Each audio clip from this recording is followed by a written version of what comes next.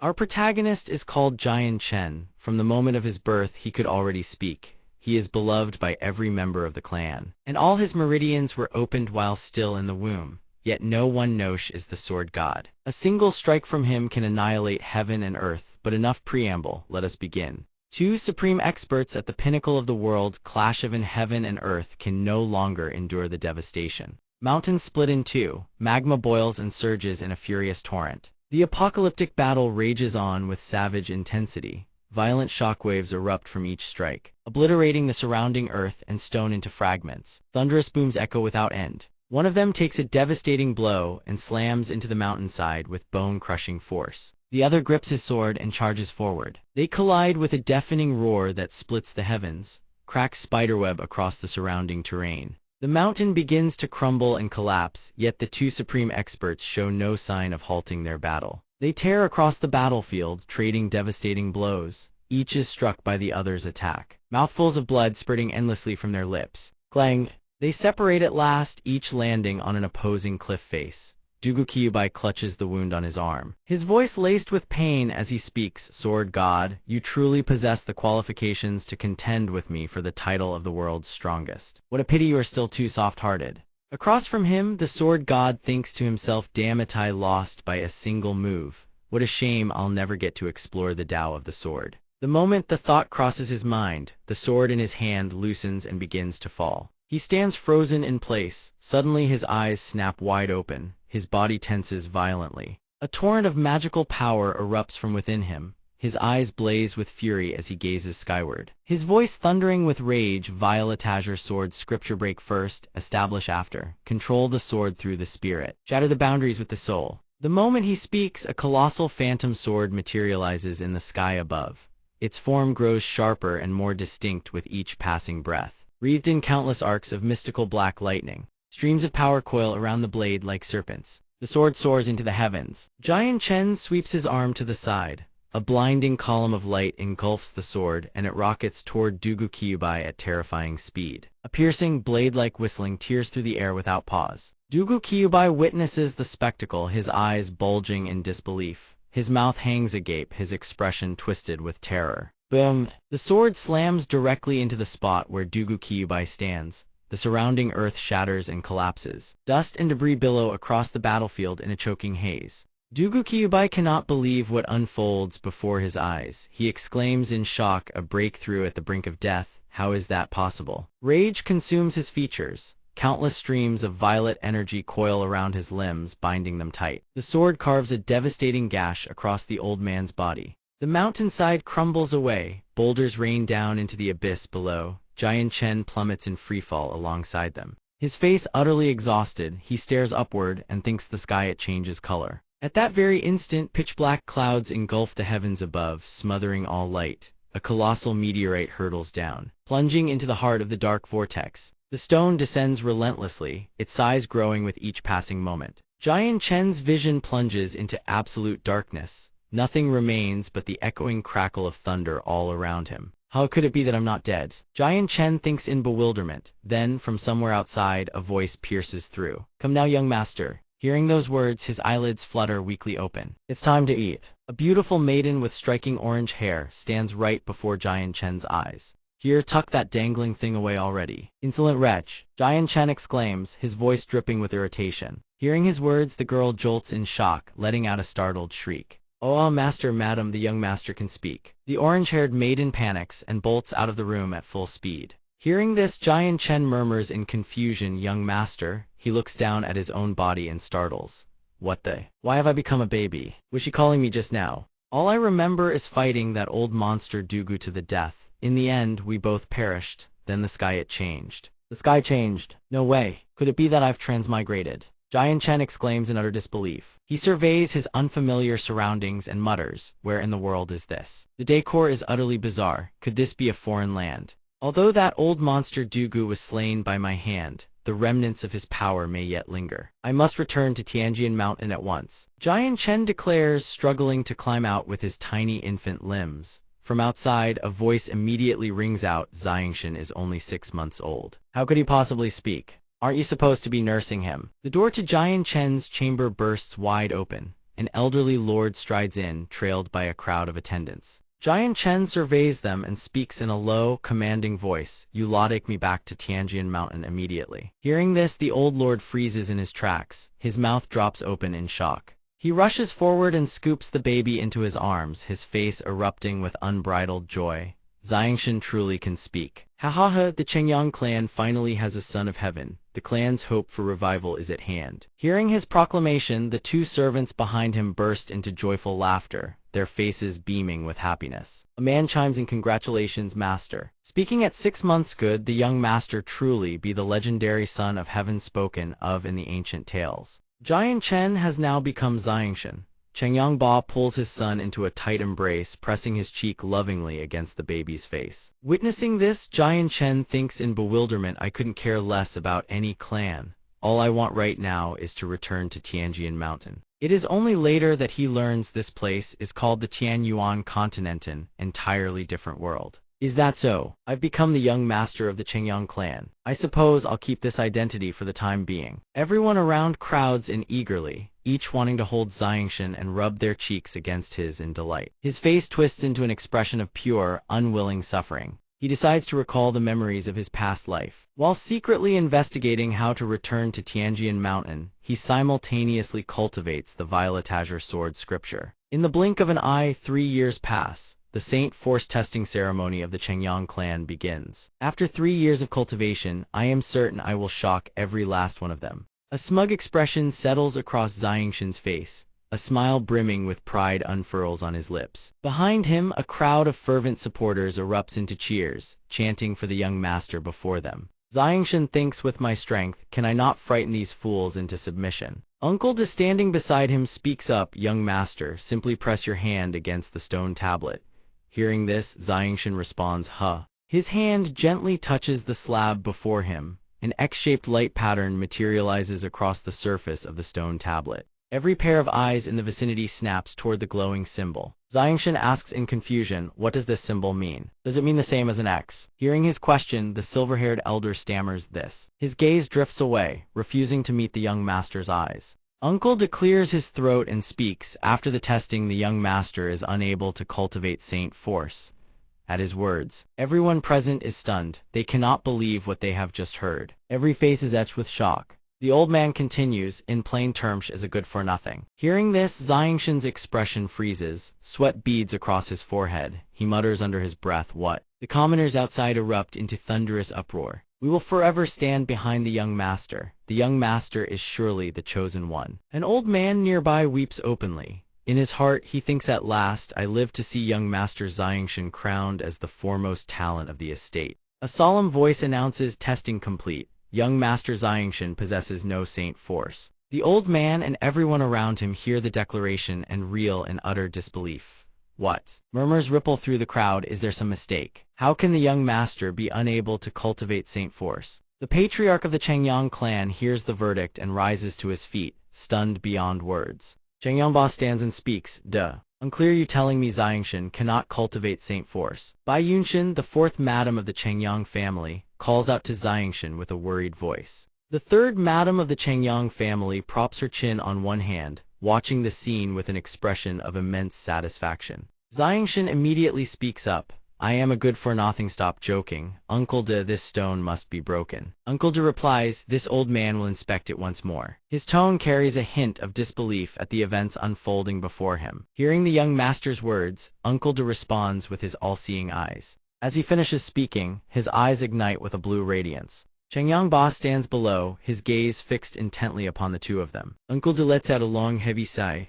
Ah. The magical glow at the corners of his eyes slowly fades away. Xiangshan scratches his head and asks, is that it? You're done looking. You're not going to examine any further. He turns toward Chengyang Ba, clasps his hands and bows deeply. Master, this old man has examined thoroughly. There is not a single trace of Saint Force within the young master's body. He truly cannot cultivate. Chengyang Ba's face darkens upon hearing this news. He chokes out with a stifled voice, while Bai Yunshan, standing right beside him, cries out in anguish, how can this be? Feng Yan observes the scene and cups her cheeks with both hands, her voice dripping with mockery and delight. My MYA genius, who guzzles so many cultivation resources from the estate every month, yet turns out to be nothing but trash. She rises to her feet, strides toward the patriarch, and hurls her voice at the crowd below. Did you all hear that? Your young master is no genius anymore. Hurry up and clear out, you're embarrassing yourselves. Fury surges through Xiangshan, his hands clench into tight fists. He thinks to himself, all these years, I have been cultivating the Violet Azure Sword scripture, and I've already achieved some results, so why is there no saint force in my body? The spiritual energy here is far denser than in my original world. Cultivation should have yielded even greater results.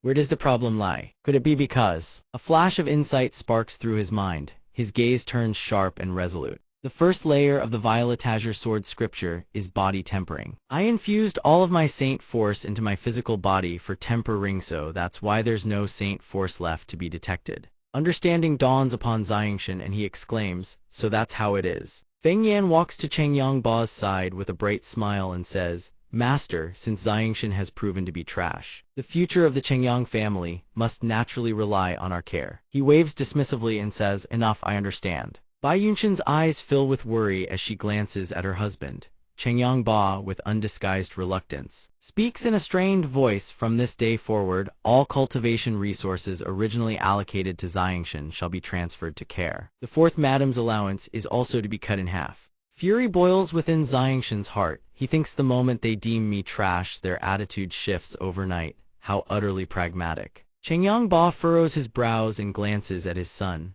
The boy does not flinch, staring straight back into his father's eyes. Cheng Yangba waves his hand. That is all for today, everyone dismissed. As Feng Yan passes by Bai Yunshan, she speaks with open mockery, whispering, fourth sister, raising a trash of a child, how exhausting it must be for you. Uncle Du approaches Xiangshan and speaks in consolation. Young master, do not blame the patriarch, after all. He bears the weight of the entire family on his shoulders. Hearing these words, the boy replies softly, I know, I understand. Xiangshan thinks to himself, he has his reasons, I have my own convictions. A clan like this, if it won't keep me, then so be it. He walks to his mother Bai Yunshan's seat. She sits alone, her figure draped in solitude. Xiangshan kneels before her feet and speaks in a sorrowful voice, Mother, your son has failed you. Bai Yunshan's expression softens. She speaks gently, so what if you cannot cultivate? Then she breaks into a warm smile and says to him, our Xiangshan possesses extraordinary talents in other areas, will not be inferior to anyone. He will still stand head and shoulders above the rest. Bai Yunshan embraces Xiangshan. Xiangshan, do not be afraid. As long as your mother is here, no one will bully you. He answers with a gentle yes. She adds, truly, my good son. As she speaks, Xiangshan thinks to himself, mother is the only one who truly treats me well. Xiangshan turns around, grasps Bai Yunshan's hands and says, Mother, rest assured your son will absolutely never let you down. And in his heart, he thinks, for mother's sake, I will make every last one of those who look down on me hold their tongues. Bai Yunshan hears her son's words and replies with a joyful smile. Good, mother naturally believes in you. Xiangshan speaks with a gaze sharp as a blade, brimming with resolve. I will use my strength to make every petty faction in this estate pay the price. At night, in the Chengyang estate's library, the 7-year-old sword god sits reading, a towering stack of books piled beside him. The sword god wearily closes the red-covered book in his hands. This is the last one, every single one of the 1,000+ volumes in this library. I've read them all. He rises, circulates his internal energy, and burns with eagerness to merge every technique from the library with the Violet Azure Sword scripture and see just how powerful the result would be.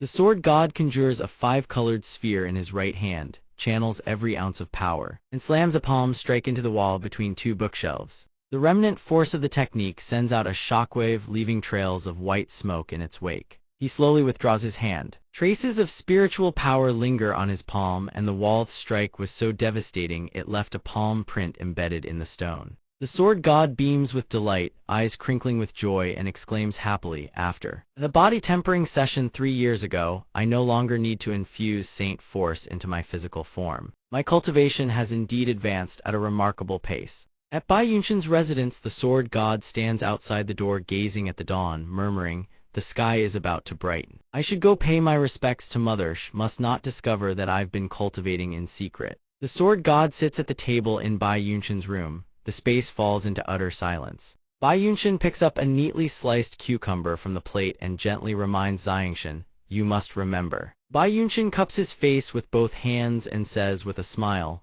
no matter how harsh the circumstances, you must become a good man. The sword god also receives a few slices of cucumber from Bai Yunshin. He says with a pained expression, "Mother, I'm sorry. If not for me being trash, you wouldn't have to suffer like this." Bai Yunshin laughs, her eyes crinkling. "What silly nonsense is that? Things are perfectly fine as they are now." Bai Yunshin says cheerfully, "Even though every day is cold tea and plain rice. Eating healthy cucumber slices that are both delicious and slimming that killing two birds with one stone." The sword god pats his cheeks and listens eagerly to his mother's words. Bai Yunshin recalls hearing that Feng Yan recently bought expensive skincare products that turned out to be defective. Her entire face swelled up like a balloon. The sword god bursts into uncontrollable laughter upon hearing this. Ha, hazards are right. Suddenly, Bai Yunshin claps her hands together and exclaims, "I nearly forgot." This catches even the cucumber-eating boy's attention. Bai Yunshin hands her son a sheet of paper and says, "Xiangshin, these are the assignments you need to complete today." The sword god, having just returned from a full day of reading and utterly exhausted, now faces yet another pile of Bai Yunshin's assignments. He can only sigh. The sword god nearly breaks into a cold sweat.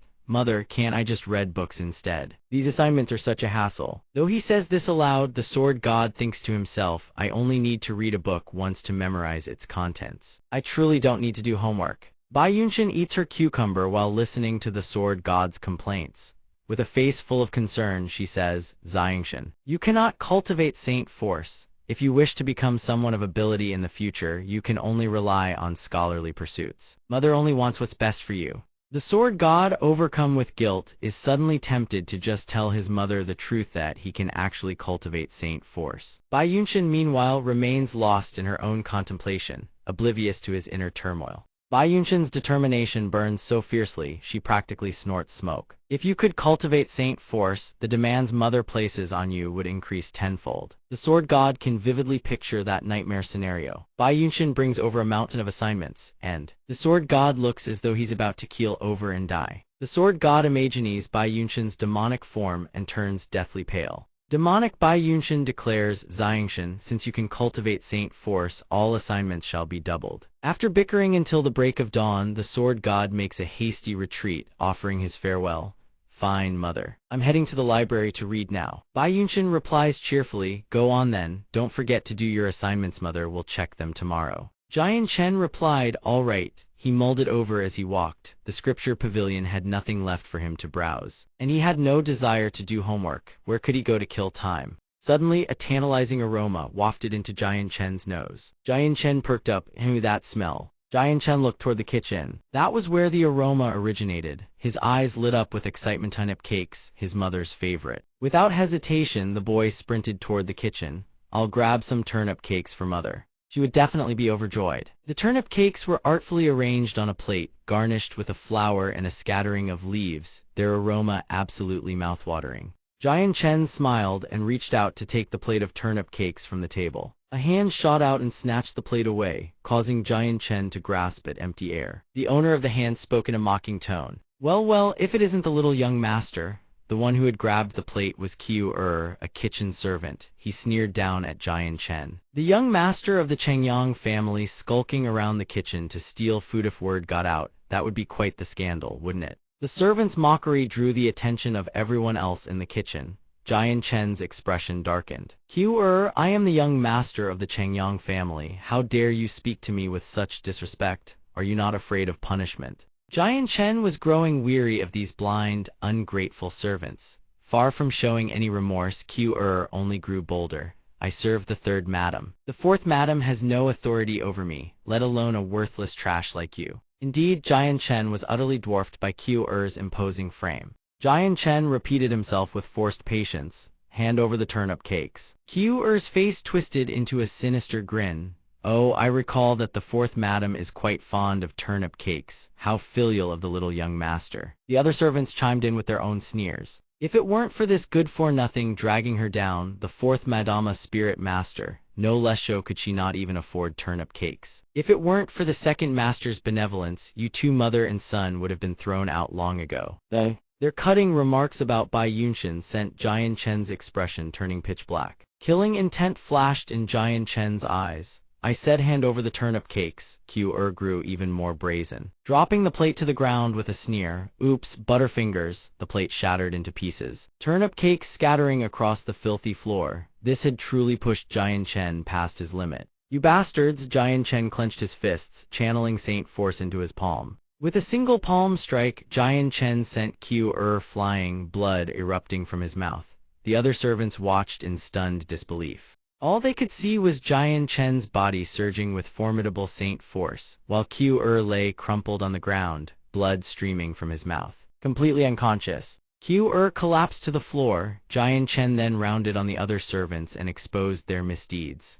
"You lot. Hiding behind the third madam's protection over these past 2 years, you've committed countless acts of treachery behind our backs." His words struck fear into their hearts. Jian Chen turned back, his gaze radiating lethal killing intent. "Today, I've come to settle accounts with every last one of you." Qi took a devastating punch straight to the face. Blood from his mouth and nose sprayed everywhere. If his nose doesn't break from that, this one would be thoroughly impressed. Chengyang Xiangshan sent Qi hurtling through the air, his face caving in from the blow. The sheer power behind that punch was truly staggering. Qi's entire body slammed into the wall with a deafening thud. The impact left Qi nearly paralyzed, slumped against the wall in a daze. The collision also dislodged several dishes from the shelf above. The plates came crashing down straight onto Qi's face, one after another. Qi was caught completely off guard and couldn't dodge. A shrill scream and the cacophony of shattering porcelain turned the other servants' faces sheet white. Qi slumped forward unconscious. Chengyang Xiangshan stood tall and imposing. Chengyang Xiangshan spoke in an icy tone. "Over these past years, you've been skimming from my allowance and using the money meant for my mother to fund your own debauchery. Did you think I didn't know?" The servant's eyes darted away guiltily, unable to meet his gaze. Chengyang Xiangshan turned and strode toward the exit. As he left, he delivered one final warning: "If anything like this happens again, I will show no mercy. Do I make myself clear?" Having said his piece, Chengyang Xiangshan didn't linger for even a second. He swept out of the kitchen without a backward glance. The servants hurriedly stammered their assent. "Why, yes, young master." The moment Chengyang Xiangshan stepped out the door, the servants began to chatter among themselves. Was that really the good-for-nothing young master? He actually sent a man flying with a single palm strike, and that man had cultivation at the 3rd layer. A good distance from the kitchen, Chengyang Xiangshan's mood lifted considerably. Giving those ruffians a proper lesson had done wonders for his spirits. Indeed, disciplining the wicked was good for the soul. Suddenly, Chengyang Xiangshan was distracted by sounds emanating from nearby. The Chengyang family's 3rd young master, Chengyang Qi, was training diligently with a wooden weapon. "Haya!" Chengyang Qi swung with great vigor. "Haya!" He swept his wooden axe to the left, then leaped with full force and swung to the right. His finishing move was a full 360-degree spin, a truly spectacular display of whatever that was supposed to be. Chengyang Xiangshan watched, his mouth twitching. The chubby son of Yu Fengyan was putting on quite the ridiculous show, yet he had the audacity to call this martial training. "Is that what passes for martial practice?" Chengyang Xiangshan scoffed inwardly and considered taking a different route. But Chengyang Qi had already spotted him. There was no escaping fate. Chengyang Qi blinked in surprise. "Huh, isn't that the little good-for-nothing?" A wicked grin spread across Chengyang Qi's face. He shut the training ground gate. He absolutely had to bully the brat. Chengyang Qi put on a friendly act and called out sweetly to Chengyang Xiangshan, "Little brother, come here. 3rd brother has candy for you." Chengyang Xiangshan's face darkened. He replied coldly, "Candy? Do you think I'm some 6 or 7-year-old child?" Chengyang Qi scratched his head in genuine confusion. "Aren't you?" A footnote on Chengyang Xiangshan. His actual age at this point is 7 years old. Chengyang Xiangshan was forced to accept this uncomfortable reality. Fine then, he didn't need anyone's permission anyway. Chengyang Qi grabbed Chengyang Xiangshan's arm as though they were the closest of brothers. "Come spar with 3rd brother, don't worry, I'll definitely hold back." Chengyang Xiangshan was thoroughly annoyed but held his tongue. Yu Fengyan and Chengyang Qi had bullied his mother and him countless times over the years. He might as well take this opportunity to teach him a lesson. A sly grin crept onto Chengyang Xiangshan's face. Chengyang Xiangshan smiled back, though the expression looked rather strained and unnatural. "All right then, 3rd brother, you must remember to hold back." Chengyang Qi noticed the strange look on Chengyang Xiangshan's face and his odd tone, and felt a flicker of wariness. The little good-for-nothing seems off today. Could he be plotting something? But he quickly dismissed the thought. "HMPH, a kid who can't even cultivate, what do I have to fear? My cultivation is already at the 4th layer." Chengyang Qi gestured to one side. Chengyang Xiangshan played along with a dim-witted expression, following along. The weapons rack was Quite well-stocked swords, spears, shields, and more, all neatly arranged in one corner. Defensive equipment was also available. Chengyang Qi declared with bravado, "Little brother, go ahead and pick any weapon you like." Chengyang Xiangshan casually snapped off a thin tree branch and confidently turned Chengyang Qi down. "No need, third brother, I'll use this to fight you." Chengyang Qi watched Chengyang Xiangshan test the branch and couldn't help but feel a surge of glee. A tree branch, this little good-for-nothing has truly lost his mind. He's courting death. Chengyang Qi called out, feigning concern but hiding ill intent. "Little brother, be careful, third brother is coming."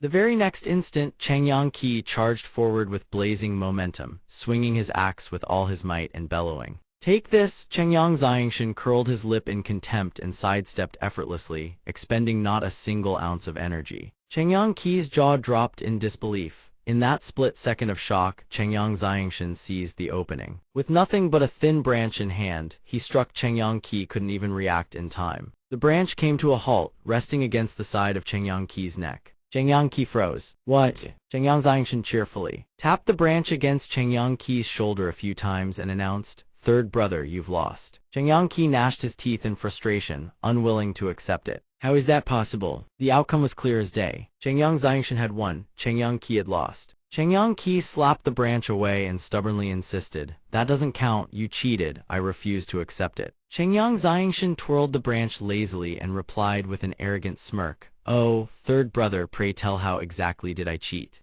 Chengyang Qi was rendered completely speechless, his face twisting in embarrassment. "That wealth is..." Chengyang Qi threw a childish tantrum and shouted, "Whatever, it doesn't count, let's go again." Chengyang Xiangshan cheerfully twirled back to his starting position. "No problem at all, let's do it again." Chengyang Qi seethed with rage. The brat was this young and already this insufferable. "I underestimated him last time and he caught me off guard. As long as I stay focused, the little good-for-nothing stands no chance against me. But even if I was careless, could the good-for-nothing possibly beat me?" Chengyang Qi mulled it over. Chengyang Xiangshan toyed with his branch, looking utterly at ease. "Third brother, are you still not going to? If you won't go, then I'll go first." Chengyang Qi's eyes locked onto the branch in Xiang Tian's hand. Could there be something special about that branch? Then Chengyang Qi softened his tone and said, "Little brother, could you let me have a look at that branch of yours?" Xiang Tian tossed the branch lightly into the air and said helplessly, "What's there to look at about a branch?" Suddenly, Chengyang Qi let out a malicious laugh.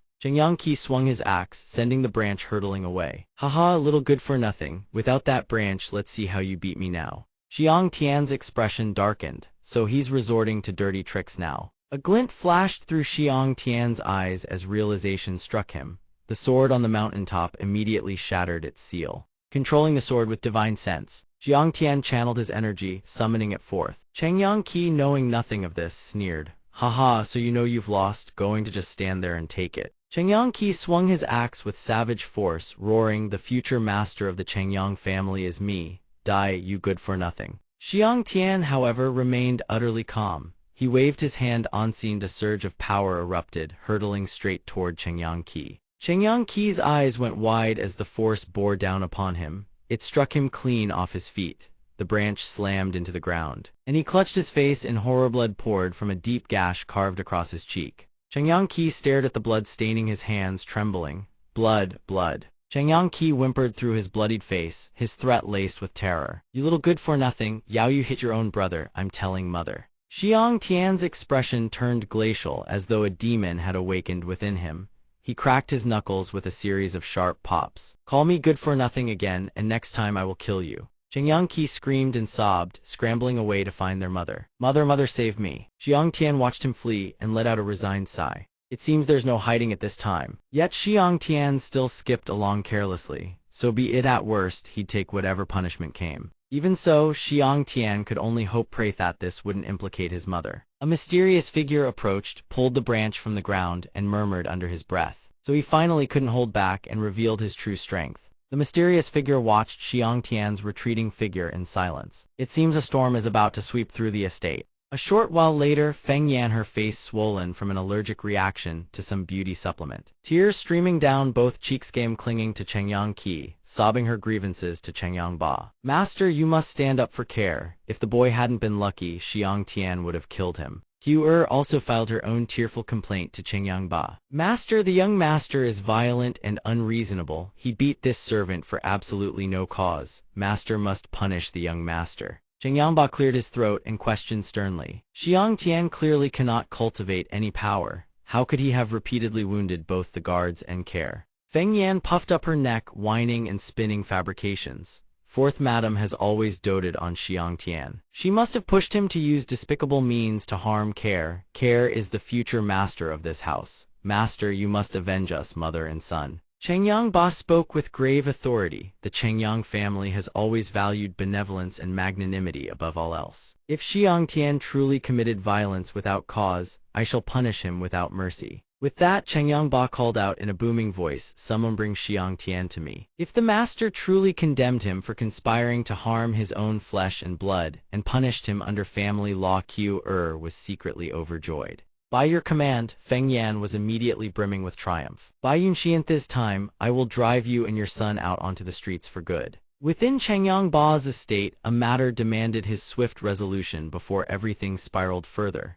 Chengyang Ba turned his face away, clasped his hands behind his back and spoke coldly, "This matter I will give you the proper account." On the other side, the second madam, her face bruised and battle-red, was weeping and pleading, "Master, you must stand up for us." To everyone's surprise, Xiang Tian's mother, Bai Yunshan, spoke up first. There is no need to summon Xiang Tian. She calmly explained the unfortunate misunderstanding that had occurred earlier. Master, today's incident has nothing to do with Xiang Tian. It was I who intervened from the shadows. Chengyang Ba was stunned by Bai Yunshan's admission. He pressed her further. So it wasn't Xiang Tian who harmed Care and Qiu, it was her. Madame Yunshan's expression darkened as she spoke her heart plainly. Xiang Tian cannot cultivate saint power. I feared he would be bullied, so I have been secretly watching over and protecting him all along. She pointed at the scheming mother and son of the wet nurse's quarters and immediately filed her accusation before the patriarch. Today I witnessed Qiu and Care bullying Xiang Tian. In a moment of fury, I stepped in and disciplined them. Every face in the room was etched with shock and tense apprehension. They reeled from Yunshan's sudden, unflinching exposure of the truth. The wet nurse's mother and son began their theatrics, wailing and lamenting over their supposed mistreatment. Care is a kind-hearted child and Qiu has always known his place. Why would they ever bully Xiang Tian? On the other side, Chengyang Qi followed his mother's lead, denying everything. I never bullied Xiang Tian. Meanwhile, Qiu, his face bruised and swollen, sobbed and pleaded his innocence.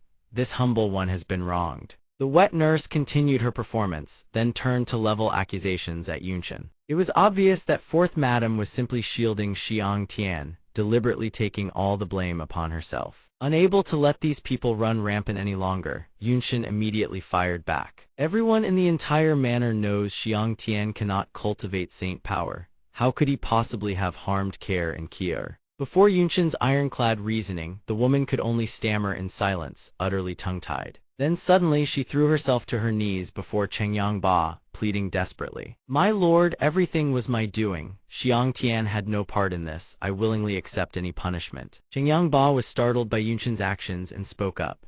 Not wanting to make things difficult for Yunshan and understanding the depths of her feelings, Chengyang Ba offered a gentle reminder. Since Yunshan has already confessed, she shall be punished with 1 month of solitary confinement to reflect upon her transgressions. Yunshan accepted the sentence with calm composure. This one has no objections. The wet nurse was far from satisfied with the lightness of the punishment and brazenly demanded the patriarch reconsider. My lord, Care nearly died. How can you let her off so easily? Chengyang Qi chimed in to support his mother's theatrics, crying out on cue. Ah, father, it hurts so much. Am I going to die? In her mind, the wet nurse seethed. No, I cannot let them gain the upper hand like this. She brazenly turned to condemn Yunshan's actions once more. Care's life is tied to the fate of this clan. How can you not expel this venomous woman from the family? Seeing this woman go too far, Bai Yunshan flew into a rage and produced a prized treasure, intent on punishing the shameless mother and son. Is it not so? As long as I can heal Care's wounds, you will drop all of this, will you not? The wet nurse refused to yield. She stuck out her tongue in provocation while shielding Chengyang Qi with her body, vehemently objecting. Absolutely not. Who knows if you're only pretending to treat him just to injure Care even more. Chengyang Ba watched the two women go back and forth, helpless and silent. yet the quarrel showed no signs of stopping. And Yunshin pressed on with a sharp retort. HMPH. It's clear as day you're just looking for an excuse to bully me and my son. The wet nurse craned her neck and snapped back in defiance. Nonsense, you were the ones who struck first. Yunshin thundered back at the stubborn woman. Your son is a brat who had it coming. Did he not deserve to be disciplined? The wet nurse was no pushover either, snarling right back. It's your son who's the brat. Wearied and utterly defeated, Changyang Ba gave up on the two of them. He slipped away unnoticed while they were still at each other's throats, escaping the whole mess entirely. At a tranquil, picturesque pond within the Shanghai Manor, Xiang Tian sat alone in quiet contemplation. The young boy sat listlessly, picking at his nose as he muttered to himself. It's been so long now, so why haven't they come for me yet? Don't tell me Changyang Qi and his mother didn't go tattle to father. Xiang Tian furrowed his brows in annoyance, propping his chin on his hand with a sigh. Mother's gone off somewhere again. Sitting here alone is unbearably boring. Suddenly, a shadowy figure flickers into view, hurtling at breakneck speed toward Xiangshan, who sits lost in thought. Something feels wrong. Xiangshan whips around. Something razor-sharp is already closing in on him. His reflexes kick in. He bolts upright just as a sword pierces clean through where he'd been sitting. A tall figure, face concealed behind a mysterious mask, assumes a combat stance challenging Xiangshan. You dare lay hands on the third young master, you must die. Xiangshan doesn't flinch. He faces his would-be assassin head-on. Did you Feng Yan send you? The figure drops all pretense and charges, hell-bent on claiming Xiangshan's life. Correct, the third madam has endured your existence for far too long. He vaults into the air and crashes down toward Xiangshan with savage, overwhelming force. Below, Xiangshan assumes a defensive posture with nothing but a slender branch in hand. He nimbly evades the stranger's strike, then launches skyward with a burst of lightness skill. The man wastes no more time. Unleashes his Saint Force, intent on subduing Xiangshan. A deafening explosion erupts right beside the boy's earth blast has narrowly missed its target. Xiangshan remains calm, analyzing his opponent and reading every move the masked figure makes. Saint Force fourth layer, I can handle this. He channels every ounce of Saint Force into the slender branch. Xiangshan rockets straight at the masked figure. Take this. A razor-sharp beam of light streaks directly toward the man. The attacker finds this utterly laughable and sneers at Xiangshan. You think a mere branch can wound me? At that moment, a torrent of blue Saint Force erupts from Xiangshan's body, radiating a terrifying surge of energy. A confident smirk tugs at his lips. Who says a branch can't draw blood? He strikes with absolute decisiveness. A catastrophic force materializes above the masked man's head and slams down without warning. The man has no time to react. His eyes go wide as he takes the full brunt of the blow. The torrent of power punches clean through, splitting the mask in two with a stunning crack. Behind the shattered mask stands none other than Changyang Ba, his disguise played to perfection. Xiangshan's body trembles with alarm. In a panic, he raises his hands. Father. Changyang Ba faces his son and calls out his name in a stern voice Xiangshan, but his composure shatters. Tears of joy spill down his face as he witnesses the hidden power his son had concealed all along. You truly can wield Saint Force now. Today is a beautiful day. Xiangshan stands before Changyang Ba and declares plainly, Saint Force, I've been able to use it for a long time now. Third brother and Q both were wounded by my hand. Beat me, punish me, do as you please, just don't drag my mother into this. Changyang Ba anxiously grips Xiangshan's shoulders. Xiangshan, if you could cultivate, why didn't you tell your father? Then none of this would have happened to you and your mother. Xiangshan's discomfort is written all over his face. He shoves Changyang Ba's hands away, his expression dark with killing intent. And if I had told you, what then? You'd have branded me trash and cast us aside without a backward glance. The more I dwell on it, the deeper the hatred burns. When you thought I was a genius, you showered me with 100-fold of your love. Xiangshan tears away the facade of the man who dares call himself his father. He stares at Changyang Ba with undisguised hatred, his eyes devoid of all warmth. What am I to you really, a son or a tool? Changyang Ba rushes to explain, desperate before his son's accusations. I had my own bitter reasons. I had to think of the clan. Xiangshan channels every ounce of resentment bottled up over the years and screams it into Changyang Ba's face.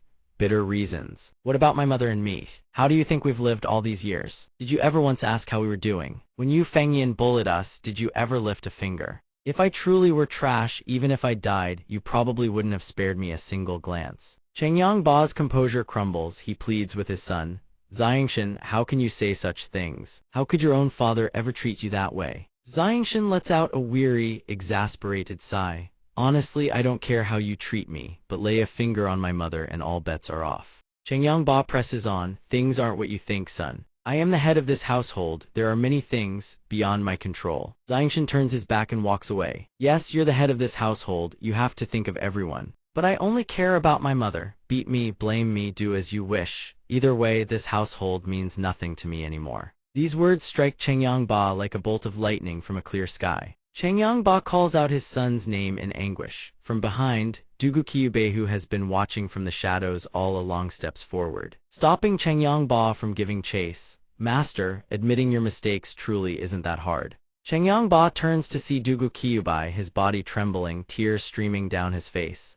Uncle Dugu, you saw everything. I did, every last moment. Dugu Kyubei and Changyangba walk side by side, sharing a quiet, heartfelt conversation. Dugu nods earnestly. In truth, the young master injured the third young master with nothing but a tree branch and nearly wounded others as well. Such talent is truly extraordinary. Changyangba agrees. I had to unleash the full power of my fourth layer Saint Force just to subdue him. Then Changyangba turns to approach Dugu. Dugu, why did you say during the initial assessment that Xiangshan couldn't cultivate? How is he able to do this now? Hearing this, Dugu shares the truth openly, concealing nothing. Even during that first examination, I sensed something was off. The young master is clearly heaven-blessed. How could he possibly be unable to cultivate? That is why, over these past years, I've been quietly watching over him. He was secretly cultivating Saint Force in the scripture pavilion all along. I knew from the very beginning. Changyangba is stunned. Uncle Dugu, you knew all along, why didn't you tell me? Dugu explains calmly. I was observing the young master, yes, but I was also observing you, master. Observing me? Changyangba is bewildered. Dugu continues, if you, master, remained willfully blind, I would have taken Xiangshan away to a place where he could truly flourish. Changyangba's fury erupts. He raises his voice, bellowing at Dugu. The Changyang family has treated you with nothing but kindness. How could you even consider such a thing? Dugu turns away with an exasperated sigh and shakes his head. Master, I am merely a servant of the Changyang household. You couldn't even be bothered to care for your own son, and yet you blame an outsider like me. The words strike Changyangba's deepest shame. His throat goes dry. He stammers, unable to form a coherent response. Changyangba hangs his head, his face etched with bitter regret. You're right, it is I who am wrong, I admit all of it. I failed in my duty as a father, and because of that, misunderstanding festered between my son and me. Dugu speaks gently, but locking the stable only after the horse has bolted. By then, it may already be too late. The young master is a deeply feeling soul. If you treat him with genuine sincerity, master, he will surely come around. Hope rekindles in Changyangba's eyes, his face brightening. Dugu, thank you. Dugu nods in understanding. At the Changyang Estate Scripture Pavilion, amidst scholars poring over texts and cultivators deep in meditation, there are still those who are quarrelsome and unruly. An argument erupts. Feng Yin's face is swollen and battered, yet her venomous tongue shows no sign of relenting. She keeps pestering the master, demanding he go punish Xiangshan. You and your brat are finished this time.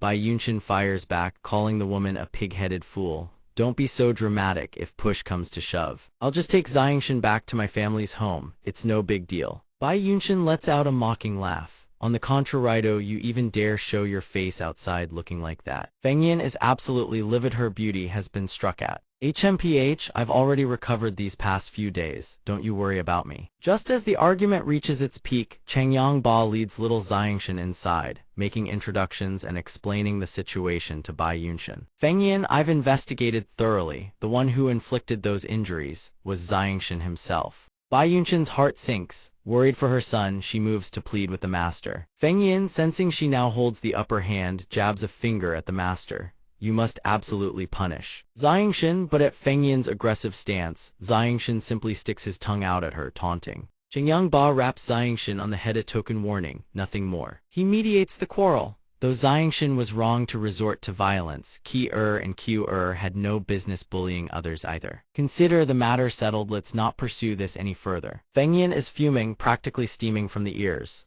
Xiangshan, meanwhile, offers the third madam a mocking apology while pulling faces behind her back. Feng Yin explodes with rage. This is how he apologizes. Feng Yin wants to cough up blood at Changyangba's indifference. how can you simply let this slide? Master Ki-er is the future hope of our branch, how can you? Feng Yan is mid-sentence when Changyang Ba silences her with a single authoritative word. Ki-er secretly makes life difficult for Bai Yunshin and her son behind the scenes. He violated the clan rules. I have already expelled him from the estate. Changyang Ba then pats Xiangshin on the shoulder. Well done, from this day forward. Anyone in the entire estate who dares bully Bai Yunshin and her son shall be severely punished. Feng Yan hears the devastating news like a thunderclap overhead and nearly faints on the spot, while Bai Yunshin is the complete opposite. Her eyes sparkle with radiant happiness. Then, Changyang Ba turns to Xiangshin. How about it? Can this be considered fair? Xiangshin, I suppose that'll do. On the other side, Feng Yan and the other Changyang concubines weep bitterly together, while Bai Yunshin claps her hands joyfully, reveling in delight. Xiangshin rushes to Bai Yunshin's side, grasping her hand with concern. Mother, were you bullied? Bai Yunshin asks back with worry. My child, your mother is fine. What about you? Didn't your father punish you? At this, Xiangshin turns his head away with a petulant look. No. I spoke with him man to man. Bai Yunshin can only sigh. This brat, what kind of talk is that? Sounding like a little old man.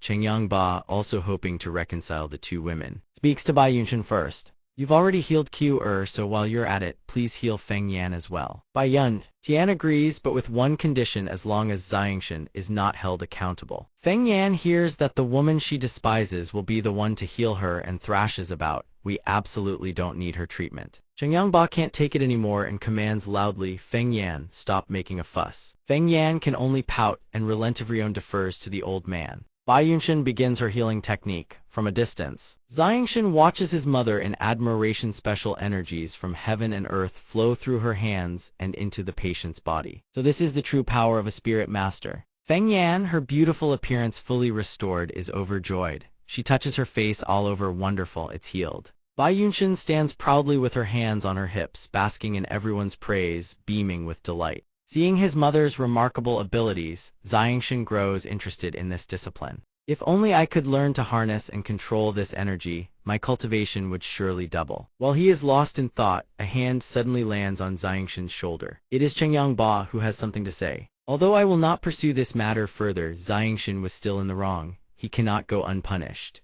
Upon hearing this, Xiangshin's face falls, but you already said it would be different. Seeing her son about to be punished, Bai Yunshin demands loudly, so you're still blaming us. Only Feng Yan delights in pouring oil on the fire. The master is truly wise. Xiangshin has been cultivating in secret all this time, without any proper system or structure. Starting tomorrow, Xiangshin and Uncle Do will begin cultivating in the secret passage behind the mountain until he reaches the 8th layer of Saint Force. Could this even be called a punishment? But Feng Yan's jaw drops in bitter grievance, while Bai Yunshin's eyes widen with delight at this unexpected boon for her son. Changyang Qi grows jealous upon hearing this. Father, I want to be punished too. Xiangshin strokes his chin, weighing the punishment. Very well, having Uncle Do as my instructor isn't bad at all. Changyang Ba suddenly remembers something. There's also this. Changyang Ba hands Xiangshin a sealed letter. Once you reach the 8th layer of Saint Force, you may open this letter. When that time comes, your future will be transformed. Changyang Ba speaks with eyes brimming with hope, fixed upon the sun before him. Xiangshin hesitates, wary of accepting the letter. He raises his guard, uncertain of what connection this letter has to his future. 7 years fly by. At the estate, Changyang Ba sits drinking tea with Uncle De and inquires about Xiangshin's cultivation progress. How has he been recently? Has he been able to break through to the 8th layer of Saint Force yet? Uncle De replies, in recent years, the young master's rate of progress no longer astonishes me as it once did. He is currently at the 7th layer of Saint Force. Holding his teacup, he continues gravely, at merely 14. This level of achievement is enough to call him a genius. But this old man has always felt that the young master doesn't seem to be putting his full effort into cultivation. He sips his tea as he speaks. Hearing this, Changyang Ba is alarmed. What do you mean by that? Do you have any proof, Uncle De? Uncle De slowly strokes his silver beard and replies, no. This old man merely has a feeling as long as the young master wishes it. He could break through to the 8th layer of Saint Force at any time. Changyang Ba ponders deeply. If Xiangshin doesn't reach the 8th layer of Saint Force in time, then we'll simply have to wait another year. Only then does he glance down at the letter resting on the table. Meanwhile, at Bai Yunshin's quarters, she lounges under a parasol, basking in the warm sunlight and gentle fragrance of flowers, placing cucumber slices on her face. A maid approaches and announces, "Madam, these are seasonal fruits and pastries that the master specially ordered to be brought for you and the young master." She lazily points to the table Xiangshan is cultivating. "Just leave them here, I'll bring them to him later." The maid hears this and bows slightly in acknowledgement. "Yes, madam."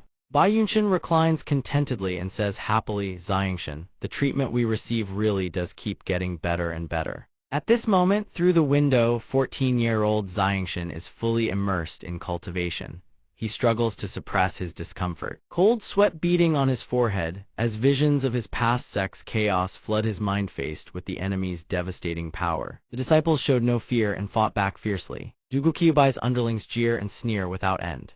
"Ha, without Jian Chen to back you up, you trash are nothing but pray for us to tear apart." The Celestial Sword sect disciples stand shoulder to shoulder, forming a defensive line, refusing to yield. They shout with conviction, "Big brother Jian Chen will surely return to avenge us. We'll fight you Dugu sect villains to the death." But with their overwhelming power, the enemies swiftly shatter their defenses. Jian Chen and the Dugu sect master have perished together. He's never coming back. Haha. Those villains charge forward with swords drawn, bellowing, "Kill them all, slaughter them." In the next instant, fresh blood flows in rivers, painting the entire Celestial Sword Mount in crimson. Witnessing this scene, Jian Chen within Xiangshan's soul screams in agony, "No, wait, stop," unable to contain his fury. He slams his fist into the ground. A burst of azure chi erupts with a thunderous boom, yanking him back to reality. Only then does Xiangshan realize it was all just a dream. Gazing at his own weary reflection in the blade, he thinks, "All these years you have truly been exhausted. I know you never experienced the warmth of home in your past life, and all of this now makes it impossible for you to let go. You haven't been pushing yourself to grow stronger. Instead, you've grown comfortable with life in the Changyang estate. But you are not Changyang Xiangshan, you are Jian Chen. The people of your sect are still waiting for you to return."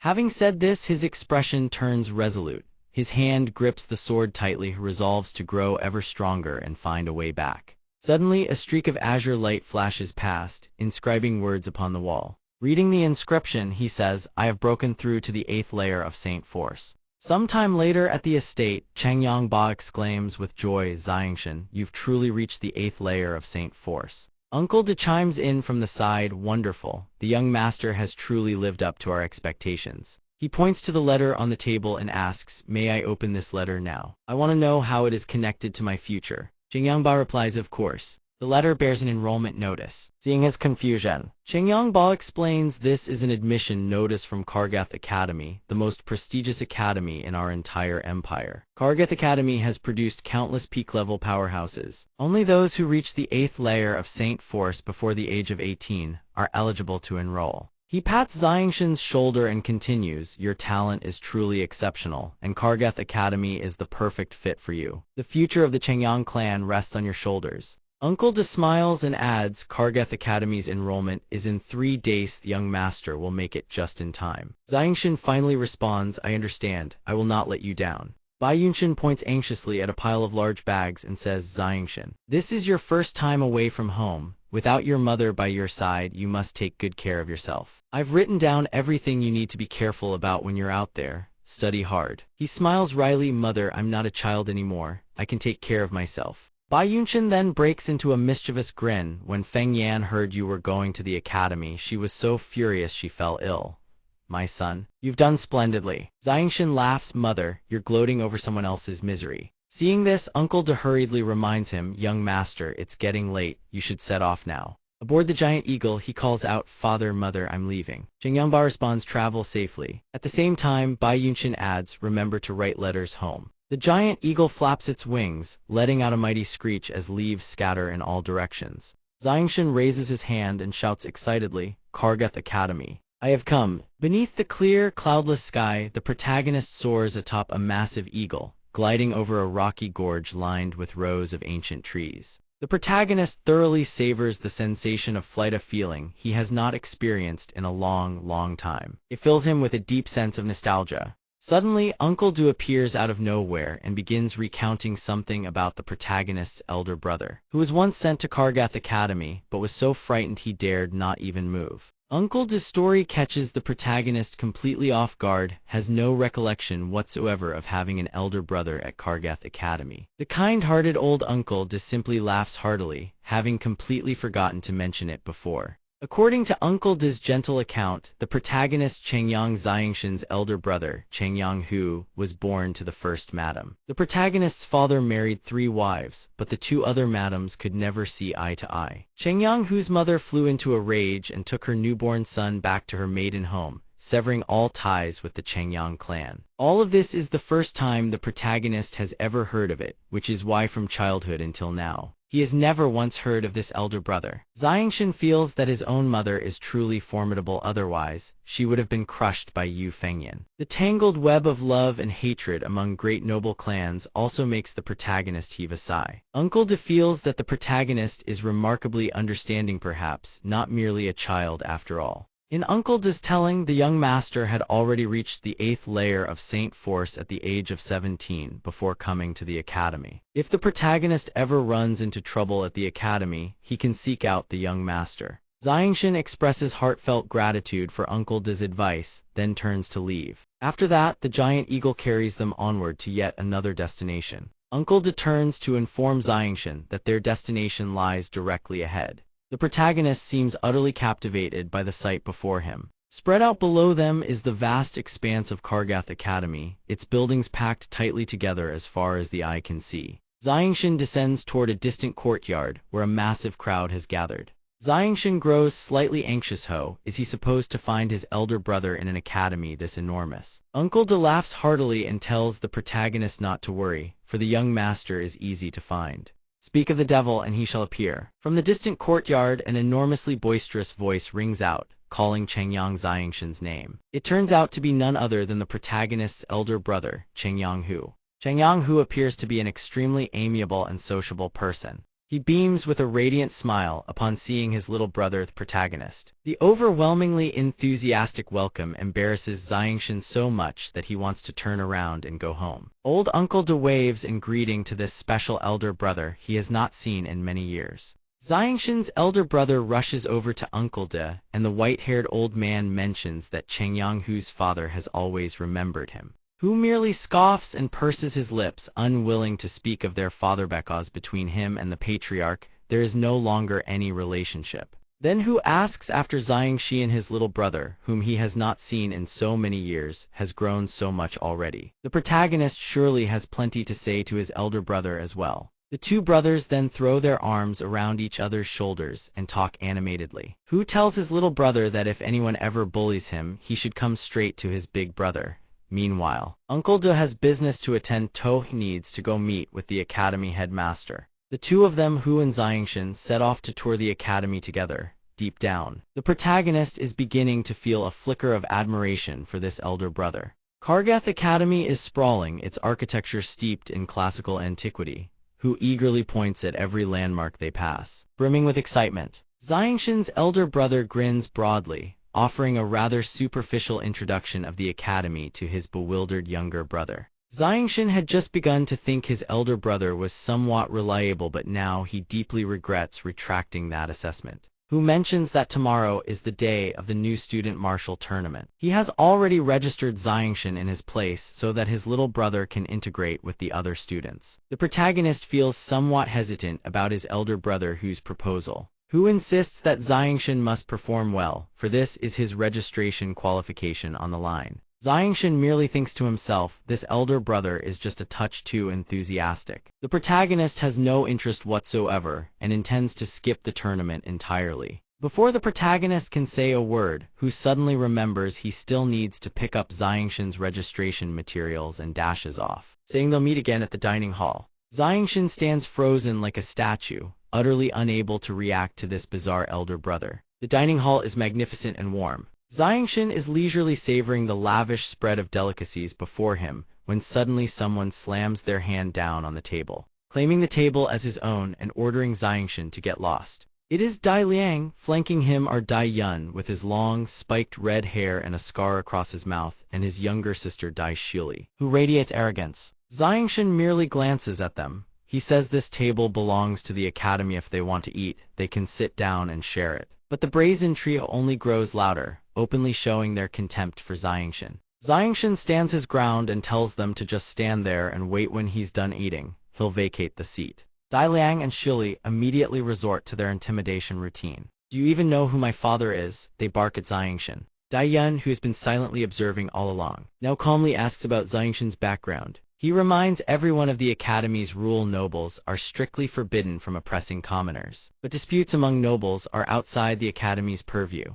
Then his expression suddenly darkens as he threatens Xiangshan, vowing that from this day forward, the protagonist will never be able to survive in the academy. The surrounding students buzz with whispers. One says it's the three Dai siblings. The student beside him says, how did this new student manage to provoke them? Xiangshan thinks while eating, nonchalantly bragging about family background with such crude words. I've seen plenty of this in my previous life. How utterly childish. Dai Yun says, oi, I'm talking to you. Dai Shili sneers, wretched brat, what tricks are you trying to pull? Big brother, I'm talking to you. Dai Liang roars furiously. He charges at Xiangshan. Eat, I'll give you something to eat. Xiangshan rises to his feet and effortlessly dodges Dai Liang's punch. Xiangshan then delivers a sharp strike to the back of Dai Liang's neck, sending him crashing face first into the ground. Xiangshan remarks, hot-tempered, unstable, and sloppy martial form, your cultivation is lacking. Dai Liang roars with fury, you dare mock me, today I will not rest until blood is spilled. Suddenly Tai Ta interjects, stop fighting, I'm done eating, this spot is yours. Dai Liang wheels around and curses, this has nothing to do with you. Tai Ta says calmly, we are all classmates, there's no need for conflict. But Dai Liang remains belligerent, get lost. Can't you understand what I'm saying? With that, Dai Liang charges at Tai Ta and throws a punch, cursing, you lowly commoner, you dare talk to me. But the one who ends up in pain is Dai Liang himself. Tai Ta laughs heartily, if you truly want to fight, come at me, my flesh is tough, I don't fear your punches. Dai Shili stands to the side and sneers, this lowly commoner is asking for a beating. Second brother, teach him a lesson. Dai Yun's eyes turn sharp and cold. Wretch, you brought this upon yourself. Xiangshan's anger finally erupts, enough if you have a problem. Come at me, leave others out of this. Dai Liang immediately says, second brother, use your hands. Within the academy, clashes between nobles and commoners are strictly forbidden. From a distance, a student notices and exclaims, hey, it looks like there's a fight over there. The student beside him says, that's Dai Yun, let's go and get dragged into this. Dai Yun sneers at Xiangshan, oh, you've offended the Dai family and you still think you can remain in this academy. After all, the academy won't interfere in disputes between nobles. You wouldn't want to be carried out of here with broken arms and legs, would you? Xiangshan replies without hesitation. You want to make a move? Then I'd like to see who dares touch my fourth brother. The person descends from above, a single kick shattering the table. It is Chengyang Hu. Xiangshan is startled. What kind of table breaks from a single stomp? Xiangshan sighs, big brother, could you perhaps make a normal entrance for once? Hu declares boldly, Dai Yun, if you want to fight, I'll gladly play with you. He suddenly realizes he's still holding something. He hands it to Xiangshan and says, oh right. Fourth brother, here are the registration materials for the new student martial tournament. Xiangshan says, is this really the time to worry about registration? Dai Yun raises an eyebrow. The new student martial tournament. A cunning glint flashes through his eyes. So this brat is your fourth brother? Who immediately throws his arm around Xiangshan's shoulder and asks cheerfully, doesn't he look just like me? Dai Liang demands, and just who are you? Dai Shili adds, you dare provoke the Dai family, are you courting deaths? Dai Yun's mind races with calculations. That wretched Chengyang Hu is not someone we can provoke. There's no way to deal with this kid right now. He can only find another way. Dai Yun turns and walks away. HMPH, I'll remember today's matter well, let's go. Chengyang Hu grins triumphantly. How about that? Does big brother really have that much clout? Xiangshan speaks up, I'm afraid this matter isn't that simple. The three Kargeth brothers reach the doorway. Kargeth Li asks who the newcomer was. Kargeth Yun replies, his name is Chengyang Hu. A very dangerous man to provoke. Kargeth Liang asks, big brother, are we just going to let this slide? Kargeth Yun sneers, let it slide. How could we possibly let it slide? He grins cunningly.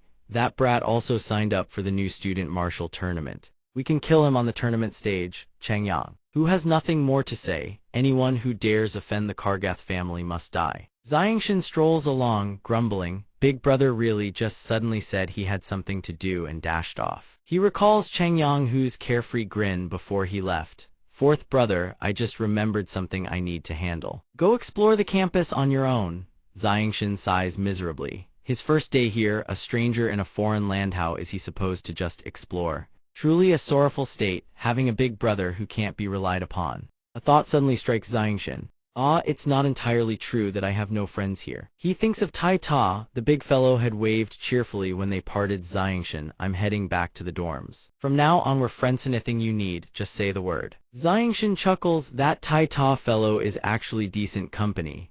He hugs the stack of tournament enrollment forms with a helpless expression. That boring new student martial tournament holds no interest for me. I might as well cast a blank ballot. He wanders aimlessly through the campus, strolling through the grounds to broaden his knowledge of the Empire's foremost academy. Within the campus courtyard, Xiangshin crouches behind a tree, eavesdropping on two classmates.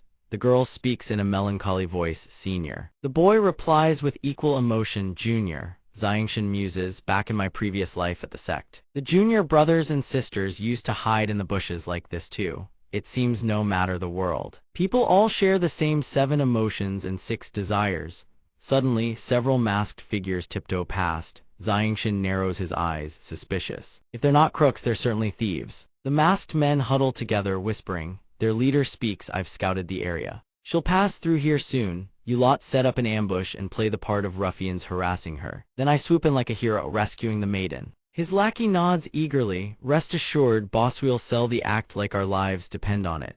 Another chimes in, for boss's pursuit of beauty. We'd leap into a sea of fire without hesitation. The leader adds, my goddess is a delicate little lamb. Be gentle, you hear me. His subordinates chorus, understood. Xiangshin, hidden behind the tree, shakes his head.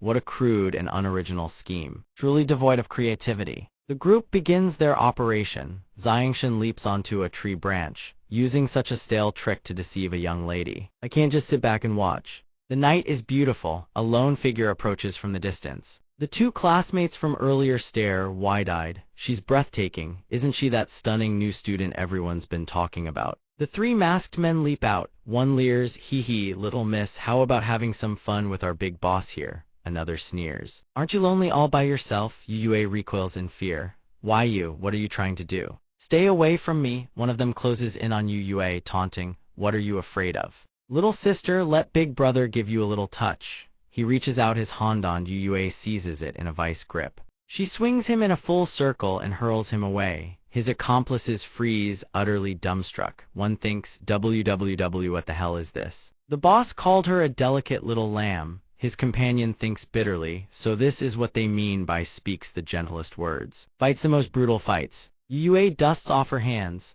Though I don't enjoy fighting, I show no courtesy to scoundrels. The ringleader, the one Xiangshin had already thrashed and dragged out from his hiding spotlies in a battered heap. Who would have thought that the girl with such a delicate and fragile appearance could fight with such devastating precision? The 2 remaining lackeys wail. Bo, SS save us. The ringleader seizes the chaos as his chance and bolts. Xiangshin bellows, who the hell is your boss? Don't you dare drag me into this nonsense. Yue narrows her eyes. You're their ringleader, huh? Then you need a proper lesson too. Xiangshin blurts out in a panic, wait miss, this is a misunderstanding. Yue's fury only intensifies. Meanwhile, the 2 remaining masked men exchange glances. One mutters, hey, who the hell was that guy anyway? Where did our boss go? The other hisses, forget about him, it's got nothing to do with us. If not now, when? Run. Xiangshin smirks faintly. Well then, since I'm bored anyway, let me see what you're made of, miss. With that said, Xiangshin drops into a fighting stance. Just as Changyang, Xiangshin, and Yue are about to clash, a figure descends from above furious, channeling Saint Force through both hands. You too. She weaves a binding spell instantly, freezing both of them in place. The newcomer roars at them both, stop right there. Xiangshin's expression darkens. He thinks, my body, it's been completely immobilized. The girl beside him, however, lights up and calls out excitedly, teacher. The teacher stands with a stern expression. The academy has rules. Unauthorized combat is strictly forbidden. Have you forgotten already? The girl immediately wilts under her teacher's scolding. Teacher, I'm sorry, I was wrong. She points at Xiangshin behind her. But he's a bad person. Didn't you always say we should never show mercy to bad people? Standing frozen behind her, Xiangshin seethes internally. I've been branded a villain over a misunderstanding. Unbelievable. The teacher responds coolly, leave this matter to me. Continue your training. The girl responds promptly, yes, teacher. completely disregarding Xiangshan, who seethes with utter indignation behind her. Then she turns and brandishes a fist at him. He cannot move an inch, utterly helpless. It looks like nothing more than two children squabbling. To top it off, Yue sticks out her tongue and makes a face at him. His face darkens with rage as he curses inwardly. Damn that wretched girl! She pays him no mind, flips her hair, and saunters away, leaving him standing there, a ball of barely contained fury. Xiangshan then turns his gaze to the female teacher, who regards him with an impassive, stern expression.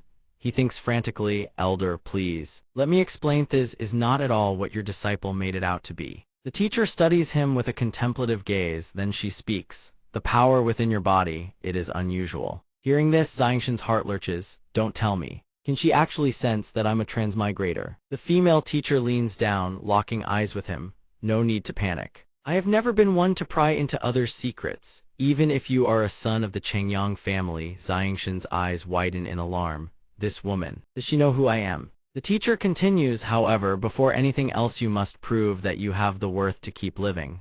As she speaks, she raises a hand before his face, her fingers brushing against a formation circle. She fixes him with a chilling stare. Instantly, a sphere of blazing energy materializes beside his head, sending a jolt of terror through him. The female teacher regards him with killing intent radiating from her eyes. Otherwise, I will kill you with my own hands. Xiangshan's face goes dark. He thinks, is this woman insane? What grudge does she even have against me? Before he can dwell on it further, she channels her internal energy, conjuring a swirling sphere of light around her body. She speaks little. Master of the Chengyang family, remember my words well. In the next instant, a formation circle blazes to life beneath his feet. He barely thinks, what is this, before his body plunges downward through the ring. The female teacher watches him sink away, her expression utterly indifferent. Consider this a small, welcoming gift. All he can manage is a wide-eyed stare of disbelief. A welcoming gift. He crashes down into a forest bathed in crimson light. A teleportation technique. Just as he scrambles to his feet, wondering where he is, a voice calls out, "Fourth brother." Chengyang, who stands there, his body covered in wounds, clutching his abdomen. He stares at Xiangshan in shock. What are you doing here? Xiangshan calls back, "Big brother." He rushes over to support Chengyang, who, what happened? How did you end up this badly injured? Chengyang, who answers through gritted teeth, I came to the back mountain to hunt a rank 1 magical beast and get you a monster core. But I accidentally provoked a rank 3 creature and took a few hits. He produces a monster core, holding it up in his palm with a strained grin. I thought I was going to die here for sure. But then you showed up. I wasn't sure I could hold on much longer. Thank the heavens, I can still hand this over to you. He presses the monster core into Xiangshan's hands. You're about to compete in the new student martial tournament. This energy core can amplify your strength during combat. Xiangshan grips the monster core tightly, moved. Big brother, the business you mentioned earlier, was it really just to get me this monster core? Chengyang, who laughs and glances at him. I'm your older brother. I don't have much talent or skill. All I can do is these kinds of things for you. He then turns away, his body trembling. The new student martial tournament. Fourth brother, you'd better put on a hell of a show. Xiangshan hears this and clenches his jaw, thinking, is this tournament really that important to him? Big brother risked his life for me just to get a monster core. After that, Chengyang, who suddenly collapses to the ground. Xiangshan startles. The big fellow sprawls out flat on his back. Xiangshan cries out, Big brother, what are you doing? Chengyang, who half opens his eyes and wheezes, Fourth brother, Big brother can only help you this far. Remember to bring my bones back home. Xiangshan's face goes blank at his brother's dramatic last words. He scratches his head. Big brother, can we stop messing around? I just examined your wounds. They're all external injury, serious, yes, but you're not going to die. Hearing this, Chengyang, who bolts upright. What? I'm not going to die. No sooner are the words out than he coughs violently, spitting a mouthful of blood, then bursts into laughter. I genuinely thought I was done for. Xiangshan can only laugh in exasperation. Honestly, big brother, if I weren't here, you probably would have bled out and died. He tears a strip of cloth from his own sleeve. Xiangshan moves in and begins wrapping the wound around Chengyang, whose abdomen. The big fellow ruffles his hair with a grin. Xiangshan speaks firmly, the bleeding has stopped for now. As long as you get back to the academy for treatment quickly, you'll be fine. Chengyang, who beams, Fourth brother, you're incredible, truly worthy of being the genius uncle praised. High above in the canopy, the female teacher watches in silence. She thinks to herself, already catching up, are we? Her eyes darken with an ominous gleam, but there is still a long road ahead. A few days later, at the new student tournament grounds of the Changyang estate, a massive crowd gathers, buzzing with animated chatter. The new student tournament is about to begin. Who will claim the crown this year? Hurry, grab your seats before they're gone. Inside the arena, thunderous cheers erupt without end. Xiangshan gazes around, his eyes gleaming with excitement. He marvels Kargath Academy truly lives up to its reputation. They've made the new student tournament this grand. While he's busy admiring the spectacle, a sudden shout rings out, Changyang. Xiangshan, lone rider at the vanguard. It turns out his big brother Changyang, who is up in the stands, waving a banner and screaming at the top of his lungs. Fourth brother, give it your all. I've bet everything we have on your victory. We're gonna clean house. Down below, Xiangshan is so mortified he wishes the ground would swallow him whole. He tremblingly gives a thumbs up in that direction, thinking to himself, with a big brother like this, how could I not lose face? Right at that moment, a distinguished voice rings out, dear students, allow me to introduce myself. I am Bai En, Vice Principal of Kargath Academy. Today's martial tournament shall be overseen by yours truly. The Vice Principal continues with a smile, the prizes this year remain the same as always. Allow me to present them one by one. First place receives a rank 3 Monster Core, second place receives a rank 2 Monster Core, third place receives a rank 1 Monster Core. Any student who places within the top 50 shall receive 1 amethyst coin. Monster cores and coins of varying shapes and colors are displayed one after another as the prizes are announced. The crowd below erupts in murmurs. Just placing in the top 50 means you can receive an amethyst coin. A single amethyst coin is enough for an ordinary person to live on for 10 years. Over on the side, Tatty Shili hears their excitement and scoffs at their poverty country bumpkins who have never seen the wider world. Getting this worked up over a single amethyst coin, how truly pathetic. The young man beside her also chimes in with a sneer, my daily pocket money alone is worth no less than 3 amethyst coins. At this point, Bai En continues to explain the rules based on the bracket draw. A single elimination tournament will commence. The rules are simple, no weapons are permitted, but killing is strictly forbidden. He hopes everyone will put on a good show. Bai En then waves his fan with a flourish and declares. Bai En shouts with great vigor. The tournament begins. At that instant, fireworks explode across the sky and the crowd erupts in deafening cheers. Xiangshan watches the spectacle and lets out a sigh, how theatrical. At this moment, Tatty Shili and the young man from earlier speak up, looking down on him with contempt. Kid, don't get eliminated too early. I still need the pleasure of crushing you with my own hands. The girl continues, but looking at him now, he probably won't even survive long enough to face us. Hearing their words, he responds with utter indifference. Sure, you're both very ugly, and everything you say is correct. With that, he lets out a sigh, turns on his heel, and walks away, leaving the two of them absolutely livid. Damn you, you'd better pray you don't run into me, or I'll cripple you for sure. A short while later, after the first round, Xiangshan knocks out his very first opponent with a single punch. Changyang Hu immediately roars in encouragement. Fourth brother, incredible. The next few poor sods get crushed by Tatty Liang too. Those commoner dogs can all go straight to hell. At the end of his own match, Tai Ta scratches his head and extends his hand to the girl on the ground. Are you all right? The girl simply laughs. Haha, I lost. You threw me clean out of the ring. Well, I guess I'll take my place in the consolation bracket. Quarterfinals, round 1, Changyang Xiangshan versus Tatty Shili. The Tatty girl flashes a bright smile, making it to the quarterfinals. I suppose you could call that luck. The two step onto the arena stage. From below, someone shouts, little sister, crush him. Over on the other side, Changyang Hu doesn't back down. Fourth brother, give him hell. Up on stage, Xiangshan stands with leisurely composure, picking his nose with a sigh. What a small world. Without hesitation, the girl lunges forward. But your luck ends right here. Xiangshan simply crosses his arms and sidesteps her opening strike with effortless grace.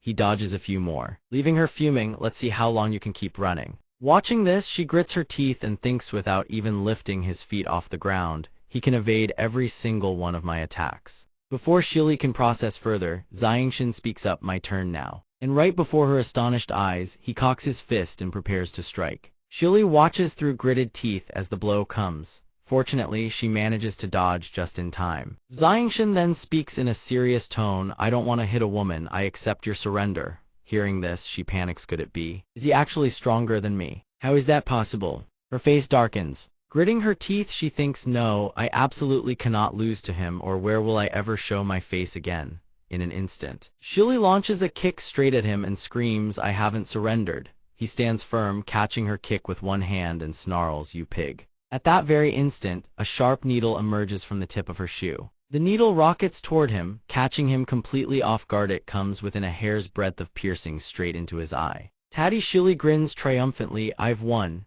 Chengyang Xiangshan, losing his balance and about to collapse, suddenly undergoes a transformation. His eyes morph into something resembling the Bagua, yet different, one half blue, one half white. A streak of light like a violet-blue flame surges toward his eyes, then abruptly halts. That beam of light reverses course and rockets back straight toward Shili's eyes, catching her completely off guard. "What?" Taddy Shili screams in agony and collapses backward. Xiangshan, returning to normal, wipes the beads of sweat from his forehead and thinks, "Thank heavens, my Violet sword scripture has reached minor completion, or that would have been truly deadly." The spectators watching the match exchange bewildered glances. Someone asks what just happened. Why did Taddy Shili suddenly collapse? We were too far away to see clearly. It looked like something shot out from under Taddy Shili's shoe. Bai En rushes over to the two of them. Seeing that Shili is unharmed, he breathes a sigh of relief. Fortunately, it's just an ordinary poison needle. It won't be fatal. This has nothing to do with me. Disqualified from the tournament. Chengyang Xiangshan wins. After the announcement, Xiangshan cheerfully raises his thumbs and strikes an incredibly cool pose. Down below, Chengyang, who is so happy he's practically in tears. "Fourth brother, we struck it rich." Meanwhile, on the other side, Taddy Yun and her companions are visibly seething with rage. At this moment, Bai En approaches Chengyang Xiangshan and praises him. "Not bad at all, kid." Xiangshan is slightly startled by the compliment and wonders to himself, is he actually praising me? Why does it feel like the vice principal has some ulterior motive? The tournament bracket now advances to the next match. Meanwhile, in a hidden cellar, two brothers are in conversation. The elder speaks first. "Second brother, this forbidden pill can amplify your strength to its peak. Drink it." The younger brother, Taddy Liang, responds, "Big brother, don't you trust in my strength?" Taddy Yun answers flatly, "I won't allow any unexpected variables." Third sister's failure brought shame upon the family. You must claim the championship to restore the Taddy family's honor. Understood, big brother. Taddy Liang nods. Meanwhile, out in the arena, the result of Tang Jia versus Xiangshan is announced. Tang Jia has lost consciousness. Chengyang Xiangshan wins. Xiangshan celebrates wildly, and Bai En ruffles his hair, praising him. Truly impressive indeed. Xiangshan then watches as it's Tai Ta's turn to face Taddy Liang. Xiangshan cheers. "Tai Ta, give it everything you've got." Tai Ta grins back, "Hee hee, let's meet each other in the finals, brother." Taddy Liang strides onto the arena. His eyes blaze with murderous intent, radiating killing aura so fierce he looks ready to devour his opponent whole. Xiangshan observes this and frowns. Taddy Liang's state of mind isn't right. Tai Ta, still in good spirits, laughs and says, "My strength is enormous and I won't hold back when I fight. Prepare yourself." Taddy Liang responds with a vicious snarl, "Cut the nonsense. You're not even close to being my match." Bai En declares the match begins. Tai Ta charges forward with a fist aimed at Taddy Liang. Taddy Liang throws a punch right back at him. The two fists collide, generating a massive shockwave. Tai Ta is sent flying. He thinks to himself, "Unbelievable, his strength surpasses even mine." Seizing the opening, Taddy Liang closes the distance in an instant. He drives a fist into Tai Ta's gut and roars, "I'm going to cripple you." The devastating blow forces Tai Ta to cough up a mouthful of blood. Tai Ta takes a vicious kick to the abdomen, the impact sending him hurtling backward as he vomits a stream of crimson. Taddy Liang raises his fist high and declares, "Die." Bai En immediately intervenes, his fans sweeping out to intercept Taddy Liang's fist. He shouts, "Stop." Chengyang Xiangshan rushes over as well, asking with concern, Tai Ta, are you alright?" Taddy Liang's face is flushed crimson with fury. Tai Ta, in agony, closes his eyes. Blood still trickles from the corner of his mouth. He speaks to Xiangshan, "Xiangshan, I'm sorry I lost." Xiangshan gives a thumbs up, his expression brimming with unshakable confidence as he comforts Tai Ta, "Don't worry, I'll avenge you." Tai Ta, reassured, manages a faint smile in response. Xiangshan turns to face Taddy Liang, his expression turning ice cold. "Hey, prepare yourself." To Taddy Liang, still restrained by Bai En, grows even more enraged and screams at Xiangshan, "Chengyang Xiangshan, I'll kill you." Xiangshan turns to Bai En and asks, "Vice Principal, may we begin our duel now?" Chengyang, who stands beneath the arena, bellowing, "Vice Principal." Taddy Liang clearly used drugs. He cheated to disqualify him. Bai Yin ignores Chengyang Hu's cries entirely, turning to the opponent instead.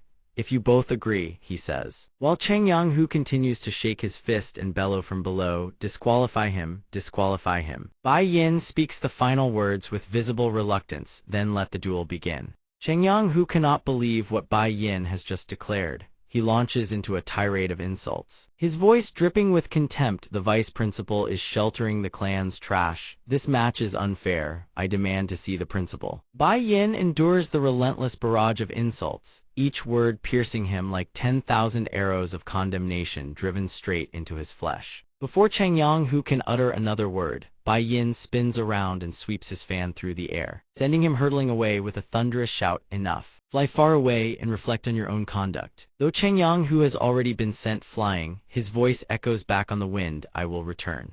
Xiangshan glances at Bai Yin with a hint of apprehension, his thoughts racing. So Tati Liang really did use drugs. Cheng Yang Xiangshiando, you have enough confidence to face him in this state. Bai Yin seems to read his thoughts through his expression and casts him a confident glance. The arena falls deathly silent, no one speaks. The three figures stand locked in a tense standoff as wind sweeps through their garments. Tati Liang's blood boils, his entire face flushed a deep, furious crimson. He raises his fist and snarls, "To defeat you, I have cast aside every shred of my pride and reduced myself to this." He slams his fist into the ground with earth-shattering force and roars, "Cheng Yang Xiangshan, I will make you remember the consequences of offending the Tati clan." Xiangshan raises a hand to shield his face, somewhat helplessly, as the shattered rock and debris from Tati Liang's strike sprays outward in every direction. Tati Liang roars and charges straight toward Xiangshan, fury blazing in his eyes. The drug coursing through his veins has clearly reached its peak effect. Tati Liang slams both hands into the ground once more.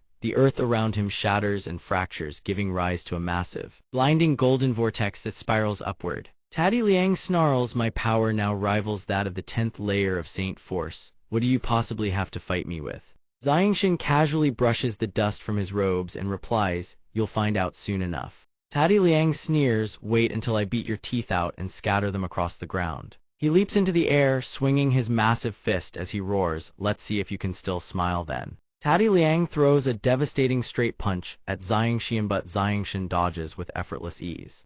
Xiangshan casually raises one hand, poised to counter. His palm gently taps Tati Liang's elbow. Instantly, Tati Liang's own fist snaps backward, smashing straight into his own face. Xiangshan, having delivered the strike, steps back with calm composure. Tati Liang hurtles backward, his face plowing into the ground, legs sticking straight up in the air.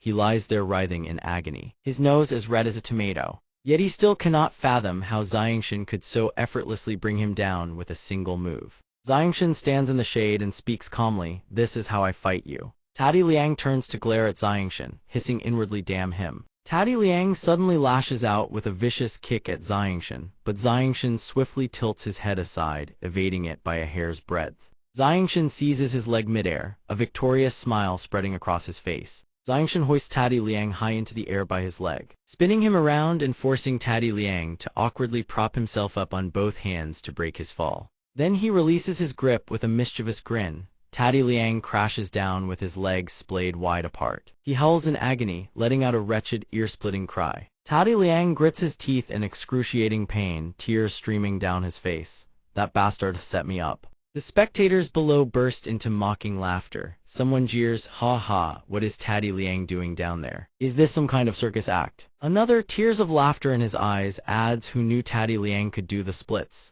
Meanwhile, far in the distance, a figure seethes with rage, practically fuming with smoke. That would be Tati Liang's eldest brother. Tati Yun roars in fury, "Second brother, what the hell are you doing? Get serious, stop embarrassing the clan." Tati Liang scrambles to his feet, clutching himself and pointing accusingly at Xiangshan. "Do you dare to fight without your dark sorcery? Face me in a fair and proper fight." Xiangshan, with an amused grin, raises both hands in a casual shrug. Then he closes his eyes and sighs, "Fine, then I'll fight you seriously." Tati Liang channels his power, his body swelling with bulging muscles, his shirt ripping apart as he snarls, "Watch, I'll beat you into a pig's head." Xiangshan also channels his power, his physique surging with strength. His expression darkens with lethal intensity, yet he remains strikingly handsome. When Tati Liang sees Xiangshan's figure begin to blur and seemingly split apart, He is utterly shocked and more than a little apprehensive. Taddy Liang has become a towering giant, but Xiangshan refuses to yield an inch. He throws his fist straight into Taddy Liang's massive frame, but it seems to have no effect whatsoever. Taddy Liang breaks into a sweat but still mocks Xiangshan. Fast enough, I'll give you that.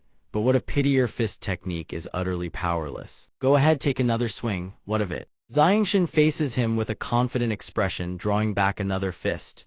Who, he says calmly, said it was only one punch. Suddenly, Taddy Liang's body convulses with agony, steam erupting from his skull. A fist crashes into his face, squeezes his eyes shut, and clenches his teeth in pain. Another punch hammers into his cheek, sending even more blood gushing from his nose. Xiangshan strikes again and again, pummeling Taddy Liang's face without a moment of respite.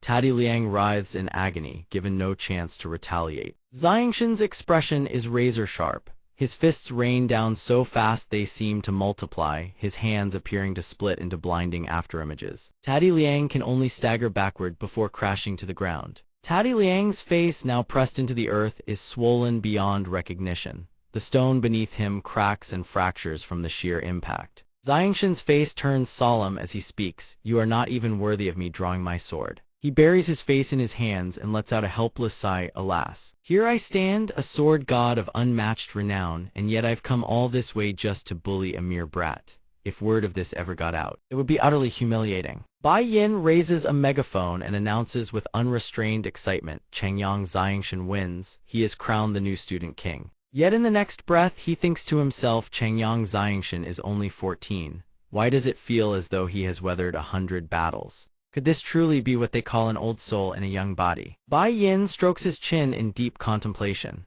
At last this year has finally produced a new student with real, undeniable strength. Changyang, who suddenly appears atop a hot air balloon. Seeing his brother victorious, he bursts into raucous laughter and shouts, "Ha ha." Taddy Liang is utterly humiliated. In the end, he lost to my fourth brother. So embarrassing, utterly embarrassing. Down below, both Bai Yin and Xiangshan look up with identical expressions of exasperation and helplessness.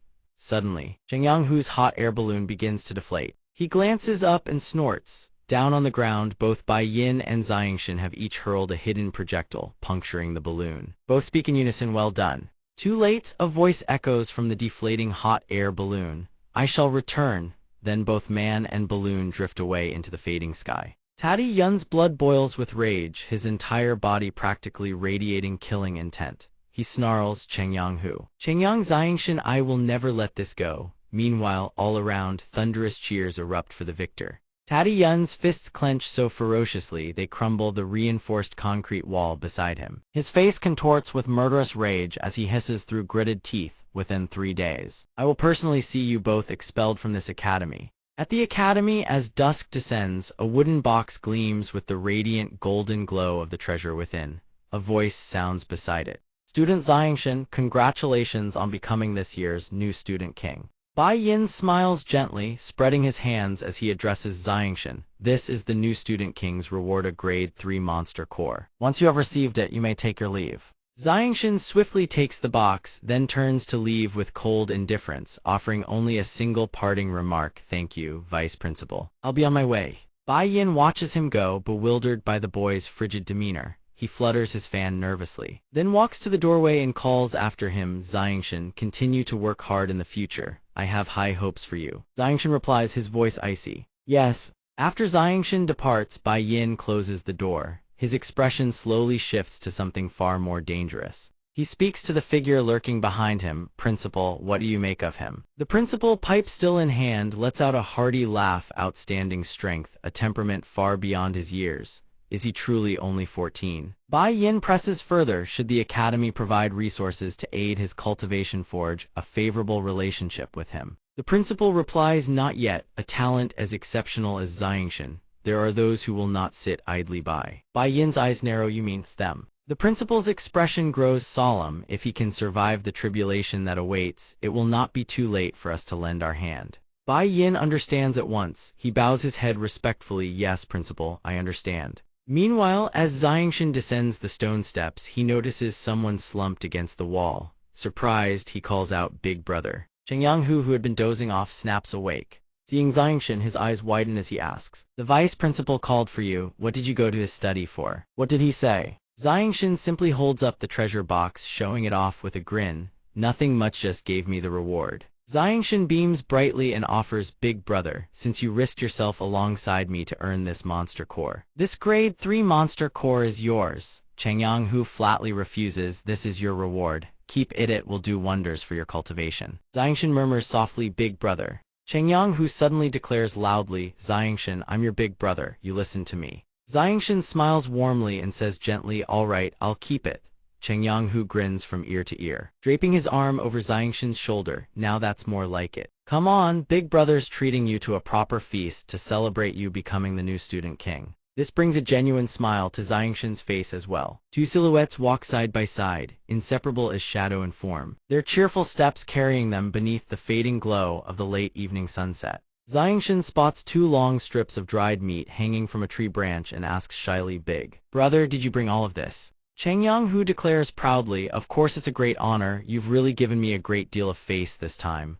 Suddenly, Xiangshan tenses. His voice drops cautious, "Big brother, something's off." Changyang Hu also grows wary, scanning his surroundings. Why is there no one on the road? Two figures materialize out of thin air before them. One of them is Takai Shuli. She speaks up, "Big brother, you have to teach them a lesson." Takai Liang chimes in as well. "Big brother, Changyang Xiangshan practices demonic arts. Be careful." Takai Yun furrows his brow and speaks. "Changyang Xiangshan defeated my second brother and little sister through despicable means. I must seek justice on behalf of the Takai family." Changyang Hu scoffs, "What, you lost and now you rush to save face? Takai Yun, how about you and I settle this?" As he speaks, he extends his arm, shielding Xiangshan behind him. Takai Yun's eyes widen. He sneers in response. "Fight me." His body begins to radiate raw power as he mocks Changyang Hu. "You think you can?" Changyang Hu eyes the swirling energy around him. "You can already condense a saint weapon. You've already achieved saint weapon condensation." Xiangshan thinks to himself, Takai Yun's power has already surpassed Big Brother's. Takai Yun is seething, yet he bears a threatening grin. "Changyang Hu, today I will cripple you brothers and have you expelled from the academy." Takai Yun holds a sword in hand, smiling faintly. "The Takai family leads by virtue. We do not strike an unarmed man. Here, take it." With that, he hurls the sword toward Changyang Hu amid a bout of gleeful laughter. Changyang Hu catches the sword with ease and retorts, "So what if you've advanced to saint? I'm still not afraid of you." He glances at Changyang Xiangshan, then instructs, "Fourth brother, hold Takai Yun off. Find an opening and break through." Changyang Xiangshan stares back bewildered. Changyang Hu grips the sword and charges forward with ferocious speed.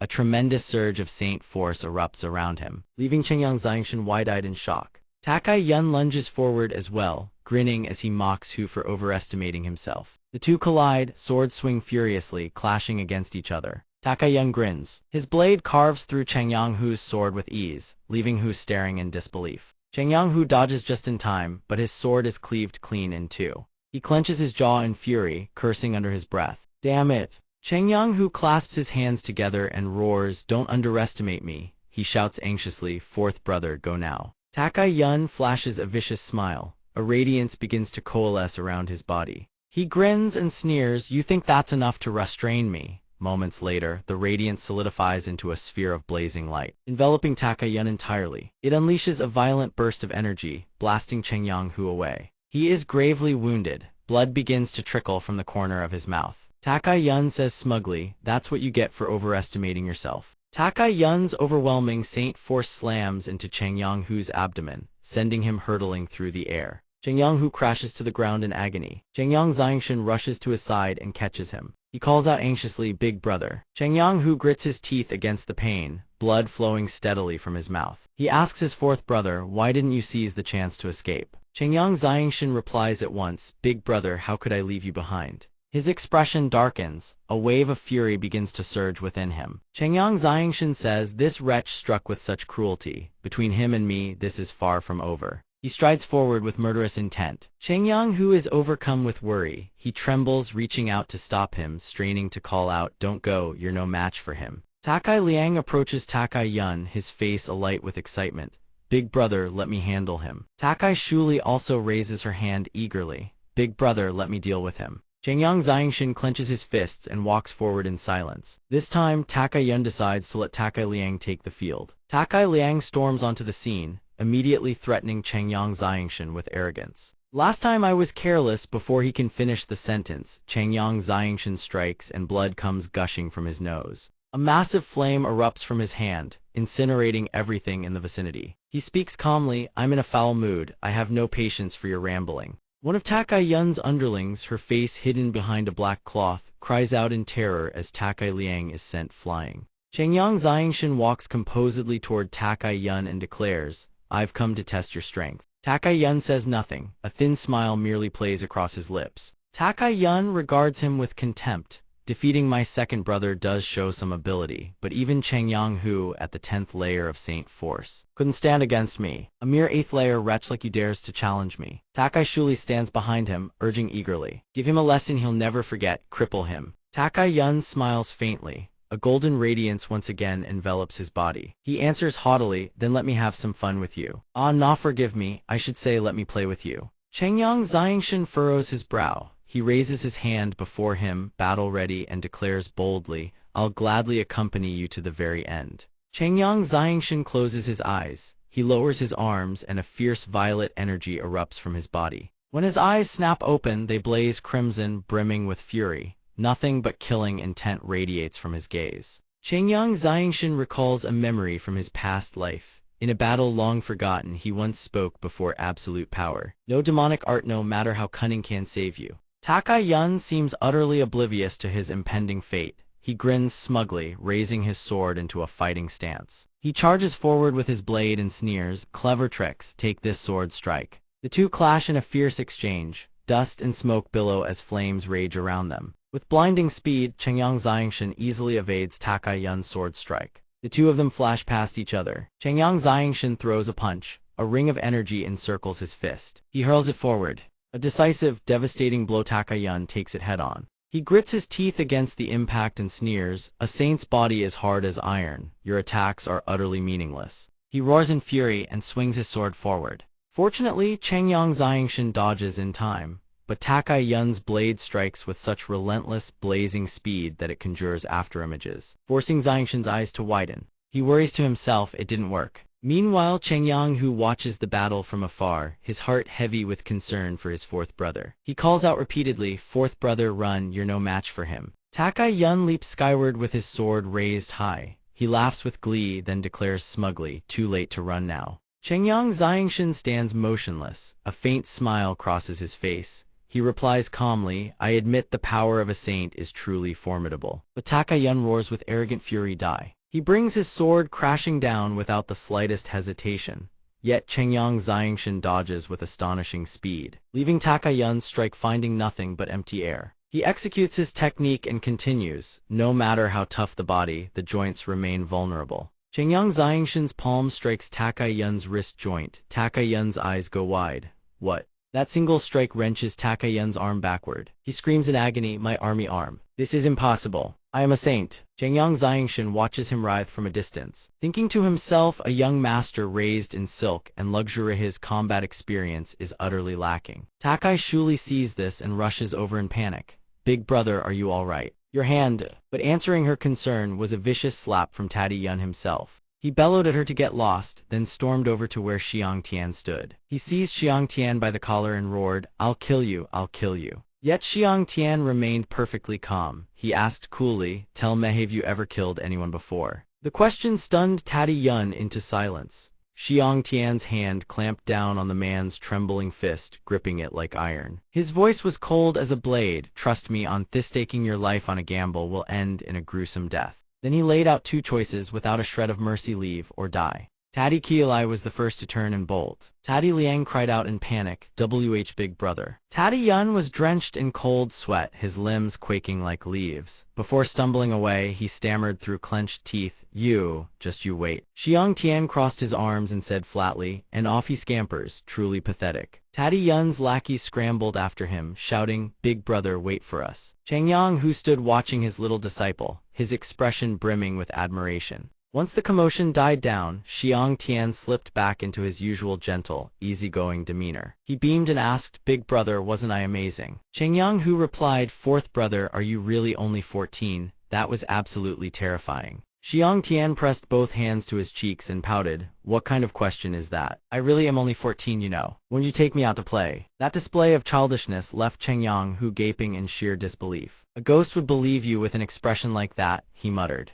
From a high vantage point, Bai En watched the two of them with keen eyes. Xiang Tian kept chasing after his big brother, calling out sweetly, while Cheng Yang kept retreating in mock terror. Waving him off, "Stay away from me." Bai En burst into laughter and remarked, "That little brat Xiang Tian is quite the character, wouldn't you say?" The silver-haired woman with a lithe, alluring figure sat with her arms folded and replied coldly, "There is no need to speak on his behalf. His life and death are not for me to decide." She let out a weary sigh and continued, "Those above may already be watching him. You should." Bai En answered softly, "This is simply fate." Dusk settled over the estate. Down in the courtyard, Cheng Yang and Xiang Tian were still chatting and laughing together. Their warmth a small island of light in the fading day. On a crisp, beautiful morning on the Tianyuan continent, Xiang Tian stood at the doorstep clutching a towering stack of books. He eyed them and grumbled, "Big brother is so unreliable. Says he's going into seclusion. Then tells me to return his books to the library pavilion for him." As he walked, a sudden unease crept over him when he recalled what had happened yesterday with Cheng Yang. "Oh no, in a moment of carelessness, I taught him the cultivation technique from my previous life." To make matters worse, Cheng Yang had asked him, "Fourth brother, the cultivation technique you taught me is truly miraculous. Where on earth did you learn it?" The question sounded simple enough, but how could Xiang Tian possibly reveal the truth? Caught completely off guard at the time, he had no choice but to fabricate an answer on the spot. "Oh, I found it in our clan's library pavilion." Cheng Yang believed it without a shred of doubt. "So that's how it is. I left the Cheng Yang family when I was young, so it's no wonder I never knew." No sooner had those words left his mouth than Cheng Yang exclaimed with blazing enthusiasm, "With this technique to aid me, I'm certain I'll advance to the saint realm in no time. I'm going into seclusion to cultivate starting today." Hearing this, Xiang Tian could only fall silent in exasperation, though inwardly he thought, where did this sudden burst of fire come from? Snapping out of his reminiscence, Xiang Tian wore a dejected expression ripped into running errands just like that. He glanced down at the stack of books in his arms and muttered, "But as it turns out, one of the books Big Brother had me return was content strictly not suitable for anyone under 18. Xiang Tian wondered aloud, how does the Academy's library pavilion even carry books like these? I think I now understand why Big Brother found it so inconvenient to return them himself. He decided not to dwell on it any further. With a quiet hum, he strode up to the grand entrance of the library. The sheer scale of the building loomed before him, and Xiang Tian couldn't help but gasp, This is the library pavilion of the Taji Academy. Truly, the scale is magnificent beyond words." Too thrilled to contain himself, he dashed inside without a second thought. As he ran, he marveled at the sheer grandeur of the place, his eyes wide with wonder. This place is even larger than the Chengyang clan's library pavilion. Surely it contains far more books. Truly an excellent place for cultivation. He intends to return his books here and take the opportunity to cultivate as well. When suddenly two figures step out and block Xiang Tian's path. One of them shouts for him to stop, leaving our young master staring in bewilderment. They turn out to be two disciples of the Tajia's academy. The burly one standing in front barks an order at him, brimming with arrogance. "Hand over the protection fee." Hearing this, Xiang Tian asks in surprise, "Protection fee?" The lackey jabs a finger behind him, puffs up his chest and sneers, "That's right. Taddy Yun has dropped out and gone home. The library now falls back under the management of our big boss, Luo Jian." Xiang Tian furrows his brow in confusion. Taddy Yun dropped out. The lackey no longer bothers to answer. He barks directly, "Cut the chatter. Why do you ask so many questions? Hurry up and hand over the protection fee." These words drain the color from our young master's face, cold sweat beating across his forehead. At the same time, two silhouettes approach from behind. They quickly reveal themselves. The moment one of them speaks, he immediately refutes the protection fee demand, calling the whole thing nonsense. As it turns out, these lackeys are split into two factions. One side serves Luo Jian, the other answers to Cheng Mingxiang. Another lackey steps forward and says, "Fine, we're all classmates here, let's make money together. Fellow student, hand over 2 portions of the protection fee." After listening to their absurd chatter, Chengyang Xiang Tian not only refuses to pay but puts on a look of utter disdain and asks, "Are you lot being serious right now?" Without warning, one of Luo Jian's lackeys lunges forward and sends the stack of books in Xiang Tian's hands scattering across the floor, leaving the boy gawking in shock. He snarls, "We're collecting the protection fee here. Cooperate a little, will you? Otherwise, we'll beat you senseless. No sooner are the words out than the entire gang clenches their fists, twisting their faces into menacing glares meant to intimidate the child before them. Seeing that they are about to get physical, our young master can only sigh. He thinks inwardly, HMPH, I wanted to keep a low profile. But you lot refuse to give me that chance. Very well, whatever comes, comes. What follows is a scene of utter chaos, a brawl, if one could even call it that. Needless to say, a bunch of mediocre nobodies have no business trying to lay a finger on Xiang Tian. Indeed, just as expected. What a pity for these good-for-nothings. He forgot to check the almanac before leaving the house today and ran into the wrong person. These brutes thrive on bullying the weak, but the moment they get a taste of their own medicine, they straighten right up. Every last one of them drops to their knees and kowtows before Xiang Tian. Luo Jian's lackey wails miserably, "Boss, we were wrong, we had eyes but failed to see MT. Tai, beside him. Cheng Mingxiang's minion is no better off, tears and snot streaming down his face as he begs for mercy. "Boss will never dare to do it again. Boss, please spare us." Xiang Tian, irritated, commands them coldly, "Tell Muher exactly where you wrong." Luo Jian's lackey blurts out instantly, terrified of eating a few more palms to the face, "Boss, we were wrong. We shouldn't have come to the library to collect protection fees." But while they are still groveling, a woman suddenly appears out of nowhere. By sheer coincidence, just as Xiang Tian bends down to pick up his eldest brother's indecent book, she arrives and stops right in front of him. The woman is none other than Yu Yue. One can only wonder what she will think when she lays eyes on that book. Xiang Tian lifts his head and recognizes her at once.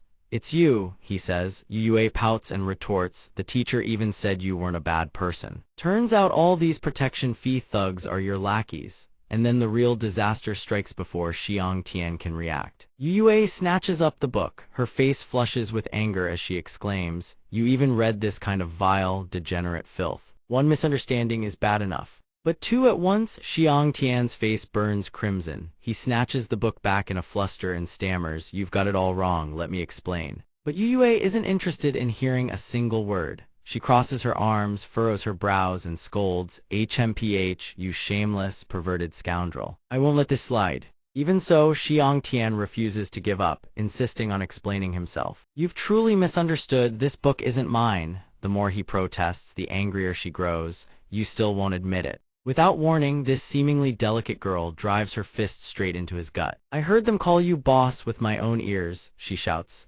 Whether Xiang Tian is frightened or not remains to be seen. But the minions from both factions have already gone deathly pale with terror. They scramble to their feet and bolt without daring to linger a moment longer. To make matters worse, they have the gall to shout threats as they flee, "Just you wait. Someone will come to settle the score with you. Someone will come to avenge us." Seeing this, Xiang Tian turns and shouts after them, "Hey, at least explain things for me first, will you?" At this point, not even the protagonist's halo can save him. He thinks to himself, this is a nightmare. Now it's even more impossible to clear things up.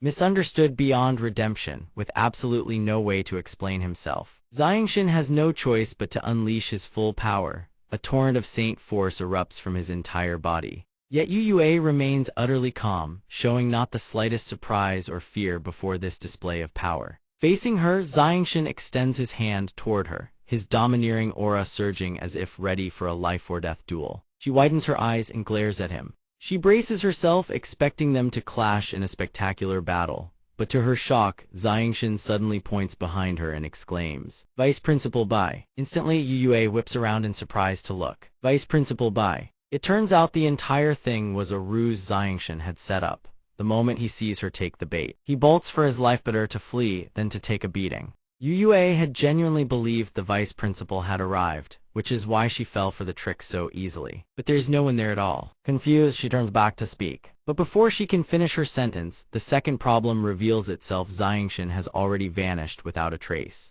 Only then does she realize she has been utterly played. Smoke practically shoots from her ears in fury. Yu Yue stomps her foot so hard the ground cracks beneath her, then screams in rage, "Damn you, he got away again. Don't let me catch you next time, or I'll make you regret it." She turns and storms off, muttering before she leaves, "HMPH, all my interest in." The reading is completely ruined now. Little does she know, Xiangshan is hiding behind a nearby wall, drenched in cold sweat from head to toe. Even though she has left, his expression does not improve one bit. He thinks to himself, "Phew, I escaped her. What dignity would a sword god like me have left if I got into a spat with a little girl? But as it turns out, he is not alone here. At some unknown point, Vice Principal Bai En has appeared right behind him, speaking in an amused tone, "You're quite the fast runner." Hearing this, Xiangshan whips around and stares wide-eyed at the figure behind him. He stammers in shock, Vice Principal Bai, when did you arrive? Bai En casually leans a hand against the wall. He smiles and replies, "Oh, since the moment you faked calling for me. Quite the performance, really." Xiangshan, receiving the compliment, answers with a trembling voice, "Huh. My apologies, Vice Principal Bai." But Bai En presses on, "What is your relationship with that girl? Why did you have to run from her?" Xiangshan crosses his arms and replies, "No relationship at all. We've only met twice and a small misunderstanding arose. That's why I ran from her." Hearing this answer, Bai En suddenly turns around and asks, "Xiangshan, do you believe in fate?" Xiangshan asks back in surprise, "Huh?" Bai En quickly explains, "Our academy has 4 districts and tens of thousands of students. The fact that you and she keep crossing paths and generating misunderstandings, no less. This is fate." Our young protagonist hears these words and falls into deep contemplation. He replies, "You call this fate? It's clearly just a misunderstanding getting worse and worse." But Vice Principal Bai En pays him no further mind. He simply turns and walks away, laughing as he goes, "Ha ha, you'll understand someday. I have matters to attend to. Farewell." He leaves Xiangshan standing there, utterly bewildered. Watching Bai En's retreating figure, the vice principal even waves goodbye over his shoulder. Only then does Xiangshan voice his thoughts aloud. What's with the vice principal and his cryptic nonsense? Utterly baffling, but at this point, he decides to stop overthinking it. Shaking off everything that just happened, he returns to his original purpose for coming here. He bends down to pick up his book, muttering to himself, "Forget it, I'll just go read. Honestly, can a person get even a moment of peace around here?" Because from behind Xiangshan, a mob of people is suddenly approaching. The one leading them is none other than one of Cheng Mingxiang's lackeys. In this time, he has brought 500 brothers along. The moment he spots Xiangshan, he jabs a finger toward him and screams, "Brothers, that's him. Bosses, that's the one." The whole mob swarms forward to corner him, jeering arrogantly, "Last time we were short on number stats, the only reason you had the upper hand. This time we'll teach you some proper manners." Before this spectacle, Xiangshan can only heave a long, weary sigh. He thinks to himself, "All I wanted was to go to the library." What follows is a chorus of agonized screams. It doesn't take a genius to figure out what happened. In no time at all, the very students who had been so arrogant moments vowing to teach someone a lesson they'd never forget are now groveling on their knees before a 14-year-old boy. They cry in unison, "Boss, we were wrong." Xiangshan has no desire to waste words on them. He simply says, "Stay here and reflect on what you've done. I'm going to return my books." Then he turns and walks away. The mob answers obediently in chorus, "Yes, boss." The scene shifts to another location. A student of Kargeth Academy is currently sprinting through the halls. He runs frantically shouting, "This is bad, this is really bad." He reaches a room and slams the door open, delivering urgent news to the person inside. "Big bro Luo Jian, our guys at the library got beaten up." This one is yet another lackey of the man called Luo Jian. The moment he hears those words, Luo Jian drops a massive iron weight onto the floor with a deafening crash, nearly scaring his lackey half to death. The man before us is Luo Jian himself, a hulking brute with a scar slashed across his face, gripping a weapon that radiates a fearsome, fiery aura. He snarls furiously, "Lackey, who the hell dares to touch my people?" This concludes Luo Jian's scene. Now let us shift to yet another location, though it is no monster-infested jungle. A ferocious beast appears, and the floor beneath it is slick with crimson blood. Whatever befell it, the beast suddenly opens its maw and lets out a pained howl. The very next instant, someone tears it apart as if it were a sheet of paper. Who on earth possesses such terrifying strength? This person is no stranger at all. The moment he appears, he speaks. Someone dared to beat Cheng Ming's people. "You are courting death, who else but the second-ranked boss of the academy, Cheng Mingxiang."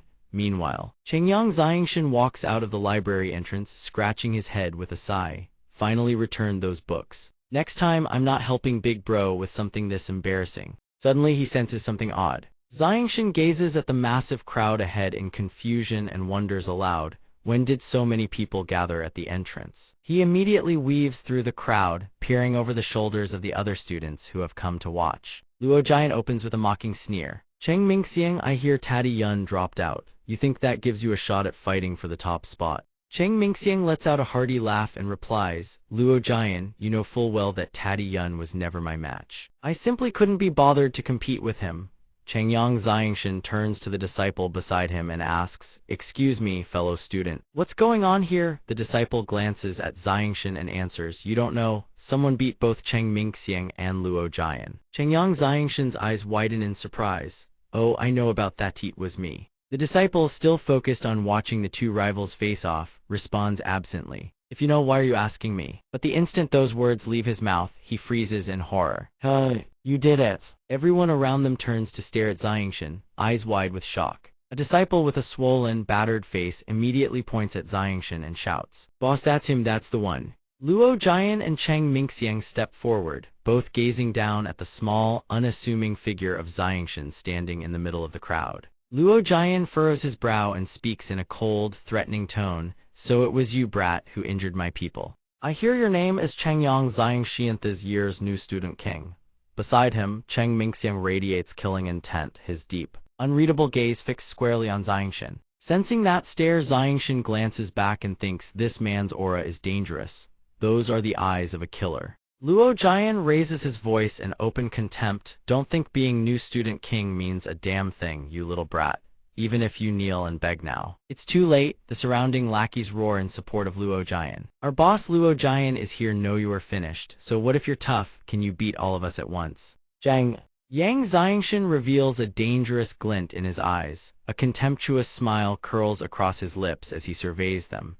You call this many people? A vision from his past life slowly materialized, gripping a silver sword, his white robes drenched in blood, standing alone against 1,000 enemies. That day, robed mages pointed at Hymno, at Jian Chen and howled, Jian Chen, today is your end. With this many of us, don't tell me we can't kill you. Xiangshan closes his eyes, pressing one hand to his chest.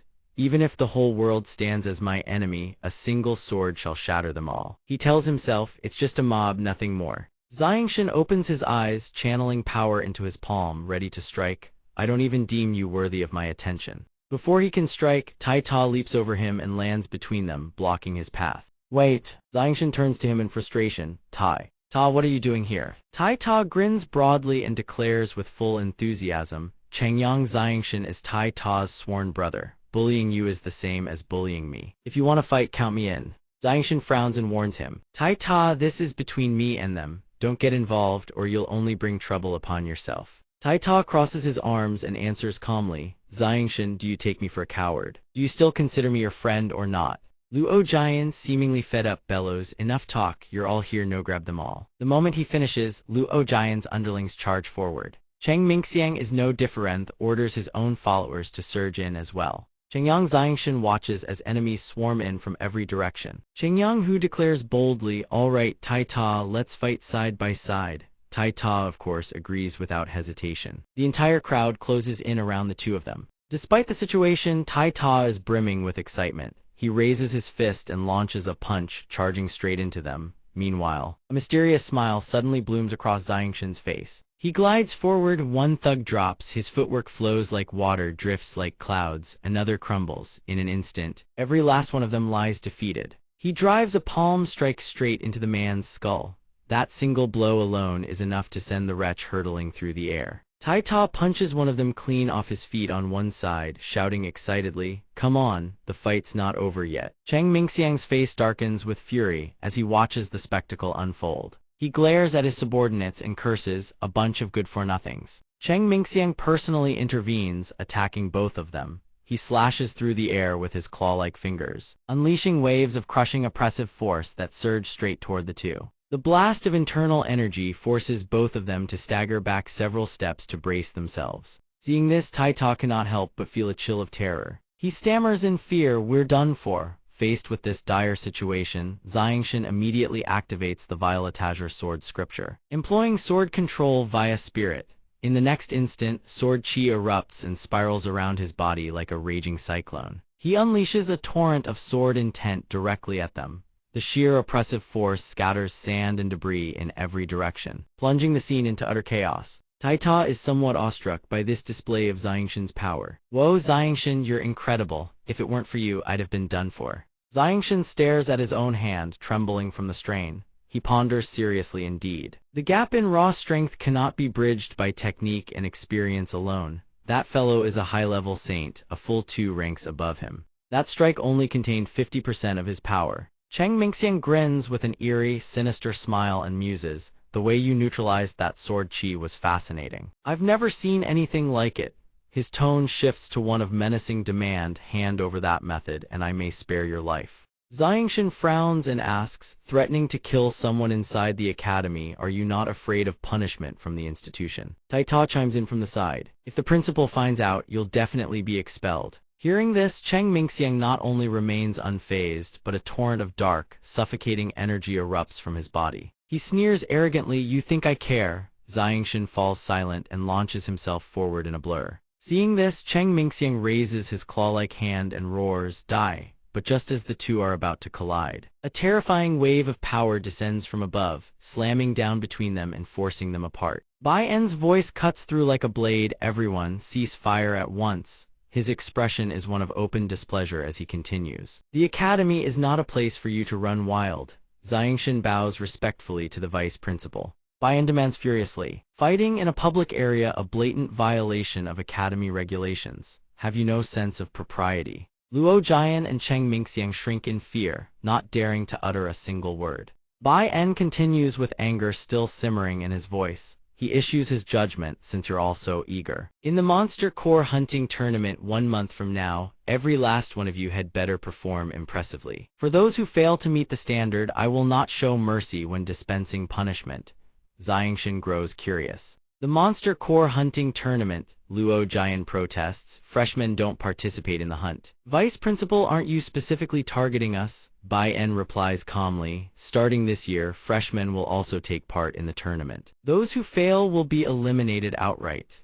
He turns to Xiangshan with a meaningful smile and adds, "Everyone is required to participate. No one may request leave or opt out." Hearing this, suspicion flashes across Xiangshan's face. He silently ponders mandatory participation. There seems to be a hidden agenda at play. Meanwhile, on a certain mountain peak, deep within a dark cave, the principal and vice principal are engaged in conversation. Bai En asks with concern, "Principal, are you certain there won't be any problems with letting Chengyang Xiangshan participate in the Monster Core hunting tournament?" The principal responds with a hint of irritation, "Those people are pressuring our academy, what else can we do?" Bai En furrows his brow and presses, "I didn't expect them to make their move so quickly. Should we warn the boy in advance?" The principal captures another chess piece as he answers, "No need, consider it part of the trial."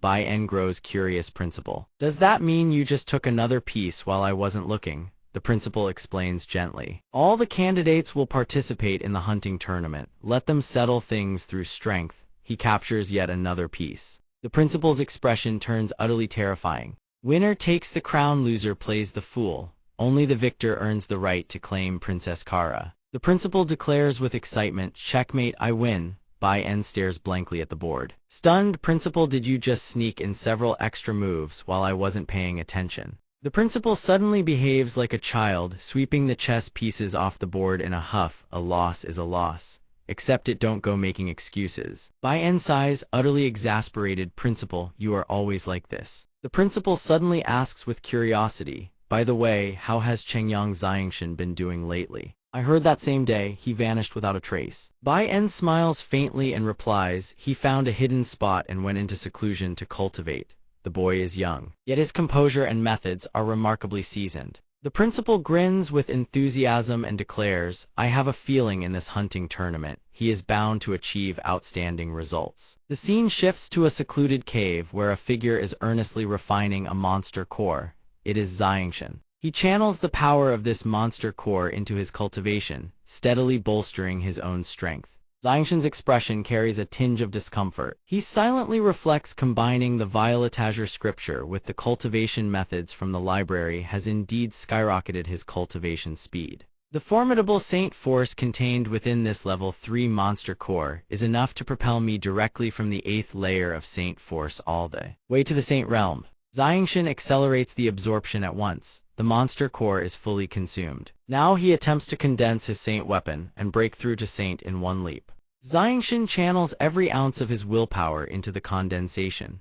minuscule fragments of energy begin to coalesce into the silhouette of a sword. The crushing pressure racks his body with searing pain. The saint force required to condense a saint weapon is far too immense. My saint force is nearly depleted. Without warning, a violent explosion erupts. Xiangshin coughs up a mouthful of blood. He gazes at the nearly complete sword form with a trace of regret and lets out a heavy sigh. Though I failed to force the saint force into the shape of a sword, the distance to the saint realm is merely one final step away. I can only advance to saint by infusing my spiritual consciousness into the saint weapon, merging spirit and blade as one. Xiangshin's eyes blaze with unwavering resolve to break through to saint. I need a massive amount of saint force. This monster core hunting tournament is my chance. Meanwhile, in a grand mansion elsewhere, someone slams his fist down on the table in a fit of rage. It is Cheng Mingxiang, his face twisted with fury. Chengyang Xiangshin, that wretch dares call himself my rival. He barks at his two subordinates standing before him during the monster core hunting tournament. Eliminate every last one of those trash who offend my eyes. They respond instantly, yes, young sect master. Cheng Mingxiang growls under his breath, Princess Kara belongs to me. No one has the right to compete for her. Within a sprawling jungle enclosed by towering mountain ridges, clouds and mist swirl through the peaks. Everyone gathers at the entrance of the teleportation array, waiting in anticipation. Xiangshin watches the teleportation gate with an anxious gaze. Why hasn't Big Brother come out of seclusion yet? Could it be that he intends to miss this competition? Xiangshin's gaze suddenly locks onto a direction. Yue approaches, stunningly beautiful and radiant. Golden sunlight cascades down upon her, illuminating her striking platinum-white long hair. The young woman's emerald eyes are gently narrowed. Xiangshin recognizes her at a single glance. He watches Yue's silhouette intently, resting his chin on his hand in contemplation. Come to think of it, we've had quite a few misunderstandings, and I still don't even know her name. Yue suddenly opens her eyes. Her emerald pupils drift to the side, and then her eyes widen in startled recognition. Xiangshin catches her gaze and offers a slight smile, raising his hand in a casual wave. Hello. The moment Yue spots Xiangshin, irritation flashes across her face.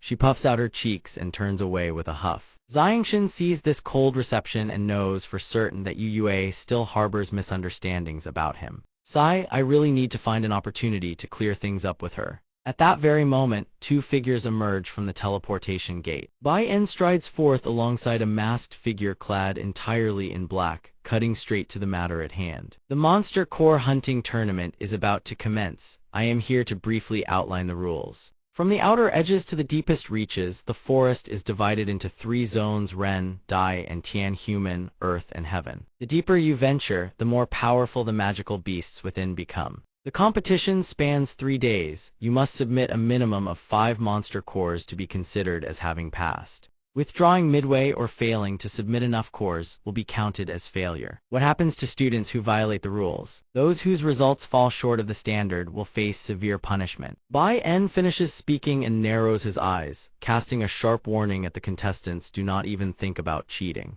Luo Jian scoffs dismissively, just 5 monster cores, piece of cake. Luo Jian makes no effort to lower his voice, so Cheng Mingxiang naturally hears every word. He frowns, casting a displeased glare at Luo Jian. Xiangshin closes his eyes with a helpless sigh. The vice principal is so long-winded. Bai En produces a spatial belt roughly 4 inches in length and continues explaining the regulations. Each of you will be issued a spatial belt. Any monster cores you acquire are to be stored inside it. Upon the conclusion of the competition, half of your monster cores must be surrendered to the academy, while the remaining half shall belong to the individual as personal property. Xiangshin fastens the spatial belt around his waist, a resolute smile spreading across his face.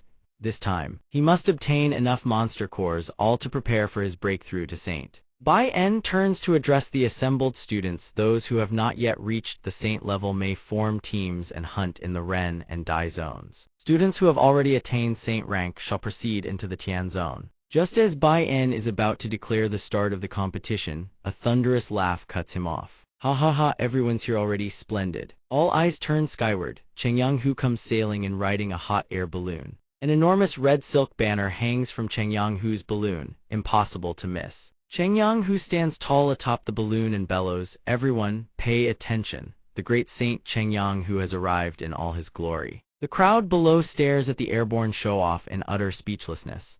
Xiangshan's face turns as green as a leaf. Big Brother really does love being the center of attention. Cheng Yanghu's moment in the spotlight doesn't last. The hot air balloon suddenly begins to deflate. He stumbles and plunges from the sky, letting out a terrified shriek. Whoa, I've lost control. Xiangshan watches with a dark expression as the deflated hot air balloon flops and tumbles through the air like a punctured ball. Cheng Yanghu clings to the air balloon above, screaming for his parents like his life depends on it. I can't stop it, help, somebody help. The corners of everyone's mouths twitch uncontrollably down below. Bai En looks utterly exasperated. Aya and now Cheng Yanghu has tormented us all like this. The solemn atmosphere has been completely ruined. Bai En sighs helplessly and gestures with his fan in a single direction, signaling everyone. Begin the competition, everyone do your best. Everyone quickly snaps out of their daze and follows the guidance to set off. Yes. Xiangshan scratches his head as he walks. Big Brother really has a talent for ruining the atmosphere, saying so. He follows the other disciples through the teleportation gate one after another. Cheng Mingxiang watches Xiangshan's retreating figure with a sinister, shadowy gaze. He instructs the two black-robed men beside him to keep a close watch on Chengyang Xiangshan inside the forest. Find an opportunity to dispose of him.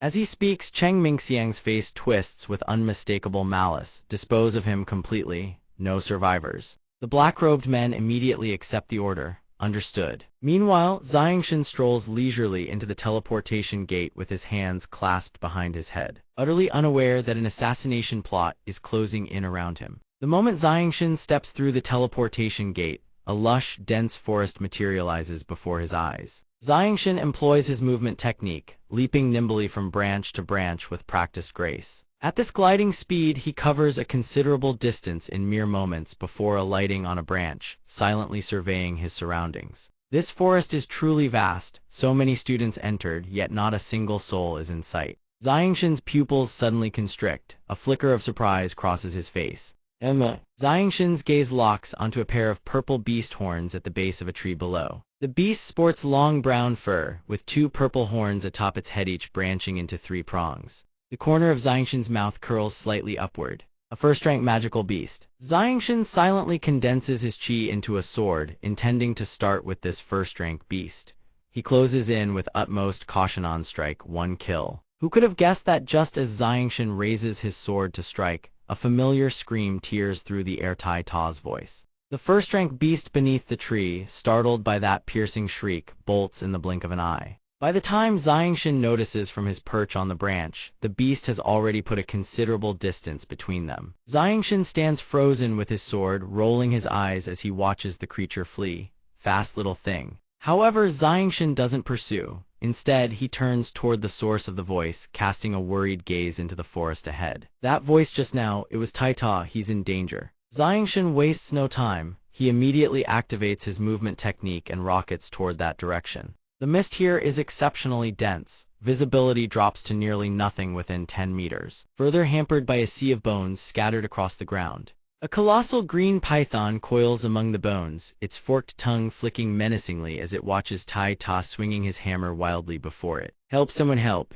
Xiangshan, perched on a nearby branch, also spots the massive python. A second-rank magical beast. Wasn't the human zone supposed to contain only first-rank beasts? Tai Ta, unable to pinpoint the python's exact position, stands with his back turned to it, screaming his lungs out. The python rears its gaping maw, fangs bared and glistening, its jaws unhinging to several times the size of Tai Ta, lunges downward. In that razor-thin moment between life and death, Xiangshan swings in just in time, seizing Tai Ta by the collar and yanking him away. The python's strike misses, its fangs snapping harmlessly into its own coils. Tai Ta stares at his savior, eyes wide with sheer relief. Xiangshan pulls Tai Ta through the air and gazes down at the python below, bewildered.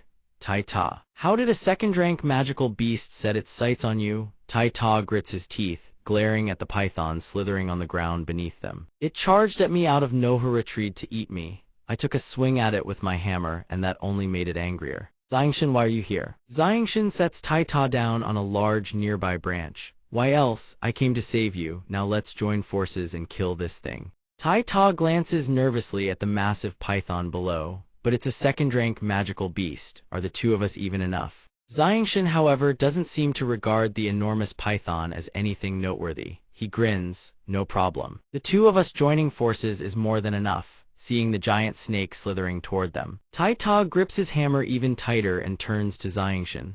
"All right, what's the plan?" Xiangshan instructs. "You find a way to hold the snake off. Leave the rest to me." The moment Tai Ta hears this, he leaps into action without hesitation, jumping down from the branch. Understood. Fueled by Xiangshan's confidence like a shot of adrenaline, Tai Ta lands hard on the ground with a fearless grin splitting his face. "Bring it on, whatever tricks you've got, I'll take them all." The snake flicks its black tongue, then suddenly unhinges its jaws, a maw several times larger than Tai Ta himself, its twin fangs poised to plunge downward.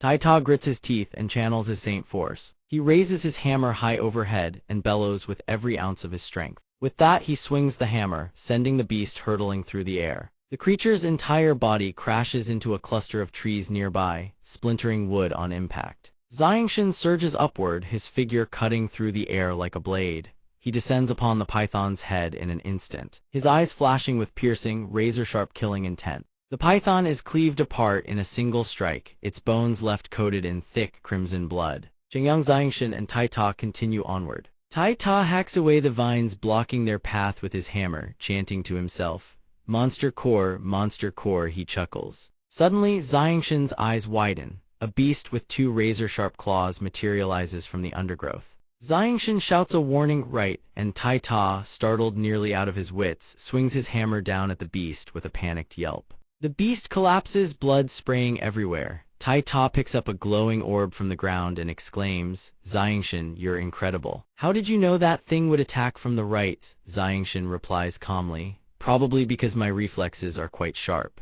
Tai Ta thinks to himself, "Good thing it was just a weak beast." Xiangshan smiles faintly, lost in reverie.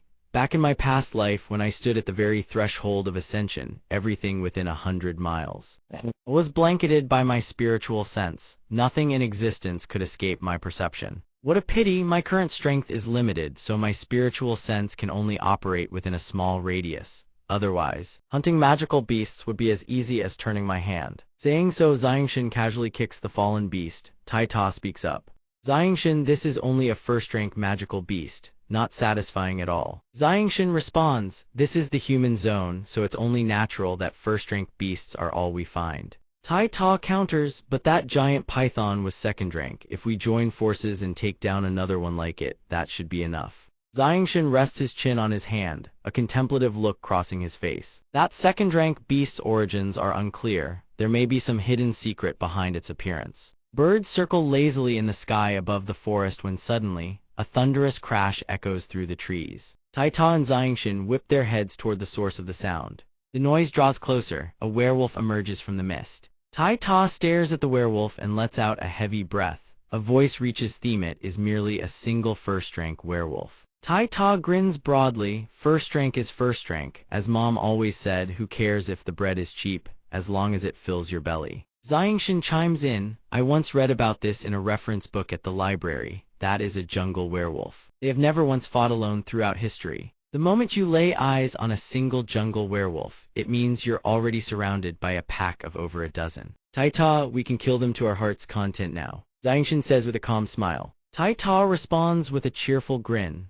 "Yeah, clear blue skies and green bushes as far as the eye can see, perfect day for a hunt." Two men clad in black cloaks converse amongst themselves. Damn it, how did Chengyang Xiangshan move so fast? The moment he entered the jungle, he vanished without a trace. If the young sect master finds out we lost him, we're dead men. HMPH. A magical beast descends from the sky above. The beast crashes down hard, sending up a massive cloud of dust and debris. A voice suddenly rings out from within. Screams echo from deep within the forest. "Ah, help!" Bai En rushes in, his expression urgent. "Headmaster, we have a problem." The dense forest has suddenly been sealed off by a barrier completely cut off from the outside world. The headmaster exclaims in shock. "What?" A barrier has engulfed half of the entire forest. The headmaster and Bai En rush to the barrier's edge to inspect it. Bai En speaks up. After the beast hunting competition began, the dense forest was sealed shut by this barrier. "I've tried every method I know, but none of them can break through it." The headmaster responds gravely. "This barrier was erected by the founding headmaster himself. Don't say Yaovan, I cannot shatter it in a short time." Bai En places his hand against the barrier. The formation array left behind by the founding headmaster has it activated at this precise moment. The headmaster replies, I don't know. Perhaps the founding headmaster's research was somehow connected to the dense forest. Unfortunately, the founding headmaster passed away unexpectedly. Whatever research he conducted within the dense forest has become an eternal secret. Bai En asks in alarm, what do we do now? All those students are trapped inside, and the others are in there as well. The headmaster responds, his voice heavy, if something happens, they are the students of our Kargath Academy. I will exert every ounce of my strength. Perhaps within one day I can break this barrier. Beyond that, all we can do is pray. The academy director stands before the barrier with a resolute gaze. He kneels and clasps his hands in prayer. While Bai En stands before the barrier and speaks, let's hope nothing goes wrong. The barrier encases the forest. Numerous werewolves howl. Xiangshan and Tai Ta still stand their ground. Tai Ta grips his axe, grinning broadly. Half each, let's see who finishes first. Xiangshan holds his sword and replies, no problem. Then they each sprint off in opposite directions. One werewolf after another is torn apart by razor-sharp sword intent. Xiangshan lands with a cool, effortless flare. Werewolf corpses piled high around him. Tai Ta flashes a bright grin. Tai Ta leaps into the air and brings his axe crashing down. A single horizontal slash of Xiangshan's sword sends werewolf blood spraying through the air. The werewolf collapses, blood splattering across the ground. One werewolf turns and flees. Xiangshan's expression is helpless as he speaks. Just like that it runs, huh? Tai Ta's expression turns terrifying as he speaks. Where do you think you're going? You're already done for. Tai Ta leaps up and brings his axe cleaving downward. A death cry echoes through the forest. Tai Ta speaks up. Xiangshan, we're incredible. We actually took down that many werewolves. Xiangshan replies, these werewolves are strange. According to the books, the werewolves of the jungle are all first rank, low tier, but these ones are first rank, high tier. Tai Ta replies, is that so? I didn't notice. Werewolves lie on the ground, drenched in blood. Xiangshan speaks up. Their bodies reek of human blood. The blood stains are still fresh. They clearly just fought people. Could it be that people nearby were ambushed? Suddenly, a noise comes from ahead. Numerous corpses lie in pools of blood. Tai Ta speaks up. They're all dead. How is that possible? Xiangshan replies. Those werewolves were stronger than expected, but killing this many students is simply impossible. Tai Ta asks Xiangshan, how can you stay so calm at a time like this? Are we really the same age? Xiangshan replies. The strange occurrences in this sealed-off area keep multiplying, don't they? It seems someone's still alive. Xiangshan's eyes widen and Saprasia girl lies on the ground, still breathing. The three of them sit around a campfire. The girl, leaning against a tree, slowly opens her eyes. Tai Ta speaks up. Ha Lu, you're awake. The girl, her face filled with terror, asks, where am I? I remember, we were ambushed by werewolves and then. Wait, me teammates, where are my teammates? Xiangshan replies, they're all dead. The girl stares in disbelief. What? How is that possible? It's true. Where are those werewolves now? We should find somewhere to hide. Her face is still etched with fear. Tai Ta, roasting werewolf meat over the fire, grins and says, no need to worry, they have all been dealt with. The meat's done too. Want a bite? The girl lets out a startled cry. Huh. How those werewolves? The girl's face remains frozen in fear. Tai Ta grins and says, Xiangshan and I are pretty incredible, you know. Her eyes widen in surprise. The three of them sit around the campfire, talking and roasting meat. Suddenly, a strange noise echoes from the distance. The girl exclaims in alarm, that sounds like a big one. Xiangshan replies, finish eating quickly, let's go check it out. The girl says, still wide-eyed, you two are really going. Just from the sound alone, you can already tell how dangerous that magical beast is. Tai Ta replies, dangerous for us. Only if it's dangerous to us to go. Do you want to come with us? The girl says, no, I want to get out of here. Tai Ta replies, what's wrong with that? Be careful out there. Now Xiangshan and Tai Ta look at the girl. She turns back and says, thank you for saving me. Farewell. With that, she walks away. Now only two remain. Tai Ta speaks up, was she really that scared? Xiangshan replies, that girl was a bit strange. With that, the two also rise and walk away. Tai Ta asks Xiangshan, it's normal for a girl to be timid. What's there to be suspicious about? Xiangshan replies, just a feeling. Forget it, let's go hunt some magical beasts first. Three ferocious magical beasts appear, howling as they emerge from the depths of the forest. Xiangshan speaks up, second-rank magical beasts, fire cloud beasts. The books say they're not particularly dangerous. Their only notable trait is their high defensive capability. Tai Ta replies, Xiangshan, you sure know a lot. Looking at the magical beast before them, Xiangshan replies, I just read it all in the library. Prepare to strike, don't let it escape. Tai Ta responds with a firm got it. The two leap into action. On axe comes crashing down, followed by one sword slash. Now Xiangshan and Tai Ta are mounted on the magical beast's back. Tai Ta exclaims, "You said its defense was just a bit high, it's insanely high. Are you kidding me? We can't even scratch the damn thing." The magical beast's eyes ignite with streaks of crimson. The beast lets out an enraged roar. Xiangshan looks up and shouts, "Damn it, we have angered it." The monster bares its razor-sharp fangs, gathering force for an attack. It unleashes a devastating beam of light, obliterating everything in its path. Tai Ta raises his axe to block. Chengyang Xiangshan asks with a pained expression, "Tai Ta, are you alright?" Tai Ta reaches up to touch his head. His hair has been singed off completely. He says he's fine. Then Tai Ta suddenly screams, "Where's my hair? I'm bald." His face twists with fury, teeth bared as he snarls, "You bastard. I'm only 16. Tai Ta grips his axe and bellows, "How did I go bald?" The monster's jaws still gape wide open. Countless streams of dark energy swirl through the surrounding air. Tai Ta's axe begins to radiate with streams of black light trailing behind it. He lets out a series of guttural grunts. He swings the axe forward and roars, "Die." Azure light erupts, forming concentric rings, advancing toward the monstrous beast. Tai Ta strains with all his might, using his bare hands to hold open the colossal beast's maw. Chengyang Xiangshan descends from above, shouting, "Tai Ta, hold on, I'm coming."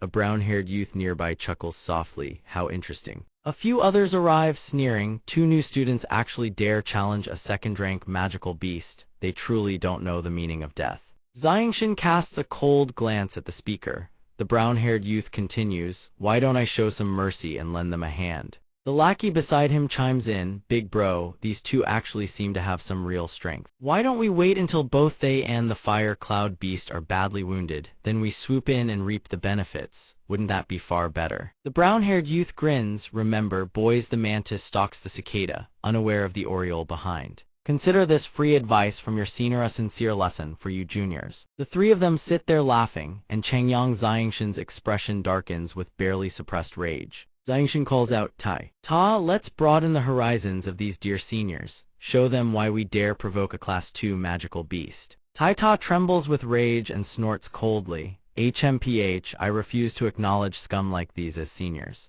He braces his legs and heaves the colossal beast's weight onto his shoulders. Tai Ta grimaces and roars, "Come at me, you bastard." Suddenly, a purple-furred beast materializes before them, its eyes radiating an eerie, piercing glow. The beast charges forward, then slams its massive claws into the earth. The ground shatters, splitting apart in jagged fissures. Its 2 horns splinter and shatter. Tai Ta collapses to the ground, gasping, "I'm spent, can't move anymore." The beast bares its razor-sharp fangs over Tai Ta's fallen form, unleashing a guttural, bone-chilling growl. Around Chengyang Xiangshan's body, crimson streams of saint force erupt into blazing existence. The beast opens its cavernous maw, fangs bared, its murderous gaze locked dead ahead. An orange glow coalesces within the beast's gaping jaws. A white radiance bursts into being directly before the beast. White streaks of light and golden-orange radiance swirl and coil around Chengyang Xiangshan's body. Xiangshan grips his blade and aims straight for the beast's eye. Lashing out without mercy, Chengyang Xiangshan drives his blade directly into the beast's eye. His mind races. If the fire cloud beast's fur is impenetrable across its entire body, then strike where it is weakest, the eyes.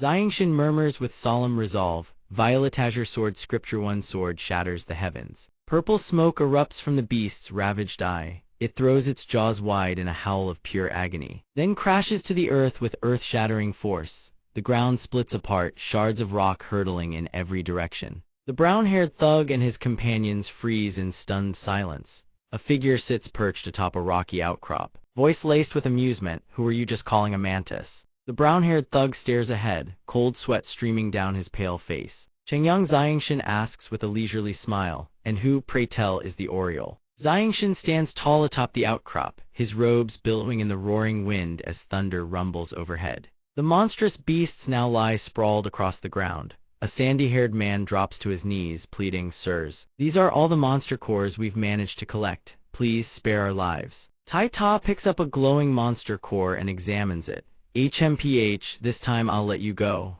The brown-haired thug forces a sycophantic grin. "Thank you, sirs, thank you." He says timidly, "Then we'll take our leave." Xiangshan, standing atop the rocky outcrop, calls out sharply, "Wait." The brown-haired thug looks up nervously. "Sir, do you have further instructions?" Chengyang Xiangshan narrows his eyes and asks, "You lot are upperclassmen, aren't you?" Before him, countless streaks of light converge into a shimmering circular formation. Chengyang Xiangshan asks, "Has this thing always appeared in every hunting trial?" The brown-haired thug blinks in confusion. What is that? It wasn't there last year. Another brown-haired youth, a green headband tied around his forehead, chimes in. First time I've seen it. Looks like some kind of barrier or shield. Changyang Xiangshan tilts his chin upward, arms folded. It wasn't here last year. Could this be a new measure introduced by Vice Dean Bai? Xiangshan strokes his chin in contemplation, a nagging sense of unease gnawing at him. Something feels fundamentally wrong. The sandy-haired thug scrambles to his feet. If we don't leave now, when will we? Let's go. Tai Ta hoists the bag of glowing monster cores onto his shoulder.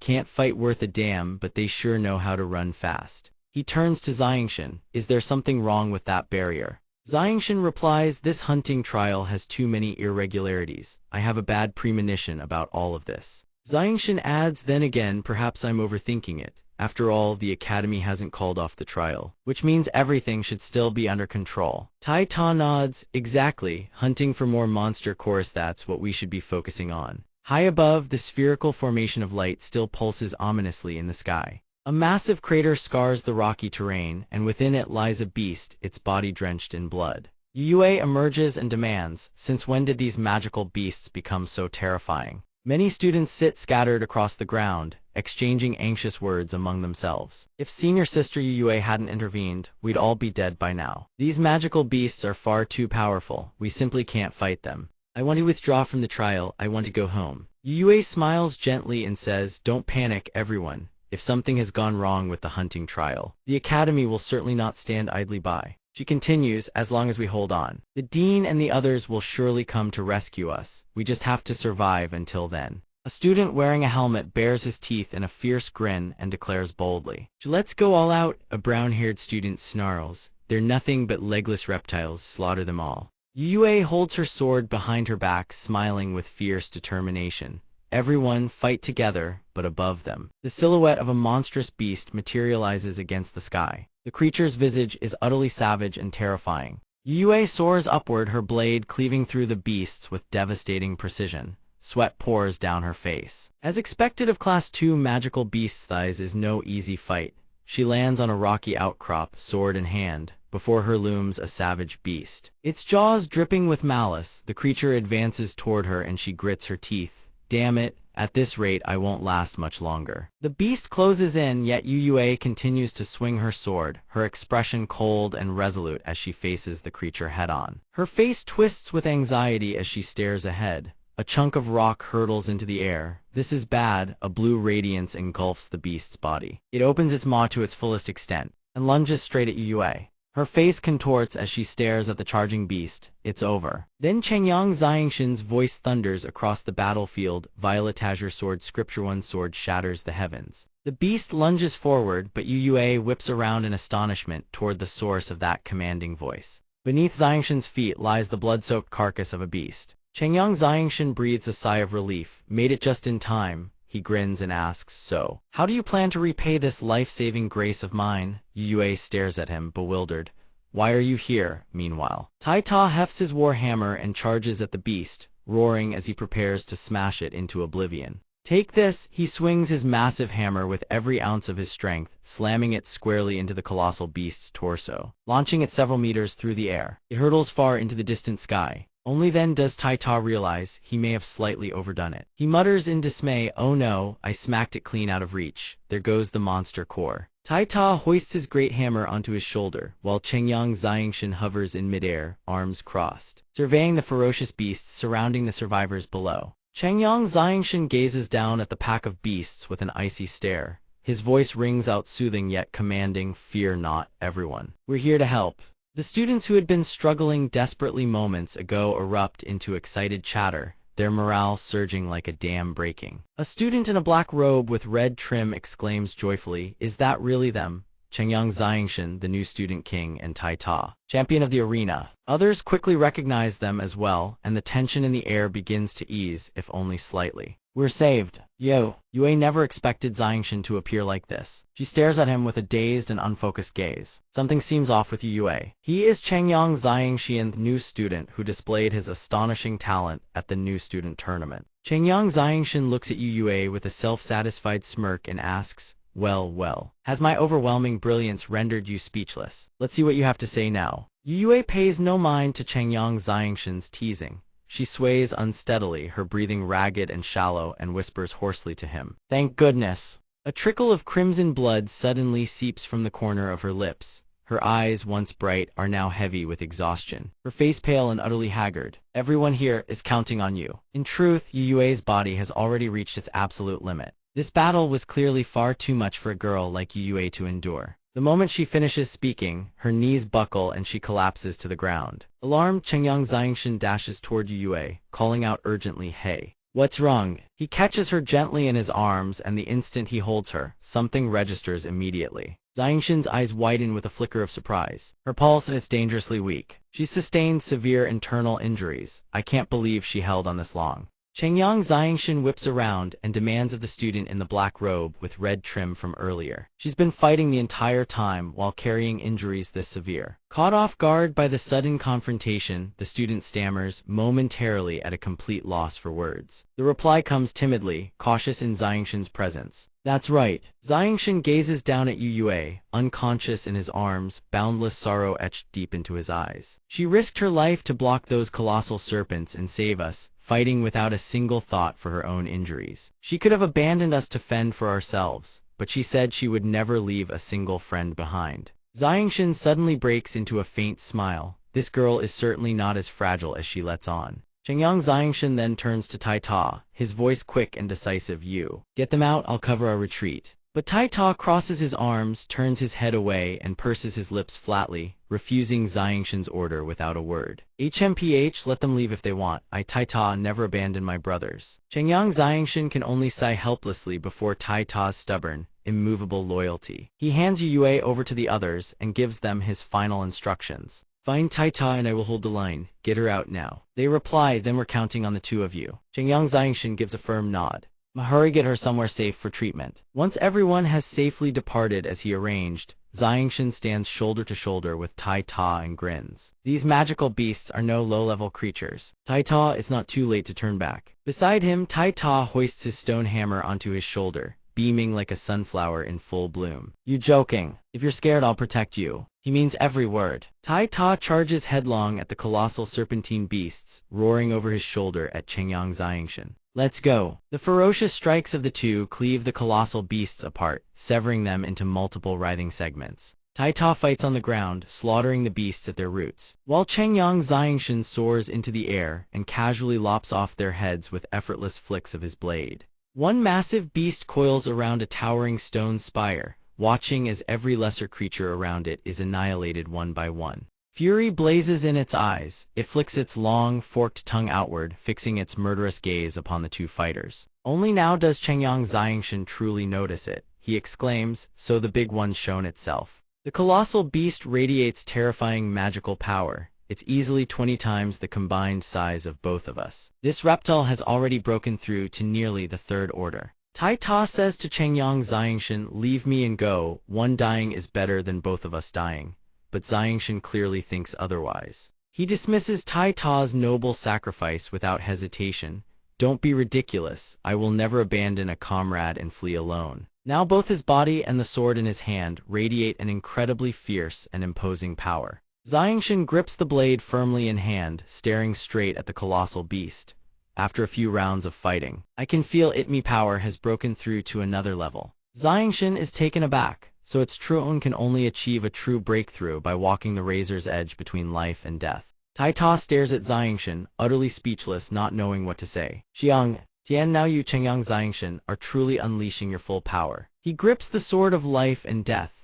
Xiangshan's gaze, already cold as winter frost, now carries an edge sharp enough to cut steel. He says to Tai Ta, "Put your faith in this blade." Chengyang Xiangshan's eyes glint like sharpened steel. He clutches his sword tight and rockets forward. His speed is staggering so fast that no comparison to any living soul could do it justice. The dragon-headed, serpent-bodied beast opens its maw, bearing rows of razor-sharp white fangs, and extends its impossibly long, forked tongue. Its pupil-less eyes flash with a dangerous golden gleam, and there isn't just three of them appear at once. Each body stretches hundreds of meters long, encased in scales hard as stone. One bears golden eyes, another red, and the third white. Each gapes its enormous maw wide, as if ready to swallow Xiangshan whole. All three beasts lunge in unison, jaws gaping wide, devouring the air as they charge toward their prey. With nimble grace, Xiangshan leaps onto their elongated bodies and kicks off, spinning midair to land safely on the ground, evading their venomous assault entirely. In a blur, Changyang Xiangshan traces his blade edge along the massive bodies of the beasts, his speed still utterly terrifying. Wherever his sword strikes, blood erupts in an unceasing torrent. Tai Ta stands below, draped in wolf fur, watching as a beast's severed head tumbles from its neck. His jaw drops in silent awe, his heart thundering with disbelief. So fast. Changyang Xiangshan's expression grows solemn, his cold gaze delivering devastating sword strikes against over a dozen beasts. Quiet pride swells within him. Back then, I truly was the #1 swordsman under the heavens. Xiangshan then rockets forward like a bolt of lightning, weaving around the enormous bodies of the beasts. The beasts can do nothing but collapse helplessly, waiting to meet the king of hell. Suddenly, a thick white mist erupts from the white-eyed beast's maw. Its eyes blaze with wild, unhinged fury. The beast spews a massive cloud of lethal venom directly at Changyang Xiangshan.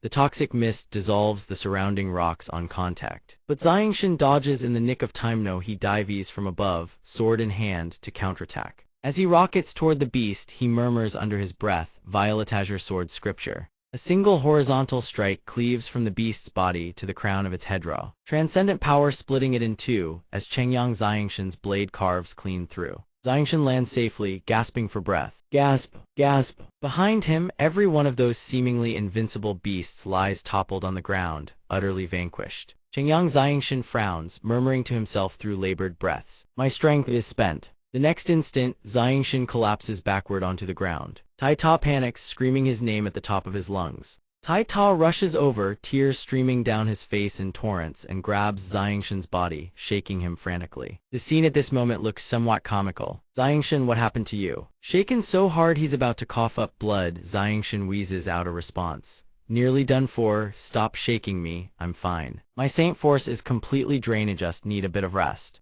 Only now do the two of them notice the massive pile of green monster cores amassed behind them from the battle. Not just green, either purple and dazzling golden cores are mixed in as well. Changyang Xiangshan sighs in amazement. I never expected our harvest to be this plentiful. Tai Ta plops himself down atop the corpses of the beasts, scooping up monster cores by the handful and tossing them into the air. Haha, we've struck it rich, so many monster cores. Suddenly, something rockets into the sky like a launched projectile, but this one is rather peculiar. It screams. Ag! The shrieking demands both of their attention. Tai Ta looks up just as the object plummets downward, slamming into the rocks right before them. Falling from such a tremendous height, the crash produces a deafening impact. Dust and debris explode in every direction. The object, no more accurately the person, lies sprawled on the ground, limbs splayed in every direction, groaning loudly. Damn it all, beaten again. Changyang Xiangshan's eyes go wide, his jaw dropping in utter shock. Big brother. Almost immediately, they hear Luo Shiking's voice echoing from the distance. Changyang, who still wants to run. One of them bursts into excited laughter upon spotting the haul of monster cores from Xiangshan's group. Boss, the monster cores Harith is a fortune. Luo Jian speaks up, looks like both sides them and the serpent suffered heavy losses,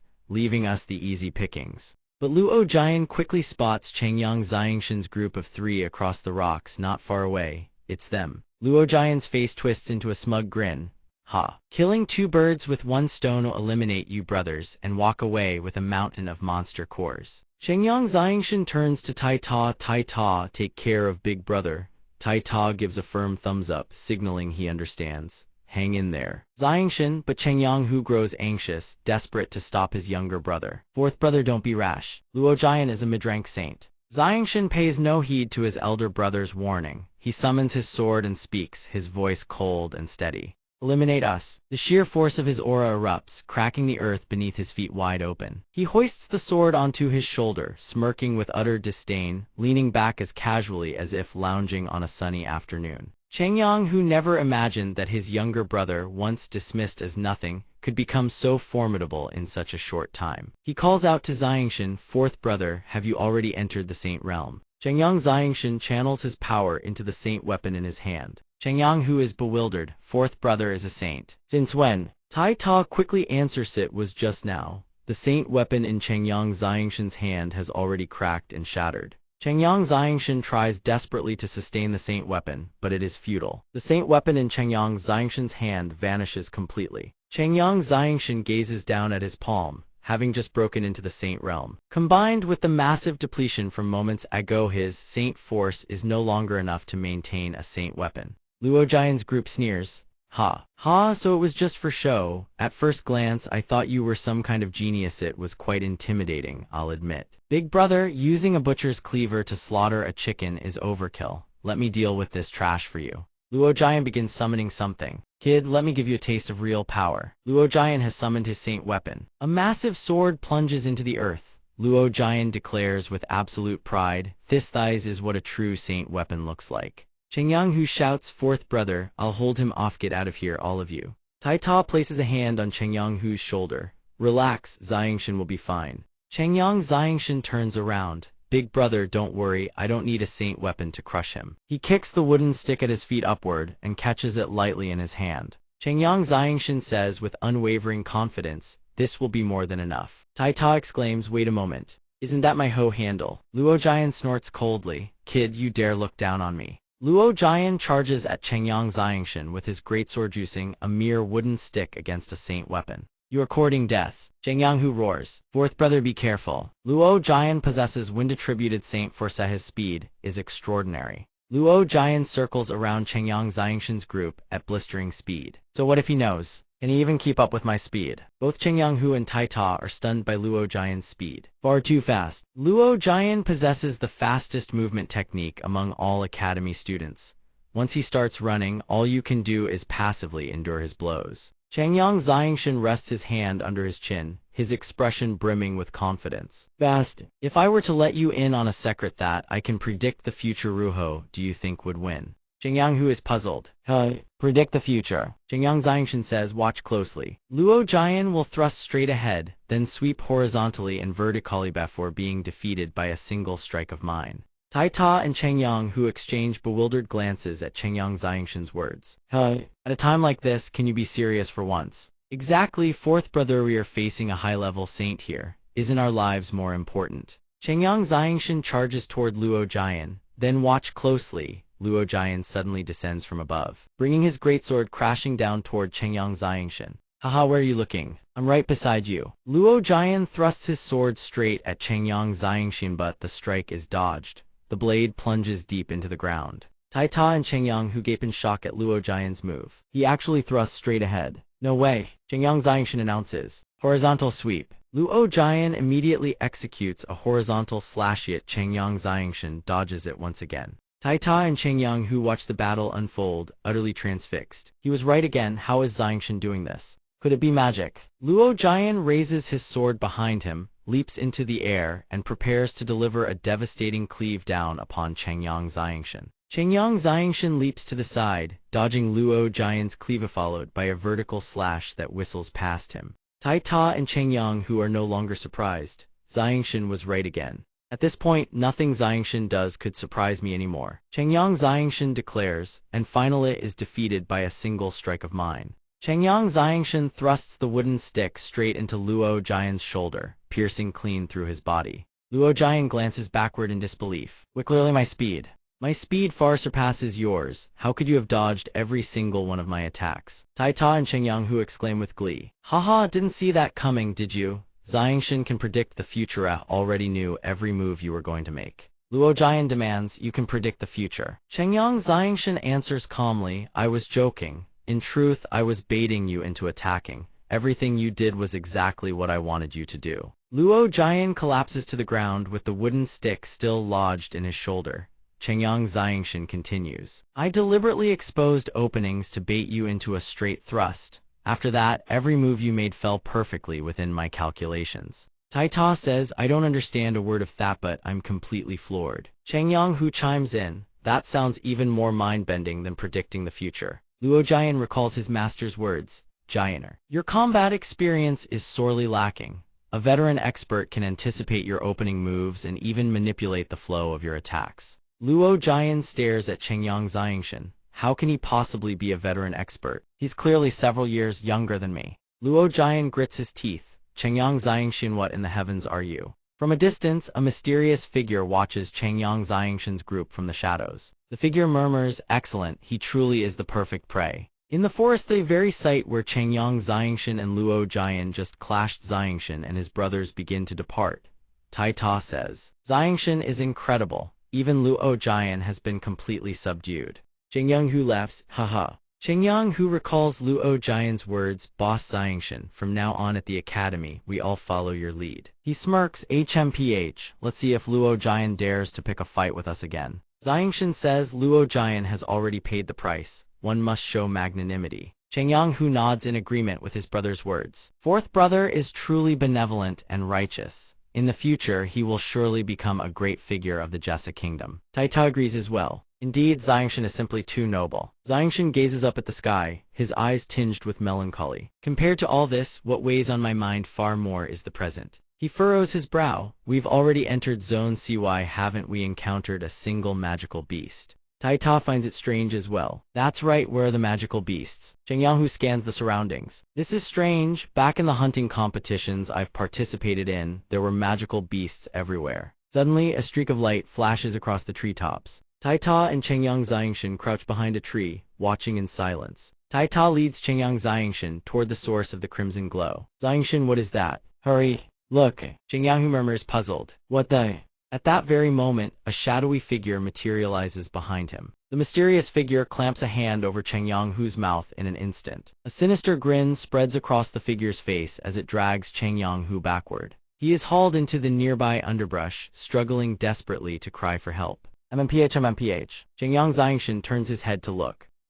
He frowns, puzzled. "Where's Big Brother?" Tai Ta answers, "He was right behind us just a moment ago." Big Brother suddenly rises from the bushes and stumbles, losing his footing. It's nothing. Tai Ta replies, "You sure were careless, Big Brother." Changyang Xiangshan stares at him, suspicion flickering in his eyes. He takes the lead. "Then let us continue searching the area for monsters." Tai Ta and Changyang Hu both nod in agreement. "No problem." Changyang Hu lingers behind, watching the two walk ahead. A terrifying smile creeps across his face.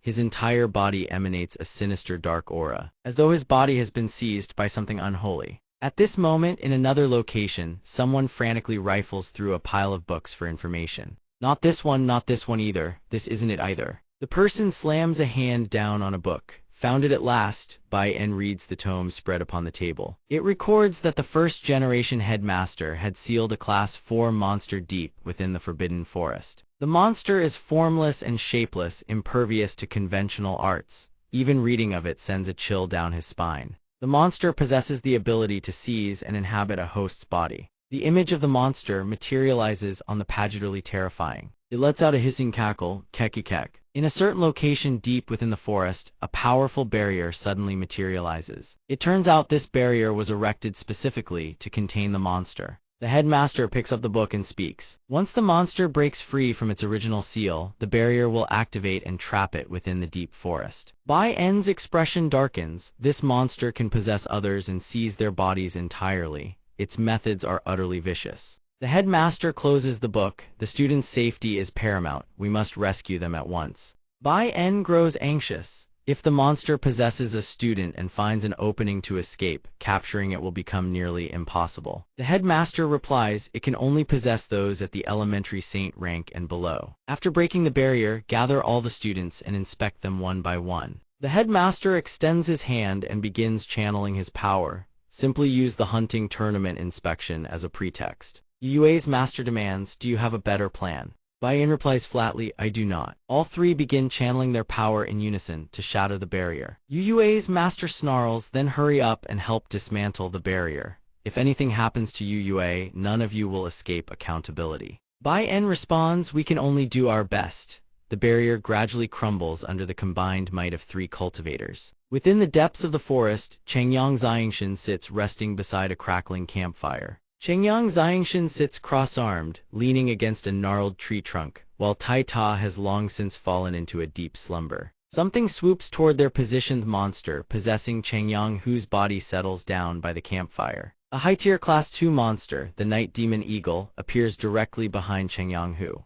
Changyang Hu slowly turns his head and flashes a chilling grin. The monster recoils in alarm, startled by the expression on Changyang Hu's face. The monster bolts, fleeing from Cheng Yanghu's unnerving gaze. Cheng Yanghu rises to his feet, stares after the fleeing beast, then turns his head back, flashing a terrifying smile. Fourth brother appears as though possessed by a demon. He gazes toward Cheng Yang Xiangshan and calls out in a hollow voice, "Fourth brother. Fourth brother." The sinister specter, cackling under its breath, creeps stealthily toward Xiangshan. It extends a hand, reaching to seize the young man. Cheng Yanghu's hand closes in, mere inches from Cheng Yang Xiangshan. In a flash, Xiangshan's hand shoots out and seizes his bizarre elder brother's wrist. Alarm surges through Cheng Yanghu. Xiangshan's eyes snap open. He can endure this no longer. "Who are you? Why have you taken on the form of my eldest brother?" The entity replies, "You detected me that quickly. Where did I slip up? My performance was perfectly normal." "Your performance was indeed flawless, dear big brother. Unfortunately, I am no ordinary person." Cheng Yanghu stares dumbfounded. A wicked grin spreads across Cheng Yanghu's face. "So that's how it is, truly worthy of being the prey I've set my eyes upon. Someone as sharp-witted as Yao, how delicious, perfect for body snatching." Xiangshan demands, "Body snatching? What do you mean body snatching?" Cheng Yanghu steps closer, eyes gleaming. "Your body belongs to me now." Their gazes collide and a spiritual link erupts between them. Both are hurled backward. Cheng Yanghu slowly rises to his feet. "Failed. You're merely an elementary saint. How can your soul be this powerful?" Cheng Yang Xiangshan speaks, his voice cold as steel. "My soul has traversed life and death to reach this world. In a certain sense, I too have seized this body for myself." Having said that, he strides toward Cheng Yanghu and places a hand upon his face. "No matter who you arrogate out of my eldest brother's body." Cheng Yang Xiangshan unleashes his ultimate Techniqueth Violetage sword art. A single sword strike pierces straight through Cheng Yanghu's skull. Heart-severing, Cheng Yanghu's body flips through midair and lands on one hand. It speaks, "Even your strongest attacks only damage the body of whoever I inhabit, not me. Unless I voluntarily switch hosts or the current vessel dies. This possession cannot be undone. I've lived quite comfortably, thank you. Come show me what you've got. If you have the ability, then kill me." Cheng Yang Xiangshan advances, lightning crackling violently around his body. "Are you certain about that?" Cheng Yanghu's arm suddenly jerks on its own. Big Brother's willpower surges, seizing control of his own body, rolls away from the entity at once. The monster panics. "My hold over this body is weakening." "Impossible." Xiangshan launches himself into the air above in a single explosive bound. At that moment, the monster is still staring blankly at its own trembling hand. He roars, "Get off my brother's body." The protagonist's fist slams directly into the monster's face. "Get out." The entity trapped inside Cheng Yanghu's body lets out a piercing, agonized shriek. Arghhh, the monster is violently expelled from Cheng Yanghu's body. How can you do this? How can you possibly harm me?" Cheng Yang Xiangshan speaks, his tone icy. "In this world there may be few methods capable of dealing with you, but in another world, there are many." The monster demands, "What do you mean by that? Could it be you come from another world?" Cheng Yang Xiangshan leaps toward the monster beast, his sword crackling with lightning. "No need for more words. A scourge like you cannot be allowed to exist in this world." He swings his sword in two vicious slashes at the beast, but it dodges both, channeling Saint Force into his fingertip. He fires a beam of power that pierces clean through the monster's arm. The beast howls in agony. "Damn you, I should have killed you back in the forest when I had the chance." Cheng Yang Xiangshan responds, "Kill me in the forest. You saw me before." He recalls the girl he encountered earlier. "So that girl was possessed by you too." The beast says, "I originally planned to possess her body, disguise myself as a student, and escape the secret forest. Unfortunately, I couldn't break free." Cheng Yang Xiangshan gazes up at the barrier. "So this barrier was meant to contain you. What exactly are you?" The beast introduces itself. "No harm in telling you, I am M-1ECB Mieru. I can possess anyone at will. Years ago, some old fool said I had committed too many evils and sealed me in this place." M-1ECB Mieru contorts its face into a terrifying expression. "All these years, I have been trying to break the cell to reclaim my freedom. I never expected that old fool not only sealed me, but also erected that barrier on top of it." Cheng Yang Xiangshan frowns in thought. "How did you manage to break the seal? Did someone help you?" M-1ECB Mieru replies, "You are indeed clever. That's right, Somyeon did help me."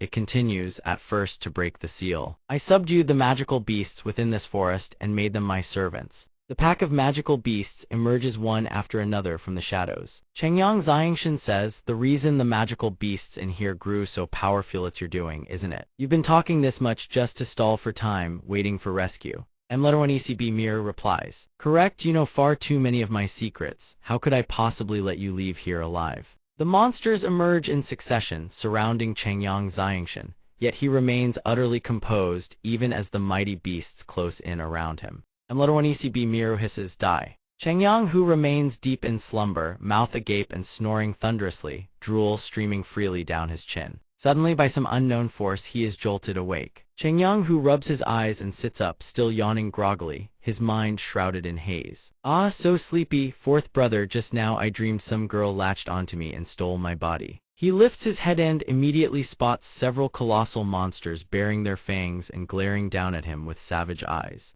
He startles for a moment, but then Changyang, who crosses his legs, strokes his smooth, beardless chin, and mutters to himself as though nothing is wrong. Could it be I'm still not awake? Yeah, what I'm seeing right now just can't be real. I said I'd do it and I'll do it. And so Changyang, who flops right back down on the spot, falling asleep once more, leaving both the monsters and Changyang Xiangshan utterly speechless. Frozen like stone, Changyang Xiangshan keeps his guard up against the beasts while shouting at the top of his lungs for Changyang Hu to wake up. Big brother, stop fooling around, get up and face the enemy. Changyang Hu is bewildered. This isn't a dream. Could all of this actually be real? The cat-headed, wolf-bodied beast that walks upright on two legs watches their brotherly banter with all three of its eyes. Changyang Xiangshan points at it, warning his elder brother. It is the mastermind behind everything, the one that possessed your body. Changyang Hu is struck by yet another shock. One might expect Changyang Hu to say something profound, but instead he widens his eyes and blurts out the most absurd words imaginable. I was possessed by this ugly thing. Will being tainted by this creature ruin my dashing good looks? The monstrous beast bristles its grotesque fur and roars furiously at Changyang Hu. You think I actually wanted to possess your wretched body? You detestable vermin. The remaining beasts are driven into a maddened frenzy, their eyes burning crimson, mouths gaping wide as they unleash thunderous roars at the two brothers. The cat-headed, wolf-bodied beast snarls through gritted teeth, you. A torrent of sinister energy erupts from its entire body as it roars in fury. You have thoroughly enraged me. It thrusts a claw toward Changyang Xiangshan and Changyang Hu. Kill them, all of you, tear them apart, leave none alive. The beasts receive their command. They howl in unison and charge toward the two brothers' position. A colossal elephant thunders toward Li Jun Tai Ta, who lies sprawled out with limbs akimbo, fast asleep without a care in the world. Changyang Xiangshan shouts, Tai Ta, wake up. Changyang Hu bellows just as loud, Tai Ta, brother, stop sleeping. But no matter how desperately they yell, Li Jun Tai Ta doesn't hear a thing. He remains lost in his deep slumber, utterly heedless of the colossal elephant about to trample him flat. And just as that pillar-like leg comes crashing down, Li Jun Tai Ta narrowly escapes a catastrophic fate. Blessed with heaven-sent fortune, the sleeping titan is saved because his brothers Changyang Xiangshan and Changyang Hu each grab a leg and drag him out of harm's way. The two brothers desperately drag Tai Ta behind them, sprinting with all their might to escape this killing ground. Changyang Hu shouts to his brother, run, there are too many beasts. The cat-headed, wolf-bodied M1ECB Miero howls its command after them. Don't let them escape. Up ahead, Changyang Hu and Xiangshan sprint with everything they have while hauling Tai Ta's hefty frame behind them. Hot on their heels, the pack of beasts closes in with terrifying speed. Suddenly, wild vines from the forest floor snake upward, coiling tightly around both of Tai Ta's wrists and his neck as he sleeps on. The two brothers up front remain oblivious, still yanking and pulling Tai Ta as they sprint for their lives. But no matter how hard they pull, none of them budge an inch. Changyang Hu is baffled.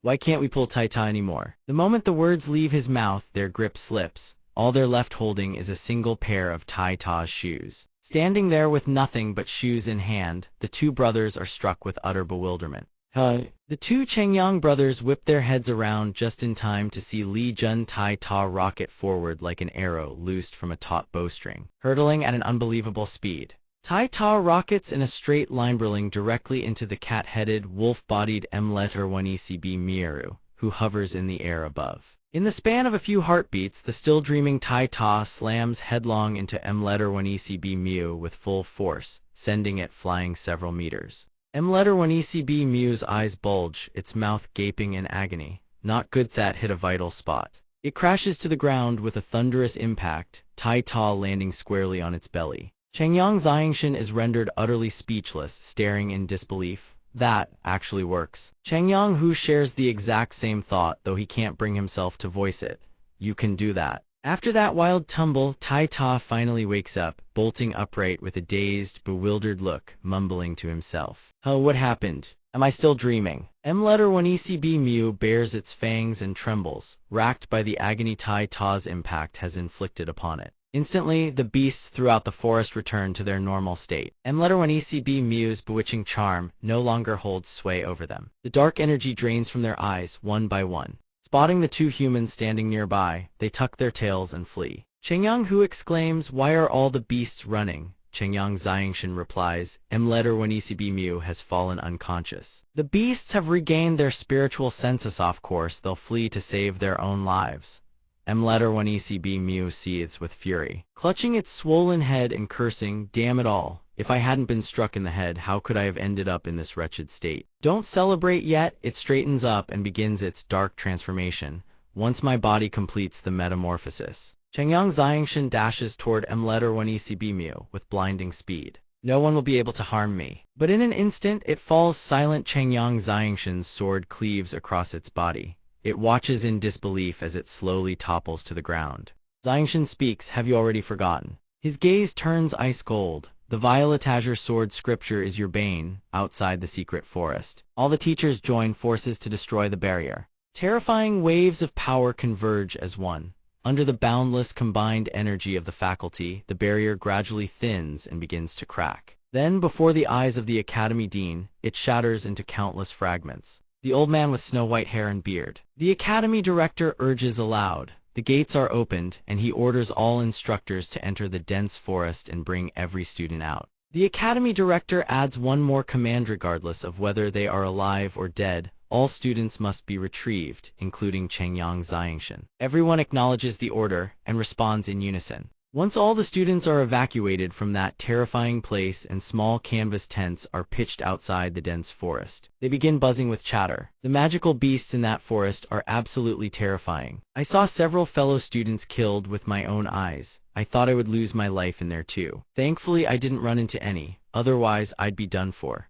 Yue glances around furtively, her face clearly betraying her anxiety, searching for someone she cannot find. Her brows are knitted tight, tense as she strains to observe every corner of her surroundings. Someone notices Yue's sneaky behavior and cannot help but ask, "Yue, are you still searching for Chengyang Xiangshan?" A young lady sitting cross-legged on a crate outside a tent hugs her knees and teases Yue, making her face visibly flush crimson. "Puffing out your cheeks and pretending to sulk, that's not very like you, is it? Yet here you are, actively chasing after a man." Yue quickly explains herself. "What are you even thinking? He risked his life to save us. Isn't it only proper etiquette to express our gratitude? You make it sound like it's just common courtesy, as if anyone would do the same." The girl says to Yue, "The teacher said all surviving students will gather here. Could they be?" Yue immediately turns her gaze toward the shattered barrier of the dense forest. "No way." Yue grows worried for a moment, but then recalls Chengyang Xiangshan's formidable prowess, strength that few could rival, and reassures herself. "That guy, he's so extraordinary, surely nothing will happen to him." Inside a small tent erected by everyone, Bai En sits with the Academy Director, reporting the situation to the old man. "Academy Director, we've combed through the entire dense forest. We found no trace of that demonic beast. It must have latched onto one of the students." The Academy Director seems to have anticipated this. "Indeed, just as I expected." The Academy Director turns solemnly, intending to address all the disciples. "For allowing that demonic beast to escape and leaving the students wounded here, I am deeply ashamed." Bai En's expression shifts, a trace of guilt on his face. "Academy Director, you still haven't recovered. Perhaps I should handle this instead." But the old man's mind is set. The Academy Director's eyes blaze with fierce determination. "I will personally eliminate that beast." With those words, the Academy Director rushes out of the tent, barking a string of orders to all students. "Prepare every demonic beast detection tool. Upon discovering any anomaly, strike immediately." Bai En parts the tent flap and follows outside, letting out a weary sigh. All students assemble as ordered, gathering to hear the Academy Director's announcement. "Everyone, place all the monster cores you've obtained onto the table. I must inspect everyone's achievements." Upon hearing this, a wave of panic sweeps through the crowd. "We're doomed. I couldn't even defeat a single magical beast. I have nothing to show. Those beasts were so powerful, just being alive is impressive enough." But they are unaware that someone is secretly observing everything from afar through a small spyglass. Those students continue chattering, It wasn't easy, but I managed to slay too. Another person suddenly burst out laughing. I got 4 with a haul. Ha, followed by cheerful boasts from others. My group and another got 3 cores. We passed 2. Suddenly, they hear someone nearby mocking them, a bunch of trash. It's not that the beasts were strong, you lot are just pathetically weak. It is none other than Cheng Mingxiang. He grins smugly, flaunting his own results with undisguised pride. Let me show you what a real gap in strength looks like. Cheng Mingxiang hurls all his monster cores onto the table. There are so many that each one clatters against the wooden surface, one after another. The orange-haired youth's eyes go wide as he exclaims at the sheer number. The others nearby are no exception, equally stunned. Cheng Mingxiang truly lives up to his title as the young master of the Huanian sect. His strength is formidable indeed. Hearing this, Cheng Mingxiang grows even more emboldened, jabbing his finger at them mockingly. This is what real strength looks like. You're all pathetically weak. Yue, however, shows visible displeasure at his attitude. Arrogant and insolent. The Huanian sect having a young master like him is 3 lifetimes of misfortune. The girl beside her sighs, but Cheng Mingxiang is truly powerful. I fear no one can surpass him. We can only endure his arrogance. But in this world, anything can happen. A voice rings out from directly behind them. Cheng Mingxiang, a few paltry results and you already dare to boast. Yue whips her head around, instantly recognizing that voice. That voice, it's him. Sure enough, it's the 3 of them, Chengyang Xiangshan and his companions. Their arrival is nothing short of celestial beings descending upon the mortal world. Chengyang, who, carrying an unconscious girl on his back, bursts into hearty laughter. Ha ha, having every eye in the crowd trained on Yaono, that's exhilarating. Xiangshan is helpless against this brother of his. If we hadn't gone searching for that treasure you mentioned, we wouldn't have missed the timing and shown up this late. Chengyang, who rolls his eyes. I thought that seal contained treasure. Who knew there'd be nothing there? Tai Ta tears into a succulent piece of meat from the drumstick in his hand, grinning. But the treasure hunt was pretty fun though. Cheng Mingxiang points at them furiously, his shout cutting off the brothers' banter. Chengyang Xiangshan, you actually survived. What did you just say? That yours are better than mine. Xiangshan suddenly smiles, a smile dripping with mockery. Better than yours, is that not perfectly reasonable? Every young lady present, Yue included, is struck breathless. They clutch their flushed faces and gush, so dashing, so domineering, I love it. Chengyang Xiangshan presses his advantage, pointing at the table already overflowing with Cheng Mingxiang's spoils. Academy Director, please bring a larger table. Xiangshan's blade-sharp gaze sweeps toward Cheng Mingxiang as he grins. I want to show someone here what it means when they say beyond the heavens. There are always greater heights. Cheng Mingxiang produces a massive wooden table as large as a bed and sneers. Is this table big enough for you? I want to see just how many monster cores you can possibly produce. Chengyang. Xiangshan grips the spatial pouch in his hand with unshakable confidence. Then look closely, he raises his hand. A white void yawns open, with something like a black hook flickering inside it, electricity crackling around its edges. Don't be too shocked now. Chengyang Xiangshan points upward toward the void, and monster cores begin raining down in a torrent. Witnessing this spectacle with their own eyes, everyone, Cheng Mingxiang included, is struck dumb with shock. Not a single jaw among the onlookers can close. No ways that many. A man in a black robe murmurs, am I seeing things? Where did Chengyang Xiangshan get so many monster cores? The pink-haired girl beside him can barely contain her astonishment. Did he sweep the entire forest clean by himself? Beyond those stunned into silence, there are those who lament several of their own cores are among the hall being poured out. Chengyang Xiangshan crosses his arms, standing tall and arrogant before Cheng Mingxiang.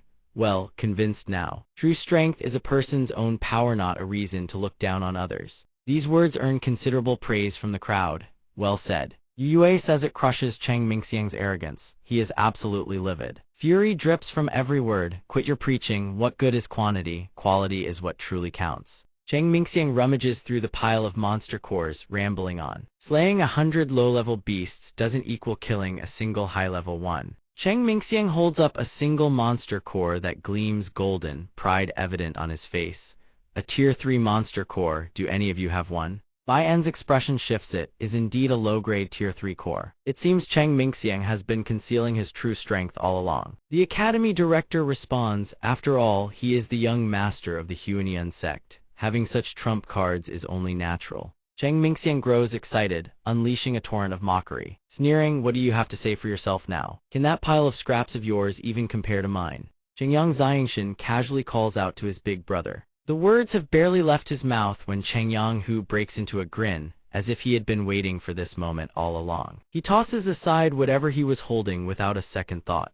Cheng Mingxiang, assuming Xiangshan is calling him Big Brother, sneers without hesitation, begging for mercy now. Calling me Big Brother won't save you, it's too late. Cheng Yanghu cuts in, hold on. Xiangshan is calling me. The two brothers flash identical grins and bump fists. Xiangshan says cheerfully, when it comes to showing off, that's best left to Big Brother, who replies, showing off is my specialty. Then Cheng Yanghu raises a monster Korapink in color, radiating an even more dazzling glow than the yellow one. He turns aggressive, thrusting it toward Cheng Mingxiang. What do you call this? Cheng Mingxiang's face drains of color as he stammers, that's a fourth grade monster core. Bai En, watching from the sidelines, is stunned.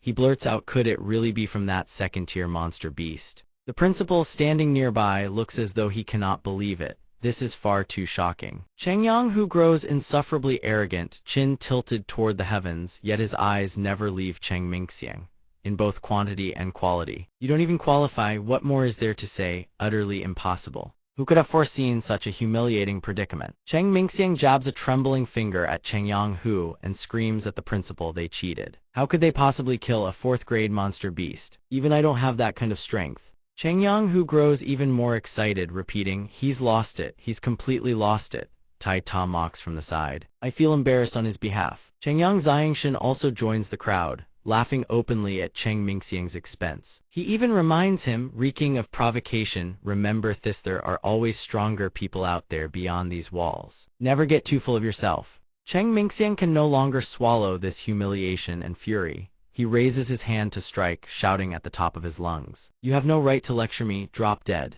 Bai En sternly seizes the wrist that was about to commit violence and declares, this is Kargath Academy, not the Huanian sect. It is not your place to act wildly here. The principal suddenly speaks up, you three come with me. No one can understand what is happening. With that, the principal has the three of them turn around and then, before the bewildered onlookers, they all vanish. What just happened? That's the first time I've ever seen the principal with such a grave expression. A fourth-grade monster Cory, how on earth did they obtain it? Yue wears a contemplative expression. She raises her head, gazing at the scenery, and murmurs. It seems the dense forest harbors an enormous secret. In another setting entirely, Yue's current image flickers to life before a mirror. A voice resonates, it seems the results are already clear. The full view of the mirror reveals 5 figures seated upon 5 chairs, the central chair the grandest, the rest diminishing in size outward. Their faces remain obscured. The person in the central chair speaks, tomorrow is Yue's 16th birthday. Her betrothal has already been decided. The figure seated to the right hears this and remarks, Your Majesty intends to use Yue for a political marriage alliance with a certain power. They smile as someone chimes in, after this period of observation, compared to that arrogant Cheng Mingxiang. Cheng Yang Xiangshan is clearly far more outstanding. The words have barely settled when the reply comes, I agree. Another voice adds, who would have thought the declining Cheng Yang family could still produce such a talent? The man seated at the center continues, if all are in agreement, then issue the imperial decree. A head of crimson hair gradually materializes, accompanied by the decree, betroth Yue to Cheng Yang Xiangshan.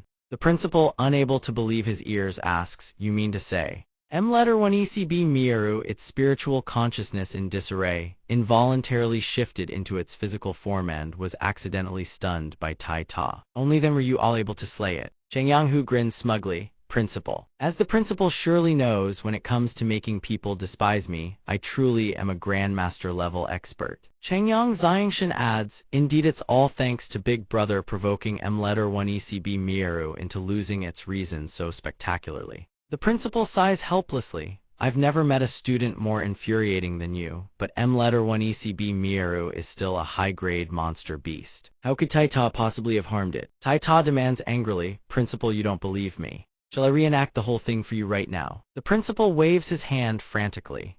I believe you, the old furnishings in this study of mine won't survive you. In his heart, the principal thinks that Letter 1 ECB Mieru could not have been defeated so simply. There is definitely more to this story. I truly didn't expect heaven I could only seal Letter 1 ECB Mieru, unable to kill it.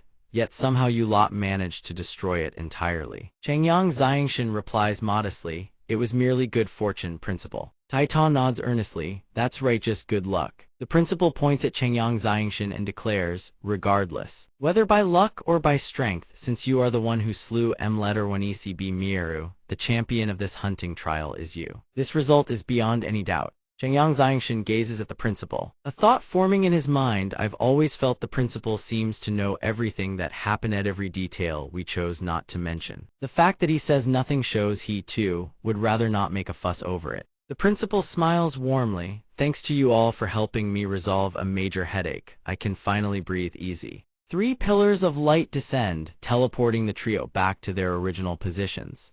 After a brief exchange, they return to the competition grounds, where the principal officially announces the results of the hunting trial. Chengyang Xiangshan is declared champion. The competition concludes here. Everyone is dismissed. The injured are to receive immediate treatment. Cheng Mingxiang, stunned by the outcome, shouts, Principal Chengyang Xiangshan clearly cheated. How can he be the champion? I refuse to accept this. There's no way he could have killed a 4th-grade monster beast. The principal's face radiates killing intent as he stares Cheng Mingxiang down. Silence, how dare you question the Academy's judgment? If you have grievances, come find me at my office so we can have a thorough discussion. Cheng Mingxiang breaks into a cold sweat, head bowing low. Understood. Bai En shouts, tend to the wounded immediately. Everyone else return to your quarters. Tai Ta carries an injured student through the door. Doctor, we've got a wounded person here. Yu Yue rushes over to Chengyang Xiangshan. I've been searching everywhere for you. Chengyang Xiangshan turns to face her. Your wounds look fine now, that's a relief. Yu Yue replies, I'm all right. I heard from the other students that it was you who risked your life to save us in the dense forest. Thank you for saving my life. He smiles gently, no need for thanks. As long as it clears up the misunderstanding between us from before, that's enough. Yu Yue says softly, in that kind of situation, someone willing to sacrifice themselves to save others must be a good person. I was rude to you before, I hope you'll forgive me. Let me introduce myself properly, I am Yu Yue. The male lead extends his hand with a smile. Ah, I am Chengyang Xiangshan. The two shake hands when suddenly, a teacher appears out of nowhere, inserting herself between them. Yu Yue calls out in surprise, Teacher. The teacher turns to Chengyang Xiangshan and says sharply, Don't celebrate too early, your real danger is only just beginning. She then turns to Yu Yue, come with me, something major has happened. Yu Yue follows the teacher, but still glances back at Chengyang Xiangshan with an apologetic look. He waves it off casually, thinking to himself, so cryptic again. Can't anyone just say things plainly? Back in the room, Tai Ta eats while grumbling. Those annoying classmates, after waking up, they don't remember a single thing. I thought I might actually make a couple of female friends at the academy. Chengyang Xiangshan comforts him. Don't mope around. At least we still have the reward, right? Let's see what rare treasure Big Brother brings back. The instant the words leave his mouth, Chengyang Hu bursts through the door. Ha ha ha, good news, great news. Chengyang Xiangshan smiles wryly. Big Brother, what's gotten you so worked up? Don't tell me the reward is a beautiful woman. Chengyang Hu stares back with an expression beyond description. Yeah, you already knew. Chengyang Xiangshan's jaw drops. What? The male lead is utterly stunned. The reward really is a beautiful woman. Is this for real? Back in the room, Chengyang Xiangshan sits with his eyes closed, his expression clearly displeased. Chengyang Hu notices and asks, Fourth brother, you don't seem very interested. Tai Ta adds sympathetically, yeah. You get to marry a princess show, can you not be happy about that? Chengyang Xiangshan turns away coldly. I don't even know who this princess is. You want me to marry her? I can't accept that. Chengyang Hu shouts in exasperation, Princess Kara, she's the only daughter of the current king. The male lead merely gives him a flat look. Big Brother is rendered speechless. His expression icy, the protagonist asks, and then what? Chengyang Hu stammers, that's all I know, I've told you everything. Princess Kara has been shrouded in mystery since childhood. Only the inner royal family knows her true identity. No one on the outside has ever seen her. Tai Ta wonders aloud, hidden to that extent. Surely the princess isn't ugly, is she? Chengyang Hu retorts, even if she were absolutely hideous, she's still a princess. Marry her and in the future you could inherit an entire kingdom. Chengyang Xiangshan replies flatly, becoming king holds no interest for me. By what right should my fate be decided by others? I'm going out for some air, this betrothal nonsense is insufferable. Tai Ta turns to Big Brother nervously. You don't think Xiangshan is going to run from the marriage, do you? Chengyang Hu says anxiously, run from the marriage, surely it won't come to that. Openly defying an imperial decree is a capital offense. I have to talk some sense into him. With that, Big Brother dashes after him, shouting, Fourth brother, don't do anything rash. But the person has already vanished without a trace. At a scenic hilltop, Yue munches on a snack and muses, "Teacher, do you think Chengyang Xiangshan will agree to the betrothal? He doesn't know that I am Princess Kara." The teacher replies calmly, "The Chengyang family will agree. After all, this is a golden opportunity for them to restore their former glory. As for Chengyang Xiangshan himself, I cannot say." She continues, "If he's some power-hungry fool who agrees to the betrothal, then I'll go find the emperor father and have the engagement annulled." The teacher asks, "And what if he doesn't agree?" Yue replies cheerfully, "If he doesn't agree, then he's truly special. I think he might be worth considering." The teacher sighs exasperatedly. "He agrees to the imperial betrothal and you want to annul it. He refuses and suddenly you don't want to annul it. The affairs of you young people, I truly cannot comprehend them. Oh, speak of the devil and he shall appear." A silhouette drifts languidly into view from the distance. The young man mutters with a sullen expression as he walks, "In my previous life, I wandered the heavens and earth alone, free and untamed. Now, out of nowhere, I'm struck with an arranged betrothal. Having someone constantly by my side, I still haven't gotten used to it." A watermelon rind comes hurtling through the air. Xiangshan whips his head around to see which rude soul threw it. Suddenly, Yue materializes out of thin air and says, "Classmate Xiangshan, what a coincidence. Come over and have some watermelon." Chengyang Xiangshan scratches his head upon seeing her and approaches, asking, "Why are you here? Didn't you have something to attend to?" Yue replies, "I finished dealing with it, so I came here to enjoy the scenery. I heard you were bestowed a marriage by the king." He hears this and sits down uncomfortably, asking, "How did you find out?" Yue smiles and replies, "I'm very quick with my information. Congratulations on marrying a princess." Chengyang Xiangshan speaks while eating watermelon. "What's there to congratulate? I haven't even met the princess before. And suddenly I'm bestowed a marriage out of thin air." Yue says in surprise, "To marry the princess in the future you could inherit an entire kingdom. Many people can only dream of such a thing." Chengyang Xiangshan replies candidly, "Whatever I desire, I will seize through my own strength, not through someone else's charity."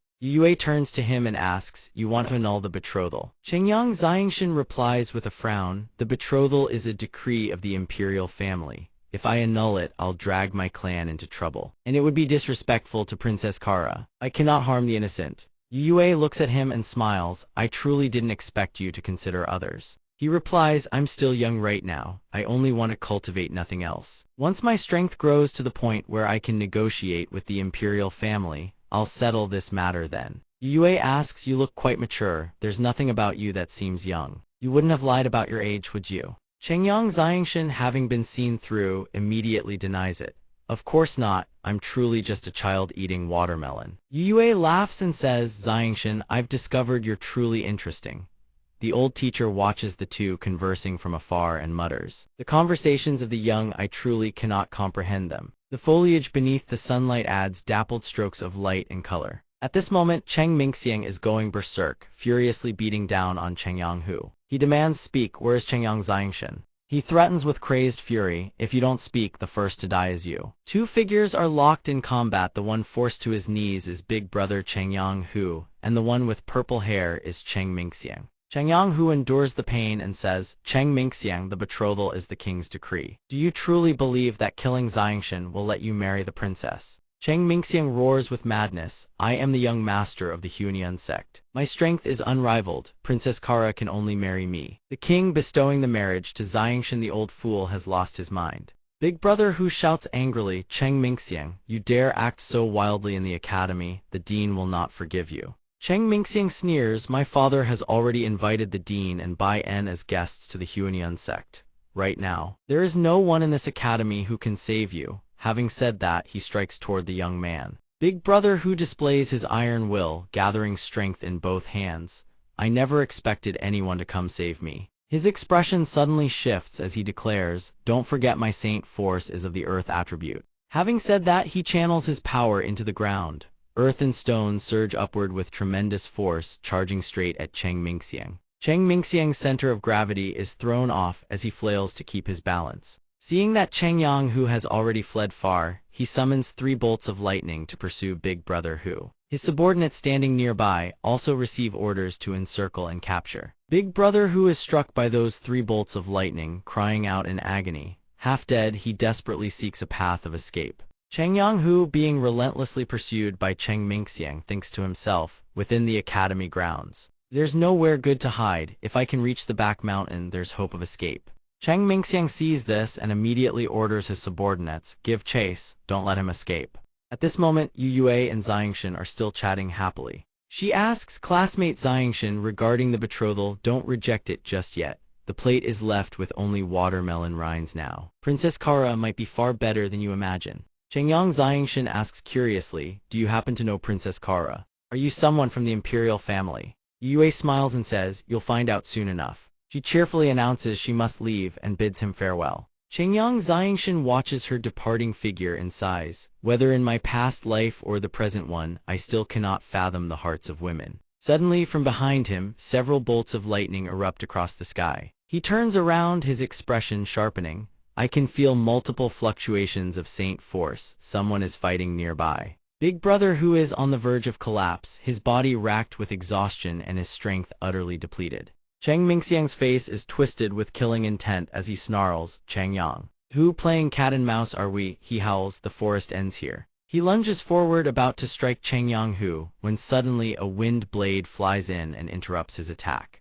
Cheng Mingxiang shouts furiously, who is it? Chengyang Xiangshan arrives. He asks with concern, Big Brother Changyang Hu, are you all right? Changyang Hu says weakly, fourth brother, Cheng Mingxiang wants to kill me. Hurry, go find the dean. Having said that, Big Brother Hu collapses. Cheng Mingxiang sees Xiangshan as if he's struck gold. He laughs wildly, Chengyang Xiangshan, you've delivered yourself right to my doorstep. He howls with manic excitement, you came to me of your own accord. Chengyang Xiangshan looks at Changyang Hu and says, Big Brother, I may be in insufferable trouble to others, but he risked his life hunting monster cores for me. Every good thing he would save for me. In this world, apart from my mother, the only person who gave me the warmth of family is Big Brother. This is my big brother's blood. The protagonist's eyes blaze with madness. Blood debts must be repaid with blood. You dared harm him like this, every one of you deserves to die. Cheng Mingxiang declares, the one who dies today is you. Cheng Mingxiang looks at the killing aura emanating from Xiangshan and thinks,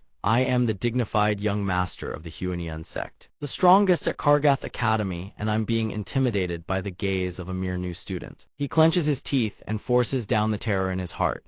Come, let us see who truly dies today. Cheng Mingxiang charges forward, bellowing, Meteor Pierce. Chengyang Xiangshan looks at him and asks, you think you're the strongest at Kargath Academy? Let me open your eyes to what it means there are heavens beyond heavens. The two clash in a fierce, explosive battle. Cheng Mingxiang thinks, he locked onto me that precisely. He only just broke through to the Saint realm not long ago, how can he control his Saint force with such finesse? While Cheng Mingxiang is distracted, Chengyang Xiangshan closes in and slashes at him with a single stroke, catching him completely off guard. Cheng Mingxiang staggers back several steps in a panic, unable to mount a defense. The powerful sword intent sweeps past, cleaving a roadside tree clean in two. Had Cheng Mingxiang not retreated, he too would have been split in half. Cheng Mingxiang thinks in horror, I'm wounded, how is this possible? No, absolutely impossible, he must have gotten lucky. No, I refuse to accept this. He hurls one lethal attack after another at Xiangshan, only for each to be effortlessly dodged. What follows is a brutal spectacle of Chengyang Xiangshan beating Cheng Mingxiang senseless. Clutching the slash wound on his back, Cheng Mingxiang remains obstinate and unrepentant. He stares at Xiangshan and thinks, why does it feel like every one of my attacks has already been predicted? I can't land a single hit. From Chengyang Xiangshan's body, a torrent of killing aura erupts. He declares, before today I always held back against you because I had no desire to kill you. But today is different, you dared harm my brother, this sin is unforgivable. Die. Having said that, he unleashes hundreds of sword strikes, leaving Cheng Mingxiang no time to react. Cheng Mingxiang is sent crashing to the ground by the overwhelming sword intent. He collapses onto the earth, eyes wide with terror. Chengyang Xiangshan says coldly, so much for the young master of the Huanian sect, so much for the strongest at Kargath Academy. You couldn't even withstand a single strike as easy as flipping my hand. Cheng Mingxiang stammers in disbelief. He thinks, this has to be an illusion. He recalls his childhood when his teacher said, this sword technique normally takes an ordinary person a month to learn. Yet the young master mastered it in a single day, truly a genius found only once in 10,000. He looked down on everyone around him as a bunch of trash. He lived surrounded by praise, called a once-in-a-millennium prodigy. Destined for greatness, destined to make the Huanian sect flourish even more under his hand. His father praised him, saying that one day he wouldn't just be the sect master of the Hunayan sect, but also the king of an entire nation. He believed that everything good in this world rightfully belonged to him. Returning to the present, he grits his teeth and snarls with fury. I am the future sect master of the Hunayan sect. I am the future king. I am a genius. I will not lose. Everyone, attack together. We have so many. Are you telling me we should fear one man? Kill him and you'll be handsomely rewarded. Countless assassins surge forward. Changyang Xiangshan regards them with contempt. When strength falls far short, you try to make up for it with numbers. In less than a single breath, every last one of Cheng Mingxiang's subordinates has been taken down. Unwilling to accept it, he roars that Changyang Xiangshan is indeed formidable, but it all ends here. Don't you care deeply about your eldest brother? If you don't want your brother to die, chop off your own right arm. Xiangshan turns his head, his gaze filled with menace. Hurry up, or I'll drag your brother down with me and let my sword intent cleave us both apart. Cheng Mingxiang freezes. Changyang Xiangshan says nothing. With a single sword strike, he nearly cripples Cheng Mingxiang's arm. He screams in terror, "Ah, my arm!" Xiangshan's expression turns grim. Cripple an arm, very well, however it will be your arm. Cheng Mingxiang glares at him and howls. Changyang Xiangshan, how dare you harm me? My father will never let you off. I'll make sure your entire Changyang clan is exterminated. Xiangshan says coldly, as long as I kill you, no one will ever know what happened here. His ice-cold demeanor sends a tremor through Cheng Mingxiang, who shakes uncontrollably. His legs buckle, he flees in terror, screaming as he runs, "Ah, don't kill me, someone save me." Xiangshan moves to pursue and eliminate the threat at its root, but a voice suddenly thunders from behind, "Who dares fight on the rear mountain? Have you no regard for academy rules?" Seeing the newcomers, Cheng Mingxiang seizes upon them like a drowning man grasping at straws, screaming desperately, "Teachers, save me. Changyang Xiangshan is trying to kill me." Two teachers rush over and demand, "What's happening here? Quick, light into the wounded." Xiangshan mutters inwardly, "It seems there's no way to silence Cheng Mingxiang now. Forget it, for now, I need to get my brother to safety." In a certain cave, Changyang Hu gradually regains consciousness, finding himself lying in a dim cavern. He turns his head and spots Changyang Xiangshan. He calls out hoarsely, "Fourth brother. It seems both of us have perished. Could this truly be the realm of King Yama? What a tragedy, fourth brother, so young, killed by Cheng Mingxiang's vicious schemes. I will not rest in peace even in death. I swear I will become a vengeful spirit and hunt that bastard down." Xiangshan rubs his temples and sighs, "Big brother, can you not be so dramatic? I already beat Cheng Mingxiang so badly he fled with his tail between his legs." Changyang Hu's eyes widen. "What did you just say? You're not dead. Then what about all this blood?" Xiangshan replies, "It's a fruit I found in the forest. When applied, it stops bleeding. I used it to treat your wounds and clean your clothes." Changyang Hu exclaims in amazement, "That's miraculous. Then how did you manage to beat Cheng Mingxiang and drive him off?" Xiangshan answers calmly, "I crippled his arm. I originally intended to kill him to silence him, but the patrol teachers arrived. He got away. This lingering threat, what do we do now?" Changyang Hu asks in alarm, "You crippled Cheng Mingxiang's arm. He is the sole heir of the Hunayan sect. They will never let this go. Fourth brother, you must flee at once. If the Hunayan sect captures you, you will surely die." Xiangshan shakes his head. "If I run, the Hunayan sect will not spare the Changyang family. I cannot drag them down with me." Changyang Hu grits his teeth. "Unfortunately, the principal and the others have been invited to the Hunayan sect. Right now, no one at the academy can stand up for us." Hearing this, a plan sparks in Xiangshan's mind. The principal is at the Hunayan sect. It seems he can make one high-stakes gamble. At the Hunayan sect's guest pavilion, the elders converse within the inner hall. The principal addresses Sect Master Cheng. "Did you invite us here specially just to drink wine and make merry?" Bai-in adds, "If there's nothing else, we should head back first. There is much to be done at the academy." Sect Master Cheng replies, "It is rare for all of you to visit. Please stay a while longer. Nothing will happen at the academy, I assure you. And even if something did occur, it would not concern you." The two exchange a glance without a word. The principal whispers, "Could it be that Cheng Mingxiang intends to move against Xiangshan?" Bai-en asks, "Surely they wouldn't dare cause such a ruckus within the academy, would they?" Sect Master Cheng raises his cup loudly. "Principal, Vice Principal, I thank you both for looking after my son these past years at the academy. Let me raise a toast to you both." Suddenly a subordinate rushes in, shouting, Sect Master, terrible news." Sect Master Cheng frowns. "What is it? Why the panic?" The subordinate stammers, "Our report, the young sect master Chengyang Xiangshan at the academy has crippled one of his arms. He is critically wounded and the verge of death." The principal and Bai En nearly spit out a mouthful of blood. Sect Master Cheng's face turns ashen. He cannot believe his own ears. What? Night descends, the world sinks into silence. Yet inside the female teacher's room, the oil lamp still burns, casting its warm glow across every corner. Yue holds a steamed bun mid-bite, her eyes wide with shock. Xiangshan crippled Cheng Mingxiang's arm. The female teacher crosses her arms, her expression grave. Unless a seventh-stage radiant saint can be found, Cheng Mingxiang's arm is beyond saving. Yue replies with growing worry, but there isn't a single seventh-stage radiant saint in the entire kingdom. The female teacher sighs helplessly. Sect Master Cheng has already submitted a petition to His Majesty demanding punishment for Chengyang Xiangshan. His Majesty is troubled over the matter as we speak. Hearing this, Yue panics. She slams her hand on the table and declares with fierce determination, "I must go see His Majesty. I will beg him to pardon Xiangshan." The female teacher quickly restrains Yue. "Don't be impulsive." Yue clenches her fists, her expression troubled but resolute. She is certain that Xiangshan is not one to provoke conflict. If he wounded Cheng Mingxiang, there must be more to the story. The female teacher replies with a heavy heart, "Whether there are hidden circumstances or not no longer matters." She explains the Huanian sect is the foremost sect in the kingdom.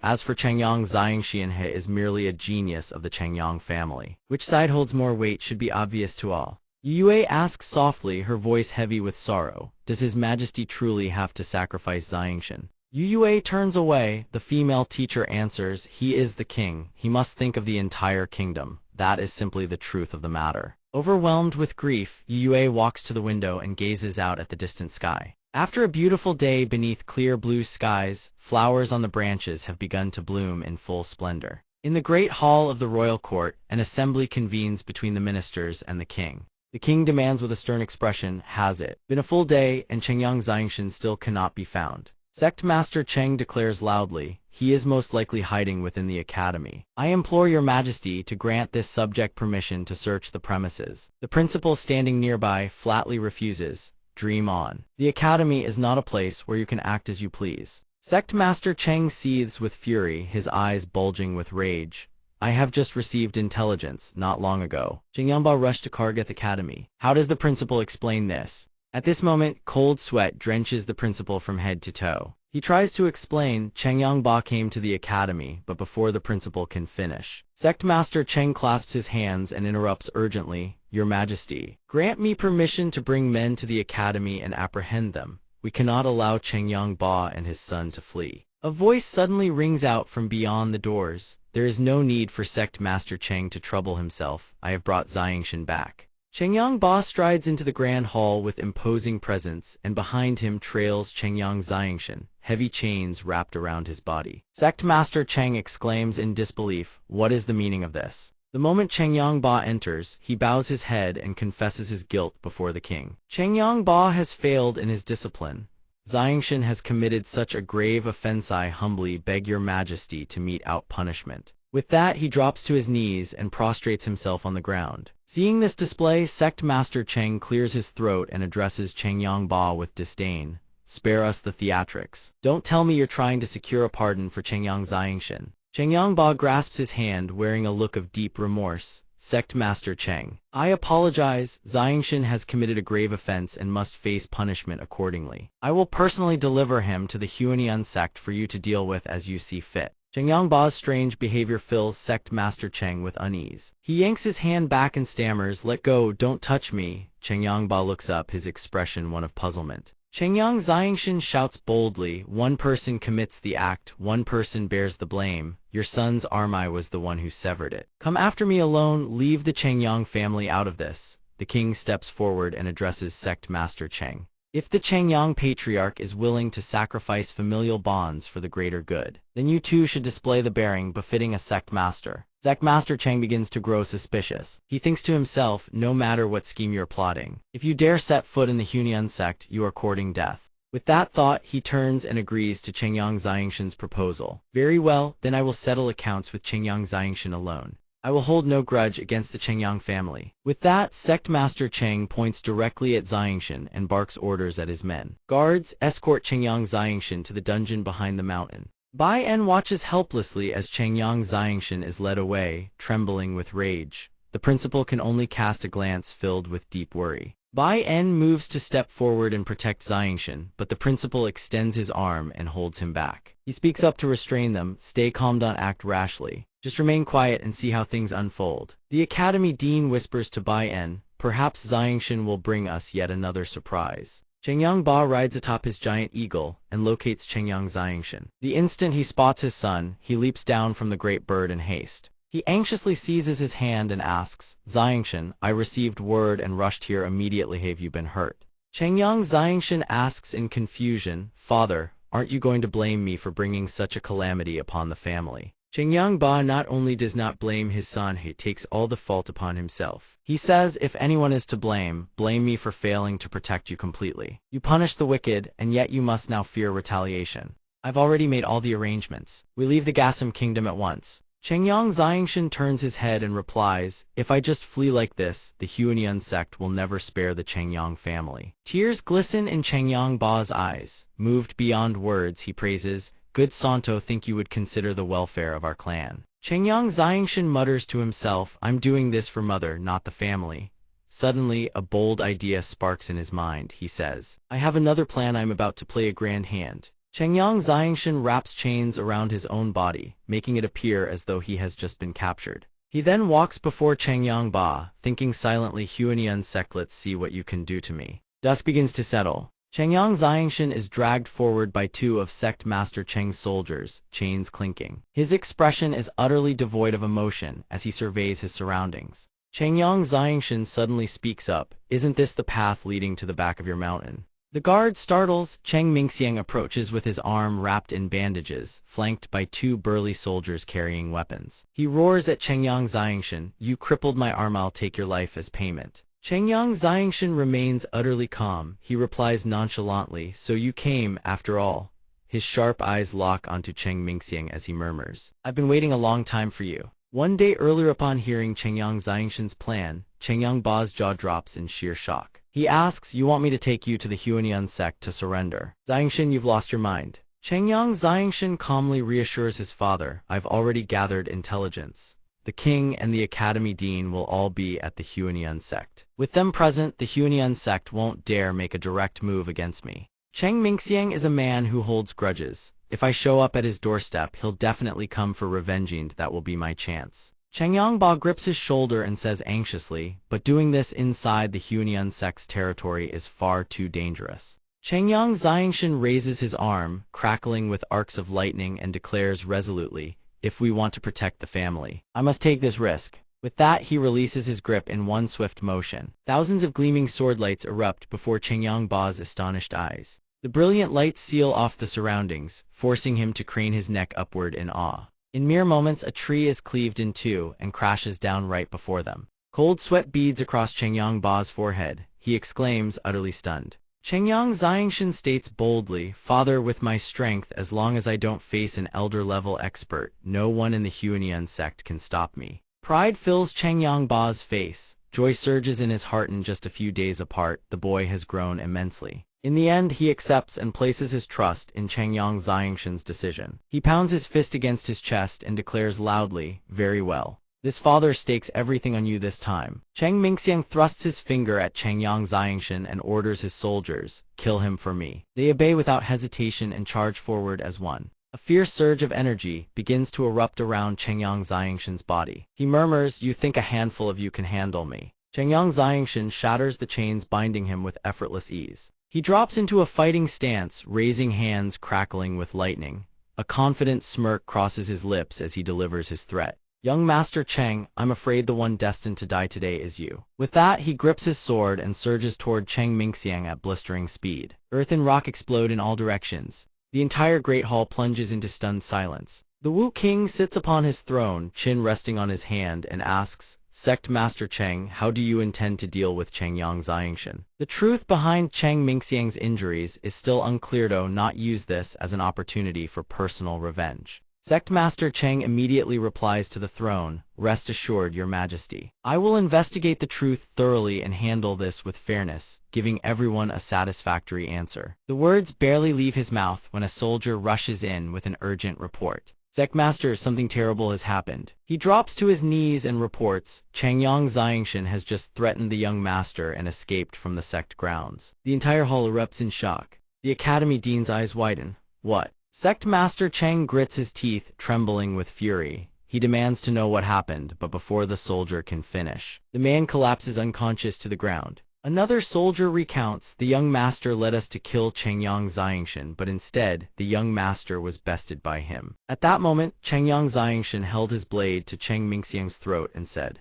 "Wanna die? Then try and take me out of here." After Changyang Xiangshan escaped, he beat the young master half to death. He strode away with arrogant contempt and bellowed, "Begone! Killing you lot would only dirty my hands." Upon hearing this, Changyang Ba points his finger straight at Sect Master Cheng's face and demands, "You dare let your son try to kill Xiangshan?" The Academy Dean seethes with anger. The Huanian sect has gone too far. Thighs is utterly unreasonable. The Wu King, seated upon his throne, radiates fury. He demands of Sect Master Cheng, "Is this what you call handling things with fairness?" Sect Master Cheng's face turns ashen with dread. He stammers, hand trembling near his lips, "Damnable wretch." He immediately wheels around and punches the soldier who just delivered the report, cursing, "A bunch of good-for-nothings." Changyang Ba watches with secret satisfaction. He murmurs, "Good," then kneels before the throne with a display of earnest sincerity and pleads, "Your Majesty Xiang, Tian has already escaped. I will go and apprehend him at once. I humbly implore your Majestito not hold the Changyang family responsible." The Wu King issues a firm decree. The Changyang patriarch has shown righteousness in putting justice above Kina commendable attitude. Pass down my decree.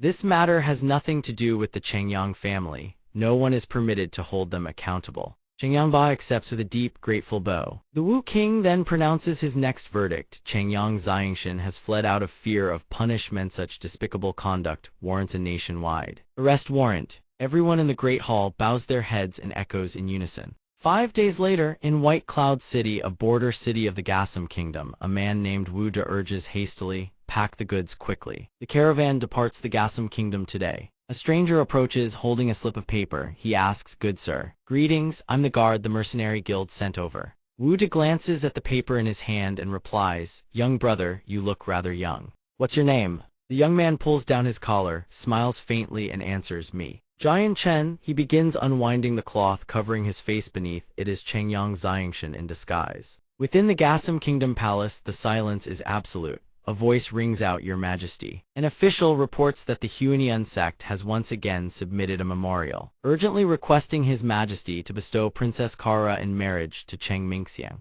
The Wu King rests his chin on his hand and replies, "Tell them. Princess Kara has gone abroad on a journey. The matter of the marriage arrangement is postponed indefinitely." A nearby official asks in puzzlement, "Your Majesty, has Princess Kara truly left? If I may ask, this sudden postponement of the marriage, is it not merely a pretense?" The Wu King slams his hand down on the table. The betrothal was originally granted to Changyang Xiangshan because of his extraordinary talent, a man who might one day save this kingdom from peril. But now Changyang Xiangshan has vanished. Who in this kingdom is worthy of Princess Kara? Another official replies with concern, "But if we offer no explanation to the Huanian sect, I fear the consequences.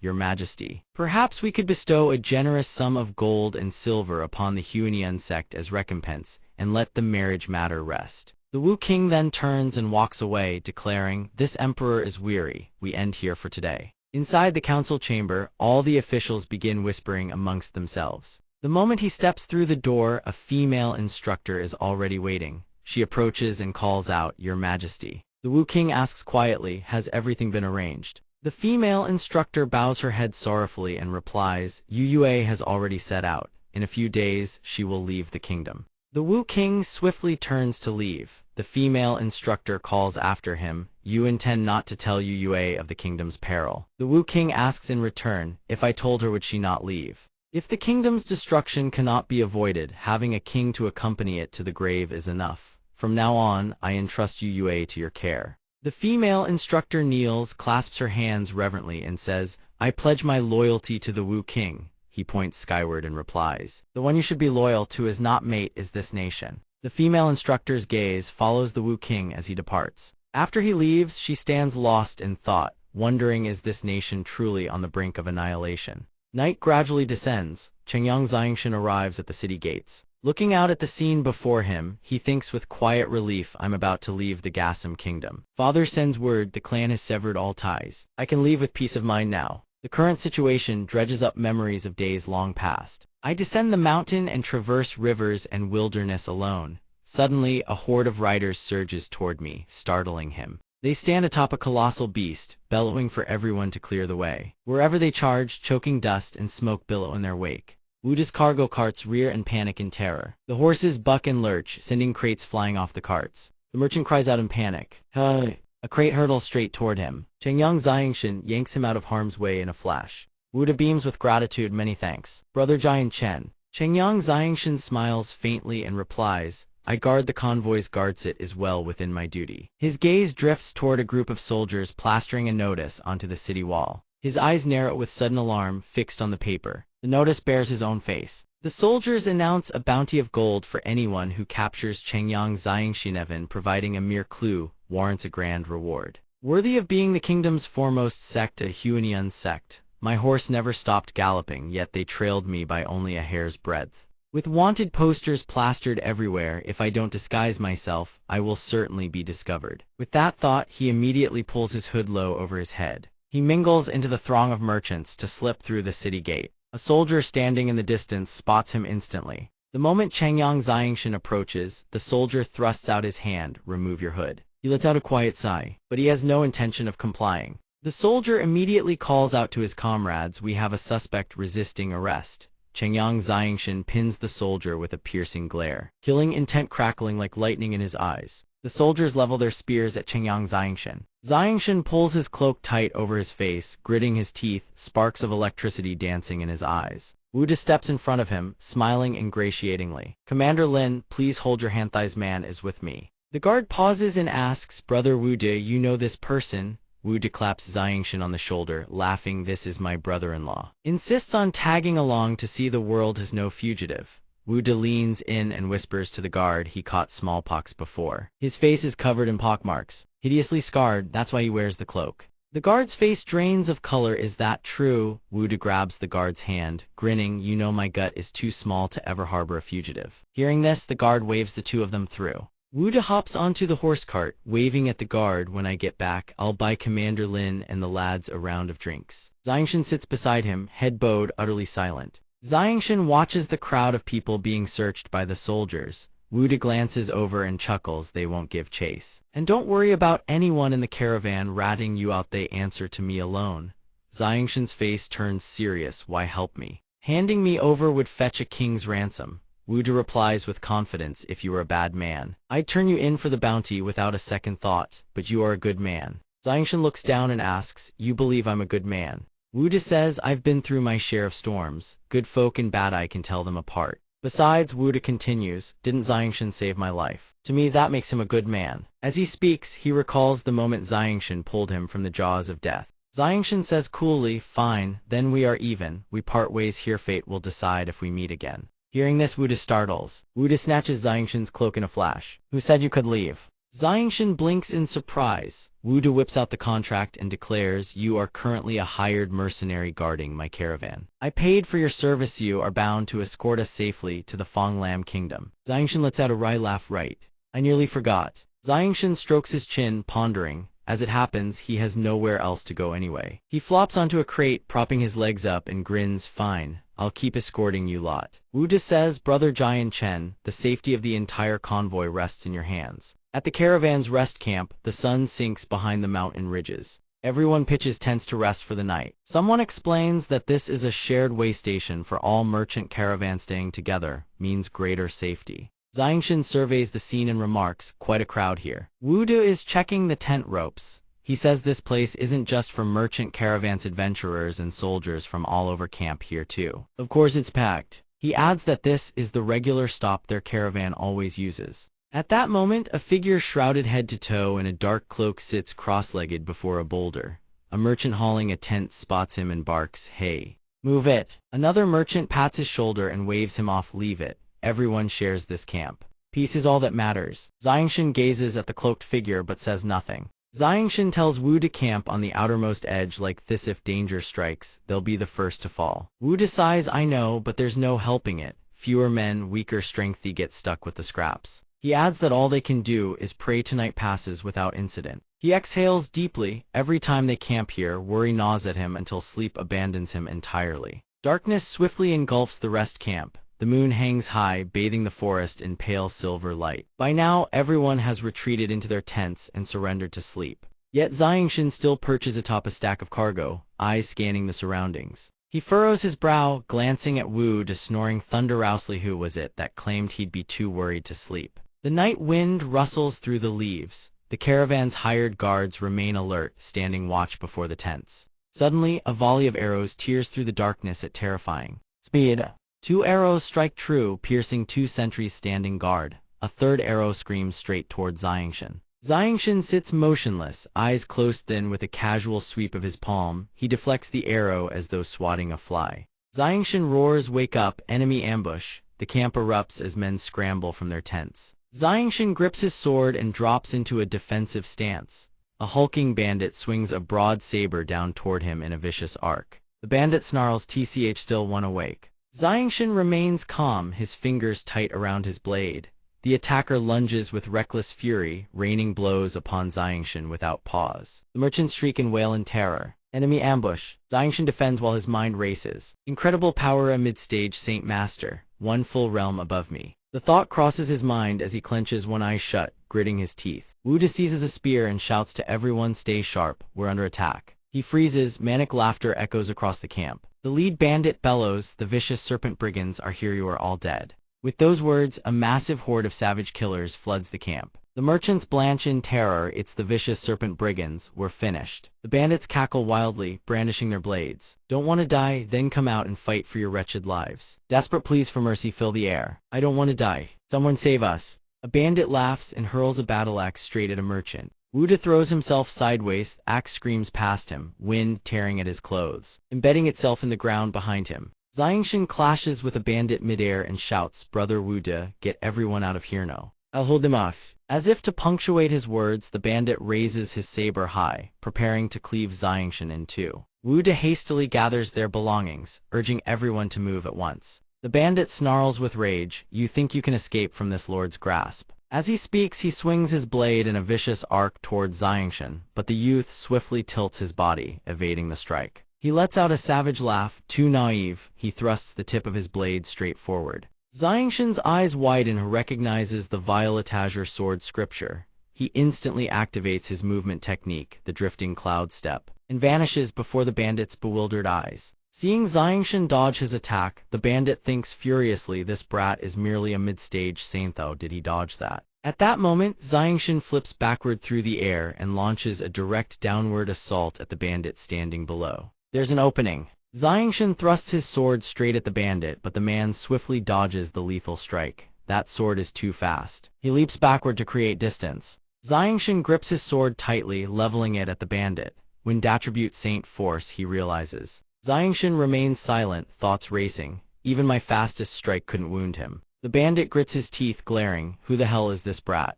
He roars his question. What was that sword strike just now? Are you telling me a saint can thrust a sword that fast? Xiangshan smirks. Has that much confidence already caught you off guard? Do you believe my sword can be even faster? The bandit asks in disbelief. You can swing your sword even faster. Xiangshan shouts, then watch this. Seeing the deadly seriousness on Xiangshan's face, the bandit panics, turns tail and bolts. Xiangshan bursts out laughing. I was just messing with you. The bandit's eyes flare with fury. His face turns purple with rage. You dare toy with me, I'll hack you into 100 pieces. He swings his blade and unleashes a saint weapon. Techniquebrilliant light erupts around him, blazing across the sky. He pours every ounce of his strength into chasing Xiangshan down. Xiangshan runs, thoughts racing. This man is the strongest enemy I've faced since transmigrating here. Far too dangerous to handle head-on. Retreat is the wisest course. While running, Xiangshan murmurs under his breath, Wu. Brother Wu, where did they go? Suddenly Xiangshan's eyes widen in astonishment. The cloaked figure he had spotted earlier that afternoon is rummaging through a corpse on the ground.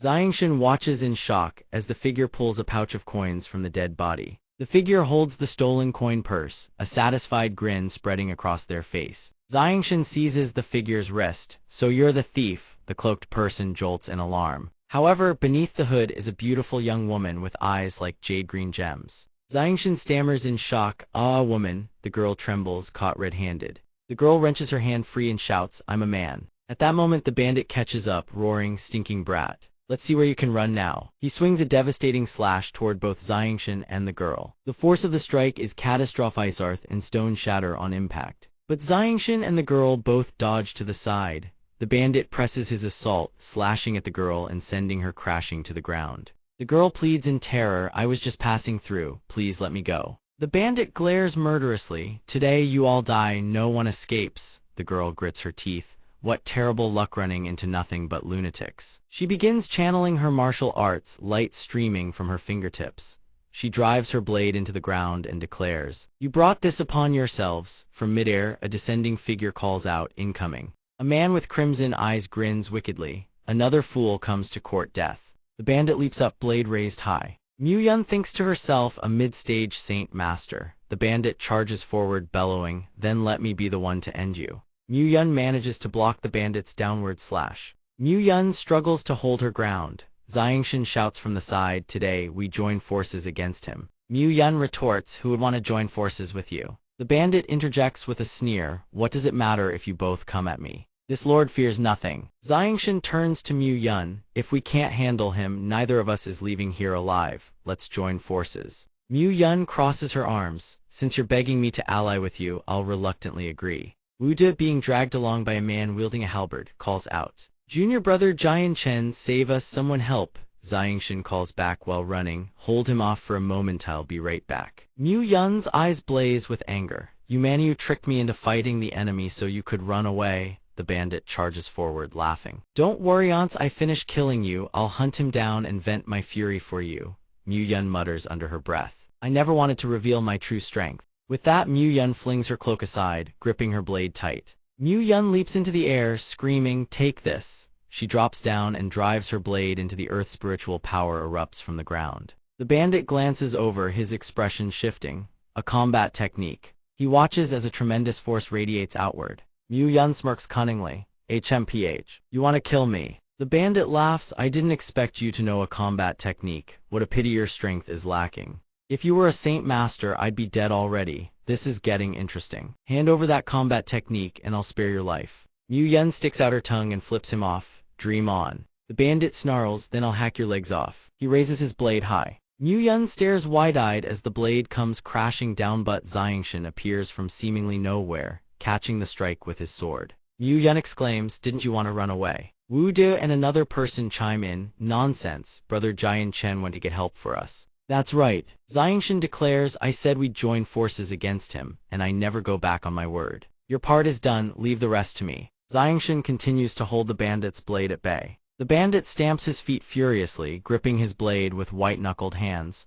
This brat. His strength is monstrous. He suddenly lets out a thunderous roar. "I'll tear both of you apart." Combat technique rending storm cross slash. Multiple waves of devastating power erupt outward. Mu Yun recoils in alarm, but Xiangshan holds his sword in striking stance. A thread of power grazes past him. The blade's power continues to build. The bandit drives his weapon into the earth and the surge of force intensifies. Mu Yun's eyes go wide with horror. The coalescing force gathers in midair before slamming straight into Xiangshan's body. Mu Yun cries out, "You!" Xiangshan crosses his arms before his chest, bracing against the impact. Blood trickles from the corner of his mouth as he speaks. "It's over." As he speaks, a blazing sphere of fire hurtles straight into the bandit's body. The bandit grits his teeth. A sneak attack. "Damn it, I let my guard down." With those words, he collapses. Xiangshan lets out a long breath. All or nothing. Thankfully, it paid off. A golden streak flashes across his vision. Xiangshan lets out a pained groan. Then he coughs up a mouthful of blood. Mu Yun rushes forward and catches Xiangshan as he staggers. Mu Yun speaks gravely, "You forced a breakthrough to unleash that technique and took multiple waves of wind attribute attacks head-on. Both your internal and external injuries are severe. What kind of hero does that make you? You nearly lost your life." Xiangshan manages a wry smile. "If I hadn't made that gamble, we'd both be dead for certain." Mu Yun asks, "Why did you save me back there?" Xiangshan replies, I told you to leave the rest to me. Naturally, that includes protecting your safety. Mu Yun slaps Xiangshan across the face. Silver-tongued as ever, seems like you're just fine. Xiangshan clutches his cheek. I'm being completely serious. Somewhere in the forest, several men are murmuring. The boss got done in, the big brother is dead. That's impossible. They wail and mourn for their fallen leader. Xiangshan mutters to himself, so that one was their boss, no wonder he was tough. A grin spreads across his face as he shouts. Your boss is already dead at my hands, now it's your turn. The remaining bandits blanch. Damn, either lives are worth more than this. The boss is dead, we are no match, run. Seeing them scatter, nearby voices cry out, they've fled, we're saved. Wuda steps forward and speaks. Everyone, though we've driven off the bandits, that was only a small detachment. The bulk of the Savage Blade Mercenary Company's forces have yet to appear. To prevent them from retaliating, we must leave at Onseride through the night to reach Finland Kingdom.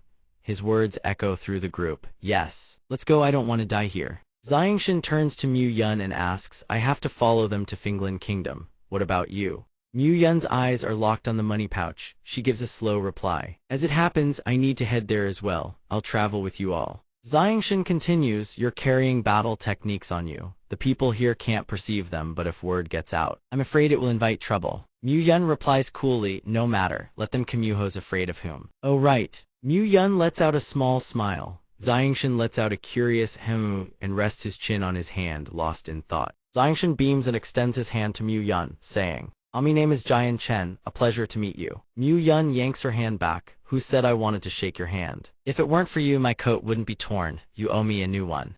Xiangshan chuckles. Wait, didn't you already agree to cover the debt? Fine, I'll accept it, but I should at least know your name. Xiangshan flashes another grin. Mu Yun sighs and answers, remember it well. My name is Mu Yun from Finland Kingdom. Mu Yun speaks up, that cultivation method of yours is quite unique. Teach it to me. Xiangshan smiles and shakes his head. It is a forbidden family secret. It cannot be taught to outsiders. Xiangshan gazes at the bounty posters plastered on the city wall. Finland Kingdom truly is a martial nation. No wonder there are so many wanted criminals. Mu Yun remarks, the ones posted here already carry hefty bounties. Xiangshan responds, huh. That can't be. Xiangshan's gaze remains fixed. Ahead, 3 figures are displayed on the board. Among them is the solitary old freak. Shown within the grounds of a noble estate, Mu Yun asks, what are you gawking at? Xiangshan points at one of the portraits. Do you know who this is? Mu Yun answers, of course. Isn't that the solitary old freak? Xiangshan murmurs, so it really is him. Xiangshan grabs Mu Yun's shoulders and demands, where is he? Mu Yun shoves his face away.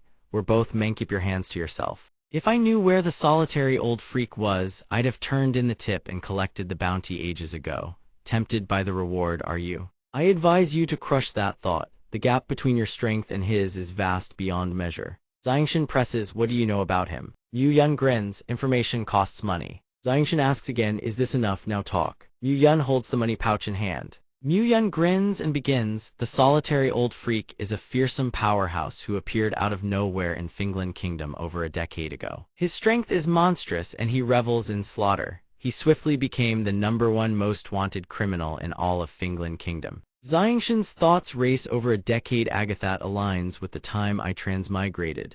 Could he have crossed over alongside me? I was reborn as a child, then why does he still look the same as before? Mu Yun continues, after that he vanished without a trace. All information concerning him has been classified as top secret by the Mercenary Corps. Yet the bounty remains active, which means he is almost certainly still alive. Xiangshan echoes, top secret. Only members of the Mercenary Corps can access it. Mu Yun shakes her head. No, only senior rank mercenaries and above are authorized to view it. Xiangshan asks, so to see the solitary old freak's files, I have to become a senior rank mercenary. Mu Yun answers, that's right. Oh, I've also heard a rumor that the solitary old freak has been searching for someone named Jian Chen. Mu Yun hugs the money pouch tight, beaming, my precious little coins. Xiangshan's thoughts churn. Jian Chen, the solitary old freak is looking for me. I must find him. Perhaps he holds the secret behind our transmigration and the key to returning to my original world.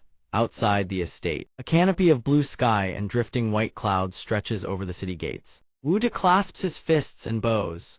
Brother Jian Chen, brother Mu Yumi caravan is wounded, and we must part ways here, until fate brings us together again. Xiangshan returns the salute. Brother Wuda, until we meet again. Mu Yun speaks up, we should get moving too, farewell. Xiangshan grabs Mu Yun's arm in surprise. Wait, don't go, I have a favor to ask. Mu Yun grows slightly irritated. Mu Yun demands, you want me to do something? Show me the money, do you even have any left? Xiangshan replies, not a coin, but I know where to find gold-tier bounties. Mu Yun raises an eyebrow. Oh, gold-tier bounties. Before a large tavern, a voice calls out, we're here. Inside the tavern, a man with pitch-black eyes sits cradling a wine cup. Mu Yun speaks up. Isn't this your first time in Finglan Kingdom? How do you know about this tavern? She pauses, then explains. I picked up intel in the mercenary district. This is the most popular haunt for criminals and outlaws in the city. Have a seat and order a drink. I'll be back shortly. Xiangshan flashes a smile and strides away. Mu Yun walks up to the barkeep. 1 cup of water. The barkeep nods, coming right up. Elsewhere in the tavern, 2 men are drinking together. Their voices booming. Haha, cheers, the bounty's 100 gold coins. Xiangshan interjects, 150 gold coins. The 2 men snarl, kid, who the hell are you? What do you want with us? While I'm still in a good mood, get the hell out of my sight. Xiangshan smiles, what do I want with you? You 2 are my gold-tier bounties. Xiangshan lets out a booming laugh. Moments later, several pained cries ring out. He emerges into the main hall, hoisting a man over his shoulder. He hurls the unconscious body onto the ground and declares, collect. The bounties posted on the city wall. I only managed to find these 2. Is their combined reward enough? Not enough. The 2 men gnash their teeth, seething with rage. Desperate voices cry out, damn it, I don't have a bounty, please spare me. I'll turn over a new leaf, I swear. Mu Yun chuckles and calls out, barkeep, another glass of wine. I need a drink to settle my nerves. The barkeep trembles as he pours. All right, away. Mu Yun explains, complete mercenary missions and accumulate enough merit to qualify for a rank promotion. Xiangshan takes a swig of ale and asks, what if I want to accumulate merit fast? Mu Yun answers, simple. The Monster Beast Mountain Range is a solid choice. There are countless missions to be had there. It is also the place where the solitary old freak was last sighted. The wine cup clinks against the table. Xiangshan wipes the foam from his lips and nods. Good. Then that's where we go. Footsteps echo. Mu Yun and Xiangshan now stand atop a towering boulder. Xiangshan gazes out and exclaims, so this is the Monster Beast Mountain Range. Truly magnificent, Mu Yun snorts. Rare to see you so impressed. Stare at it long enough and the novelty wears off. Let me be clear, I'm only responsible for guiding the way and providing intel on the monster beasts. The hunting. That's your job. If you want my help in combat, that costs extra. Xiangshan nods, no problem. I only need someone who understands monster beasts to lead the way. Mu Yun unfolds a scroll. Among the active mercenary bounties related to the Monster Beast Mountain Range, the highest value target is the gold-tipped silver-thread serpent, but those are exceedingly rare, not worth the risk.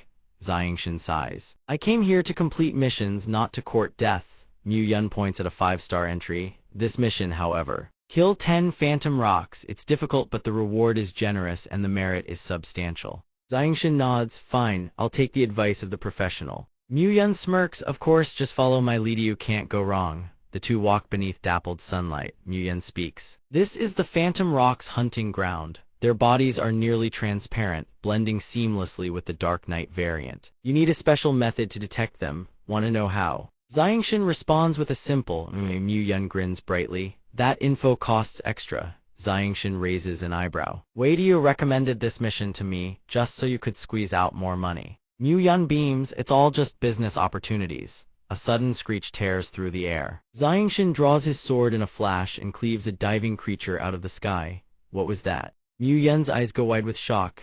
Huh, how did you do that? Xiangshan grins, wanna know. That info costs extra. Xiangshan throws his head back and laughs. Ha ha ha. Mu Yun scowls, irritated. HMPH, I have no interest in knowing. She walks over to a boulder and sits down. Since you already have a way to hunt the phantom rocks, hurry up and finish the mission. I don't have the patience to wait around for you. Xiangshan leaps into the air, his sword flashing as he cuts down several phantom rocks soaring across the sky. Mu Yun watches in silence, her thoughts racing. Jian Chen's sword techniques are extraordinary and he's fixated on the solitary old freak. Could they be connected somehow? Could it be? Her eyes fly wide open. She whispers under her breath, no ways, Jian Chen, the son of the solitary old freak. That would explain everything. No wonder he was so stubborn about coming to the Monster Beast Mountain Range. So that's it, he's searching for his father. Xiangshan glances over at Mu Yun, puzzled. What is she muttering about? Hey, Xiangshan's eyes widen in shock. Suddenly Mu Yun hears a sound. A sword plunges into a boulder. Mu Yun cries out in fear, "What are you trying to do? Don't tell me you want to kill me to silence me. I won't reveal your secret, all right." Xiangshan grips the sword and sprints forward, slashing violently through the air. The beast has already launched its counterattack. Xiangshan keeps running, shouting that the attack is far too powerful. Suddenly, a monster with a pointed head and elongated body comes hurtling toward them. Mu Yun lets out a sharp cry. Cursing under her breath, she swings her blade downward in a vicious chop. Mu Yun shouts, "Can you make out what it is?" Xiangshan answers, "It's too fast, I can't see it clearly." Weapons gripped in both their hands, a gold-and-silver blur suddenly streaks across their path. Mu Yun and Xiangshan stare in stunned disbelief. Mu Yun exclaims, "That's a gold and silver." Threaded snake, the monster pointed head, serpentine body coils through the air around Mu Yun and Xiangshan. The gold and silver threaded snake fixes its gaze on the two of them. Mu Yun tilts her head up and speaks. "To run into a gold and silver threaded snake of all things, I don't know whether to call this fortune or calamity." Xiangshan replies, "Judging by its length, this is a rank 2 gold and silver threaded snake. What I knocked away just now was its head." Mu Yun asks, "Then what did I knock away? Could there be another gold and silver threaded snake out there?" Xiangshan squints one eye and answers, "If there's another one, we won't have enough lives to spare. We need to find a way out of here now." Mu Yun presses, "What's your plan?" Xiangshan sprints forward, shouting, "I'll draw its attention. You use your combat techniques to carve a path and get out." Mu Yun snaps back, "I asked for your plan, not for you to bark orders at me." The gold and silver threaded snake materializes, lunging straight toward Xiangshan. Xiangshan leaps into the air and blocks its gaping maw with his sword. He grits his teeth, the scales are impossibly hard. He simply cannot cut through. The gold and silver threaded snake flings its jaws wide open, launching Xiangshan through the air. A torrent of water surges upward, separating Xiangshan from the serpent. The gold and silver threaded snake has been pushed back. Xiangshan exclaims in shock, it pulled away. Multiple streams of spiritual power surge toward Xiangshan. Xiangshan struggles to contain the torrent of spiritual energy, then bellows,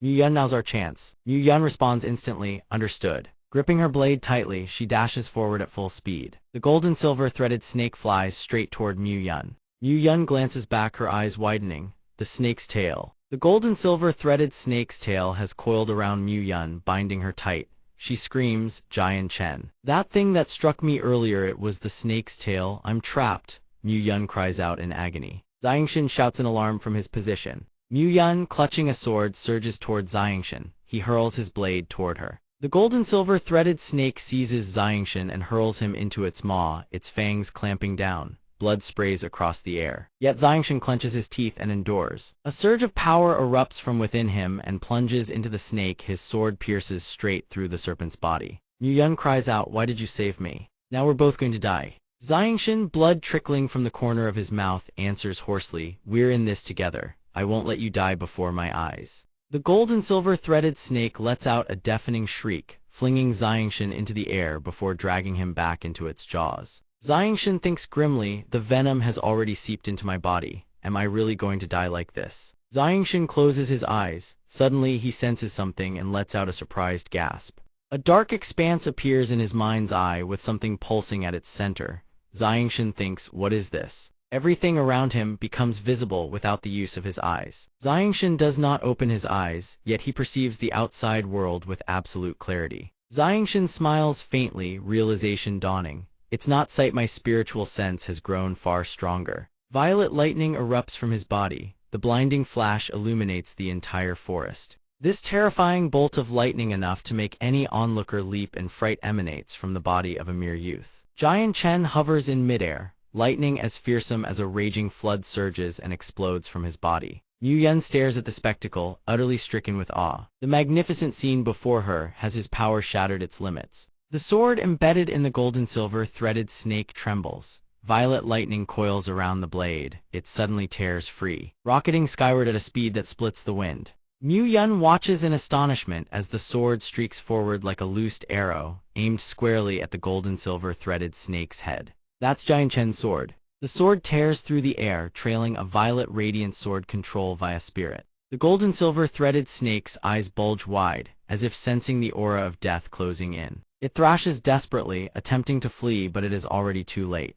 The blade plunges straight into the serpent's neck. Crimson blood erupts from the gold-and-silver threaded snake's throat. It opens its raptor-like beak and lets out a harrowing wail of pain. Jian Chen is nearly drained of all strength, his face deathly pale, watching as the sword cleaves across the snake's neck. It worked, the spirit sword can actually wound it. Jian Chen channels his energy once more, resolved to fight to the death. Fine, even if I perish. I'm dragging this wretched serpent to the grave with me. The sword obeys Jian Chen's command, orbiting around the gold-and-silver threaded snake's neck. Wherever the blade passes, crimson blood gushes forth. The gold-and-silver threaded snake shrieks in wretched agony. Its colossal body writhes as the sword carves countless wounds along its length. Mu Yun stares dumbfounded at the sword soaring through the air before her. The sword flies on its own. Jian Chen watches the great serpent thrashing before him and lets out a low roar. Jian Chen's body rockets high into the sky. He hovers directly before the gold-and-silver threaded snake.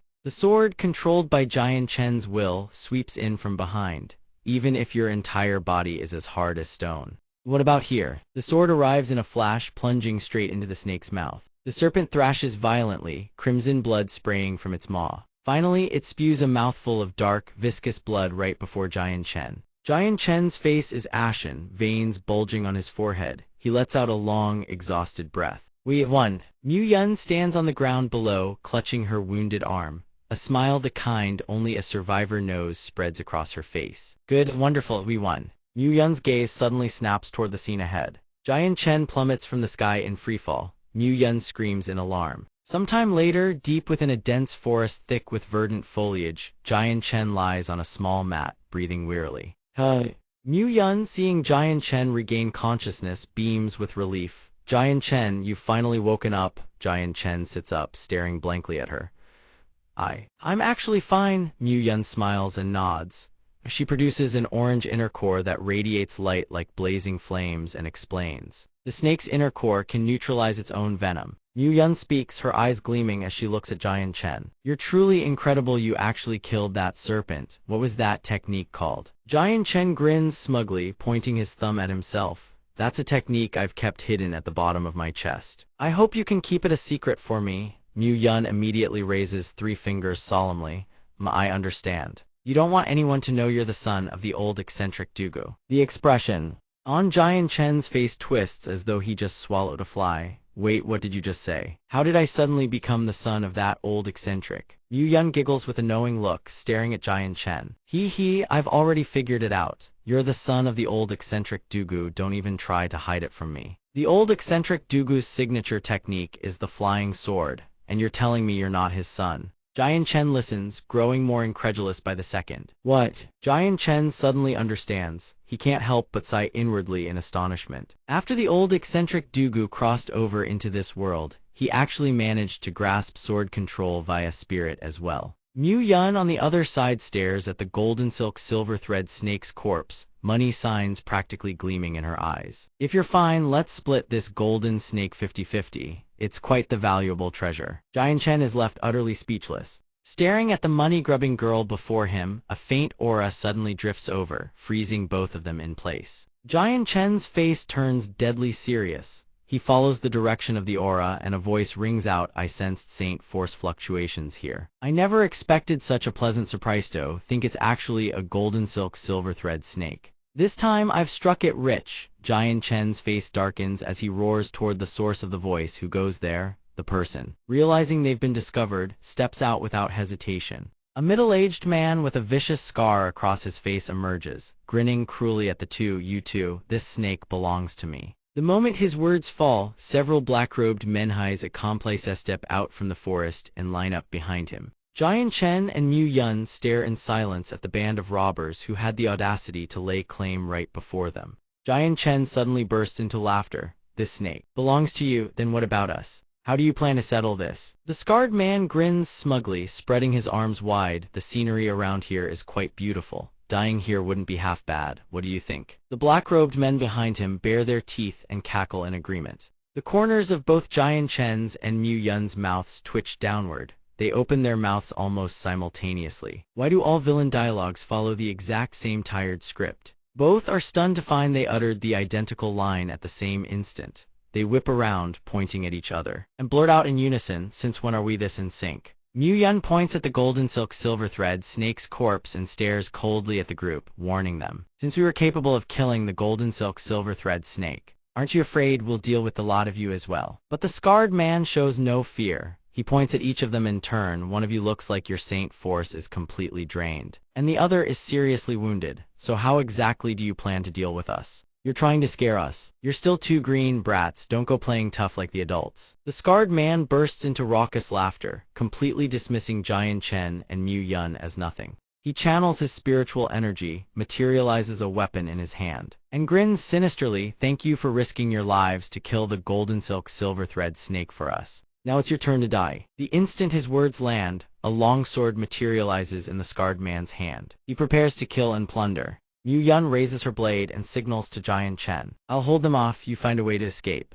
Jian Chen looks at Mu Yun with worry. Then how will you get away? Mu Yun smiles faintly, looking straight into his eyes. Relax. I've got plenty of tricks up my sleeve. Without a good-for-nothing like you weighing me down, escaping will be even easier. Before Jian Chen can even voice his gratitude, Mu Yun's final words cut him off mid-thought. He snarls through gritted teeth, who are you calling a good-for-nothing? Mu Yun rarely gets the chance to seize the upper hand over Jian Chen, savors every second of it. Your saint force is practically depleted. If that's not being a good-for-nothing, what is? I listened to you earlier, now it's your turn to listen to me. Jian Chen is so furious he grinds his teeth, but he quickly steadies his emotions and returns to the matter at hand. We barely managed to kill the golden silk silver thread snake. How can we just hand it over to them? Jian Chen speaks while materializing a weapon in his hand. Mu Yun freezes in surprise. Don't tell me you intend to. Jian Chen grips the short sword tightly, killing intent blazing in his eyes as he stares down the group across from him. Only the middle-aged one is a real threat. The rest are nothing. Let's kill them here and now to eliminate future trouble.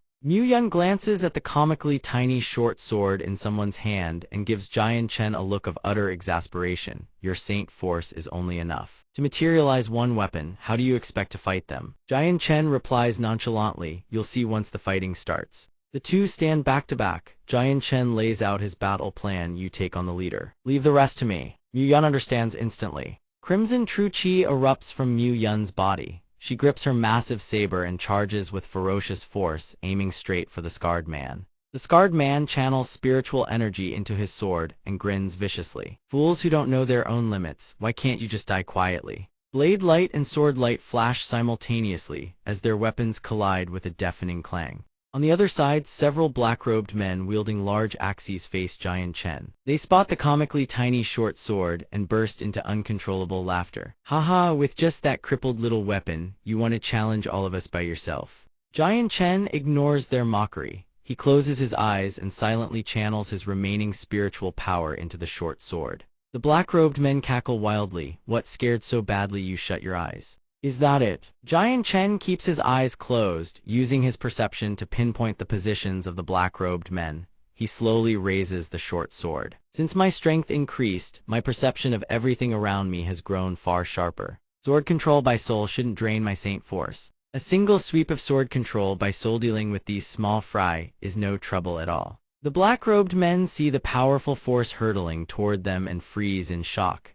Their pupils constrict as a blinding flash, swift as lightning, streaks forward and explodes into countless interweaving sword chi. The black-robed men fall like wheat before a scythe, each one drenched in blood as they collapse one after another before Jian Chen. In an instant, the scarred man and Mu Yun break apart, leaping backward. The scarred man's face drains of color as he stares at the bloody massacre on the other side of the battlefield. Impossible. Your saint force was completely depleted. How could you possibly have attacked? Mu Yun, seeing the tide turn in their favor, bursts into elated laughter. Haha, beautifully done, Jian Chen. The short sword, having finished its work, returns to Jian Chen's hand of its own accord. Jian Chen speaks flatly, echoing the scarred man's own earlier words. The scenery around here is quite beautiful. Dying here wouldn't be half bad. What do you think? Jian Chen finishes and casts a cold, indifferent glance sideways. Though the scarred man is tense, he speaks without worry. I truly underestimated you. Good thing I was cautious enough to leave myself a way out. Attack! The instant his words land, two blazing red arrows erupt from the forest, splitting into two directions as they hurtle toward Jian Chen and Mu Yun. Mu Yun swings her sword in a flash to deflect the arrow, sending it flying. The scarred man seizes the opportunity to turn and flee. Jian Chen raises his short sword to block the strike and shouts, "There's still a Saint Master hiding in the shadows." Jian Chen whips around and spots the scarred man making his escape. He shouts urgently to Mu Yun, "Quick! After him!" Mu Yun hoists her saber high and charges with blazing momentum, sending the scarred man into a terrified panic. He pushes himself to the limit, desperately picking up speed to flee for his life. Jian Chen suddenly stops mid-chase, his vision darkens. Mu Yun runs a good distance before realizing Jian Chen is no longer behind her. She turns back in frustration, urging him on. "Hey, what are you dawdling around back there for? Don't let that bastard get away." Mu Yun stops mid-sentence, suddenly alarmed. She turns to look behind her and sees Jian Chen face down on the ground, unconscious. Jian Chen silence. Mu Yun rushes over in a panic, asking Chengyang Xiangshan with worried Jian Chen, "What happened to you?" Chengyang Xiangshan replies weakly, "I don't know, my vision just suddenly went completely dark. And my head is spinning." Hearing this, Mu Yun immediately grows wary, scanning their surroundings. Could this be the work of that Saint Master hiding in the shadows? Chengyang Xiangshan stands up. "No, it's my own issue. My Saint force must be depleted, causing this." Chengyang Xiangshan gently rubs his head. "Don't worry, I'm fine." Mu Yun asks doubtfully, "Are you sure you're all right?" Suddenly, Chengyang Xiangshan's mind clicks into clarity. "I understand now. Sword control by soul doesn't consume Saint force, but it drains my spiritual consciousness." Chengyang Xiangshan sighs wearily. "My spiritual consciousness was completely exhausted just now. That's why my whole body shut down. It seems from now on, I can't use sword control by soul recklessly." "Indeed." Chengyang Xiangshan turns to Mu Yun. "It seems we won't be catching up to him." Mu Yun crosses her arms and sighs. "I never imagined there was a Saint Master lurking in the shadows. How cunning. At least we managed to scare them all off." But Chengyang Xiangshan speaks cautiously. "That group. Those soldiers all fled. The news about the golden thread silverline snake will surely leak out." Chengyang Xiangshan's mind is heavy with worry. "I'm afraid we're about to be hunted down." Yet Mu Yun remains utterly nonchalant. "A demonic beast mountain range this vast is more than enough for us to vanish into, with me as your guide. I guarantee you'll have nothing to worry about." At that very moment, a spell orb suddenly materializes before Mu Yun's chest. The orb erupts from Mu Yun's chest without warning, startling him for an instant. Chengyang Xiangshan asks with curiosity, "What is that?" "What is that?" Mu Yun has no intention of explaining. He blurts out in a rush, "My apologies, I have to leave immediately. Let us part ways here." Chengyang Xiangshan presses, "What happened?" Yet Mu Yun somehow finds the time to whip out paper and a brush, scribbling furiously. The explanation is brief, the situation is urgent. "Inconvenient to disclose, let's settle the accounts right now." Chengyang Xiangshan stares dumbfounded. "You? Where did that paper and brush come from?" Mu Yun, ever the consummate professional, rattles off his prices like a seasoned merchant. "The golden thread silverline snake's carcass is far too large to divide easily. It all goes to you. My share of compensation and discount comes to 50,000 purple gold coins. Add to that my fees for guiding you, providing intelligence, and fighting at your side. All told, that's 60,000 purple gold coins. A fair price, I assure you are getting a bargain." Chengyang Xiangshan is rendered speechless. "You truly were born to be a merchant." Mu Yun beams, proudly brandishing the oversized invoice. "Blood brother, care for a receipt." Chengyang Xiangshan takes the invoice and hands Mu Yun a ring. "Truly a good brother of mine. Everything I've saved is in this spatial ring. The remainder I'll pay you once I have the funds." Needless to say what Mu Yun's expression looked like at that moment, but he firmly affirms the arrangement. "Very well, I'll remember the debt you owe me. Farewell." Mu Yun seizes the spell orb and vanishes without a trace. Chengyang Xiangshan lunges forward shouting, "But it is already too late. Wait." Chengyang Xiangshan trembles with fury. "At the very least, leave me a way to contact you, otherwise how am I supposed to find you? Aren't you afraid I'll skip out on the debt?" Setting that grievance aside, Chengyang Xiangshan faces an even greater headache: how to deal with the snake's corpse. "How am I supposed to handle this thing? There's obviously no way to transport it." Suddenly, a memory flashes through Chengyang Xiangshan's mind. "That's right, I read in the Academy's archives that refining the golden thread silverline snake can forge a body impervious to all poisons." Chengyang Xiangshan mutters to himself, "This refinement technique carries the risk of the serpent tribe's consciousness invading my mind, but I can't afford to worry about that now." Chengyang Xiangshan presses his palm against the snake's body, seizing the moment before the soldiers return with reinforcements. He begins the refinement, merging the serpent's essence into his own flesh. He circulates his technique, replacing blood and sinew, a terrifying, impervious to all poison's power erupts within him. Changyang Xiangshan grits his teeth and endures. The refinement process is agony. Several thunderous cracks begin emanating from the snake's body. The serpent's flesh gradually dissolves, until only Changyang Xiangshan remains standing, having absorbed the creature almost entirely. Changyang Xiangshan stands motionless, wisps of spiritual force still swirling around his body. Without warning, Changyang Xiangshan vomits a mouthful of blood. This isn't good. Changyang Xiangshan's knees buckle, and he crashes to the ground. What Changyang Xiangshan feared most has come to pass. Changyang Xiangshan screams, clutching his head, desperately trying to regain control. Nomi consciousness is being invaded. Starting from his forearms and spreading across his face, a serpentine texture begins to surface on his skin. Changyang Xiangshan roars as if his very power is about to detonate, even as his flesh threatens to transform into something inhuman. A shred of reason still clings to his mind. This won't do. If this continues, I'll lose myself entirely. I'll become a snake person. A sudden thought strikes Changyang Xiangshan like lightning. That's right, the Zai Qing sword art. Determination blazes in his eyes. Changyang Xiangshan grits his teeth. Things have come to this, I can only stake everything on one gamble. He desperately summons the technique, his body trembling with fear even as he calls upon it. Zai Qing sword art, please, you must succeed. He severs the heart demon. A tremendous burst of power erupts, and the snake's spiritual consciousness is expelled from Changyang Xiangshan's body. Changyang Xiangshan begins to transform back. The moment it's done, Changyang Xiangshan lets out a breath of pure relief. Thank the heavens, it worked. Changyang Xiangshan collapses to the ground. Lucky I had the Zai Qing sword art, or I'd be a dead man. This myriad poison-proof body is far too difficult to cultivate. Exhausted, Changyang Xiangshan reflects on the fruits of his labor. I've fully absorbed the energy of the golden thread silver-lined snake into my body. The myriad poison-proof body has been initially formed. From here on, I must continue to have this energy fuse deeper into my flesh. The completeness of the myriad poison-proof body will only grow with time. Changyang Xiangshan bolts upright. He can't linger here any longer. His sweat-soaked body desperately needs a wash. When night falls, that group returns to the spot.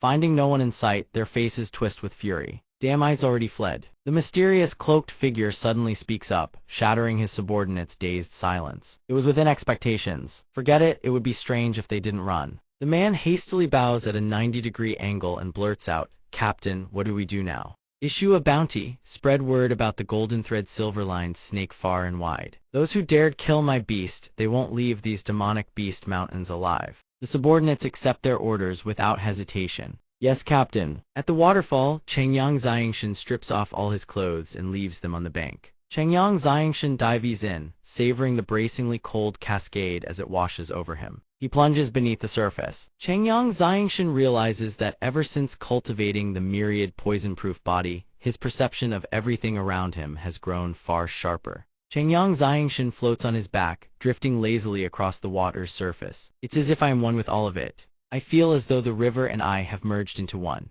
I am the river, I am the fish, I am the rock. Changyang Xiangshan lets the current carry him downstream, sweeping him over the falls. A satisfied smile spreads across his face. I am all things in this world. In pure ecstasy, Changyang Xiangshan lets out a triumphant shout, stark naked. Thank the heavens no one is around, or he'd die of shame. Changyang Xiangshan drifts dreamily downward. He's about to leap off the falls with excitement, but that exhilarating, soaring sensation is swiftly crushed. Changyang Xiangshan's eyes fly wide open in shock. A young woman of breathtaking beauty stands before him, her body wrapped in nothing but a thin, flimsy bath towel. And Changyang Xiangshan, stark naked, legs splayed wide as he plummets, looking for all the world like he's flashing himself at her. Changyang Xiangshan is stunned, frozen for several heartbeats. There's a woman in the water, and Luan Er's eyes have been utterly defiled. That pervert! Splash! Changyang Xiangshan crashes into the water. Luan Er immediately screams. Ah! Changyang Xiangshan flails his arms and legs wildly in the water. Wait, please don't scream. Luan Er's face flushes scarlet with embarrassment. Changyang Xiangshan stammers desperately, trying to explain. Miss, I swear I didn't know anyone was here. Do you believe me? Luan Er clenches her fists tight. The air turns ice cold in an instant. Misunderstanding like hell it is. Enraged, Luan Er slams her palm down with a thunderous boom. Rock and earth shatter. Water erupts into the sky. Die, you pervert! Changyang Xiangshan staggers from the palm strike, nearly losing consciousness on the spot. He's strong, far too strong. Changyang Xiangshan plummets downward and crashes into the water below. Chengyang Xiangshan gazes at the bright red palm print still branded across his chest, and sighs inward. Litha's girl appears to be around the same age as him, yet she is already a great saint master. Who would have thought? Chengyang Xiangshan begins flapping his arms in the water, paddling his way back up as his mind continues to race. Kazuya's academy is hailed as a gathering place for the most brilliant geniuses, yet not a single one of them could measure up to her. Chengyang Xiangshan struggles in the water a while longer, convinced that this girl surely possesses an extraordinary background. I must explain the situation clearly to her, or I'll only earn myself yet another enemy. At last he breaks through to the surface. Chengyang Xiangshan knows his first priority is to retrieve his clothes. Once fully dressed, Chengyang Xiangshan searches for Luaner's girl from moments ago. Where did that girl go? Luaner screams. You pervert! Chengyang Xiangshan whirls around to find Luaner already clothed, sword in hand, her fury blazing like wildfire. I will kill you. Without another word, Luaner swings her sword and unleashes her attack. The first strike commands the water, a spectacular display as droplets erupt upward like a rainstorm in reverse, a feast for the eyes. Water Dragon Strike, a coiling dragon of water materializes and surges toward Chengyang Xiangshan. Chengyang Xiangshan merely leaps aside to evade, making no move to counterattack. Chengyang Xiangshan shouts desperately, Miss, please listen to my explanation. This is all a misunderstanding. Luaner materializes behind him in a rage, caring nothing for reason or truth. She acts purely on fury. Whether it was a misunderstanding or not, spying on this young lady while she bathes is a crime punishable by death. Luaner strikes without pause. Die. Old Freak Feng remains on the shore, happily drinking his wine and dancing without a care in the world. Yun trembles with rage at the sight. She slaps Old Freak Feng hard across the face. Old Freak Feng, why on earth were you just standing on the shore? How dare you let an outsider slip through the waterfall and get close to the young miss? Old Freak Feng rubs his face, bewildered. I have no idea. I was clearly monitoring the waterfall with my saint force the entire time. How did that brat slip past my detection? Yun remains furious. HMPH, it was definitely because you were drunk and let your guard down. Old Freak Feng casually sits back down and resumes sipping his wine. Probably so. But no harm done. Once the young miss has had her fill killing that brat to vent her anger, she'll stop blaming us. Yun warns him with a grave expression. That youth is not as simple as you think. Old Freak Feng waves dismissively. The young miss is practically invincible among her peers. How could that brat possibly be her match? The two of them chase each other up and down the terrain, shattering rock and earth wherever they clash. Chengyang Xiangshan continues to explain patiently. Miss, I have held back and apologized again and again. Don't you mistake my restraint for weakness. Luaner retorts defiantly, I'll push as far as I please. What are you going to do about it? She thrusts her sword directly at Chengyang Xiangshan. Peeping Toms deserve nothing but death. The blade pierces Chengyang Xiangshan's shoulder, yet he still restrains himself. Luaner grins maliciously and drives the sword in deeper. Chengyang Xiangshan realizes this girl has resorted to lethal strikes, if he doesn't fight back now. With that thought, Chengyang Xiangshan seizes his weapon, then grabs Luaner by the collar. In the next instant, he turns the tables. Chengyang Xiangshan pins Luaner beneath him. She refuses to yield, grinding her teeth and glaring at him with fury-filled eyes. Chengyang Xiangshan slams into the ground with a thunderous crash. Dust billows and slowly disperses, revealing the two of them still locked in the same position. Chengyang Xiangshan issues a warning. Miss, your cultivation may surpass mine, but your combat experience is sorely lacking. What happened earlier was merely a misunderstanding. I have already apologized. I urge you not to press this further. But how could the fiery-tempered Luaner tolerate such a threat? You dare threaten me.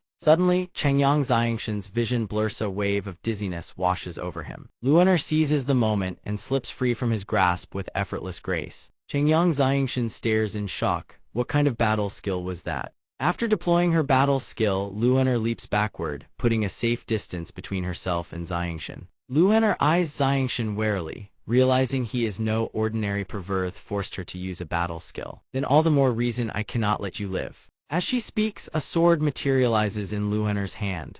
The blade suddenly erupts with radiant light as a surge of energy coils around it. Streams of water flow from within the sword, coalescing into multiple water dragons. The water dragons instantly charge toward Xiangshan. Xiangshan roars in anger at the sight. Miss, I had every intention of sparing you. Since you refused to show mercy, don't blame me for shattering you. Xiangshan immediately prepares to counterattack. True to his word, he holds nothing back this time. he unleashes a devastating strike that hurls toward Luen'er with overwhelming force. Xiangshin's sword shatters the water dragon to mist and rockets straight toward Luen'er. Luen'er's heart skips a beat. The sword's speed is far too great. She cannot dodge in time. Just as the blade is about to pierce her, a hand appears out of nowhere. It is none other than old Freak Yun. With a flick of his finger, he sends the sword hurtling away. Luen'er's heart nearly leaps out of her chest. Xiangshin stares in shock. The old man deflected his strike with effortless ease. This old man is terrifyingly strong. Old Freak Yun berates him with thunderous fury. "You insolent brat, how dare you raise your hand against the young miss?"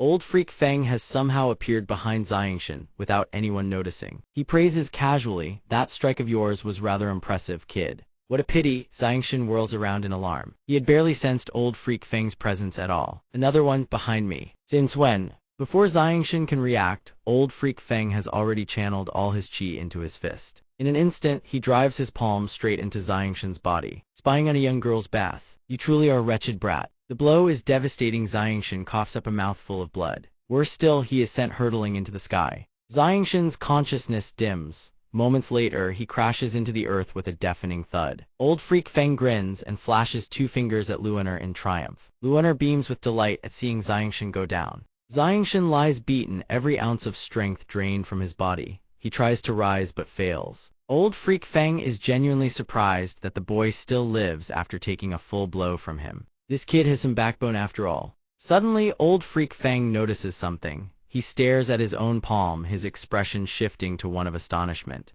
Seeing that Xiangshin still breathes, Luen'er urgently urges Old Freak Feng to finish him off on her behalf. Old Freak Feng smiles faintly. "Forget it, he's already gravely wounded, just leave him here to fend for himself." But Luen'er refuses to relent. "Uncle Feng, he's the pervert who spied on me, he cannot be forgiven." Old Freak Yun seems to sense something as well. He immediately steps in to dissuade her. "Young miss, the mission at hand is far more important. If those people catch up to us, we'll be in deep trouble." Luen'er finally heeds Old Freak Yun's words. She leaps onto the dragon's back, then turns to cast one last glance at Xiangshin.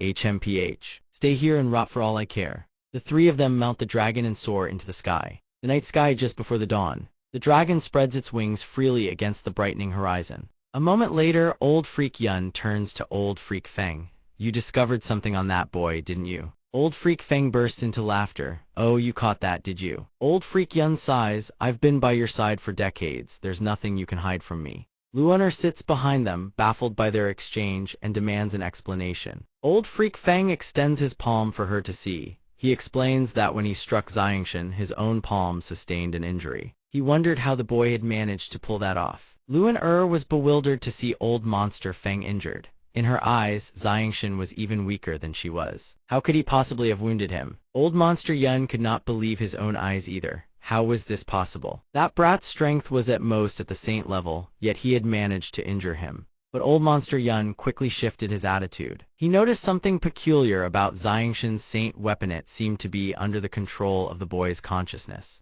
Moreover, Old Monster Yun observed that Xiangshin had managed to evade his saint force detection and close in on Luen'er. Old Monster Feng listened and immediately concluded that Xiangshin's background was far from simple. He also feared that a powerful force lurked behind the boy, and so he spared his life. Luen'er, however, did not share that view. She believed no force in existence could rival their clan. It was simply that Old Monster Feng was far too cowardly. Old Monster Yun saw her arrogance and gently cautioned, "Miss, do not be so proud. This is a sensitive time. We cannot afford to provoke any more enemies against the clan." But Luen'er refused to listen. She shot her middle finger at him in defiance. Old Monster Yun sensed her resistance and whipped around. She panicked instantly, blurting out, "Understood, Luen'er understands." Hearing her compliance, he turned away. Only then did Luen'er breathe a sigh of relief. She felt that it had been truly dangerous. Yet Luen'er, still burned with fury, had failed to kill Xiangshin with her own hands. But then she figured he probably wouldn't survive anyway.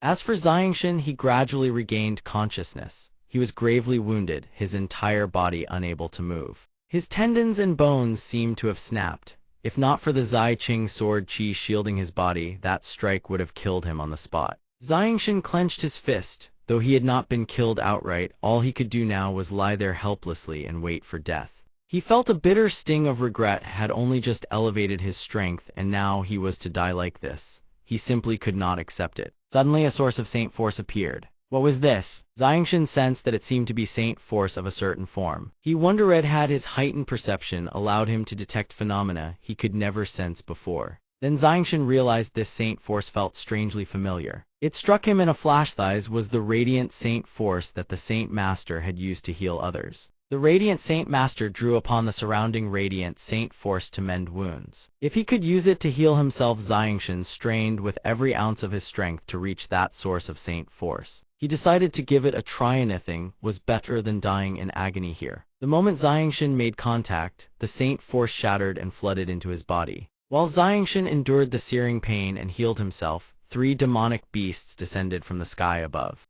A rider atop one of the demonic beasts detected an imperial rank aura near the waterfall. The leader immediately ordered pursuit. Whoever is there, kill them all. The 3 mounted their demonic beasts and flew straight to the waterfall, then descended to search the surroundings. After a thorough search yielded no sign of anyone, they concluded they had arrived too late. One of them suggested their targets had already fled elsewhere. Xiangshan was hiding beneath the water, silently observing them. He could tell these men were no good. Fortunately, his aura had already merged with the surrounding environment, otherwise it would have been a catastrophe. Above, the leader refused to believe they had truly left. He slashed at the waterfall with a single stroke. Rocks and earth came crashing down instantly. Only after seeing no disturbance in the water below did the leader finally believe they had escaped. He ordered continued pursuit, and the 3 rode their demonic beasts away. Xiangshan exhaled in relief beneath the water. Phew! Fortunately, his mental fortitude held firm. His aura had not wavered in the slightest.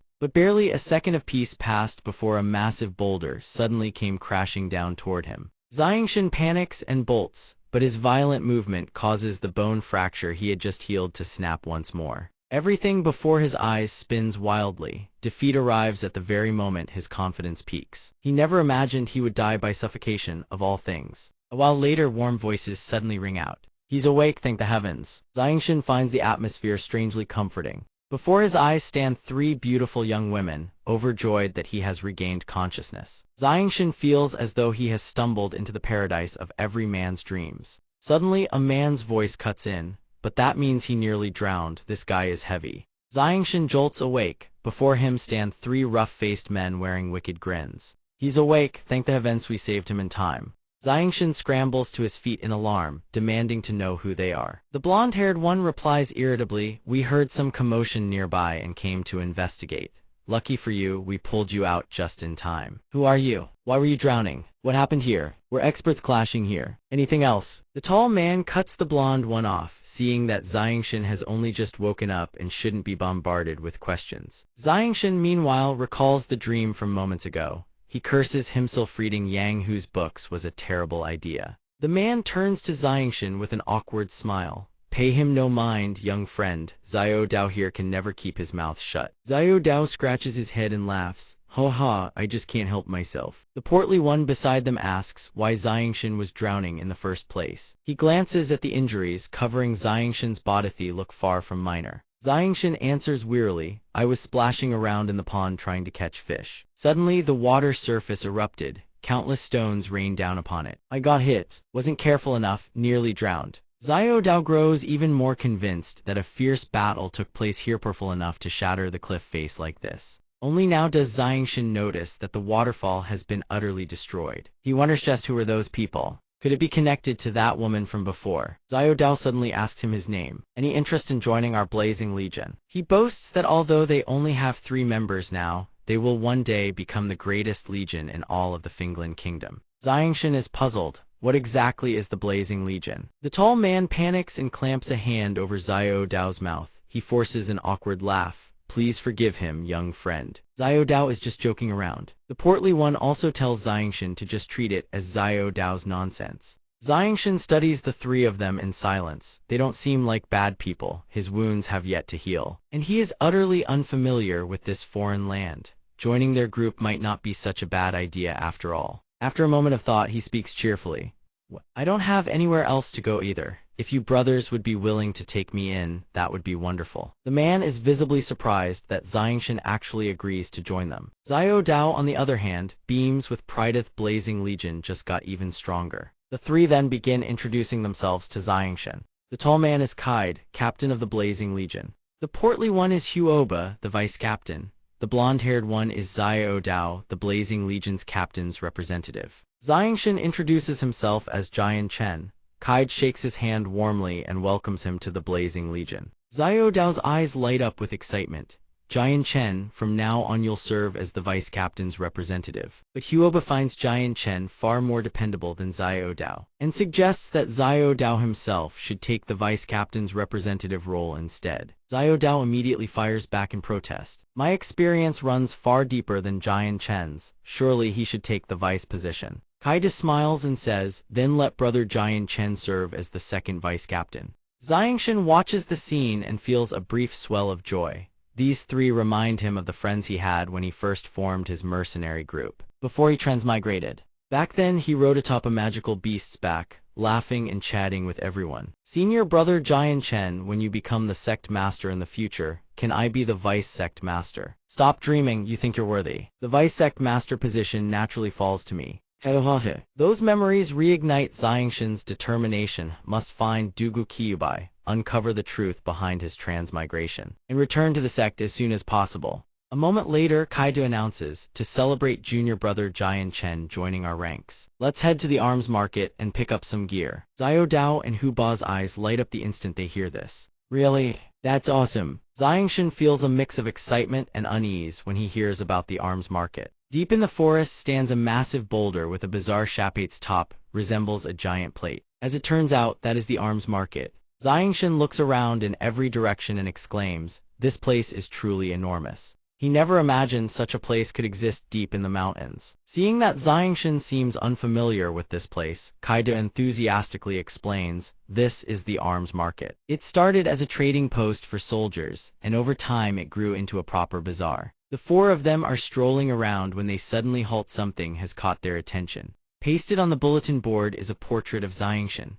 Xiao Dao wonders aloud. Why does the person on this wanted poster look exactly like Xiangshan? Kaide has to admit, it really does look like him. The wanted poster also states that this person slew a second-tier gold thread silver-line snake. Hu Ba remarks. Only a Saint Master-level expert could pull off something like that. Xiangshan grows anxious, hadn't expected the news to spread this fast. He racks his brain for a way to throw the three of them off his trail. Then he notices the three of them staring at him with suspicion. Fear grips him. His identity is about to be exposed. He stammers, I only have the strength of a saint. How could I possibly kill a gold thread silver-line snake? The three of them ponder for a moment and realize Xiangshan has a point. An expert capable of slaying a gold thread silver-line snake could never have drowned to death. It must have been nothing more than a resemblance. Only then can Xiangshan breathe a sigh of relief. Suddenly, Xiao Dao sighs, I wish we could recruit an expert like that into our mercenary group. Kaide tells him to stop daydreaming. An expert of that caliber would never look twice at our little group. Their words convince Xiangshan that his diversion has worked. Then Kaide kindly reminds Xiangshan, brother Jian Chen, to avoid any trouble, you should probably disguise yourself. Being mistaken for the person on the wanted poster would be disastrous. Xiangshan follows his advice and thanks him for the warning. Kaide's enthusiasm returns in full force. Come on, I'll take you shopping. Xiao Dao cheers excitedly at the mention of spending money. Hu Ba immediately warns Xiao Dao not to squander money recklessly. With that, the four of them sweep through the market. There are all sorts of unique wares here. Brand new cultivation techniques fresh off the press, and buy one get two free deals. Over there, clearance clothing is slashed to half price. Even the grilled meat skewers are discounted by 50%. Xiao Dao gnaws on two massive drumsticks, chewing noisily. Captain, the money you've been saving all this time, you can finally spend it on your wife and little M. The moment his wife and daughter are mentioned, Kaide's face fills with longing. It's been half a year since I've been home. I wonder if little M has learned to call me daddy yet. Then Kaide turns to Xiangshan. Buy whatever you like. If you don't have enough, I'll lend you some. Xiangshan smiles and replies, thank you, brother Kaide, but I don't need anything. Xiao Dao sees Kaide offering to lend Xiangshan money, and feels a twinge of jealousy. The captain is playing favorites, he won't even lend me money. Hu Ba holds a drumstick in one hand and a bag of bread in the other, scolding Xiao Dao. All you ever buy is food, even if you had money. You just waste it. Xiao Dao shouts angrily, aren't you the same? Kaide decides with Hu Ba lending Xiao Dao money is out of the question. Xiao Dao grumbles to the side. Xiangshan can't help but feel that the bond between them is truly wonderful. Suddenly, Xiangshan discovers something wrong with his body. Purple arcs of electricity crackle across his palm. Why is the azulate sword chi erupting on its own? He can feel it. These seem almost joyful. Could the azulate sword chi possess a consciousness of its own? How is that possible? Xiangshan stares anxiously at his hand, then frantically scans his surroundings, searching for whatever is triggering the azulate sword chi. He suddenly notices a roadside gemstone stall. A purple stone catches his eye. Xiangshan eyes the stone warily. Could this be it? Without warning, the azulate sword chi surges violently. Simultaneously, the purple stone radiates a powerful aura. Xiangshan panics. The azulate sword chi within his body stirs even more intensely. He grows more and more convinced that this stone is extraordinary. He reaches out and grabs the stone, but the moment he tries to lift it, he discovers it is impossibly heavy. The other three notice Xiangshan lingering at the roadside gemstone stall. "What are you doing?" they ask. Xiangshan strains to lift the stone. He summons every ounce of his strength, yet he cannot budge it. The aura from the stone pulses once more. The azulate sword chi inside Xiangshan's body erupts in response. The merchant notices Xiangshan eyeing the stone and asks, "You want to buy it?" He puts on a cunning grin. "I plucked this stone from the magical beast mountain range, you know." When the merchant mentions the magical beast mountain range, Xiangshan grows suspicious. Could this item be connected to Dugukyubai? After hearing the merchant's pitch, Xiangshan stares at the stone with doubt. He has no idea what it does. Why is it supposedly a treasure? The merchant admits he doesn't know either. All he knows is that it's extremely heavy, incredibly hard, and even Saint Force cannot damage it, so it must be a treasure. Xiangshan clicks his tongue, so the merchant doesn't know either. The merchant grins. "The most beautiful woman is the one behind a veil, no? A treasure whose purpose is unknown, that's the most formidable kind. Isn't that the very truth?" Xiangshan can only listen to him helplessly. He realizes the stone can stimulate the azulate sword chi, even if it has nothing to do with Dugukyubai. It is certainly connected to the azulate sword art. He must have it. Xiangshan's face darkens. "But Mu Yun took all my money." The more he thinks about it, the angrier he gets. Suddenly, Kaida walks over. He studies the stone intently and asks if Xiangshan wants to buy it. Xiao Dao pokes the stone and scoffs. "What's so special about this crummy rock? You're better off buying meat." Hu Ba immediately scolds Xiao Dao for thinking about nothing but food. Xiangshan smiles sheepishly and admits he does want it, but he doesn't have the money. Hearing this, Kaida says, "No worries, I'll buy it for you as a joining gift." He turns to the merchant. "I'll take this, how much?" The merchant smiles. "Not much, not much, 1,000 gold coins." The instant those words leave the merchant's mouth, all four of them stand there slack-jawed. Kaida stammers in disbelief, asking him to repeat the price. Xiao Dao and Hu Ba take turns berating the merchant. 1,000 gold coins for this piece of junk, why don't you just rob us? You're not jacking up the price because you see us wanting to buy it, are you? The merchant sees they're a tough crowd and starts backpedaling. Gentleman harmony brings wealth, the price is negotiable. Xiang Tian sees the price is far too steep and tells Kaida to forget it, but Kaida refuses to listen. He says a man's word is his bond. Kaida slams a heavy pouch of coins down and declares, 830 gold coins. One price, take it or leave it. Hu Ba urges him. "Captain, that's your entire life savings." The merchant's eyes gleam the moment he sees the money. He snatches the pouch and says, "Deal." "Of course it's a deal, thank you for your patronage." Kaida nods. "Done." Xiangshan's eyes turn ice cold. He silently resolves to get Kaida's money back from this swindler, no matter what. The merchant catches Xiangshan's glare and Flinchesh has a feeling this money won't come without strings attached. After a moment of thought, the merchant says, "You've been so good for business, let me throw in a little bonus." Kaida asks what bonus. The merchant pulls out a piece of paper and says nervously, "I see you're all mercenaries. As it happens, I have intelligence on a two-headed mountain cat. Consider it a gift." Kaido is startled. A two-headed mountain cat, a fourth-tier magical beast. Xiangshan sees the intel and can't help but wonder why the merchant would hand over something so valuable for free. His suspicion deepens. The merchant hurriedly explains that quite a few people already know about this intel, so even if he sold it, he'd only fetch a few hundred gold coins at best. He wipes his sweat and continues, "I didn't expect you to buy that stone. Consider it buying the intel with the stone thrown in as a bonus." Xiangshan's expression flips the instant he hears this. He snatches the paper and grins. Now that's more like it. The merchant watches them finally leave and breathes a sigh of relief, though a lingering unease remains. Looks like he dodged a bullet. Now that the stone is bought, the money is all spent. Kaida says they'll call it a day. Xiao Dao is a little disappointed. Xiangshan feels guilty upon seeing this. It's all his fault he can't browse anymore. But Kaida doesn't blame him, he says gently. Don't be so formal, that was my gift to you. Then Xiangshan says seriously. We just need to hunt that two-headed mountain cat and we'll have money again. Xiao Dao retorts from the side, easy for you to say. A fourth-tier magical beast isn't something we can handle. Xiangshan then points at the wanted poster hanging on a tree. No more pretending. I'll lay my cards on the table. I am the person on this wanted poster. I'm the one who slew the gold thread silver-lined snake. The man doesn't quite believe it. Impossible clearly just denied everything. Then how do you explain you sinking into the water? Xiangshan smirks lightly, then strikes out with a palm, slamming it into the tree trunk and leaving all three gaping in disbelief. He smiles and asks, "Now do you believe me?" While the four are talking, someone in the distance watches them silently from atop a tree. He gazes at them and flashes a sinister grin. He found them. In some dark corner, a man wearing a pointed hood cowers, his cheeks swollen on one side, blood trickling from his mouth. Through tears he whimpers, "Everything I said is the truth. I only sold them one stone and the intel on the two-headed mountain cat." Suddenly, the man before him seizes his collar and yanks him upward, sending him trembling in terror. The one gripping his collar is none other than Sect Master Cheng. He snorts coldly, "Good, hand over the intel on the two-headed mountain cat and I'll spare your worthless life." The wretch clutches this lifeline and immediately agrees. Yes, as it happens, I was planning to keep a copy for myself anyway." After obtaining the intel, he releases the rat of a man and reports Captain, that breathes from the Flame mercenary group, heading out to hunt the two-headed mountain cat. Captain Claus is currently bathing. He rises to his feet, revealing a brawny physique, and takes the towel a servant hands him. He asks, "That man-woman freak, is he not here?" Sect Master Cheng replies, "When I received the intel and mobilized the hidden agents, I only spotted that brat." Claus continues, "It seems they've split up to cover more ground." "Not stupid, I'll give them that."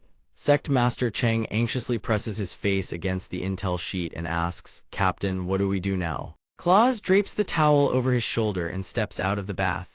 Old eccentric Dugu once said magical beasts always hunt humans from behind. That brat has the two-headed mountain cat. I want every last bit of it. Sect Master Cheng presses further, "Captain, what about the deal?" He furrows his brow and responds coldly, "He served his purpose. Kill him." Claus dons a suit of battle armor and orders a full mobilization. As for the snitch, he is dragged away and executed without ceremony. He strides to his throne and sits.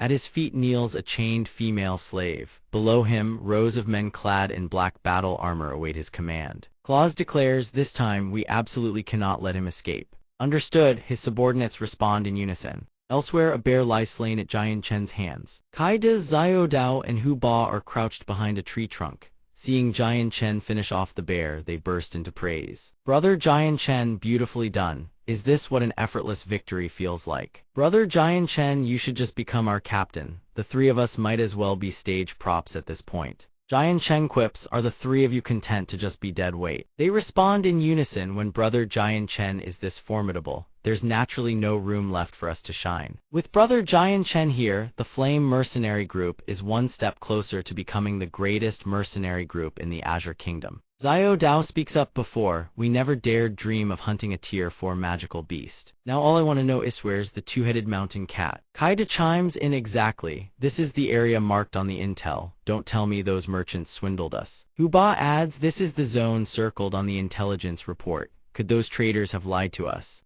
Jian Chen smiles, "Perhaps the two-headed mountain cat is simply cautious by nature. Let's keep searching." Right on cue, Xiao Dao's stomach lets out a loud growl, is clearly famished. Xiao Dao scratches his head sheepishly. "Cheering takes a surprising amount of stamina, you know. How about we grab a meal first?" Hu Ba scolds him, "Xiao Dao, you really know how to hold people back. The only thing you're ever enthusiastic about is eating." Jian Chen says, "I'm a bit hungry myself. As luck would have it, there's food right here." Night is already falling. Bear meat sizzles over the campfire, but then Jian Chen senses something who whips his head around, deep in the forest. A thunderous crash shakes the trees violently. Jian Chen raises the alarm, something's coming. Could it be the two-headed mountain cat? Someone asks, "Everyone stop eating, battle position sits here." All four shout at once as an orange blur bursts from the undergrowth. All four freeze in stunned disbelief. Kaida mutters in confusion, "What in the world is that?" The tiny creature darts past them in a flash, then lunges at the slab of bear meat and wolfs it down ravenously. In the blink of an eye, a huge portion of meat has vanished into its belly.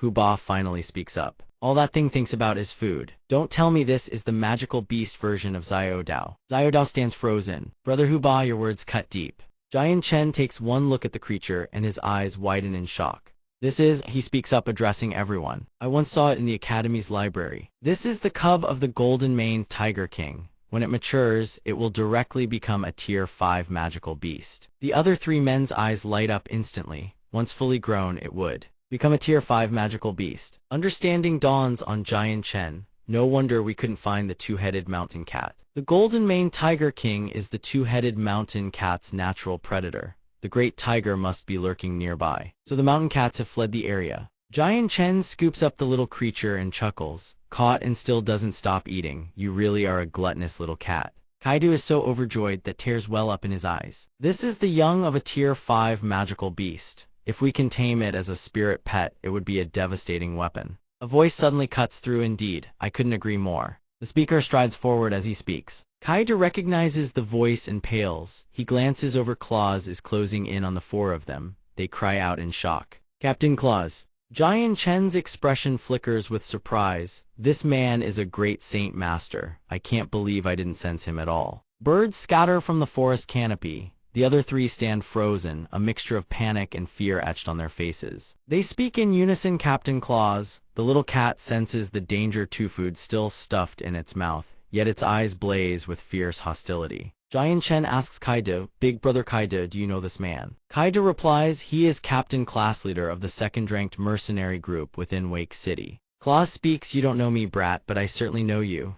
"Oh." Jian Chen is taken aback. Claws continues, "You snatched the golden silk silver-lined snake right from under my subordinates' noses. No one has ever dared steal from the mercenary corps. You are the first." Jian Chen recalls the incident and responds, "So those men were your subordinates. You're here to reclaim the golden silk silver-lined snake." Claw sneers, "You truly underestimate me." The golden silk silver-lined snake, forget it, a mere tier 2 magical beast. He pauses, then continues, "How could that possibly compare to the tier 5 magical beast cub in your hand?" The instant he finishes speaking, his men have already encircled Jian Chen's group. Behind the four, an archer emerges with bow drawn, arrow aimed squarely at them. An arrow launches shirtling straight toward Xiao Dao. Kaido sees it and panics. He yells, lunging to shove Xiao Dao out of the arrow's path. "Xiao Dao, watch out." Kaido and Huba roar in fury. "Despicable sneak attack. If you've got the guts, come fight us face to face." Xiao Dao's soul nearly leaves his body from fright. He was a hair's breadth from death. Jian Chen furrows his brow. "I apologize. I've dragged you all into this. This matter has nothing to do with the rest of you. I'll hold them off. All of you run." Kaido bellows, "Brother Jian Chen, what the hell are you saying? You're one of USA brother of the Flame Mercenary Group. We've been through life and death together." Xiao Dao chimes in, "That's right. Today we fight them to the bitter end." Huba echoes, "Damn right, to the bitter end." Kaido glances back at the Flame Mercenary Group members and roars, "Brothers, when our own gets bullied, what do we do?" Xiao Dao answers without hesitation, "We fight, what else?" Jian Chen's lips curl into a smile. He issues his command, "Claws is mine. You three handle the rest." The group roars in agreement. Claws sneers coldly, "Make your move." He thrusts his finger toward the four of them and roars, "Kill every last one of these madmen." The three charge into battle. Jian Chen alone stands motionless, his gaze sharpening like a drawn blade. Once ready, Jian Chen surges forward, carving through the underlings in his path before driving straight toward Claws. Jian Chen sees Claws standing completely still and can't help but think this man isn't even going to dodge. Claws stands there unperturbed, a smile playing on his lips. "Don't underestimate me." Jian Chen feels a surge of irritation. He swings a devastating slash at Claws. The force of his strike is so tremendous that rocks and earth erupt in all directions. Galaxy, completely unscathed, sneers, "You only have this much strength." The sword slash fails to pierce his flesh, not even a scratch. Dark purple-black chi gradually radiates from his body. Jian Chen's eyes widen in alarm. "Saint Force Knight armor." Galaxy smirks in approval. "Not bad. My Saint tool is different from others. Every inch of my body is clad in armor." His form gradually becomes enveloped in a shell of black, iron-hard plating, the full manifestation of the Saint Force Knight armor. Jian Chen speaks slowly. It seems defeating you won't be easy at all. He furrows his brow slightly, then sneers, I suppose I have no choice but to use that method. After witnessing Galaxy deploy the full manifestation of his Saint Force Knight armor and hearing that Jian Chen still claims to have a counter, Galaxy throws his head back in laughter. Ha. Ha ha, you still have a second plan. He slams his fists together, turning around to radiate a gloomy, oppressive aura, and asks with contempt, going to surrender and admit defeat. Or perhaps you'd rather abandon these good-for-nothings and flee by yourself. Jian Chen picks up the little tiger cub by the scruff of its neck and stares at it. Little one, I'm sorry to have to put you through this. The cub blinks, utterly oblivious to what is about to happen. Immediately after, he shouts at the top of his lungs while swinging the cub through the air, Galaxy, you want us. At that moment, the tiger cub is hurled mercilessly toward Galaxy, catching him completely off guard. Jian Chen calls out mockingly, or do you want this tiger instead? As the cub sails through the air, tears stream from its eyes, and it can only let out a pitiful, terrified wail. Galaxy erupts in fury, screaming, you. Without hesitation, he wheels around and darts after the flying cub. Once I catch that tiger cub, I'll come back and settle the score with you. Watching Galaxy depart, Jian Chen's expression sharpens like a blade as he speaks. Without Galaxy, these cannon fodder soldiers are nothing but mosquitoes. The little tiger cub is absolutely terrified, sprinting through the underbrush while letting out panicked cries, roar, roar, roar. Galaxy chases after it with every ounce of his strength. He laughs as he's about to snatch the cub. This little tiger runs fast, I'll give it that. Right at that moment, a voice reverberates through the entire mountain forest, stop.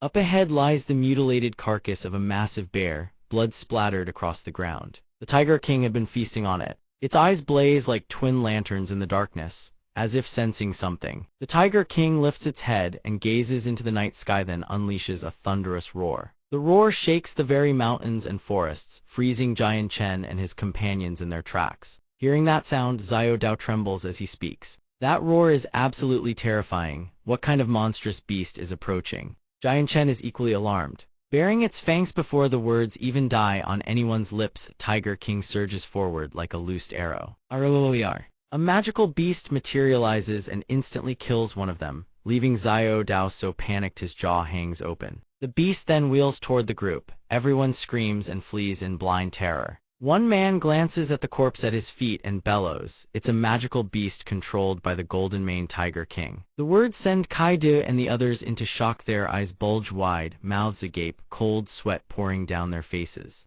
Before they can process their horror, the Tiger King arrives. Everyone screams, the Tiger King is here. This is bad retreat. Kaida, unable to outrun the beasts, cries out in desperation, save me, brother Jian Chen. Jian Chen sees his plight and rushes over. He moves like a bolt of lightning, arriving just in time. A flash of sword light streaks out and the magical beasts collapse. After finishing the strike, blade still in hand, he speaks. The Tiger King is here, need to flee. Now. Kaido and the others respond instantly. No problem, everyone follow his orders. Jian Chen gazes into the distance, his expression dark and grim. A massive horde of magical beasts is heading straight for us. It seems the Tiger King, desperate to rescue its cub, has gone completely berserk. Hearing this, Kaido and Xiao Dao speak in unison. The tiger cub isn't in our hands, will we even be safe? Jian Chen points toward a cluster of seemingly harmless magical beasts hiding in the distance and replies, according to my senses. That direction has the fewest beasts. We break through from there. Everyone nods, understood. Under the crescent moon in the starry night sky at this moment, Galaxy has stopped. His shadow stretches long across the ground. He holds the tiger cub, tears streaming down its tiny face, heading toward an area with fewer magical beasts that seems relatively safe. Before he can finish his calculations, he senses an icy gust of wind from behind. A terrible premonition grips him. He slowly turns his head. Right at that moment, the Tiger King stares down at him, eyes blazing with infernal rage, its cub squirming helplessly in his grasp. Under the serene moonlight and gentle night breeze, Galaxy below is seized by sheer, unbridled panic. No wonder there were no magical beasts nearby. He stares at the colossal Tiger King towering over him, so the Tiger King was here all along. Seeing this, he grips the tiger cub tightly and screams, "Don't come any closer or I'll tear it apart." The Tiger King sees its cub, utterly pitiful, in his hands. Its eyes blaze with fury, it snorts coldly. Observing the situation, Galaxy thinks if this continues, he'll never escape. He has to find a way out. Just then, sounds emerge from a nearby cave. Galaxy's face lights up with Jasomion is coming. it turns out to be Jian Chen's group approaching. Jian Chen catches sight of the scene before him like a bolt from the blue and immediately screams, "Stop! The Tiger King is right here." No wonder the magical beasts grew fewer along the way. Everyone cries out in shock, "What?" Then Kelexi descends from above. Bellowing, "Here's a gift for all of you." He hurls the tiger cub toward them, shouting, "Catch it." The tiger cub lands squarely in Xiao Dao's hands. Bewildered, Xiao Dao blurts out, "What is this?" Kelexi hides to the side, grinning wickedly, "You lot stay here and die as my scapegoats." Xiao Dao still has no idea why the tiger cub ended up in his hands. Jian Chen stands beside him, face pale with horror. The tiger cub, he screams, "Xiao Dao, throw it away now." But before Xiao Dao can even process what's happening, the Tiger King, brimming with killing intent, is already right behind him. Hu Ba sees the Tiger King baring its fangs at Xiao Dao. He shoves the dazed young man aside, screaming, "Xiao Dao, watch out." In the next instant, all Jian Chen sees is Hu Ba's blood splattering everywhere. Hu Ba's blood splatters across Xiao Dao's face, leaving him frozen, unable to react. Jian Chen stands as if turned to stone before the horror unfolding before his eyes. Kaido is equally stunned by the scene. In the next moment, everyone screams, "Huba!" Seeing him seemingly swallowed whole by the Tiger King, everyone freezes before the ghastly spectacle. After a series of sickening crunches echo through the clearing, Xiao Dao stares blankly at Hu Ba's broken form below. Hu Ba lies gasping in a pool of his own blood, struggling to force out each word, "Run, just go." Xiao Dao sees this, his eyes brimming with tears as he screams. Aargh, rage and grief consume him whole. His aura erupts as tears stream down his face. He roars, "I'll fight you to the death." With that, he rips his blade from its sheath and charges straight at the Tiger King. Everyone screams to stop him. "Xiao Dao, come back." He seems deaf to their cries, charging forward without a shred of hesitation. At that moment, Jian Chen draws his sword in a flash, his eyes radiating a surge of killing intent. A streak of sword light erupts, intercepts the Tiger King's blow head-on. Xiao Dao watches, his jaw dropping in utter shock. Jian Chen lets out a fierce roar. He swings his sword at the Tiger King, then lands safely back on the ground. Xiao Dao calls out to Jian Chen in a panic. Jian Chen grits his teeth, staring at the Tiger King looming before him, its oppressive aura overwhelming. Its offensive power is far too strong. In the next instant, a torrent of devastating energy erupts from the Tiger King's maw. That monstrous power surges outward in all directions, as if to obliterate everything in its path. Jian Chen, bolstered by his own formidable reserves of power, manages to withstand it, but Xiao Dao beside him is already drenched in blood. Seeing Xiao Dao's state, Jian Chen cries out, "Xiao Dao," but Xiao Dao can no longer stay conscious. His words drip with blood as he grits his teeth, each syllable forged in venom. "I will kill you. I will avenge brother Hu Ba." Under the pale moonlight, a colossal tiger bares its razor-sharp fangs, snarling with unbridled ferocity. Its eyes blaze with infernal wrath, and every footstep shakes the earth. Blood flows ceaselessly from Xiao Dao's head and eyes, yet he still glares at the beast with undying hatred, his teeth grinding audibly. "I will kill you. I will avenge brother Hu Ba." Xiangshan sees Xiao Dao straining to push himself and speaks to restrain him. "Xiao Dao, your wounds are too severe. Don't move." But he himself is only marginally better off than Xiao Dao, barely a few degrees less battered. Realizing Xiao Dao's condition will only deteriorate further, Xiangshan makes a bold decision. "Kaido, brother, take Xiao Dao and go. I'll hold the Tiger King back." Kaido remains silent and motionless. He speaks with solemn gravity, having thought it through carefully. "You take Xiao Dao and go. I'll hold the Tiger King back." Xiangshan vehemently opposes his decision. He shouts, "Kaido, brother, you are no match for it." Kaido lets out a faint sneer, "And you think you are?" Xiangshan asserts with iron resolve, "Perhaps not, but I can hold it back long enough for everyone to escape." Kaido says nothing more. He turns and walks away. Xiangshan stands facing the ferocious beast in its bloodlust, his expression remarkably calm. The Tiger King commands dominion over the entire forest. "Unless we can break free from these woods, there is no escape." He spoke gravely to Xiangshan, the young man whose composure had already shattered. "Right now, among us, you are the strongest. Only you stand a chance of making it out alive." Kaido faces the Tiger King head-on, yet he does not rush to strike. Kaido draws a deep breath and bellows, "In the name of Captain of the Flame Mercenary Group, I order you take Xiao Dao and leave." Xiangshan stands frozen, staring at Kaido without blinking. At last he yields. "Yes, Captain," he replies through gritted teeth, choking back grief as he obeys Kaida's command. Xiangshan hoists the wounded Xiao Dao onto his shoulder and takes off into the darkness. Xiao Dao thrashes desperately against Xiangshan's shoulder, his voice hoarse with desperation. Kaida, big brother, take care of yourself. I won't go, I want to stay with the captain. Kaida does not look back. Xiangshan is Kaida's last hope.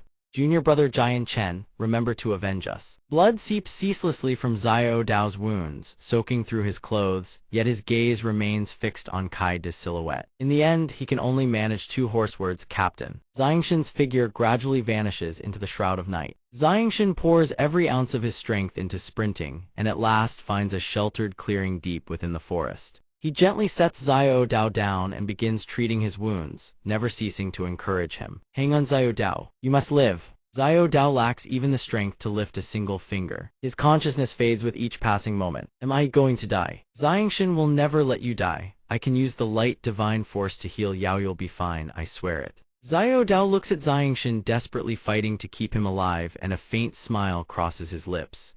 Jian Chen, you really are incredible. You know everything, not like me, I'm nothing but a good-for-nothing. Xiao Dao's voice trails into a whisper. Xiangshan forces down the agony clawing at his heart and manages a strained smile. Don't talk, I will save you, I swear it. No matter how hard he fights it, tears stream uncontrollably down Xiangshan's face. Xiao Dao summons the last flicker of his life force and speaks his final words to Xiangshan, the flame mercenary group, all that remains. His voice stutters and breaks, as you.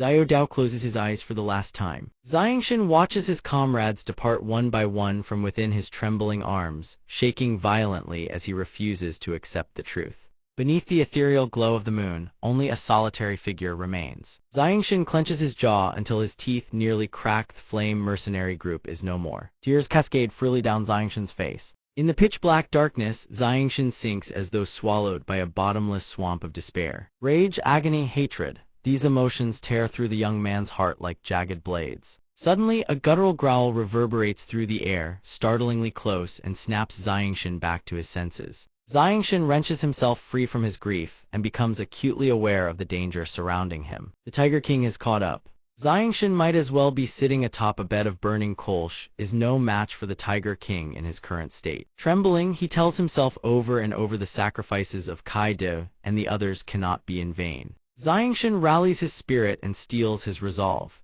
He vows to himself that one day he will return, slay the Tiger King with his own hands, and avenge every last one of his fallen brothers. He turns and flees without looking back. Xiangshan accelerates and launches himself forward in a desperate leap as the growls draw ever closer. He runs while his mind races, analyzing every option. The Tiger King's speed is far too great in a straight chase. He doesn't stand a chance. Xiangshan takes a deep breath. There is only one gamble left: conceal his aura entirely and pray he can slip away undetected. He spots a massive branch ahead, then dashes toward it like a gale of wind in the blink of an eye. He is positioned behind the Tiger King. The Tiger King lunges forward, viciously clawing at the air as it hunts for its prey. Xiangshan presses himself into the undergrowth, heart hammering, watching the colossal beast prowl. Each swipe of its iron-like claws carves deep furrows into the earth. Xiangshan observes the Tiger King's every movement in silence. Suddenly, the beast halts and draws a long, deep breath through the air.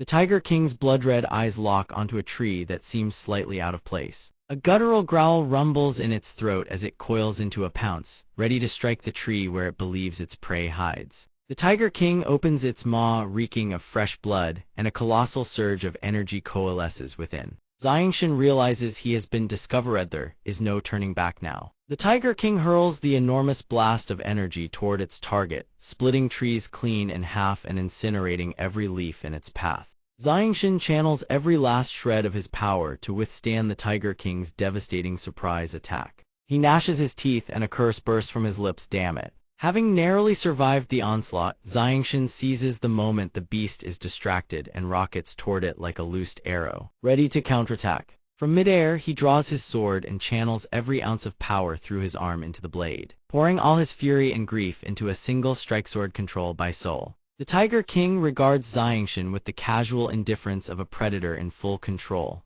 utterly unafraid. It lets out a thunderous roar that blasts Xiangshan backward. The beast's gaping maw lunges to devour him whole, but Xiangshan twists his body in midair, changing direction to dodge by a hair's breadth. Xiangshan grips his sword until his knuckles turn white, staring at the Tiger King.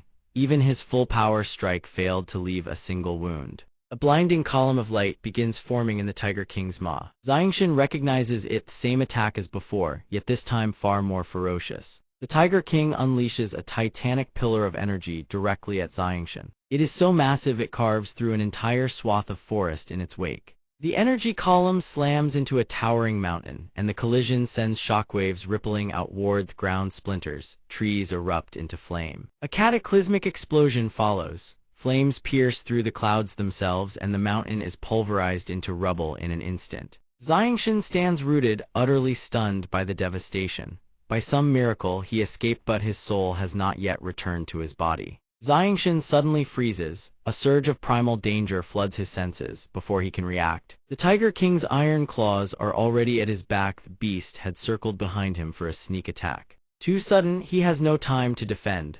The Tiger King's claw slams into him from behind with devastating force. His body crashes into the earth so violently that Xiangshan coughs up a mouthful of blood, his eyes rolling back. Xiangshan lies sprawled and broken on the ground. The Tiger King, sensing certain victory, closes in on its fallen prey. The Tiger King raises its massive claw to deliver the killing blow to the unconscious Xiangshan. Suddenly, powerful shockwave pulses erupt violently from Xiangshan's body, forcing the Tiger King to hastily retract its claw. The Tiger King hesitates, bewildered, as a strange, dark energy radiates outward from Xiangshan's form. It can only snarl warily, holding back its attack. The shockwaves converge into a single point directly before the Tiger King's crimson eyes. From within the radiant surge that pierces the darkness of night, a sword emerges. Xiangshan's sword, the Azulate Swords. Now it gleams with a brilliance and power surpassing anything before. The Tiger King glares at the weapon with fury and roars. The Azulate Sword's razor-sharp tip pivots and locks onto the Tiger King. The sword erupts with dazzling radiance, unleashing devastating shockwave streaks that slam into the Tiger King. The Tiger King's pupils constrict at the incoming waves of force. It howls in agony as the shockwaves tear into its hide, drawing blood. The once ferocious beast is now forced to turn tail and flee, desperately dodging the relentless barrage of destructive waves. The shockwaves multiply until they resemble a swirling maelstrom of pure devastation. Xiangshan remains motionless on the ground as the rampaging energy swirls around him. Then, wisps of emerald mist rise from his body, coalescing into soft white petals that envelop him like a cocoon. Everything fades before consciousness slips away entirely. Xiangshan sees himself lying in a vast field of white blossoms.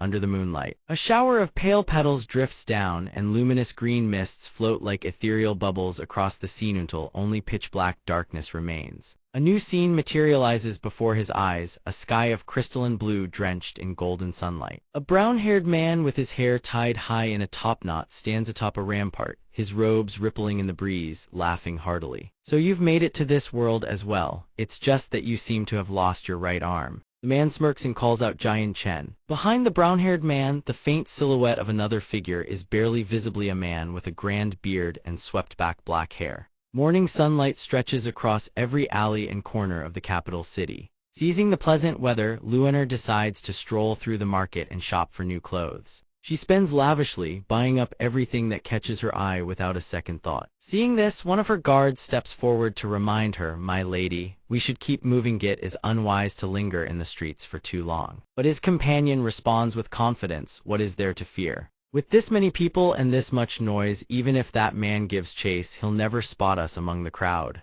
Suddenly, a figure wrapped head to toe in a dark cloak materializes beside Luener without warning, startling everyone present. The cloaked figure speaks on your person. There is his aura. Luener frowns in confusion. "What are you talking about?" The two guards behind her surge forward to shield their mistress, swords drawn, bellowing, "Stay back, stranger." Both move in tandem, swords flashing as they launch a coordinated assault on the mysterious figure. Shouting a warning, "Step away from the young lady now." Yet beneath the cloak there was nothing at all. This left the two guards utterly astonished. "He's gone. Who on earth was that person?" They pondered among themselves, failing to notice their young mistress trembling behind them. It turned out they had been so fixated on the stranger. The two of them had trampled all over the stall, ruining every last bit of Luener's morning effort picking through the goods. She furiously spun around to berate her guards. In another corner, after shaking off Luan Er's group, the mysterious figure from earlier revealed himself. He grinned triumphantly and muttered, "Sure enough, you've come to this world as well."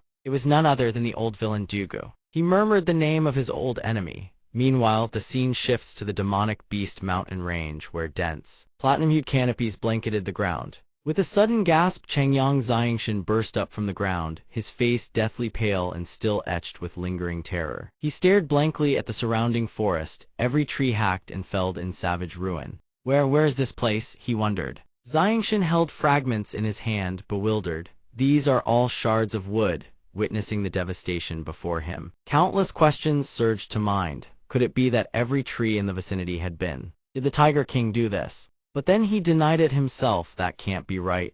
If it was the Tiger King with destruction of this magnitude, how could I have escaped without a scratch? Xiangshan was shocked to discover that even the wounds inflicted by the Tiger King had completely healed. What on earth happened here? Before he could even feel joy, he choked up. If the Tiger King has disappeared, then Big Brother Kaid and the others. A moment later, the former sword god stood before a field of freshly mounded graves, reading each different name carved upon the stone tablets. Changyang Xiangshan was rendered utterly speechless. Memories flooded back in waves. He recalled Kaid's word chef. A year had passed since he left. He wondered if little Mela had learned to call out father yet. The image of Xiao Dao laughing and joking surfaced in his mind. The Blaze Mercenary Company would surely have become the strongest mercenary company in the Windblue Kingdom. He remembered his own words, "All of you give me the feeling of long-lost family. Now, all of it is nothing but the past." Xiangshan murmured in disbelief, recalling the image of Hu Ba on the verge of death, yet still not forgetting to urge him to run. The scene of Kaid roaring echoed in his mind. "In my capacity as captain of the Blaze Mercenary Company, I order you take Xiao Dao and get out of here." But in the end, Xiao Dao still met his unfortunate demise, leaving behind only a few final, dying words. "The Blaze Mercenary Company, only you remain now." At this moment, Changyang Xiangshan could only collapse into helpless, wrenching sobs, blaming himself without end. It was all because he was too weak, couldn't protect anyone. Then he stopped crying, his expression hardening with steely resolve. Xiangshan immediately drew a blade across his palm. Fresh blood flowed freely, clenching his bloodied fist. He gritted his teeth and swore, "I hereby swear a blood oath I will take the Tiger King's life with my own hands and annihilate the Chu Mercenary Company to avenge everyone." Far in the distance, a shimmering seven-colored rainbow appeared, as if the heavens themselves bore witness to his vow. After that, Xiangshan set off, trekking through the ravaged forest. He mused to himself he hadn't expected so much to have transpired in the demonic beast mountain range. He would return here again. He began formulating a plan. First, return to Key City and settle arrangements for Big Brother Kaid's wife and daughter. Then, investigate the whereabouts of the Chu Mercenary Company. Suddenly, a group of figures emerged from Ahid, none other than Tiangshan Kong and his lackeys. Xiangshan quietly tried to slip past them, but unfortunately, Tiangshan Kong still noticed him. He commanded, "Oh, hold it right there. Yao, you stop where you are." The former sword god thought with a tinge of anxiety. What is it? Could this person have seen his wanted poster? He couldn't afford to be discovered. Pretending nothing was amiss, he replied with cold composure. "Were you calling for me?" Tiangshan Kong and his followers closed in around Xiangshan. He tilted his head back arrogantly and sneered, "If not you, then who? Did you just come from the demonic beast mountain range?" Despite facing the entire group, Xiangshan remained perfectly calm. He narrowed his eyes and countered. "And if I did?" Tiangshan Kong tilted his chin up and declared, "This young master wishes to venture into the mountain range for cultivation. You look fairly capable, serve as my guide, and you won't be shortchanged." The lackey beside him chimed in smugly, "Follow the young master and you'll earn far more than any mercenary job. This is your lucky break, don't squander it." Hearing this, Xiangshan's contempt was written all over his face. So it was just some useless, rich young master. He turned and walked away without a second glance, utterly disinterested. Tiangshan Kong roared furiously, "This young master deigns to accept yuan, that is a tremendous honor. And yet you dare refuse." He points at his subordinates and orders them, "Seize him. I need to teach this brat a lesson." His subordinates charge forward to attack. Xiangshan scowls as they rush toward him. He throws a punch that sends blood spraying from one lackey's nose, then follows up with a second strike against another. In the blink of an eye, every last one of them lies crumpled on the ground. Tiangshan Kang and the remaining subordinate gape in shock at the scene. Fury twists his face as he roars, "Where the hell did this bastard come from?" You dare lay hands on my men. Do you have any idea who I am? Xiangshan fixes him with a glare brimming with killing intent. Tangshan Kang continues to boast arrogantly, I am, but before he can finish the sentence, Xiangshan blurs forward faster than lightning. His palm is already upon that wretched face. Xiangshan delivers a devastating slap that sends Tangshan Kang hurtling through the air with a shrill scream. After the slap, Xiangshan mutters a parting reminder, keep that mouth of yours clean. The remaining lackeys scramble for their weapons, and then there is no after.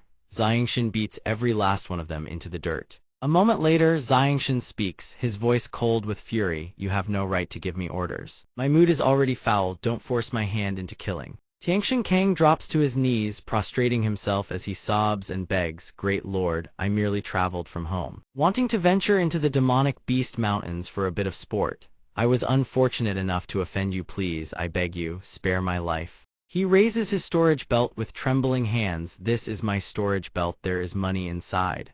I'll hand it all over to you. Just please spare my life. Xiangshan snatches it and says, this time I'll let it slide. As he turns to leave, he adds a parting reminder in the future, learn some humility. Don't think a bit of wealth entitles you to act however you please. Tangshan Kang hangs his head and murmurs, yes. But the moment Xiangshan departs, Tangshan Kang lifts his gaze, a sinister glint flashing in his eyes. Sometime later, in another city, Kan's wife looks at the visitor in confusion and asks, are you a friend of Kan? Where is my husband? Xiangshan smiles gently and replies, Brother Kan and the other brothers accepted a commission and had to make a trip to the Kaisen Kingdom. The mission was urgent, so they sent me alone to deliver the money to everyone.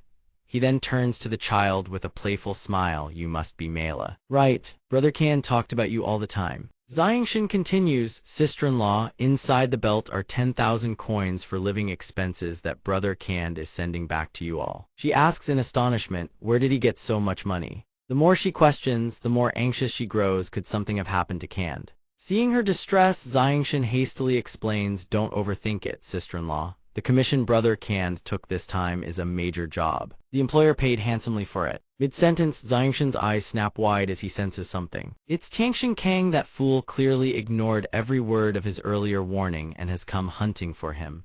A vicious shout rings out, get out here, you little brat. Xiangshan strides out to deal with the man. Before he leaves, he turns and reassures them, don't worry, sister-in-law, as long as I'm here, no one can harm any of you. Tangshan Kang grins smugly, we meet again, how does it feel? Xiangshan narrows his eyes and demands, how did you track my whereabouts? Could it be this storage belt? But I already inspected it, there was nothing unusual. Tangshan Kang boasts arrogantly, that is a secret art of the Tangshan family. It's only natural, and nobody like you wouldn't know about it. Hearing this, Xiangshan's expression darkens. It seems I truly underestimated you. Tangshan Kang shifts his gaze to the two figures in the distance, a wicked grin spreading across his face. That's your daughter, isn't it? After I kill you, I'll make sure to take good care of them for you. Fury surges through Xiangshan at his words. He immediately tells them to retreat inside. Sister-in-law, take Mela inside. Leave this to me. Xiangshan stares at Tangshan Kang, killing intent rolling off him in waves. A sword materializes in his grasp, and it is his opponent who has just been courting death. You will be the first.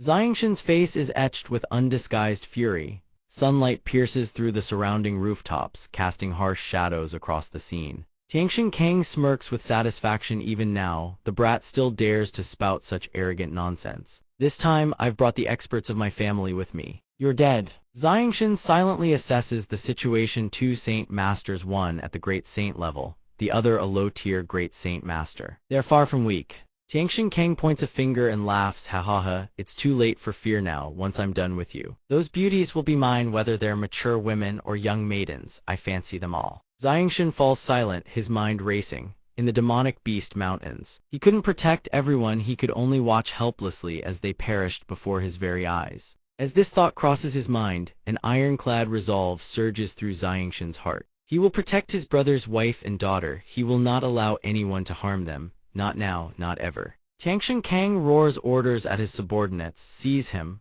I want him to understand in this city, the Tangshan family is the sky. I refuse to believe you can handle this many opponents. The three of them surge forward, charging straight at Xiangshan. He remains utterly calm. An aura of killing intent erupts around his body, and in a flash, he cuts them down. Every single slash is a lethal killing blow. The instant Xiangshan's feet touch the ground, his enemies spurt blood and drop dead on the spot. Their bodies crumple to the earth. Xiangshan speaks, his voice cold as frost. Whether you believe it or not is of no consequence to me. Tianshan Kang's face twists in disbelief. Impossible. How can this be? The subordinates standing nearby are equally stunned. They suck in a cold breath. This youth is terrifyingly powerful, at such a tender age. How can he be this strong? One of Tianshan Kang's men steps forward, his tone laced with forced courtesy. May I ask where your excellency hails from? Why have you made an enemy of the Tianshan family? Could there be some sort of misunderstanding? Xiangshan asks, his voice glacial. Now that you've seen my strength, you want to probe my background? I am a wandering mercenary, I have no backing. His eyes flare with anger as he continues. Furthermore, when did I ever become your enemy? It was your people who didn't know their own limits and came seeking trouble with me. Tianshan Kang bursts into a furious roar. Why waste words on him? Don't forget it's the Tianshan family that puts food in your bellies. All of you charge, kill him. The subordinate forces a sigh and turns to Xiangshan.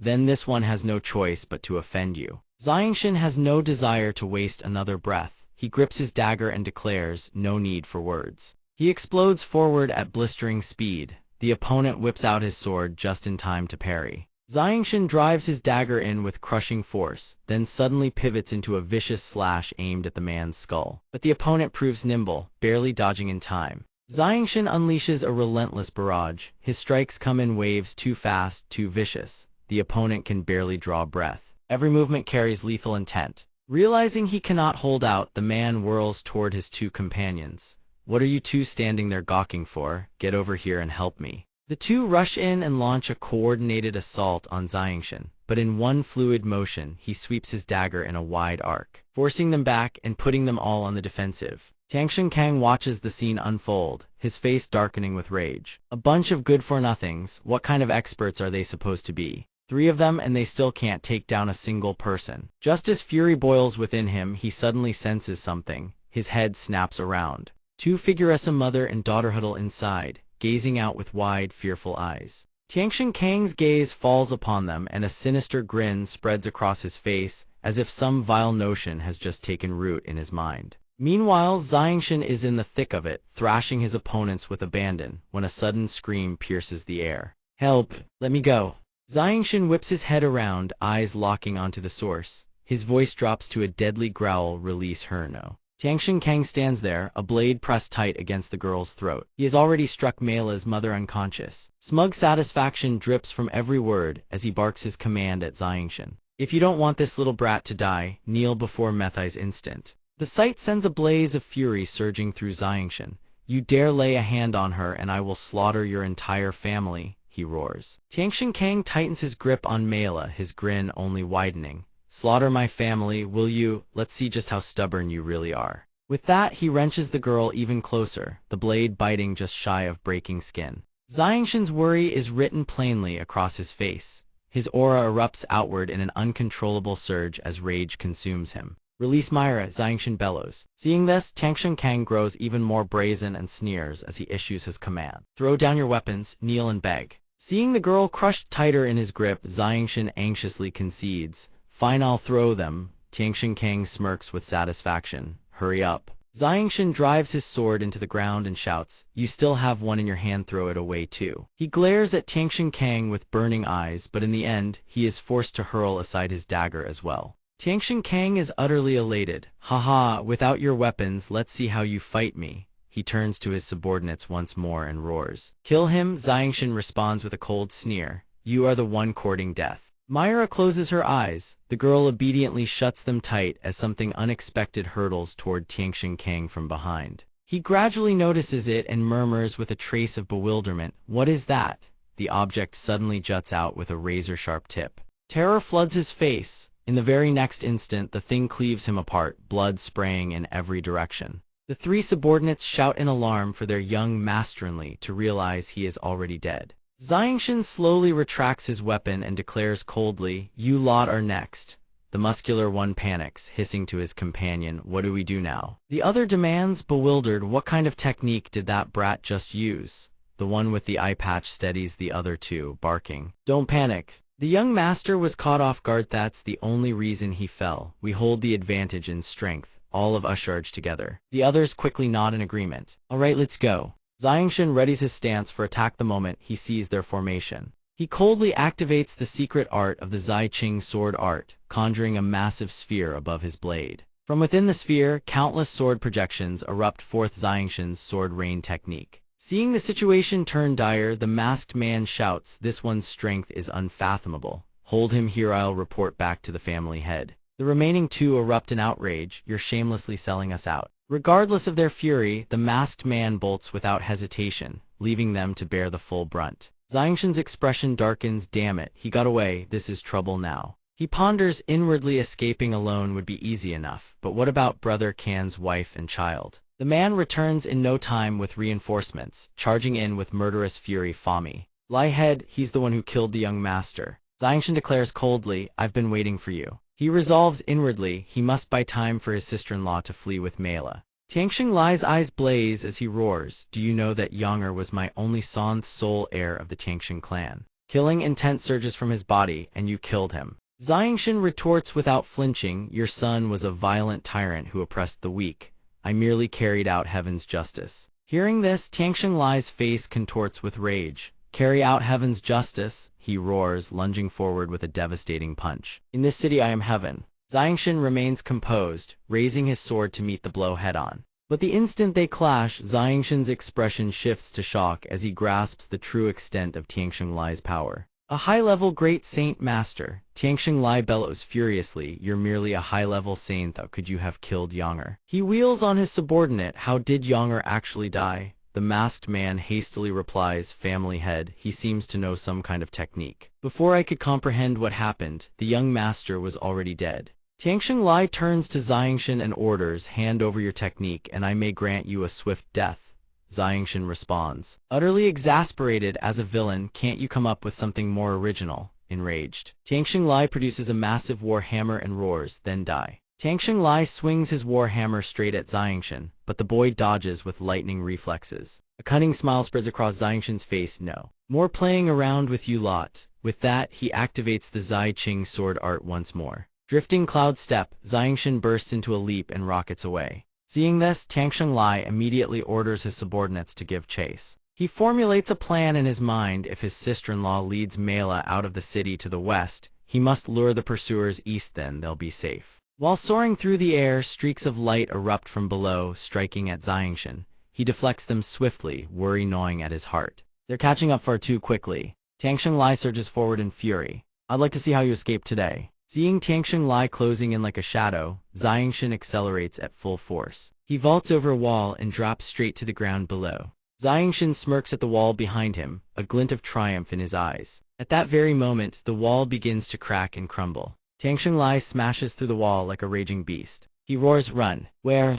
Xiangshan hurls his sword forward in an instant. Tianxing Lai casually swats it aside with his hammer, sneering, "This is your technique. I was already prepared for it." Tianxing Lai laughs triumphantly, "Without your weapon, let's see what you do now." Xiangshan reveals a mysterious smile. "Who said I have no weapon?" The flung sword suddenly reverses course midair, streaking back. Tianxing Lai's eyes widen in alarm as the blade sweeps past him. Tianxing Lai whips his head around, bafflement churning within. No saint weapon can be controlled remotely, yet this one flies through the air of its own accord. How is this possible? Chi crackling like lightning around the blade, Tianxing Lai snatches the sword out of the air. A chill runs down his spine as realization dawns. So this is how Yanger was killed. Xiangshan ambushes him from behind. "Go join your son in the underworld." Tianxing Lai instantly channels his energy. Saint force erupts around his entire body. Xiangshan's dagger plunges into Tianxing Lai's body, but fails to pierce through. Seeing this, the boy panics. The blade cannot penetrate. Tianxing Lai smiles with absolute confidence. "I possess Earth attribute Saint Force, the strongest defense there is."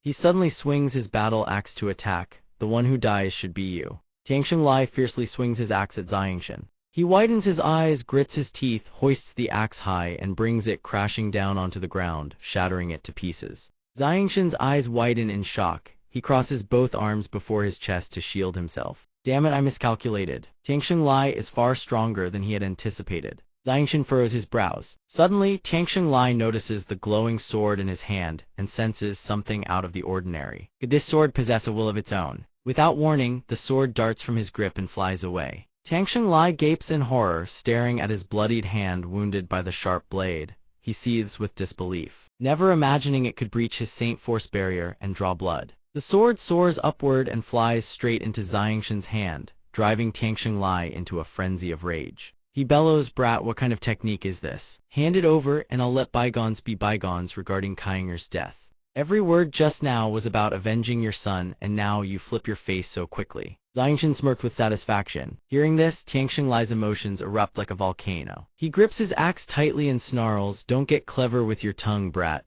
Once I capture you, I'll have ways to make you talk." Xiangshan's expression turns grave. "It seems if I don't kill you today, I'll never know a single day of peace." His pride wounded, Tianxing Lai charges at Xiangshan with his axe blazing, knowing full well he's no match yet determined to fight to the bitter end. "You've got some nerve, brat. Enough talk, prepare to die." He swings his axe, aiming to send Xiangshan straight to his grave, but the latter dodges just in time. Tianxing Lai startles. He turns one way to find Xiangshan behind him, turns the other to see him vanish once more. Xiangshan flickers in and out of existence, circling around Tianxing Lai. The latter roars in fury, "Petty tricks. So what if you stir up dust everywhere? I only need to sense your aura." Tianxing Lai shuts his eyes tight to concentrate. But Xiangshan seems to have reached an entirely different level. Even his aura vanishes with his body, leaving Tianxing Lai wide-eyed in shock, unable to detect a single trace of him. How is this possible? He raises his glowing battle axe and smashes it violently into the ground.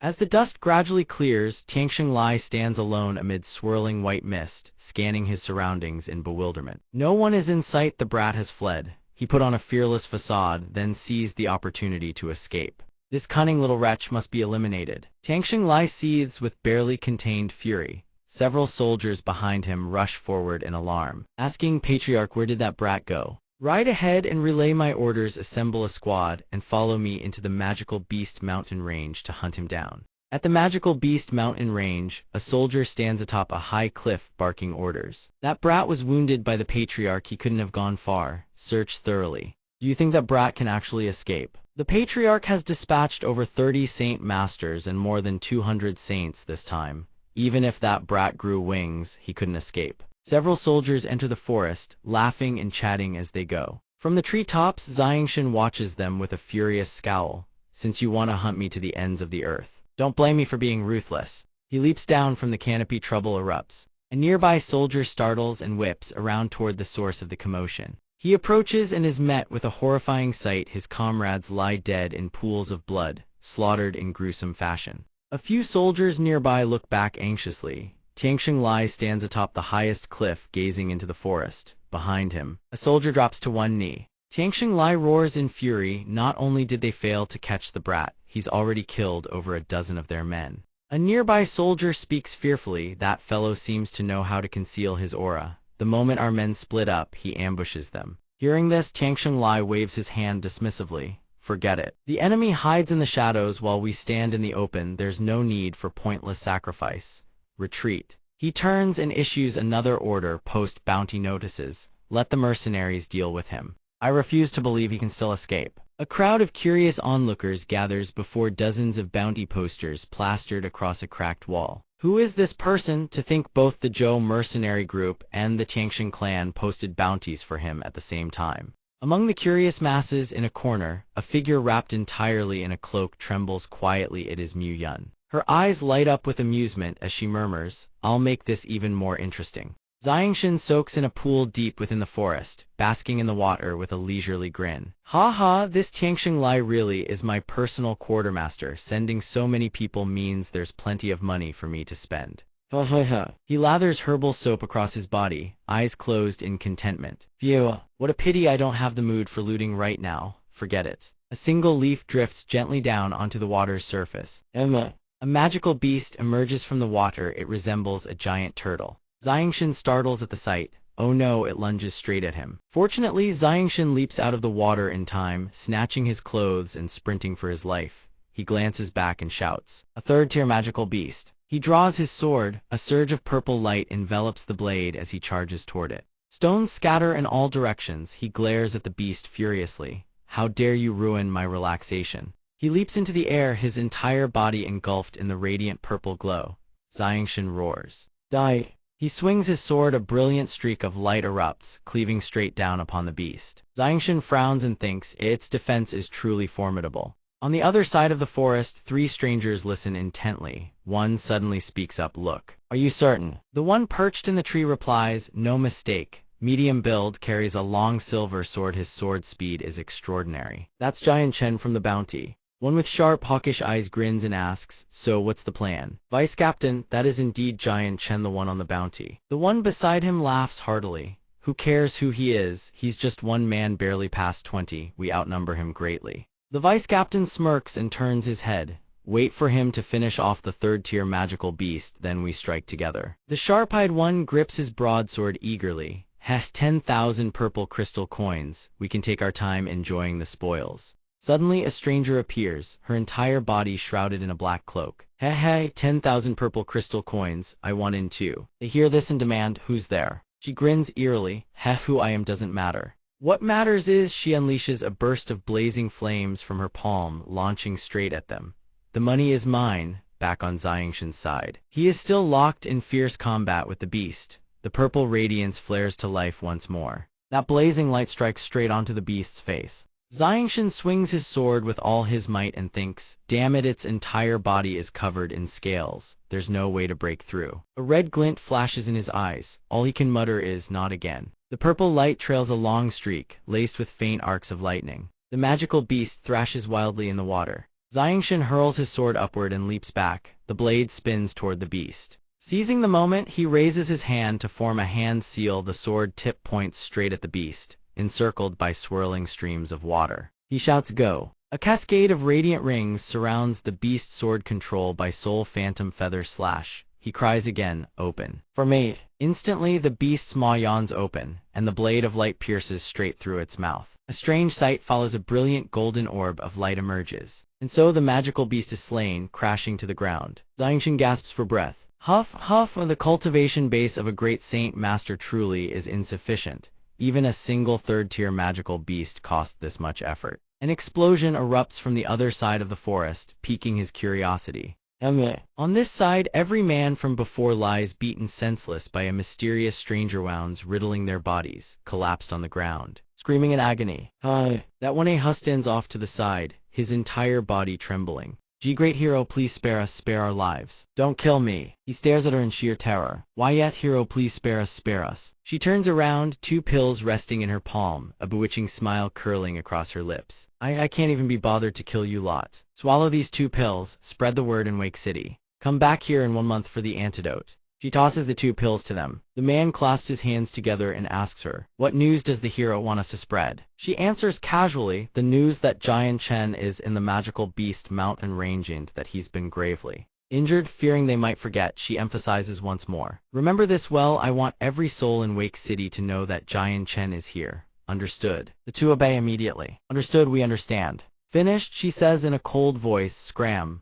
Xiangshan hides behind a tree, listening to the entire exchange. A thought flickers through his mind. Gravely injured, what kind of trick is this? After the 2 men scramble away, she finally speaks. "They're all gone now. Won't you come out and see me, Giant Chen?" Those final words slip from her lips, catching him completely off guard. Xiangshan calls out from behind the tree, "Your Excellency, why have you sent so many people after me? Do we have some sort of grudge?" The masked figure outside replies, "No grudge, you simply owe me money." The girl removes her hood. Xiangshan's eyes widen as he recognizes the familiar face, and he exclaims loudly, "Mu Yun!" Mu Yun breaks into a giggle, surprised. "Didn't see that coming, did you?" Xiangshan immediately seizes Mu Yun by the collar. "Why did you send so many people after me?" Mu Yun protests helplessly. "Cough, let go." "Is this any way to greet someone you haven't seen in ages, you brute?" Mu Yun snaps angrily. "Don't you know you're worth a fortune right now?" Xiangshan frowns. "Worth a fortune? What are you talking about?" Mu Yun explains, "The Tiangshan clan and the Zhou Mercenary Company have placed a bounty of 10,000 purple crystals on your head. You're worth that much. Is it any wonder mercenaries are swarming after you?" Her eyes gleam as she continues, "The more mercenaries that come, the more we rob them together. That's even sweeter than 20,000 purple crystals. Same old deal. You want monster cores, I want money. How about it?" Xiangshan throws his arm around Mu Yun's shoulder with a wide grin. "Sounds good to me."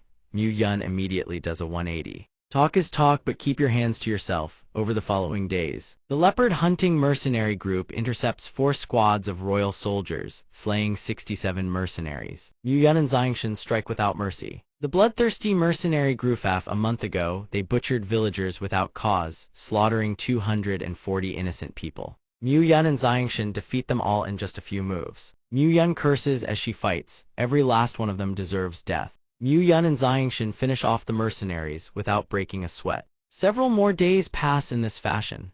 Mu Yun is roasting food over a fire when a group of men swagger up, barking aggressively, "Hey, kid, have you seen any sign of the sword god?" Mu Yun casually points behind them. "You mean him." The group spins around and their faces drain of all color when they find Xiangshan standing right behind them.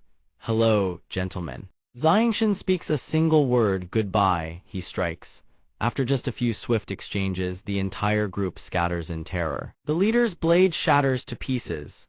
Xiangshan and Mu Yun coordinate flawlessly, dispensing heaven's justice upon the wicked. Next comes their favorite part, splitting the spoils they've plundered from the mercenaries. Mu Yun cheerfully counts the loot. Yours, mine, huh, we've struck it rich." Xiangshan, meanwhile, sits cross-legged in meditation, circulating his cultivation. A sudden realization hits him. His eyes blaze with light. "Saint Master, I've broken through to Saint Master." Xiangshan's power surges tremendously. Xiangshan exhales a heavy breath after finishing his cultivation. Mu Yun praises him. "Not bad at all, you've already advanced to Saint Master." Xiangshan grins with pride, surprised. In the distance, 2 figures lurk in the shadows, watching them. One whispers, "So many purple crystal bounties on their heads." The other replies, "What a pleasant surprise." The leader gives the order, "Begin the hunt." He shouts, "Sword god, bring out your companion." Xiangshan flicks his ear in annoyance. These lines again, my ears are going numb from hearing them. Mu Yun's eyes blaze with excitement. "Ha, this young master is in a splendid mood today. I'll spare your wretched lives." Drop your space rings on the ground and you can scram. The mercenary erupts in fury. "Your mother." He thunders, "You dare disrespect the Zhou Mercenary Company to our faces." Xiangshan asks in surprise, "You said you're from the Zhou Mercenary Company." As he speaks, Xiangshan turns away. The mercenaries mistake it for fear. "Ha, what's the matter? Scared now? If you're scared, then get down and lick our boots. Grandpa here might just let you keep your pathetic lives." The moment those words leave his mouth, a vicious slash tears across the mercenary's shoulder, blood spraying outward. Xiangshan declares in a frigid tone, "The Zhou Mercenary Company, all of you must die." Xiangshan cuts them down in a handful of swift, merciless strokes. Every last mercenary lies dead, blood pooling in dark puddles across the ground. Xiangshan stands amidst the carnage, unfazed as the heavens themselves. Xiangshan binds them tightly and strings them up on the nearest tree. Mu Yun stares in disbelief, hung upside down to bleed to death. "You're truly ruthless. Just how deep is this vendetta? Who goes there?" 2 little brats who have plundered this many purple crystals. It wouldn't be a waste for this old man to make a move. Both Xiangshan and Mu Yun stiffen in shock. A high-level Great Saint Master. Xiangshan steps forward to shield Mu Yun. A Great Saint Master stooping to chase such petty bounty. HMPH, the Great Saint Master draws his blade. It's not merely a small bounty on your heads. You two have plundered quite a haul these past few days, haven't you? Mu Yun swings her sword in fury, unleashing a torrent of blazing flames. "You old fool, dream on if you think you're touching our money." The elder chuckles. Come then." The Great Saint Master's blade slashes across Mu Yun's shoulder. She panics. The more she moves, the faster the poison courses through her veins. Mu Yun collapses to her knees, clutching her shoulder. Xiangshan is alarmed. Poison, truly despicable. The Great Saint Master grins sinisterly. "Surrender and submit to your bindings," he orders. "This old man shall make his move." Xiangshan retorts, "A Great Saint Master using poison against a mere Saint Master. Have you no shame?" Xiangshan lunges forward and delivers a devastating slash. The Great Saint Master laughs. Since when does making money require shame?" The two clash head-on, blades colliding with a thunderous impact that sends shockwaves ripping through the earth. The Great Saint Master stands unmoved. Xiangshan is sent flying backward. He grits his teeth against the force. Cough. "Damn it, the gap between a Saint Master and a Great Saint Master is this vast. I can't beat him at all." The Great Saint Master sneers. "Little brat, pathetic." The Great Saint Master launches a crushing strike, declaring, "Let's see just how hard your skull really is." Xiangshan is caught off guard so fast, the man raises his leg. The Great Saint Master aims a kick straight at Xiangshan's head. Indeed, the great Saint Master's strength far surpasses his own. He roars with laughter. Ha ha ha ha. Xiangshan is utterly blindsided, but something is terribly wrong. Two streams of power collide violently. While Mu Yun sits cross-legged, desperately circulating his cultivation technique to force the poison out. He coughs violently, spitting out a mouthful of blood. Xiangshan asks urgently, "How is it?" Mu Yun replies, his voice strained, "This poison is truly bizarre. There's simply no way to force it out." The great Saint Master sneers with utter contempt. "HMPH, little brat, poisoned by my technique. Let's see how much longer you can still hop around." Xiangshan turns to Mu Yun. "I'll hold him off, you rano." Mu Yun hesitates, torn. But Xiangshan insists, "There's no time, just go." He clashes with the great Saint Master once more. Meanwhile, Mu Yun pulls out a blue-green object, his mind racing. Is there truly no other way? He refuses to accept this. He crushes the jade-green object in his grip. Instantly, a figure materializes from thin air. The figure observes Mu Yun flatly, poisoned. Mu Yun slumps on the ground, his breath shallow and ragged. Mu Yun raises his head, desperation etched across his face. Help me, please save me." The man asks about his companion. Mu Yun has already collapsed unconscious onto the ground, yet the man still tries calling out to his fallen comrade. Then the stranger raises his hand, sweeping it through the air, and calls out for those below to come. A surge of power descends from on high. His eyes flash with brilliance as he leaps down to the ground. The immense pressure sends the great Saint Master into a panic. Such overwhelming might. When did this person arrive? How did I not sense them at all? Xiangshan launches his sword in a flying strike. The great Saint Master dodges by a hair's breadth, a smug grin spreading across his face. Petty, insect-level tricks, but Xiangshan's sword continues its relentless assault. The great Saint Master panics, unable to evade again. The blade strikes. True blood erupts from his neck. He never even noticed the moment Xiangshan unleashed the second sword strike. After a grueling exchange with the cunning great Saint Master, Xiangshan barely manages to bring down the old fox with his sword.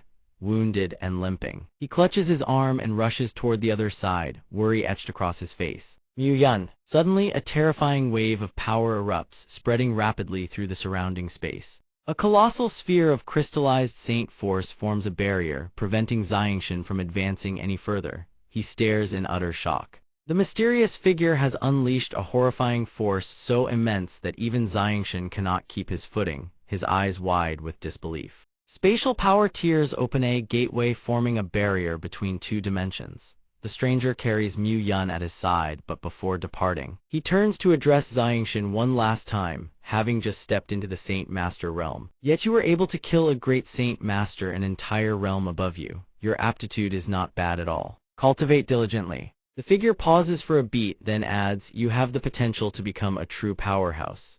In the blink of an eye, he vanishes, stepping through the gateway with a final parting promise: "The two of you shall meet again someday."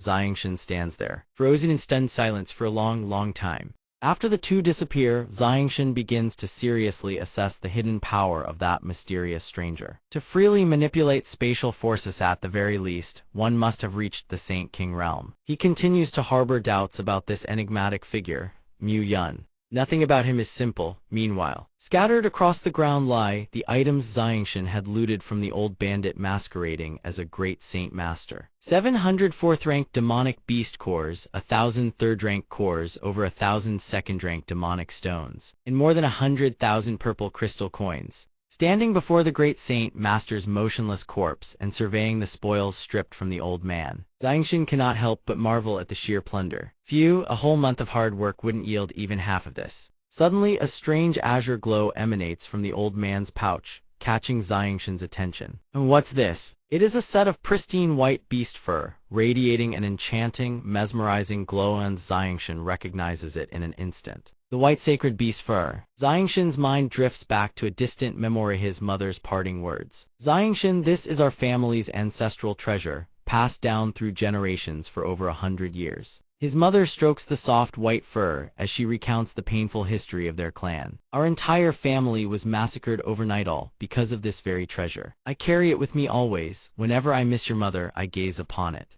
The memory of his mother leaves Xiangshan overcome with emotion, his heart heavy with bittersweet nostalgia. He silently reminds himself that his mother will surely return safely.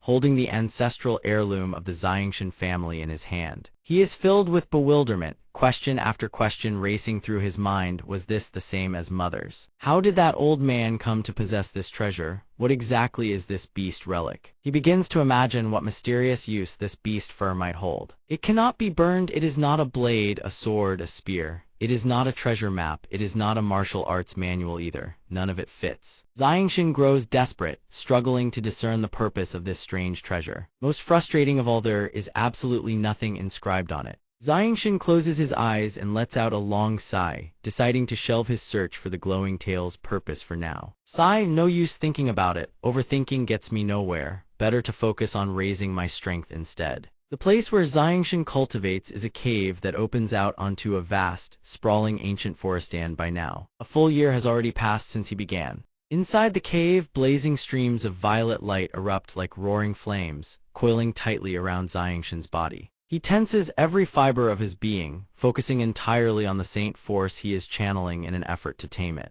This is truly no easy feat. The flames begin to swirl around the surrounding stones, then slowly lift them into the air through sheer force of will. A tremendous power erupts from within, blasting outward with terrifying destructive force. He has begun entering the advancement stage of the great Saint Master realm. After unleashing his saint force, Xiangshan pants heavily from exhaustion, both hands pressed firmly against the ground. A satisfied smile crosses his face. Finally, I've broken through. Killing intent floods Xiangshan's eyes, sharp enough to sweep away an entire company of men. A scroll blazes in his grip as he declares in a voice cold as frost, Tianxing Familith, Zhou clan mercenaries, your time has come. Blood debts shall be repaid with blood. Xiangshan swiftly exits his cultivation spot to carry out his mission, but at the cave entrance, cracks suddenly splinter across the stone. Something leaps down from above in a chaotic blur, its form impossible to track, its speed is simply too fast. It turns out to be a demonic beast resembling a wolf dog, its fur pristine white, with saint force crackling around it like arcs of lightning.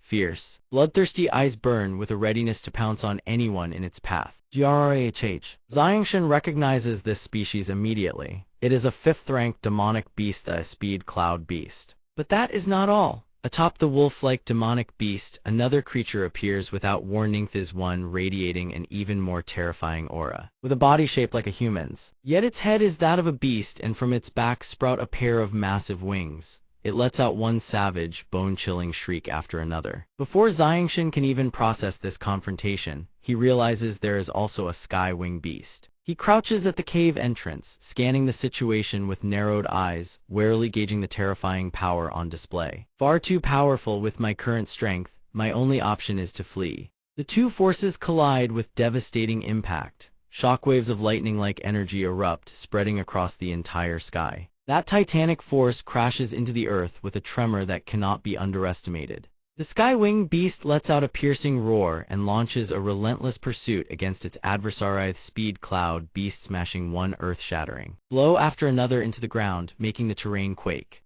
True to its name, the speed cloud beast possesses extraordinary velocity. It blazes past the towering creature before it in a white blur, then exploits a split-second opening to lunge in with a vicious strike. Speed Cloud shows no mercy. It rakes a lethal claw strike straight into the Skywing beast's eye. The Skywing beast howls in agony, its eyes blazing with even greater fury. It locks onto Speed Cloud and unleashes a barrage of attacks. Speed Cloud's lightning reflexes allow it to dodge effortlessly, while the Skywing beast shows no signs of stamina depletion whatsoever. From the side, Xiangshan watches with wide eyes, analyzing every movement of both beasts in astonishment. One commands extreme speed, the other wields absolute defense and brute force. 5th-ranked demonic beasts are truly monstrous. Before Xiangshan's very eyes, Speed Cloud begins showing signs of losing the battle of endurance. Its speed drops abruptly, and its power diminishes significantly. It lets out a weak cry and collapses. Swirling torrents of demonic energy clash and whip back and forth, then, suddenly, Speed Cloud crashes heavily into the ground, collapsing right in Xiangshan's line of sight. Looks like its stamina is nearly spent. The Skywing beast has not relented in the slightest. Its vicious eyes burn with the desire to tear its fallen prey to shreds. It breathes raggedly, gathers its remaining strength, and lets out a deafening roar. After observing the battle at length, Xiangshan finally identifies the fatal weaknesses of both demonic beasts. One is gravely wounded, and the other has been blinded. He no longer hesitates. He decides to face the two powerful demonic beasts head-on, a trial to test his own limits. Gripping his twin demonic swords, he charges forward. If both beasts are left battered and energy depleted, their two demon cores could propel him to the great Saint Master realm. Xiangshan erupts into motion, unleashing his signature purple flames. He aims straight for the Skywing beast, which is still rampaging wildly. Channeling his extreme speed, he maneuvers around it, biding his time, then delivers the killing blow. Kill one first. His sword tip surges forward like a bolt loosed from a bow, piercing toward his prey with an unstoppable torrent of demonic force. Xiangshan calculates his next move with cold precision, before launching his assault on the ferocious Skywing beast before him. His eyes turn razor-sharp and icy, carrying an unyielding determination. He reminds himself calmly. Good, dealing with a blinded one, the odds of victory are high. The red-haired demon charges at full speed in pursuit, howling and screeching as it runs. Then the red-haired demon leaps into the air. A savage beast-like charge straight onto the battlefield. But it seems the creature has missed Xiangshan. The demon clutches earth and stone in its grip and collapses. Xiangshan reacts in a flash, leaping high to evade the blow. Then pivots midair and slashes his sword back at the creature. The resulting blast tears the ground apart. The destructive force must be absolutely devastating. The white-haired man watches from a distance, arms folded as he ponders quietly. The Speed Cloud Beast, I've finally found you. He turns to his serpent companion. The target has appeared. We've been occupied with this brat for far too long, and you lot still cannot fell a mere mid-rank Saint Master. The white-haired man thunders at his subordinates. You have half the time it takes for an incense stick to burn. Bring him down now. They stammer their obedience and begin hurling threats, attempting to crush Xiangshan's morale. Surrender now and we'll leave your corpse intact. But Xiangshan's foul mouth fires right back, cursing them as bastards. Caught off guard by his defiance, they launch a sudden assault that sends him hurtling through the air. Xiangshan crashes to the ground, chest heavy exhaustion and tension racking every fiber of his being. He wipes the sweat streaming down his drenched face and stares them down. You wanna kill me? Then, as if seized by a berserk fury, Xiangshan's power surges to overwhelming heights. You're not nearly good enough, he roars and unleashes a devastating strike. Even one of the subordinates staggers, utterly stunned by the sheer force. His speed is unbelievable. All the subordinates are sent flying, so he's a wind attribute Saint Master. Without warning, Xiangshan is struck from behind and blasted away. He drives his sword into the earth, using it as a crutch to steady his utterly spent body. The ambush comes from the red-haired demon. Xiangshan hauls himself upright once more and charges headlong into the attack. He channels his energy into his legs and vaults high into the sky, ready to continue the battle. Xiangshan grips his sword tight at rings with a sharp clank, then spins through the air like a whirling top, his free hand forming hand seals before his lips. I refuse to believe I cannot shatter your defenses. The sword streaks downward, blazing with radiant pink energy. Ultimate technique sword control by Soul Grand Dharma Wheel. The red-haired demon howls and shrieks in defiance, but in the end, it is obliterate, reduced to nothing but smoke and ash. As Xiangshan touches down, the demon's body tears itself apart and scatters to the wind. Xiangshan lets out a long, heavy breath. It's finally over. He clasps the purple gemstone at his chest and laughs heartily. A fifth-tier magical beast's monster core truly brims with power. With 2 monster cores in hand, if I push my cultivation to its limits, I can break through to Great Saint Master in no time. He turns and walks away, muttering to himself. I need to claim the Speed Cloud Beast's monster core and get out of here fast. 5th-tier magical beasts have indeed begun awakening higher intelligence. Worse still, they tend to gather in packs. If another one shows up, I'm finished. As Xiangshan walks along in high spirits, he spots something strange. A green snake coils around a dead weasel, its forked tongue flicking in a threatening hiss. Where did that venomous snake come from? Only then does Xiangshan realize that the monster core he sought is already missing from the white weasel's forehead. Panic grips him. Where's the monster core? He spins around, searching frantically in every direction. Suddenly, the white-haired man appears out of nowhere. Approaching from behind, he tosses a monster core into the air and catches it like a toy. Looking for this young man. With his sharp instincts, Xiangshan instantly recognizes the man's Or-on-Earth Saint Master.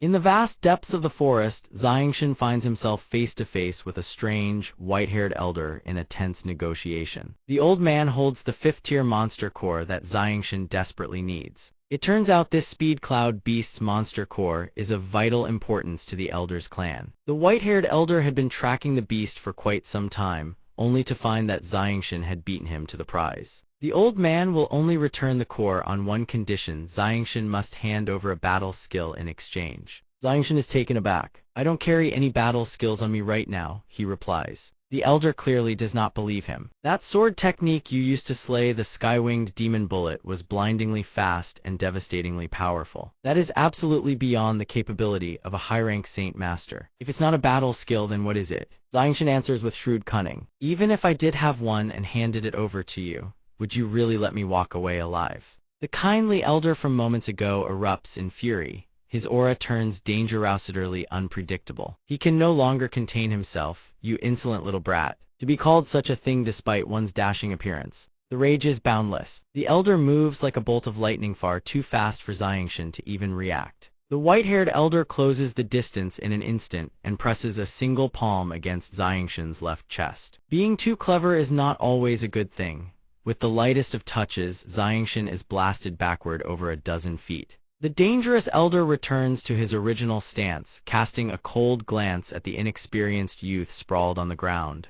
Then he leaps, soaring toward Xiangshan, preparing to deliver the killing blow. But Xiangshan is quicker, snatches the venomous snake coiled around the sky-winged demon bull's carcass. Holding the serpent before the Elder's face, Xiangshan commands, "Don't move." The Elder freezes on the spot. "What exactly are you playing at, boy?" he demands, his voice trembling with rage. Xiangshan rises to his feet and answers. "This is a 100-li shadow tracking snake bred with a specially crafted medicinal powder. No matter where its quarry flees, it cannot escape. Training a rare serpent like this is extremely difficult. Very few even know of its existence. If I kill it, even if you return to your clan with the Speed Cloud Beast's monster core, I doubt you'll find it easy to explain yourself." The Elder realizes he has vastly underestimated the young man. "What do you propose?" Xiangshan conjures a vacuum barrier, a small purple sphere crackling with arcs of lightning, enveloping the venomous snake. He answers with satisfaction. "In a quarter of the time it takes for an incense stick to burn, this vacuum barrier will detonate." Surely the Elder has no time left to deliberate over returning the monster core and letting him go. The Elder does not take kindly to these terms. He shows no intention of letting Xiangshan leave. With visible reluctance, he shoves the monster core back toward Xiangshan. Xiangshan accepts it cheerfully, not forgetting to offer his thanks. He then raises the vacuum sphere containing the serpent. Xiangshan swings his leg and kicks it with tremendous force, sending it hurtling back toward the Elder. The move is called Yang Maoi's Desperate Rescue Kick, a cunning gambit born of sheer desperation. The kick is so powerful that the barrier sphere rockets toward the distant horizon. The Elder cannot intercept it. He immediately wheels around and gives chase. As he departs, he does not forget to vow, "We will settle this another day, boy." Xiangshan wastes no time and flees at once. Had he lingered with the speed of an Earth Saint Master, who knows what might have happened. He steels himself, remaining on edge. Elder could catch up at any moment. At the edge of a cliff, a young man finds himself surrounded by a group of pursuers. He is utterly spent after being hunted for so long. He curses his pursuers bitterly, then bolts with blistering speed so fast they cannot even react. He is dead set on not falling into their hands. But mid-sprint, he collides headlong into something Somyeon. It is Xiangshan, standing directly in his path and blocking the way. Xiangshan and the red-robed youth slam into each other. The pursuers, using their movement techniques, have already caught up to the red-robed youth. They cannot believe the boy still has the strength to run this far. Hearing their bloodthirsty cries demanding his life, the red-robed youth believes this is the end. But at that very moment, a figure blazes past him at breathtaking speed. It is Xiangshan. In mere seconds, he unleashes a flurry of techniques, cutting down those ragtag fighters with contemptuous ease. The red-robed youth watches in stunned silence. He cannot help but marvel at Xiangshan's speed and skill. Xiangshan says nothing and turns to leave swiftly. The youth chases after him, shouting, "Stop running." A sheer cliff edge lies directly ahead of them. Hearing the warning, Xiangshan halts instantly. Then, in the blink of an eye, he reappears right in front of the red-haired youth, who gapes in astonishment at the ghostly speed. Xiangshan asks, "You chased me down just to tell me that?" The boy gasps for breath and says, "No."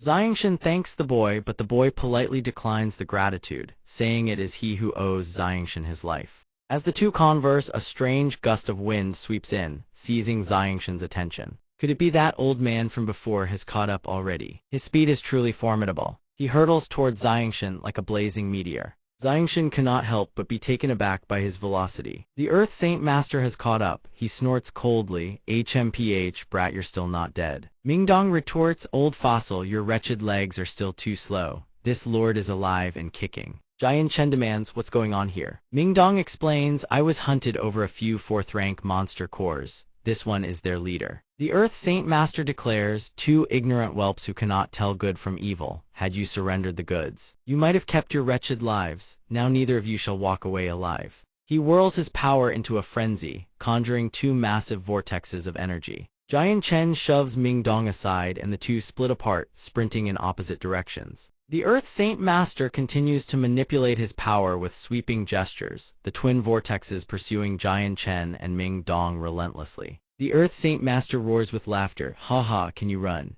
He bellows, kill them. Jian Chen takes the hit head-on, crying out in pain. With a strangled grunt, both Jian Chen and Mingdong are struck off the cliff and sent plummeting into the abyss. The Earth Saint Master drops dead on the spot, unexpectedly slain. My battle skill. Fortunately, a lake lies waiting below the cliff. Jian Chen and Mingdong survive the fall. Mingdong surfaces, coughing violently, cough, cough, cough. Jian Chen has already dragged himself onto the shore. Huff, huff, huff. Jian Chen's eyes burn with fury. You wretched old man, I, Jian Chen, survived this calamity. One day I will descend upon your clan and wash away this humiliation in blood. Mingdong freezes in shock. Jian Chen. Mingdong asks, you're Jian Chen. Jian Chen answers, yes. Mingdong introduces himself, I'm Mingdong. Thank you for saving me last time. Jian Chen replies casually, it was a passing act, no thanks necessary. Mingdong produces 2 monster cores and holds them out to Jian Chen. Here, take these. Jian Chen frowns, what's the meaning of this? Mingdong says, no hidden meaning. You saved my life and I have nothing to repay you with. I've only got 4 4th-rank monster cores on me, I'll give you 2. Don't scoff at the amount, alright. Jian Chen thinks of his old companions and chuckles, just like them. Jian Chen says, I have no need for monster cores. Tell me, have you joined a mercenary group yet? Mingdong shakes his head. No, I've always roamed alone, can't stand being bound by rules and restrictions. Jian Chen makes his move. Mingdong, I have a rather unreasonable request. Mingdong asks, what is it? As long as you're not asking for my life, just say the word. Jian Chen grins. I want to invite you to join my Flame mercenary group. Admittedly, the Flame mercenary group isn't large right now, but I have absolute confidence that it will become the #1 mercenary force on the Tianyuan continent. Mingdong asks how many people does not very large mean. He suddenly realizes that if the group is too big, things could get complicated. All those rules and regulations, just thinking about them, gives him a headache. Jian Chen answers, just me, with you that makes 2. Mingdong falls flat on his back in the forest, utterly floored. Mingdong turns to Jian Chen. I say, Commander, as the Vice Commander of the Flame Mercenary Group, may I inquire about our next course of action? Jian Chen answers, cultivate. Mingdong presses, isn't it taking mercenary missions, slaying magical beasts and harvesting monster cores? Jian Chen tosses Mingdong a pouch and says, there are 8 4th-rank monster cores in there. Mingdong's eyes light up. Jian Chen continues, you have half a month. Use it to raise your strength as quickly as possible. Mingdong asks, alright, and after half a month? Jian Chen answers, after half a month, we annihilate a clan and a mercenary group. Mingdong agrees, oh sure, but hang on, just the 2 of us. Annihilate what exactly? Have you gone mad? Half a month later, Mingdong curses at Jian Chen, brother, you beast, are you even human? In a mere half-month, you've broken through to the Great Saint Master realm. Jian Chen waves it off. What's so surprising about that? Haven't you also advanced to mid-rank Saint Master? Mingdong sags with dejection. How can you even compare the 2? I only advanced by 1 minor realm, you leaped an entire major realm. Jian Chen suddenly senses something. Jian Chen immediately begins circulating his cultivation technique. Mingdong asks, what's wrong with you? Jian Chen shouts, get away from me, get as far as you can. Jian Chen gathers his immense power within him. A shuddering pulse boom. A colossal pillar of qi erupts from his body, rocketing straight into the heavens. 1,000 miles away, an old man's eyes snap open. Such overwhelming qi, what manner of existence is this? The old man strokes his beard, deep in speculation. Could a supreme ruler be emerging in this land? A tremendous aura gathers above. Spiraling into the sky, even a farmer tilling distant fields can sense Jian Chen's aura. This is sword intent, such devastating sword qi, who possesses such profound attainment in the way of the sword. Could it be that during all these years of my seclusion, a supreme powerhouse has emerged upon the Tianyuan continent? Giant Chen has comprehended sword intent. The twin swords soar around him in joyful arcs, crying out to their master without ceasing. Master! Xiao Ying and Xiao Qing materialize. They streak toward Giant Chen, radiating pure elation. Xiao Ying exclaims, Master, we can finally speak with you. Giant Chen is stunned. The two sword spirits Xiao Ying flies straight into his arms, overjoyed beyond measure. Master, Xiao Ying embraces Giant Chen, who stands there completely bewildered. While Giant Chen stammers, So you are, Xiao Ying introduces. We are the sword spirits of the Azulate swords. I am the sword spirit of the Ziying sword. Master may call me Ziying or Xiao Ying, whichever you prefer. Xiao Qing follows. I am the sword spirit of the Kingsuo sword. Master may call me Kingsuo or Xiao Qing, both are fine. Giant Chen asks in astonishment, the Azulate swords, sword spirits. Could it be that the Azulate swords I've been cultivating have given birth to sword spirits? Xiao Ying shakes her head. It's not quite like that. Xiao Qing explains, we are like you, Master. We came from another world to the Tianyuan continent. Long ago, Ziying and I suffered catastrophic damage when our blade bodies were shattered, depleting our primordial essence greatly. We drifted into the world where Master once lived and fell into deep slumber, only to be awakened by Master's cultivation of the Azulate sword Qi. We never imagined that in this land, where the world's origin energy is so thin, you could use the Azulate swords to compensate for their deficiencies and achieve such astonishing attainment in the sword Dao. Master is truly a genius. Xiao Qing adds, unfortunately our former master ultimately fell and perished. After our master's death, we resolved to escort his soul across the boundaries of space and time to the world we once inhabited. With his talent in the sword Dao, he would surely have risen to renown in our world. Xiao Qing sighs. Alas, during the traversal of space, our power was consumed at a terrifying rate. We couldn't hold on for long, and in the end, we had no choice but to bring Master to the Tianyuan continent. Giant Chen is deeply moved. So it was you two who saved me. Then why didn't you come out to meet me sooner? Xiao Ying answers, we wanted to, truly, but the spatial traversal exhausted our power completely and we fell into deep slumber. It took several long years before we could awaken. Moreover, after we awoke, Master's spiritual consciousness was far too weak. There was simply no way to establish contact. Only just now, when the Master's spiritual sense grew slightly stronger, were we able to emerge and meet our Master. Giant Chen breathed a sigh of relief. So it's because I just broke through to the great Saint Master realm my spiritual sense strengthened a bit. Xiao Ying said precisely. Xiao Qing added, moreover, now that the Master's realm has risen, you can wield our power. Giant Chen said, I've used the Azulate sword Qi before, haven't I? Xiao Ying laughed brightly. Not quite, you can't call it that. Giant Chen's eyes blazed with excitement. Indeed, as Xiao Ying says, once I try it, I'll understand. Giant Chen soared into the air. Very well, let me see what the true power of the Azulate sword spirits looks like. Giant Chen swept out a single sword stroke. The blade cleaved a massive boulder clean in two. Giant Chen murmured, what devastating lethality. Xiao Qing gasped, Ayo, that nearly killed me. Xiao Ying panted heavily, huffing and wheezing. Giant Chen asked, what's wrong with you two? Xiao Ying answered helplessly, releasing sword Qi is extremely exhausting, you know. Xiao Qing yawned, Master, our energy consumption is far too great. We must return to the blade and enter slumber. Giant Chen asked, then how can I replenish your energy? Xiao Ying yawned drowsily. Silly Master, just absorb more high-grade monster cores and it'll be fine. Giant Chen produced a handful of monster cores. Absorb monster cores, I have plenty of those. At that moment Ming Dong arrived and asked Giant Chen, hey, are you all right? Giant Chen turned to Ming Dong, come on, let's head to Wake City. Ming Dong followed and asked, what for? Giant Chen answered flatly, to kill people. Half a month later, Giant Chen and Ming Dong arrived at Wake City. They had finally reached their destination. Ming Dong whistled, heh, this Wake City is truly massive. Giant Chen frowned, sensing something amiss. Why was the atmosphere in the city so peculiar? Could something major have happened? Ming Dong asked, who exactly are we here to kill, Captain? Giant Chen said, you'll find out soon enough. Suddenly, a commotion erupted nearby. Someone bellowed furiously, damn it, the affairs of our Zhou mercenary group, how dare you interfere? A crowd had gathered and a dispute was clearly underway. One voice roared, are you asking to never set foot in this city again? Another voice retorted, in broad daylight, you lot dare to abduce a young maiden? It was you scoundrels. A little girl named Mela was crying in her mother's arms. Mama Mela is scared. Her mother held her tight and tried to comfort her. Don't be afraid, Mela, don't be afraid. A fat, burly man swaggered forward with a menacing grin. "Little sister, don't be afraid. Big brother adores you," he sneered. Mei La's family cursed at him, a true degenerate scum of the earth. One of the thugs spotted something that made him freeze on the spot.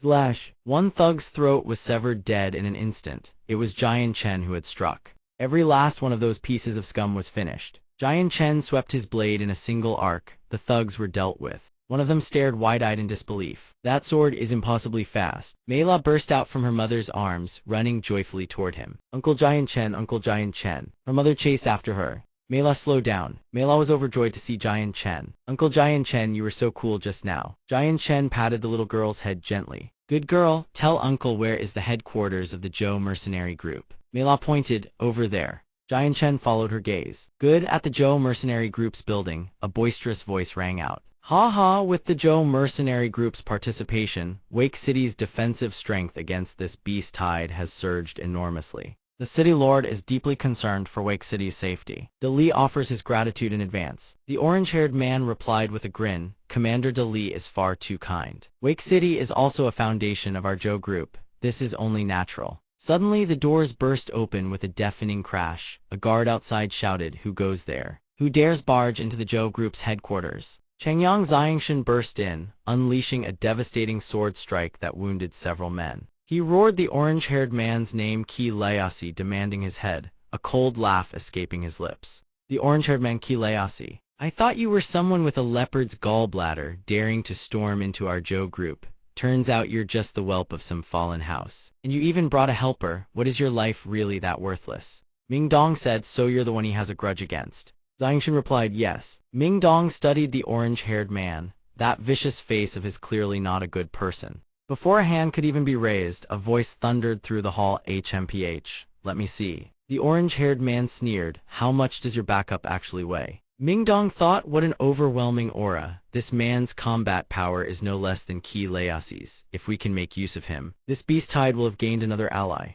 The orange-haired man said, "Also a high-level Saint Master slightly stronger than you, not bad, but strength has its limits. Today, neither of you shall leave the Zhou group's headquarters alive." Suddenly a hand reached out. "Hold, do not act rashly." Xiangshan asked, "Your Excellency, who are you?" The man introduced himself. "This humble one is De Laut, commander of Wake City's Imperial Guard." "Gentlemen, hear me out. The beast tide which comes once every several decades is upon us. Wake City faces grave danger. Your personal grievances can be settled afterward." "Wait until after the beast tide." Xiangshan's fury was uncontainable. "Today, I absolutely must kill Qi Leasi." The orange-haired man blazed with killing intent. "Commander De Li, I will not permit anyone who has struck against the Zhou group's people to walk away alive. They must die." Ming Dong asked, "How about I handle this?" But Xiangshan was already burning with rage. "No need." Having said that, Xiangshan soared into the air. The battle between the two raged fierce and brutal. Xiangshan roared, "Curse you, dog thief." He charged forward, his saber crashing down upon the orange-haired man.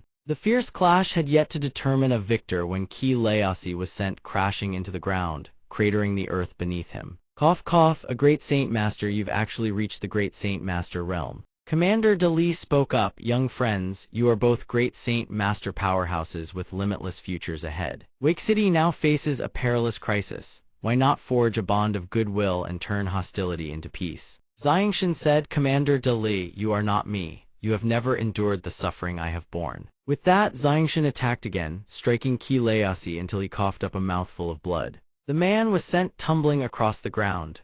Xiangshan continued coldly, "You have no standing to lecture me about mercy." Qi Leasi wiped the blood from his mouth. "Cough, cough, ha ha, even if you are a great Saint Master, you die today." He detonated a signal flare atop the building. Commander De Li's face changed drastically. "This is the Zhou group's Tiger Wolf Guard." De Li said, "Young friend, wait a moment. I shall summon the city lord to preside over this matter." Qi Leasi sneered. "The Zhou Tiger Wolf Guard orders are to kill the enemy. Even if the city lord himself comes, he'll only be collecting your corpse." "Ha ha ha ha, 3 high-level Saint Masters, we could crush you by sheer weight alone." Ming Dong tensed in alarm, but Xiangshan stood his ground, waiting as the Tiger Wolf Guard formed their battle formation. He began deploying his techniques to resist. Jian Chen leaped into the air and unleashed 2 massive sword slashes. Streams of purple-white light blazed blindingly in an instant. The mercenaries couldn't withstand the force and were blown apart like scattered leaves. They howled in agony.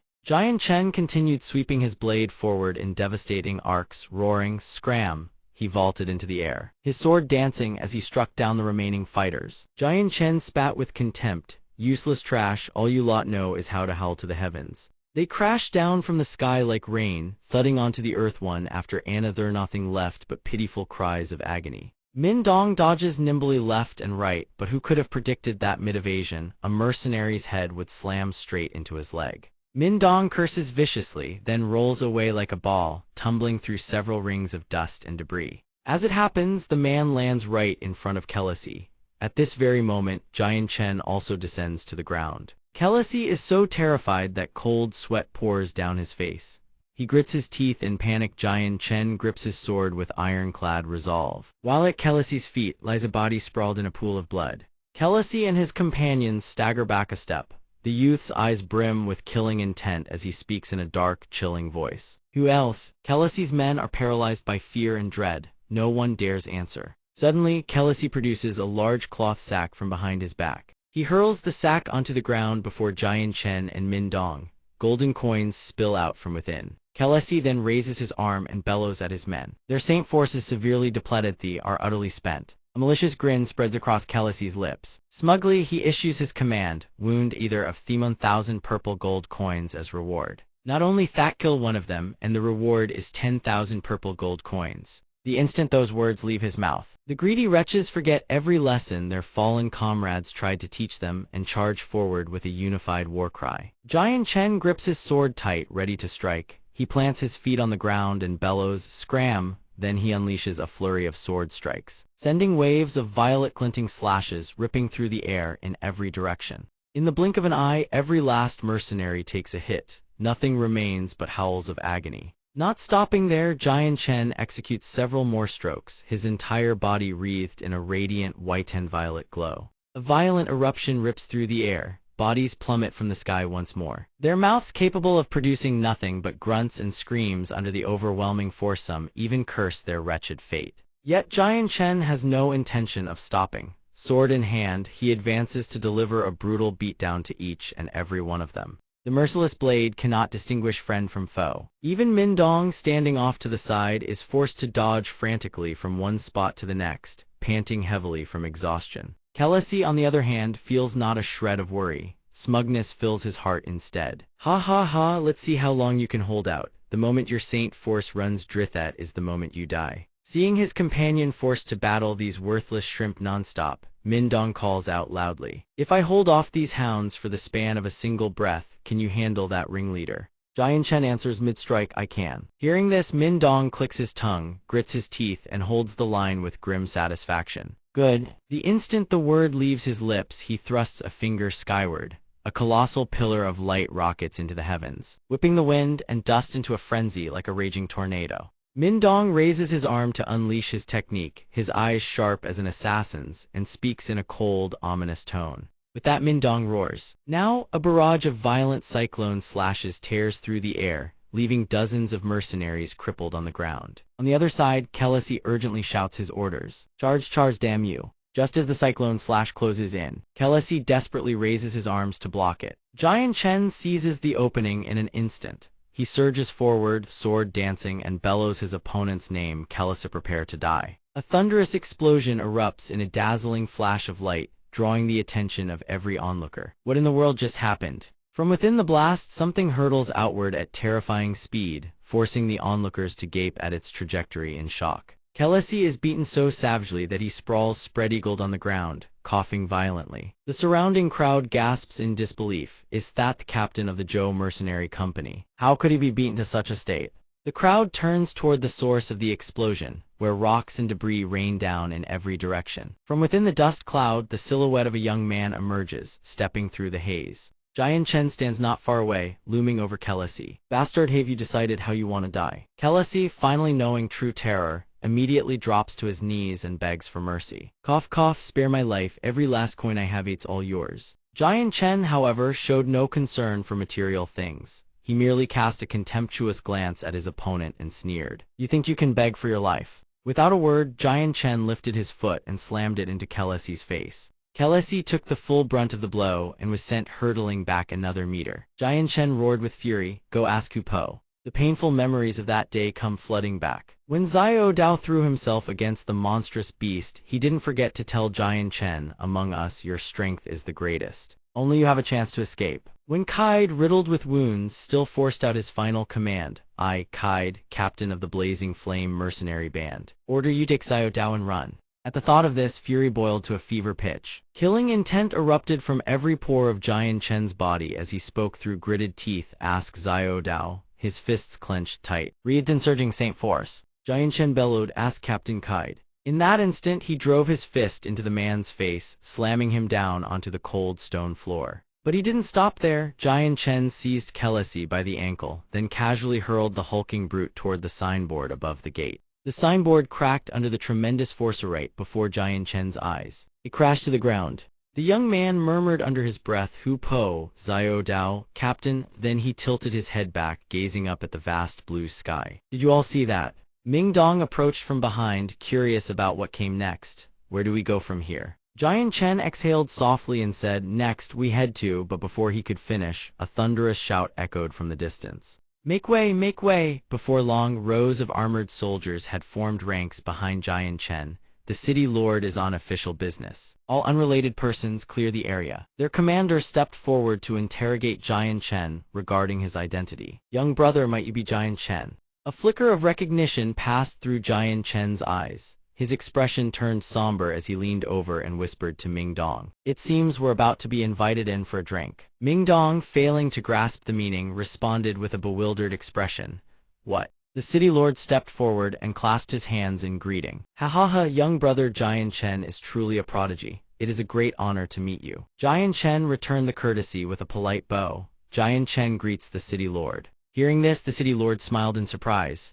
"Oh, so the young brother knows who I am." Jian Chen kept his composure and explained with a slight bow, "In Yancock City, the only person who could command such deference from Commander Duali is none other than the city lord himself." The city lord couldn't help but praise him. Young brother Jian Chen is truly sharp-witted. He clasped his hands behind his back and glanced at Kelesi, who remained plastered against the signboard. With a sigh, he continued, "Alas, it seems I arrived too late." Hearing this, Jian Chen shot him a subtle glance and probed, "It appears the city lord has come to hold me accountable." The city lord's face broke into a cunning smile. This left Jian Chen momentarily speechless. He studied the man carefully as the city lord laughed heartily and clapped him on the shoulder. "Young brother, I jest. This old one would like to invite both of you young talents into the residence for a chat. How about it?" Jian Chen was in no rush, so he readily agreed to the city lord's arrangements. Inside the city lord's residence, lanterns blazed bright as all three sat in the garden and conversed. The city lord spoke frankly, "There is no way to steer those men toward the path of righteousness. A pity, truly. The Zhou mercenary band being annihilate, that was simply their fate. What this old one truly worries about is the impending beast tide and the overall defense strategy for Yancock City." Jian Chen sipped his tea and reassured him. "Rest assured, city lord, with the Zhou mercenary band's combat strength eliminated, the two of us brothers are more than sufficient." The city lord was stunned for a moment, then quickly cautioned, "Those words are not spoken lightly. If they were, the Zhou mercenary band would never have been wiped out so thoroughly." Jian Chen gently set his teacup down on the marble table and continued evenly, "I speak no falsehood to the city lord." At the table laden with food for three, Jian Chen's voice slowly rang out. "Tomorrow, Jian Chen must make a trip to the Tianxing family." The city lord nearly choked upon hearing this. The Tianxing family, beads of sweat formed on his forehead as panic seized him. "Brother, the Tianxing family is the foremost strategic clan in all of Yancock City." Yet Jian Chen harbored not a shred of fear. On the contrary, his eyes gleamed with keen interest. "Continue tallying the combat losses both sides have sustained this time. Once this matter is settled, I will give you a full accounting. For now, I ask the city lord not to stand in my way." As his words fell, Saint Force erupted across Jian Chen's entire body, its blazing radiance spilling outward into the surrounding air. Under the starless night sky, Ming Dong yawns. Ming Dong rubs his belly and asks, "Where to next?" Jian Chen suggests they go get noodles. Ming Dong then asks, "Wait, weren't you full just now?" Jian Chen immediately retorts, "I'm not like some people who'd starve to death." Ming Dong instantly understands that "some people" refers to himself. He rubs his bulging belly, feigning a greedy expression, and grins. Ha! Who told the city lord to prepare so many delicacies? He he. From afar, someone silently observes. A subordinate respectfully inquires, "City Lord, must we simply stand by and watch them clash with the Tianxing clan?" The city lord watches the two youths gradually disappear into the distance before answering,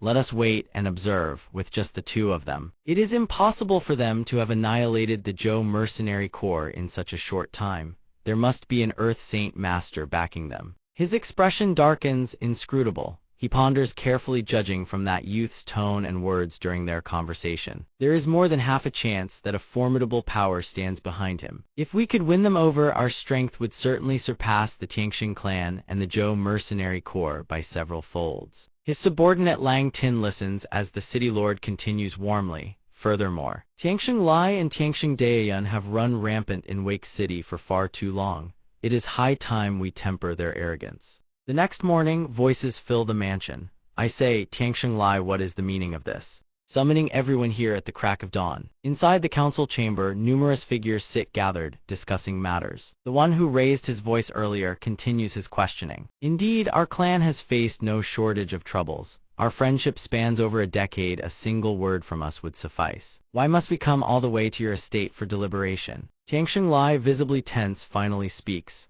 "This matter cannot be taken lightly. The brat who annihilated the Zhou mercenary corps yesterday is none other than the one our Tianxing clan hunted a year ago. His name is Jian Chen. I have gathered all of you here because..." The other man catches on and cuts in. "You want us to help you kill that brat, is that it?" Tianxing Lai grits his teeth and refutes. "No need." Then, with eyes full of dread, he continues, "All I ask is that you help me pin him down. His cultivation base is merely at the Saint Master level, but his speed is terrifyingly fast. Even I cannot keep up with him." Tianxing Lai slams his fist upon the chair in fury, his demeanor radiating hostility. "Once we have him restrained, I will personally strip him of his tendons and flay him alive." The two guards at the door exchange whispers. What exactly is the patriarch planning? He's summoned every notable figure in Wake City. The other replies, "It seems related to the annihilation of the Zhou mercenary corps yesterday. The whole city has been buzzing about it for 2 days now." Out of nowhere, a wheel cake flies straight into one guard's face. Seeing his companion collapse in pain, the other guard furiously shouts, "Who the hell is throwing things around?" Jian Chen stands not far away, his hand still glowing with saint force, and replies, "Your grandpa here did." In the very next instant, both guards are sent flying by Jian Chen's saint force. Jian Chen clenches his weapons tightly and strides forward, kicking the mansion gates clean off their hinges. Ming Dong follows behind, clutching a bag of pastries, eating while grumbling. "Such delicious fried cakes, and you go and use them to hit people. What a waste." Jian Chen, however, pays no heed and responds offhandedly. "Once the fighting's done, I'll treat you to a proper feast." Ming Dong is so exasperated that his eyes nearly roll to the back of his head. As his companion turns and walks away, Ming Dong channels Saint Force into one hand while eating pastries with the other, muttering, "My dear captain, I like eating fried cakes, not the grand feast you keep promising me." The two enter the mansion, yet seeing no one step out, Dong Ji grows deeply suspicious. "There isn't a single soul in sight. Why are you so tense?" Jian Chen immediately warns. "Who said there's no one here?" The young servants hesitate for a moment, then report the news they've arrived. From all directions, red blurs suddenly encircle them as numerous strangers descend from the sky and touch down upon the ground, booming laughter echoing everywhere. Both Ming Dong and Jian Chen draw their weapons, ready for battle. Ming Dong, sensing the opponent's strength, cries out in alarm, "Why are there so many great Saint Masters?" Jian Chen's entire being sinks into a deathly calm. Tianxing Lai strides forward, wielding a massive war hammer, and bellows, "You wretched cur." He launches into the air with a thunderous roar, "I will offer your blood as tribute to my son." Instantly, a swirling ring of dust and debris erupts from the ground. Jian Chen, provoked beyond measure, shrouds himself in his own power and murmurs coldly, "Old fool." His opponent grips the hammer handle tight, his entire body radiating energy. Jian Chen, refusing to be outdone, swings his sword. It rockets toward his adversary at blinding speed. Before the two even clash directly, the shockwave already shakes heaven and earth. Those nearby are gripped by uncontrollable terror as rocks and debris fly everywhere. The sheer impact generates a devastating force of slaughter. At the rear courtyard of the Tianxing estate, bones lie piled in heaps. Tianxing Daiyun witnesses the carnage, his expression darkening instantly. He murmurs through clenched teeth, who dares wage war within the Tianxing clan? He swiftly soars away from the ghastly scene, grinding out each word, find them. Back at the battlefield, neither side yields an inch. Debris scatters in every direction. Right where Jian Chen stands, dust rains down like a deluge. Someone raises his voice in bewilderment. What in the devil is that? Jian Chen gazes upward at a figure wreathed in swirling energy and falls into a long, contemplative silence. Tianxing Daiyun arrives at the scene. Orange Saint force envelops his entire body and weapon alike. A thunderous rumble reverberating across the courtyard. Tianxing Daiyun soars through the air before halting beside his elder brother. He calls out, "Big brother who dares cause havoc in the Tianxing clan." Tianxing Lai, taken aback by his brother's arrival, immediately points the accusation. "Daiyun, you've come at just the right time. That cursed dog who murdered your nephew has arrived." Tianxing Daiyun's face turns ice cold as he gazes down at Jian Chen and Ming Dong standing on the ground below.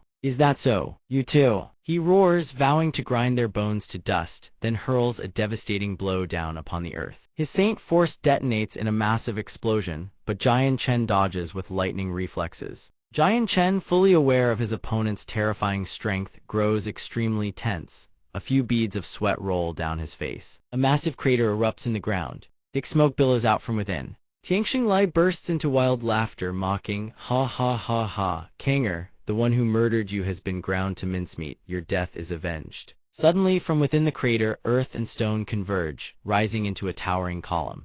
Daiyun's eyes widen as he cries out in shock. Instantly, the stone column is cleaved clean through from behind the cut, flawless and unhesitating. A voice rings out, "Your son was arrogant and tyrannical, slaughtering the innocent without cause. He deserved this end." The voice continues. Full of authority, Tianxing Lai shields his face from the shockwave of the attack. Tianxing Daiyun quickly moves to stand before him, shielding his brother from harm. Tianxing Lai cries out in disbelief, "How is this possible?" His eyes bulge. "In merely 1 year, you've actually advanced to Great Saint Master." Jian Chen presses his assault and retorts, "HMPH. Back then you hunted me like a desperate animal. I barely survived, yet I dare return." He unleashes his technique sword control by soul great revolving wheel and bellows. "I have more than enough power to kill you." But just as the blade is about to reach Tianxing Lai's face, Tianxing Daiyun intercepts in the nick of time, shouting, "Out of the way." He deflects the sword with a powerful sweep and snarls, "Leave this to me." Tianxing Daiyun leaps high into the void, activating his divine ability. "You dare challenge me? If this is all the skill you possess," a blinding light erupts along with his threat, "Hear me well, only your corpse shall remain." From that source of light, a ferocious monster materializes.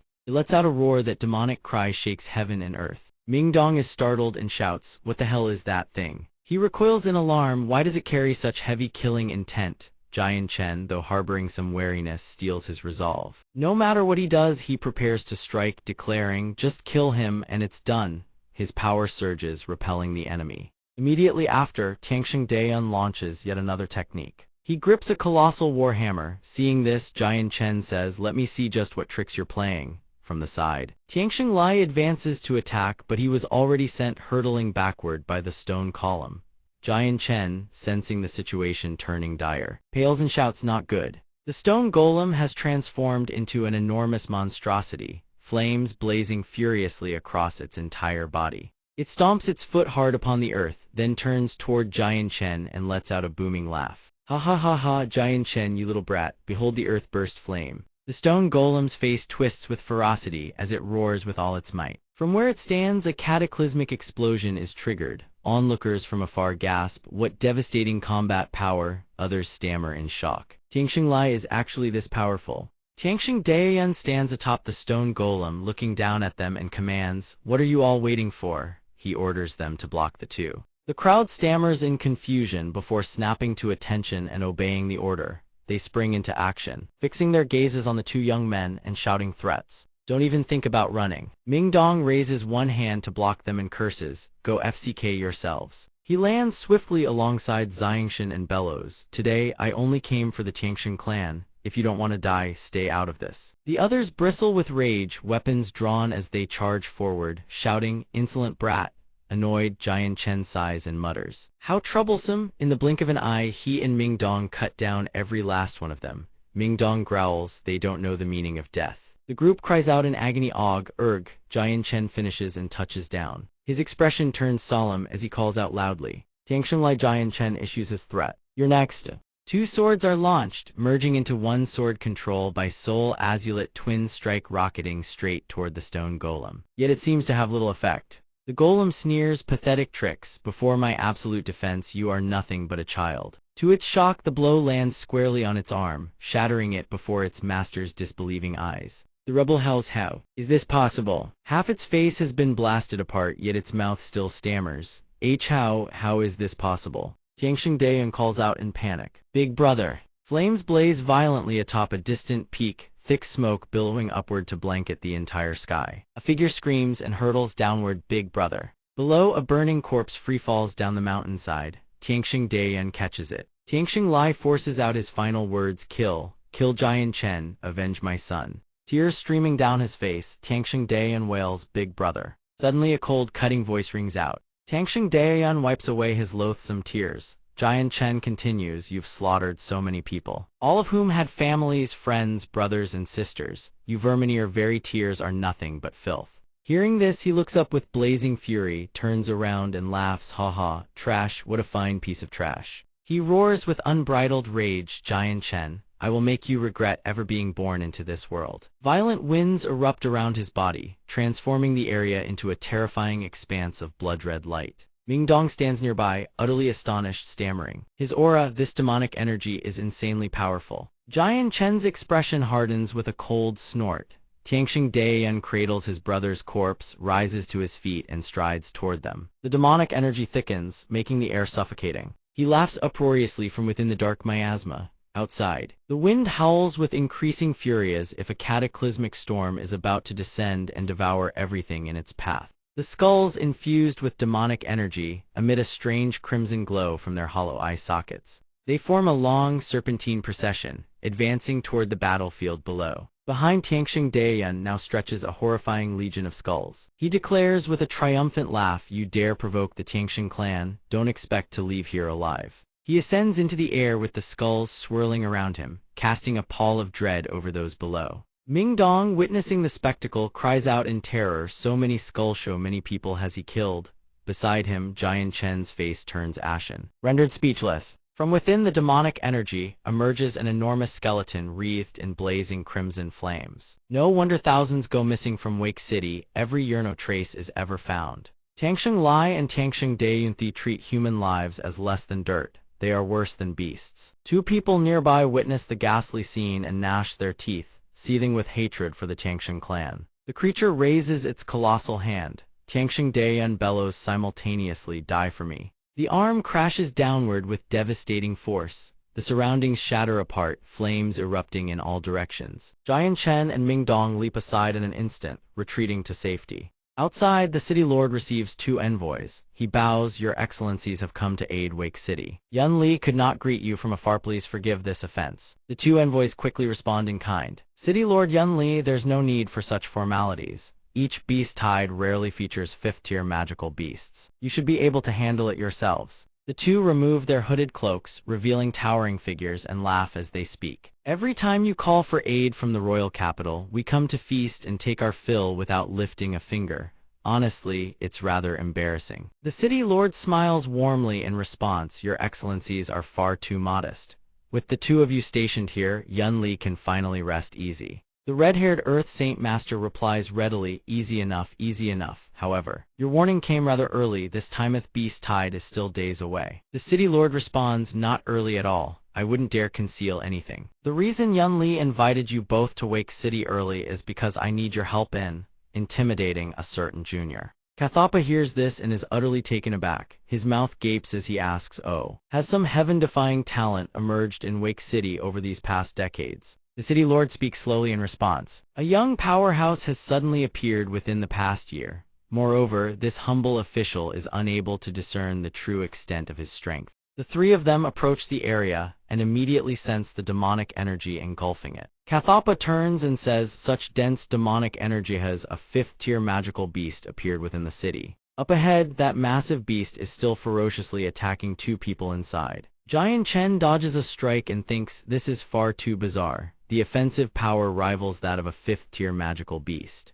Mingdong maneuvers behind him and curses, "Damn it, this demonic energy is truly sinister. It scrambles the mind. I can barely move, let alone fight." Tangsheng Dayan speaks with a booming laugh. "Under my annihilation demon chi, none of you can escape." Giant Chen turns and says, "Buy me 3 breaths of time." He hears this and immediately responds, "Got it." Mingdong looks up and shouts, "If you don't want to die, come fight with me." To hold him off for 3 breaths, whatever Mingdong summoned also responds swiftly. All right." Mingdong and his companions soar upward toward the creature, shouting to draw its attention, attack together. "Your grandfather stands here. The fate of trash is nothing but death." He swats Mingdong to the ground and laughs triumphantly. Meanwhile, Giant Chen has already drawn his sword and soared skyward. He roars, raising his blade to strike the creature. "Take this sword." Azulet Cosmo Sword Chi. He swings his sword in a devastating arc straight at the creature. Wounded across the chest, he falls unwillingly to the ground, murmuring, "How is this possible?" Blood sprays in all directions. He screams in agony, deafening, visceral wail. The creature explodes across the sky. Giant Chen hovers in the air, lost in thought. Suddenly, a voice speaks. It seems this is the rising star of Wake City. He hears. His expression hardens instantly as he turns to look.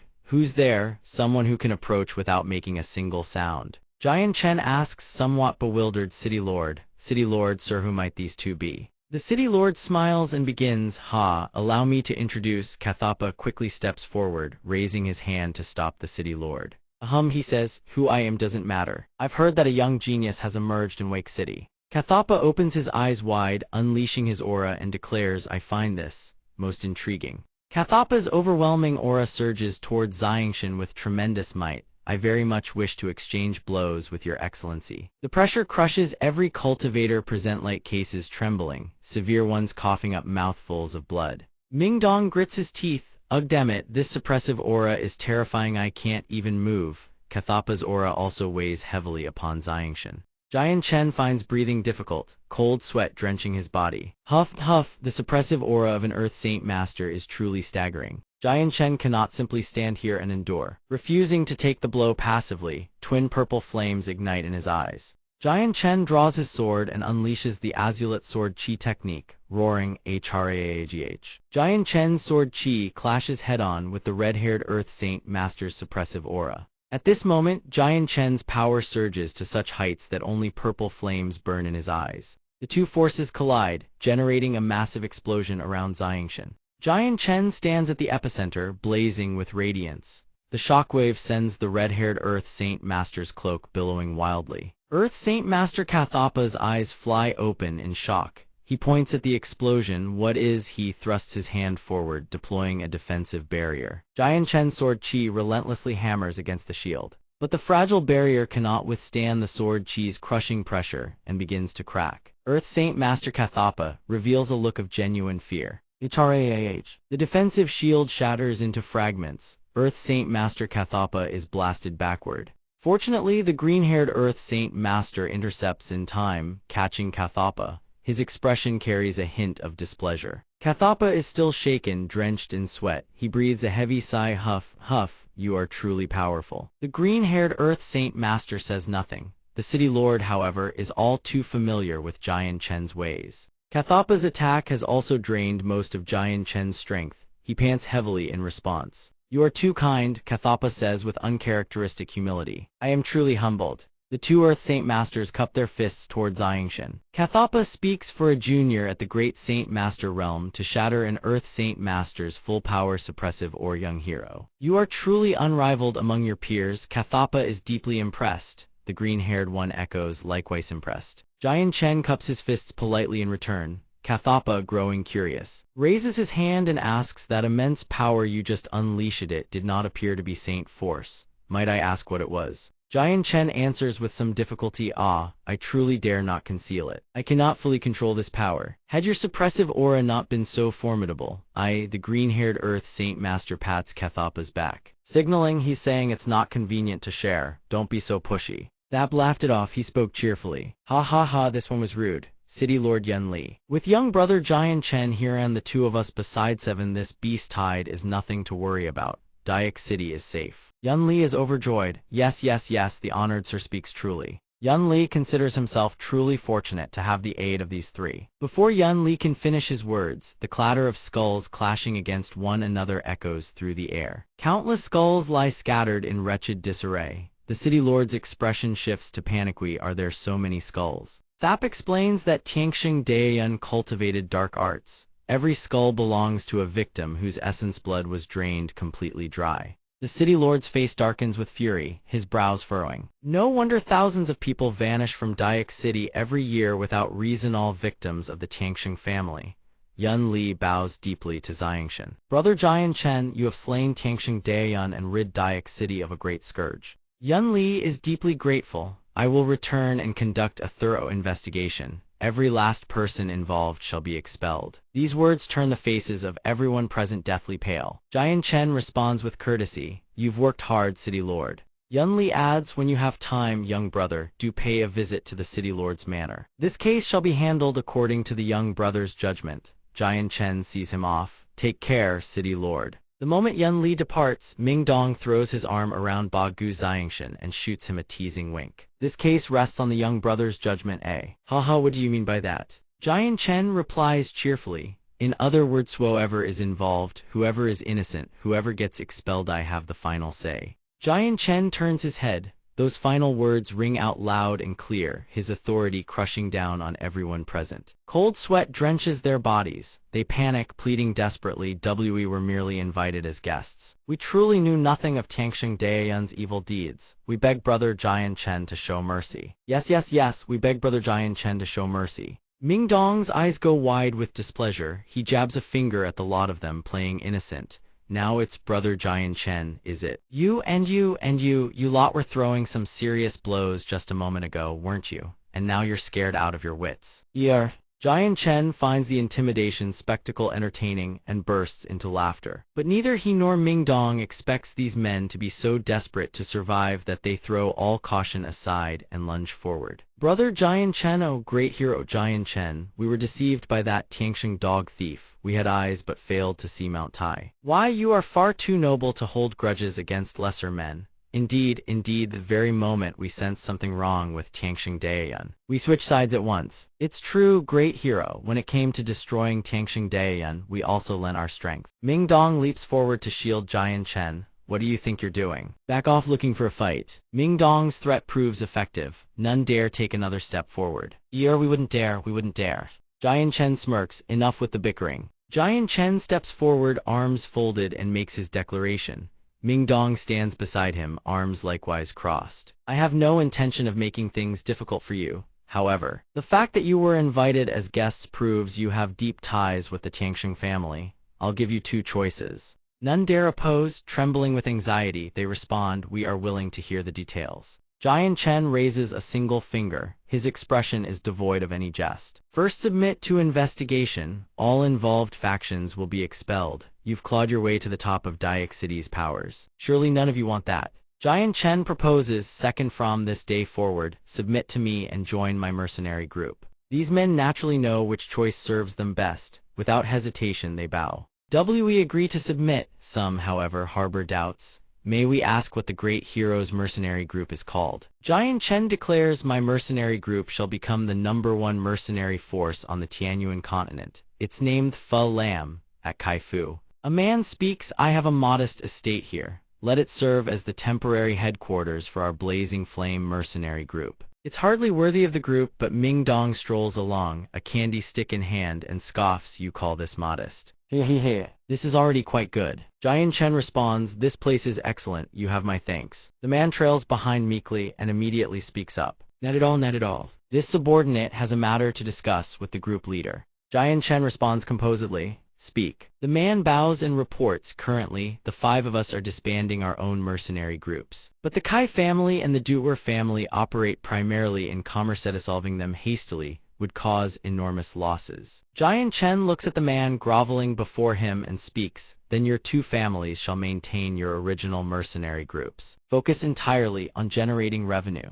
Jian Chen continues in the shortest time possible. Take over the Zhou family's mercenary group and seize the Tianxing family's operations in Zack City, wherever military force is needed to maintain order. Come find me, the Blazing Flame mercenary group will clear every obstacle in your path. Min Dong is still eating his candy, but he never neglects to keep his ears pricked for information. The man hears Jian Chen's reply and beams. Yes, Commander. Suddenly, a servant sprints over, screaming, Patriarch, Patriarch. Something terrible has happened. The man rounds on him furiously, bellowing, Where are your manners? Can't you see the commander is standing right here? Why all the shouting back and forth? The servant is flustered, his voice frantic with urgency. Dakang and 5 mercenary leaders barge straight through the gates with their men, exuding overwhelming momentum. We want to see what this new commander is made of. The man turns to Jian Chen hesitantly. Commander. This is Jian Chen reads the situation and replies calmly, No matter. With a smile that doesn't quite reach his eyes, he continues. Have them escorted to the arena.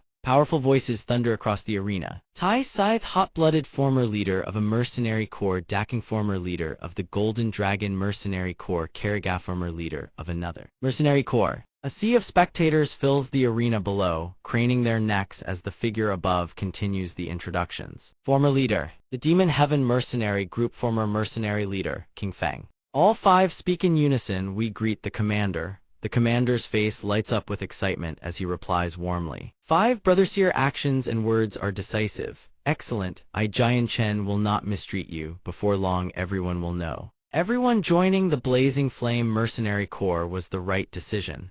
Jian Chen continues, but I see you've brought your brothers along. It doesn't seem entirely sincere, does it?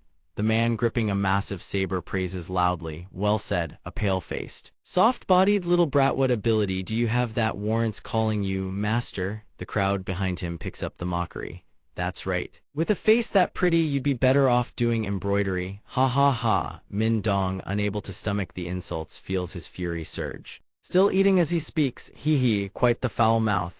Jian Chen chuckles softly behind him, HMPH. Min Dong finishes eating and, candy skewer in hand, rockets toward the man with the massive saber. He delivers a thunderous face slap, bellowing, Face slap. The man fails to react in time, absorbing the full force of the stinging slap. He's left utterly speechless. The men behind see their comrades struck and charge forward, yelling, You despicable sneak, take my saber. Min Dong can't hold back any longer. Your mothers, you want to gang up on me? 3 of them rush at him simultaneously, but Min Dong strikes their hands in rapid succession. Searing pain explodes through their arms, their hands go numb and they can't hold their sabers. One lets out a guttural scream. A streak of steel sword slashes past all 3, sending them into a panic of agony. Min Dong's half-eaten candy drops to the ground. At the exact same moment, the 3 ambushers collapse in unison. Jian Chen speaks solemnly, Enough, you 3 have already died once. The 3 scramble upright, eyes wide with terror.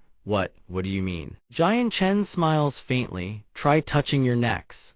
One of them reaches Yup and his eyes go wide with horror as blood seeps between his fingers. Jian Chen asks with quiet confidence, Now tell me, do I have the qualifications to lead you? The 3 stare, mouths agape, minds reeling. How is this possible? He only shaved a sliver of skin from their necks without causing the slightest real harm. Swordsmanship that has reached the realm of the divine, coupled with this terrifying level of force, controls this man even human. Jian Chen asks impatiently, convinced. They immediately drop to one knee. With faces full of genuine submission, they declare, Mighty Commander, we swear to follow you unto death. Jian Chen asks smugly, How about that? Min Dong grins and flashes a thumbs up. Outstanding. Suddenly, the ground begins to shake violently. Min Dong doesn't understand what's happening. What is this? Signal fireworks suddenly streak into the sky. Someone shouts. That's the summoning signal. The demonic beasts are about to attack the city. Jian Chen bellows, Every Anito the walls, man your positions. A deafening roar from the beasts sends flocks of birds scattering in terror. Demonic boars, demonic leopards, and demonic elephants charge in at breakneck speed. Someone cries out in panic, What's happening? In every previous attack, the beasts targeted the city walls. The city lord asks with rising alarm, Why is their formation so disciplined this time? It's as if someone is controlling them from behind. Jian Chen's eyes suddenly widen, as if he has realized something. He exclaims, Could it be the claw of a fearsome beast struck the earth? The horde of beasts has already amassed in overwhelming numbers. Someone cries out in alarm. A fifth-rank demonic beast has appeared this time. Below the walls lies a barren wasteland, dust churning as it advances. A massive, brawny giant ape with two horns jutting from its forehead lets out a terrifying howl, emerging from behind the tree line and surging toward the city. The city lord and Chengyang Jian Chen stand atop the walls, gazing down. The sight fills them with dread. The city lord shouts, "That's the fifth-ranked demonic beast, the green-scaled demonic ape. It's commanding the attack." Realizing the dire situation, the city lord wheels around and barks orders. "All brothers of the city, hear my command. Kill the demonic beasts, sever their left forearms. Bring them to the city lord's manor to claim your reward." The moment the words leave his mouth, warriors leap from the walls in droves, determined to slay the beasts. Even as the creatures roar and thrash ferociously, fighters converge from every direction. Some hack at limbs, others strike at bellies. War cries fill the air. The demonic beasts are no pushovers, fighting back with savage desperation. Mindong also plunges down from the walls, his eyes brimming with killing intent. He thinks to himself, the green-scaled ape is beyond me, but those low-level demonic beasts if they dare get close. Mindong channels his strength into his arm and unleashes a devastating slash at the pack of lesser beasts, sending them hurtling through the air. He roars, "This lord will slaughter every last one of them." Mindong glares at the beasts with undisguised hostility and snarls through gritted teeth, "You wretched creatures." Still unsatisfied, he charges forward once more, slashing at the demonic beasts with a massive surge of power. The sheer force sends tree trunks flying from the ground. Amidst the deafening chaos, a powerful voice rings out, "Preserve the left forearms." The experts atop the walls witness this and erupt with excitement. They shout toward Mindong, "The vice commander is incredible. I'm truly in awe." The city lord is equally thrilled, bracing his hands against the wall and roaring his praise. Brother Mindong stands alone against the horde, truly magnificent. Before the joy can last, a different roar echoes from the distant scene. The city lord's face drains of all color. From the far distance, yet another massive horde of demonic beasts approaches. The city lord shouts urgently, "This is bad. Even with fourth-ranked demonic beasts, this is far too many." Mindong sees this and curses in anger. Every single one of them seems to be fourth order. He immediately turns to the others and orders, "I'll scatter them first. We move in pairs near to far, pressing our attack step by step." Mindong channels his spiritual power, preparing to unleash his wind element technique. He shouts, "Shatter!" The moment the words leave his lips, two massive storms erupt on either side. The tempest Mindong conjures carries a destructive force that scatters sand and earth in every direction. It closes in, step by step, on the fifth-order magical beast. The fifth-order beast naturally refuses to yield. It charges straight into the storm with an earth-shaking roar that reverberates across heaven and earth. The battle rages on, but something emerges from the distance, putting the city lord on high alert. From within the forest, a crocodilian shape bursts forth, its back bristling with razor-sharp spines as it hurtles forward at terrifying speed. The moment it appears, it rears upward, revealing its terrifying form, a body covered in jagged spines and a serpentine tail that lashes wildly as it unleashes a ferocious snarl. The city lord's face drains of color. He stammers, "How is there still another fifth-order sword crocodile?" The green-haired Earth Saint Master is equally shocked. "At most, the two of us can hold off one of them," he says. Kathapa gazes down below and speaks with hesitation, "We can't fight two of them." Jian Chen stands nearby, brow furrowed as he observes. He speaks in a cold voice, "It's not just two. There's another beastone even more formidable than the green-scaled demon ape and the sword crocodile." Kathapa is taken aback, his voice laced with doubt as he responds, "Truly, why can't I sense it?" Without warning, the sky shifts to a deep violet black. Thunder splits the heavens with deafening cracks, and even Mindong below snaps to full alert. From within the lightning, a four-legged magical beast descends. Its body is forged of bronze and iron, its eyes blazing like twin infernos. Its back is draped in a coat of midnight black fur. Its aura crushes all beneath its weight. Jian Chen's expression transforms the instant he sees it. He grits his teeth, the golden-maned Tiger King, the moment it appears. Jian Chen leaps from the city walls, sword in hand, ready for battle.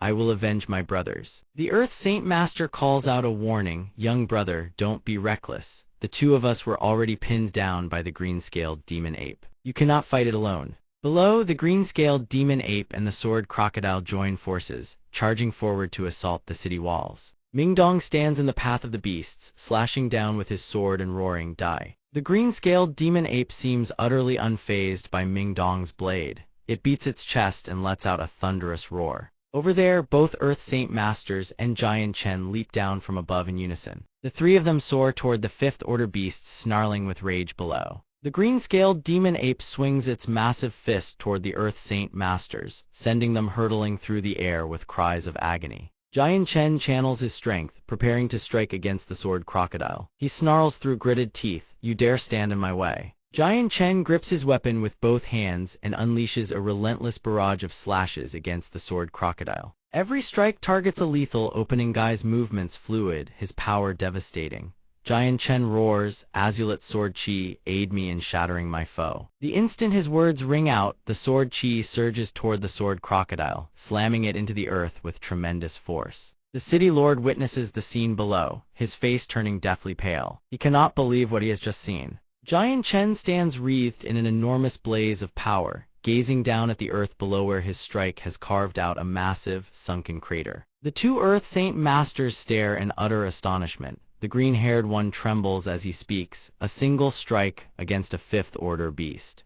Chengyang Giant Chen stands face-to-face with the golden-maned Tiger King, his gleaming longsword raised as he calls out, "Golden-maned Tiger King!" The moment the words leave his mouth, he charges forward, eyes burning with hatred. Giant Chen gnashes his teeth and roars, "Blood debts are repaid in blood, a life for a life die." The golden-maned Tiger King shows no fear. It howls defiantly, a colossal surge of power erupting around its body, twin sparks of fire flashing in its eyes. The green-scaled demon ape moves to shield the golden-maned Tiger King, planting itself before Giant Chen. It raises its massive hand. Ready to crush him, caught off guard, Giant Chen's eyes widen as he snaps to full alert. The green-scaled demon ape swings its arm upward, snatching at Giant Chen overhead. Ming Dong below sees this and shouts a desperate warning. "Giant Chen, watch out." Without hesitation, Ming Dong launches himself into the air. Placing himself between Giant Chen and the blow-taking, the green-scaled demon apes strike head-on. Giant Chen's face drains of color. "Ming Dong," he cries out. Ming Dong plummets straight to the ground after absorbing that devastating blow, a cloud of dust and debris erupting on impact. Through the swirling curtain of dust, Giant Chen catches Ming Dong from behind, but the impact sends them both skidding across the ground. Giant Chen asks anxiously, "How are you?" Ming Dong wipes the blood from the corner of his mouth and answers with difficulty, "Cough, I won't die that easily. Watch yourself, you were nearly killed by that giant ape." Before they can exchange another word, the golden-maned Tiger King begins advancing toward them. Fire elemental power gathers in its maw, building to a blazing inferno it prepares to unleash upon Giant Chen and Ming Dong. The Earth Saint Master looks up at the magical beast whose power turns heaven and earth upside down, exclaiming in shock, "Such overwhelming might. Is this truly the peak of the Fifth Order Tiger King?" Giant Chen rises slowly, his voice cold as steel. "Ming Dong, go help them kill the green-scaled demon ape. If you can't kill it, just hold it down." Ming Dong's eyes go wide with alarm. "Brothers, you can't mean to." Chengyang Giant Chen radiates murderous intent. He answers with a furrowed brow, "I do." He immediately executes his sword technique, vaulting into the air to face the golden-maned Tiger King.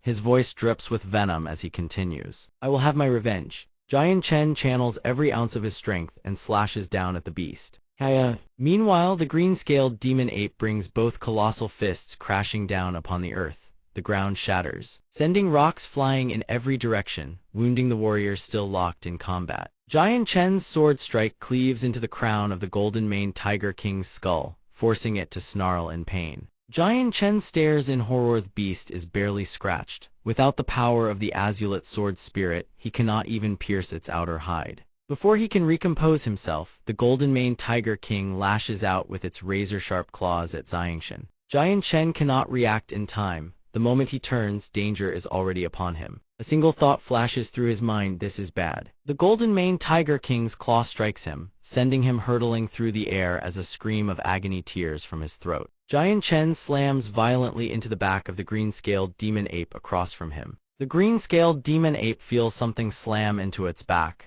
Confused, it reaches behind to investigate. Fortunately, Giant Chen leaps to the ground just in time. The moment Giant Chen lands, he gasps for air, his body racked with violent coughs. Frustration burns within him. Damn it, the power of the Azulate sword spirit has been exhausted. It needs time to recover. I cannot use it again so soon. The green-scaled demon ape searches for Giant Chen on the ground below. It slams its fists into the earth, making the entire ground tremble. The golden-maned Tiger King, meanwhile, fixes its predatory gaze on Giant Chen before it. Trapped between two magical beasts, a grim calculation runs through his mind, two fifth-order beasts attacking from both sides. Behind him, the golden-maned Tiger King gathers its fire elemental power once more, condensing it into a massive orb as it prepares to strike. Giant Chen narrowly dodges the golden-maned Tiger King's attack. The fireball plunges straight into the ground. But the moment he evades it, the green-scaled demon ape behind him has already spotted Xiangshan.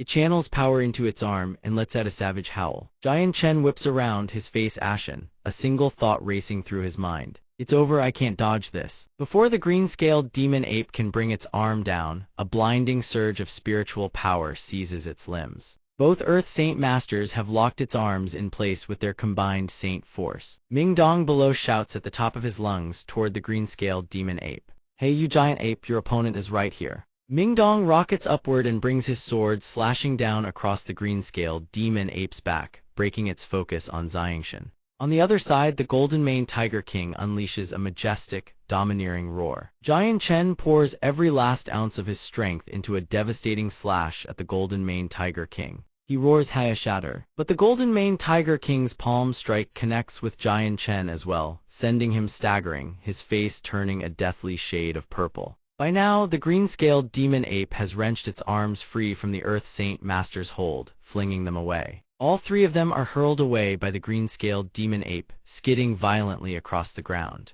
The Earth Saint Master clutches his wounded arm and speaks to Ming Dong, who struggles to sit up. They're far too powerful. We simply cannot do it. Suddenly, Ming Dong spots someone hurtling down from above. Giant Chen crashes into the ground with earth-shattering force, sending dust and debris in every direction. The shockwave knocks the struggling Ming Dong flat on his face once more. Giant Chen leans against a boulder, racked with coughs. Cough and cough. Ming Dong stares at the sight, stunned into disbelief. He is still alive. Giant Chen slowly grasps the sword hilt, suddenly realizing something strange. My. Giant Chen grips the longsword firmly as it radiates an immense power. He exclaims in astonishment, the power of the Azulite sword spirit has finally recovered. Giant Chen leaps into the air, shouting without hesitation, Ming Dong, help me drive them into a single line. Ming Dong hears this and immediately agrees. Understood. Ming Dong spreads his legs wide, dropping into a combat stance. He lets out a fierce roar as a powerful gale swirls around his body.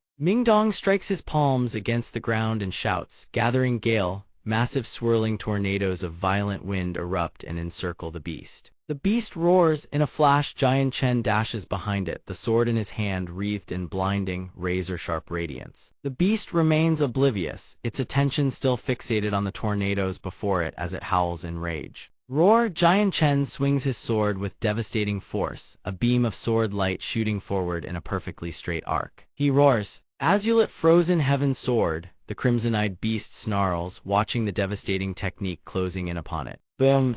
A cataclysmic explosion erupts the instant the technique strikes the beast.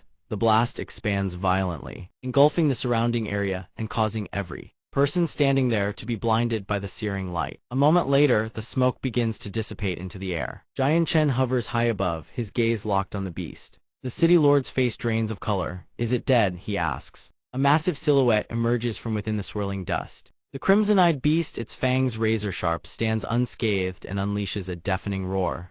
Roar. Giant Chen narrows his eyes, a thought forming in his mind. The beast plants its hind legs and begins retreating. Yet its gaze never leaves Giant Chen as it continues to snarl. Ming Dong's face pales. He asks hesitantly, what is it trying to do? The beast leaps backward and flees, leaving Giant Chen utterly stunned. Everyone standing on the city walls cries out in astonishment. It's retreating, it's retreating. Ming Dong collapses onto the ground, letting out a long breath. Phew. What the hell, it's finally retreated. The red-haired Earth Saint Master breathes a sigh of relief. The Beast King actually fled in Firtheyes is an unprecedented event in the entire history of Wake City. Giant Chen does not share their relief. He grits his teeth and snarls, you will not escape. As he speaks, he raises both hands, conjuring razor-sharp beams of sword light. Giant Chen roars, die. The fleeing beast whips its head back in alarm, only to see blazing sword light cleaving toward it. It lets out a blood-curdling howl of agony. Seconds later, it crashes to the ground in a pitiful heap. The green-haired Earth Saint Master stares in disbelief, stammering, it's dead. Ming Dong breaks into a radiant grin. We won. Everyone on the city walls erupts in jubilant cheers. We won. We won.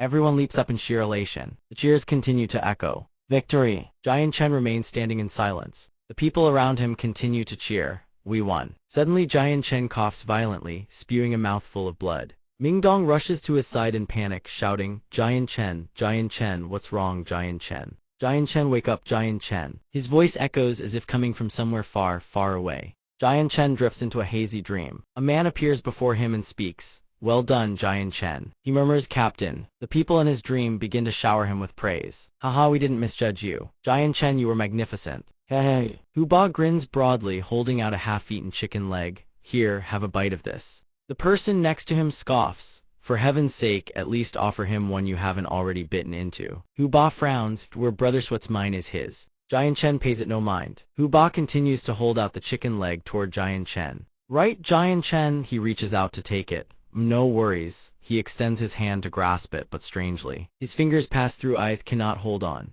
Jian Chen's face suddenly turns pale. A man in green robes stands with hands on his hips, speaking to him. The Flame Mercenary Group is in your hands now. The man slowly fades into the air as he speaks, yet the surrounding voices continue to echo through the void. The Flame Mercenary Group, the finest under heaven. The Flame Mercenary grouped in 1,000 years. Jian Chen sits in silence, his hand clutched tightly against his aching chest. With unwavering resolve he declares, the Flame Mercenary Group 10,000 years. Inside a well-furnished room, a voice rings out. Jian Chen, Jian Chen. Jian Chen opens his eyes, letting out a long, shuddering breath. The people in the room see him wake and cry out, he's awake, he's awake, Jian Chen is awake. About time you've finally woken up. Jian Chen's head throbs from the prolonged sleep. He furrows his brow and asks, how long have I been asleep? Ming Dong grins, exactly 2 days and 2 nights. You certainly know how to sleep, brat. More alert now, Jian Chen asks urgently, are the 2 lords still here? Has the beast tide retreated? The red-haired Earth Saint Master laughs, haha, it has retreated. Brother Jian Chen, a single sword stroke slew 2 5th-grade magical beasts. Without their leaders, the magical beasts descended into chaos and were beaten back by the people. Sitting on the bed, Jian Chen breathes a sigh of relief. Then, good, let us all sit and talk later. The red-haired Earth Saint Master says, in this beast tide. Brother Jian Chen rendered a great service by slaying 3 mighty magical beasts with his sword. Only because of that did we survive the crisis. He continues with a smile, City Lord Yun Lu asked us to deliver these spoils of war that rightfully belong to you, Brother Jian Chen. Inside these space rings are the spoils belonging to the brave warriors of the Flame Mercenary Group, along with the carcasses of the magical beasts. Please take a look, young friend. Jian Chen replies courteously, the 2 lords are far too kind. He touches the shimmering purple gemstone and says, slaying the 5th-grade magical beasts this time would not have been possible without the aid of the 2 lords. I could never have destroyed them alone. He picks up the gemstone. I will take 1 monster Korath Tiger Kings, the remaining 2 belong to the 2 lords. The red-haired Earth Saint Master speaks with embarrassment. We contributed very little, Brother Jian Chen. Ming Dong, sitting nearby, chimes in with a laugh. Come now, Jian Chen speaks from the heart. If the 2 lords refuse, it would mean looking down upon our Flame Mercenary Group. The green-haired Earth Saint Master smiles gladly. In that case, we accept. Thank you, brothers. Should the Flame Mercenary Group ever need our help, we will not stand idly by. We'll gladly leap into boiling water and raging fire for you. Jian Chen clasps his hands in gratitude. In the future, the Flame Mercenary Group will count on the 2 lords' care. Jian Chen thanks you in advance. The Earth Saint Master suddenly remembers something and announces, half a year from now, there will be the once in 50 years Grand Mercenary Assembly in Mercenary City, with brothers of such extraordinary skill. You absolutely cannot miss it. Jian Chen hears this and asks in confusion, the Grand Mercenary Assembly. Ming Dong asks hastily, what is that? The red-haired Earth Saint Master is taken aback. You don't know about the Mercenary Assembly. Jian Chen and Ming Dong exchange puzzled looks. Ming Dong says we don't. The red-haired Earth Saint Master begins to explain, his voice brimming with excitement. Well, the Mercenary Assembly is held in Mercenary City once every 50 years, a grand martial arts tournament. All participants must be under 50 years of age. Simply placing within the top 100 earns a generous monetary reward, along with an honorary medal issued by the Alliance. If one can break into the top 10, they may choose a complete set of heaven-tier cultivation techniques. Jian Chen's eyes gleam at once. Heaven tier cultivation techniques. Ming Dong exclaimed excitedly, that amazing. That evil technique the dog thief Tianxing practiced. Perhaps it is a human tier cultivation technique. That red-haired Earth Saint Master added further, that's not all. Those who place within the top 3 may choose not only a complete set of heaven tier cultivation techniques, but also a heaven tier battle skill. Ming Dong bellowed. Heaven tier battle skills, Jian Chen explained. Those are specialized combat techniques for mercenaries. Rewards are truly extraordinary. Ming Dong said with determination. With the Earth Saint Master cultivation of those 2 lords, what ranking could they achieve in the Grand Assembly? The 2 Earth Saint Masters exchanged awkward glances. The green-haired Earth Saint Master scratched his head sheepishly. Cough, cough. Well, this is embarrassing. The last Grand Assembly was ages ago. The 2 of us were still children back then. The next one won't be for another 50 years. The red-haired one scratched his head and muttered, the 2 of us are overage. We no longer have any fate with the Grand Assembly. Jian Chen thought to himself, well, that's rather pathetic. A short while later, Jian Chen and Ming Dong mount their beasts and set off down the road. Jian Chen called out loudly, after we cross this peak we push forward. These 2 magical beasts are probably existedo. Your best to hold out until we reach the larger city ahead to switch mounts. We only have half a year left and there are still hundreds of thousands of miles to cover. We cannot stop.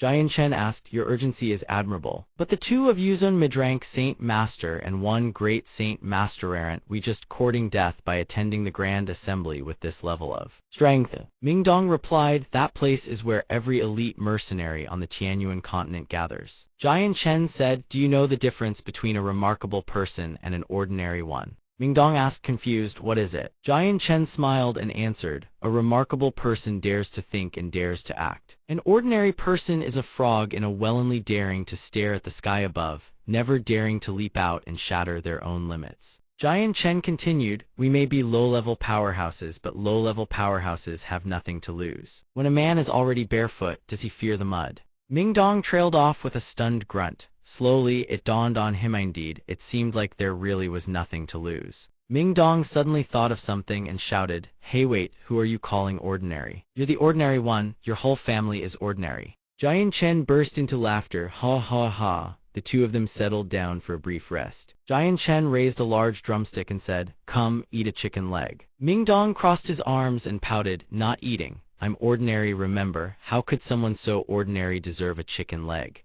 Jian Chen laughed, ha ha. Even ordinary folk can eat chicken legs. You are what you eat, a muddled head, but at least your limbs will be quick. Ming Dong waved his hand furiously, screw your mother, you're the muddled one. Jian Chen roared with laughter, ha ha ha. Just as the 2 were enjoying themselves, a thunderous voice suddenly rang out, move aside, move aside. A column of people approached from behind, shouting as they marched, don't block the road, get out of the way. Jian Chen murmured in confusion, those are people from the Finglin Kingdom. Ming Dong asked from beside him, what's wrong? Do you know them? Jian Chen explained, that's the elite squad of the Finglin Kingdom. They have always been hostile to the kingdom I hail from. His face paled as he stared at the group. Why are they here? That evening, a cluster of soldiers sat roasting meat and chatting amongst themselves. This time, those Jursen Kingdom folk are completely finished. Even though their strength is formidable, they can't withstand being besieged on all sides by our 4 great kingdoms. HMPH, the only thing to fear is if that old monster from Chengyang Manor suddenly returns. That man is infinitely close to the Saint Ruler realm. But why should we fear him? Burly soldier sneered, that old man left Chengyang Manor years ago. Most likely he's already dead. This time those kingdoms are as good as done. A sentry added, even if that old monster doesn't return. They still have nearly 10 Sky Saint Masters, that's a tough bone to chew. Another soldier chimed in. Our 4 great kingdoms combined field over 30 Sky Saint Masters. 3 against 1 even if we don't cripple them, we'll leave them maimed. Besides, we've been preparing for so long while they were forced into this war. With what can they fight us? With women to exhaust us. The moment those words left his mouth, raucous laughter erupted all around. Ming Dong and Jian Chen stood in a corner, silent. Ming Dong asked, the Jursen Kingdom, is that your homeland? Jian Chen replied with a grim expression, yes. It's not just that. The Chengyang Manor they're talking about, that's me. Ming Dong was stunned. Before he could respond, a soldier spotted them. The man shouted, who are you? Ambush, there are infiltrators. The soldier hadn't finished his sentence before a blade pressed against his throat. The burly soldier roared, who the hell dares to court death? The soldier who had raised the alarm had his head severed clean off it, thudded to the ground. Jian Chen leaped forward and declared, "It is you who are courting death." Ming Dong followed right behind him, springing into the fray. Jian Chen soared into the sky, his cloak billowing behind him, sword aimed straight down at the ground below. From the blade in Jian Chen's hand, a beam of azure light erupted, streaking downward and piercing clean through a soldier beneath him. The soldier lost his life instantly, crumpling to the ground. The surrounding soldiers erupted into chaos, all turning toward Jian Chen and Ming Dong as they bellowed, "Enemies surround them!" No. Jian Chen and Ming Dong descended toward the ground. Before them stood the elite forces of the Finland Kingdom, packed thick as ants. Seeing the soldiers wielding weapons and moving to encircle them, Ming Dong thought, "No wonder Jian Chen called them elite." Not a trace of panic even after a surprise attack. The commander finally appeared. He stepped forward to face Jian Chen and Ming Dong, demanding, "Who are you?" Jian Chen charged straight at the commander, sword in hand, and sneered, "Me, I'm your father." The soldiers saw their commander in mortal danger and screamed, "Commander, watch out!" But fast as lightning, Jian Chen's blade was already closing in. The commander was no pushover. He swiftly drew a sword gleaming with viridian light and barked his order, "Attack." "These two are definitely spies from the Jersen Kingdom. They must not leave here alive." The commander was no ordinary fighter, deflected Jian Chen's strike with a powerful swing, sending him reeling back. Surrounded on all sides with seemingly no way out, Jian Chen's eyes sharpened like blades. He raised his sword and began to unleash his power. Strange, multicolored light erupted from the blade. Jian Chen swung the sword at the soldiers, cleaving one clean in two. The commander saw this and bellowed in shock, "Watch out for his weapon. The energy on that sword is highly abnormal." With that, the commander leaped into the air, closing the distance to Jian Chen.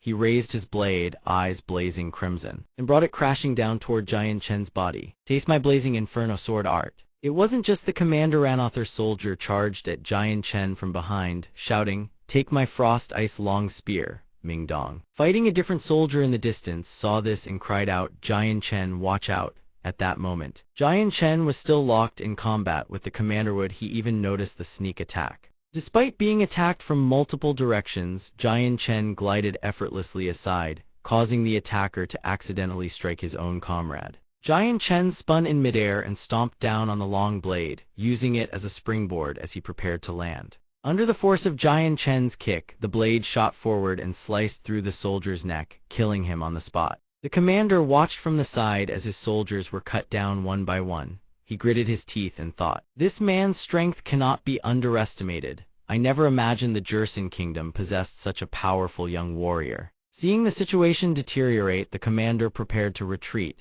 He thought, "I absolutely cannot die here in silence. I must report this to His Majesty the King." And so he fled, abandoning his entire army, leaving Jian Chen staring in disbelief. But in the next instant, Jian Chen swiftly raised his sword and unleashed a strange, devastating power. The blade was enveloped in tiny arcs of pink lightning, surrounded by a radiance so brilliant it was almost otherworldly. This was the Azure Coagulation Flying Star Sword. Jian Chen murmured, "Did you think you could escape?" A few seconds later, a blinding beam of light erupted with devastating force, streaking toward the commander. The sword pierced clean through his body in a single strike. His face contorted in agony, eyes wide with burst blood vessels. He thought, "No, impossible." Half an incense stick later, on a mountainside, Jian Chen collected every monster core from the fallen soldiers and began absorbing them. A pile of monster cores, each glowing with a wondrous light, lay before Jian Chen as he drew their power into himself. He sat upon a large boulder, eyes closed, steadying his mind. The monster cores helped Jian Chen absorb a tremendous amount of power. Before long, his entire body began radiating an immensely powerful purple glow. One would think this haul of monster cores was already more than sufficient. Yet Jian Chen thought otherwise. It seems that to restore the Azulate Sword's spirit, the number of monster cores required far exceeds even my imagination. Then Ming Dong's voice came from behind the boulder. "Jian Chen, what do you think of the quality of those monster cores from the Finland Kingdom soldiers?" Jian Chen responds swiftly, "Passable." Hearing the reply, Ming Dong is utterly incredulous. He thinks to himself, "Big brother, do you have any idea how many monster cores you've absorbed? An ordinary person would have exploded to death absorbing this much." Ming Dong stretches, yawns, and asks Jian Chen, "What do we do next?" Before Ming Dong can even finish asking whether they should return to the kingdom to report, Jian Chen has already answered, "No. We continue on to the Grand Mercenary Assembly. Our strength is far too lacking right now, and if we return, nothing will change. Mingdong nods and replies, all right, we'll do as you say, Brother Giant. The next morning, the two set off once more. Giant Chen says to Mingdong, Mingdong, let's purchase a few swift magical beasts for mounts. Our journey will be far more comfortable that way. Mingdong grins and replies, whatever you say, Brother Giant. No sooner do the words leave his lips than a beast merchant strolls past. The merchant addresses Giant Chen, esteemed customer, if you seek a swift mount, why not take a look at this third-tier magical beast? Giant Chen glances over and replies, the one I'm already riding is third tier, don't you have anything better? The merchant continues, higher-tier beasts come at a higher price. Before the merchant can finish, Giant Chen has already hurled a pouch of coins into his hands, making the man's eyes bulge with shock. Giant Chen asks flatly, is that enough? With coin in hand, the merchant immediately leads Giant Chen and Mingdong to a tent. He pulls back the curtain to reveal a chimera. No problem at all. He says, take a look at this fourth-tier chimerate's speed is extraordinary. Giant Chen takes one look and nods. This one will do. Suddenly, a shout rings out from behind. It is Qin Zio, his face full of panic, who leaps off his horse and bellows at the top of his lungs. Hold on, brother, could you hear me out for a moment? This Qin Zio is no ordinary person. In a single leap, he clears the high steps of the shop and rushes toward Giant Chen and Mingdong. Paying no heed to his toppled horse, Qin Zio speaks, brother, would you be willing to yield this chimera to this humble one? This one is willing to pay double the price. Giant Chen hears him out but waves his hand dismissively. My apologies, it's not for sale. Qin Zio continues to plead, his expression utterly wretched. Brother, don't be hasty, hear me out. My family has 2 fourth-tier chimeras and one of them has already reached the 2-star rank. Please, yield this one to me, how about I pay triple? Hearing this, Giant Chen turns back and speaks. If you truly want it, it's not impossibly in one condition. Qin Zio immediately brightens. Please, brother, name your terms. Giant Chen lays out his condition. If you can withstand 3 of my sword strikes, I'll give you this chimera for free. But if you can't withstand 3 strikes, you hand over both chimeras from your family to me. Well, at this, the man standing beside Qin Zio barks, how dare you? Qin Zio rounds on him instantly. Did anyone ask for your opinion? Shut your mouth, the servant instantly obeys. Yes, young master. After hearing Giant Chen's terms, Qin Zio's eyes blaze with excitement. He grins from ear to ear. Deal, brother, this wager is as good as one. Come, strike me, I can hardly wait. A tense silence blankets the surroundings. Only the whisper of the wind remains. The 4 of them face off in silence. From behind, Mingdong calls out, give it your all, brother Giant. Giant Chen's eyes narrow to slits, a hidden majesty burning within. On the other side, Qin Zio's servant cheers as well. He shouts, go, young master. Qin Zio rolls his neck a few times, then roars with a face full of confidence. Come at me, brother. On Giant Chen's side, he silently channels the azulate sword Qi. Watch yourself, he warns. Saint Force envelops his body. His grip tightens around the sword, his gaze locked on his opponent with unwavering resolve. Giant Chen channels his Saint Force, then raises his sword skyward. A tremendous surge of power erupts from within. An ethereal glow blankets the entire area around Giant Chen. He lets out a fierce roar, his expression twisted with exertion. His eyes blaze with cold, killing intent. Watching the scene unfold before him, Qin Zio feels a chill of alarm. He thinks, what overwhelming momentum. Giant Chen shouts from afar. Watch yourself. Without hesitation, he rockets toward his opponent at blinding speed. The sword in his hand thrusts straight toward the target, its velocity nothing short of astonishing. Qin Zio sees him coming and bellows, just in time. As he speaks, he stomps the ground with all his might. The impact sends shockwaves rippling outward, cracking the earth beneath their feet. Zansky Concealment Heavenly Tomb shatter.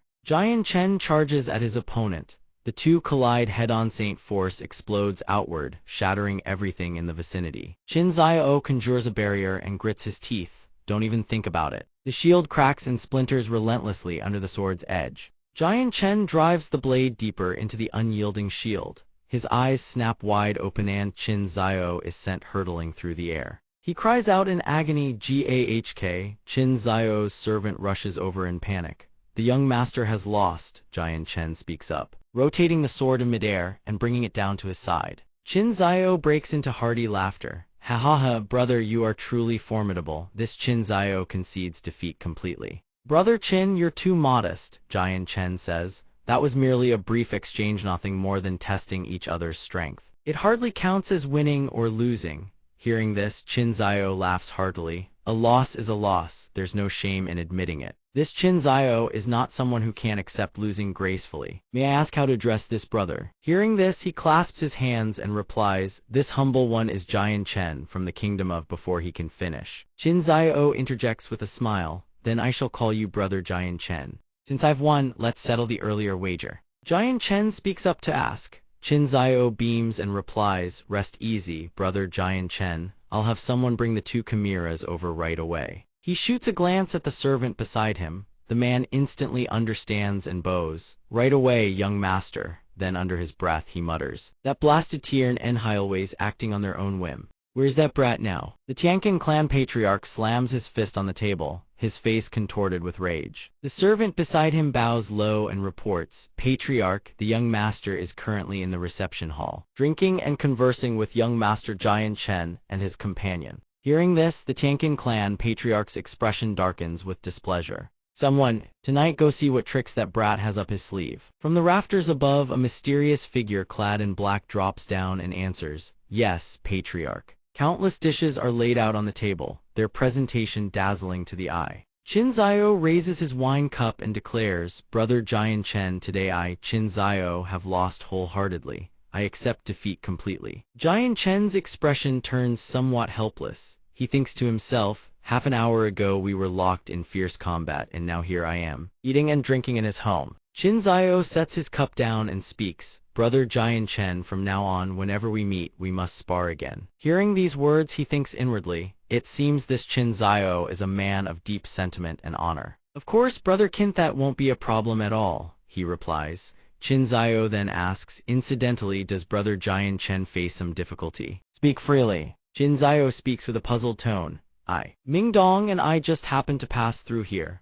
Our intention was to head to Mercenary City to attend the Grand Mercenary Assembly. We originally planned to rest and resupply in Wake City before continuing on. Who would have thought that the moment we entered the city, we'd end up crossing Swords End, making your acquaintance, brother Qin. As Jian Chen speaks, a wry smile crosses his face. Hearing this, Qin Zio chuckles softly. It seems fate has brought brother Jian Chen and me together. Jian Chen looks puzzled. What do you mean? Brother Qin. Could it be that brother Qin is also heading to the Mercenary Assembly? Qin Zio bursts into laughter. Indeed, Jian Chen says, then all the more reason to travel with us, brother Qin, or we won't make it in time. Qin Zio laughs again. Ha ha, brother Jian Chen, no need to rush. Have you ever heard of a space gate? Hearing this, he asks in confusion, could it be that the Qin family possesses a space gatia portal constructed entirely from spatial energy? A single step through it can traverse thousands of li, crossing to the far side of the Tianyuan continent in an instant. It is a truly miraculous and wondrous artifact, only gate capable of teleportation across vast distances. Brother Jian Chen, you overestimate our humble clan, Qin Zio says, waving his hand dismissively. Although the Qin family is a prominent household here, we certainly don't possess a space gate. He quickly adds, however, within the Ming province of the Juya Kingdom there exists a space gate. We can make use of it to reach Mercenary City. Brother Jian Chen, why not stay at our Tianqin clan estate? In 2 months you can travel with us to Mercenary City. Hearing these words, he ponders silently. If that's the case, I can cultivate here in peace for 2 months. My strength will surely increase further. By then, I may even have a shot at claiming first place in the Mercenary Assembly. Jian Chen clasps his hands and replies with gratitude, then I must thank you, brother Qin. That evening in a modest room, Jian Chen sits cross-legged on a simple bed, cultivating. Saint force flows around his body in gentle currents. At this very moment, atop the roof, a mysterious man clad in black creeps closer. He carefully pries open a roof tile and peers inside. In his hand, he grips a dagger tightly. He hurls the dagger through the opening. The blade hurtles straight toward where Jian Chen sits. The speed is blinding. Jian Chen senses someone attempting to assassinate him and lets out a soft chuckle, thinking to himself, so they've finally made their move. His eyes snap wide open. His blazing gaze fixes straight ahead. Spiritual power surges violently within him as his entire body becomes wreathed in magic. The torrent of magical force instantly erupts into fury, slamming into the blade and deflecting it. Clang, clang, clang, the blade is instantly sent hurtling back toward the rooftop where its owner stands. The assassin's soul nearly leaps from his body, his mind reeling. Terror is etched across his face. Jian Shen's magical power erupts skyward, blasting the assassin off his feet. He drops into the room and bellows, "Who the hell are you?"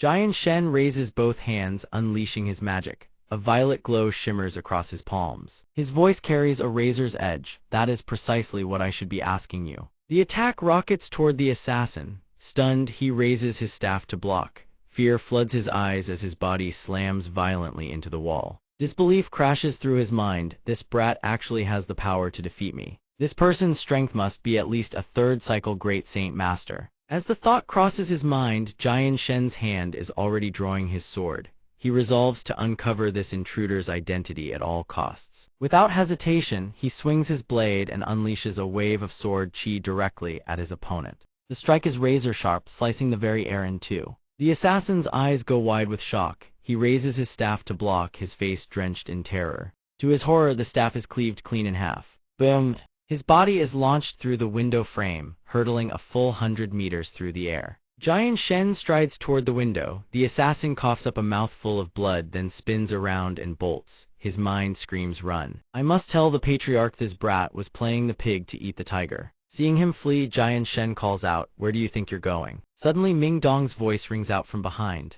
"Jian Shen, are you all right?" He turns to face him and exclaims in shock, "Ming Dong, what happened to you?" Ming Dong's body is drenched in blood. He raises the sword in his hand and declares, "Some bastard just ambushed me. One thrust and I'll skewer his backside." "Holy brother Jian Shen, you were ambushed too. But we've never offended anyone in Liulangxi City. Who in the world is behind this?" Ming Dong scratches his head in bewilderment. Hearing this, Jian Shen replies, "I caused quite the commotion yet. The guards in Qin Zhao's courtyard slept through all of that." Ming Dong pales. "Brother Jian Shen, you mean Qin Zhao sent them tonight? The ones who came to kill us?" He replies, "Perhaps it wasn't Qin Zhao's intention. He is a man of honor. Moreover, those intruders didn't come to take our lives, they were merely probing our strength. Who would have thought the Qin clan harbors such filth?" Ming Dong exclaims furiously. Hearing this, Jian Shen can only step forward and pat him on the shoulder. In this world, what noble house doesn't have its dark side? "It's late, let us see what Qin Zhao has to say tomorrow." Ming Dong murmurs softly, "Fine, I'll follow your lead then." At the crack of dawn, Qin Zhao's booming voice rings out. "Brother Jian Shen, you're already awake." Qin Zhao shoves the door wide open and bursts inside, beaming. "Brother Jian Shen, I've got to tell you, last night I came up with a move that could." But Qin Zhao's gaze suddenly locks onto the gaping hole in the ceiling. "Brother Jian Shen, how on earth did the ceiling get a hole like that? Don't tell me some lady rogue was peeking at you last night." He replies with a wry smile, "A mysterious black-robed figure came to kill me last night. Whether it was a woman or not, I couldn't say." Hearing this, Qin Zhao erupts in fury. "What? That's outrageous. Are those perimeter guards completely useless?" The Tianqin clan patriarch's voice suddenly thunders in. "Zhaor, what are you screaming about at this early hour?" Qin Zhao immediately turns to him, fuming. "Father, you've come at the perfect time, there's something I must tell you." The patriarch frowns. "What matter warrants such screaming?" "This is the brother I introduced to you yesterday, father." Jian Shen clasps his fists and bows. This one pays respects to the Tianqin clan patriarch. The patriarch nods. Young Master Jian Shen is indeed a talent of remarkable caliber. "Father, Lestenthes is what happened." As Qin Zhao recounts the events, the patriarch exclaims in shock. "Preposterous, someone dares pull such a stunt under the roof of our Tianqin clan." The two guards behind him instantly drop to their knees, trembling. "Please calm your fury, patriarch. We will hunt down the culprit with everything we have. Give us a chance to atone for our failure." The patriarch's voice turns ice cold. "I give you 7 days to apprehend the culprit. Fail, and you need not remain in the Qin clan any longer." The two guards bow their heads low. We thank the patriarch. He then turns to Jian Shen. "Young Master Jian Shen, my deepest apologies. I will personally see to it that you receive an explanation for this incident." Seeing such resolve, Jian Shen clasps his hands. "Patriarch Qin, you are too kind." Qin Zhao steps forward, claps him on the shoulder with a grin, and says, "Brother Jian Shen, let me tell you, the Zhenbao Pavilion is the finest place in the city for rare and precious treasures." The two chat as they walk. Back in his chambers, the Tianqin clan patriarch feels a deep unease. He thinks to himself to actually survive an encounter with a third cycle Great Saint Master. This young man is no simple character, at a magnificent towering edifice. This is none other than the Zhenbao Pavilion. Ming Dong, Qin Zhao, and Chengyang Xiangshan now stand before its grand entrance. Qin Zhao turns to introduce the place to Xiangshan and Jian Chen. "Brothers, this is the grandest Zhenbao pavilion in all of Liulangxi City. Inside, you'll discover all manner of wondrous and exotic treasures." The three have barely stepped inside when a voluptuous woman saunters over and hooks her arm through Qin Zio's, greeting him with a dazzling smile. "Welcome, young Master Qin Zio. What an honor to have you grace us with your presence. What might young Master Qin desire today?" Qin Zio seems entirely accustomed to such treatment. Even as her hands slip beneath his robes, he wears an expression of pure delight. He squeezes her backside and replies, "This is my brother Jian Chen. I brought him here today to browse see if we can snag some fine goods." Xiangshan, upon being introduced, bows politely in greeting. The woman beams at him with a warm, welcoming smile. "Greetings, young Master Jian Chen. Shall I summon a few lovely sisters to give you a personal tour?" But before he can even respond, Ming Dong is already elsewhere, eagerly embracing another woman. He even calls out, "Brother Jian Chen, grab yourself a girl to show you around." However, Xiangshan declines. "You all go ahead, I'll manage on my own." Hearing this, Qin Zio doesn't press the matter. He grins cheerfully. "All right, come find me when you're done." With that, Xiangshan turns and makes his way up to the second floor of the Zhenbao Pavilion. Deep in his heart a thought stirs. The azulate sword spirit within me won't stop trembling. There must be a treasure upstairs. No sooner has he reached the floor than a grand door comes into view. Xiangshan pushes the door open and steps inside. He strolls through the room. Everywhere he looks, rare and precious treasures line the displays. The sight draws a sigh of admiration from him. Without a doubt, this is the grandest Zhenbao Pavilion in all of Liulangxi City. The treasures are endless. The farther he walks, the stronger Xiangshan's spiritual perception grows. He wonders what on earth could cause the azulate sword spirit to tremble so violently. He suddenly spins around, his gaze locking onto something. He snatches up a golden ring from among the treasures. He examines it intently, wondering if this is what he seeks. But after careful inspection, he realizes it's merely an ordinary trinket, not the thing that set the azulate sword spirit trembling. He sets the ring down with a disappointed sigh. "Not this one." Suddenly from behind, a voice startles Xiangshan. He whips around to find an elderly man with flowing silver hair and a long white beard. Judging by his manner of speech, this must be the proprietor. The old man continues, "The ring in the young master's hand is called the paralyzing ring, a true treasure among our collection. Simply wearing it activates its paralyzing effect." He raises a single finger, beaming. "This ring can be yours for the modest price of just 10,000 purple gold coins." Xiangshan's face twists with skepticism at the price. Even the onlookers nearby can't mask their shock at the figure of 10,000 purple gold coins. A young nobleman nearby blurts out, "Are you kidding me? A beat-up ring for 10,000 purple gold coins? That's daylight robbery." But a man standing nearby rebukes him. "Don't talk nonsense. Did you not hear what that ring can do?" Just moments ago, the old man quoted a sky-high price. Yet he suddenly declares if the young master desires it, this old man will slash the price by 99%. "All you need to," but before the words leave his mouth, Xiangshan cuts him off instantly. "No need." The old man stands thunderstruck, as if struck by lightning, utterly unable to fathom that someone would refuse such a bargain. Xiangshan has already turned his back, continuing to browse the treasures displayed on the shelves. The old man, seeing his customer slipping away, desperately tries to hold on.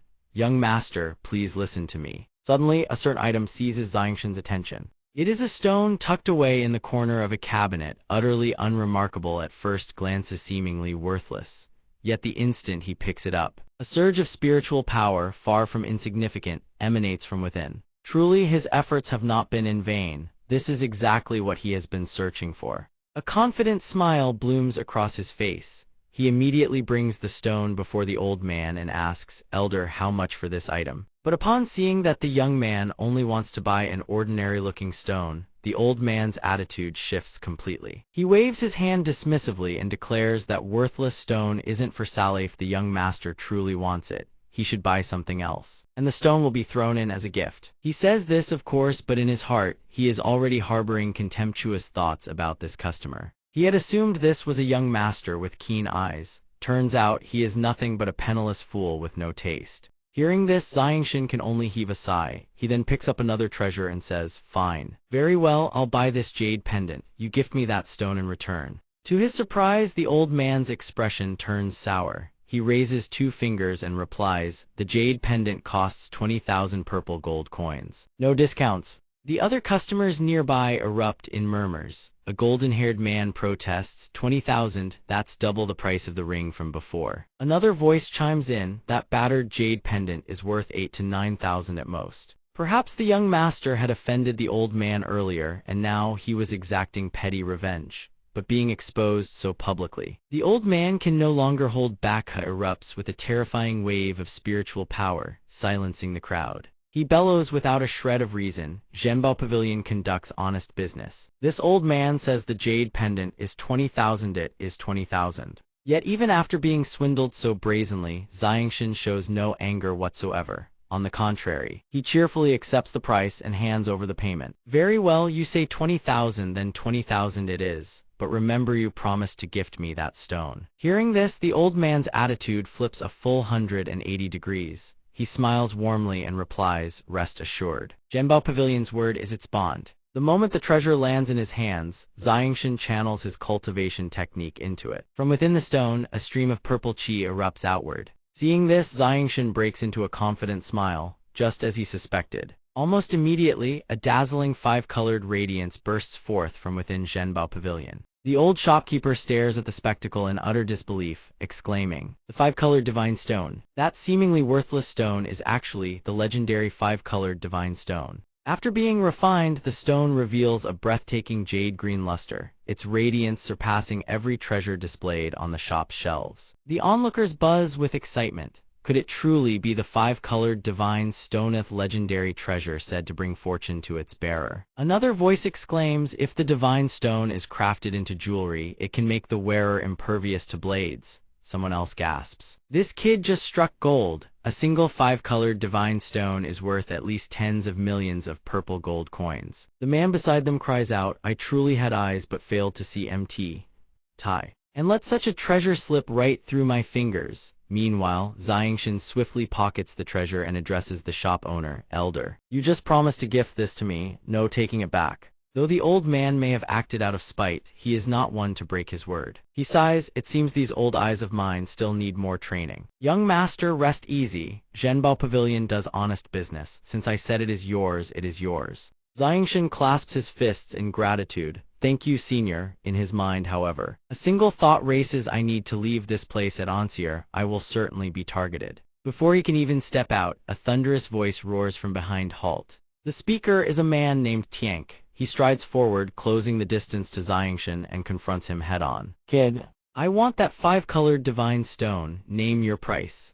But would Xiangshan ever surrender a treasure he had searched so long to find? Absolutely not. He fixes Tiank with a cold glare and replies, and what if I refuse to sell? Tiank's face twists into a menacing scowl as he threatens, then I'm afraid you won't leave this room alive. The bystanders exchange uneasy whispers. So even Tiank of the Tiankin clan has shown up. Looks like this young brother is in deep trouble today. Emboldened by his clan's might, Tiank speaks with insufferable arrogance. You are courting death. Obediently hand over the five-colored divine stone. Naturally, Xiangshan is no fool, would never willingly surrender the treasure to this brute. Not only that, he answers without the slightest hint of restraint, his voice dripping with contempt. A good dog doesn't block the road. Move. Enraged at being called a dog, Tiank roars, what did you just say? Who are you calling a dog? Fine, fine, it seems you prefer the hard way, brat. Wine offered kindly you refuse, you'd rather drink the wine of punishment. He points straight at Xiangshan and barks an order to his bodyguard. Old Cheng, break this brat's legs. I want him crawling on his knees for the rest of his life. The bodyguard flashes a vicious grin. As you wish, young master. Like a seasoned fighter, he launches himself at Xiangshan and throws a devastating punch. But at this speed, it poses no threat whatsoever. Xiangshan dodges effortlessly, unwilling to let this common thug run rampant any longer. In one swift motion, Xiangshan raises his hand and channels his technique. Spiritual power surges from his palm. In an instant, the divine sword materializes under his summoning. First, Xiangshan drives his foot straight into the bodyguard's torso. The man lets out a howl of agony and crashes to the floor. Immediately after, the divine sword spins several rotations through the air before hurtling straight into its master's waiting hand. Without a moment's hesitation, Xiangshan slams the blade into the floor just inches from the bodyguard's face. The man's jaw drops in sheer terror. For all his ferocity, the brute faints on the spot, knocked unconscious by sheer fright, his body limp beneath his opponent's boot.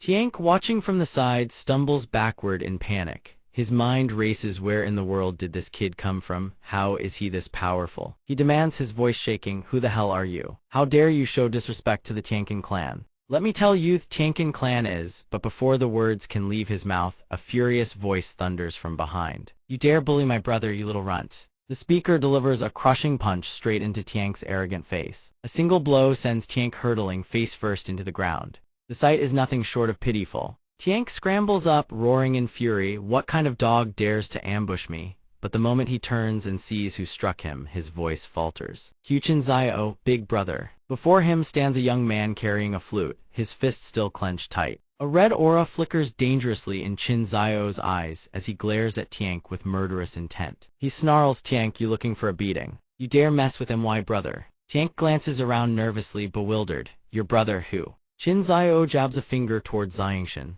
"Jian Chen, that's who." He doesn't stop there, "Damn it. Looks like you're really itching for a beating today, daring to lay hands on my brother." These words render Tiank utterly speechless. His entire body trembles with fear. Gone is the swagger from moments ago. Watching the brothers clash in a storm of fists, Xiangshan simply stands to the side, a thought crossing his mind. He had always wondered why the Tiankin clan's surname was not just Tian. Now it becomes clear the Tiankin clan is composed of two great families, the Tian and the Qin, united as one. Tiank, thoroughly beaten by his elder brother, can only whimper about running home to tell their father. "Chin Zio, just you wait, when I get home I'll tell father everything, you'll be punished, you'll see." Hearing this only makes Chin Zio's fury burn hotter. He raises his fist, ready to deliver another devastating blow. "You little wretch, dare to drag your father into this, I'll smash your face in before he ever gets the chance." Just as he is about to strike, a hand suddenly seizes his arm, holding him back. It is Xiangshan. He shows no anger over the earlier provocation. Calmly, he says, "Chin Zio, brother, let it go." Seeing his friend step in to spare his foolish younger brother, Chin Zio finally relents. He merely shouts at Tiank, "Today I'm letting you go for my brother's sake. Otherwise, I'd have shattered both your legs myself." He then turns to Xiangshan and claps him on the shoulder. "Jian Chen, my brother, are you all right?" Xiangshan clasps his fists. "Thankfully, Chin Zio, you arrived in time." Xiangshan turns and says, "Let's go. I've already obtained what I came for." Chin Zio grins in response. "Good, let me grab that kid Ming Dong and then we'll head back." Once all three have gathered, they stride out together, leaving Zhenbao Pavilion behind. A short while later, Chin Zio leads the group to Silalangsi City. At the grand compound of the Tiankin clan, the moment they step through the gates, the ethereal melody of a zither drifts through the air, played by an unknown young woman. Chin Zio hears the music and announces with a smile, "That melody means my second sister has returned home. Come, I'll take you all to meet her." But before they can even set foot inside, the Tiankin clan patriarch is already standing at the entrance, blocking their path. The instant he lays eyes on his precious son returning home, he erupts in fury. "You wretched brat! You dared to beat Tiank!" Hearing this, Chin Zio immediately feigned ignorance and replied, "What are you talking about?" He claimed not to understand, but trying to wave an axe before a master craftsman's eyes was a fool's errand. Before he could protest, the Tiankin clan patriarch had already seized Chin Zio by the ear and dragged him away. He bellowed, "His father has already come to speak with me about this. Come here now." Seeing this, Chin Zio could only cry out, "I'll go easy on the ear." But even as he was dragged off for punishment, he didn't forget to remind his friend, "Brother Jian Chen, go find my second sister first. I'll come find you all later." And just like that, Chin Zio was hauled away, leaving Xiangshan standing alone. The scene shifts to a place of natural beauty-verdant trees, lush leaves, and a tranquil lotus pond. This was none other than the garden of the Tiankin clan. Within a pavilion sat a young woman. The young woman was playing the guikanjurli. This must be Chin Zio's second sister. Let us take a moment to admire the exquisite beauty of this young lady. She was the one and only second young miss of the Tiankin clan, named Qin Shen. As she played, she suddenly stopped and turned to the person behind her. "Who are you? Why have you come to the Qin residence?" The newcomer was none other than Xiangshan. He cupped his fists in a polite greeting and once again introduced himself by his familiar alias, Jian Chen. "This humble one is Jian Chen, a friend of brother Chin Zio. I apologize for disturbing the second young miss's musical enjoyment." Hearing this, she rose to her feet and asked in puzzlement, "Where is my elder brother?" Xiangshan was momentarily flustered. "Ah well. He was dragged away by the clan patriarch by the ear." She said nothing more and sat back down on the stone bench, but then, Jin Shen suddenly changed the topic. "Young Master Jian Chen, what do you think of this humble one's playing?" Xiangshan didn't need long to think. He replied at once. For the second young miss to produce such celestial melodisto weave the sound of the strings into the very depths of one's heart, thighs one is truly in awe. Delighted by the praise, she smiled and responded. "From what young Master Jian Chen says, it seems you understand the Tao of music." Xiangshan waved his hand and said humbly, "The second young miss jests, this one merely speaks from feeling." Qin Shen ran her fingers across the strings once more and answered, "I thank young Master Jian Chen for his kind words. The reason I can produce such pleasant melodies." She gazed at the Gyukin with a contemplative expression, is perhaps all thanks to this instrument, imbued with the power of the Gyukin, Saint Heavenly Demoness. Upon hearing this, Xiangshan was struck with astonishment. The Gyukin, Saint Heavenly Demoness. Inside the pavilion, Jian Chen asked, "Miss Qin, who is this Gyukin, Saint Heavenly Demoness?" Qin Shen explained gently, "Young Master Jian Chen hails from a distant kingdom, so naturally you would not know of the Gyukin, Saint Heavenly Demoness." Recalling the image of that figure floating in the sky, bewitching the world with the sound of a pipa, she continued, "The Gyukin, Saint Heavenly Demoness, slays her enemies through musiture attacks are nearly impossible to defend against. No one can endure long beneath the melodies of the Heavenly Demoness. Anyone who wanders within range of her music either loses themselves and falls into an illusion, or has their very soul and spirit obliterated by the sound killed without a trace." Qin Shen's eyes grew distant with admiration as she continued. "Decades ago, a single melody from the Heavenly Demoness rendered an entire army of millions unconscious, and they did not wake for 3 days and 3 nights. Jian Chen was stunned. A single melody rendered an army of millions unconscious for 3 days and 3 nights. How is that possible? After a moment of contemplation, Jian Chen sighed. If the opportunity ever arises, this one would very much like to witness this Heavenly Demoness for himself. Qin Shen tucked a strand of hair behind her ear and turned her face aside. The Heavenly Demoness has reached the level of the divine. How could one meet her so easily? Before Jian Chen could say more, Qin Shen swiftly changed the subject. "Oh, that's right. I heard from the servants that you and my elder brother will be attending the mercenary grand assembly together." Jai and Chen readily replied, "Indeed, that is correct." Qin Shen was saying, "Young Master Jian Ch," when suddenly a loud voice boomed out. "Brother Jian Chen, second sister, I'm here." Jian Chen was quite startled by Qin Zio's disheveled appearance. "Brother Qin, what happened to your face?" Qin Zio pointed at his own face and explained. Don't even ask. That whelp Tianque went and tattled to my old man, so father beat me just to calm the brat down." Jian Chen, realizing he had touched a sore spot, said, "My apologies." Qin Zio waved his hand and laughed, "Don't worry about it. This old man took a beating, sure, but I also gave that Tianque punk a good thrashing." Jian Chen thought helplessly. "You deserved every bit of that beating." Seeing the two men deep in conversation without paying her any mind, Qin Shen stood up. "Elder brother, since you're here, I'll return to my room." Only then did Qin Zio remember his sister. He said, "Oh, second sister, are you planning to come with us to the mercenary grand assembly this time?" Qin Shen cradled her Gyukin and replied without turning back, "We'll discuss the departure date later." Jian Chen watched her retreating figure, but his mind was elsewhere. Before the mercenary grand assembly, he had to find a way to push his strength to the level of Earth Saint Master. After a moment of thought, Jian Chen turned to Qin Zio and said, "Brother Qin, when do we depart for Mercenary City?" Qin Zio crossed his arms and replied, "No rush, no rush. The Mercenary Grand Assembly is still 3 months away. We should wait another half-month before setting out." Jian Chen continued, "In that case, I'll head into the nearby forest to train, see if I can achieve a breakthrough." Qin Zio cracked his knuckles and pointed, "Good timing, I was about to go into seclusion myself. Let's meet again in half a month."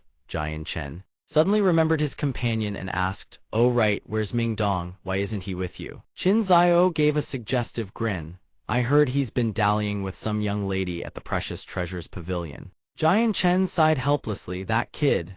The beautiful rays of morning light cascaded over the lush, verdant foliage. Tianque sat before a chessboard, his face twisted with grievance. "Uncle Wu, you must help me." Uncle Wu tried to console Tianque. "Don't worry, young Master Tian. A nobody with no status or backing, killing him would be a trivial matter for this old man." However, Uncle Wu's expression suddenly darkened, his tone turning dangerous. "Young Master Tian, are you certain that brat Jian Chen actually possesses a prismatic divine stone?" Tianque shot to his feet, agitated. "Could I possibly be making it up?" Everyone at the Precious Treasures Pavilion witnessed it. Uncle Wu, do you truly think I'm lying to you? Uncle Wu, I only want to beat that brat to vent my anger. You can have the prismatic divine stone, it's useless to me anyway. Uncle Wu, seeing that he had achieved his objective, said, then I thank young Master Tian. As long as that brat leaves the Tianqin residence. While the two were still discussing, a young man rushed in and reported, Elder Wu. That brat has left the city. Uncle Wu was taken aback. Left the city with the prismatic divine stone in his possession. How does he dare venture outside right now? He gritted his teeth and snarled, do you know where that brat went after leaving the city?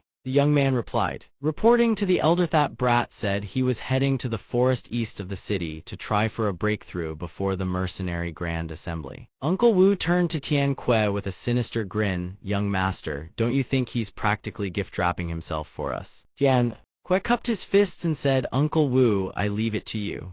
In a clearing within the forest, Jian Chen sat by a crackling fire, warming himself. He gnawed on a roasted drumstick while gazing into the flames, thinking, I spent the whole day hunting magical beasts today. Tomorrow, I'll find a suitable spot to absorb the prismatic divine stone and see if I can. Mid-thought, a sudden sound jolted his senses alert. His eyes darted sideways just as a blazing beam of energy slammed into the spot where he sat, forcing him to dodge. Where the beam of light struck the ground, right where Jian Chen had been sitting, a smoking crater yawned open, charred black with wisps of smoke curling upward. Jian Chen turned to face Elder Wu and demanded, who are you, senior? Why did you suddenly ambush me? Elder Wu leveled his sword and sneered, hand over the prismatic divine stone, brat, and this old man may grant you a swift death. Jian Chen clenched his fist. You're someone Tian Kui sent. Elder Wu's face twisted with a sinister smirk. Since you already know, then don't blame this old man for holding nothing back. Saying this, he lunged toward Jian Chen at blistering speed, sword in hand.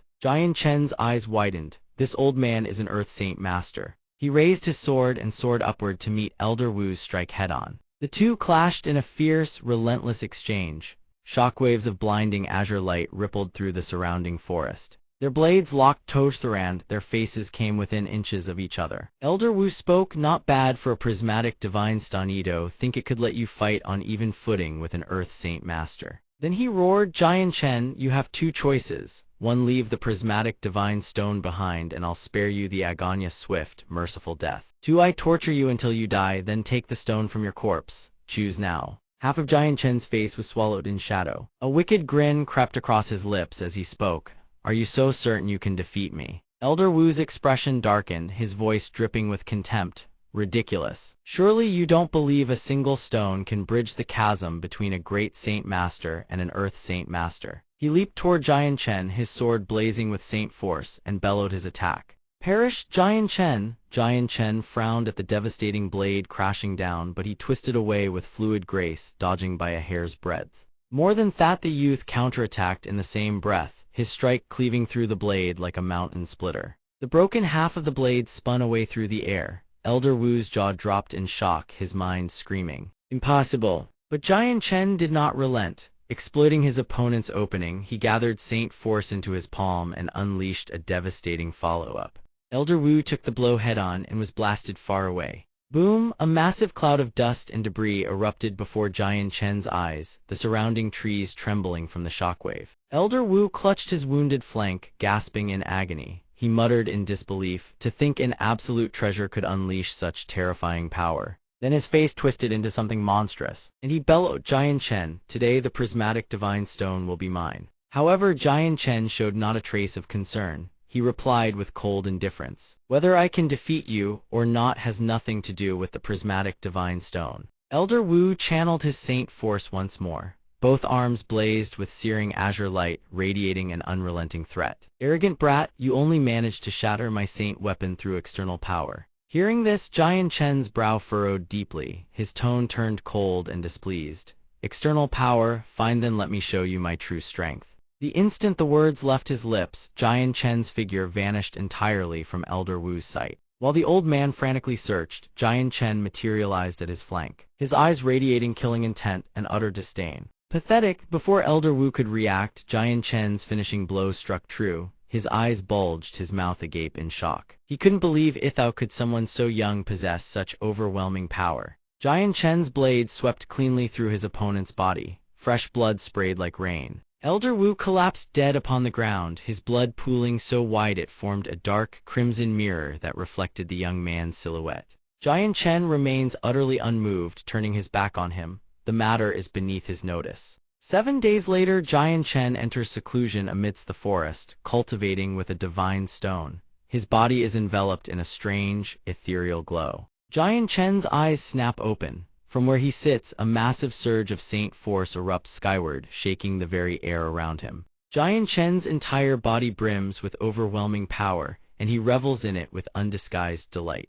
Sure enough, after devouring the 5-colored divine stone, he has successfully broken through to the Earth Saint Master realm. From his palms, a brilliant sword slowly coalesces into existence. Jian Chen seizes it at once, testing its quality with a few swift swings. A dazzling arc of sword light rockets forward at blistering speed. In the span of a single breath, the massive boulder before him splits cleanly in two, cut as smooth as silk. Jian Chen nods in deep satisfaction and murmurs under his breath, "It is time for the mercenary grand assembly. The guild hall should not be far now." Qin Zhao beams with joy at Jian Chen's return. "Brother Jian Chen, you've finally come back. You vanished the moment you left in whole days. I worried myself sick, afraid you wouldn't make it back in time for the assembly." Mingdong cannot help but chide him as well. "You really are something, you know that. At least tell me where you're going next time. I had no idea where to even start looking for you." Hearing this, Jian Chen immediately sets about teasing Mingdong. "I think what you really wanted to find were the pretty young ladies at the treasure pavilion. Am I right, brother Qin Zhao?" Qin Zhao bursts into hearty laughter, eagerly chiming in without missing a beat. "Absolutely, brother Jian Chen, don't you know? The girls at the treasure pavilion nowadays." Ming Dong, his face flushing crimson with embarrassment, cuts them off at once. Enough, I was merely combining business with pleasure." Jian Chen drops the jest and places a hand on his friend's shoulder in genuine praise. "Not bad at all. You've broken through to the great Saint Master realm already." Ming Dong puffs up with pride at the praise. "Of course, do you have any idea how relentlessly I've been training?" At that moment, Qin Zhao strokes his chin, casting a probing, suggestive glance at Jian Chen. "Brother Jian Chen, surely you haven't pulled the same stunt as this brat Ming Dong." Now it is the young man's turn to flush crimson. He waves his hands in flustered denial. "I'm not that kind of person at all." But Qin Zhao merely crosses his arms, eyes twinkling with mischief. "Oh, brother Jian Chen, I was talking about breaking through in cultivation. Whatever did you think I meant?" Fearing he has given himself away, Jian Chen hastily backpedals. "That's exactly what I thought you meant, breaking through, of course." After trading pleasantries for a while, Jian Chen steers the conversation toward the main topic. "Right, shouldn't we be heading to the mercenary grand assembly by now?" Qin Zhao quickly nods in agreement. "Indeed, we set out at first light tomorrow for the grand assembly. Rest well tonight, everyone." That night, in his chambers, Jian Chen sits cross-legged in cultivation. Qi swirls around him in invisible currents when a sudden rap shows at the door. The moment Jian Chen opens the door, the Tianqin clan patriarch steps forward with a clasped fist salute. "Brother Jian Chen, I have a matter requiring your aid. I humbly hope you will grant me this favor." Xiangshan frowns at the patriarch, a knot of unease tightening in his chest. "Don't tell me he's here to drag me into more trouble." The Tianqin clan patriarch raises his voice in admiration. "Young brother Jian Chen is truly a prodigy. In merely a few short days, you have broken through to the Earth Saint Master realm." A flicker of discomfort crosses Xiangshan's face, but he replies with practiced courtesy. "The patriarch flatters me. This junior merely enjoyed a stroke of luck. May I ask what brings the patriarch to my door at this late hour?" Hearing this, the old man's expression turns slightly awkward. He clasps his hands and answers. This old man has come to apologize for dispatching someone to spy on young brother Jian Chen in the dead of night a few days ago. The Tianqin clan patriarch quietly places a manual on the table. "I humbly beg young brother Jian Chen's forgiveness." As they sit together over tea, he explains this is a cultivation technique for concealing one's aura. Once mastered, it will not only suppress the residual fluctuations from your breakthrough to Earth Saint Master, but also completely mask your true strength. Only then does Xiangshan speak up again. "Patriarch, the matter of the nighttime intrusion can be forgiven. Spy was far too weak to pose any concern. However, regarding Elder Wu, I would still appreciate an explanation." Hearing this, the Tianqin clan patriarch is visibly taken aback. "What, Elder Wu, what happened to him?" Seeing genuine ignorance on the old man's face, Xiangshan explains bluntly. a few days ago. Elder Wu attempted to rob me of my treasures deep in the forest. I killed him instead. You truly didn't know. The patriarch's expression shifts to one of pure astonishment. I had no idea. Xiangshan inwardly curses. I should have kept my mouth shut. After a moment, the Tianqin clan patriarch rises to his feet, clasping his hands as he speaks once more. Young brother Jian Chen, this old man came tonight for two reasons. First, to offer my sincerest apologies. Second, to hope that you might look after Qin Xiao during the mercenary grand assembly. His tone turns unexpectedly stern. Xiao's nature is far too naive and trusting. Should he encounter any danger, I implore you, young brother, to lend him your aid to protect his life to the best of your ability. Xiangshan quickly rises and catches the old man's bow before it fully completes. Rest assured, Patriarch, Brother Qin Xiao and I share a bond forged at first sight. Even without your request, I would have stood by his side. Hearing this, the Patriarch cannot contain his delights. Good, I have indeed judged you correctly. Before the warm mood can fully settle, the young man grows serious once more, stroking his chin. But what about the matter of Elder Wu? The Tianqin clan Patriarch turns around, waving a dismissive hand. Young brother Jian Chen, did you not know? Our Tianqin clan was formed from the union of two great families, Tian and the Qin. Neither side has ever seen eye to eye with the other. He places a hand on Xiangshan's shoulder, a sly grin spreading across his weathered face. Elder Wu was a man of the Tian family, not the Qin family. So rest easy, young friend. This patriarch will turn a blind eye. Consider it a gift. With that said, he turns on his heel and departs. Just as the patriarch nears the door, Xiangshan calls out, this, the magnificent flying vessel soars through the heavens. Gliding between gorgeous billowing clouds, Mingdong stands between Qin Xiao and Xiangshan, his excitement bursting forth as he exclaims, "This flying ship is absolutely incredible." Xiangshan stands nearby, a stark contrast to Mingdong's cheerfulness. A quiet melancholy settles over him as his gaze drifts toward distant horizons. Lost in thought, he is thinking of his mother, his elder brother, of Yu Yue, and of Chengyangbo. Xiangshan cannot contain the rage simmering within him. Hujun's sect. The day I return to Chengyang Manor is the day I make you pay blood for blood. 1 month later, the Mercenary Plaza. The atmosphere today is electric. The plaza teems with gathered cultivators. A sea of bodies stretching as far as the eye can see. An old man with snow-white hair and a long silver beard sits with his eyes closed upon a cluster of floating stones, motionless, as he has been for quite some time. Below, the crowd stands before the great gateway portal. Mingdong, growing impatient with the old man, grumbles. How long does this old codger intend to nap? Just announced the start of the grand assembly already. Qin Xiao, in high spirits, crosses his arms and chuckles. Haha, Mingdong, you're just like many other of us, has a shred of patience. Xiangshan, by contrast, counsels patience. Just then, the gateway portal shudders with a pulse of energy. The old man's eyes snap wide open. He raises a single arm. Around the old man, a host of glowing tokens materialize from thin air. His voice thunders across the plaza. The gateway is open. I hereby declare the 50-year Mercenary Grand Assembly officially begun. The old man remains seated upon his floating stones, high above the gathered masses. The tokens descend in a cascade, each one landing gently before a participant standing below. The old man speaks, explaining the purpose of the tokens. This determines your order of entry. The first round of elimination shall take place in an independent realm. Once you pass through the gateway, you will be teleported to a random location within it. The elimination period is 1 year. Xiangshan reaches out and snatches his floating token from the air. The old man continues explaining the rules. The first 500 to collect enough command tokens shall advance. All others will be eliminated. Xiangshan, Mingdong, Qin Xiao, and every other participant are enveloped by a translucent, spherical barrier. Like giant water bubbles, the barriers lift them gently into the air. One by one, the bubbles carry their occupants drifting into the gateway portal. A streak of light pierces the sky above as though something has plummeted from the heavens.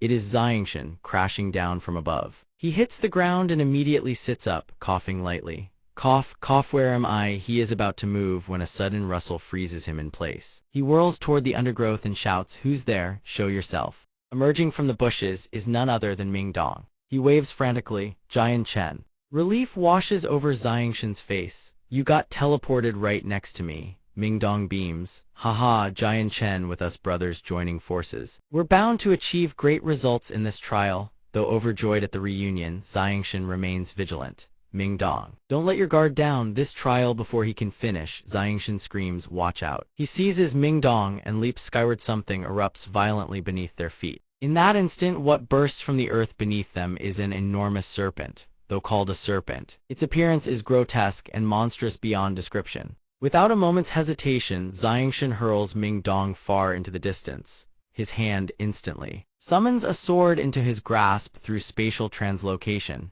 his will channeling the blade into existence through a spiritual link. Xiangshan adopts a poised stance, calm as still water. You've come at just the right time. He grips the sword without a shred of hesitation and swings directly into the gaping maw of the giant serpent. He ducks low and delivers a single devastating slash. The artifact-forged blade strikes true, sending a violent shockwave through the massive serpent's body. The beast writhes in obvious agony. Xiangshan lands lightly on his feet after the perfect strike, his aura radiating unwavering confidence. That slash has undoubtedly wounded the beast. The enormous serpent is now truly enraged. Not only does it refuse to retreat, it rears its head and lunges with jaws wide open, intent on swallowing Xiangshan whole. Growing irritated by the stubborn creature before him, Xiangshan furrows his brow and speaks with killing intent. You beast who cannot tell life from death. He tightens his grip on the sword and raises it high. This sword is none other than the Azulite sword. Without the slightest hesitation, Xiangshan leaps into the air and brings the blade down with overwhelming force, cleaving the serpent's head clean from its body.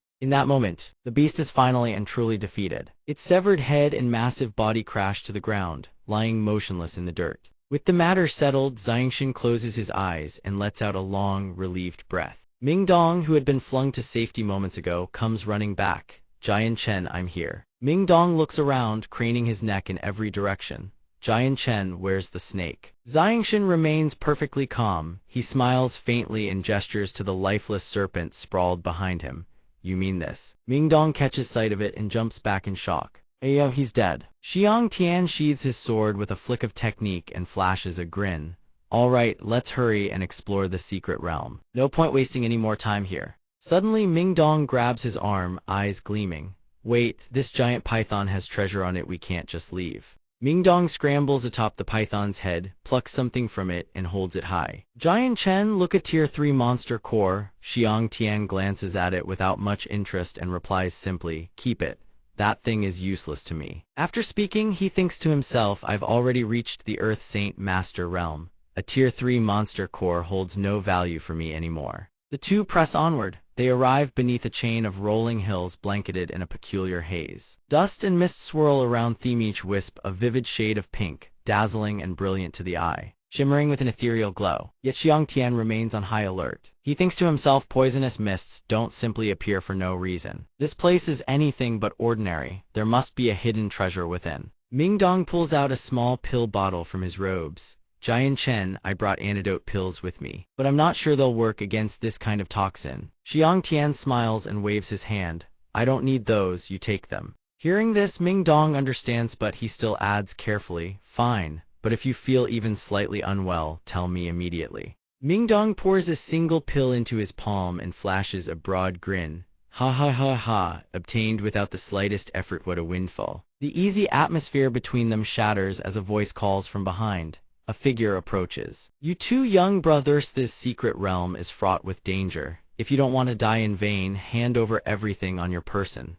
Now. Upon seeing the man, Ming Dong immediately steps in front of Xiang Tian, draws his sword, and whispers, Jian Chenthai's man is an Earth Saint Master. The Earth Saint Master flashes a cunning grin. So the two of you can recognize power when you see it. Good, now hand over your belongings obediently. Xiang Tian doesn't lose his composure in the slightest. He places a hand on Ming Dong's shoulder and speaks in a calm, steady voice. Relax, a mere Earth Saint Master, leave him to me. The Earth Saint Master scoffs, jabbing a finger forward. Boy, what a bold tongue. When I'm done thrashing you, don't you dare cry. Xiang Tian smiles in return, gripping his sword with a taunting tone. The goods are right here in my hands. Come and take them if you have the ability. The man clutches his weapon and lunges forward with a roar. You're courting death. Xiang Tian furrows his brow, silently sensing the killing intent. A sharp arc of violet chi erupts with a single swing of his sword. The violet slash cleaves straight into the weapon guarding the Earth Saint Master's gut. Blood sprays from his mouth, his teeth gnashing in agony. However, the man does not fall though his weapon shatters to pieces. The impact sends the Earth Saint Master hurtling backward. He slams a hand against the ground to regain his balance. His brows knot in fury, eyes wide with disbelief. This is impossible, but it's real. By now, Xiang Tian has already leveled his blade against the man's throat. The Earth Saint Master's jaw drops. You're so young, how can you possibly possess such strength? You show no martial honor. The tide of battle has completely overturned his expectations. Xiang Tian speaks in a low, dangerous voice. Hand over everything on your person willingly, and I may spare your life. Refusing, I'll kill you where you stand. Tears stream down the man's face as he lifts a small ring with both trembling hands. I was wrong, spare my life, I'll never dare again. Xiang Tian flicks the ring from the man's grasp with the tip of his blade, catches it, and turns to Ming Dong. Let's go. The Earth Saint Master remains frozen in terror, staring after them from behind. Seeing Xiang Tian's true strength, Ming Dong's eyes light up. Giant Chen, when did you break through to Earth Saint Master? Xiang Tian replies, just a few days before leaving the Tianqin clan. He strokes his chin, eyes drifting upward in thought, then continues. If what Qin Zhao said is true, you were also with the girls at the Zhenbao Pavilion trying to break through, weren't you? Embarrassed. Ming Dong's face flushes crimson as he waves his hands frantically. Don't say any more. Having teased him enough, Xiang Tian bursts into laughter. Ha ha, all right. Let's hurry into the mountain valley and see what treasures await. Out of nowhere, the pink mist from before begins to rise once more beneath their feet. Xiang Tian shields Ming Dong with one arm and raises his voice. Careful, this isn't poison mist, it's an illusion formation. The two stand back to back, swords raised, as the thick pink haze closes in from every direction.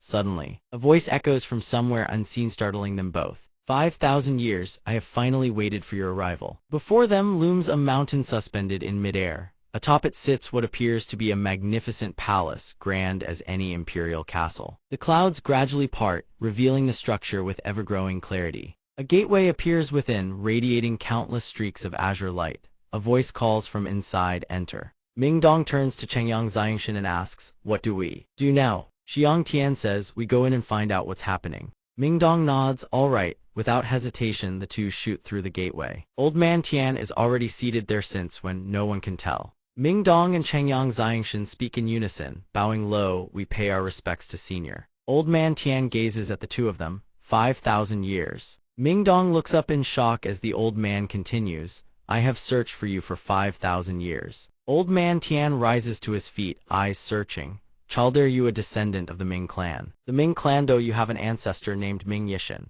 Ming Dong's eyes widen. Ming Yishan, he is indeed my clan's founding ancestor, but how does senior know our ancestor's name? Old Man Tian smiles warmly. Child, come here, I have something for you. Chengyang Xiangshan observes the old man carefully. He detects no killing intent whatsoever from the elder clearly. This man harbors no ill will toward Ming Dong. Xiang Tian says, go. Go, this senior likely means you no harm. Ming Dong steps forward and asks, may this junior ask what guidance senior has to offer? Old Man Tian holds up an ancient jade piece.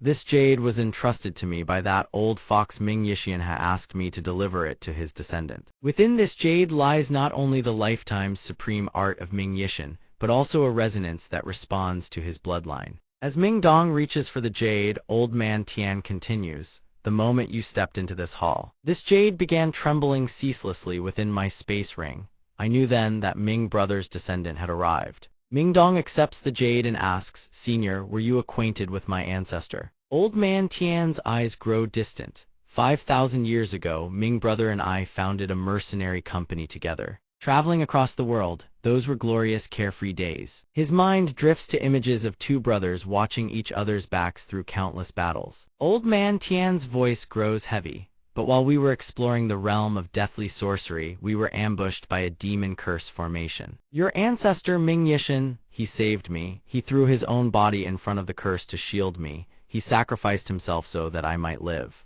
Old Man Tian's eyes glisten as the image of two brothers parting for the last time floods his memory. Before Ming brother drew his final breath, he entrusted this jade to me to deliver it to his descendants. But when I arrived at the Ming clan's estates, I found it had been annihilated, wiped out by an unknown hand. I carried this jade across the entire Tianyuan continent, hunting for the one who destroyed the Ming clan but more desperately. Searching for any surviving descendant, alas, I found none. So, in order to find the Ming clan's descendant, I established this palace here, hoping that through those who gathered for the mercenary assembly, I might catch word of Ming's bloodline. Old man Tian smiles, his voice heavy with emotion. A full 5,000 years, and at last I have found you. Child, he says gently, your ancestor and I were brothers of life and death. There is no need for senior, if you don't mind. Simply call me Grandpa Tian. Ming Dong's voice is thick with emotion. Yes, thank you, Grandpa Tian. The old man chuckles. If I'm not mistaken, you and your friend have come for the mercenary assembly, correct? Ming Dong nods. Grandpa Tian is right. This here is my sworn brother.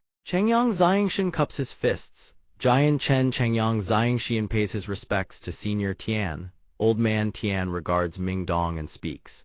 Child, your current strength is far too weak. Stay here for now. I will do everything in my power to help you raise your cultivation. Ming Dong hesitates. That is, Grandpa Tian, could you also allow my brother Jian Chen to train alongside me? Chengyang Xiangshan shakes his head with a smile. Ming Dong, this is your clan's inheritance. It wouldn't be appropriate for me to stay. Besides, I have other matters to attend to. What matters? Ming Dong asks. Xiang Tian smiles. The Tianqin clan patriarch asked me to protect Qin Xiao during this mercenary assembly. I need to go find him. Ming Dong pauses. Ah, right. Chengyang Xiangshan places a hand on Ming Dong's shoulder and grins. It's all right. Focus on raising your strength. Once you break through to Earth Saint Master, come find me. All right, Ming Dong agrees. Xiang Tian cups his fists toward Old Man Tian with a smile. Senior Tian, I leave my brother Ming Dong in your care. Old Man Tian waves a hand. Rest assured, this old man guarantees he'll be reborn, bones and all. With Senior Tian's word, this junior takes his leave. Chengyang Xiangshan turns toward the exit. Behind him, Old Man Tian smiles warmly. Good, good. It seems Ming Dong has found himself a true brother. Later, Chengyang Xiangshan approaches a mountain stream to fetch water when a rustling in the forest catches his attention. He grips his sword and calls out, "Who's skulking about? Show yourself." Luoner raises her bow and aims it squarely at Chengyang Xiangshan. Stinking scoundrel! Xiang Tian looks up startled. Luoner. Luoner draws the bowstring taut. Stinking scoundrel, is Luoner a name for the likes of you to call? Chengyang Xiangshan raises both hands in surrender like a cornered beast. Miss Luoner, what happened before was truly a misunderstanding. Luoner grits her teeth, the bowstring still fully drawn. Save your breath. This young lady shall carry out heaven's judgment today. A radiant pink glow emanates around her body. Luoner shouts, "Shoot that peeping Tom." A massive explosion erupts in the heart of a dense forest. Chengyang Xiangshan's face turns purple as he soars through the air. From within the inferno, a foul-mouthed voice rings out. Luoner draws her bow, aiming directly at Chengyang Xiangshan and fires. She says, "If you still call yourself a man, then stop dodging around like a coward." Xiangshan dodges Luoner's arrows and says with an irritated expression, "Do you take me for a fool? Stand still and be a target for this lady." A lecherous laugh rings out and someone says, "Luoner, my little treasure, we meet again." Luoner says, "You still dare show your face before me?" Chengyang Xiangshan observes Luoner, gauging the situation. It seems this man is her enemy. She grips her bow tightly. A pink glowing arrow already knocked in place. Luoner takes aim and fires straight downward. Shi Xiangren stands there laughing, waving his hand.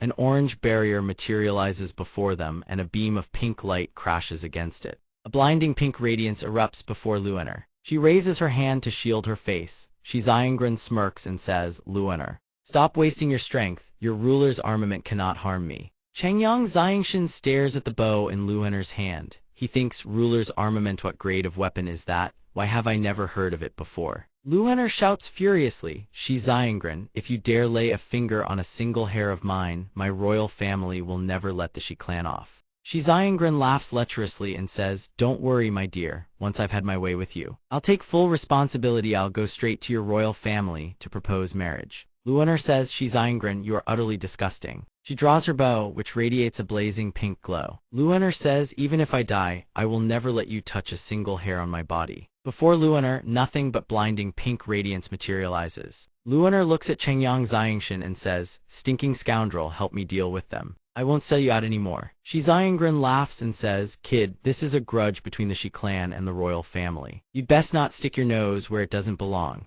Xiangren grins with a cunning sneer. "Look, Harith is what happened to the last fool who meddled. He tried to save this wench, and we beat him half to death." He looks at the two of them. "Kid, you can still retreat now. Otherwise, Chengyang Xiangshan furrows his brows and draws his sword. Countless rays of pink light materialize around him. Luoner looks toward the terrifying power emanating from Chengyang Xiangshan. She thinks such immense spiritual energy. A purple light flashes within a circle. A gray-haired man stands amidst countless streaks of purple light slicing past his body. Blood trickles from his mouth before he coughs up a mouthful of blood. Chengyang Xiangshan grips his sword and says, "I have no desire to waste my time with you lot. Tell me who owns this sash." Xiangshan's expression darkens. Where is he now? Shi Xiangren roars furiously. "How dare you, ambushing us when the Shi clan guards weren't paying attention. Guard Wang, kill this brat, avenge Uncle Liu." The gray-bearded man says, "Yes, young master." Shi Xiangren snarls, "What are you waiting for?" The man charges forward, bellowing, "Die." Boom, boom, boom. Chengyang Xiangshan swings his sword forward. The gray-bearded man grits his teeth, raises his fists. They begin to glow. "Watch me shatter that worthless blade of yours." His fist meets the sword's edge. Countless pink rays of light swirl around the gray-bearded man's body. The gray-bearded man is impaled by the blade. Chengyang Xiangshan asks, "Why can't you obediently answer my questions?" Luoner is stunned. She thinks, how did his strength suddenly become this formidable? Could it be, when he fought me, he was actually holding back? Xiangshan glances down at Shi Xiangren, who is sneaking away to flee. A sword materializes before Shi Xiangren. Startling him so badly he breaks out in a cold sweat. He exclaims, "Yeah." Xiangren stammers in terror, "Kid, fine, you killed my guard. But if you dare touch me, the Shi clan will hunt you to the ends of the earth." Chengyang Xiangshan's brows furrow. "Answer my question." He grips his sword, "or die like them." Both Chengyang Xiangshan and Shi Xiangren descend to the ground. Shi Xiangren's face twists with fury. "You wretch, do you truly think Shi Xiangren fears you?" Xiangshan charges forward, his killing intent erupting. Golden light swirls around Shi Xiangren. He roars, "Indestructible golden god body." A golden sphere of light envelops him. A beam of pink radiance surges toward Xiangren, but it is blocked by the orange barrier. Chengyang Xiangshan, blade in hand, rushes toward Shi Xiangren. Xiangren laughs at the pink arrow streaking toward his golden shield and says smugly, "Kid, keep pretending all you want. If you've got the guts, come and cut me down." A rope appears in Shi Xiangren's hand. He says, "I was saving this to discipline that wretched girl, but using it on you works just as well." He hurls the rope forward. "Watch this." Chengyang Xiangshan swings his sword to cut Shi Xiangren's rope. Countless rays of pink light swirl around Xiangshan's body. A blazing beam of pink radiance surges toward Shi Xiangren. This is the power of the Azulite sword's ultimate technique. Countless beams of pink light crash down upon the earth. Luoner laughs and says, "Well done, you stinking scoundrel. Chop that dog to pieces for this young lady." She grins, draws her bow, and says, "Shi Xiangren, watch as this young lady pins you like a hedgehog, you cowardly turtle." Chengyang Xiangshan has already leaped to Luoner's side. Xiangshan says, "Don't move, that turtle shell of his isn't easy to break." Shi Xiangren floats in midair. Shi Xiangren roars, "I didn't want to use my secret treasure, but you've left me no choice." He holds up a golden box and says, "This is the ruler's armament of the Shi clan." Luoner gasps, "The treasure mountain seal, how is it in your hands?" Shi Xiangren says, "I'm surprised you have some knowledge after all. You actually recognize the Shi clan's treasure mountain seal." Luoner grabs him and shouts, "Stinking scoundrel, run." Shi Xiangren laughs and hurls the box into the air. "Let me see where you can run to." Golden light erupts from his hands as he bellows. Treasure mountain seal, crush them. Luoner and Chengyang Xiangshan grab each other's hands and bolt. Luoner thinks in despair, "It's over. We can't escape. Am I going to die in this place today?" Chengyang Xiangshan says, "Luoner, you run first." Luoner reaches out and shouts, "Stinking scoundrel." A massive stone wall materializes before her. Tears stream down Luoner's face. "Stinking scoundrel, who gave you permission to push this young lady away? Why didn't I tell you to run?" Shi Xiangren laughs triumphantly, standing atop the cube-shaped seal. HMPH. "Dare to oppose Shi Xiangren? This is your end, crushed to a bloody pulp by me." Xiangren smirks, "Luoner, your little lover has already been crushed to meat paste by me. If you come over obediently and listen to what I say, I might consider." Suddenly, a purple light blazes from beneath the seal. The purple beam strikes straight at Shi Xiangren's back, but his barrier intercepts it. A burst of pink radiance erupts. Luoner looks up at Chengyang Xiangshan with tears glistening in her eyes, while Shi Xiangren's jaw drops in utter disbelief. Chengyang Xiangshan says, "Miss Luoner, the situation was urgent. I had no choice but to push you away. Are you hurt?" Luoner asks, "Stinking scoundrel, you were all right." Chengyang Xiangshan says, I have a defensive artifact. The treasure mountain seal can't crush me. Do you know how to break his turtle shell? Shi Xiangren thinks furiously, this brat truly has a treasure on him. Now it's 2 against 1 and my protective barrier's energy is running low. The treasure mountain seal requires far too much energy to activate even once. There's no other choice but to flee for now. Shi Xiangren soars into the air, the box floating alongside him. Consider yourselves lucky. Just wait until I find reinforcements to deal with you 2 lovebirds. Luener shouts at the sky, if you've got the guts, don't run. If this young lady doesn't pin you like a hedgehog, my name isn't Huang. Chengyang Xiangshan places his hand on Luener's shoulder. Miss Luener, when a cornered beast flees, one should not give chase. Blood erupts from Xiangshan's mouth. Chengyang Xiangshan says through bloodied lips, run, quickly. Luener rushes to his side. Hey he stinking scoundrel. Chengyang Xiangshan murmurs, don't scare me like that. In a forest shrouded in oppressive darkness and sinister energy, Chengyang Xiangshan lies face down on the ground.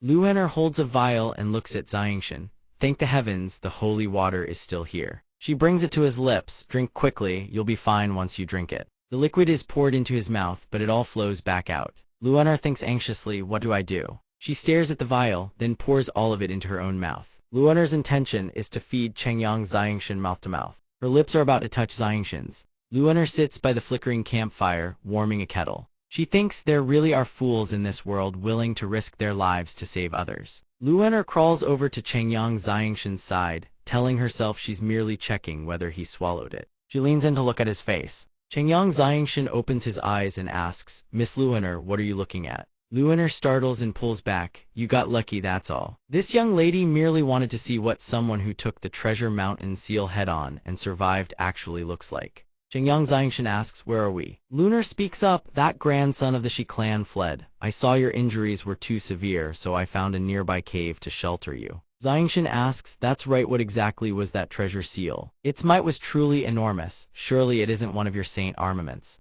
Luener picks up the bow and speaks.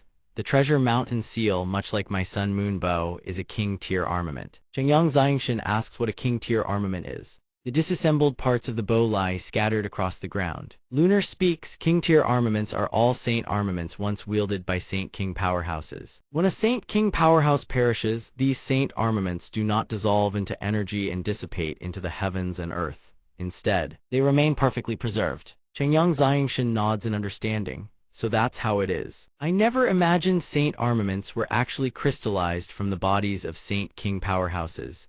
No wonder their might is so formidable. Luener turns her face away with a huff. HMPH, if I too had reached the second cycle of the Earth Saint Master Realm, I would absolutely have used the Sun Moon Bow to turn that Shikur into a pincushion. Chengyang Xiangshan asks, is the reason I couldn't cut him down also related to his king-tier armament? Luener explains that it was the residual barrier power a Saint King powerhouse had left upon his person in extraordinarily potent defense. Chengyang Xiangshan asks whether there is any way to shatter that barrier layer, or at the very least, cause it to vanish for a short time. Luener speaks, when the attacking force surpasses the barrier's capacity to endure, the barrier will naturally be shattered. Beyond that, the barrier power will also dissipate once he has used it all up. However, how long his barrier power can ultimately sustain itself I'm not certain. Chengyang Xiangshan ponders. It seems that when he encounters Shi Xiangren again, he must find a way to relentlessly drain the man's barrier energy. Xiangshan rises to his feet and clasps his fists toward Luener. I am grateful for Miss Luener's life-saving grace, however. This one still has urgent matters to attend to. Chengyang Xiangshan grimaces in pain as he moves. Luener snaps, you detestable rogue, the holy water barely managed to save your wretched life. Those wounds require at least 3 days of recovery at the minimum. You'd better stay put and recuperate properly. Chengyang Xiangshan furrows his brow. No, I must go find someone. Luener demands, you can barely walk right now. Who on earth could you possibly be looking for? Chengyang Xiangshan speaks. The owner of that warhorse is my sworn brother. I gave my word to his father that I would ensure his safety during the mercenary Grand Assembly. Luener watches Chengyang Xiangshan begin to leave and raises her voice. Yao, you've already offended Shi Xiangren. He will absolutely never spare you. Without me by your side, crossing paths with Shi Xiangren is nothing but a road to death. I won't allow you to throw your life away. Xiangshan looks at her, seeing the anger and concern etched on her face. Miss Luener, why do you care so much about me? Luener's face flushes red as she retorts furiously. who's caring about you. It's just only this young lady is allowed to deal with you. No one else gets to. Chengyang Xiangshan smiles gently. I thank Miss Lunar for her concern, but I, Jian Chen, cannot simply lie here nursing my wounds while my brother's life hangs in the balance. Lunar grits her teeth. This stubborn fool is going to be the death of me, but Chengyang Xiangshan has already made up his mind. He departs. Chengyang Xiangshan glances behind him. Why are you following me? Lunar turns her face away with a huff. Who's following you? This forest is vast. Thy's young lady goes wherever she pleases. Xiangshan smirks. Are you afraid she Xiangren might come after you? Lunar raises her bow with a defiant glare. If he dares show his face, I'll shoot him full of holes, and even if I can't beat him myself, I still have Uncle Feng and Uncle Yun to help me take him down. Suddenly, Chengyang Xiangshan clamps his hand over Lunar's mouth. Xiangshan whispers, SHH, someone's coming. A dark silhouette streaks through the forest at blistering speed. Lunar and Chengyang Xiangshan press themselves behind a tree, peering out to see a figure collapse to the ground. Xiangshan narrows his eyes. A gray-haired man clutching a sword grins cruelly. Daring to defy the Shiclanthize is your fate. If you don't want to die, surrender now and it's not too late. Qin Zio snarls through gritted teeth. HMPH, even if I, Qin Zio, die here today, I will never become that lunatic's lapdog. The gray-haired man grips his sword, fury blazing in his eyes. You refuse the offered wine, then taste the punishment wine. A streak of black light suddenly flashes across his face. The man whirls around, bellowing WHO. Chengyang Xiangshan steps forward, his voice cold as steel. The one who will take your wretched life. Qin Zio cries out in shock. Jian Chen, he's an Earth Saint mastery, stand no chance, I'll hold him off you, run. The gray-haired man throws his head back and laughs. Jian Chen, how wonderful, finding you here saves me the effort. A surge of energy erupts and hurtles forward. The gray-haired man lunges forward with a sinister grin. The Shi clan has placed a bounty on your head inside the secret realm. That head of yours is worth quite a fortune. Lunar looks at Chengyang Xiangshan and shouts, be careful. A beam of azure light streaks toward Xiangshan, followed by an explosion of blue radiance. Lunar's face twists in shock. Jian Chen. The gray-haired man drives his sword toward Chengyang Xiangshan's body, but the air around Xiangshan flash freezes into solid ice.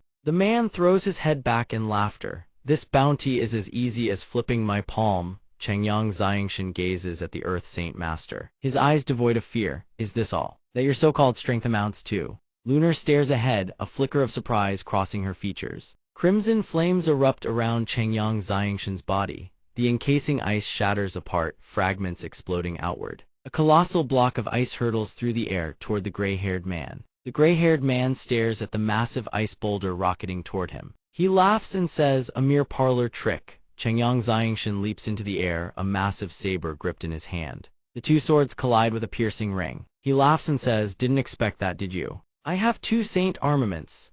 The gray-haired man laughs with dangerous fury and snarls, go die, then his mouth gapes wide open. Chengyang Xiangshan raises his saber and says, my apologies, I too possess 2 saint armaments. He walks over to Qin Zio and asks, are you all right? Qin Zio smiles with blood trickling from the corner of his mouth and says, don't worry. I won't die just yet. Chengyang Xiangshan extends his hand and says, take this pill to stabilize your injuries first. Qin Zio thanks him, then takes the pill and places it in his mouth. Immediately, countless streams of golden light radiate from his body. Then all 3 Chengyang Xiangshan, Lunar, and Qin Zio sit around the campfire. Chengyang Xiangshan asks Miss Lunar, why do you keep staring at me without saying a word? Is there something on my face? Lunar snaps, you scoundrel, you obviously have 2 saint armaments, didn't you bring them out when fighting that she fellow? Chengyang Xiangshan says, Miss Lunar, if I couldn't break through Shi Xiangren's defense, no amount of saint armaments would have made a difference. Lunar admits that's true. Xiangshan hands a roasted leg to Lunar and says, Miss Lunar, eat something to restore your stamina first. She takes the leg and says, I suppose you do have a conscience. Qin Zio laughs and says, your eye for people isn't bad at all. Chengyang Xiangshan says, Qin Zio, what do you mean not bad? I don't understand what you're trying to say. Lunar snaps. If this feather-brained fool keeps talking nonsense, I'll sell you off as a pincushion. Qin Zio, gnawing on a massive leg of meat, says, fine, I'll shut my mouth. Chengyang Xiangshan asks Qin Zio, how did you end up offending those people? The Shi clan was dragged into this by someone else too, weren't they? Lunar glares at Xiangshan and says, you scoundrel, what are you implying? Qin Zio, still chewing his food, says, "The reason I'm being hunted is because of you mentioning the Heaven tier battle skill." The moment Qin Zio finishes speaking, both Chengyang Xiangshan and Lunar are stunned. Qin Zio speaks up first. "I was teleported to a massive mountain within the secret realm." He recalls his time inside and says, "Inside the secret realm, I continuously defeated one competitor after another corpses littered every corner. Through these battles, he learned from one of the competitors that a cave mansion belonging to an ancient expert had surfaced in the forest atop the southern peak." Qin Zio imagined. He continues, "They say that within this expert's cave mansion, there are not only countless artifacts and spirit herbs, but also a powerful heaven-tier battle skill." Hearing this, they ask in astonishment, "A heaven-tier battle skill?" Qin Zio replies, "Indeed. Do the two of you want to go take a look?" He scratches his head, stands up, and says, "With my current strength, I'm not fit to join in on the fun." He says, "Very well, stay here and recuperate." Deep in his heart, he thinks, "I must obtain that heaven-tier battle skill no matter what." The following morning, he and Lunar touch down together. The two stand before the massive gate ahead. He says, "This must be the teleportation gate to the secret realm." The crowd ahead murmurs, "The guardian beast of the cave mansion still hasn't died.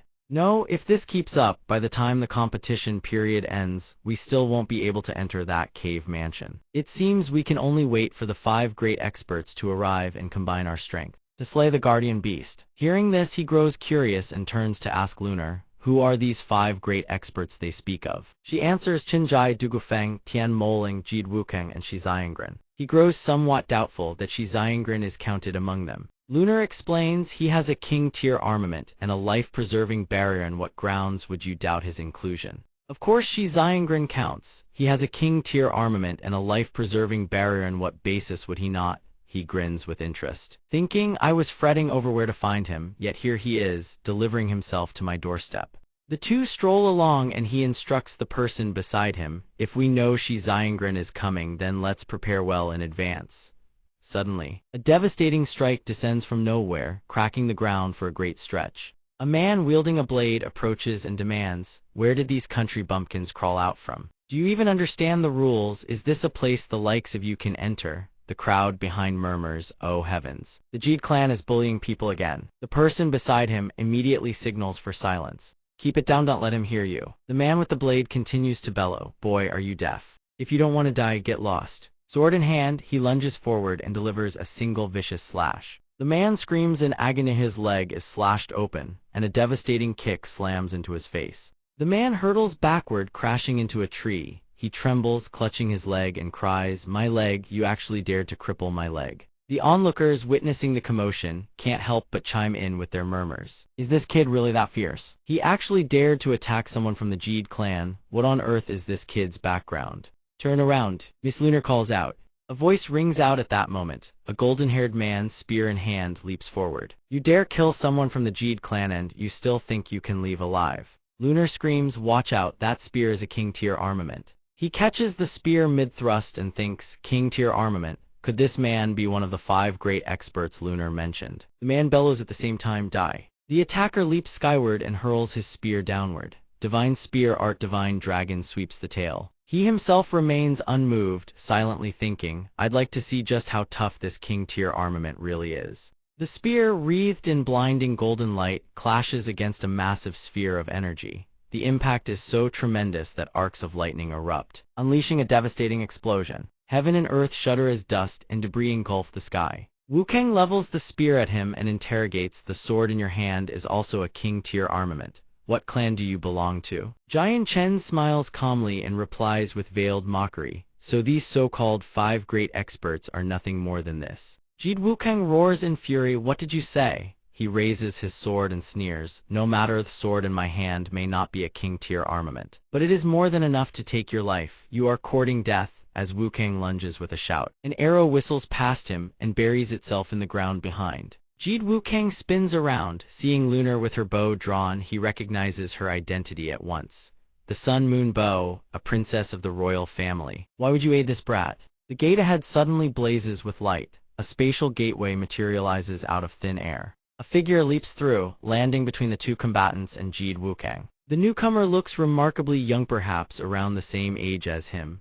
He steps out while scratching his head and calls out to his companion, Brother Chin, that thing's hide was too thick, I couldn't cut through it.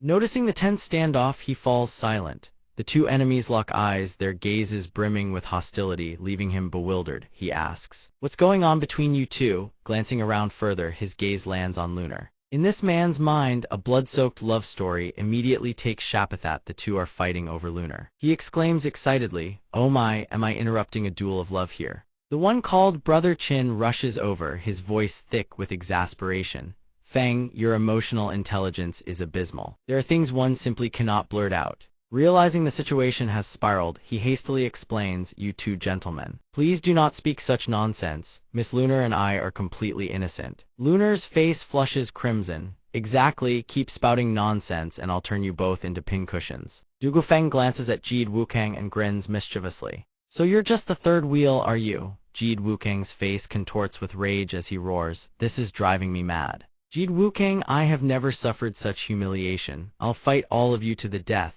But before the matter is resolved." Yet another figure appears. A soft, tinkling laugh drifts from behind. "My, how lively it is here." Looking back, they behold a stunning beauty approaching. She offers a graceful greeting. "Handsome young sir, greetings. I am Tian Moling." Seeing Tian Moling's flirtatious smile directed at him, Lunar feels a surge of jealousy and silently curses the woman for her brazenness. Moling notices Lunar's hostile gaze and smiles warmly. "And who might this little sister be?" "Little sister, there's no need to be jealous of your elder sister. I mean no harm." Lunar, struck at the heart, flushes with embarrassment yet refuses to admit it, shouting loudly, "Stop your nonsensical talk. Who would ever be jealous of a shameless hussy like you?" Seeing Lunar's fierce reaction, Moling is even more delighted and continues to tease. "Little sister, being this angry really isn't good for you. A good girl ought to be a touch more gentle. That's how you win a man's heart." Unable to retort, Lunar stomps away in a huff, stamping her feet like a petulant child. Moling ignores Lunar entirely.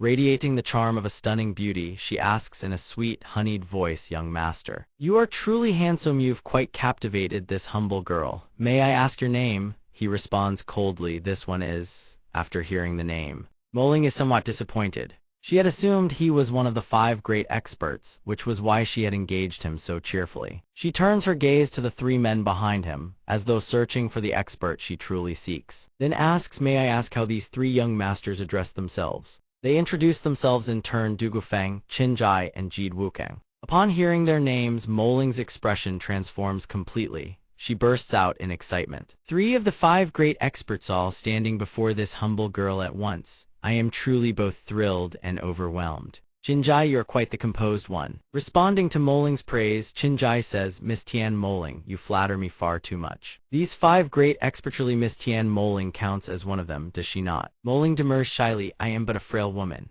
How could I possibly compare to the prowess of you esteemed gentlemen?" 4 of the 5 great experts now stand present, yet the one who should be the protagonist finds himself cast aside. While the 4 were cheering each other on, he noticed someone lurking behind the bushes. Without a second thought, he drew his sword and charged. In a flash, the sword spirit in his hand shot forth. Shi Xiangren had no idea what was about to hit him. When he lifted his head, the sword was already hurtling toward his face. He could only twist his body aside in sheer shock. The strike carried immense force. Spiritual energy radiated across the area, blasting a massive hole clean through the tree trunk behind Shi Xiangren. Had that blow connected, this day next year would have been his death anniversary. His arm trembled from the pain. The wound appeared quite severe. Shi Xiangren shuddered, grinding his teeth in fury as he stared at the terrifying sword slash that had nearly taken his life. "He nearly killed me." That single sword strike was a near miss. He clicked his tongue in frustration. Just a fraction closer, and he would have slain the man outright. Tian Moling's heart jolted upon hearing this. He thought to himself, does he even realize what he just attempted? To react that way? Does he understand the gravity of what he's done? To nearly assassinate Shi Xiangren of the 5 great experts at such close range and almost succeed.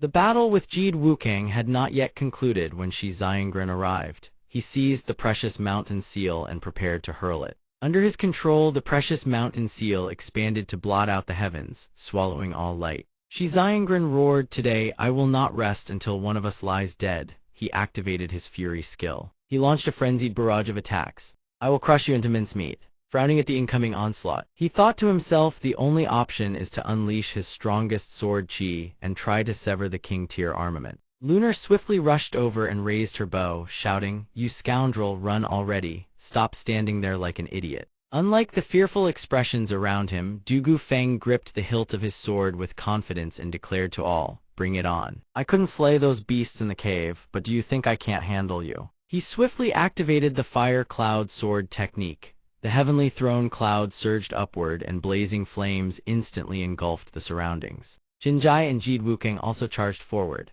Tian Moling unleashed his ultimate technique and reprimanded Shi Xiangren. "Your fury is far too great, we have not offended you." Attacks rained down from every direction. Shi Xiangren was stricken with fear. It's over. That wretch had deceived him, leaving him surrounded on all sides by enemies with no avenue of retreat. The King-tier armament struck the ground, unleashing a tremendous explosion. Shi Xiangren was hurled downward in terror. "Everyone, Shi Xiangren, I didn't mean to. Is everyone all right?" He then shot toward Shi Xiangren like a panicked arrow. Shi Xiangren barely raised his shield in time to block the incoming strike. Startled, he quickly retreated to a safe distance. He studied Shi Xiangren and analyzed the situation.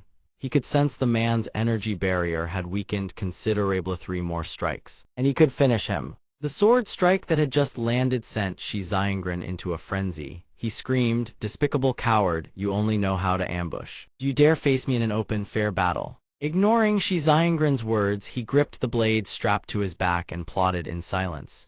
He waited for the moment to close the distance, planning to use his sword chi to shatter the man's energy barrier. Suddenly, a hand seized his sleeve, startling him into turning around. Lunar scolded him, "You fool, he says come and you just obey." She stepped forward, positioning her body as a shield before him, glaring defiantly at Shi Xiangren. "Shi Xiangren, you've cowered behind your energy barrier your entire life. You have no right to lecture anyone. Without your barrier, this young mistress would have turned you into a pincushion long ago." Lunar's words struck a nerve. His face twisted in rage as he bellowed, "Wretched woman, I'll send you and your lover straight to hell." Shi Xiangren prepared to unleash his power, but a hand stopped him cold. He stared in fear at the hand gripping his wrist. Jinjai merely smiled and said, "Brother Shi, might you hear this one out?" Before he could activate his technique, he found himself surrounded by experts.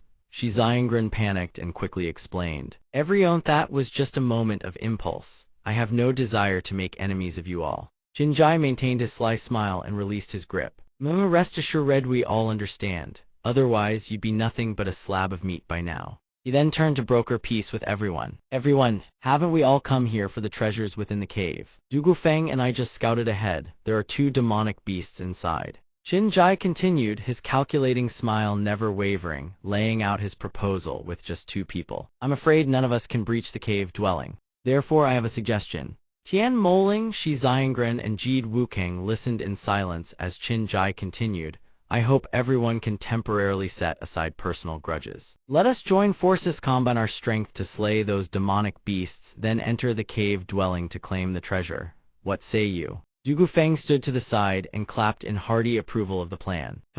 "Indeed, let's go together this time. I refuse to believe we can't slaughter those beasts." Tian Moling also cupped his chin in contemplation.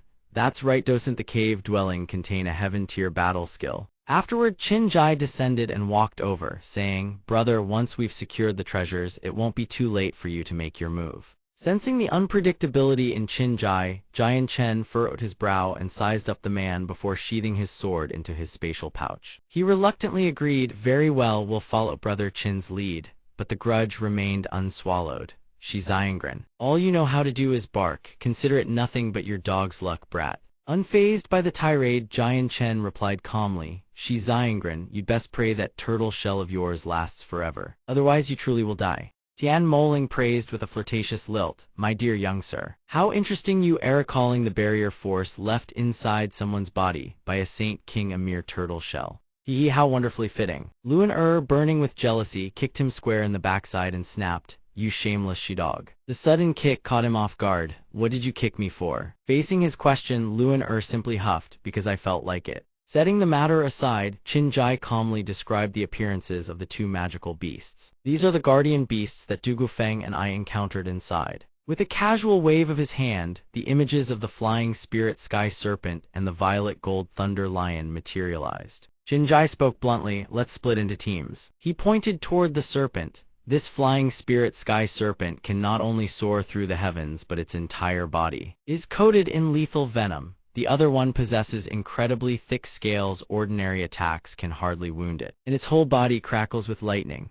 Du Gufeng immediately cut in, I don't care how you divide them up. All I want is to hack that stinking lion to pieces. That beast nearly electrocuted me to death just now. Du Gufeng wants his revenge. Jian Chen remained utterly composed. The flying spirit sky serpentel, leave it to Miss Luen and myself. Qinjai interjected at once. Brother Jian Chen, if you put it that way, you must have a plan to deal with it. Du Gufeng's eyes lit up. Luen ruler's armament is a bow. If the flying spirit sky serpent takes to the air, Miss Luen can shoot it down. If it closes in for melee combat, I can engage it and keep it from reaching Miss Luen Luen was now flushing with shyness. Yes, exactly like that. Tian Moling's face took on an unusually alluring radiance. Tian Moling turned with a beguiling smile. Sword God dear, this whip of mine can prevent that snake from flying about recklessly. Might I join you in dealing with the spirit serpent? Luen flared up instantly. We don't need you, you fox spirit, get lost.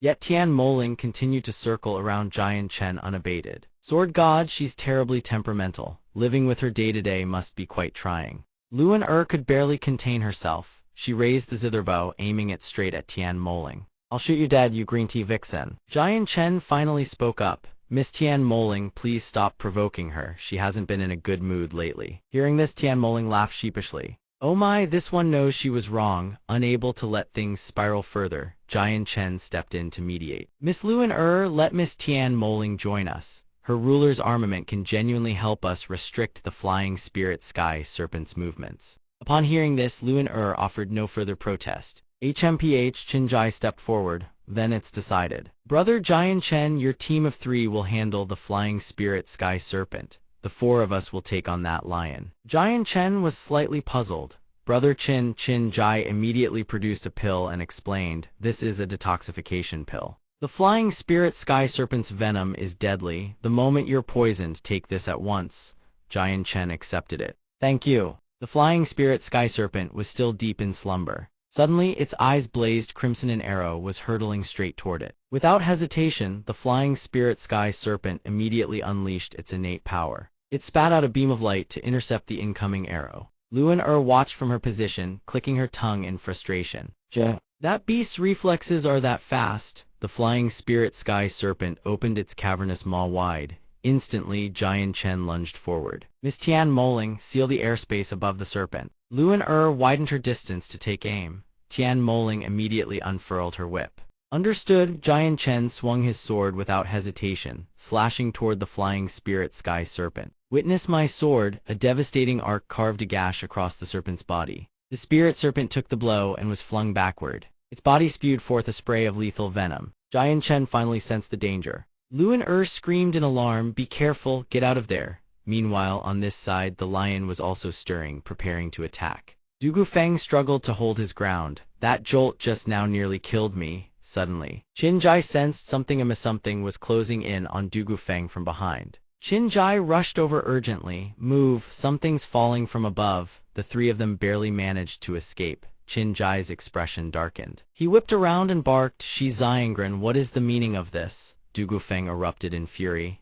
You bastard, when you attacked. You couldn't even let out a single warning. Shi Xiangren's expression shifted. This secret realm is fraught with extreme peril by nature. If the 2 of you believe this she acted wrongly, then don't follow me. Du Gufeng erupted with fury. Qinjai immediately stepped in to restrain him. Brother Feng, don't be impulsive. We cannot afford to offend Shi Xiangren right now. Swallow your pride for the moment. Qinjai immediately mediated. Shi Xiangren will concede this time, just be more careful going forward. Shi Xiangren gathered his belongings, his expression brimming with arrogance. Let's move, let's see what's happening over there. Meanwhile, on the other side, Luen was still trying to find a clear line of sight. Damn it, those 2 need to get out of that miasma fast. I can't shoot blindly, if I hit them, it's all over. Suddenly, a commotion erupted from behind, startling Luen. She flew back toward Qinjai, her expression desperate. Qinjai, come help me, quickly. Qinjai saw her panicked state and asked, Miss Luen where are Jian Chen and Tian Moling?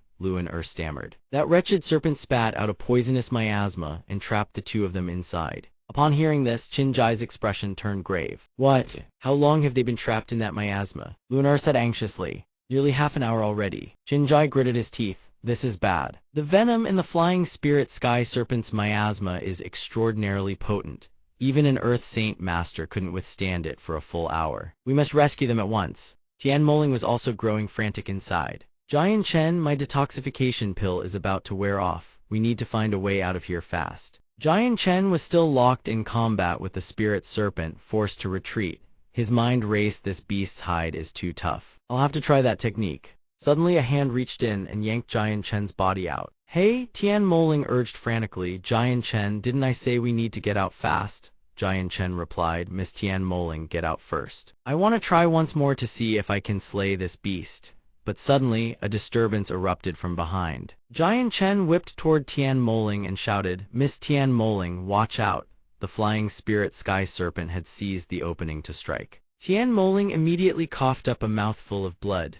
Jian Chen caught her frail body and asked in alarm, Miss Tian Moling, are you all right? Tian Moling trembled. Let's go, quickly.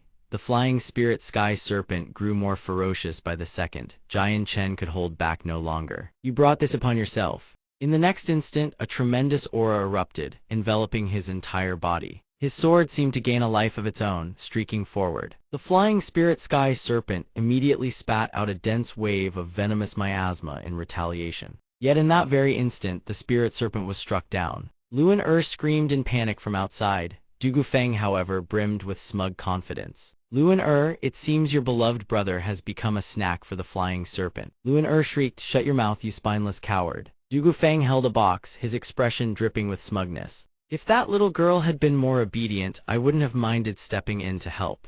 After all, there's a great beauty in their Tian Moling. What a pity. But at that moment, a voice rang out that stunned everyone. A beam of light erupted from the poisonous miasma, piercing straight into the sky. Dugu Feng panicked, immediately summoning his Saint King armor. In that very instant, the beam slammed into the shield barrier he had raised. Dugu Feng sensed something and whipped around. Jian Chen had finally emerged with Tian Moling in tow. Your turtle shell is quite sturdy, even tougher than the beast inside.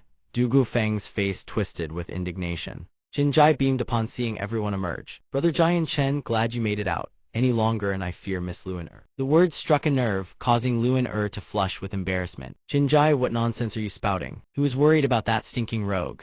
Tian Moling immediately teased. I wonder which little girl was crying someone's name, just no calling for sword god so pitifully. Luan face turned scarlet. I'll fight you, you shameless woman. Jian Chen stepped forward at once, gently grasping Luan hand to calm her. Enough, the beasts are dead. Let's hurry to the main gate of the secret realm. Luan makes a displeased expression. HMPH, get your hands off me. Who gave you permission to hold my hand? Everyone gathers before the great gate of the secret realm. Jian Chen surveys it with a keen eye. Behind this gate likely lies a hidden treasury cave. Dugu Feng picks up his blade with great enthusiasm, seemingly intent on smashing the gate open. Yet at that moment, a powerful aura emanates from within, startling Jian Chen and the others. What? Dugu Feng strikes the stone gate repeatedly, but it doesn't budge. He sighs in frustration. This stone gate is even harder than that beast from earlier. Chinjai looks up at the stone gate and says, if we shatter this stone gate, we can enter the cave dwelling.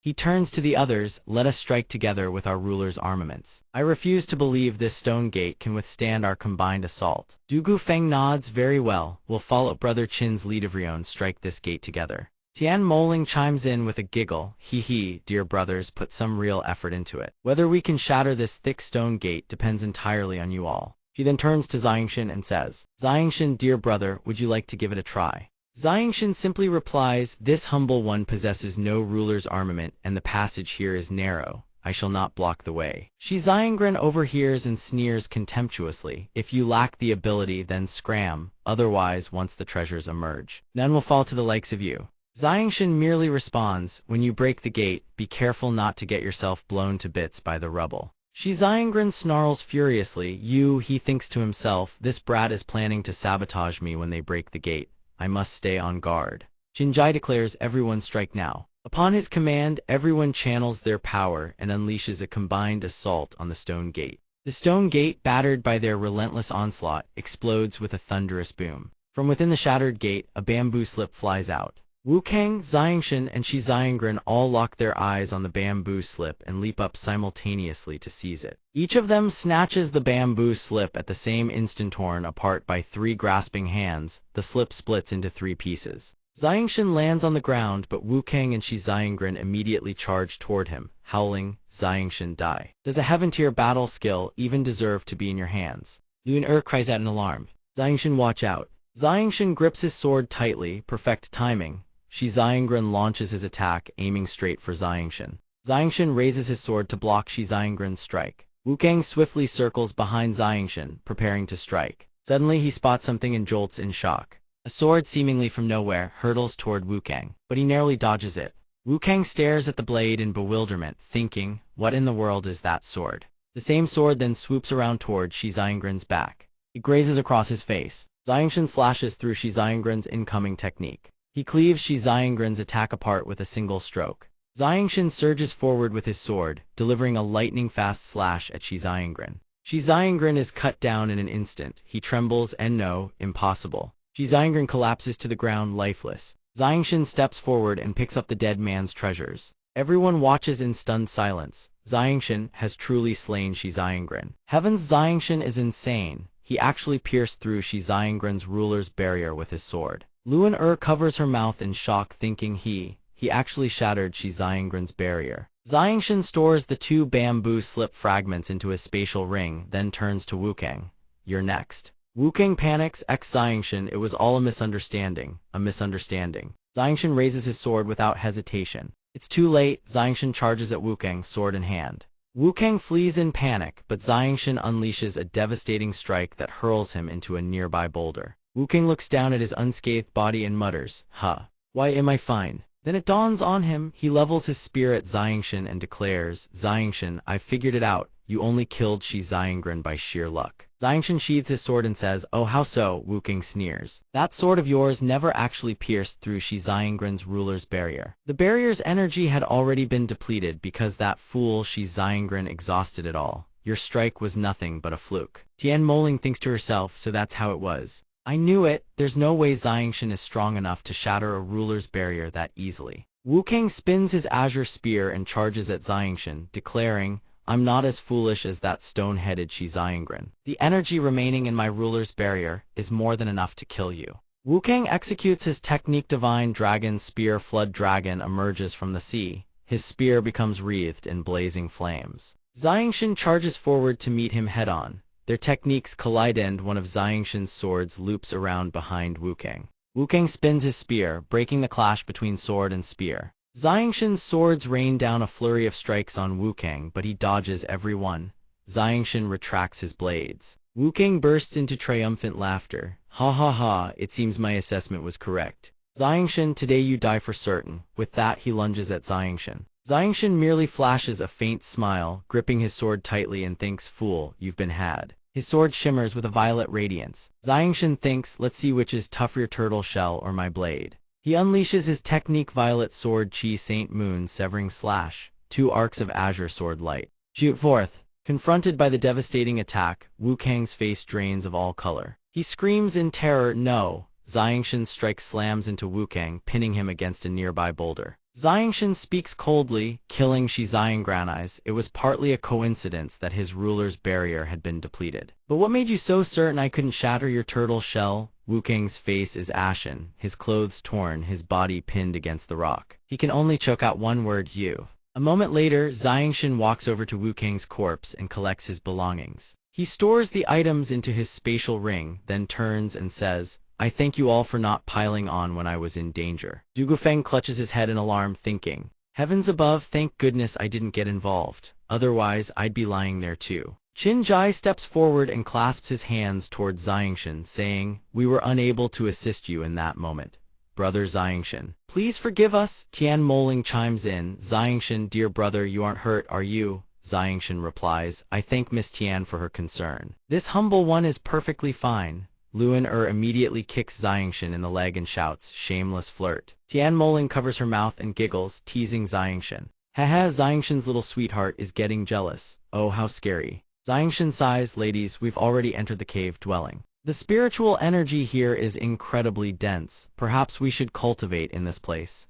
Qinjai adds, Brother Xiangshan speaks truly. The spiritual energy in this cave dwelling is exceptionally rich, and there is still ample time before the secret realm trial ends. We should take this opportunity to cultivate and advance our cultivation bases. Dugo. Feng says, then what are we waiting for? Let's go. As they venture deeper into the cave dwelling, Xiangshan arranges the bamboo slip fragments he just collected. A joyous thought racing through his mind, heaven-seizing creation art. The heaven-seizing creation art can amplify one's combat power threefold even tenfold within a limited window. The cost, however, is a massive expenditure of Saint Force, proportional to the boost in power. Xiangshan beams with delight, thinking, I've struck gold this time. After obtaining the Heaven-tier battle skill, Jian Chen and the rest cultivate within the cave, immersed in dense spiritual energy for an entire year. After a full year of cultivation, Jian Chen awakens. A torrent of powerful spiritual energy erupts from his body, flooding the entire cave. He exhales a long, satisfying breath. Thanks to the abundant spiritual energy in the cave, Jian Chen's strength has surged by an entire level. He steps outside to find everyone still deep in cultivation, unsure of how much time has passed. A sudden voice rings out, a good dog doesn't block the road.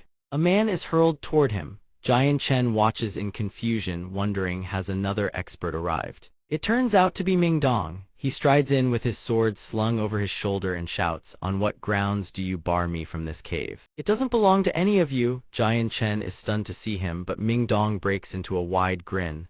Jian Chen, I've finally found you. At a single glance, Jian Chen notices that Ming Dong's power has grown considerably. Jian Chen praises him. Ming Dong, it seems Senior Tian's guidance has served you well. Your strength has grown immensely. Ming Dong nearly wails. Over the past year, I thought old man Tian was going to train me to death. Jian Chen is taken aback. You've been training for a whole year. Ming Dong blinks in confusion. Of course, haven't you all been cultivating here the entire time as well? Jian Chen turns toward the four still meditating and mutters in alarm, we're in trouble. We were so deep in meditation that we nearly lost track of time entirely. He then asks Ming Dong how much time remains before the qualifying round ends. Ming Dong says about 3 days. Jian Chen immediately checks how many tokens he has left, barely any. A wave of anxiety washes over him. What if I get eliminated? Ming Dong grins smugly. With over 2,000 tokens in his possession, he offers to help Jian Chen. He says he collected plenty of tokens from fallen opponents on his way here, and is willing to share some with Jian Chen. Ming Dong asks him how many he has so far. Jian Chen replies, about 20,000. Ming Dong's jaw drops. Jian Chen's tokens are many times more than his own. He shrieks, how many? To make sure everyone has enough time to exit the secret realm, Jian Chen wakes the others from their cultivation. Upon waking, everyone finds that their cultivation progress has been quite remarkable. Du Gufeng laughs boisterously, haha, my power has grown even stronger. Tian Moling also notes with satisfaction that her own results seem quite favorable. Luan watches Tian Moling's display and scowls with open disgust. Shameless woman. After a moment, Qin Jai notices an unfamiliar figure standing beside Jian Chen and asks, who is this? Jian Chen introduces him to everyone. Everyone, this is my brother Ming Dong. Ming Dong cheerfully makes their acquaintance. Suddenly, Ming Dong's sword strikes a brick on the wall, dislodging it. The entire cave begins to shake violently. Ming Dong panics, bewildered by what is happening. What's going on? What the hell is this? A crack splits across the cave ceiling, and gold, silver, and precious jewels come pouring through the fissure. Qin Jai gasps. It seems brother Jian Chen's companion has accidentally triggered a mechanism in the cave. All the treasures are spilling out. Everyone, grab what you can. Everyone scrambles for the jewels. Jian Chen leaps into the air and sweeps everything into a spatial dimension in one swift motion. He lands carefully, but a crack suddenly splits open beneath his feet. He realizes the cave is on the verge of collapse and turns to warn everyone. Qin Jai shouts as well, listen to Jian Chen, run. This cave won't hold much longer. Everyone follows Jian Chen toward the exit. Suddenly, a massive boulder crashes down, blocking the way out. Jian Chen instantly draws a sword from his spatial dimension. One cleaving strike splits the boulder in two. His group then escapes the secret realm unscathed. The moment they emerge, the gate begins to crack and shatter, ultimately crumbling into a pile of rubble. Jian Chen lets out a relieved breath. Phew, we made it out, nearly got buried alive. He then turns to check on everyone. Qin Jai responds gratefully, we owe it all to you, brother Jian Chen. Du Gufeng chimes in, indeed, otherwise the lot of us would have been buried underground like radishes. Qin Jai then hands Jian Chen a jade pendant saying, should you ever have the time, come visit the Qin Imperial Kingdom. Simply present this at the Imperial Palace, and someone will receive you. Jian Chen accepts the pendant and nods. Very well, should the opportunity arise, I will visit Brother Qin at the Qin Imperial Kingdom. Noticing the unique royal engravings on the jade pendant, he wonders inwardly, could Qin Jai be a member of the imperial bloodline? The moment Qin Jai and Du Gufeng depart, Tian Moling approaches Jian Chen's side. She smiles gently and says, Brother Jian Chen, this one must take her leave now. You absolutely must not forget me. Jian Chen replies, Miss Tian Moling speaks too heavily. Should fate permit, we shall meet again. With that, Tian Moling bids him farewell and departs. Luan notices Jian Chen's gaze lingering on Tian Moling's retreating figure and snaps irritably, she's already gone. What are you still staring at? If you want to look that badly, why don't you just chase after her? Jian Chen, not wanting to argue with her, simply asks what she plans to do next. Luan tells him to come with her and she'll let him know. The two of them then fly off together. Ming Dong, noticing that Luan has feelings for Jian Chen, reveals a mischievous grin. Meanwhile, Jian Chen and Luan walk to the riverside to talk. He asks Luan what important matter she needed to hide. Luan says worriedly, you killed Shi Xiangren and Jide Wukang and moreover seized their ruler's armaments. Those two clans will not let you off. You must be far more cautious from now on. With a tinge of regret, she adds, also, thank you for helping me kill Shi Xiangren. Now that he is dead, I should take my leave as well. Jian Chen smiles and tells her she is being too kind. His carefree attitude infuriates Luan.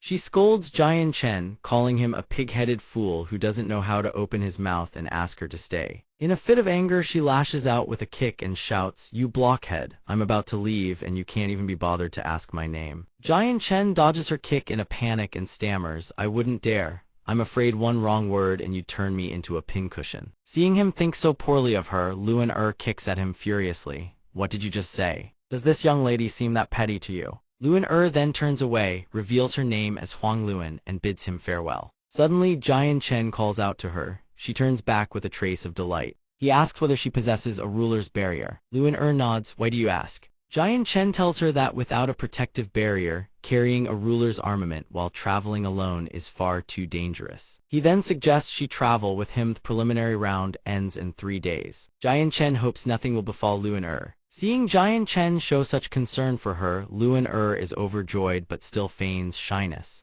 Since you've already decided, then just keep me around. She suddenly senses someone watching them. Glancing over, she spots Ming Dong hiding in the nearby bushes. He grins and gives her a thumbs up of approval. Blushing with embarrassment, Luan whips out her bow and aims it straight at Ming Dong.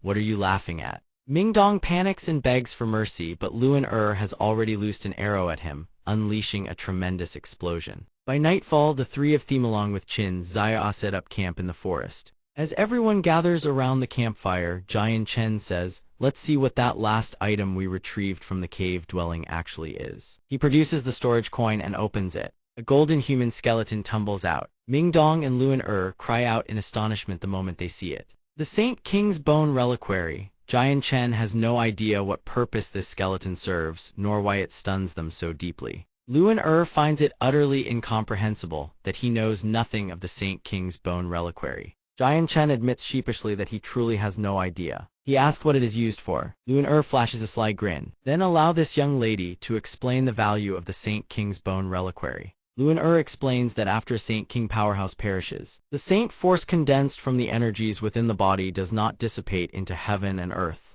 Instead, it transforms into pure energy that lingers in the flesh before gradually seeping into the bones throughout the entire frame. In the end, it hides within them. Thus, a bone reliquary left behind by a Saint King who passed into nirvana is nearly equivalent to the full might of that Saint King extraordinarily precious. Obtaining a Saint King's Bone Reliquary is tantamount to seizing the entire strength of a Saint King powerhouse. Jian Chen furrows his brow and asks, then what about the ruler's armaments you all carry? He figures that if all the energy from a Saint King's body fuses into the bones, then the Saint weapon, having lost its energy source, should naturally dissipate. How can it still be preserved? Luan-Er answers, when a Saint King nears the end of their natural lifespan. They ritualistically expel the Saint weapon from their body and forcibly sever the connection between themselves and the weapon. That way their Saint weapon retains a lifetime's worth of power.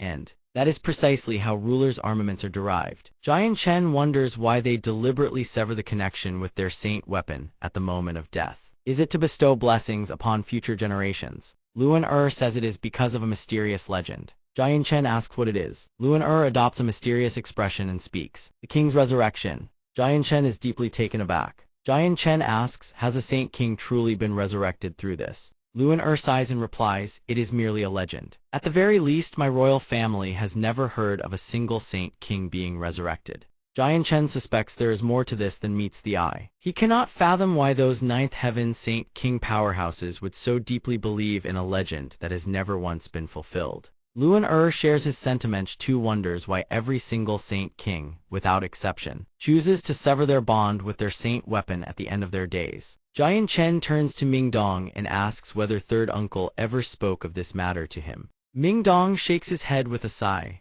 No, third uncle only told me that a Saint King's bone reliquary can revive the dead. Everyone lets out a helpless breath. To break the somber atmosphere, Luan-Er changes the subject. She pulls out the treasures from the cave and shows them off to everyone. Suddenly, a wooden box tumbles out and a scroll unfurls before her eyes. It turns out to be a water element heaven tier battle skill. Jian Chen thinks it suits Luan-Er perfectly, but she merely sighs and tosses it back to him. She says the heaven tier battle skill she already cultivates is far superior to this one. Jian Chen snatches the battle skill scroll and says, why not cultivate both? Many skills are never a burden. Luan-Er tells him that every heaven tier battle skill is extraordinarily profound and intricate. An ordinary person cannot comprehend them. It is not the case that the more one cultivates, the better. Luan-Er continues, unless one has completely mastered a single heaven tier battle skill, it is best not to waste time on other techniques. Not only does it squander one's energy, one will achieve nothing of substance. Hearing her words, Jian Chen simply smiles and puts the heaven tier battle skill away.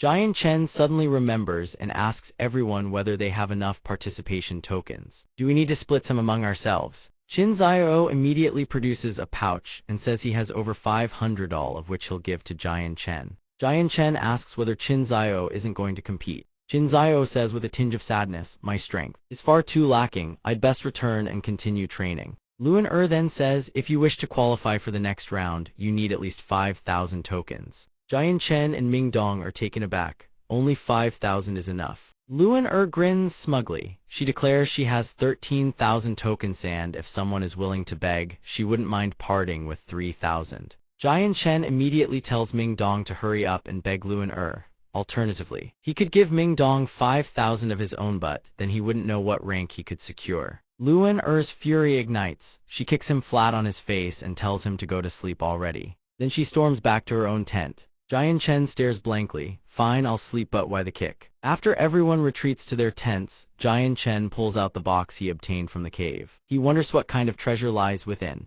Jian Chen sees the object inside the box and is utterly astonished. The final 3 days pass. The survival secret realm comes to an end. Candidates are expelled one after another. The examiners grow curious who will advance to the elimination rounds this year. Jian Chen ponders, what was that tremendous power just now? To forcibly eject every single person from the space. Could it have been a Saint King, a Saint Emperor, or perhaps even an existence on the level of a Saint Sovereign? He begins searching around for Luan-Er and Ming Dong. Suddenly, a booming voice rings out, those who do not possess 5,000 tokens leave at once. The speaker turns out to be an elder. He orders anyone with more than 5,000 tokens to come register with him.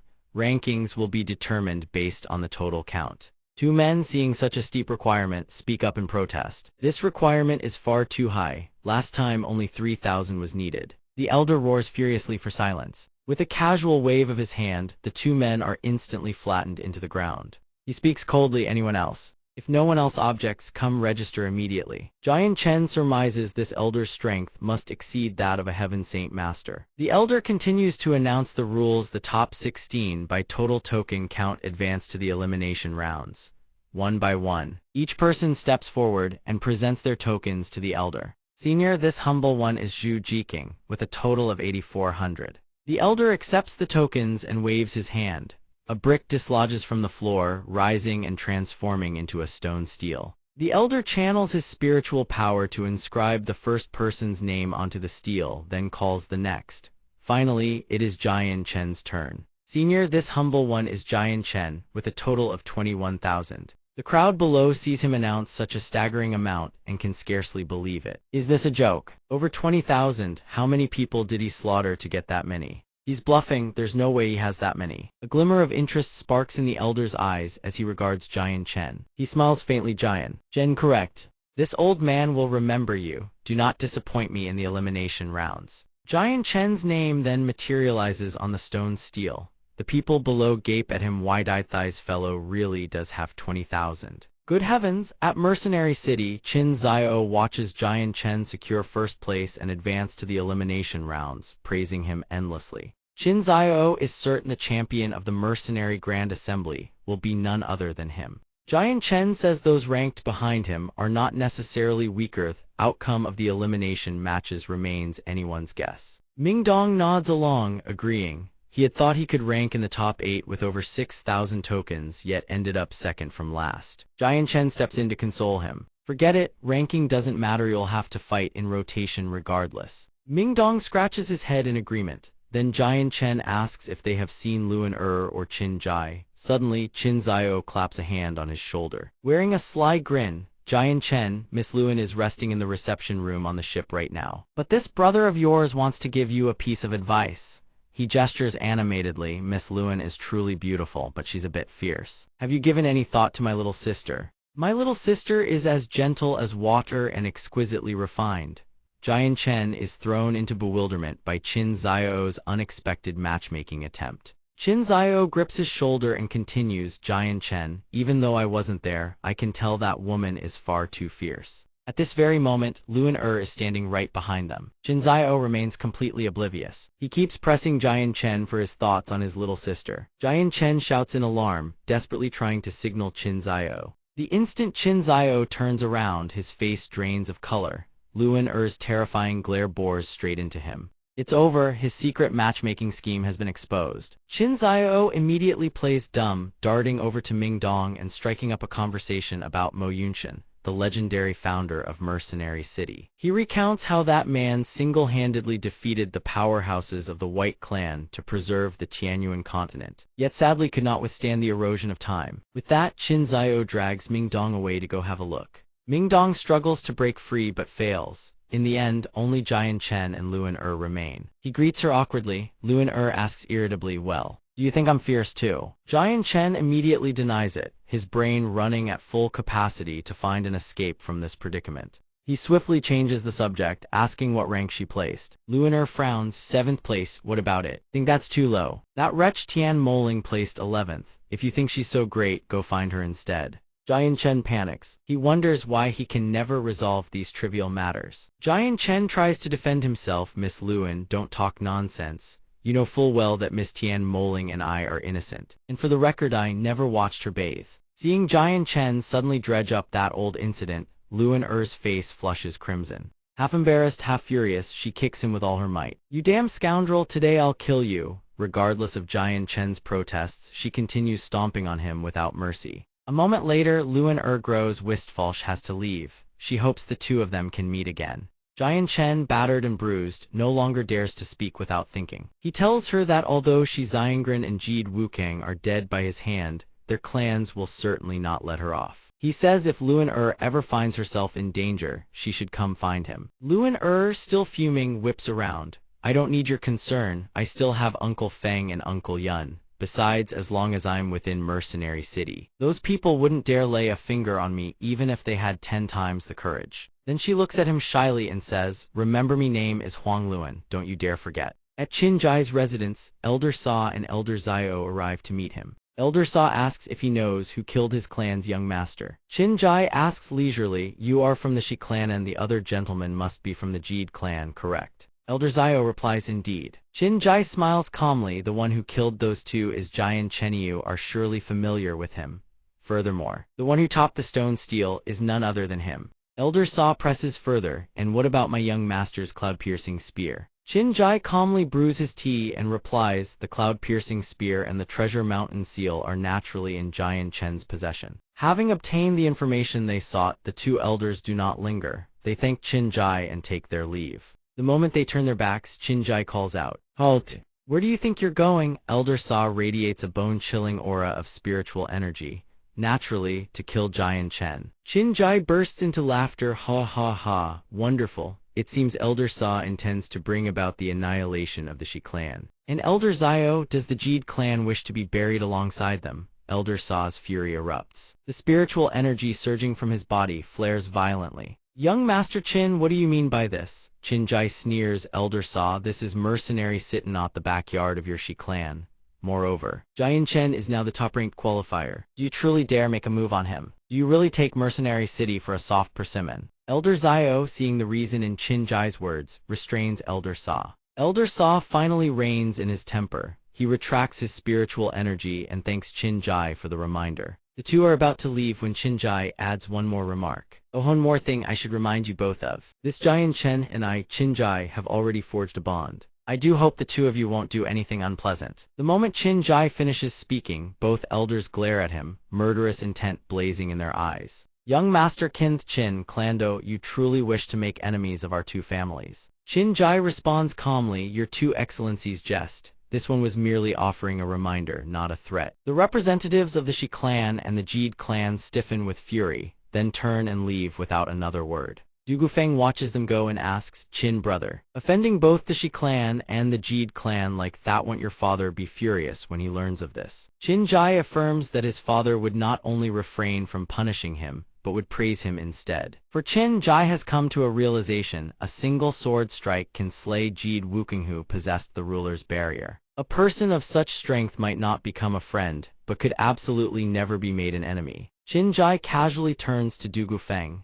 By the way, have you registered for the arena tournament? Du Gufeng replies, I have, thanks to your token I'm ranked. Qin Jai turns to leave, then go rest up quickly. There's the draw for tomorrow's matches, isn't there? Inwardly, he thinks to himself, when you fight tomorrow, I'll go inform Jian Chen so he can be on guard. Seeing Qin Jai depart, Du Gufeng calls out curiously, where are you going? Qin Jai, elegant as a bright moon, replies with a refined smile, since there's nothing else to attend to. I'm going to the Orchid Pavilion to listen to a melody. Chengyang Xiangshan sits alone beneath the open sky. Chengyang Xiangshan gazes contemplatively at the beast's skin fragment in his hand. He obtained this while seizing something inside a cave not long ago. He reaches into his spatial ring and retrieves two more fragments, then pieces all three together. Indeed, the three fragments fit together seamlessly. They were likely cut from a single, larger hide. But what do the inscriptions on this skin ultimately mean? Chengyang Xiangshan is utterly baffled, but he brushes the matter aside for now.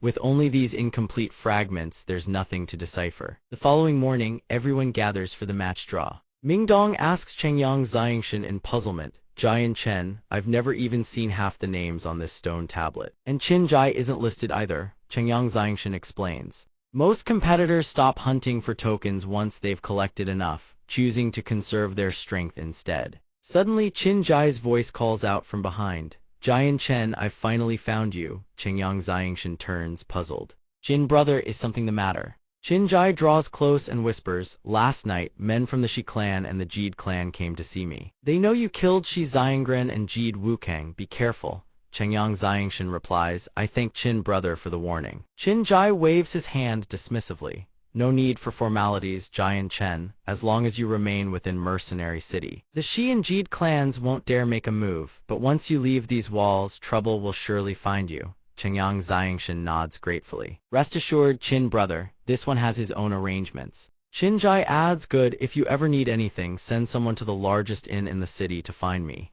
Chengyang Xiangshan smiles warmly, very well. The tournament elder then makes the announcement. The finals of the mercenary competition are about to begin. The rules of the finals are as follows. The 16 finalists compete in one-on-one pairings. The victors advance to the top 8, then continue in successive elimination rounds until a single champion is crowned. The tournament elder sweeps his arm wide. The 8 losers will also compete in pairs to determine their rankings, and together with the top 8, they will form the top 16. With a single wave of his hand, the elder conjures a grand arena stage for the draw. He then announces all 16 finalists listed on the stone table proceed to the arena stage at once for the draw. Chengyang Xiangshan bids farewell to Qin Jai. "Qin brother, we're heading off to draw our lots." Qin Jai appears visibly eager. He nods generously, of course. The moment Chengyang Xiangshan and Ming Dong touch down at the arena, a sweet, melodious voice rings out. "Jian Chen, dear little brother, you've finally come. Big sister has missed you to death."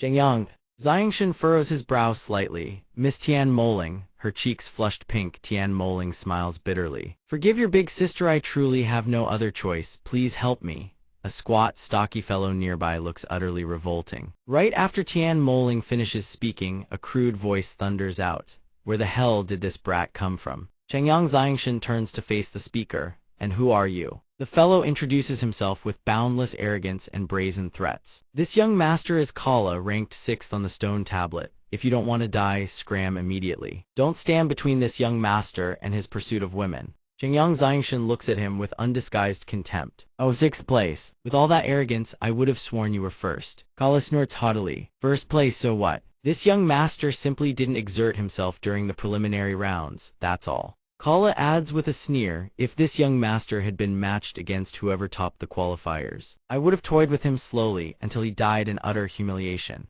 Chengyang Xiangshan's expression darkens. "Is that so? Then you'd better pray you don't meet me on the arena. Otherwise, I'll make you understand the consequences." Kala juts out his chin and bursts into laughter. "Ha ha, so you're the one called Jian Chen who ranked first. Just a brat who still smells of his mother's milk." In the next breath, Kala thrusts a finger at his face and warns, "I'm telling you, no hand over the woman beside you, and I might spare your life on the arena." Chengyang Xiangshan responds coldly, "If you are courting death, there's no need to wait for the draw. I can kill you right now." The air around them grows taut, stretched to the breaking point. Suddenly, Kala's second brother cuts in and tells him, "Drop it. Come on, Kala, don't bicker with children. He's just blowing hot air." Kala obeys without protest. Second brother, all right then. Kala's second brother fixes them with an icy glare. "You're Jian Chen, correct? I've memorized all of you. When we meet on the arena, don't blame me for being ruthless." He then turns to Tian Moling. "Woman, my younger brother has taken a fancy to you. If you don't want to suffer, you'd best obey obediently." Ming Dong bristles and shouts, "And just who the hell do you think you are, daring to talk to us like that?" Kala's second brother and Kala turn and depart. As they leave, the second brother growls viciously, "Let me give you all a piece of advice, none of you will leave the arena alive." Chengyang Xiangshan's expression remains cold as frost as he retorts, "Then let me give you all a message in return. Let us see in the end, who among us lives and who dies." Chengyang Xiangshan steps forward to draw his lot. Once the draw is complete, the tournament elder makes the announcement. Fourth match, Jian Chen draws number 10. His opponent in the round of 16 to 8 is the 10th-ranked contender Du Gufeng. The moment Du Gufeng hears his own name, it feels as though a bolt of lightning strikes from a clear sky. Du Gufeng cries out in helpless despair, "How is this fair? I don't want any part of this." Qin Jai moves to console him. "It's fine, just hold on for 15 minutes and you'll have won by default." Du Gufeng's face drains of all color. "I don't think I can even survive 15 minutes against him." Qin Jai rubs salt into the wound. "I don't think so either. Which is exactly why I didn't register." Du Gufeng fires back instantly, "Qin brother, today is the first time I truly understand why everyone calls you Qin the Hound." The tournament elder announces the bracket. The match sequence has been determined. All combatants proceed to your designated arena stages and commence battle. Chengyang Xiangshan ascends the stage. Du Gufeng, it's been too long. Du Gufeng draws his sword. "Jian Chen, we haven't had the chance to cross blades since the secret realm. Let's have ourselves a proper fight." Chengyang Xiangshan nods in agreement. The tournament elder takes his place as referee. The match begins. Du Gufeng charges forward without hesitation, his sword tip streaking through the air in a fiery arc. Chengyang Xiangshan swings his sword in a flash. Caught off guard, Du Gufeng shifts from the offensive to the defensive. Chengyang Xiangshan strikes with a palm, yet Du Gufeng seizes the opening, his blade slamming into the arena floor and gouging out a massive crater. Naturally, Chengyang Xiangshan dodges it effortlessly. Having evaded the blow, Chengyang Xiangshan channels his energy into the sword in his hand. He thrusts his sword forward. A beam of violet light erupts forth, blazing past Du Gufeng at point-blank range. Du Gufeng senses the danger instantly and desperately raises his sword to block. He lets out a long, relieved breath. Du Gufeng finds the exchange thrilling and bursts into laughter. "Ha ha ha, what a magnificent fight. Keep it coming." Below the arena, Ming Dong, jeers anxiously. Come on, Giant Chen. Jinjai reassures him. No need to worry, Ming Dong. I can see Giant Chen will win very soon. Mangdong is puzzled. Oh, how so? Jinjai explains Dugu Feng himself likely hasn't noticed Giant Chen still hasn't been truly serious with him. Dugu Feng's greatsword carries tremendous destructive power, but the problem is that it's far too heavy. After a few swings, his spiritual energy will be completely drained. Giant Chen, on the other hand, only needs to avoid being struck. Moreover, Qin Jai's mind runs so deep he seems to peer into the hearts of others. If Giant Chen truly wished to kill, Dugu Feng would have perished at his hands long ago. He truly wished to know just how Giant Chen had managed to shatter the ruler's barrier. Chengyang Xiangshan continues to effortlessly dodge every strike Dugu Feng hurls at him. Chengyang Xiangshan asks calmly, Dugu Feng, do you still wish to fight? Dugu Feng collapses to the ground in exhaustion, gasping for breath. No more, no more, your legs are slipperier than a damned eel's. I'm about to keel over, I admit defeat. The elderly overseer immediately announces the match's end. Arena 4 Giant Chen wins. Chengyang Xiangshan steps forward, pulls Dugu Feng to his feet, and offers a word of advice. Dugu Feng, your techniques are far too cumbersome. Fighting like that, you'll suffer against anyone. Dugu Feng sighs and forces a smile. Ah well, there's no helping it, me cultivation technique demands raw, overwhelming power. He grins on the surface, but silently curses in his heart. Suffer my ass, this old master has cut down countless men. Who the hell can run as fast as you? Qin Jai approaches to congratulate Giant Chen. Congratulations on entering the top 8. Ming Dong beams with excitement. Giant Chen, well done. Chengyang Xiangshan replies sincerely, thank you. Chengyang Xiangshan suddenly turns to Ming Dong. Ming Dong, aren't you about to compete as well? Suddenly, a provocative shout cuts through the clamor. They all turn in unison to see what is happening. A man lies on the ground, his stomach stomped without the slightest mercy. His face has gone deathly pallid. It is clear he can endure no more. Blood pours from his mouth and nose, smearing his face into a ghastly mess.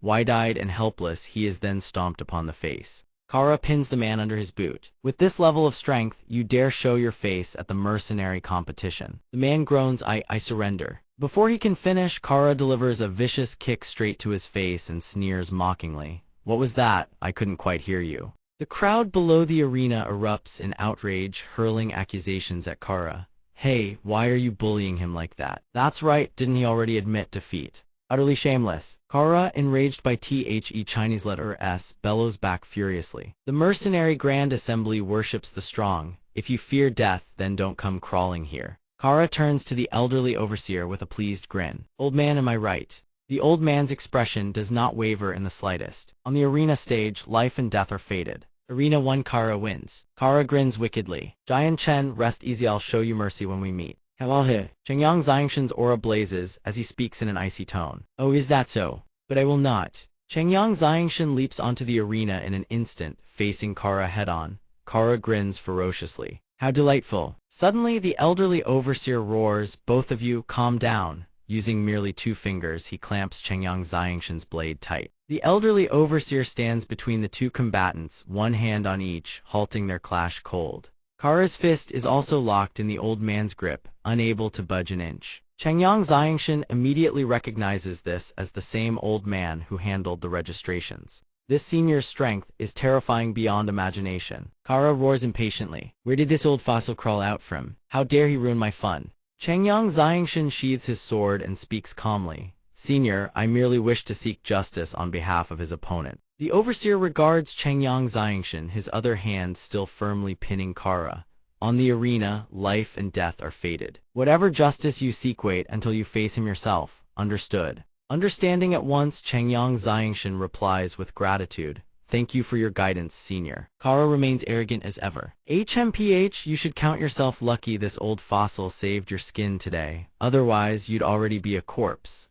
Without lingering another moment, Chengyang Xiangshan turns on his heel and walks away. Kara, seething at being ignored, screams after him, don't run if you've got the guts. Come and fight. The overseer watches Chengyang Xiangshan's retreating figure and murmurs. This young man possesses such composure. He is destined for greatness. Kara thrashes restlessly. Old man, let go of me. The overseer finally releases Kara. His face twists with fury as the old man offers one last reminder. This old man will give you a word of caution. Though this mercenary city lies beyond the law, it is not without its own order. The overseer departs into the sky with a faint smile.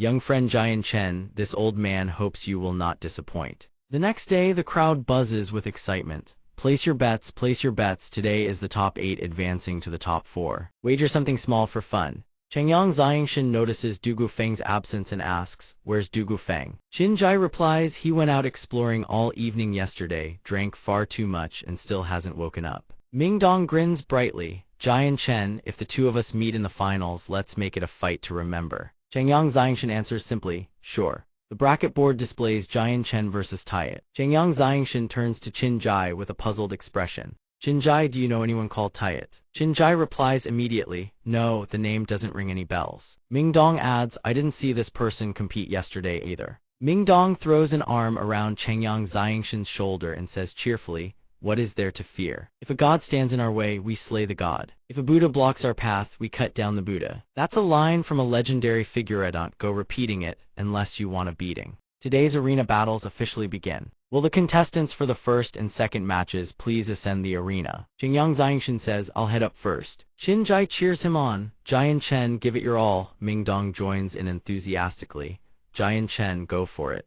Changyang Xiangshan and the one called Tayet step onto the arena. Changyang Xiangshan freezes in shock. "You. The one called Tayet, you're actually a woman. And your weapon is a dagger."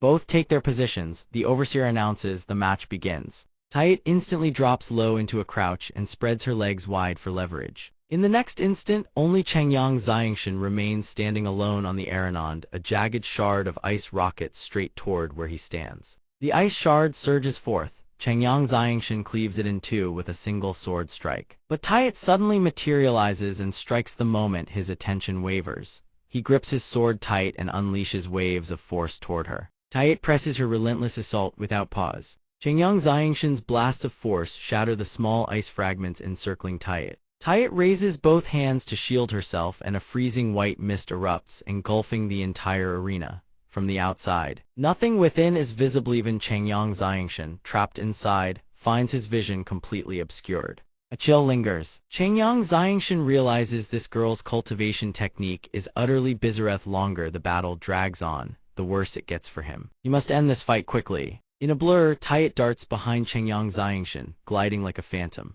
Changyang Xiangshan whips around, only to see a razor-sharp ice spike hurtling straight at him. At the same instant, both of Changyang Xiangshan's legs freeze solid, locking him in place. Changyang Xiangshan's heartler chest is bad. Above Changyang Xiangshan's head, a spatial gate tears open without warning, and from it blasts a beam of emerald light. By sheer reflex, Changyang Xiangshan manages to dodge aside. Had he been even a split second slower, he would have been obliterated. Changyang Xiangshan shatters the ice binding his legs with a surge of force. "I need to find a way to dispel this blinding mist first." Changyang Xiangshan leaps high above the mist, but from below, chains of ice erupt in every direction, front, back, left, and right, leaving him with no avenue of escape. Moments later, all four of Changyang Xiangshan's limbs are bound tight by ice, no matter how desperately he struggles. As expected, it is Tayet who holds the chains below. Tayet gazes coldly at Changyang Xiangshan, who hovers in midair. A bone-chilling frost surges through the iron chains Tayet grips, racing upward toward Jian Chen, whose limbs are bound by the very same chains in midair.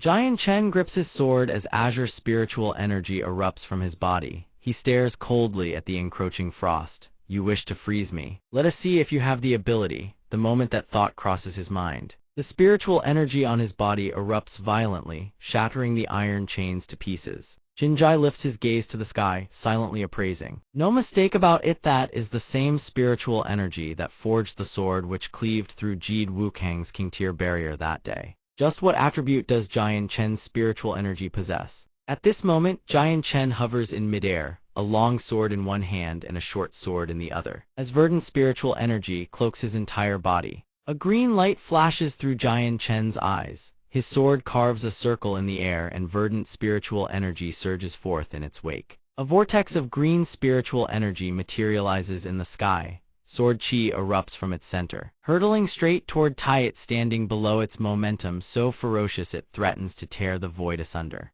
Tayet startles as the sword chi rockets toward her. The ground beneath her feet trembles violently, the devastating blade energy gouging deep furrows into the stone tiles. Boom! The ground beneath Tayet's feet erupts, shredded into fragments of rubble by the sword chi. Her entire body is blasted skyward. Tayet grits her teeth, a flicker of alarm crossing her ice-blue eyes. She instantly condenses a massive wall of ice before her, blocking Giant Chen's sword chi. High above, Giant Chen keeps his sword pointed downward. His blade channels verdant sword chi into a devastating strike, tracing a colossal streak of green radiance from the heavens straight down to the earth. Where the sword chi impacts, a thick plume of dust and debris billows skyward. When the dust finally settles, the disciples watching the battle stand dumbfounded, unable to comprehend what just transpired. Who won? There is no movement. Giant Chen still stands in midair, even though Tayet's sword rests against his neck, yet there is not a trace of fear on his face. At the same time, Giant Chen's own sword presses firmly against Tayet's neck as well. Tayet stares at Giant Chen coldly. Why did you hold back just now? Giant Chen's blade had clearly been about to slash past her throat. Why did this one restrain himself? Giant Chen replies calmly, this is merely a sparring match, not a battle to the death. Deciding a victor is enough. Besides, I bear you no grudge. Miss, Tayet sheathes her sword and leaves him with a parting warning in the battles to come. If you show mercy, you will die. Giant Chen sheathes his sword in turn and clasps his fists in gratitude. Many thanks for the reminder, miss. You yielded the match. The moment Tayet steps off the arena platform, the examiner immediately announces the result. The winner, Giant Chen. Jinjai approaches with a smile, clasping his hands in congratulation. Giant Chen, congratulations. At this rate, the championship is surely yours. Giant Chen responds modestly, it was merely luck. That young lady called Tayet is incredibly powerful. Had it been a battle to the death, I might not have prevailed. Giant Chen says this, then glances around. Where's Ming Dong? Jinjai glances toward another arena platform. He's gone to compete, let's go watch. Giant Chen immediately agrees to go. On the arena platform, Ming Dong is battling Tian Moling. At that very moment, Ming Dong suddenly pivots and unleashes a devastating palm strike, slamming it with full force into Moling's body. The blow sends Moling hurtling off the arena platform, crashing heavily onto the ground below. The examiner's voice booms out the result. Ming Dong wins. Moling, sprawled on the ground below, is clearly unwilling to accept the outcome, utterly powerless to change it. She never expected Giant Chen's friend to be this strong. The moment Moling turns to leave, she catches sight of Giant Chen and Qin Jai in the distance. A smirk immediately tugs at the corner of her lips. Her youthful face flushed crimson, Moling suddenly appears at Giant Chen's side, clinging to his arm as she speaks in a pouty, coquettish voice about the earlier match. Giant Chen Jij, your friend was far too heavy-handed. If you run into him, you must avenge me. Giant Chen is still stunned when a voice thick with jealousy cuts in from the side. HMPH, and you call that heavy? If it were this young lady, she would have turned you into a pincushion. Have you no shame? Luan strides over, fury blazing in her eyes as she glares at the pair before her. Giant Chen's face lights up with delight. Luan. It has been so long. Luan ignores him entirely, crossing her arms and turning her face away. HMPH. Giant Chen turns in a panic to Qin Jai and Ming Dong, shooting them pleading looks. Brothers, help me out here. But who would have thought his brothers would prove so utterly disloyal? The instant Qin Jai senses trouble, he locks his arm around Ming Dong's neck and drags him away. Ming Dong, you must be exhausted from that fight. Let me take you to get something to eat. Ming Dong, perfectly fine yet forcibly being hauled off for rest, rolls his eyes. Oi, I'm not even tired. How could Qin Jai possibly give Ming Dong any room to argue? No, you are tired. Ming Dong, suddenly being dragged away, feels utterly bewildered. Hey, where are you dragging me off to now? Why do you have the same habit as Qin Zio? Giant Chen stands frozen, watching his dear brothers retreat one after another without a backward glance. On the verge of tears, Giant Chen reluctantly turns to face Luan who is about to explode right behind him. He stammers. Miss Luan have you also come to watch the arena matches? At that precise moment, a loud announcement rings out from the arena. The next match, Huang Luan vs. Ga Zhuofei. Both competitors please ascend the arena. Luan glances toward the arena platform. Before leaving, she doesn't forget to shoot Giant Chen one last withering glare. Wait until I win this match, then I'll come settle the score with you. Right. Luan grips her bow and storms up to the arena, fuming all the while as she plots ways to punish Giant Chen. That runt scoundrel. The moment he sees a woman, he stands there grinning like a fool. Just you wait, let's see how I deal with you. Luan is still lost in her distractions when a sharp warning suddenly echoes from below the arena. Luan, watch out. Ga Zhuofei, towering twice Luan height, has already gathered his strength and swings a devastating fist straight at her. Luan startles and instantly twists her body to evade, her palm slams against the floor, leveraging momentum to launch her entire frame upward as her long, straight leg lashes out in a powerful kick. Smack! Luiner's kick lands squarely on Ga Jiufai's chest, yet Ga Jiufai remains utterly unmoved, not a scratch on him. Luin grimaces at the hulking brute before her. This fool's body is absurdly tough. Ga Jiufai raises his massive arm, aiming to smash down onto Luin leg still pressed against his body. Luin instantly retracts her leg and drops back, landing hard on the ground. She then launches herself skyward again, darting behind Ga Jiufai. Luin raises her bow and fires. A torrent of spiritual arrows cascades down like a violent tempest storm fury arrow. Jian Chen watches the arena with concern. Her heaven-tier battle skill is indeed more powerful than that scroll. The saint force it drains must be considerable. Ga Jiufai slowly turns, regarding the incoming spiritual arrows with open contempt. Petty tricks, you dare flaunt such meager skills before an expert. He immediately channels his internal energy, forming a solid golden spiritual bell that descends over his body like an inverted shield. The entire heaven-tier barrier radiates overwhelming force. Every spiritual arrow that strikes is deflected and sent ricocheting back. The spectators below are swept up in the powerful spiritual energy erupting from the arena, crying out as they shield their faces. The spiritual power is too intense. Moling, frightened, seizes the moment to cling tightly to Jian Chen's arm. Jian Chen's brow furrows slightly, his focus locked on the arena. I fear Luin won't find it easy to win this time. Luin suspended in midair, observes the situation below. So this fool possesses a king-tier barrier as well. Luin eyes fixed on the arena below suddenly widen in shock. As the dust clears, the inverted golden spiritual bell on the ground is completely empty. Ga Jiufai is nowhere to be seen. Ga Jiufai has materialized behind Luin at some unknowable instantaneous speed, terrifyingly fast. By the time Luin realizes it, it is already far too late. Ga Jiufai's fist is already bearing down on Luin face. Dodge as she might, there is no escaping it. Luin shuts her eyes in terror, unable to witness what comes next. Yet the imagined pain never arrives. Luin opens her eyes and is stunned to find Jian Chen standing before her, having caught Ga Jiufai's fist mid-swing. Jian Chen, still blocking the blow, turns his head and speaks. Luin be good and concede, you are not his match. Luin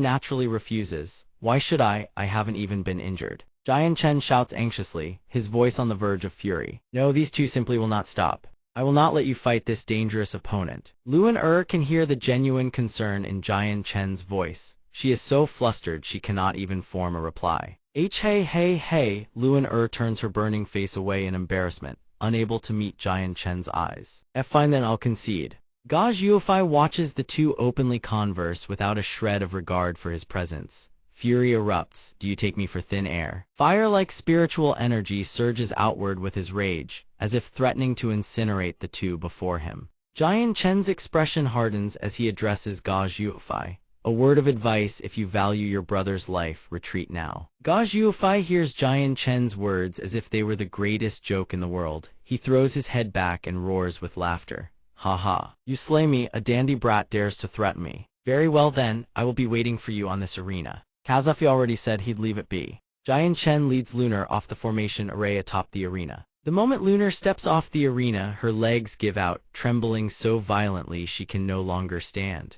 Her body collapses without warning, and she crumples unconscious into Jian Chen's arms. Gazing at the woman with her eyes tightly shut before him, Jian Chen grows all the more certain of his conjecture. Indeed, he is right. The battle skill Lunar unleashed consumed an enormous amount of saint power she could not have held on any longer. Fortunately, he managed to pull her out just in time. At that moment, Tian Moling, who stands below the arena, rushes over in alarm upon seeing Lunar collapse. Big brother Jian Chen, what happened to her? Jian Chen holds Lunar gently in his arms and answers softly, don't worry. She merely fainted from exhausting too much saint power. Let's find a place to help her recover first. Tian Moling nods. All right. Meanwhile, in a lamplit chamber elsewhere, two elders sit in the room, deep in discussion. One of them, a man with long black hair and a goatee, speaks up anxiously. Elder Zio. What do we do now? Not only is the young master dead, but the king-tier armament has also been seized by that Jian Chen. Elder Zio, seated across from him, raises a hand to forestall him. calm yourself, brother. We must not make a move within the city, or we will bring calamity upon our own heads. But the goatee elder grows no calmer. He slams his fist onto the table and roars, "It's all that Jian Chen's fault. Not only did we fail to seize the Sun Moon Bow, he even plundered our king-tier armament. We've lost everything, every last scrap of it. This fury will be the death of me." Elder Zio strokes his beard, a sudden thought crossing his mind. That's right. Tomorrow, Jian Chen is set to face that young man from the Zara family, isn't he? The goatee elder's face remains twisted with fury. Indeed, so what of it, brother? Elder Zio produces a pill that glows with fiery crimson radiance. This is called the blood explosion pill. Tomorrow, we find a way to have that Zara brat consume it before he steps onto the arena. It will cause the spiritual energy within his body to erupt violently enough to kill Jian Chen right there in the ring. The goatee elder's expression finally eases as he praises Elder Zio. Elder Zio, when it comes to shameless schemes, you truly are without peer. Elder Zio leans back in his chair with a smug grin. What are you saying? Is this not for the benefit of both our families? The two men raise their cups and drain them in one gulp. For the sake of profit, for the sake of their clans, these two men sit together, scheming over drinks. A brown-haired man declares, "Big brother, tomorrow I will absolutely beat that Jian Chen until he kneels and begs for mercy." A pink-haired man nods. "But don't forget our mission." An auburn-haired man chimes in this time. "We must not only claim the championship at the mercenary tournament, we must make the entire continent know our mercenary band's name." He suddenly glances toward the entrance. "Who's there?" Two men step inside. The brown-haired one raises both hands. "There's no need for alarm. The two of us have come to assist you." The auburn-haired man frowns. "And why would you say such a thing?" The brown-haired man speaks. "Tomorrow, you face Jian Chen on the arena. The two of us happen to share a grudge against Jian Chen as well. We wish to lend you our strength in the hope that you can slay him on the stage." The black-haired man scoffs. "HMPH, a mere Jian Chen, I hardly need anyone's help to deal with him." The long brown-haired elder shakes his head.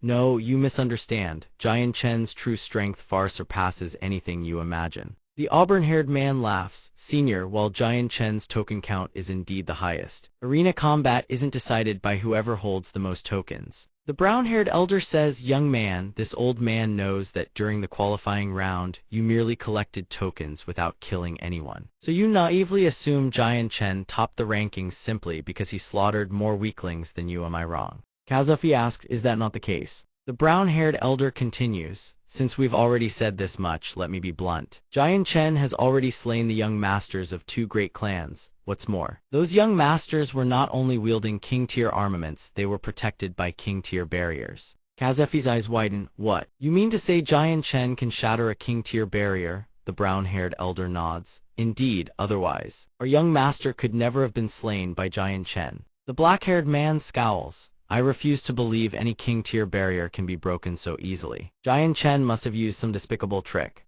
The light brown-haired elder places something on the table and says, "Regardless of what tricks he employed, the king-tier barrier was shattered. That is an irrefutable fact. This is a pill this old man is providing for you. It can temporarily amplify your strength by 30%. I trust you will not disappoint this old man, elder."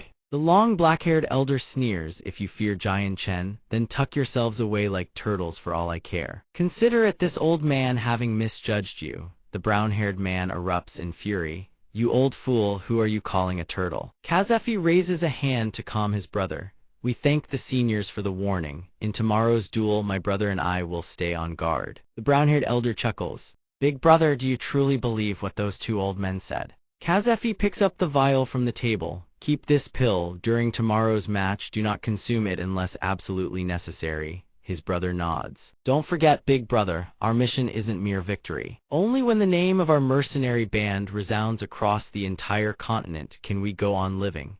The brown-haired man clenches his fist. "Very well." Meanwhile, Chengyang Xiangshan sits reading a book. Lunar lies on a bed, her eyes slowly fluttering open. Chengyang Xiangshan looks over. "Lunar, you're awake." Lunar murmurs, "Where is this place?" Xiangshan pours her a cup of water. "This is an inn within the city. You fainted right after your match ended. I didn't know where you were staying, so I could only bring you here for the time being." "I see," Lunar murmurs. A faint blush rises to her cheeks. He reaches out and touches Lunar's forehead, asking why her face is so red. "Has the spiritual energy in your body not recovered yet?" Lunar says it is nothing. Chengyang Xiangshan smiles and says, "That's good then. I've been studying the battle skill you gave me, Lunar. The one you used today consumed far too much energy. She gazes at Xiangshan sitting there absorbed in his book, thinking this fool only knows how to cultivate has going to drive this young lady mad. He says, how about you try practicing the one I just looked at? This skill, Lunar kicks Chengyang Xiangshan clean out the door.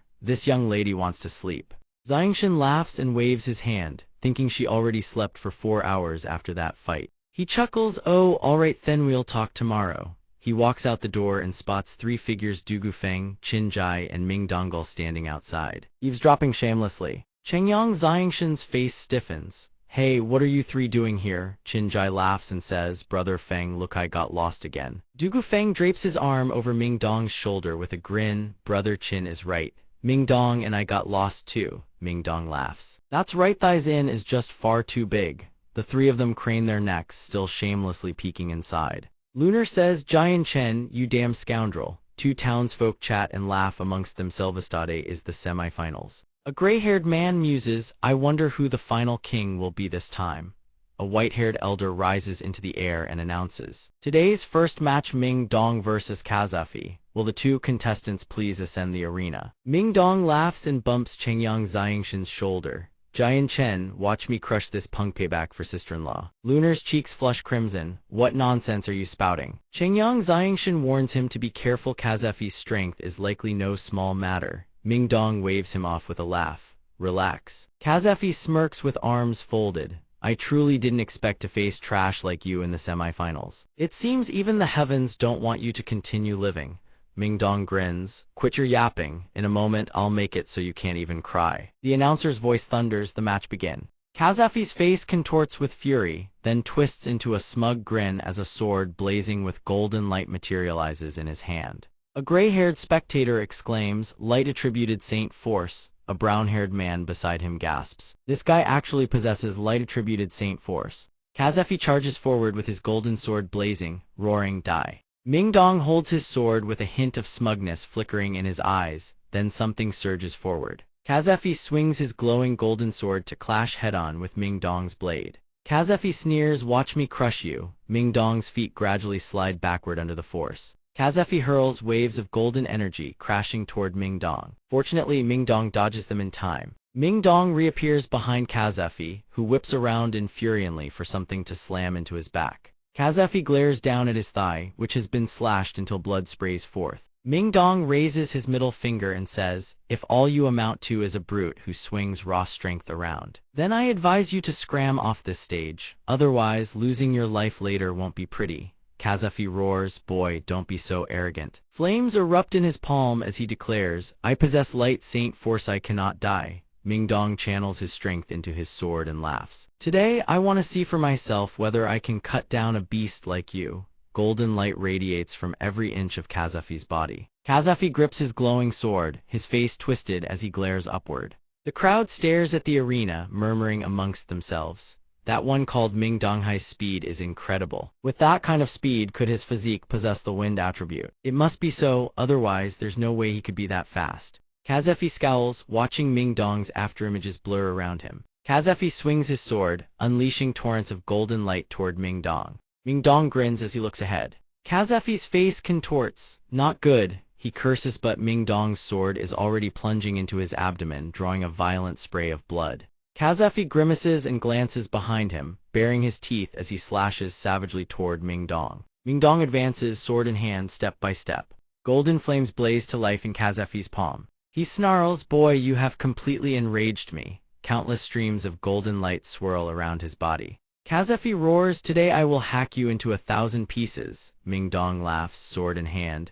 Do you truly believe yourself unkillable? If I had pierced your heart just now, I don't believe you'd still be standing on this stage, dancing with me. A pillar of golden light erupts from Kazafi's body and shoots straight into the sky. Kazafi stands with eyes fixed ahead. The brown-haired spectator sneers, he's courting death. If Big Brother has activated the light saint armor, then that brat Ming Dong is as good as dead. Kazafi declares, come boy, today I will show you the true distance between you and me. Ming Dong advances with sword drawn and asks, you think that by putting on that turtle shell I won't be able to hurt you? Chengyang Xiangshan says. Ming Dong halts his hand, then lunges toward the masked figure. Ming Dong's fist slams into the masked figure's iron-like armor. This guy is truly too stubborn, doesn't even bother to dodge. The masked figure speaks, "Boy, you've shown off enough, now let me send you on your way." Ming Dong's sword plunges into the masked figure's body, yet the figure's hand clamps down on the glowing golden blade. A shroud of golden light envelops Ming Dong, leaving him utterly bewildered. The masked figure holds the glowing golden sword, radiating an aura of profound and imposing might. Then he unleashes the power of the cruciform first slash. Two streaks of golden light lance through Ming Dong's body from either side of the masked figure, drawing a violent spray of blood from his mouth.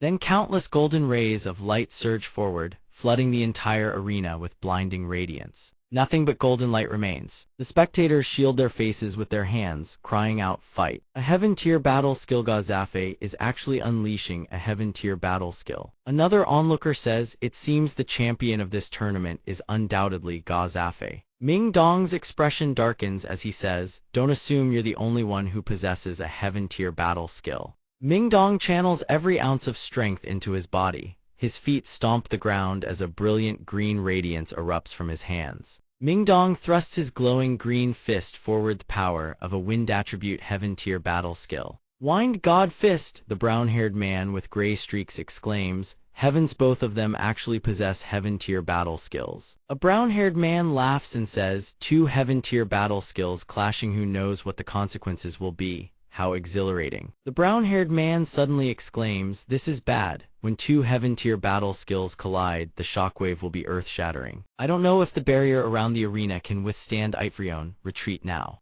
Gazafe is surrounded by swirling green light as he roars, "Go die." Before Gazafe, two crossed rays of light materialize with power of profound insight. Radiant infinite slash, a deafening explosion erupts and the entire arena is swallowed in blinding golden light. The spectators below shield their eyes, crying out, "Who won? I can't tell, I can't even open my eyes. Their saint force is far too powerful." Chengyang Xiangshan stands watching, thinking, "Ming Dong has to win." Murmurs spread through the crowd, "Why aren't they moving? What's happening?" A man points at the arena and shouts, "Look, Gazafe is in trouble." A sword has pierced clean through Gazafe's armor, yet with every last shred of strength, he forces the golden glowing blade into the ground to keep himself upright. Gazafe grins triumphantly and says, "Hey, it seems the one who laughs last is me." Ming Dong looks down at his battered, blood-stained body. Then Ming Dong collapses to the ground. An old man smiles, points downward, and declares the winner. Gazafe. Gazafe says, "Though we are both sixth cycle Earth Saint Masters, the attribute of my saint force is light. That is why I survived the collision." He stomps on Ming Dong's body and sneers, "As for Yao, you will become one of the chickens I slaughter today. Go die." Gazafe suddenly grins, baring his teeth. A streak of purple light flashes past Gazafe's face. A purple blade hurtles downward from above. Chengyang Xiangshan catches the falling Ming Dong and snatches the purple blade from the air in one fluid motion. Chengyang Xiangshan says, "Announce the next match." The referee, a gray-haired man, speaks. The next match, Jian Chen versus Galagia. Both sides take the stage. Chengyang Xiangshan says, "Qin Jai, take care of Ming Dong for me." Qin Jai nods, "Understood, I'll take him to the physician first, you be careful out there." Xiangshan says, "No need for caution. I intend to kill him, it will take only one strike." Tell him this: if his elder brother hadn't harbored killing intent toward Ming Dong just now, I might have spared his life in the next match. Chengyang Xiangshan says, "But now, the only path left for you is death." The gray-haired referee raises his hand and declares, "Begin." The brown-haired man laughs and says, "Jian Chen, you are far too arrogant. Galagia will end you." In the next instant, Chengyang Xiangshan unleashes the power of the Zai Qing sword Qi Moonless Slash. The brown-haired man's body is cleaved nearly in two. He gasps, "Impossible." Chengyang Xiangshan turns and walks away without a second glance. Xiangshan, sword in hand, strides toward Gazafe. He says, "In the next match, the one who dies is you." Chengyang Xiangshan and Lunar make their way toward the bed where Ming Dong lies. Ming Dong looks at them and murmurs, "Jian Chen, where am I?" Chengyang Xiangshan smiles gently and says, "Ming Dong, rest easy. This is an inn, you're safe now." Ming Dong sits up and says, "Jian Chen, I'm sorry. We promised we'd make it to the finals together." Chengyang Xiangshan claps Ming Dong on the shoulder with a laugh. "Rest easy. Tomorrow I'll claim the championship without fail and avenge you." Ming Dong nods, "All right." Xiangshan grins, "Then get some rest, Ming Dong. We won't disturb you any longer." Ming Dong calls out, "Jian Chen, wait, I have something for you." Ming Dong produces a necklace adorned with a jade pendant. "This is a heaven-tier battle skill," he explains. "Uncle Tian gave it to me. Phantom Prison Shadow Kill. Mingdong grips the necklace's chain and continues. I originally planned to use this ultimate technique to defeat you in the finals before handing it over, but since I've already lost, I might as well give it to you now. Chengyang Xiangshan raises his hand. No. Mingdong, this was given to you by Senior Tian. I cannot take it. Mingdong hurls the necklace forward. Don't be so stiff, brother. Since when do we stand on ceremony with each other? At most, just find me an even better heaven-tier battle skill in the future. Chengyang Xiangshan snatches the necklace out of the air. Very well, since that's how it is, I won't waste your goodwill. At the same moment, tens of thousands of miles away, inside a stone hall within a palace still burning with lamplight, a weathered hand slams down upon the table. Damn it all, roars a white-haired elder, his fury shaking the rafters. That wretch called Jian Chen not only murdered Ranner, plundered the Shi family's mountain guardian seal as well. A gray-haired man steps forward and speaks. Grand Elder, that is what they reported. The elder's palm crashes against the table once more. Relay my command. The Shi family issues a bounty order immediately. Whoever it may be, as long as they deliver Jian Chen's head to the Shi family, they shall be handsomely rewarded. A subordinate drops to one knee and respectfully obeys the patriarch's command. Several days pass. Jian Chen dedicates every waking moment to preparing for the impending finals. Lunar bursts through the door with a bright laugh. What are you looking at? Chengyang Xiangshan holds up an azure box, examining it closely. I'm researching how to activate this thing. Lunar slaps her own forehead in exasperation.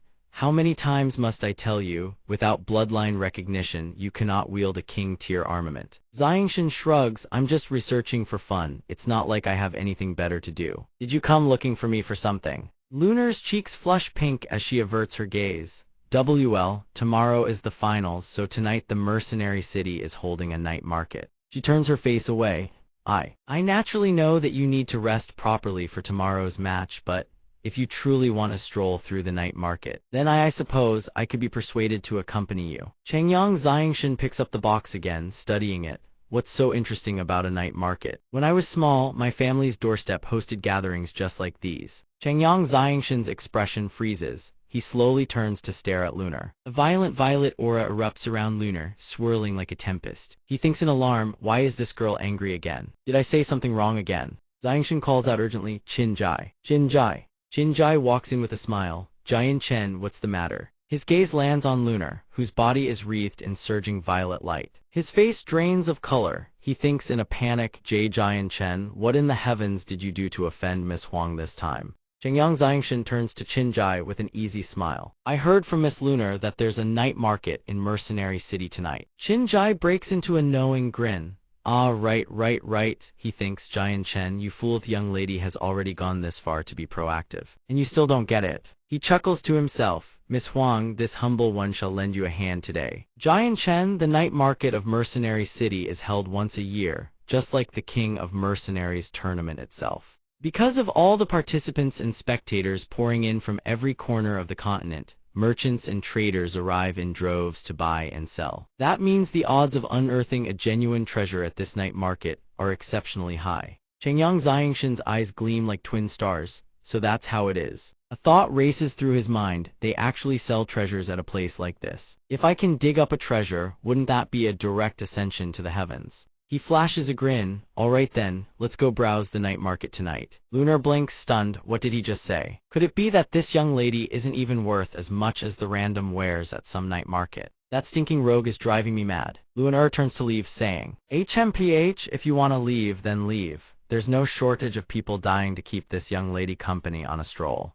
HMPH. Qin Jai glances at Chengyang Xiangshan and chuckles to himself. He never imagined that even Jian Chen, the peerless under heaven, would have his moments of being taken advantage of. Gazefi clutches some kind of vial in his hand. Jian Chen, he thinks, you brought this upon yourself. Everyone watches as two figures clash violently on the arena. A gray-haired man calls out eagerly, place your bets, brothers, a chance to strike it rich. Today's odds are 1 to 5. A man in gray robes with gray hair asks, who's the 5? The one with black hair and purple robes replies, Jian Chen, obviously. His opponent Gazefi wields the Radiant Saint Force, and he's a 6-cycle Grand Saint Master on top of that. The gray-haired man says, I'm putting 10,000 purple gold coins on Gazefi winning. The brown-haired man says, I'm putting 50,000 purple gold coins on Gazefi winning. A light brown-haired man says, I'm putting 100,000 on Gazefi winning. Countless pouches of silver rain down onto the table. Qin Jai walks over with a grin and says, "I'm putting 20,000 purple gold coins on Giant Chen winning." A brown-haired man stares at him.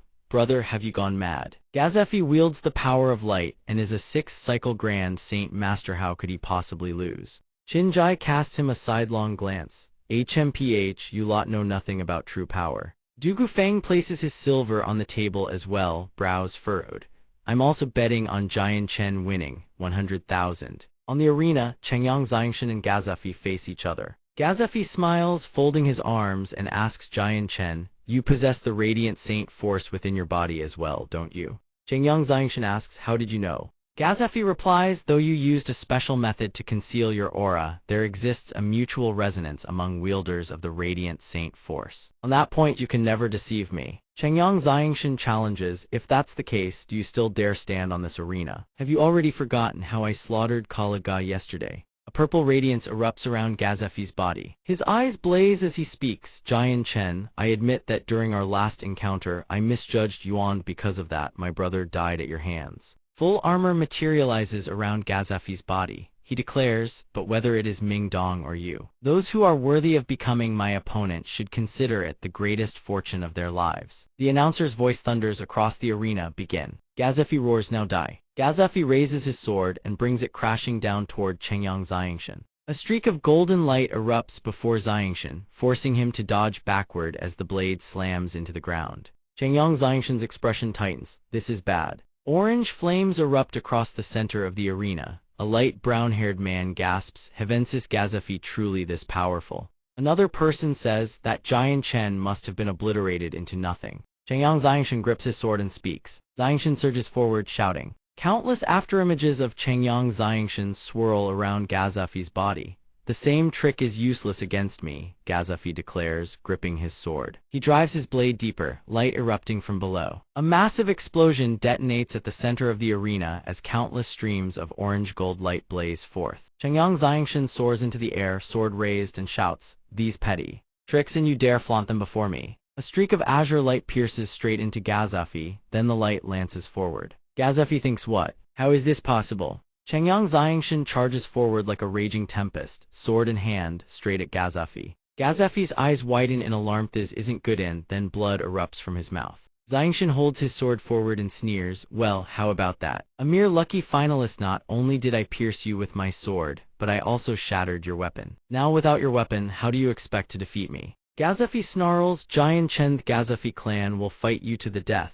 Chengyang Xingshan withdraws the blade embedded in Gazefi's arm. He uncaps the vial and pops something into his mouth. Streams of radiant light erupt around Gazefi's body. In his grip he now wields an enormous, colossal sword. Purple light flashes across Chengyang Xingshan's eyes. A ruler's armament, he thinks. Luan looks up at the arena, her face paling.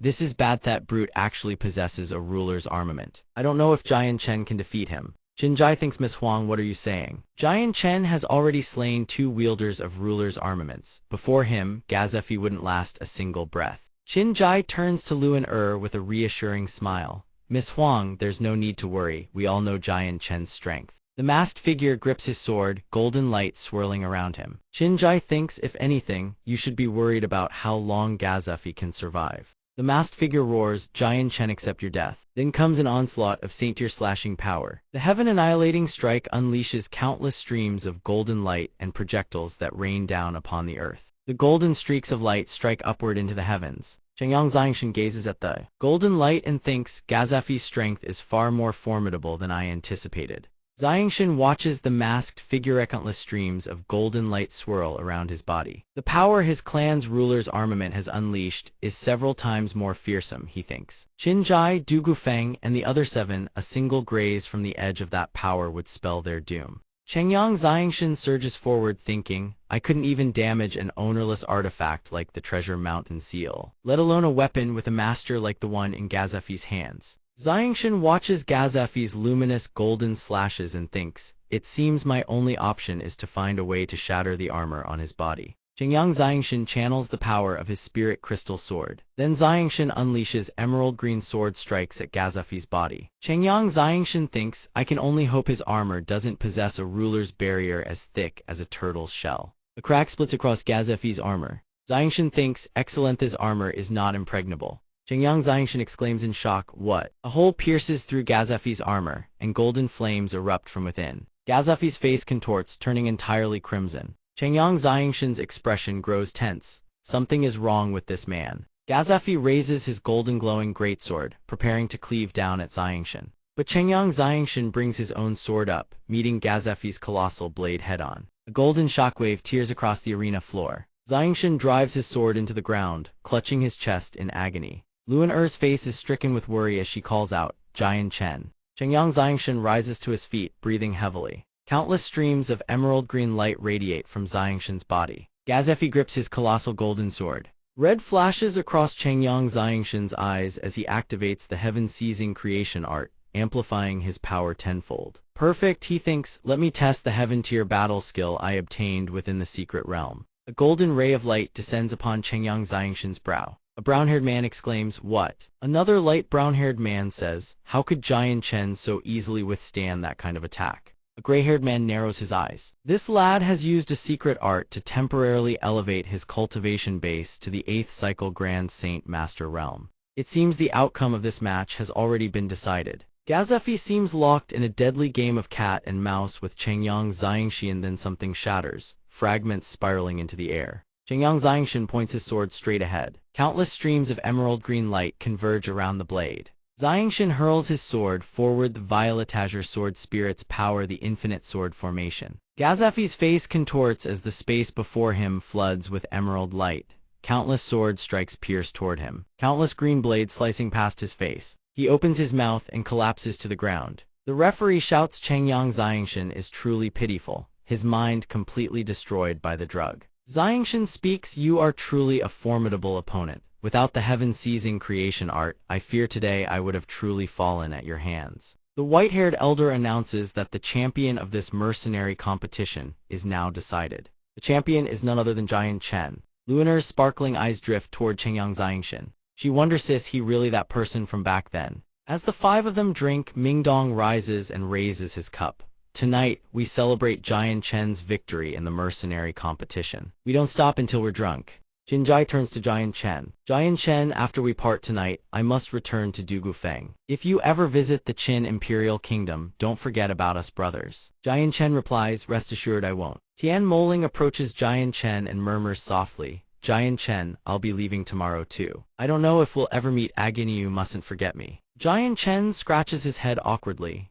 Miss Tian Moling jests, "With your extraordinary grace, anyone who has laid eyes on you could never forget." Luaner glares at Jian Chen in silent fury. A moment later, she drives her elbow into his gut, pouting all the while. "Jian Chen, I happen to know a family heirloom memory erasing technique. Want me to try it on you? I guarantee it'll make you forget everything you shouldn't remember." Jian Chen, mid-sip, receives the blow and involuntarily spits out his wine. Deep into the quiet night in the courtyard of the inn, Jian Chen and Luan stand talking. Jian Chen speaks first. "Wear this jade pendant. In a moment of crisis, it can save your life." He takes her hand and places the pendant in her palm. Her cheeks flush crimson, flustered by his touch. "HMPH, I suppose you do have a heart. Fine, then I won't tell Uncle Feng and Uncle Yun to beat you up."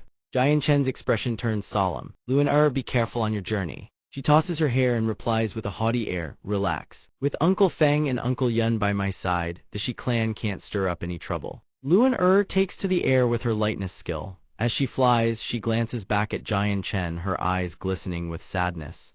"You be careful too, you rascal." Jian Chen watches her vanish into the night and lets out a long breath of relief. Mingdong steps out from within. Jian Chen turns to ask, "Mingdong, what brings you here?" Mingdong replies, "Jian Chen, Miss Huang clearly adores Yao. Wouldn't it be better to keep her by your side?" He nudges Jian Chen with his elbow as he speaks. Jian Chen sighs in exasperation, pressing his palm to his forehead.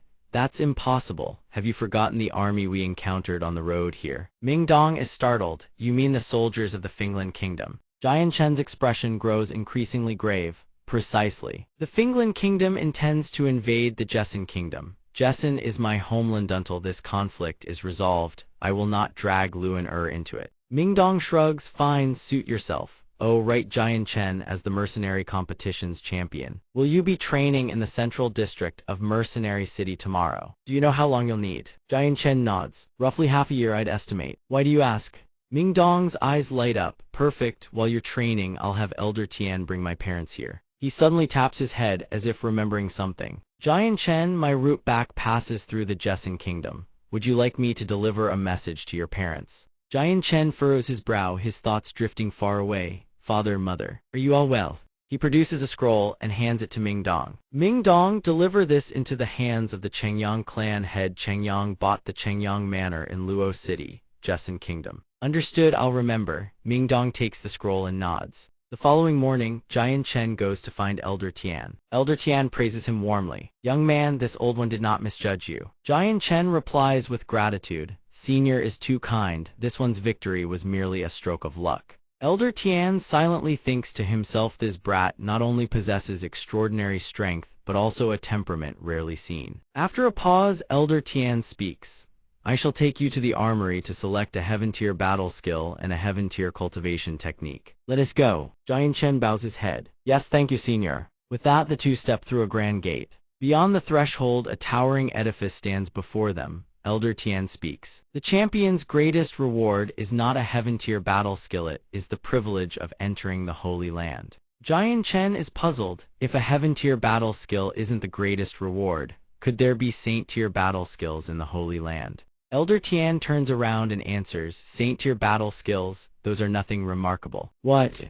Jian Chen is astonished. The two step inside and Elder Tian begins his introduction. All the heaven-tier battle skills are kept on the highest floor. Go and choose for yourself, but you may only take 2 volumes. Jian Chen nods. Understood. Jian Chen enters the study and marvels inwardly. His modest chamber holds an astonishing number of heaven-tier battle skills. He picks up a manual and begins to read. A water element technique called Raging Sea Wild / not suited to him. He sets it down and picks up another, not this one either, nor this one. Then his hand closes around a skill called 9 Heavens Cloud Movement. He is surprised. In a separate structure set amid the waters of a lake, a beautiful woman sits at the center, playing a zither. Mid-performance, she seems to sense their presence and speaks. Who? Elder Tian and Jian Chen emerge through the entrance. Elder Tian speaks with admiration. Heavenly Demoness 50 years apart, and you remain as magnificent as ever. Jian Chen gazes at the woman and wonders, could this be the Zither Saint, Heavenly Demoness that the second miss of the Tiankin family mentioned? The Heavenly Demoness notices Jian Chen and asks, 15th Elder, who is this young man? Elder Tian introduces him warmly. He is Jian Chen, the champion of our mercenary competition. Though his cultivation is only at the 6th cycle of the Earth Saint Master Realm, his potential is limitless. His future achievements will surely rival our own. Jian Chen steps forward and bows. This one is Jian Chen. She murmurs in quiet surprise, champion this time is this young. The Heavenly Demoness turns to Elder Tian.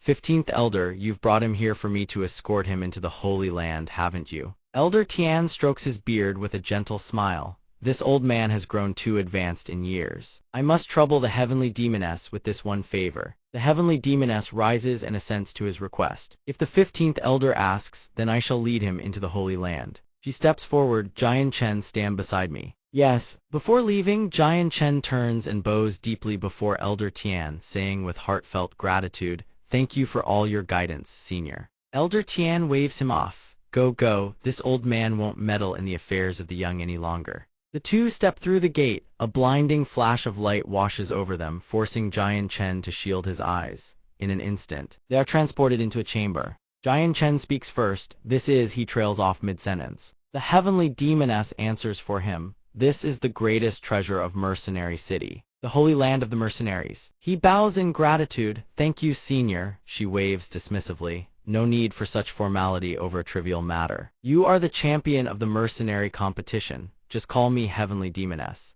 Jian Chen hesitates, flustered. Heavenly Demoness, this senior. Suddenly, a voice rings out from somewhere. Heavenly Demoness, it has been several years since we last met. You truly grow more beautiful with each passing day. Jian Chen whips his head around in surprise, while the Heavenly Demoness turns her gaze away, as if evading. At that moment, King Bijian steps forward and speaks. Fairy Demoness, we have known each other for 200 years already. When might you invite me to visit your Three Saints Island? The Heavenly Demoness replies coldly. My apologies, Three Saints Island does not welcome outsiders. He merely smiles. Heavenly Demoness, you are far too modest. After all we have been through, can you still call me an outsider? Yes. The Heavenly Demoness answers flatly. Then, turning her gaze, she points toward giant China face King Bijian has never seen before. Kid, what business do you have here? How could a nobody like him set foot in the Holy Land? And more importantly, is he standing so close to the heavenly demoness? Jian Chen speaks up to introduce himself.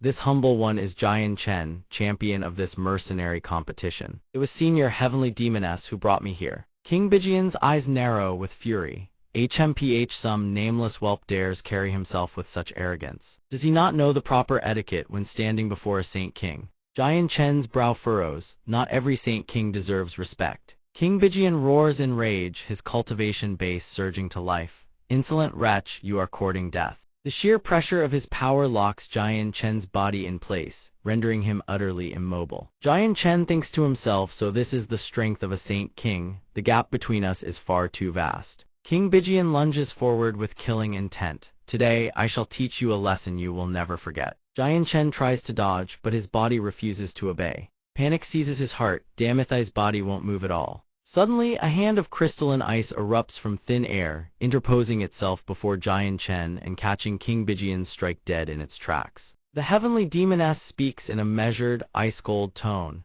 King Bijian, the 15th elder, entrusted Jian Chen to my care. If you move to kill him before my very eyes, are you declaring war against both myself and the 15th elder? King Bijian seethes inwardly. This wretched little beast has made me lose face before the heavenly demoness. I will remember this debt. With that thought, he withdraws his attack and sneers. HMPH, consider yourself lucky today, brat. Jian Chen turns and bows to the heavenly demoness. This one is grateful for senior's intervention. The heavenly demoness fixes her gaze upon him and asks, the 15th elder mentioned you are a 6th cycle earth saint master, is that correct? Indeed, is there an issue, senior? Jian Chen replies. The heavenly demoness shifts the topic. It is nothing. When the Holy Land opens, follow close behind me. Jian Chen answers. Understood. She muses silently to herself, a 6th cycle earth saint master who can withstand the spiritual pressure of a saint king Hedonthai's Jian Chen is no ordinary figure. The gate groans open, she speaks. The Holy Land is open. Jian Chen, follow me. Yes. He responds, and both figures vanish into the gateway. They arrive in a domain of churning magma and searing heat. Jian Chen wipes the sweat from his brow and lets out an odd breath. The heat within this holy land is extraordinary. The heavenly demoness flicks her wrist, and a stone erupts from beneath the molten lava, rising into the air. It hovers before him. She points at it and speaks. Take it, this is one of the champion's rewards. Jian Chen catches the stone, his eyes filled with puzzlement. Senior heavenly demoness, what manner of stone is this? The heavenly demoness explains. We call this a Holy Land crystal, a substance condensed from the purest energy of the Holy Land itself. If one can absorb it, not only will it dramatically enhance physical strength, but it will also fortify one's spiritual power. Jian Chen's eyes widen in astonishment. What? Something this incredible actually exists. If I devour all the crystals beneath this magma, wouldn't that make me invincible? The heavenly demoness shakes her head. You are thinking far too simply. First, these crystals only yield effects for cultivators below the Saint King realm. Second, if you consume too many at once, your body will assuredly detonate, you will die. A flicker of alarm crosses Jian Chen's face. The heavenly demoness continues. Swallow it directly, then enter the first zone to refine it. Your strength will be greatly enhanced. Jian Chen nods, understood. He clutches the crystal tightly, surrounded on all sides by rivers of molten lava. Jian Chen sits cross-legged in meditation. Azure flames erupt across his entire body, blazing outward in brilliant rays of light. A radiant halo flares behind him. Jian Chen opens his eyes and grins with satisfaction. 8th cycle Earth Saint Master paired with the heaven-seizing creation art. At this level of the Earth Saint Master realm, I have no equal among my peers. Suddenly, a voice makes him whip his head around. Have you finished absorbing the Holy Land crystal? Jian Chen replies respectfully. This one is grateful, see. Nyor for your guidance. The heavenly demoness speaks. Now that you have refined the crystal, go explore the other zones. She gestures eastward. The eastern zone is where one may comprehend the 6 primordial powers of heaven and earth. The northern zone is the crown jewel of this holy hallet, contains saint-tier battle skills and several supreme cultivation techniques created by our predecessors, all possessing power on par with true saint-tier arts. Jian Chen asks, Senior, are you not coming? The heavenly demoness explains. I walk the path of yin resonance. Those battle skills and cultivation insights hold no relevance for Methi, would offer little benefit. Jian Chen bows hastily. Then this junior shall take his leave first. The heavenly demoness watches his retreating figure, a thread of unease winding through her heart. Sensing a presence, she calls out sharply, King Bijian. What are you scheming? We both know full well what lurks in your heart. I advise you to abandon that notion at once. King Bijian responds, King Bijian, what are you scheming? We both know full well. I advise you to abandon that notion at once. Heavenly demoness, I will make you mine, mark my words. Are these the legendary Saint Tier battle skills? Jian Chen gazes up at the ancient inscriptions, pondering deeply. He marvels to himself, mercenary city harbors this many Saint Emperor level experts. An old man's voice suddenly rings out, Kid, who are you? Why has this old man never set eyes on you before? Jian Chen bows, Senior, this humble one is Jian Chen, champion of this mercenary competition. The old man blinks, then recalls, Oh, champion of the mercenary competition. You mean that little contest. Heh, it has been so long since I stepped outside, I nearly forgot the whole affair. Oh, that's right, who brought you in this year? Jian Chen replies, it was Senior Heavenly Demoness. The old man waves dismissively. No, I'm not asking about the Heavenly Demoness. Surely there was someone else wearing robes similar to mine. Someone who served as an overseer or judge, perhaps? Jian Chen's eyes light with realization.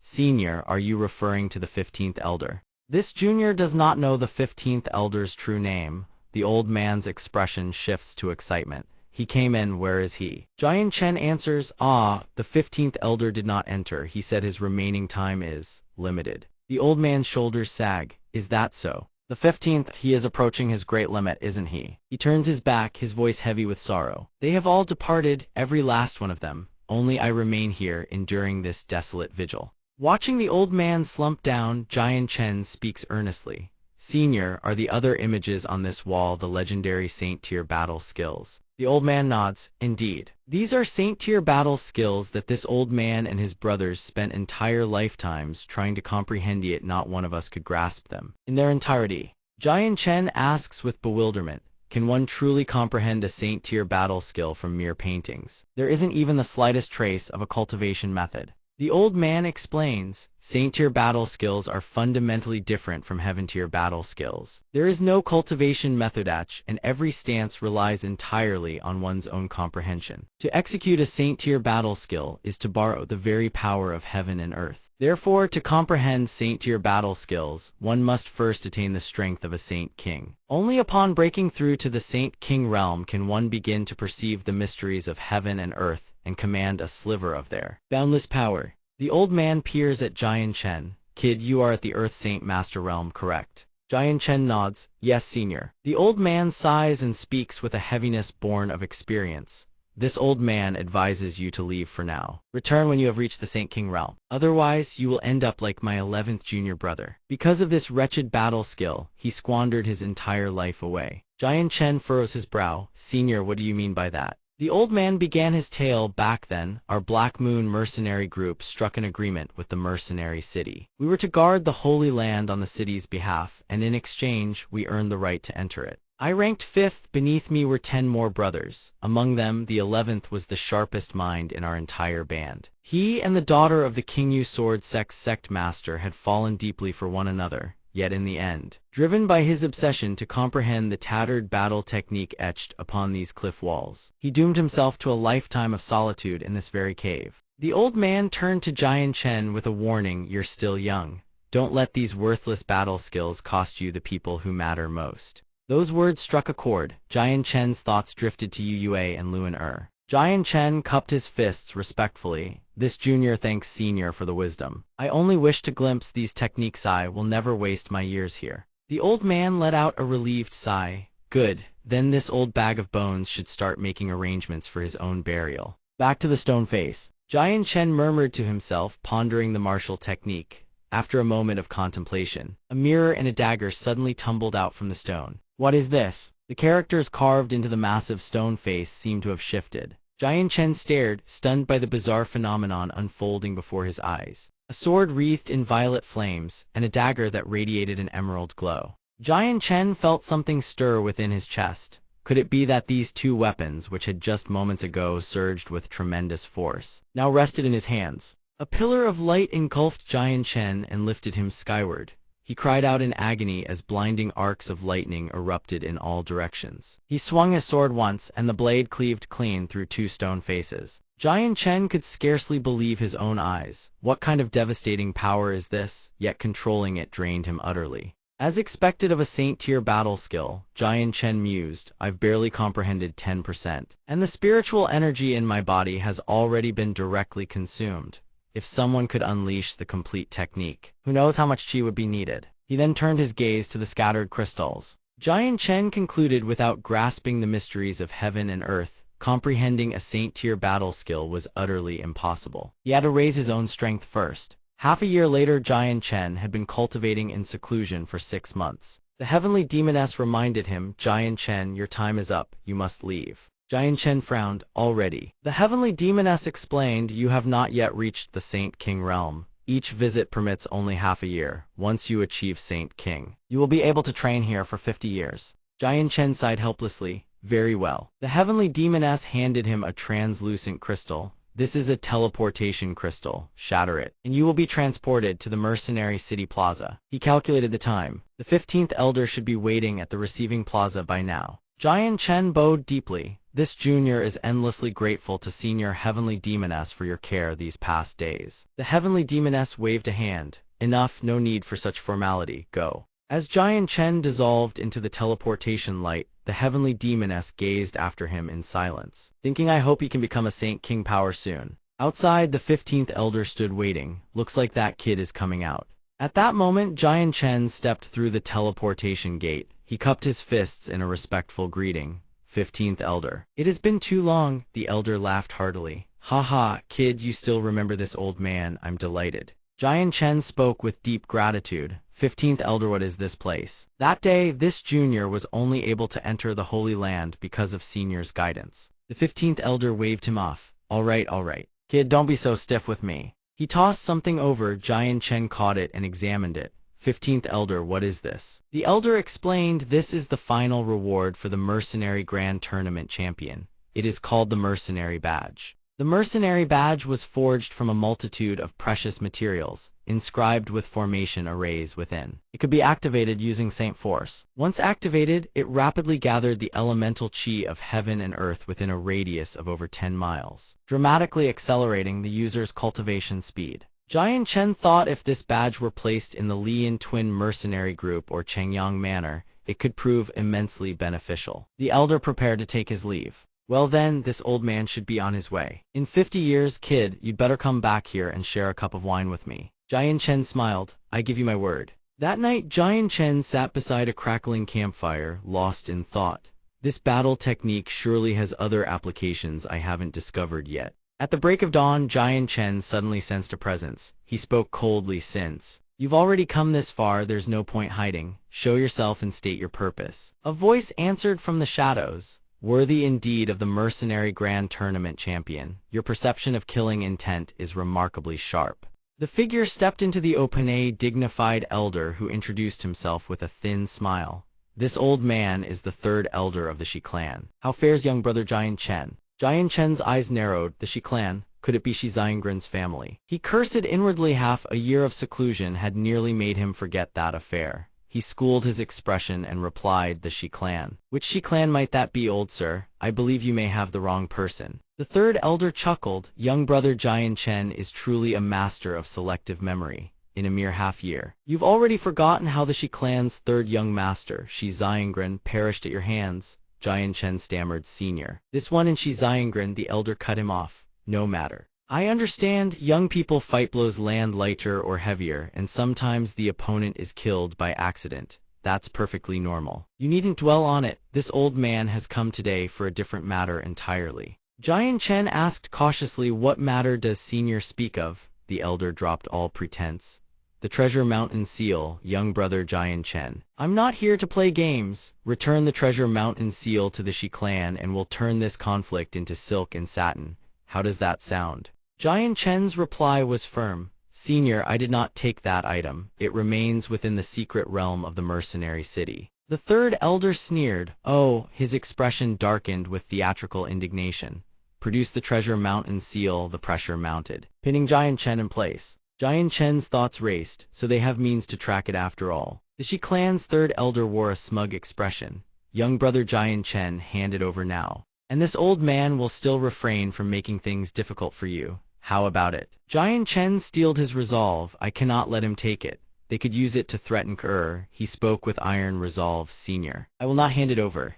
The third elder sighed with exaggerated regret. A pity. His eyes turned cold. Then the only option left is to kill you. A burly, wild-bearded man lunged from behind, launching a devastating ambush at Jian Chen's back. Fortunately, Jian Chen reacted with blinding speed, pivoting away an instant before the blow connected and darting in the opposite direction. But the attacker showed no mercy, his killing intent blazing. Where do you think you're running? He pressed the assault with ferocious, relentless strikes, each one faster than the last, leaving Jian Chen no room to breathe. Jian Chen refused to stay on the defensive. He swung his sword in a fierce counter, but the bearded man's raw power shattered his riposte effortlessly. Jian Chen's eyes widened in shock. What? The older man sneered with contemptuous arrogance. HMPH. A mere Earth Saint Master Bratty, you truly thought yourself invincible. Fear flickered in Jian Chen's eyes as the man gathered his power for another devastating strike. However, a sudden surge of energy intercepted the bearded man's attack, shielding Jian Chen from harm. The bearded elder halted, startled and enraged. He bellowed into the darkness. Who dares interfere in the Shi clan's affairs? Are you courting death? From the shadows, two young men strolled out leisurely, appearing to be around Jian Chen's age. The taller of the two quipped with a mocking grin. Olden, tell Maze they're truly a heaven saint master this shameless in this world. His companion was equally sharp-tongued. Yun Zhang, I've told you before, the larger the forest, the more species of brazen birds you'll find. Jian Chen recognized his saviors at once and turned to express his gratitude. This one is Jian Chen. I am deeply grateful to the two of you for intervening. Yun Zheng's eyes went wide. What, your name is Jian Chen? You wouldn't happen to be the champion of the Mercenary Grand Tournament from half a year ago, would you? Jian Chen neither denied nor deflected. Indeed, this year's champion is me. Yun Zheng slapped Olden on the shoulder with unrestrained glee. Olden, brother, we've struck gold. He crowed with delight. The champion of the grand tournament, what a jackpot. The Shi elder standing off to the side thought grimly, damn it. They're fellow mercenary competitors. I can't afford any mishaps now. He spoke, his tone shifting to diplomacy. This young man carries a possession that belongs to my Shi clan. If the two of you intend to plunder, might this old man reclaim my clan's property first, he added quickly, I guarantee. Once the Shi clan's treasure mountain seal is recovered, this old man will absolutely not interfere in any matter concerning the two of you. Yun Zheng jabbed a finger straight at him, furious. You wretched old dog, you think Olden and I are bandits. We intervened because we saw injustice, Olden cut Yun Zheng off calmly. From your speech and attire, it's plain to see you're from the Shi clan. Yes. The elder asked warily, Your Excellency knows of the Shi clan. Olden answered flatly, know them. I know a pack of dogs who hide behind their clan's name to bully the weak. Am I wrong? Yun Zheng burst into laughter. Ha ha, Olden, you really do have a gift for cursing without ever raising your voice. The Shi elder's mind raced. Among them, one is named Yun Zhenga clan with a vendetta against mine. But Olden, I've never heard of him. Who is he? He demanded, does your excellency hold some grudge against my Shi clan? Yun Zheng and Olden exchanged a look, then answered with identical smirks before. We didn't, but now we do. The elder's face twisted with fury. You two had better know when to stop. Don't mistake kindness for weakness. Jian Chen stepped forward and spoke earnestly. I thank the two seniors once more for the rescue, but this is a grudge between myself and the Shi clan. I humbly ask that the two seniors not entangle yourselves on my account. Olden turned to Jian Chen with a question. Let me ask you something. Jian Chen replied respectfully, please speak, senior. Olden continued, do you happen to lead a mercenary group? Jian Chen blinked, caught off guard. Ahais, I do, why do you ask? Olden explained, it's like this. 3 months ago, Yun Zheng and I crossed paths with a fellow named Ming Dong. The three of us fought first and became friends later. We asked Ming Dong if he'd like to establish a mercenary group together, but he said he had already formed a mercenary group with you. Yun Zheng said that's right, so we asked him if the two of us could join this mercenary group as well. Then he told us to come to Mercenary City and find you, saying you still had about 3 months before leaving the city. Jian Chen said, so it was Ming Dong who sent you all here. Olden confirmed. Originally, the two of us brothers were planning to observe your character first before making our decision. Olden continued enthusiastically, "We brothers hold your character in the highest regard. So we wanted to ask can Yun Zheng and I join your mercenary group?" Jian Chen did not refuse. "Welcome me, of course you are welcome," Yun Zheng said to the other two with delight. "Wonderful, it seems the future of our mercenary group is certainly something to look forward to." All three turned toward the enemy. Olden spoke, "Shi Clan Elder, do you still wish to make a move against us? Allow me to remind you Yun Zheng and I are both Heaven Saint Masters. Do you have the confidence to take us on?" He grew furious. He had not expected obstacles to appear midway. Suddenly, a voice rang out, "Shi Lao San, I've come to aid you." The speaker turned out to be Jid Ba. The Shi Clan Elder asked, "Jid Ba, why are you here?" Jid Ba replied, "HMPH, this brat Jian Chen not only seized your Shi Clan's treasure mountain seal, but our Jid Clan's ruler's armament also lies in his possession. Believe it or not, surname Shi." "What?" Jid Ba demanded furiously. "Now it's two Heaven Saint Masters against two. Do you still wish to stand up for him?" Yun Zheng answered confidently, "Nonsense. We brothers have already joined Jian Chen's mercenary group." Olden said gravely, "Jian Chen will hold those two off for you. Make your escape now." Jian Chen asked, "Do the two of you have confidence in dealing with them?" Olden replied, "Nah, but shaking them off won't be a problem. Yun Zheng and I will buy you time. Seize the opportunity." Jian Chen cut him off. "Buy me 10 breaths of time. I'll handle those two myself." Jian Chen reaffirmed, 10 breaths, that's all I need." Olden whipped around stunned. "What?" Olden asked again, "What did you just say?" Jian Chen offered no explanation and said swiftly, "Buy me 10 breaths, I'll take care of them." Olden cautioned, "Jian Chen, they are Heaven Saint Masters. You may be an 8th cycle Earth Saint Master now, but no matter how powerful an Earth Saint Master may be, they cannot injure a Heaven Saint Master." Jian Chen declared, "I'm ready, trust me." Olden was shocked. Could he truly have a way to wound a Heaven Saint Master? He said, "Very well, since you've put it that way. While the two of us clash with those old men, don't hold back either. And as it happens, having two Heaven Saint Masters right here is a perfect chance to test the might of that Saint tier battle skill." Olden and Yun Zheng fought with all their might against the two elders. The Shi Clan Elder spoke, "You two, are you still stubbornly refusing to see reason?" Yun Zheng shot back without yielding, "We're all Heaven Saint Masters. Who fears whom is far from certain." Olden launched a strike at Jid Ba as he spoke. "Then why don't you two let it go for today? Next time, bring a few more Heaven Saint Masters before you come looking for trouble." Jid Ba's expression twisted. "Damn you, do you think Heaven Saint Masters are cabbages on the roadside?" He roared, "I'll give you two one last chance to retreat now or die." Olden showed no sign of yielding. "We brothers give the same answer, we will not retreat." Yun Zheng echoed his defiance. Indeed, Jid Ba gripped his weapon tight, making good on his threat. "Then I have no choice but to send you two to your graves." The moment he finished, a massive great blade materialized in his grasp. Olden's eyes widened in shock. A ruler's armament, Yun Zheng recognized it at once. The Jid clan certainly doesn't lack for ruler's armaments, does it? He swept the blade in a wide arc, unleashing a streak of radiance that screamed straight toward Yun Zheng and Olden. Both of them raised their guard to the highest level. Olden gripped his saber and launched a counterattack. Yun Zheng, too, braced himself with utmost seriousness. They readied themselves against the opponent's devastating strike. All three streams of power collided as if a massive explosion were imminent, yet they still could not withstand the might of the ruler's armament. Both thought the same thing, "This is bad." Jian Chen's voice rang out. "Doctor and Yun Zheng, get down." Oh, both were startled. The instant the two dropped to the ground, a streak of violet light shot across overhead, shattering the ruler's armament's attack. Jid Ba refused to believe his own eyes. "What?" The Shi Clan Elder was no different. He cried out. The resulting explosion was truly like a bomb that had reached its detonation point. Smoke and debris engulfed the area, leaving the two middle-aged men coughing violently and wounded. The third elder demanded, "What kind of battle technique was that?"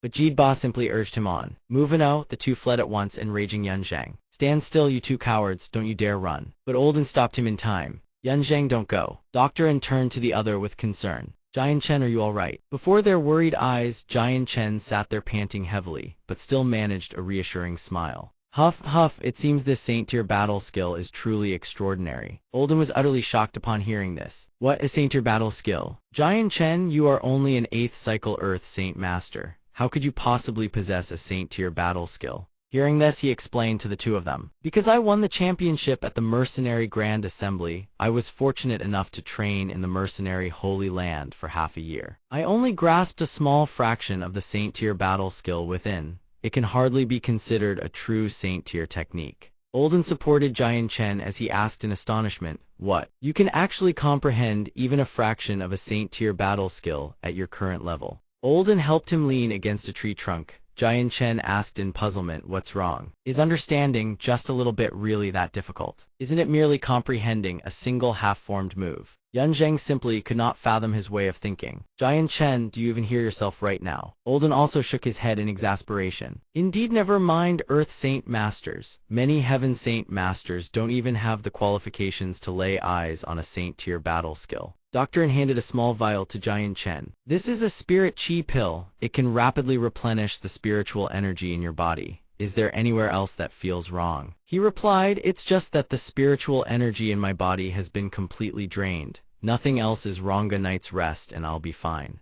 Olden instructed further, "Then, just rest here, we'll keep watch." He did not stand on ceremony. "Very well, thank you." After a night's rest, Olden still felt uneasy and asked once more, "Jian Chen, are you certain you don't need us to come along?" Yun Zheng added, "That's right, what if those two old bastards from yesterday come after you again?" Jian Chen seemed unconcerned. "It's fine, after yesterday's strike they won't dare come after me anytime soon. Besides, they may not even know where I'm headed."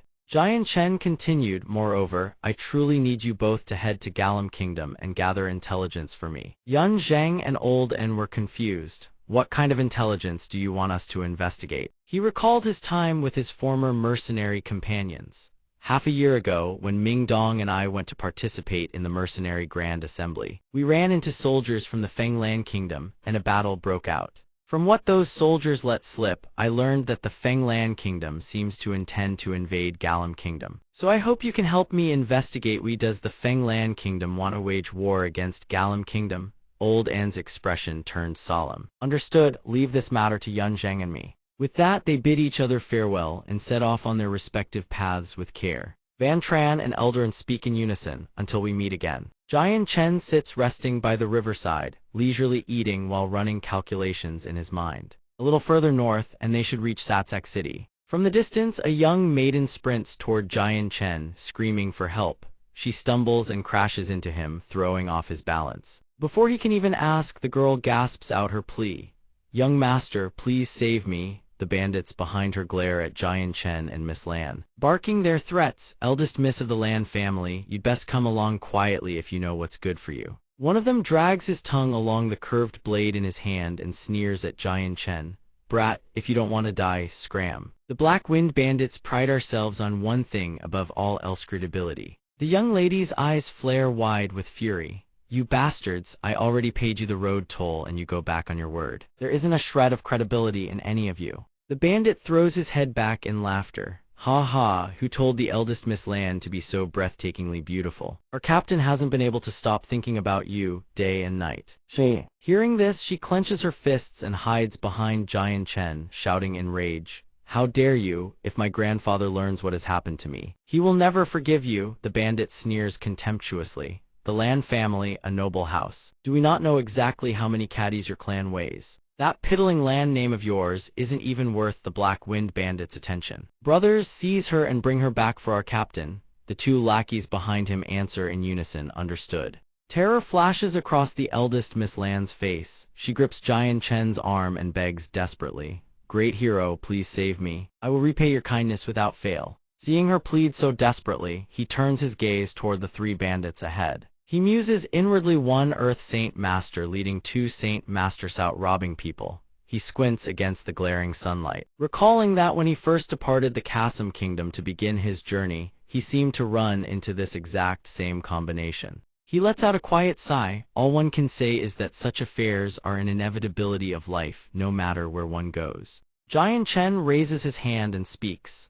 "My mood is quite pleasant today. The three of you may leave. I have no desire to kill." The bandits snort with contempt, jabbing their fingers at him. "Ha, this is killing me. This poor brat sure likes to put on airs." Another one points at their leader and jeers at Jian Chen. "Brat, our big bro here knows an Earth-tier battle skill." "Earth tier? Do you even understand the prestige of an Earth tier technique?" The leader puffs up with pride at the flattery and waves his hand dismissively. "Ah, don't make such a fuss." Without another word, Jian Chen circulates his internal energy. A whirlwind materializes out of thin air, and with a casual flick of his will, he directs it to obliterate the massive boulder behind them into fragments. Like this?" he asks softly. The bandit's eyes bulge in sheer terror. The young lady standing beside him is no less stunned. Before his words even fade, all three drop to their knees, tears streaming down their faces.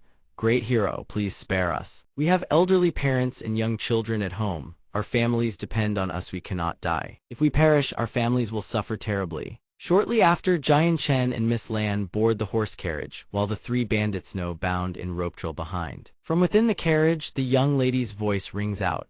"I am forever grateful to the young master for saving my life." This humble one's name is Lan Ying, eldest daughter of the Lan family of Satsek City. After introducing herself, she asks excitedly, "How may I address the young master?" He replies gently, "This one is Jian Chen." Lan Ying's curiosity is piqued. "Young Master Jian Chen, might I ask what brings you to Satsek City?" He smiles, "Nothing in particular. I am merely journeying across the continent to temper myself. It just so happens that my path leads through here." She clasps her hands together in admiration. "No wonder young Master Jian Chen is so powerful at such a young age." She starts to speak Agano. "Right, young Master Jian Chen, there's—" But before she can finish, the servant's voice interrupts from outside. "Miss, we have arrived." She steps down from the carriage and turns back to him. "Young Master Jian Chen, come with me to meet my grandfather. He will surely wish to express his gratitude." Jian Chen waves his hand. "I did not act for the sake of reward. I wish to enter the city to purchase some supplies." Despite his refusal, she remains adamant. "No, you absolutely must come with me." Upon reaching the gates and stepping down from the carriage, she rushes forward joyfully and throws herself into her grandfather's embrace. Old Master Lan catches her warmly, his expression kind and doting. "My dear granddaughter, you have been through a terrible ordeal. Grandfather will send men to exact vengeance for you." Hearing his words, her eyes begin to glisten with tears. "Grandfather, you must know it was all thanks to young Master Jian Chen. Without him, those bandits would have." The old patriarch hears his granddaughter's words and extends his hands in a gesture of gratitude. "Young friend, it is all thanks to you. This old man is truly in your debt." Jian Chen clasps his hands and bows. "Senior, you are too kind. This junior merely did what any righteous person would, draw a blade against injustice." The old man beams with approval. "Good, a young man who draws his blade against injustice. Truly, heroes emerge from the youth." Then the old man's gaze shifts toward the three bound bandits, his expression hardening into something cold and stern, sending a chill down their spines. "The Black Wind Bandit gang, correct? It seems this old man has not disciplined you lot in far too long. Have you all grown too comfortable with your lives?" Having finished speaking, he waved his hand and bellowed his command, "Throw these three wretches into the family's dungeons. I will interrogate them later." The guards answered in unison, "Yes," and promptly dragged the three away. After that, old Master Lan turned to Jian Chen with a warm smile. "Young friend, I must insist you stay at one of our Lan family's residences. Allow us to properly display our hospitality." Jian Chen cupped his hands and replied courteously, "Then I shall impose upon your generosity." As night descended upon the Lan family estate, inside a private chamber, Jian Chen and the old master raised their cups together. Old Master Lan spoke first. "Today, I owe young brother Jian Chen a great debt for saving my granddaughter." Everyone drained their cups. Jian Chen replied politely, "Patriarch Lan, you flatter me. By the way, I wonder is there a space gate within Sarda City?" Hearing his question, the old master sighed with a hint of regret. "Alas, with Sarda City's current standing, something like a space gate is simply beyond its reach. If young brother Jian Chen wishes to use a space gate, I'm afraid you will need to travel to a much larger city." Hearing this, Jian Chen fell into deep contemplation, just as he had suspected. It seemed he would need to plan his route far more carefully from here on. He absolutely had to return home before the Fenglan Kingdom and the Gassam Kingdom went to war. Noticing his silence, Lan Ying spoke up. "Young Master Jian Chen, are you urgently trying to reach somewhere?" He replied, "Not exactly. I simply wish to temper myself a little more. If there were a space gate, it would make traveling to certain places considerably more convenient." Hearing this, she offered him a suggestion. "If that is the case, the Wandu Mountain range outside the city harbors many powerful magical beasts. Quite a number of people from Sarda City go there to train. Moreover, I've heard that recently a formidable 6th-class magical beast was discovered in that area." Hearing her words, Jian Chen's eyes widened with surprise. "What? Is that true?" Inwardly, his thoughts raced. A 6th-class magical beast was equivalent to a human heaven saint master. At that moment, old Master Lan chimed in as well. It is the truth. I've heard its head and body were gravely wounded this morning. Many mercenaries departed for the Wandu mountain range to investigate. He then asked for Jian Chen's thoughts. Young brother Jian Chen, if you wish to go take a look, I will arrange for someone to escort you there tomorrow. Jian Chen clasped his hands and replied, I thank Patriarch Lan. The following day, beneath a clear blue sky, Jian Chen stood within a dense forest alongside one of the Lan family's soldiers. The soldier handed Jian Chen a small pouch. Master Jian Chen, the Wandu mountain range lies just ahead. The Patriarch has prepared these anti-poison pills for you. Please exercise the utmost caution. Jian Chen accepted the pouch with both hands, offered his thanks, and immediately launched himself into the air with his movement technique. Suddenly, he detected something peculiar. After parting ways with the Lan family soldier and arriving at the Wandu mountain range, Jian Chen concealed himself atop a towering tree. Gazing downward, he observed a cluster of people surrounding a colossal white tiger. He thought to himself, found it. This must be the 6th-class magical beast they spoke of. As he surveyed the situation below, a question arose in his mind. How strange. Why do I sense dark energy fluctuations emanating from this tiger? A white tiger should possess the lightning attribute by nature. Could it be that those people's attacks have corrupted its energy? Below, a group clad in identical attire clearly belonging to the same faction stood their ground. The one at the vanguard, a massive saber strapped across his back, spoke with an overbearing tone. You lot may leave, this magical beast belongs to us. The others erupted in fury upon hearing this. And who the hell are you? That's right, spout such arrogant nonsense and watch yourselves get killed. I am of the Mo Yun family. If anyone here doesn't know their place, don't blame the Mo Yun family for showing no courtesy. A shout rang out from below. The Mo Yun family is making their move. In an instant, 2 cultivators from the Mo Yun family surged forward, launching their assault on the white tiger. The white tiger let out a thunderous roar, bracing against the force of their combined attack before shattering it completely. Not only that, the aura erupting from the white tiger grew even more ferocious. It unsheathed its colossal claws and swiped at the Mo Yun family's ranks. One of them saw the blow coming and screamed, "What?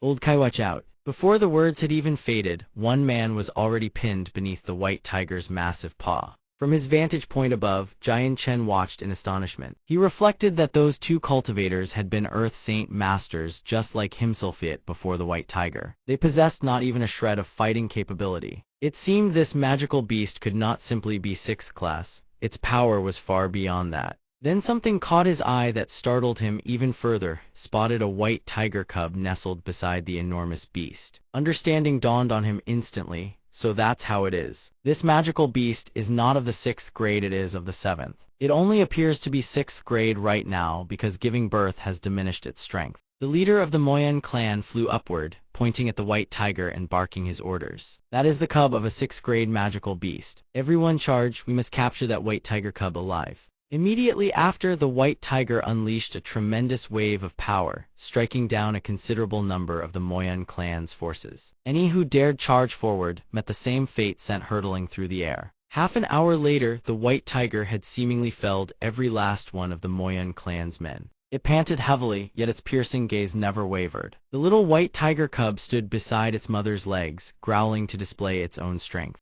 Seeing this, the leader continued to bark orders at the remaining men. Everyone keep pushing forward. That great beast can't hold out much longer. The white tiger let out a thunderous roar in response. The others, seeing the situation before them, burst into laughter. The big ones on its last legs still, be cautious, cripple its legs first. At this moment, the white tiger was still struggling to hold its ground against the Moyan clan's forces. Witnessing this scene, Jian Chen's mind drifted to his own mother. She, too, had shielded him just as this white tiger now shielded its cub. He clenched his fists tight as he listened to the clamoring of those men. The hide of this massive tiger will surely fetch a high price. Fool, do you have any idea how much the cub of a 6th grade magical beast is worth? Haha, we're about to strike it rich. At that very moment, as the great white tiger braced for the blade of a Moyan clan warrior, a sudden sword strike cleaved the man in 2 right before its eyes. Jian Chen appeared standing before the white tiger. His voice rang out, cold and sinister. Gentlemen, this white tiger belongs to Jian Chen now. Leave. The Moyan clan's men erupted in fury. Where did this brat come from? This fool doesn't know the meaning of death. He did not respond. He merely swung the sword in his hand. A streak of light flashed, and that single strike felled 2 more of the Moyan clan's warriors. Behind him, the white tiger growled, sending dust and debris swirling into the sky. The leader of the Moyan clan, seething with rage and shock, jabbed his blade toward Jian Chen and the white tiger before surging forward. Jian Chen released a burst of chi, blasting the man backward, body flung one way, saber flung another. The remaining men watched in utter horror. Jian Chen spoke, still not leaving. Are you courting death? The survivors screamed in terror, run. That brat defeated the Moyan clan's men with ease. His strength is unfathomable. Flee. Jian Chen watched the fleeing figures vanish into the distance. Musing that the fighters in this city were far too weak, Earth Saint Master was likely their limit. He stepped forward and stroked the white tiger's head. Take your cub and hide. Don't let anyone find you again. Next time, I may not be able to save you. Suddenly, he heard a plea not with his ears, but within his mind from the white tiger. Please, I beg you, save my child. Jian Chen tensed and scanned his surroundings with the white tiger. Who's there? How is it that I sensed no one nearby? He turned to the white tiger and asked, was that you speaking to me just now? The white tiger answered him at once. Indeed, it was human. This left Jian Chen utterly astonished. This magical beast could actually speak the human tongue. It lay down on the ground and spoke. I am a white tiger of the ancient bloodline. A 7th grade magical beast. Hearing this, his shock only deepened. A 7th grade magical beast. He thought to himself, this beast's strength was equivalent to the human Saint King realm. The white tiger, seeing that he did not answer, tugged at his clothes.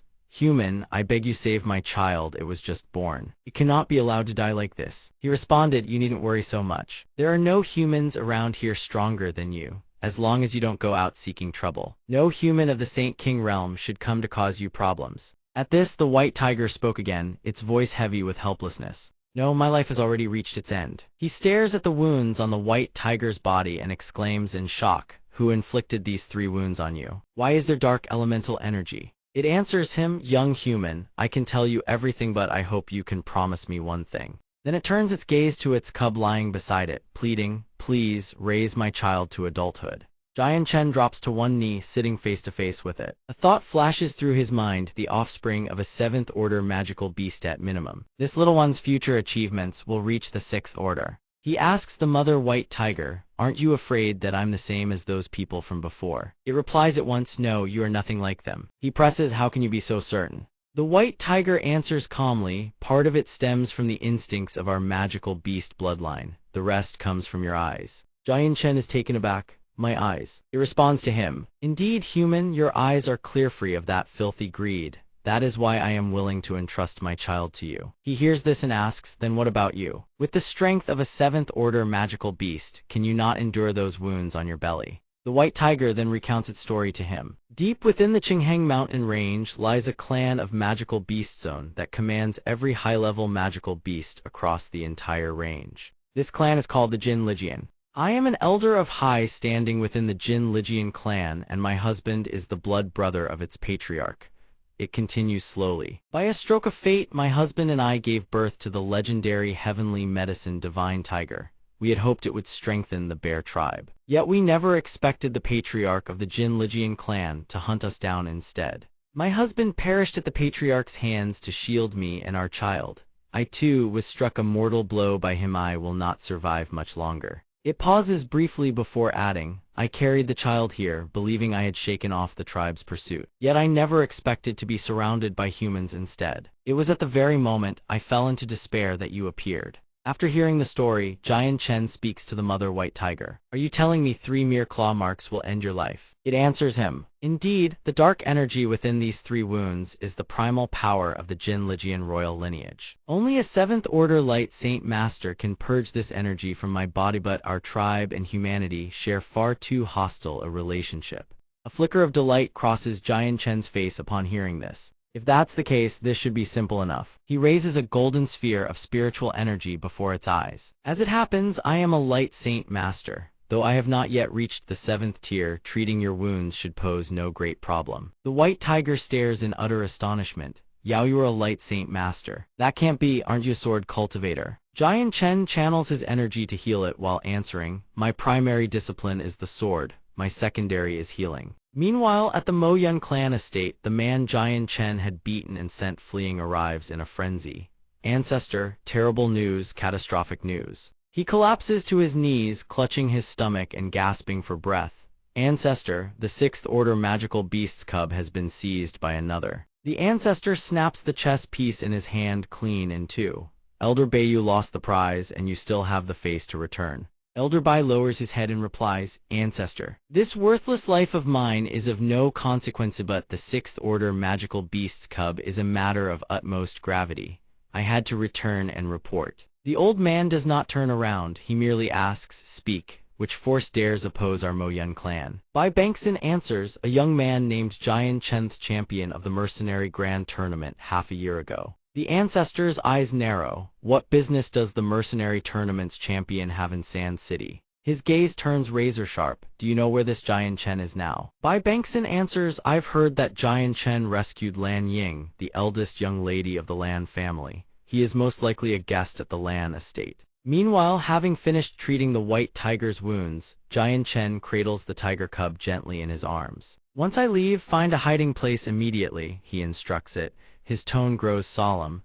I will leave the light saint force within your body. Although I have suppressed the dark energy inside you, you cannot engage in combat with anyone for the time being. The moment you exert your energy, the balance within your body will shatter. When that happens, forget the 7th tier of an 8th order light saint master would not be able to save you. Upon hearing this, the white tiger nuzzles against him with gratitude. Jian Chen, your kindness I shall engrave it in my heart for all eternity. The white tiger licks its cub and tells him that the heavenly winged divine tiger grows extremely slowly. It must devour many rare treasures of heaven and earth to accelerate its growth. He hears this and smiles. Rest assured, I know what to do. We must leave this place at once. The longer we linger, the more variables arise. With that, the mother white tiger turns and strides away. You are right. Jian Chen watches her depart, thinking silently, for the sake of your child, you must go on living. Jian Chen returns to the Lam family estate. As he carries the white tiger cub into his room, Lam On opens the door and calls out, Young Master Jian Chen, you've returned. He turns and replies,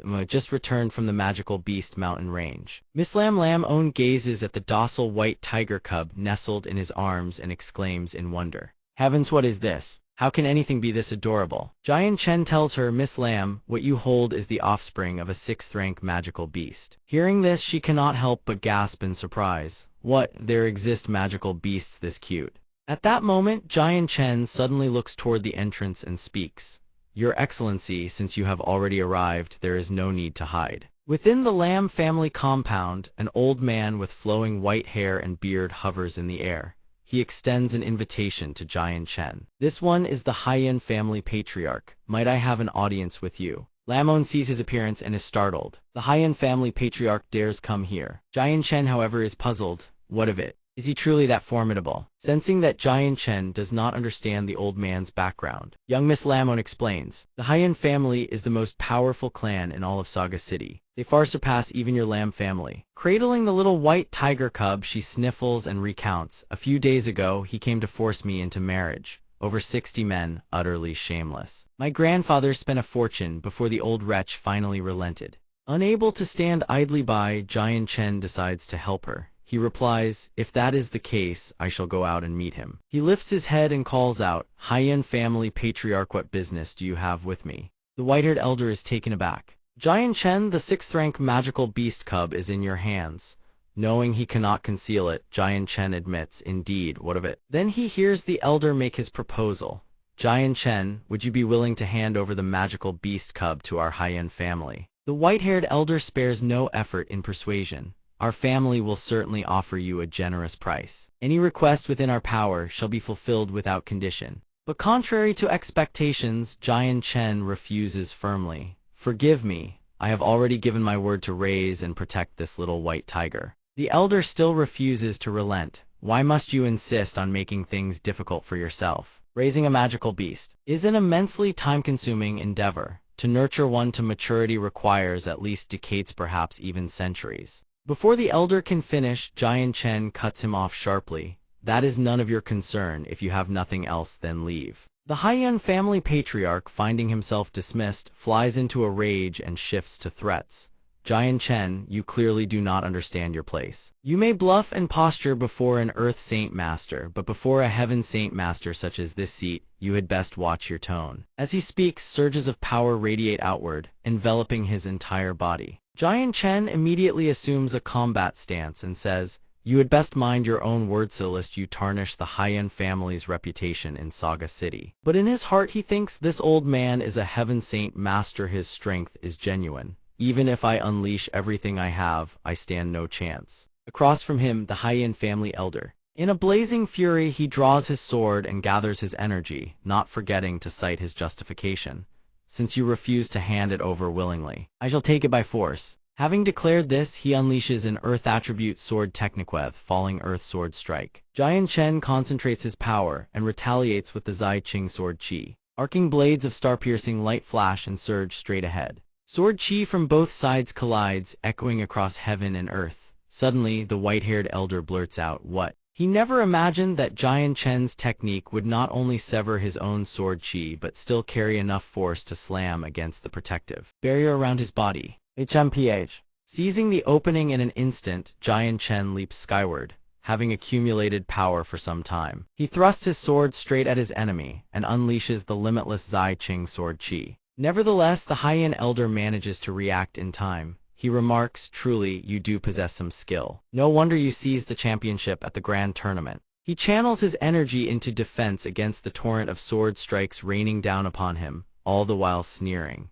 Jian Chen, it is futile. No matter how formidable you may be, an Earth Saint Master cannot hope to harm a Heaven Saint Master. The chasm between our realms is absolute. Do not delude yourself, as if having foreseen the attack would prove useless. Jian Chen seizes the moment to draw a concealed weapon, a sharp dagger, gleaming with an eerie green sheen, and hurls it at the elder. But the old man remains vigilant enough to dodge just in time. The Haiyan patriarch breaks into a cold sweat from the previous display. He thinks to himself, that sword strike was truly bizarre. To soar through the air like that, could it be a proprietary sword technique? He grows deeply uneasy. Jian Chen hasn't even reached the Heaven Saint Master realm, yet already wields such power. Given more time, the Haiyan clan will have made an enemy of a future Saint King. No, must be eliminated. Now. The old patriarch bellows, "Jian Chen, you dare make an enemy of the Haiyan clan? Then don't blame me for showing no mercy. Today is the day you die." With that, he unleashes an earth element sword Techniquia domineering, unrestrained daunting through gritted teeth. "Let's see what tricks you have left." Jian Chen nimbly dodges to the side, seizing the opening. He channels every ounce of power into the sword in his hand. A sharp hiss tears through the air as a crescent-shaped blade of energy hurtles toward the old man.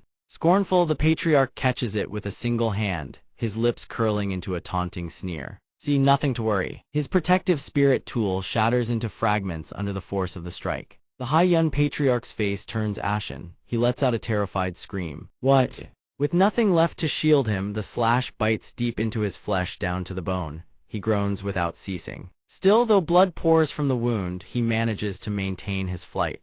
A Heaven Saint Master's resilience is no trivial thing. Jian Chen muses inwardly, worthy of the Heaven Saint Master realm. He took a direct sword strike and survived. At the tournament, the Kala Patriarch was cleaved clean in two by this very move. On the other side, the old Haiyan Patriarch clutches his wound, muttering to himself, "What sword technique did that brat use to breach my defenses? Could it be a Heaven-tier battle skill? It must be. Only a Heaven-tier battle skill could unleash such devastating power. No, I am no match for him. I cannot die here." Decision made, he turns tail and flees before Jian Chen's very eyes. Watching the old man vanish into the distance, Jian Chen finally drops his facade. He slumps to the ground, gasping for breath. Thank the heavens he fled, otherwise the one lying in pieces would be me. He drags himself back into the house, step by heavy step, thinking, I need to find a way to restore the Zai Qing sword spirit. Without it, I'll have nothing to use against my enemies. From inside the room, Lan Ying had watched everything unfold. Her eyes shine with admiration as she exclaims, "Young Master Jian Chen, you're truly amazing." Embarrassed, he replies, "It was nothing really. I hope the commotion didn't disturb you."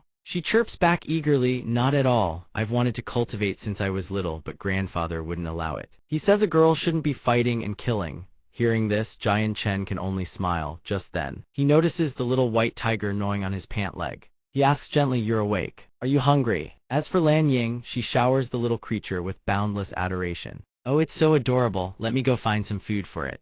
She dashes off toward the kitchen. Meanwhile, Jian Chen sits cross-legged on the bed to meditate and recover his strength. Streams of violet energy swirl around his body. Curious, the little white tiger seems to mistake him for a meal. It creeps over stealthily, drool streaming from the corners of its mouth. The white tiger lunges, trying to tear at Jian Chen's clothes. He quickly holds it back. Miss Lan is getting you food. Wait a moment, you're a tiger. You can't eat fabric. The clothing tears into shreds. What is it after? Does this cub have such peculiar tastes? Wait, ease this, blood. The little creature wants the blood on his clothes. Suddenly, Lan Ying steps back inside. I brought a bowl of 8 treasure kanji. It has crane legs in it. Jian Chen smiles gratefully. Thank you for your trouble, Miss Lan, but could you also prepare some magical beast blood for me? Her face flushes as red as a ripe G-1E5C fruit. Miss Lan, your face, are you unwell? Jian Chen reaches out to touch her forehead. The young girl, caught completely off guard, fumbles and drops the bowl of medicine. She stammers, I'll go prepare it right away. Jian Chen watches her scurry away, bewildered. What was that about? In another room, a long-haired man asks in astonishment, Father, you wish to betroth Yuer to Jian Chen? We don't understand at all. The elder replies calmly, a 20-year-old Earth Saint Master and champion of the tournament, an exceptional talent of his generation. What is there not to understand? In my estimation, his future achievements will be even greater. The long-haired man is unwilling to yield. He presses, but father, his enemies are far too numerous. The Lan family cannot withstand them all. The elder remains composed. HMPH, so many enemies you say. Quinner, remember this, nothing in this world is truly an enemy. The Hai Yun Patriarch just provoked Jian Chen and nearly lost his life. The Yun Mo Patriarch and I are both Heaven Saint Masters. For an Earth Saint Master to wound a Heaven Saint Master, tell me, who else could possibly qualify as his opponent? Earlier, I had intended to lend a hand. I never imagined that old Hai Yun Kun would prove no match at all. I only hope Jian Chen doesn't take offense to the intrusion. Suddenly, a streak of light flashes across the rooftop. The guards bellow, who goes there? A white-haired elder, frail and feeble, collapses to the ground before them. The guards rush over in alarm. Ancestor, are you all right? The ancestor speaks, no matter. All of Yaogo investigate whether Sword God has any enemies. He suspects Sword God is that person's doing, and if so, the Hai Yun clan will ensure that wretch can neither live nor die. On this side, Sword God pushes open the door to greet the morning sun. White Tiger lies sprawled out, tongue lolling, still fast asleep. Sword God remarks that he truly envies this fellow eat and then sleep without a care in the world. Just then, someone calls out to him, addressing him as young master. Miss Lan says the family head requests his presence in the council chamber. Sword God asks whether something has happened. Miss Lan replies, I am not certain, please follow me. Miss Lan announces, family head Sword God has arrived. Sword God lowers his head and bows. Sword God pays his respects to family head Lan Ming. Family head Lan Ming says, young friend Sword God, my deepest apologies for last night. This old man drank a bit too much and failed to notice that old scoundrel from the Hai Yun sect causing trouble. Sword God replies, please do not stand on ceremony. This matter was caused by me in the first place. Family head Lan Ming chuckles, my dear granddaughter. Come, let us have some tea, Miss Lan. Miss Lan answers with a soft yes. The family head continues, Sword God, young friend, what do you think of my granddaughter? Sword God replies, Miss Lan is gentle, lovely, and kind-hearted. Family head Lan Ming laughs and says, that is not what I meant. I am asking whether you would be willing to look after my granddaughter. Sword God says in surprise, family head, what exactly do you mean by that? Family head Lan Ming says, young friend, every word I speak is sincere. This old man has taken a fancy to your talent. I wish to entrust my precious granddaughter and the fate of the Lan family to you. I wonder, what are your thoughts? Sword God's expression shifts as he replies, please do not blame me for declining. At present, I still have unfinished matters to attend to. The subject of romance is something I cannot speak of yet. Family head Lan Ming says, very well, we shall revisit the matter once you have settled your affairs. Sword God begins to speak this when a man bursts in frantic. He reports, master, the people from Hai Yun. Family head Lan Ming interjects, the people of the Mo Yun tribe. Sword God says, family head, I believe they have come for me. If it is inconvenient, allow me to take my leave first. Family head Lan Ming considers this could work to his advantage, could seize the opportunity to win Sword God over. He says, very well, go rest behind the folding screen for now. Family head Lan Ming orders, let the people from the Mo Yun tribe in. A man strides in and announces, this humble one is Elder Bai Yao of the Mo Yun tribe. I pay my respects to the family head. Family head Lan Ming says, you old fossil, what business brings you here? Bai Yao replies, tonight our ancestor is hosting a banquet at the tavern. We humbly request your excellency's presence. Family head Lan Ming says, if you have come to ask me to move against brother sword god, then save your breath. He is now my granddaughter's betrothed. Bai Yao chuckles. Family head Lan Ming's words may be a touch premature. The family head demands, what do you mean? Bai Yao asks. Do you know of the Shi clan and the Jade clan? Family head Lan Ming says, could it be the Shi clan of Zhongyuan City and the Jade clan of Black Wind City? Bai Yao replies, indeed. Did you not know that your granddaughter has offended both of those great families? Family head Lan Ming, I advise you this: if you still wish to survive in this place, hand over sword god at once. With that, he turns on his heel and departs. Family head Lan Ming staggers. He thinks this brat sword god has offended two great clans, yet he remains alive and unscathed. Could it be that this brat is even more formidable than I imagined? Sword god emerges from behind the screen and says, family head, I must leave. I cannot drag your family into this.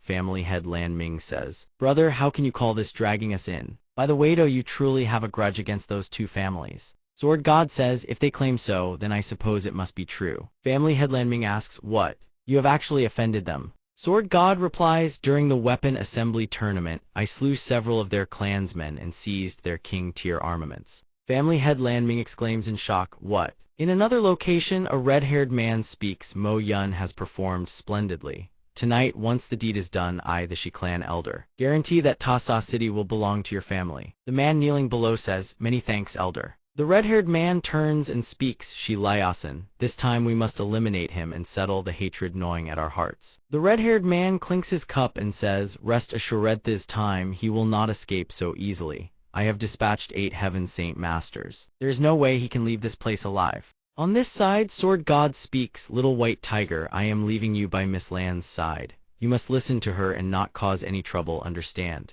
Miss Lan says, young master, please listen to grandfather. Follow me through the secret passage to escape. Sword god shakes his head, no. It would only bring harm to all of you. Do not worry, I will be fine. Before this, I have always managed to escape unscathed. Besides, I have now reached the Heaven Saint Master realm. There is no one who dares contend with me. Sword god says, Miss Lan, I entrust this ring to you. Remember, let no one know you possess it, or your entire clan will find no peace. With that, he departs. He thinks the time has come to settle the score with these people once and for all. As he walks, sword god suddenly halts in his tracks. He turns his head and spots 2 figures already lying in ambush. Jian Chen says, it's been a while. One of them retorts, Jian Chen, today let's see where you can run. Jian Chen unleashes a saint-tier battle skill, a single sword strike of brilliant purple light and devastating power. The 2 men panic and urge each other to retreat immediately. When the 2 turn around in fear, Jian Chen is nowhere to be seen. He roars in fury, that bastard tricked us into chasing.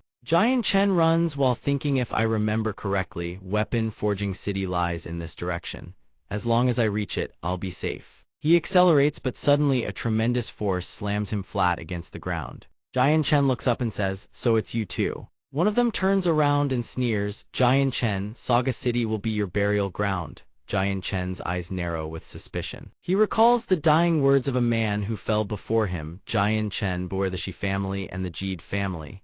His thoughts clear. He speaks, you were the ones who gave that blood pill to Ga Taffy at the weapon forging assembly, weren't you? An old man cackles, correct, it was us brothers who made that move. Only by doing so could we hasten your death. The one beside him sneers. Who would have thought Ga Taffy would be such trash? He devoured that many burst blood pills and still couldn't defeat you. Jian Chen thinks so that strange sensation back then was indeed caused by these 2 old ghosts. One of them strikes without warning, bellowing, Jian Chen die. Jian Chen sees the attack coming and realizes at once these 2 old men are Heaven Saint Masters. Thinking fast, he counterattacks.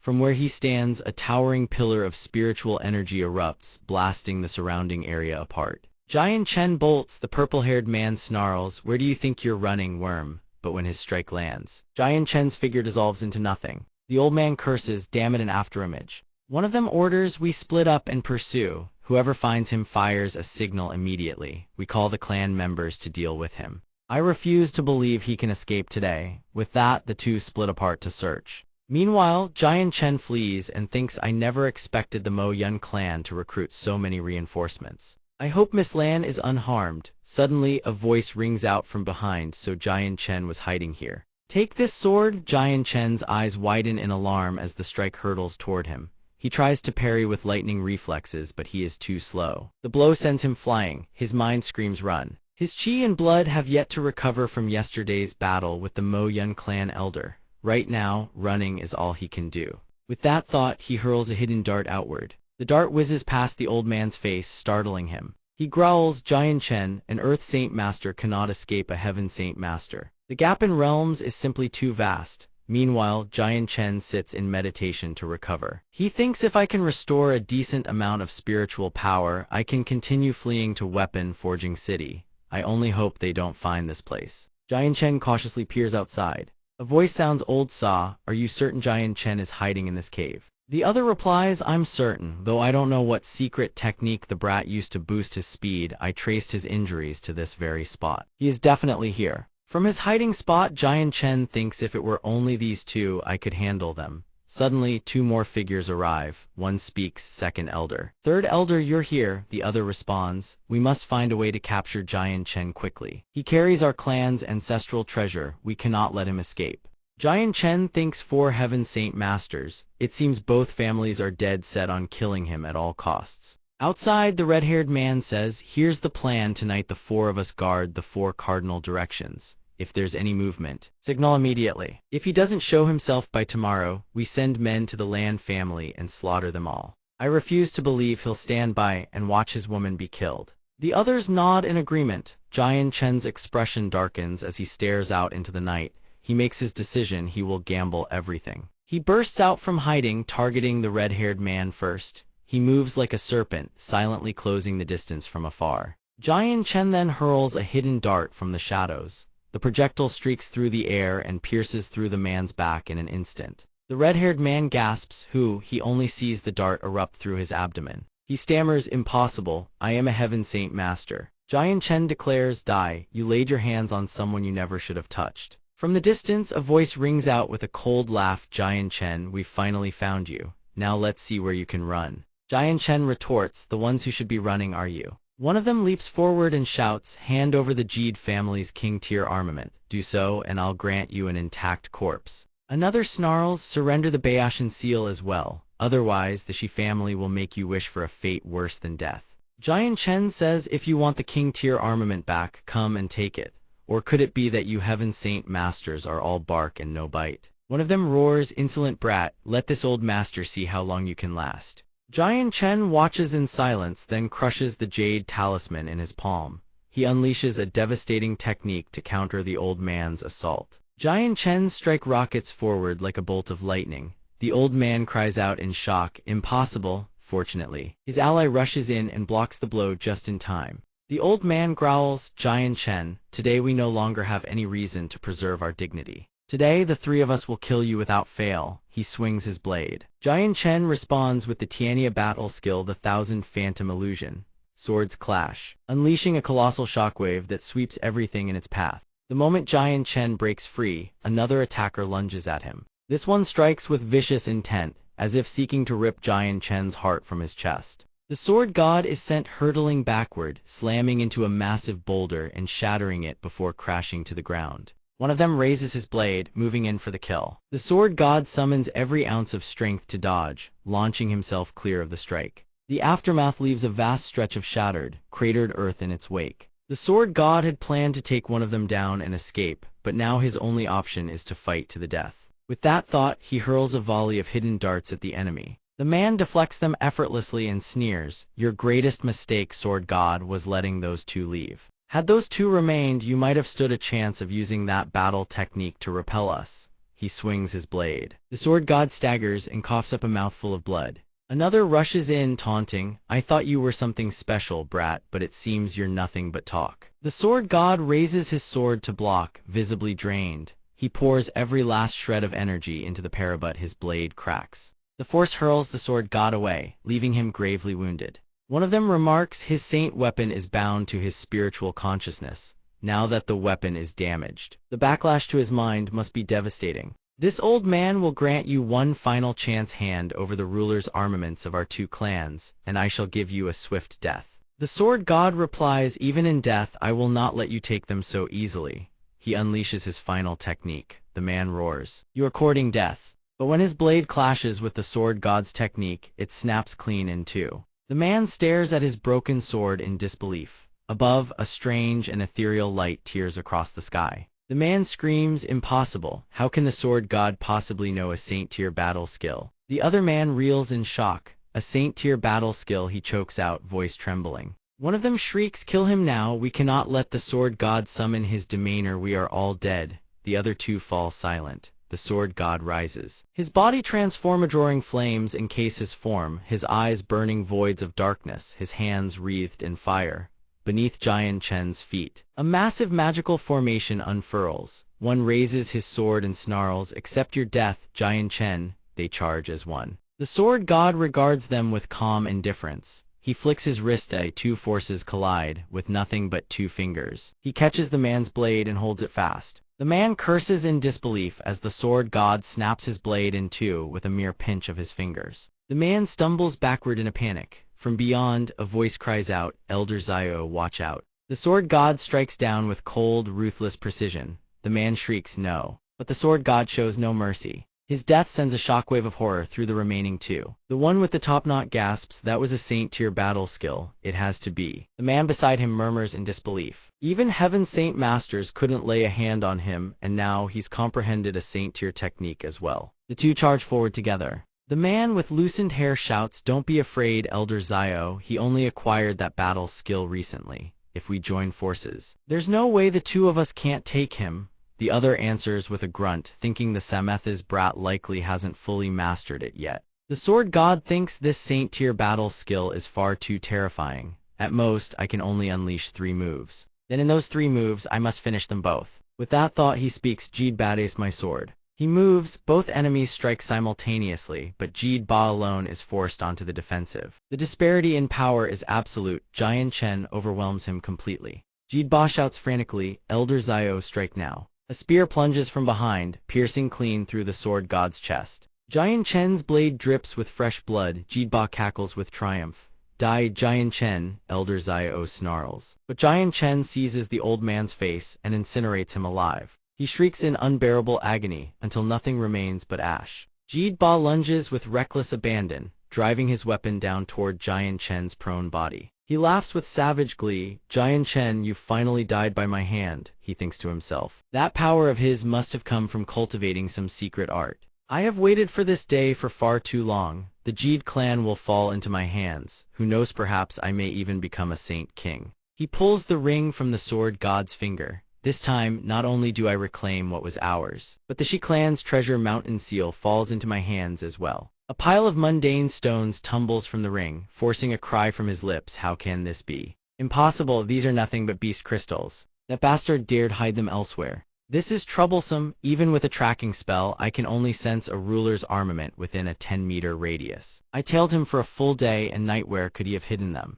That's it, the Lan clan girl. The sword god knew he was going to die, so he left the items with her. "Even if we kill him, we'll never find those treasures." "How unfortunate, sword god. You're still far too green compared to this old man. Just wait until I return to the city and slaughter the Lan clan from top to." A hand clamps around his ankle. He screams in horror, "No." "What, Sir God, you still live?" The sword god's blood-caked lips move faintly. Jian Chen clamps down on Jeed Ba's ankle with crushing force. Jeed Ba panics, his voice cracking with desperation. "No, no, Jian Chen, I was wrong, spare me." Jian Chen's crimson aura begins to coil around Jeed Ba's body like serpents of flame. Jeed Ba's terror reaches its zenith. Jeed Ba snatches up a nearby sword, his mind racing. "I'll use this ruler's armament to sever the brat's arm and flee at once. I absolutely cannot die at this whelp's hands." But Jian Chen's hand moves one beat faster, reducing the blade to dust. A faint smirk curls across Jian Chen's lips. "Farewell, Jeed Ba. To die beneath a saint-tier battle skill, consider it a worthy end to your wretched life." Jeed Ba screams in utter despair. The crimson energy surges into every fiber of his being. A raging inferno of black and red erupts, consuming him whole. Only when he watches Jeed Ba disintegrate into nothing does Jian Chen finally reveal the full extent of his exhaustion. Jian Chen collapses onto his back amid a battlefield scarred with the marks of carnage. "Land, Miss, you must stay safe." Jian Chen closes his eyes, memories of everyone flooding his mind. The first to surface are his parents. "Father, mother, forgive me, your son can no longer fulfill his duty to you. Next come two Figureshi's sworn brothers, bound by the deepest of bonds. Mingdongqin Zio, my brother's farewell. Last of all are the two women who hold his heart. Luan Yue, how I wish I could see you both one more time. Jian Chen's vision dims, fading into a hazy blur. In this moment, Jian Chen finally understands. So this is what death feels like. In 2 lifetimes of existence, this is the first time death has ever felt so close. Suddenly, 2 streams of energy on violet, one azure erupt from Jian Chen's body and soar into the sky. The 2 streams take the form of 2 childlike spirits, joining their power as one. They fuse with Jian Chen's divine sense while he lies unconscious. The blackened blood staining his body gradually vanishes. At this moment, someone discovers Jian Chen. The figure is shrouded in dark, mysterious garb, gazing at Jian Chen with a hint of bewilderment. He murmurs, strange, there was clearly the aura of a saint-tier battle skill here moments, yet there isn't a single saint-level expert in sight.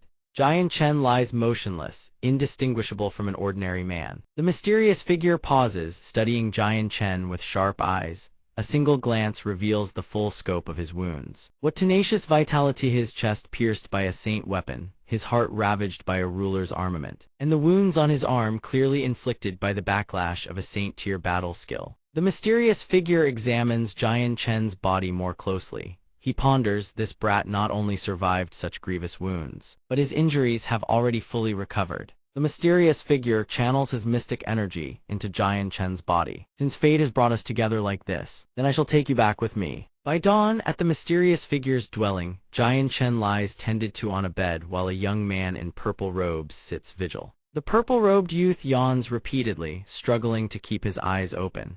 This guy has been unconscious for 3 whole days, he even still alive. Jian Chen's fingers twitch, the purple-robed youth jolts in alarm. Heavens above, he moved, I need to fetch father at once. The purple-robed youth bolts from the room, shouting as he runs. Father, father, that brat is woken up. Jian Chen's hazy gaze drifts across his surroundings. Where am I? Jian Chen tries to sit up, but searing pain ripples through his entire body. He clutches his chest with a pained gasp. What happened to me? My wounds, how am I still alive? The mysterious figure enters carrying a bundle of firewood, finding Jian Chen awake. Awake are we? Jian Chen startles slightly. Jian Chen asks, Senior, was it you who saved me? The mysterious figure lowers his hooded cloak. I merely carried you down the mountain, I wouldn't call it saving. The mysterious figure sets the firewood on the table and grins. Your resilience is extraordinary. Your 5 organs and 6 bowels were completely ravaged, yet you've somehow recovered. What kind of spirit pill or medicinal wine did you consume? Upon hearing the mysterious man's question, Jian Chen grows slightly wary. Could this man be in league with the Shi clan?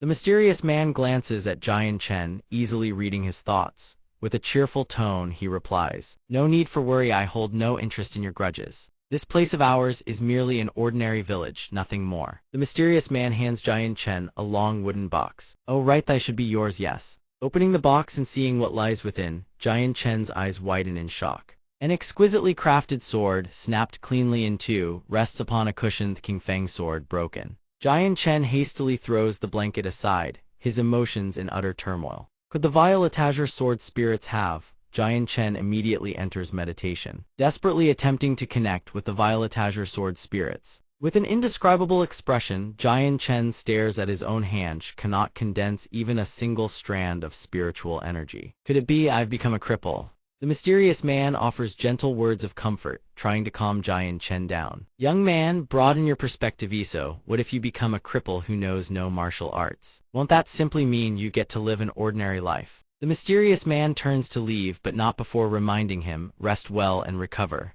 Later, I'll ask my father for a radiant divine pill, it should help speed your healing. Jian Chen says nothing. He simply sits in a daze on the bed, his heart heavy with turmoil. As night falls, Jian Chen continues his meditation. Jian Chen's face darkens with despair. Father, mother, the saint weapon is destroyed. More than 10 years of your son's efforts have all been for naught. Suddenly, a young man in purple robes bursts through the door, casting furtive, mysterious glances all around. The purple-robed youth hops onto the bed and slaps Jian Chen's shoulder with a resounding clap. Grinning broadly, he says, Hey bro, you're seriously amazing. Pa told me your injuries aren't life-threatening. How on earth did you pull that off? Teach me. Jian Chen pays no heed to the purple-robed youth's incessant rambling, his expression still tinged with sorrow. The purple-robed youth points at himself and introduces, I'm Tu Tianzhu, what's your name, bro? Seeing Giant Chen utter not a single word, Tu Tianzhu waves a hand before his face to check. Hey bro, are you asleep, or are you still awake? Talk to me already. Giant Chen realizes that unless he answers, Tu Tianzhu will never stop chattering. Reluctantly, he says, I'm Giant Chen. Tu Tianzhu punches the air in excitement. Finally, you talk. I was starting to think you were an idiot. Tu Tianzhu reaches into his robe pocket and says cheerfully, Giant Chen, Grandpa told me to bring you this medicine. Once you take it, you'll be able to get out of bed. Tu Tianzhu holds out a dazzling golden pill. Only then does Giant Chen react, his expression one of extreme agitation. An 8-star radiant divine pill. Giant Chen takes the pill. Tu Tianzhu scratches his head and says, ha ha ha ha, I don't know the fancy name for this thing. But Grandpa said it's a great strength pill, eat it, and you'll gain immense power. Since I've been super strong since I was a kid, I've never needed to take one. Suddenly, Tu Tianzhu remembers something and claps his hands together. Oh right, Pa also told me to tell you the great strength pill can only help you get out of bed. Anything beyond that, don't even dream about it. Giant Chen is slightly taken aback by Tu Tianzhu's words. Tu Tianzhu points excitedly at himself. Don't worry bro, once you're up and about, everyone will bring you plenty of spiritual pills and miraculous medicines. I guarantee the rest of your life will be a happy one. Seeing that it's getting late, Tu Tianzhu quickly heads for the door, waving at Giant Chen as he says, Bro, get some rest first, focus on recovering, and we'll chat later. Giant Chen still has something to say and tries to stop Tu Tianzhu from leaving.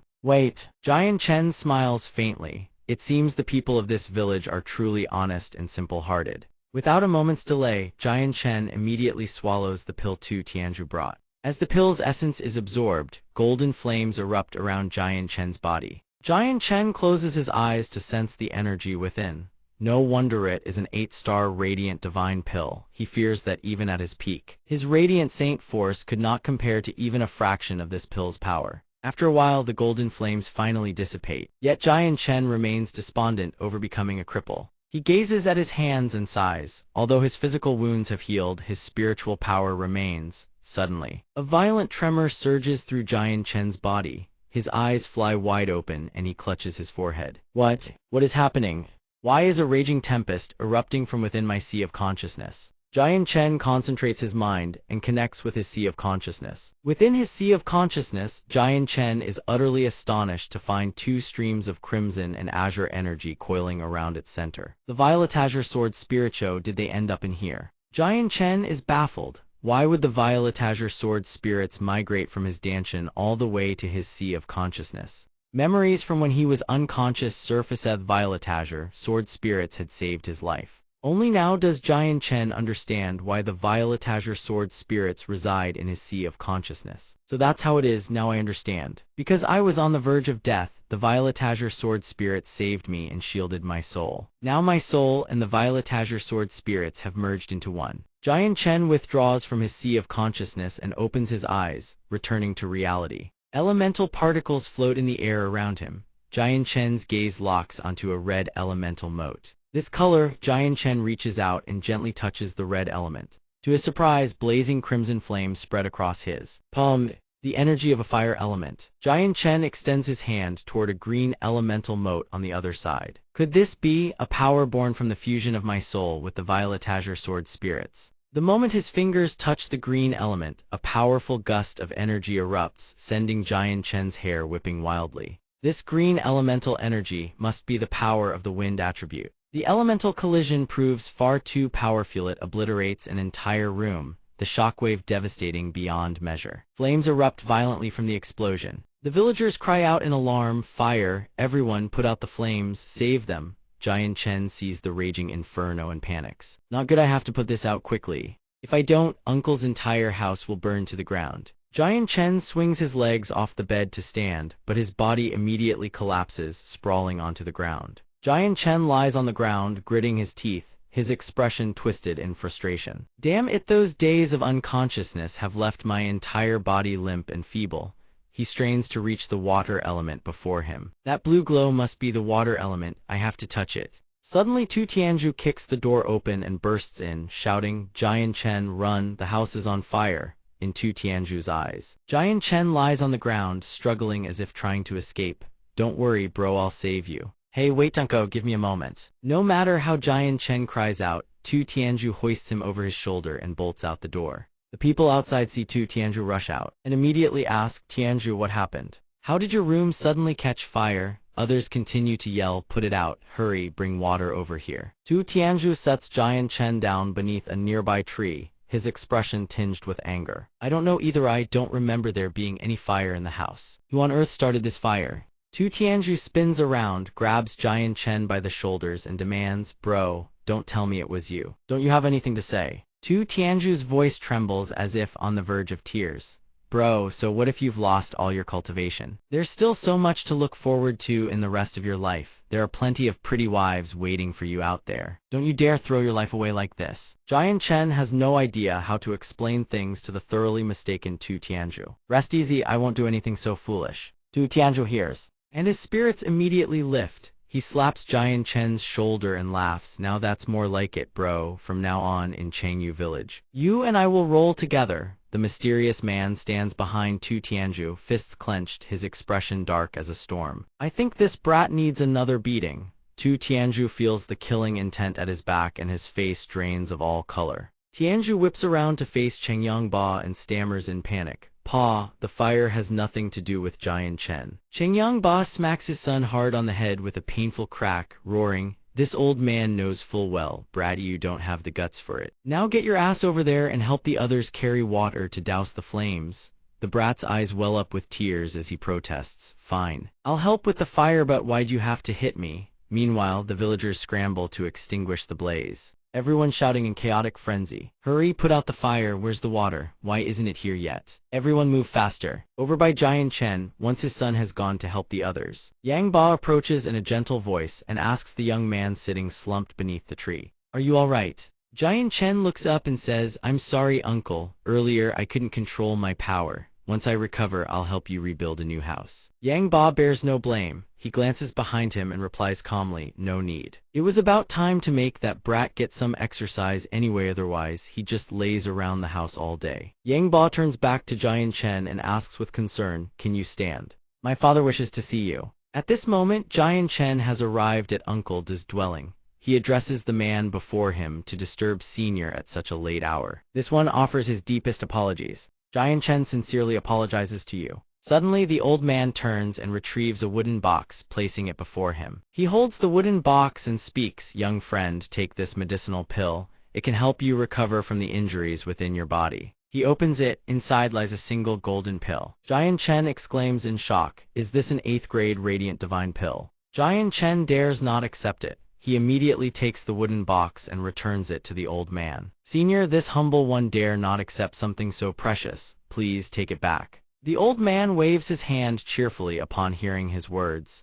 This thing holds no use for me. As it happens, it may help improve your condition. Hurry and consume it so your wounds may heal sooner. Jian Chen hesitates in response. At this, Uncle De's expression hardens as he continues. Stop making excuses. You still need to help my nephew rebuild his room, don't you? Hearing this, Jian Chen tucks the precious pill box away, realizing the great senior's true intent. He clasps his fists and bows his head, replying swiftly, then this one first thanks the senior. Uncle De strokes his beard upon hearing this, his eyes narrowing into slits as he replies, young friend, there's no need to be so guarded. In truth, I merely wish to find a companion for my grandson. Deep in these mountains, there are hardly any children his age. Jian Chen lifts his head and laughs. The senior is truly straightforward. Even without the medicinal pill, this one had already intended to become sworn brothers with Tianzhu. Uncle De turns and walks back inside, saying, very well, go rest now. This old man also wishes to rest. Hearing this, Jian Chen promptly replies, yes. Inside the small room, only Uncle De remains, sitting in contemplation on his chair beside a dim oil lamp.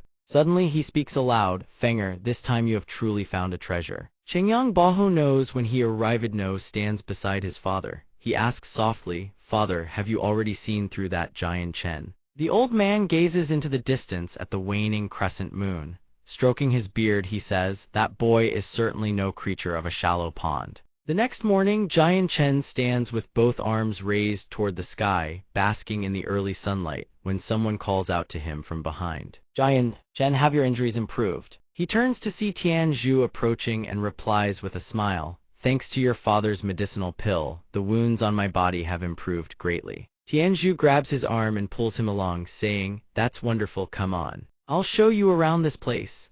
Jian Chen suddenly stops and says, "Brother, wait a moment, there is something I wish to ask you." Tianzhu replies, "Why so formal? Just call me Tianzhu or Xiaopan, that's fine." Jian Chen's expression sharpens as he begins, "Very well then, Xiaopan, I have several important questions for you." Tianzhu hears this and cheerfully responds, "Go ahead." Jian Chen cuts straight to the point. "First, where exactly are we? Second, do you know where Saga City is? Third, how long would it take to travel from here to Saga City?" Tianzhu recalls something and answers, "Our village is called Changgu Village. Mountains surrounded on all four sides, shielding the settlement securely. The mountains are steep and difficult to climb. Only a single narrow path leads to the outside world." He continues, introducing the small village home to over 100 households with a population of roughly 600, living in isolation from the outside world. Tianzhu warns that the small mountain valley lies deep within the 100 million Great Mountains. Beyond the valley, powerful and ferocious magical beasts roam extremely dangerous. He scratches his head and grins sheepishly. "I've never left the village, so I truly don't know which Saga City you're talking about, nor how long it would take to get there." Jian Chen hears this and replies, "I see now." Suddenly, Tianzhu claps his hands together as an idea strikes him. "That's right, I can go ask my father, he probably knows." Jian Chen steps closer to Tianzhu and says, "Xiaopan, if your father can traverse the great mountains to reach the outside world, doesn't that make him the most formidable person in the village?" Tianzhu bursts into hearty laughter. Of course, not only does father teach martial arts to the entire village, but he also frequently hunts down ferocious magical beasts to bring back for everyone to eat. Every villager holds him in the highest reverence. Jian Chen continues, "If he's that powerful, then surely your grandfather is even more formidable, correct?" Tianzhu blinks in confusion and replies, "I'm not sure. My grandfather spends his days either fishing or farming. He never leaves the village." Tianzhu turns his gaze elsewhere and says, "Jian Chen, the outside world is vast. It must be quite fascinating, right?" "Hey," unconsciously follows Tianzhu's gaze. Jian Chen smiles and says, "Indeed, the outside world is vast and wondrous, but it is also merciless. To survive out there, one must possess formidable strength." Suddenly, a voice rings out, "Tianzhu Jij, is that where you are?" Tianzhu turns at the sound and exclaims, "Luo'er, why are you here?" The girl answers his question, "Tianzhu Jij, I came here to pick wild fruits." Jian Chen watches the two of them and thinks to himself, "These two are definitely a couple." He turns his gaze in another direction, his expression hardening, his heart weighed down by certain thoughts. He wonders how Miss Lan is doing now. Before departing, he had entrusted her with the ruler's armaments of the Shi clan and the Jid clan. The spatial ring he left behind should also serve as a life-saving measure. His eyes are filled with complexity. He thinks that he must find a way to restore his cultivation power as quickly as possible. Jian Chen sits cultivating at the base of a tree deep within the forest. He focuses his practice, a sword resting beside him. A single small leaf drifts down from above. Jian Chen keeps his eyes shut, yet senses exactly where the falling leaf is and snatches it midair. He holds the leaf up, examining it, and murmurs to himself, "It seems this time, fortune has emerged from disaster." Having gained a new power, Jian Chen channels his energy and unleashes a tremendous force that radiates outward from where he sits, engulfing the entire forest. He ponders, according to the records in the Violet Azure Sword scripture, this kind of power should be divine sense. He can now use his spiritual consciousness to perceive the exact aura of every living creature within a 10,000-meter radius. Jian Chen lifts his gaze to the myriad colorful orbs of light floating in the air. He continues, including the elemental energies drifting throughout heaven and earth. He gathers the power and forms an enormous boulder that blocks his path ahead. Jian Chen touches the boulder and thinks, "At the very least, I now have a means to protect my life." Jian Chen glances at the box containing the golden sword and says, "I must find a way to restore this saint weapon. Otherwise," a voice suddenly cuts in, "Master." The boulder before Jian Chen instantly dissolves. He whips his head left and right, searching, and shouts, "Who's there?" Seeing not a single soul around, he wonders aloud, could it be a hallucination from exhaustion? The voice speaks again, "Master, we are here." Only then does realization strike Jian Chen. The Violet Azure Sword spirit says, "That you? Are you the one speaking to me?" In an instant, two streams of energy on azure, one violet, erupt from within Jian Chen's chest, accompanied by a voice brimming with joy. "Master, we can finally speak with you." Before Jian Chen's eyes, two figures materialize: a man and a woman. The violet-robed man is striking and noble, the azure-robed woman is ethereally beautiful, as though transcending the mortal world. Jian Chen eyes them with suspicion. You two, are you the violet-azure sword spirits? The two immediately bow before Jian Chen in reverence. The violet-robed man speaks first. Indeed. Master, I am Zai Ying and she is Qing Xuo. Jian Chen feels a hint of bewilderment. He thinks to himself, though I long knew the violet-azure sword spirits were two sentient spiritual entities, I never imagined they could manifest human forms within my body. Jian Chen stares at them in astonishment and speaks, I never expected we would meet like this. Could it be that the power of you two has begun to recover? Qing Xuo shakes her head. No, master, we are still very weak, relying solely on the five-colored divine stone we absorbed before. We used our remaining strength to take form and speak just now. Jian Chen recalls the moment he held that miraculous five-colored divine stone and thinks, so that was an unexpected blessing. He braces his hands against his knees and prepares to stand, reminding them, just call me Jian Chen. I'm not accustomed to being called master. Zai Ying's voice turns solemn. We accepted you as our master long ago. You are now the master of Zai Ying and Qing Xuo. Jian Chen falls into contemplation. His long hair sways gently in the wind as he asks, that's right, did I come to this world because of the two of you? Memories of the fatal wound from his previous life begin to surface in Jian Chen's mind. His voice turns cold. I remember I was indeed shot through the heart by Dugu Kyubai at that time. I believed I had already died. Hearing Jian Chen bring up this matter, the faces of Zai Ying and Qing Xuo darken. Qing Xuo lowers her head, stammering that was. Zai Ying beside her answers calmly, indeed. Originally, the master was gravely wounded. To preserve your life, we forcibly tore open a spatial rift, intending to transport you to another planet. However, a yin-yang imbalance occurred, and we arrived on this planet instead. Jian Chen furrows his brow in confusion. What kind of accident? Zai Ying continues, when we entered the spatial rift, Qing Xuo encountered a spacetime turbulence and lost the majority of her spiritual power. That is why we could not reach the planet we originally intended. Jian Chen nods, his expression one of understanding. So that is how it was. Qing Xuo finally speaks in a timid, pitiful voice, Master, I'm so sorry, it was all my fault. Jian Chen steps closer to Qing Xuo and gently pats her head to comfort her.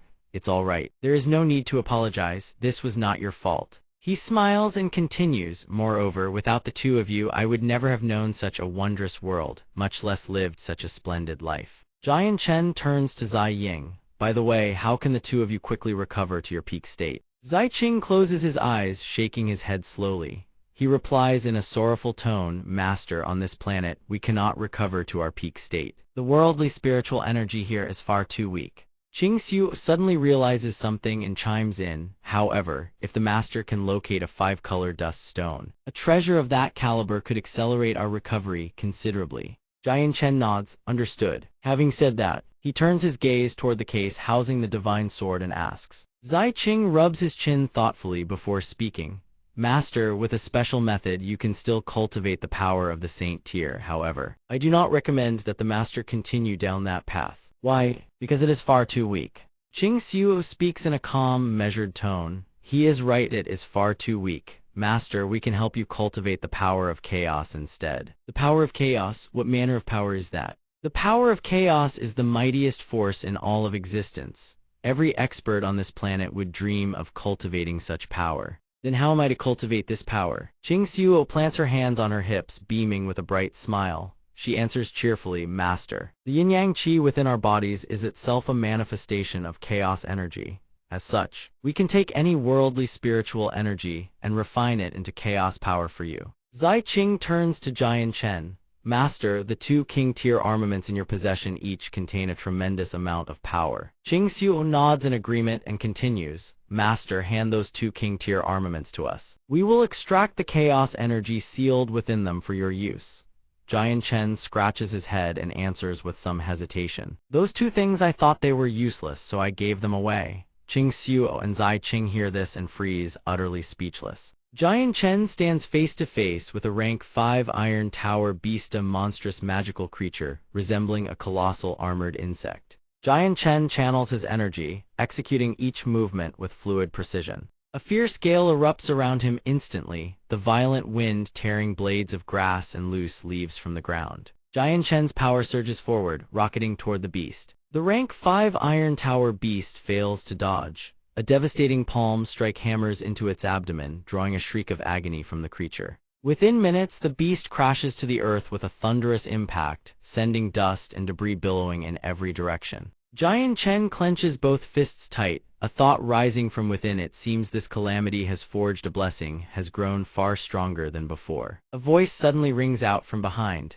Did you slay this armored beetle? Giant Chen spins around. It is Tu Fong. He answers with a cheerful grin. Yes, senior. Tu Fong strokes his beard, his eyes narrowing with curiosity. What method did you use? You lost your saint armament. You should have been left with no strength whatsoever, should you not? Giant Chen flicks his wrist. The patch of grass beneath his feet trembles violently. He says, I harness the elemental energy of heaven and earth. Tu Fong strokes his beard in genuine admiration. Truly, this is beyond all expectations. A thought strikes Giant Chen and he asks, Senior, are you heading out to the outside world? Tu Fong smiles and replies. Tu Fong asks further. Giant Chen nods and replies, Indeed, I still have very important matters that must be attended to. Tu Fong hears this, turns on his heel and strides toward the village, calling out loudly. Then come meet my father first. If the old man deems you fit, I shall escort you on your way. Giant Chen bows deeply and replies with utmost respect. This junior is grateful, senior. After a while, a white-haired old man walks out from the house, hoe in hand, and calls to Giant Chen, Kid, come with me to the cornfield this afternoon. Tu Tianzhu immediately panics and intervenes. Grandpa, my brother still hasn't fully recovered. How can he handle heavy labor? Let me call some of the young men in the village to help you instead.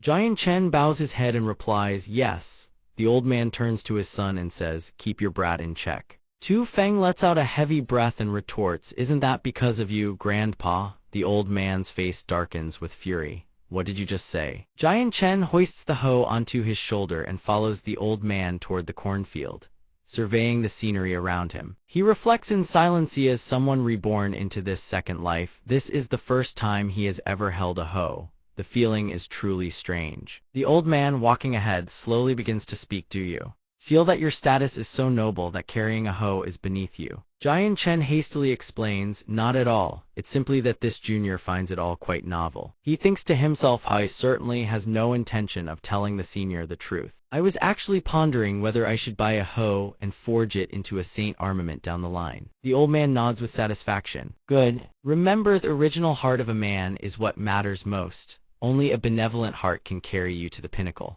Giant Chen replies solemnly, This junior will engrave those words in his heart. The old man waters a tree and turns to Giant Chen.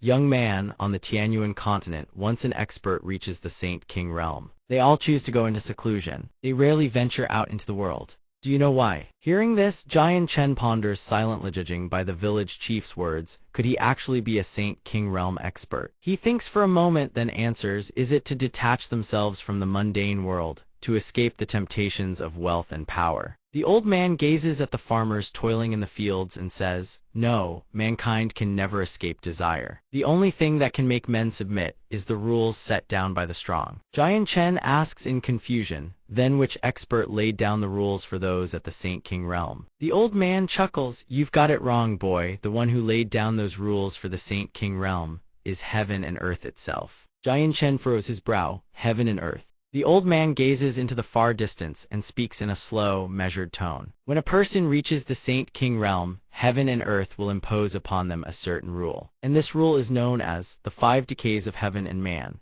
The old man's mind conjured the image of a gaunt, emaciated figure. He continued, The heavenly 5 decays give rise to 5 distinct afflictions. Hair withers and yellows like dead grass, the body wilts like decaying trees, the blood in one's veins evaporates. The 5 viscera and 6 bowels are incinerated, and finally, the soul perishes and the body is utterly annihilated. The old man turned to Giant Chen and explained, The 5 decays of the heavenly being is a heavenly rule imposed upon the Saint King realm, designed to suppress their power and prevent them from offending the heavens. Only then did Giant Chen snap to realization, so the Saint King realm was bound by such a rule. The old man glanced at Giant Chen and said, Young one, I can see you are no fish destined for a shallow pond. I only hope you hold fast to your heart's conviction and never tread the path of no return. Giant Chen bowed his head in gratitude. This junior thanks senior for your wisdom. Your words shall be etched into this one's heart. The old man turned to leave, his parting words trailing behind him.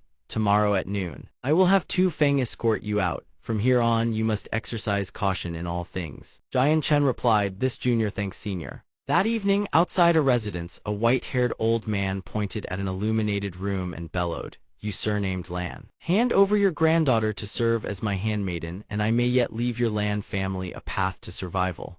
Otherwise, don't blame me for showing no courtesy. Inside the room, the Lan family patriarch was urgently instructing a young woman. Granddaughter, quickly take the items Jian Chen gave you, follow the secret passage and flee. The Lan family granddaughter's eyes burned with fierce determination. She declared, Grandfather, I will not abandon the Lan family and flee alone. Patriarch Lan seized Miss Lan's shoulders in a panic and shouted, silence. Retrieve the king-tier armament at once. That item must absolutely not fall into anyone else's hands. A voice rang out from beyond, Old Man Lan, if you've no regard for face, then don't blame me for showing no mercy. The figure on the other side was none other than Ma Yun. He wove a spell, conjuring a colossal illusory hand blazing with crimson radiance. The phantom hand erected a barrier that enveloped the entire estate. Then, without warning, the massive hand shattered the very barrier it had created. The collapse of the barrier sent shards and shockwaves tearing through the interior of the estate. The fragments rained down like meteorites.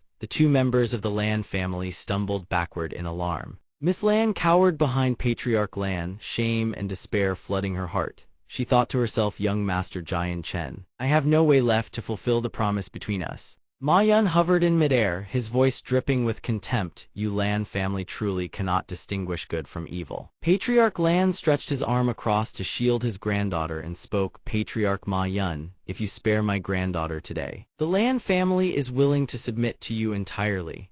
Ma Yun burst into raucous mockery. Ha ha ha, very well, make your granddaughter my concubine, and I might just reconsider. Unable to contain his fury, Patriarch Lan erupted into a frenzy. You wretch, I will fight you to the death. He charged forward and unleashed a desperate strike. Ma Yun dodged effortlessly and countered with a crushing punch straight into his abdomen, leaving Patriarch Lan in agony beyond words. Miss Lan cried out helplessly, Grandfather. Ma Yun slammed Patriarch Lan into the wall with a vicious kick. His granddaughter rushed to his side in a panic, calling out, Grandfather, Grandfather, drained of all strength. Patriarch Lan looked at his granddaughter and whispered, Granddaughter, run, don't worry about this old man.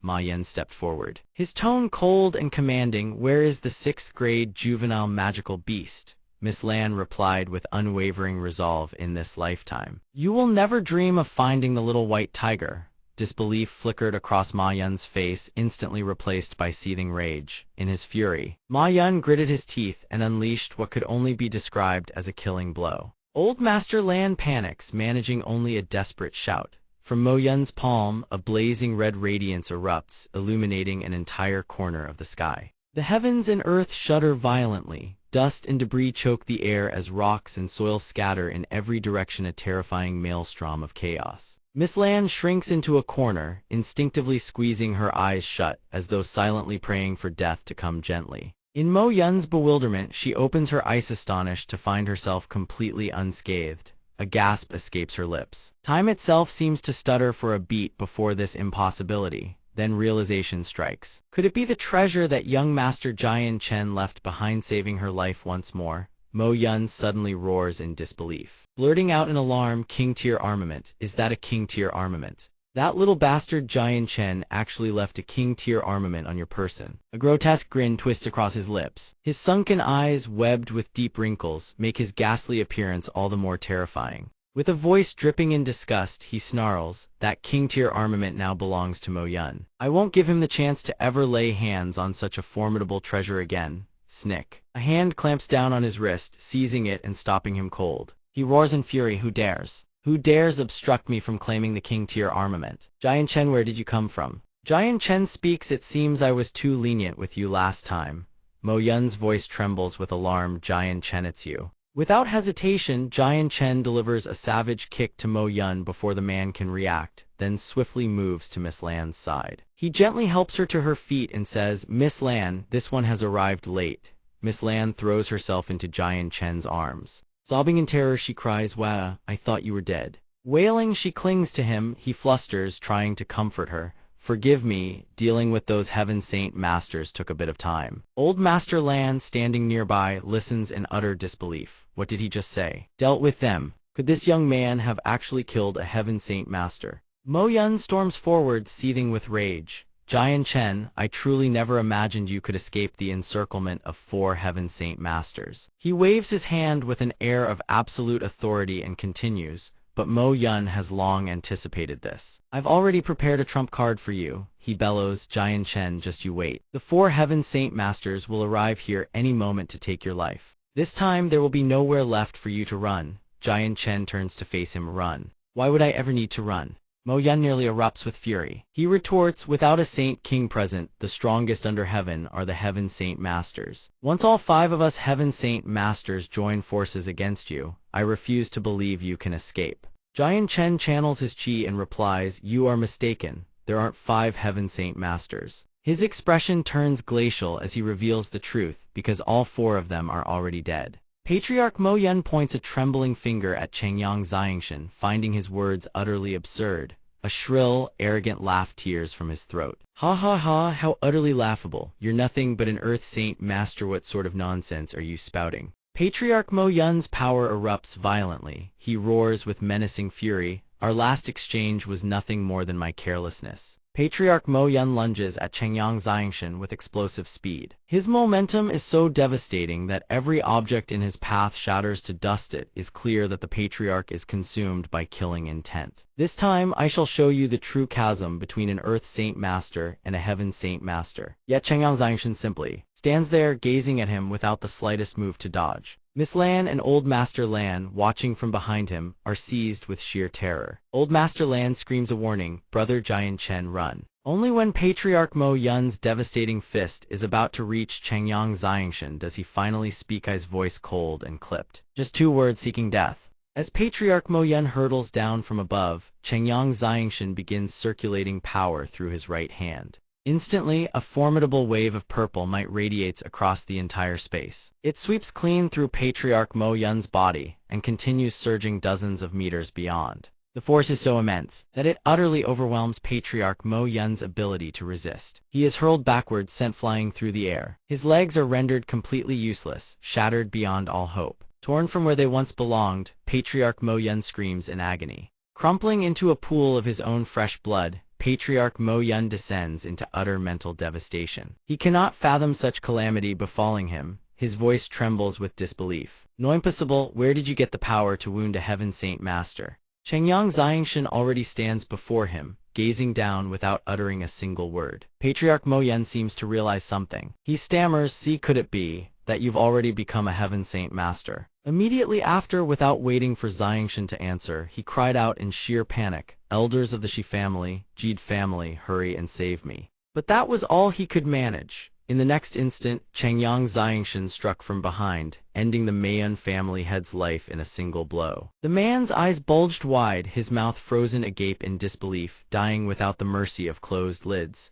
Xiangshan's voice rang out, cold as the void between stars, as though what he had done was merely granting the family head's own desperate wish. If you miss them so dearly, then I have no choice but to fulfill this final wish of yours. Miss Lan helped her grandfather, Old Master Lan, to his feet. Changyang Xiangshan turned and addressed him. Patriarch Lan, this one has brought trouble upon your noble family. Old Master Lan's heart trembled with shock. What had he just witnessed? A single sword strike from an Earth Saint Master had slain a Heaven Saint Master. Seeing her grandfather lost in silence, Miss Lan gently called out to him. Grandfather, young Master Jian Chen is speaking to you. Old Master Lan quickly waved his hand, making it clear he bore no blame toward Changyang Xiangshan whatsoever. There is no need for such courtesy, young man. This old man tells you, young brother Jian Chen, do not blame yourself. Our Lan family has always maintained good relations with you. This was our own choice. How could we ever place the blame on you? Old Master Lan continued, a hint of cheerfulness returning to his voice. Come now, today we shall share a fine meal together and celebrate your safe return.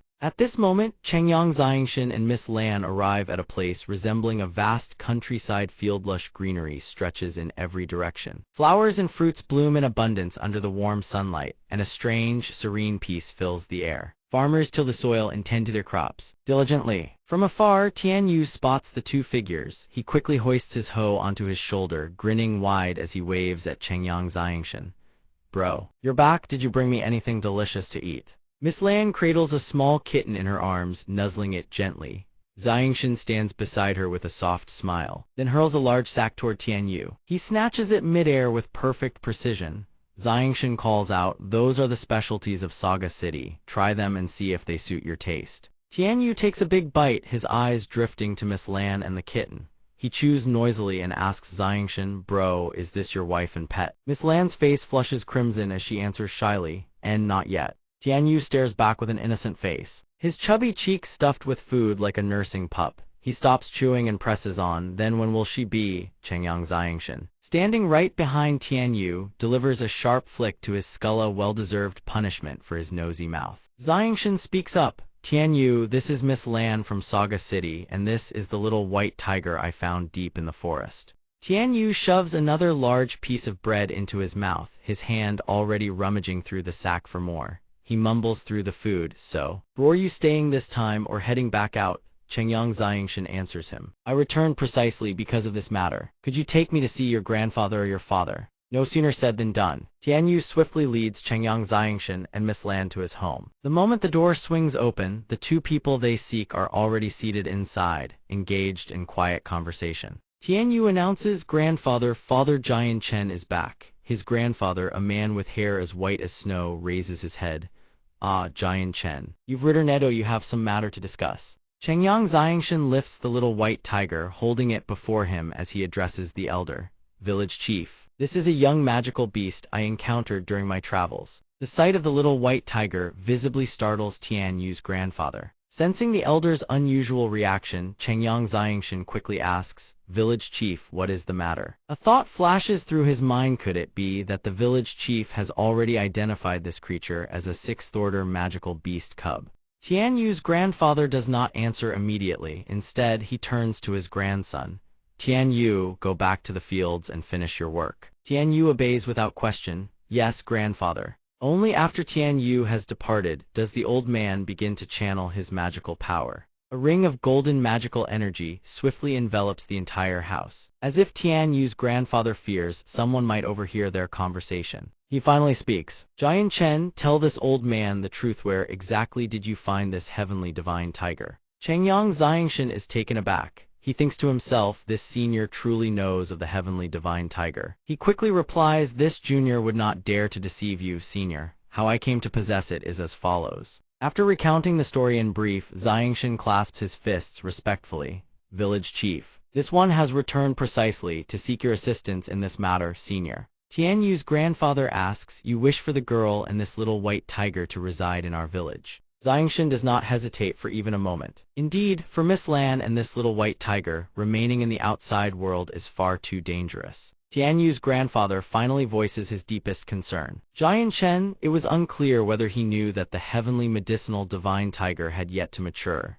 If left unchecked, it could plunge the humans of our Tianyuan continent into catastrophe. Miss Lan wished to explain to the elder, "Old sir, it's very obedient. I've been raising it for several days now, and it has never once bitten me." Xiangshan quickly added to Miss Lan's words, "That's right, village chief. Moreover, the father tiger was slaughtered by the King Bijian clan, and the mother tiger is gravely wounded. When this little white tiger grows up, all it will want is to return and exact vengeance upon the King Bijian clan. It won't harm us humans." Tian Yu's grandfather found himself at a loss and could only agree with Xiangshan's reasoning. "Very well, since you put it that way, this old man has no choice but to go along with it. Zhu Feng, take Jian Chen and the others into the village and arrange proper accommodations for them." His son Zhu Feng answered the call. "Yes, father." Watching Xiangshan and the others depart, Tian Yu's grandfather pondered deeply. It wouldn't be long before someone came searching for the heavenly medicinal divine tiger. He would have to find ways to bolster the village's defenses. The old man cradled his white-haired head and let out a long, weary sigh. "Jian Chen, you must grow strong quickly, otherwise this old man will no longer be able to protect you." Once his son had returned, Tian Yu's grandfather handed him a glowing object and gave careful instructions. "Zhu Feng, take my divine command token and hurry to the Blood Sword Gate. Deploy every last scout to gather intelligence. The moment any expert of unknown origin appears, report back to me immediately." Xiu Feng swiftly accepted the blazing red divine command token from his father. Gazing at the imposing token in his hand, Xiu Feng asked, "Father, didn't you say we would no longer use the blood sword gate? Why the sudden change?" Yet Tian Yu's grandfather offered his son no explanation whatsoever. Instead, he pressed him further. "This matter is of the utmost importance. Stop asking questions and set out at once." Xiu Feng chose not to press the matter further. He clasped his fists and said, "Understood. Your son shall depart immediately." Meanwhile, at his newly arranged quarters, Chengyang Xiangshan was conversing with someone. He held 2 recovered items and spoke. "Zai Ying, Qing Xiu, the ruler's armament has returned. Can you two help me refine the chaos force now?" Zai Ying answered him, "Of course we can, master. However, we wish to offer a reminder the world's origin energy in this realm is exceptionally weak." Qing Xiu continued, "I fear that refining even a single thread of chaos force will consume a tremendous amount of origin energy. As such, master's cultivation from here on will become far more arduous." Chengyang Xiangshan reassured them, "It's fine. Once I grow stronger, I'll seek out more rulers' armaments." Suddenly, his expression turned deadly serious. After all, Shi Xiangren and Jide Wukang, those 2 bastards, had exceedingly deep pockets. Xiangshan then asked the sword spirits, "So how do I begin?" The 2 each took hold of 1 artifact. Qing Xiu began to guide him. "Master, close your eyes and focus your mind." In the next instant, Xiangshan found himself floating in a void, his body radiating a violet light that belonged to him alone. Before him flowed a great river. Behind him, stars glittered in an endless expanse. Xiangshan marveled inwardly, "Is this the power of chaos?" Outside, Zai Ying and Qing Xiu channeled their spiritual power while instructing his next step. "Master, circulate the violet azure sword cannon immediately. Refine this chaos force thoroughly and make it your own." To Shichen, or more precisely, 4 hours passed. After completing his cultivation session, Chengyang Xiangshan's entire body was enveloped in a dark, swirling energy that had now condensed into a fist-sized orb of black flame, pulsing with an eerie luster. Xiangshan held it in his palm and spoke. "Zai Ying, Qing Xiu, is this truly the power of chaos?" Zai Ying materialized before him and replied, "Indeed, master, this is the embryonic form of chaos force." Xiangshan asked in puzzlement, "The embryonic form? What does that mean?" Qing Xiu pointed at the orb and answered in Zai Ying's stead. "Master, this is chaos force at its absolute weakest. Its might has not even reached 1/10,000th of the true power. The energy contained within the ruler's armament is simply too meager, far from sufficient to refine genuine chaos force." Chengyang Xiangshan furrowed his brows and lowered his gaze to the small orb. The fluctuations rippling through this energy, and this wasn't even the true power. If so, then how vast must the real thing be? Zai Ying, as if struck by a sudden thought, swiftly reminded Xiangshan. "Oh, that's right, master, the cultivation techniques of this continent are entirely unsuitable for cultivating chaos force. From now on, you should focus on the violet azure sword cannon. That will serve you far better." Xiangshan agreed readily, though Qing Xiu appeared troubled by something. In the end, Qing Xiu chose to speak up. "Master, the violet azure sword cannon is divided into 3 volumes, upper, middle, and lower. Previously, you only possessed the upper volume. You have never cultivated the other 2. If you wish to ascend to the heavens and descend to the deepest depths, you must find those 2 remaining volumes." This revelation left Xiangshan stunned. "What? There are 2 more volumes? I thought what the 2 of you held was the complete set." But he quickly accepted the truth. "Do either of you know where to find them?" Qing Xiu answered, "Forgive us, master, we have no way of sensing the location of the remaining 2 volumes." Zai Ying was quick to console him. "Master, there is still plenty of time ahead. Even if you possess those 2 volumes right now, you would not be able to cultivate them yet." Xiangshan became quite composed about the matter. "One step at a time then. Zai Ying, Qing Xiu, return now. I shall continue my cultivation." The 2 received their orders. "Understood, master." Dawn had broken. The house emerged with sharper clarity under the morning sun. Chengyang Xiangshan appeared deep in cultivation, his brows knitted tightly. The instant he opened his eyes, a torrent of power erupted from within him, sending every object in the room hurtling from its place, some shattering on impact. Xiangshan rose to his feet, clenched his fist, and broke into a joyful grin.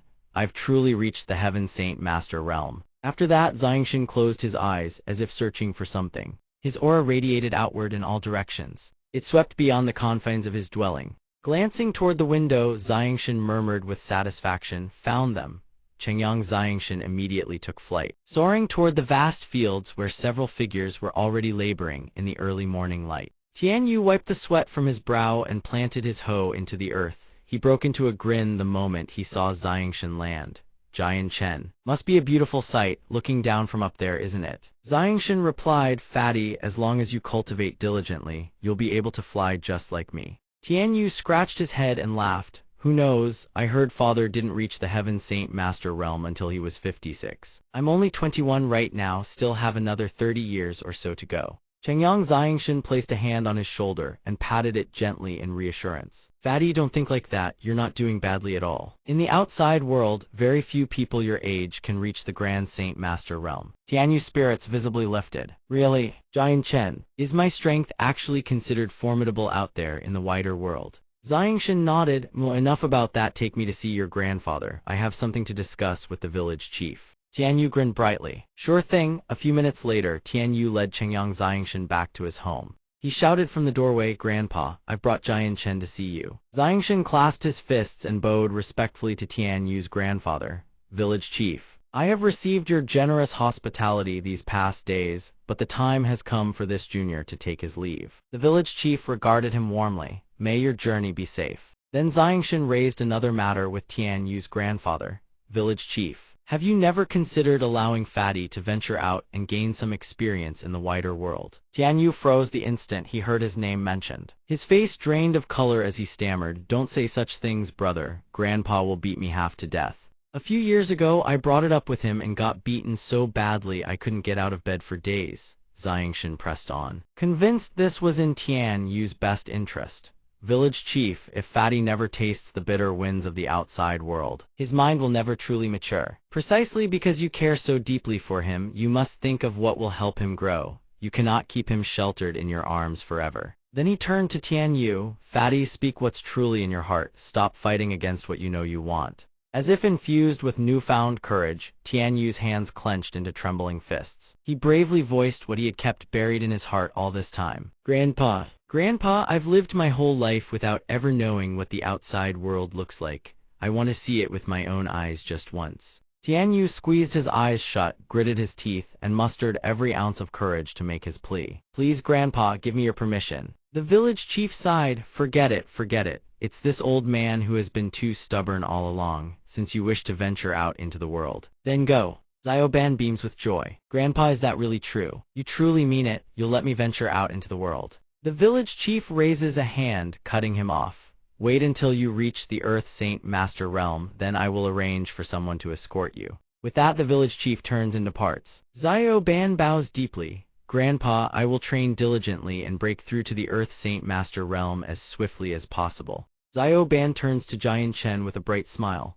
Jian Chen, thank you truly. Jian Chen nods. Train well. Once you advance to Earth Saint Master, come find me. Xiaoban nods eagerly in agreement. High above, under a vast blue sky, Jian Chen soars through the air, studying a map with a furrowed brow. He wonders how the kingdom of Jelan is faring, must return with haste. He has scoured the surrounding area for some time now, yet not a single spatial gate has turned up. On the map, his gaze lands upon a location marked as the Qin Huang Kingdom. Could it be that Qin Jai has ties to this Qin Huang Kingdom? I should head to the Qin Huang Kingdom and see for myself. With a sharp whoosh, he streaks across the sky like a gust of wind. Within the borders of the Qin Huang Kingdom, the common folk catch sight of Jian Chen hurtling through the heavens.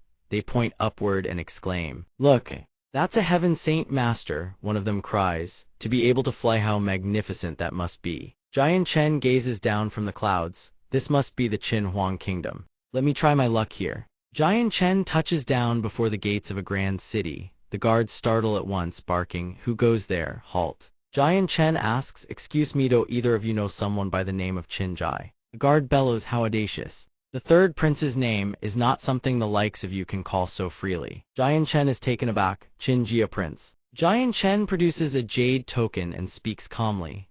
I am here to see the third prince regarding an urgent matter. Kindly report my arrival. The guard's eyes widen the instant he glimpses the jade token. He gestures carefully, wanting to examine it more closely. Young master, would you permit me to inspect this jade token? Jian Chen obliges without hesitation. Clang, here. The guard scrutinizes the jade token meticulously. His demeanor shifts and an instant reverence overtakes him. Forgive this lowly one for failing to recognize your esteemed identity. Please, may I have your name so that I may report your arrival to the palace? Jian Chen replies, my name is Jian Chen. I come from within the capital. Qin Jai's voice rings out the moment he lays eyes on his guest.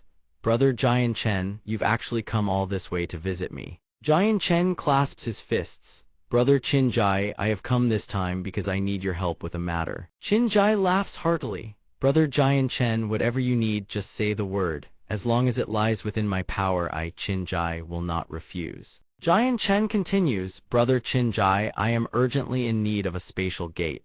I wonder whether such a thing exists within the Qin Huang kingdom. Qin Jai waves his hand with a grin. And here I thought it was something grave. Brother Jian Chen, if you're searching for a spatial gate, then coming to our Qin Huang kingdom is precisely the right move. Within a radius of 100,000 li, aside from a few mercenary strongholds, only our kingdom of Qin possesses a spatial gate. Come, Jian Chen clasps his fists once more. Brother Qin Jai, I must trouble you with this. Might I borrow your spatial gate for a brief passage? Qin Jai slaps his chest confidently. Brother, rest easy, I can handle this. Let me go ask His Majesty the Emperor first, it shouldn't be too difficult. Jian Chen bows with gratitude. In that case I am truly indebted to you, Brother Qin Jai. Qin Jai suddenly raises a finger. Oh, but you should come back in 3 days to use the spatial gate. Jian Chen furrows his brow. Why is that? Qin Jai smiles broadly. In 2 days, my father the Emperor celebrates his 50th grand birthday. I would be honored if you, as my dear friend, would attend the feast. I don't know if you'd be willing, but Jian Chen agrees without hesitation. Of course, that's perfectly fine. A soldier steps in to report, Your Highness the Third Prince Young Master Qin Chang, Princess Qin Yubing, and the Lady of Nanfu. The 3 of them are here to see you. Qin Jai narrows his eyes in suspicion. What business do they have with me? Jian Chen asks, Brother Qin Jai, would you like me to step away for a moment? Qin Jai immediately recalls the image of Miss Huang throwing a tantrum at Jian Chen. You must be thinking of Miss Huang, aren't you? This Qin Jai has no choice but to impose then. Qin Jai orders, let them in. The guard acknowledges the order and withdraws. Qin Jai pats Jian Chen on the shoulder. Brother Jian Chen, I don't have that deep of a bond with those 3. I reckon they rushed here because of you. The 3 noble ladies arrive at Qin Jai's residence. 3 are strikingly beautiful. The youngest princess speaks up, Third brother, Xuenger came all this way to see you. Why aren't you welcoming me? Qin Jai says, of course you're welcome. Please sit down, let's eat and talk. But in his heart, Qin Jai thinks otherwise. You 3 really came to visit me. I've been in this imperial palace for over 20 years. Qin Jai introduces Jian Chen to the 3 ladies. This is my good brother. Jian Chen is the champion of this year's mercenary assembly. The 3 princesses turn their gazes, eyes brimming with admiration. The youngest princess exclaims, wow, this young sir is actually the champion. Another chimes in, so you're Jian Chen, the one who topped the mercenary assembly. The remaining princess is equally delighted. Young Master Jian Chen truly cannot be judged by his appearance. Jian Chen responds humbly, the princesses are far too kind. Jian Chen glances sideways at Qin Jai, puzzled. Brother Qin Jai, just what exactly are you trying to do? Qin Jai feigns indifference, burying himself in food and drink. Ha ha ha, hurry and bring out the dishes, don't keep the princesses waiting. One of the princesses directs her intentions squarely at Jian Chen. Young Master Jian Chen, since you claimed first place at the Mercenary Martial Assembly, I toast to you. Jian Chen replies, this one's victory was nothing more than a stroke of luck. The princess says, is that so? How can a champion call such a triumph mere luck? The youngest princess agrees without hesitation.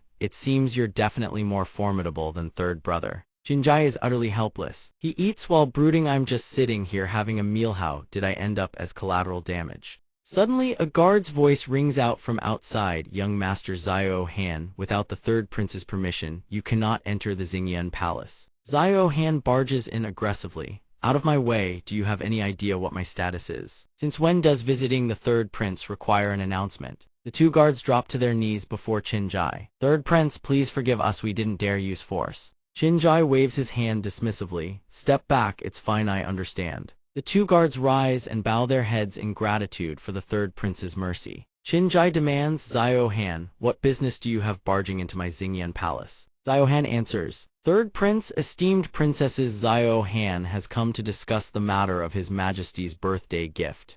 If I am intruding, I humbly beg your forgiveness. As he speaks, his cunning eyes wander, settling on places they absolutely shouldn't on one of the princesses. The princess notices immediately. Disgust flashes across her face and she rises without delay. Qin Jai says the preparations for Father Emperor's birthday celebration have long been completed. There is nothing left to discuss. Return at once. The princess swiftly moves to another seat, putting as much distance as possible between herself and that lecher Xiao Han. At this moment, Xiao Han shifted his attention to Jian Chen. Third prince, who exactly is this person? The princess spoke up. This gentleman is a friend of third brother and a companion of young master Jian Chen.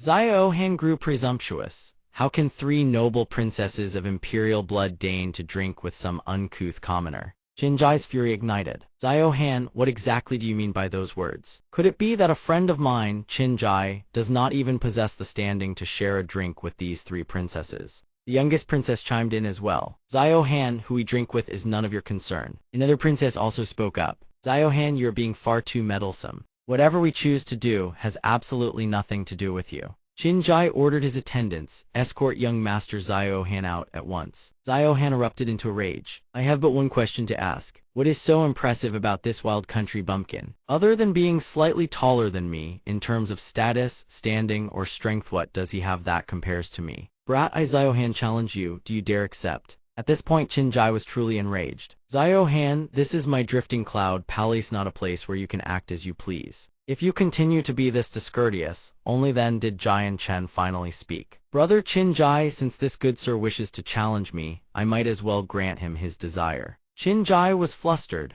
My apologies, brother Jian Chen, it is the Qin Imperial Kingdom that has been discourteous. Jian Chen said, rest assured, I shall hold back. Qin Jai replied, then you have my thanks. Jian Chen remained seated, utterly at ease, and said to Xiao Han, go ahead, make your move. Xiao Han proposed, let's take this outside. It's too cramped here and I don't want to damage the third prince's drifting cloud palace. Jian Chen still sat at ease, leisurely picking at the dishes.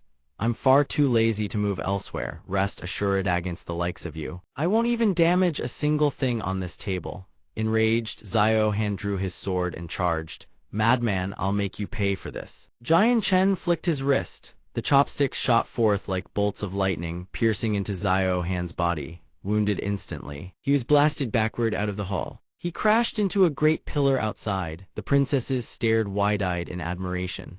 Wowi's young master Jian Chen truly that powerful. The youngest princess couldn't help but exclaim, amazing, truly amazing. Young master Jian Chen is incredible. With nothing but a pair of chopsticks, he defeated Xiao Han, a warrior who possessed the strength of a great saint master. The princess immediately latched onto Jian Chen's arm. Jian Chen, you absolutely must teach me that move. Qin Jai ordered her take Xiao Han away for treatment. He turned to Jian Chen. Thank you, brother Jian Chen, for showing mercy. Jian Chen asked brother Qin Jai, where exactly does this Xiao Han hail from that he dares speak to a prince in such a manner? Meanwhile, the third prince was revealing Xiao Han's true identity to Xiangshan, who listened in astonishment and surprise. Xiao Han's background was indeed rather extraordinary. Through the third prince's recollections, the image of a national preceptor imbued with authority and distinction began to emerge. His grandfather is the national preceptor of the Qin Imperial Kingdom. His status is supremely lofty and revered by the Massa 7. My imperial father treats him as an equal.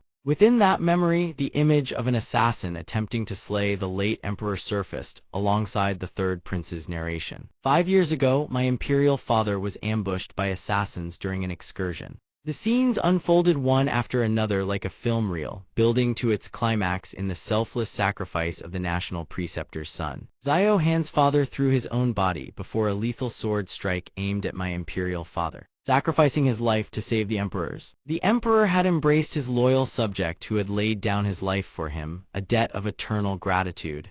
This, the third prince revealed, was the very reason Xiao Han received such extraordinary treatment. Because of this, my imperial father dotes on Xiao Han wholeheartedly and watches over him. It grants Xiao Han a status nearly on par with us princes. Xiangshan turned to the third prince with a question. What level of strength has Xiao Han's grandfather reached? The third prince answered immediately, 5th cycle Heaven Saint Master. Xiangshan couldn't help but feel skeptical. He raised his teacup, doubt flickering in his eyes. Only the 5th cycle. The following day at the imperial palace, guests arrived in droves to attend the grand birthday banquet of the king of the Qin imperial kingdom. The third prince and Xiangshan were also in attendance, greeted reverently by the palace maids as they arrived to celebrate the emperor's auspicious occasion. "Your Highness the third prince, Minister Li of the Ministry of Rites, requests your presence." Not wanting to put the third prince in an awkward position, Xiangshan quickly told Qin Jai to attend to his duties first. "Brother Qin Jai, if you have matters to attend to, please go ahead. There's no need to worry about me." Finding a quiet corner of the banquet hall, Xiangshan sat alone, quietly raising his cup of celebratory wine amidst the bustling gathering of beauties and nobility. Suddenly a voice cut through Xiangshan's thoughts, dripping with arrogance. "HMPH, what manner of stray dog dare show its face here?" It was Xiao Han seething at Xiangshan's presence at the banquet, but Xiangshan refused to back down. "Your body seems to have recovered well, hasn't it? Quite the speedy recovery, I must say." Xiao Han's face darkened, his eyes gleaming with killing intent as he glared at Xiangshan. "HMPH, today is His Majesty's grand birthday celebration. I didn't think you'd actually dare show your face." Xiangshan gazed at the wine cup in his hand, affecting an air of disinterest as he replied coolly, "Rest assured, I have no interest in playing childish games with the likes of you." Xiao Han seethed at Xiangshan's mockery, jabbing his finger wildly. "HMPHU." A crisp announcement rang out across the entire assembly, startling both Xiangshan and Xiao Han. "His Majesty arrives." All present bowed in reverence and respect before that illustrious and majestic sovereign. "We pay our respects to your Majesty. May your Majesty lead the Qin imperial kingdom to ever greater prosperity and strength." The emperor turned and raised his hand in a satisfied gesture of acknowledgement, speaking with great dignity. "Haha, very well. Today marks this sovereign's 50th grand birthday. All who have come are honored guests." Xiao Han was already scheming, a treasure clutched in hand with the intention of presenting it. A secret sense of satisfaction bloomed within his heart. "Today, I will humiliate you before all the princesses." Xiao Han's eyes flashed with hatred as he silently plotted against Xiangshan. "Today I will have my revenge on you." With utmost reverence, Xiao Han presented his gift and offered solemn blessings for the emperor's auspicious occasion. "Your Majesty, this is the gift your adopted son has prepared for you." Xiao Han handed it to the inner palace attendant to present directly to the emperor, very moved part of his calculated scheme. The emperor beamed with delight and quickly acknowledged Xiao Han's filial devotion. "Ah, even my adopted son knows to bring gifts for this sovereign. How truly filial." Holding the treasure in hand, the emperor was stunned by its appearance, his expression betraying unmistakable astonishment. Inside the box lay a rare luminous pearl, its refractive brilliance casting an amber glow luxurious and radiating the majesty of kings. Glittering resplendently, the emperor gazed at the pearl, unable to contain his surprise and amazement before such a magnificent treasure. "My dear son, could this pearl be the legendary fire cloud pearl?" Below the dais, the officials could barely contain their disbelief, whispering among themselves about Xiao Han's extraordinary gift. "This fire cloud pearl is equivalent to a 5th-grade medicinal pill." Another chimed in, "No wonder Xiao Han is the emperor's adopted son, truly filial to the utmost. Moreover, if one wears the fire cloud pearl, it can even extend one's lifespan." Xiao Han continued to display his devotion as the emperor inquired further about the luminous pearl. "Indeed, imperial father, your son spent an enormous amount of time and effort to obtain this fire cloud pearl." The emperor was thoroughly pleased with Xiao Han's gift and graciously acknowledged his filial devotion. "Good child, rise quickly." Xiao Han clasped his hands in respect, then began to execute his scheme to humiliate Xiangshan before the emperor. "Imperial father, your son visited the third prince's quarters to discuss matters regarding your majesty's birthday banquet. Quite coincidentally, I encountered a friend of the third prince there." He continued, "That friend also wishes to present your majesty with a grand gift today." Setting down the pearl, the emperor grew curious at Xiao Han's words. "Oh, is that so?" Turning to look toward the third prince, the emperor sought confirmation with a question. "Old third, is your friend in attendance today?" The third prince was caught off guard by this unexpected turn of events and quickly moved to ease the situation. Him. Inwardly, the third prince seethes with rage at Xiao Han's machinations. That wretched Xiao Han, he wants to cause trouble for Jian Chen. If only he had known sooner, he would have gifted Jian Chen a few treasures from the imperial vault. Now Xiao Han is pointing eagerly at Xiangshan for the emperor to see, not giving the third prince a chance to intervene. "Dear godfather, your son happened to encounter the sword Saint is right over there." All heads turned to see who this guest Xiao Han speaks of. Xiangshan does not hesitate. He strides forward to greet his majesty. The third prince grows anxious, a thought striking him like lightning. No, I must speak on Jian Chen's behalf. If this brings trouble upon him, it will not end well. He hurries to report. Your imperial father, yesterday brother Jian Chen had a small conflict with Xiao Han.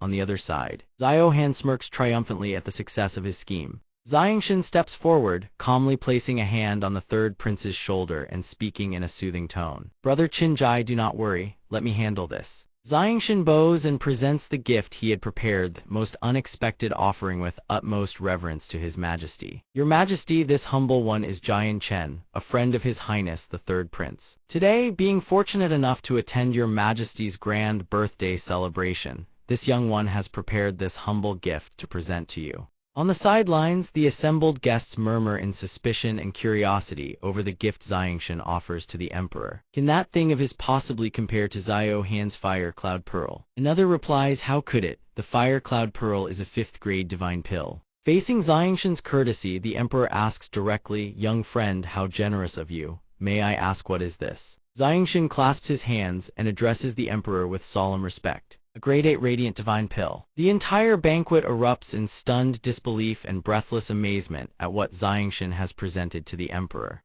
Even the emperor cannot maintain his composure. He seeks confirmation at once. Young friend, what did you just say? Xiangshan answers the emperor's question with unwavering confidence, repeating once more, a grade 8 radiant divine pill. The other officials are stunned by the emergence of this rare, legendary treasure. They burst into fervent discussion. Not only can it purge every toxin from the body, but it can also pull the dying back from the jaws of death itself. The other officials cannot help but gasp in admiration. Indeed, a grade 8 radiant divine pill appearing upon the Tianyuan continent. Their number can only be described as impossibly scarce. This is a true treasure that can save a man's very life. Xiao Han is livid at Xiangshan's spectacular reversal. He jabs a finger at him and snarls, I don't believe it. He declares with utter arrogance, a penniless wretch like him, how could he possibly possess a grade 8 radiant divine pill? It's a fake, a scam. Xiangshan remains completely unfazed. He clasps his hands and makes a proposal to the emperor. Your majesty, if you have doubts, you need only have someone verify it. The emperor, equally astonished, wishes to authenticate the appearance of this rare and legendary true treasure. Summon the radiant saint master at once. The inner attendant bows and obeys reverently. Yes, at this moment at the banquet, the radiant saint master arrives to verify the treasure Xiangshan has presented to the emperor. The radiant saint master clasps his hands and bows before his majesty. Your subject Yi Guangming greets your majesty. What does your majesty command?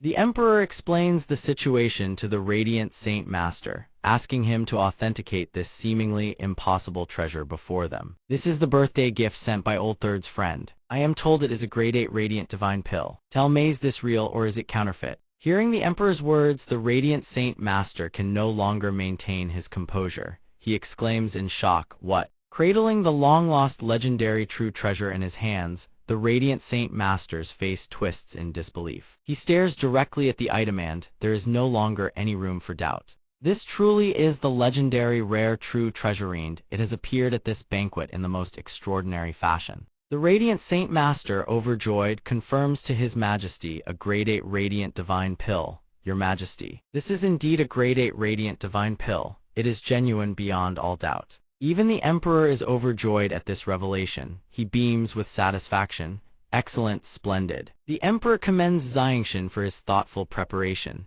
Young friend Sword Immortal, you have gone to great trouble. Today, I shall reward you handsomely. Speak, what do you desire? Xiangshan clasps his hands and replies to the emperor with calm reverence, your majesty. This Sword Immortal only wishes to be a friend of the third prince. If your majesty truly wishes to bestow a reward, then please grant it to the third prince instead. The emperor does not hesitate. He turns to the third prince with heartfelt words. Old Third, you have forged yourself a true friend. The third prince replies with reverent gratitude. This son thanks your imperial father for the gracious commendation. The third prince seizes the moment to introduce Xiangshan's identity to the emperor. Imperial father, the Sword Immortal is also the champion of this year's Grand Martial Tournament. The emperor is greatly pleased by this talented figure before him and wastes no time in showering him with praise. Young friend Sword Immortal, you are truly a once-in-a-millennium genius. To be so young and yet claim the title of Grand Martial Champion, your future blazes brighter than the sun itself. Old Third, your ability to befriend young friend Sword Immortal is truly a magnificent stroke of fortune. The third prince, now at ease, clasps his hands and responds to the emperor with humble respect. This son understands. Xiao Han can barely contain his fury and resentment toward Xiangshan. Every one of his schemes has crumbled to ash, and jealousy burns in his chest like a venomous flame. King of Warfare, what a joke. HMPH, no matter who you are, Xiangshan, I will never let you live so easily. The banquet commences in a festive and joyous atmosphere, buoyed by the emperor's warm praise. Let the banquet begin. Today is my grand birthday celebration. My subjects need not be bound by rigid etiquette. Below, all the assembled guests respond in thunderous unison. We thank your imperial majesty for this gracious benevolence. A mysterious figure approaches Xiao Han's seat, greeting him with a mocking tone. Xiao Han, the emperor holds his grand birthday feast, and here you sit drinking alone. This is Mu Jia, a high-ranking court official, and at this very moment, he is inquiring about Xiao Han's predicament. I hear that yesterday, while pursuing Princess Yu Bing, you were soundly beaten. Xiao Han, brimming with indignation, wastes no time beseeching the elder before him for help. Uncle Mu Jia, you must stand up for me. Mu Jia finds the whole affair puzzling. He strokes his beard, an amused expression on his face. Stand up for you, stand up for what exactly? If you wish to marry Princess Yu Bing, you need the emperor's consent, do you not? Xiao Han's eyes blaze with fury, and with killing intent thick in his voice, he recounts the entire affair to his uncle Mu Jia. It's not about that, Uncle Mu Jia. Princess Yu Bing, I know my own standing well enough. He continues his tale. Yesterday, I was not merely beaten, I was humiliated beyond measure. Hearing the full story, Mu Jia can no longer contain his anger. He grips both of Xiao Han's shoulders and demands the details of what transpired. What? Who dares humiliate you? Xiao Han whirls around, his hateful gaze locking onto Xiangshan across the hall. Uncle Mu Jia's that Sword Immortal over there. Leaning close to Mu Jia's ear, Xiao Han whispers his desperate plea for the elder to intervene on his behalf. Uncle, please, you must teach that wretch a lesson for me. If I don't challenge him, I can hardly swallow this bitter fury. Mu Jia eyes Xiangshan warily and shares his assessment with Xiao Han. Challenge him, it's not that I refuse to help you. But I've heard that this Sword Immortal is not only a friend of the third prince, but also the champion of the Grand Martial Tournament. He lays out the critical situation, leaving Xiao Han stunned. Moreover, he now enjoys the emperor's personal favor. If I make a move against him, I fear it would displease his majesty. Xiao Han, dissatisfied with his uncle's answer, begins to belittle Xiangshan's abilities. He insinuates something underhanded is at play and urges Mu Jia to step in and expose him. Uncle Mu Jia is only so young, he must have resorted to some trick or perhaps a blind stroke of luck to claim the title of King of Warfare. Xiao Han presses on relentlessly. You can challenge him before the entire court, crush him in front of everyone, and humiliate him thoroughly. As for his majesty, leave that to my family. We will smooth things over for you, uncle. Mu Jia finds the persuasion compelling. Swayed by Xiao Han's relentless arguments, he concedes and agrees. Very well, as it happens, I too am curious to test his strength to see for myself just how formidable this king of warfare truly is. Without further delay, Mu Jia strides toward the emperor, kneels, and presents his request. Your Majesty, this subject Mu Jia humbly requests an audience. The emperor is taken aback by this unexpected approach. He responds, oh, what is it, Mu Jia? Mu Jia launches his scheme to undermine Xiangshan before the emperor. Presenting his case, your humble subject wishes to test his mettle against the king of warfare, the Sword Immortal. Furthermore, as a performance in honor of your Majesty's grand birthday celebration, it would serve as a living tribute. I humbly beseech your Majesty to grant your gracious approval. The emperor is startled by Mu Jia's sudden request and falls into thought for a moment. The emperor then turns to Xiangshan, inquiring whether he would be willing to pit his skills against the general before him. Young friend Sword Immortal, this is the commander of the Imperial Guard Mu Jia. Would you be willing to compete with him? Xiangshan lowers his head and clasps his hands, addressing the Emperor with calm composure in response to Mu Zha's audacious challenge. If Commander Mu Zha wishes to test this humble one's strength, then this humble one shall gladly put on a performance with the commander. Consider it a birthday tribute for your majesty. The king claps his hands in admiration of Xiangshan's bold words. Good, good, since that is the case, let everyone move outside to witness the performance of these two. And so, all present file out to the arena to watch the sword duel between the commander and Xiangshan. The arena is vast and spacious, perfectly suited for someone as fond of dramatic flair and flashy maneuvers as Xiangshan. The commander selects a tall, razor-sharp spear as his weapon, then gestures for Xiangshan, that sword-tipped junior brother, to choose his own. Pick whatever you like from the weapons rack behind you. Though dangerous and formidable weapons abound, Xiangshan merely snatches a dry branch that happened to fall at his feet, declaring it his weapon. Even so, Xiangshan lifts his chosen weapon with absolute confidence, raising the dead twig aloft. Mu Zara, the commander, begins the match. The commander assumes Xiangshan is looking down on him, and fury surges through his chest. His brow furrows as he demands, "Sword tip, what is the meaning of this?" Facing the commander's wrath, Xiangshan calmly explains, "Mu Zara, commander, this humble one harbors no intent to insult you. We are not locked in a life-and-death struggle, it is merely a willow branch." The commander's pride as a man of valor will not permit such unfairness. Without hesitation, he hurls his spear aside. Whether by coincidence or design, it lands squarely back in its stand. The commander then turns and requests, "Eunuch, bring this one a wooden staff as well." Witnessing this, Xiangshan cannot help but feel a surge of respect. He silently praises it. Seems Mu Zara is also a true man of integrity and honor. The moment the commander receives his staff, the duel officially begins. The commander grips his weapon tight and lunges at Xiangshan with blinding speed. "Here I come." He unleashes a strike, a torrent of jade-green power surging toward its target. Xiangshan remains perfectly calm, marshaling his own energy for defense. The blast hurtles toward him along the staff's trajectory, yet it is blocked with effortless ease, leaving the commander's jaw hanging open in shock. Before the commander can even react, Xiangshan's branch channels the energy back, reflecting the full force straight at him. The commander thrusts his hands out to catch it, but the situation quickly spirals out of control. The energy is far too overwhelming. It sends the commander skidding backward. He barely manages to brace himself with both arms, narrowly avoiding serious injury. Fortunately, the energy finally dissipates. The commander lets out a breath he did not know he was holding, his soul nearly fleeing his body.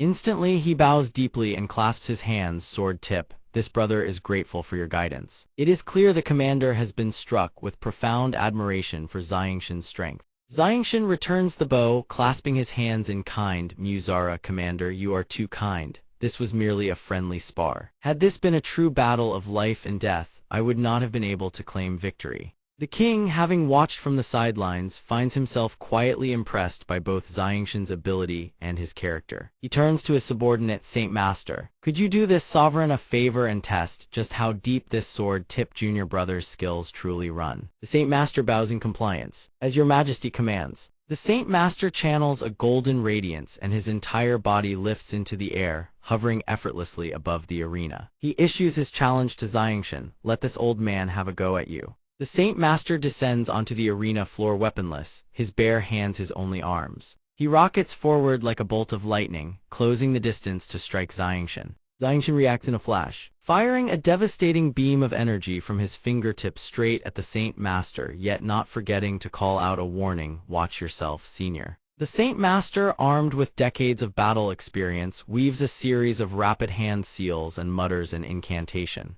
In an instant, he shatters Xiangshan's attack. The Saint Master's flames tear Xiangshan's crimson energy into 100 fragments, nullifying the threat before it can reach him. Though the attack is successfully dispelled, deep within the Saint Master's heart, a seed of wariness takes root. What manner of technique is this? Why do I sense the presence of the heavenly and earthly origin chi within it? With that realization, the Saint Master knows he can no longer hold back. His magic blazes to life. A flaming sword materializes in the air, blazing with terrifying heat, and hurls itself straight at Xiangshan. All present are certain Xiangshan cannot possibly withstand this. But Xiangshan, feeling the intensity of the battle escalate, grows visibly excited. He does not hold back either. Using only his dry branch, he gathers every ounce of the Saint Master's devastating energy, bending it to his will. He spins the torrent into a blazing sphere of fire that hovers above the arena. The Saint Master watches in disbelief as his ultimate technique is so effortlessly dominated,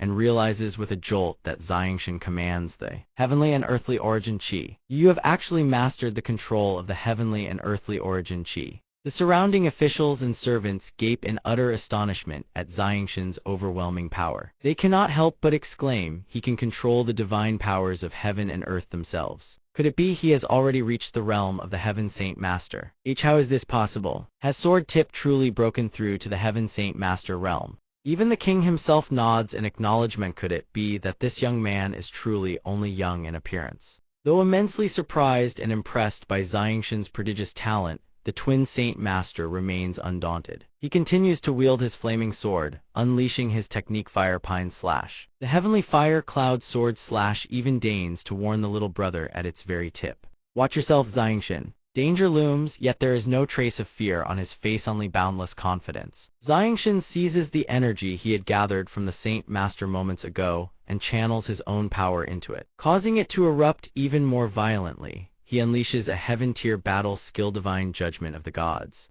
The two combatants collide with a thunderous explosion that engulfs the entire arena, spewing cascades of sparks and thick crimson smoke. There will be casualties. A devastating pillar of power resembling a chaotic, blood-red cyclone erupts in the courtyard before the main palace hall. Its flames, spiraling wildly out of control, begin creeping toward the palace gates. Servants and eunuchs scatter in abject terror, fleeing in all directions. Others cry out, rallying together to rush in and protect His Majesty the King. Xiangshan and the old man with the ornate headgear are locked in a decisive battle. Neither wishes to be disturbed by the weak and trembling wretches fleeing below, so they tacitly agree to seek higher ground to settle the victor. Without a word, the old man channels his internal energy and rockets into the sky like a blazing arrow. Below him, Xiangshan summons a torrent of emerald green qi that envelops his entire body from head to toe, gently lifting him off the ground. The old man above watches in astonishment. Xiangshan can command the power of the wind element as well. The spectators below are equally baffled, unable to comprehend the full extent of Xiangshan's abilities. Xiangshan clearly wields the power of the fire element. Now he commands wind as well. The crowd below dismisses it as utterly impossible. Throughout the entire history of the Tianyuan continent, no one has ever been able to control two elements.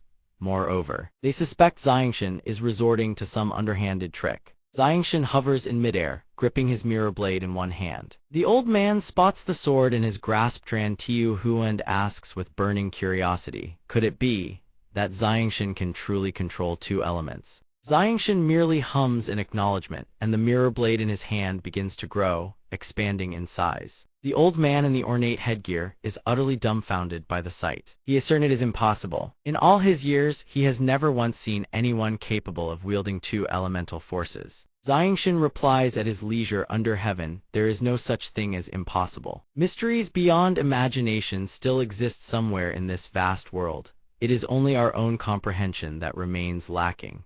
The old man hears these words and feels as though some profound truth has dawned upon him.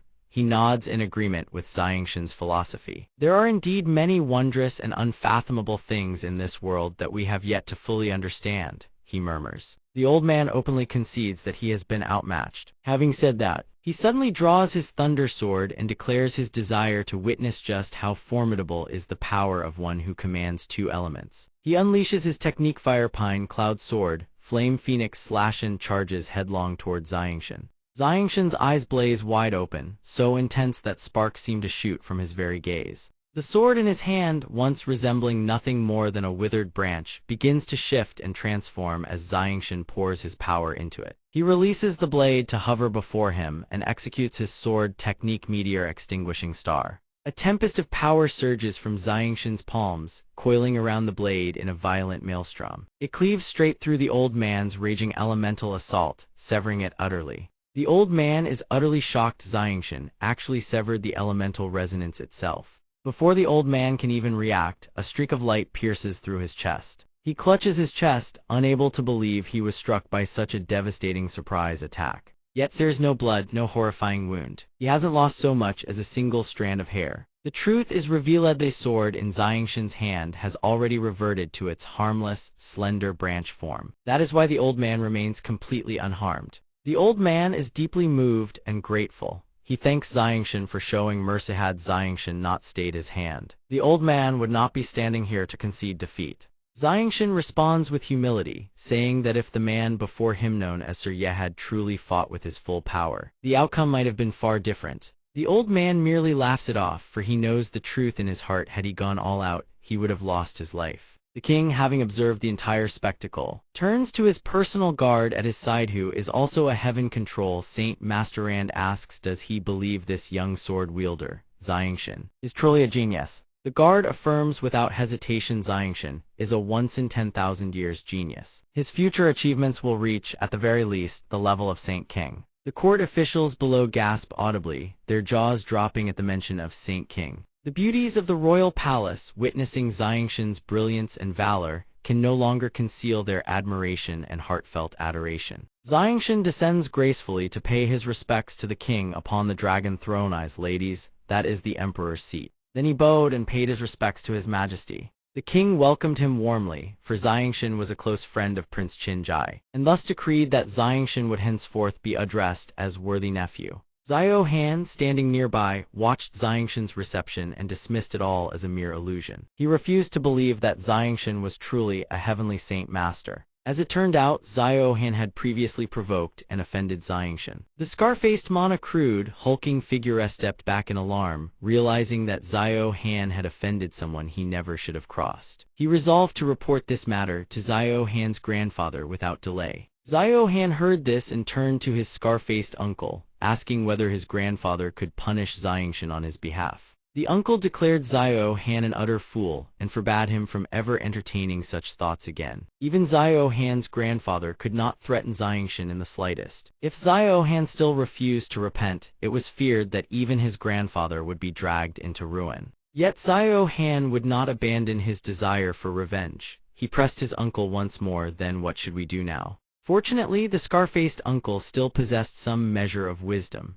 He advised Xiao Han to go and apologize to Xiangshan at once, and he himself would report the matter to Xiao Han's grandfather, hoping to turn a catastrophe into a trifle, and a trifle into nothing at all. After his conversation with Xiangshan, His Majesty turned to his ministers and proclaimed his intention to appoint Xiangshan as the national protector master of the Qinhuang Kingdom. The officials below gaped in astonishment. Was this giant Chen Xiangshan truly soaring to the heavens in a single leap? Prime Minister Zhai Lier stepped forward and raised an objection to His Majesty. Your Majesty, this is absolutely unacceptable. Jian Chen's abilities certainly qualify him as a national master, but entrusting him with the mantle of national protector master, I fear that would be most inappropriate. Another official spoke. Your Majesty, what Prime Minister Zhai Lier says carries great reason. The position of national protector master is fraught with consequence. Such a hasty appointment is truly unsuitable. Perhaps we should first allow Jian Chen to serve as a national master. His Majesty raised his hand to silence them.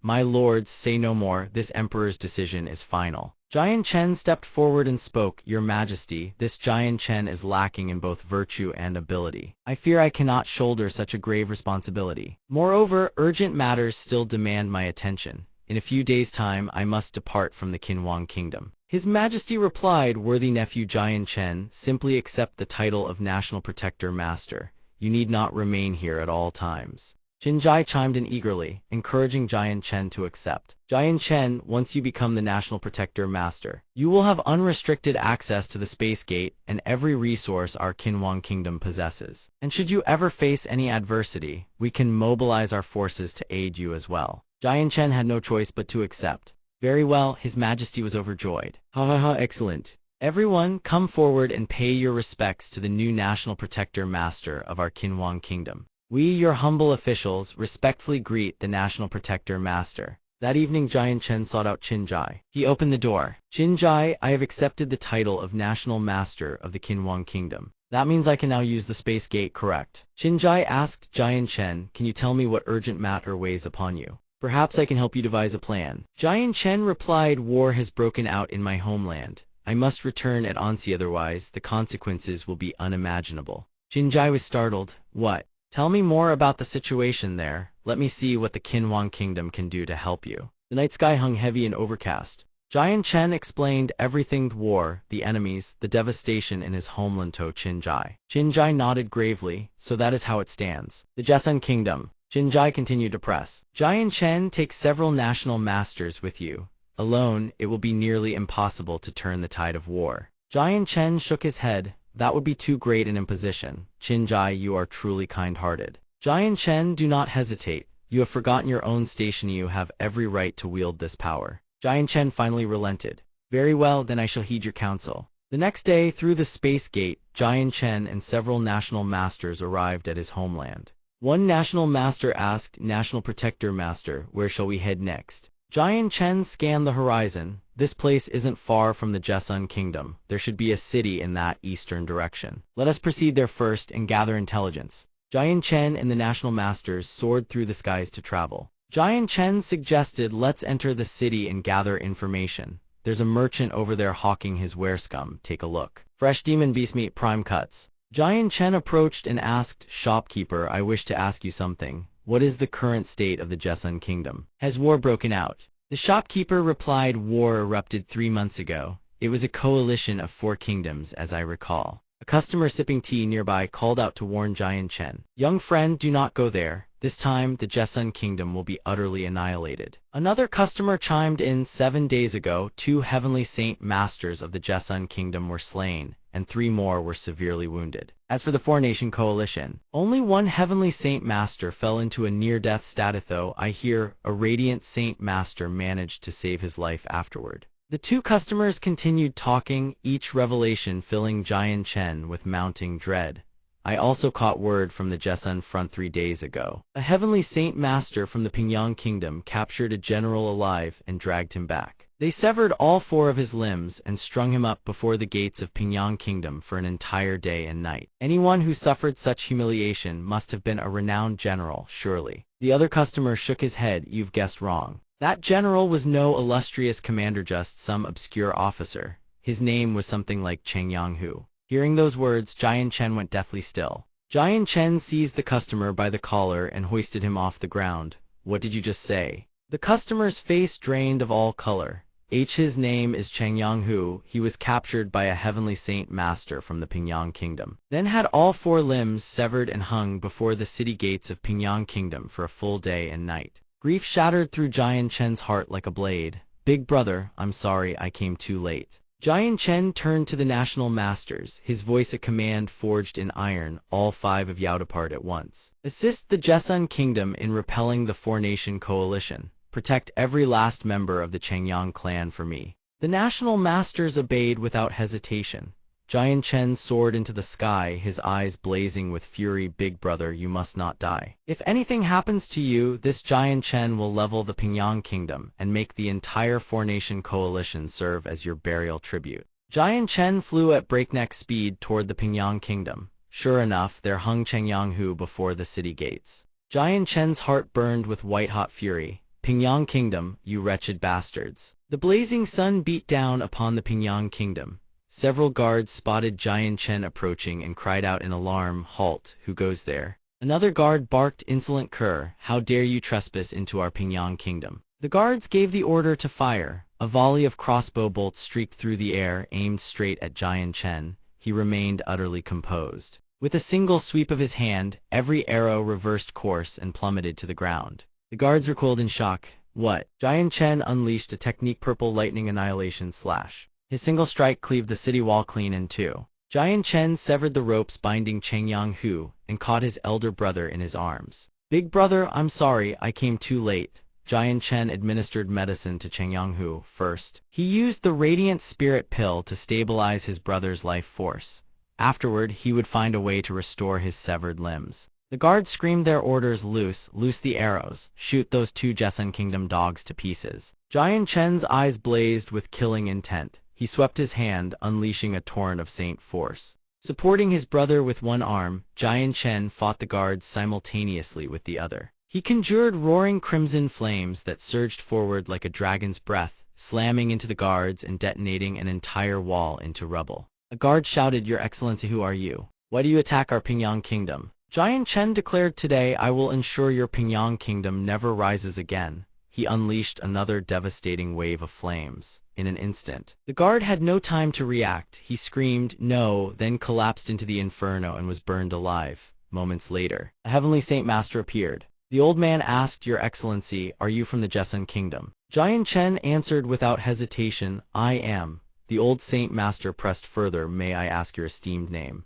"This old man has never heard of a figure such as yourself." Giant Chen fixed him with a cold, piercing stare. "Were you the one who severed my elder brother's limbs?" The old Saint Master was taken aback. "Your elder brother? Could it be that you too hail from the Chengyang clan manor?" Giant Chen's voice turned glacial. "Answer my question. Were you the one who severed my elder brother's limbs?" The old Saint Master startled, then sneered, "So what if it was me?" Giant Chen said, "How convenient then." The instant those words left his lips, Giant Chen vanished and materialized directly behind the old man, sending a chill racing down his spine. "What?" With a sickening crack, Giant Chen snaps the old man's arm. The old man screams in agony, "Ah!" as Giant Chen wrenches the broken limb clean off and tosses it aside. "Stay with me. Before I've stripped you of all 4 limbs, you absolutely cannot pass out." The old Saint Master is struck with terror. Since when does the Zhangyang clan possess such a formidable expert? The brown-robed man shouts in panic, "Senior Kainian, please reveal yourself at once."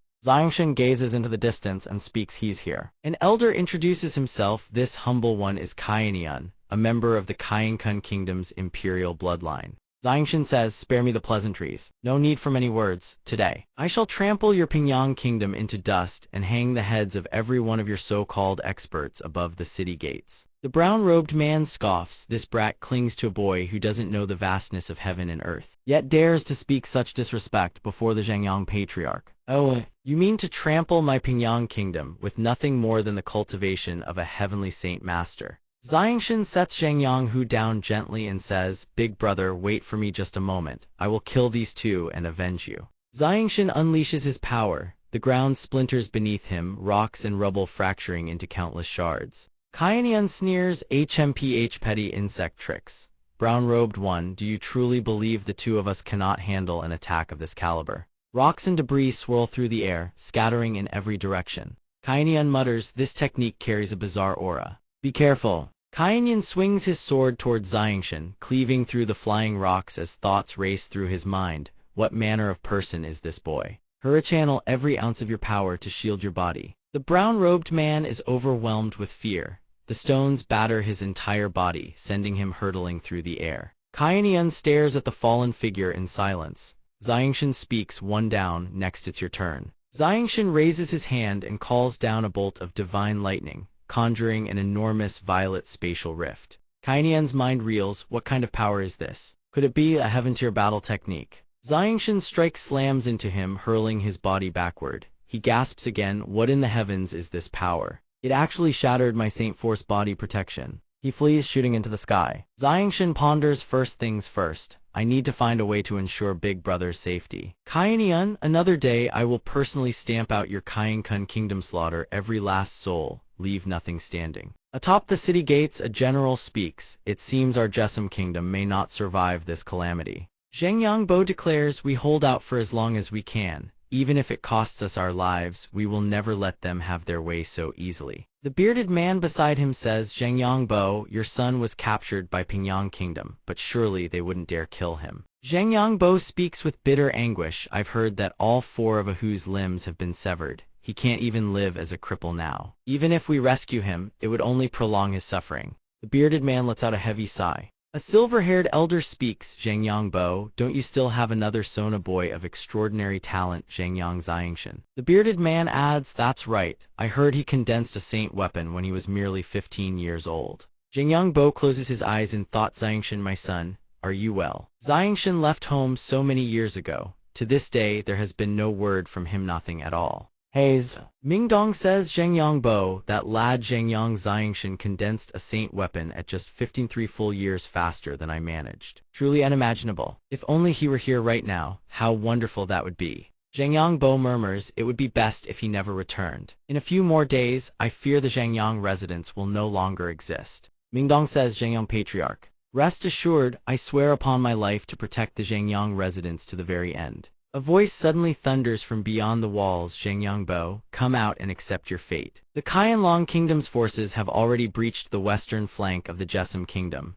Know it is your turn. The voice continues, Zhangyangbo, abandon the city and surrender. Those who submit will be spared. Those who resist do not blame the Qianlong Kingdom for razing your entire city to the ground. The old man in white speaks. Be careful. The next second, the blazing flame is only a few centimeters from Xiangshan. He thinks to himself, could this place truly become his burial ground? Suddenly, a shield materializes and intercepts the devastating flame, leaving a deep gash that startles everyone into whirling around. The long-bearded old man roars, who is it? Who dares interfere in the affairs of our Qianlong Kingdom? Above, a group clad in strange attire descends into view. You are people of the Qianlong Kingdom. The long-bearded old man's face drains of color as a horrifying thought crosses his mind. Could these people all be heavenly saint masters? He shouts, that's right. A long-haired youth gazes down at him coldly and declares, we are emissaries of the Qin Emperor Kingdom. Here by order of the king to protect the protector state master, we first traveled to aid the Jesum Kingdom. The long-bearded old man's jaw drops wide open. What? You are from the Qin Emperor Kingdomon of the 8 supreme nations on the Tianyuan continent. The long-haired youth replies, tell me, is there a second Qin Emperor Kingdom on this Tianyuan continent?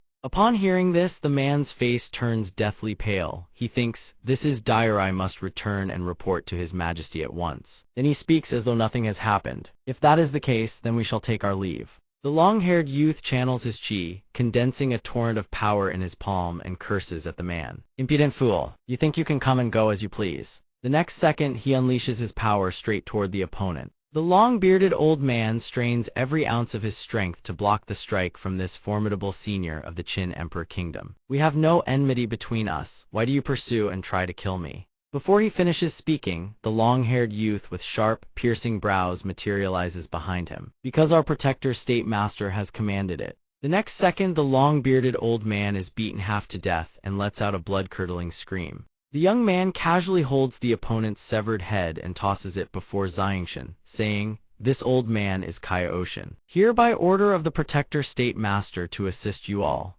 He glances at them with a single eye and continues, if there is anything you need, just say the word, no need for courtesy. As for these Qianlong Kingdom rabble, we shall leave them for you to handle. Xiangshan clasps his fists and bows. We are deeply grateful to you seniors for your assistance. May we know how to address the protector state master you speak of? The long-haired youth replies, the great name of our state master. I cannot reveal so easily. When the time comes for your return, you will learn of it naturally. Meanwhile, a crimson figure materializes before the palace gates. The guards hastily shout, halt. Who goes there? Halt.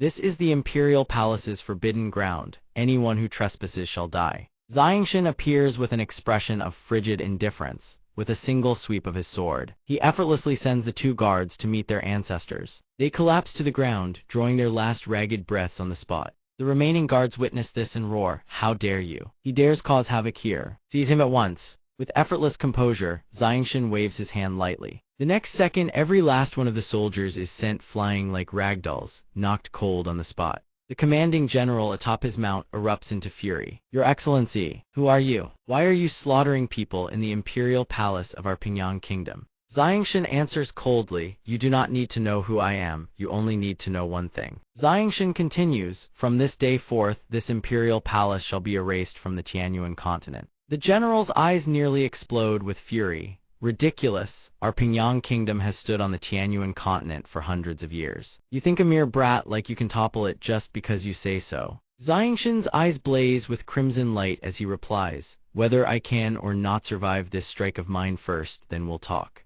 A torrent of flames erupts skyward from his palm, the searing inferno blazing before the general's very eyes. What manner of power is this? Like a blade stretching 10 meters long, Xiangshan hurls it toward his opponent. The Saint-Tier battle technique blazing wind burns the planesroars to life, and the flames surge forward like a raging tornado, devouring everything in their paths. The general screams in terror, move. Dodge, everyone dodge now. In the next instant, the soldiers are incinerated. A massive chunk of the grand palace is gouged away as if swallowed by a beast. Xiangshan stands coldly behind the curtain of dust, his eyes closed as he senses the devastation. He strides across the fallen, his gaze narrowing with cold indifference.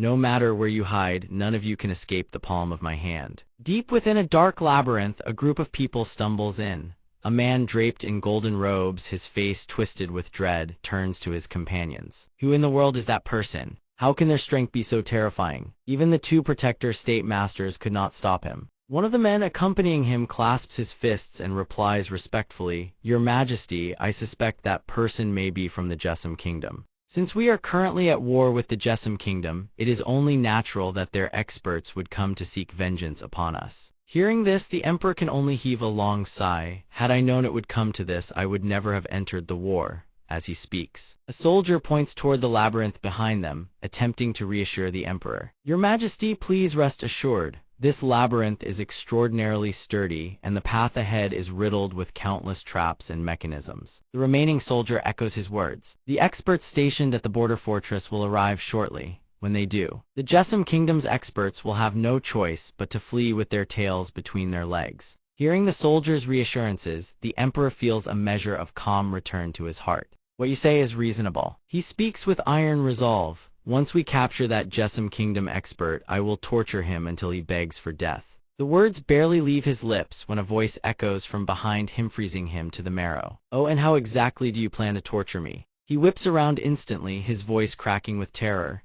"Yao, who the hell are you?" Xiangshan stands there, utterly composed, and meets his gaze with a smirk. "I am the Jessamine Kingdom expert you speak of. Were you not just saying you wanted to capture me?" Seeing that Xiangshan has already arrived, the emperor clenches his teeth in sheer horror. His mind races. How did this brat punch through the wall? Was it not said that only experts of the Saint King realm could breach these walls? Could this brat truly be at the Saint King realm? In the next instant, a soldier draws his sword and throws himself in front of the emperor, bellowing, "Your Majesty, run, let us hold him back." Without a shred of hesitation, he charges straight at Xiangshan. Xiangshan does not move an inch. He merely furrows his brow slightly and remarks, "At your age, to have already reached the Earth Saint Master level, that could be considered the pride of a region." But he does not finish the thought. A flick of his wrist sends a wave of devastating force slicing through the soldier's body. The man instantly coughs up a mouthful of blood and collapses. Xiangshan's voice continues, cold and final, "Before me, an Earth Saint Master is nothing but a chicken in flight or a dog in the dust." He clasps his hands behind his back and advances slowly toward the emperor. The soldier behind the emperor turns deathly pale. The remaining soldier draws his sword without a word and throws himself forward to shield the emperor. "Your Majesty, please run." But the emperor merely closes his eyes, heaves a sigh, and places a hand upon the soldier's shoulder. "Enough, do not sacrifice your lives in vain." The soldier turns his head, his voice trembling, "Your Majesty." The emperor steps forward and addresses Xiangshan directly. "The decision to wage this war was mine alone. The consequences are mine to bear. It has nothing to do with the soldiers here. If you want blood, then take mine. These soldiers are all innocent. They have families, and they are still young." Hearing these words, Xiangshan recalls what that person once told him: "If you must exterminate, then exterminate to the root. Before you decide anything, remember this and then decide." He fixes his gaze upon the emperor and speaks. "Take me to the Pingyang Kingdom's treasury immediately. I demand compensation for every fallen soldier of the Jessamine Kingdom." The emperor closes his eyes, frowns deeply, and answers, "Very well." In another place, atop a fortress bathed in the blazing sunlight, a group of men gathers to deliberate over battle strategy. An old man with a silver-white beard and hair among them spoke up. "This general has just received an emergency carrier bird message. The enemy has already breached 3 layers of our border defenses. Their main army is now advancing straight toward the imperial capital." A young general with handsome features and sharp, sword-like brows spoke with his eyes closed. "It seems that even if the protector masters of the Qin Emperor Kingdom return to aid us, it will not be enough to hold." He then opened his eyes and stared straight at the old general seated before him. "General, what should we do? Are we to abandon this fortress and rush to the imperial capital's aid?" "The imperial capital." Hearing his question, the old general mused for a moment before counter-asking, "How many men do we have left?" The young general answered immediately, "Roughly 700,000. Hearing this, the old general closed his eyes and spoke. "First, send a detachment to reinforce the northern, southern, eastern, and western flanks." "What do you think?" The young general did not answer his question. Instead, he asked in return, "General, if we do that, how many will remain to defend this fortress?" The old general rose to his feet and declared with unwavering resolve, 200,000 will suffice. Besides, with the 5 protector masters of the Qin Emperor Kingdom here, we can inflict heavy casualties on any enemy force that lacks a heavenly saint master. If we are dealing with nothing but ordinary soldiers, 200,000 is more than enough. Hearing this, the young general dropped to one knee and said, "General, this subordinate is willing to lead 200,000 troops to hold this fortress." Seeing him kneel, the old general stepped forward and placed a hand on his shoulder. "Old Chu, leave the defense of this place to me. Once your wounds have healed, take the able-bodied young ones and get out of this city." Hearing the old general's words, the young general cried out, "General." Seeing him like this, the old general gave him a warm smile. "This old man has lived long enough. What does death matter? If this old man remembers correctly, your child is 3 years old now, isn't he?" Having spoken, he helped the young general to his feet and continued, "If I kept you here, I would have no face left to meet your family." Suddenly, a wounded soldier, when I bandaged, rushed over to report, "General, someone has arrived." Descending from high above the city wall, alongside the emperor of the Pingyang Kingdom. The old general watched the 2 figures land atop the fortress. He couldn't help but think, isn't that the Pingyang protector master? Why is he here? Not daring to dwell on it further, the old general quickly said, "Protector master of the Pingyang Kingdom, I truly did not expect you to come here in person. May I ask what brings you here?" Hearing this, Xiangshan clasped his hands and said, "Old general, do not be alarmed. The king of the Pingyang Kingdom has been captured alive by me. He is nothing more than a prisoner now." The moment these words left his lips, the old general's eyes widened in shock. "What?" The old general stared fixedly at Xiangshan, who stood before him with hands clasped. Unable to believe his ears, he asked again, "The king of the Pingyang Kingdom was captured alive by you?" Xiangshan answered without hesitation, "That is correct. Have the 5 protector masters of the Qin Emperor Kingdom arrived here yet?" Hearing his question, the old general seemed to realize something. "Your Excellency, could it be that you know the 5 protector masters of the Qin Emperor Kingdom?" Xiangshan did not hide the truth and replied, "I came here together with those 5. Along the way, we split up. Thee went to aid the Jesum Kingdom first, while I headed for the Pingyang Kingdom." Then suddenly remembering something, he asked further, "Right, did the Qin Emperor Kingdom's protector masters bring along someone from the Zhengyang residence?" "You mean Zhengyang who?" The old general seemed to be recalling something. His entire body was gravely wounded. The old general continued, "I had his father Zhengyang Ba escort him back to the imperial capital ahead of time."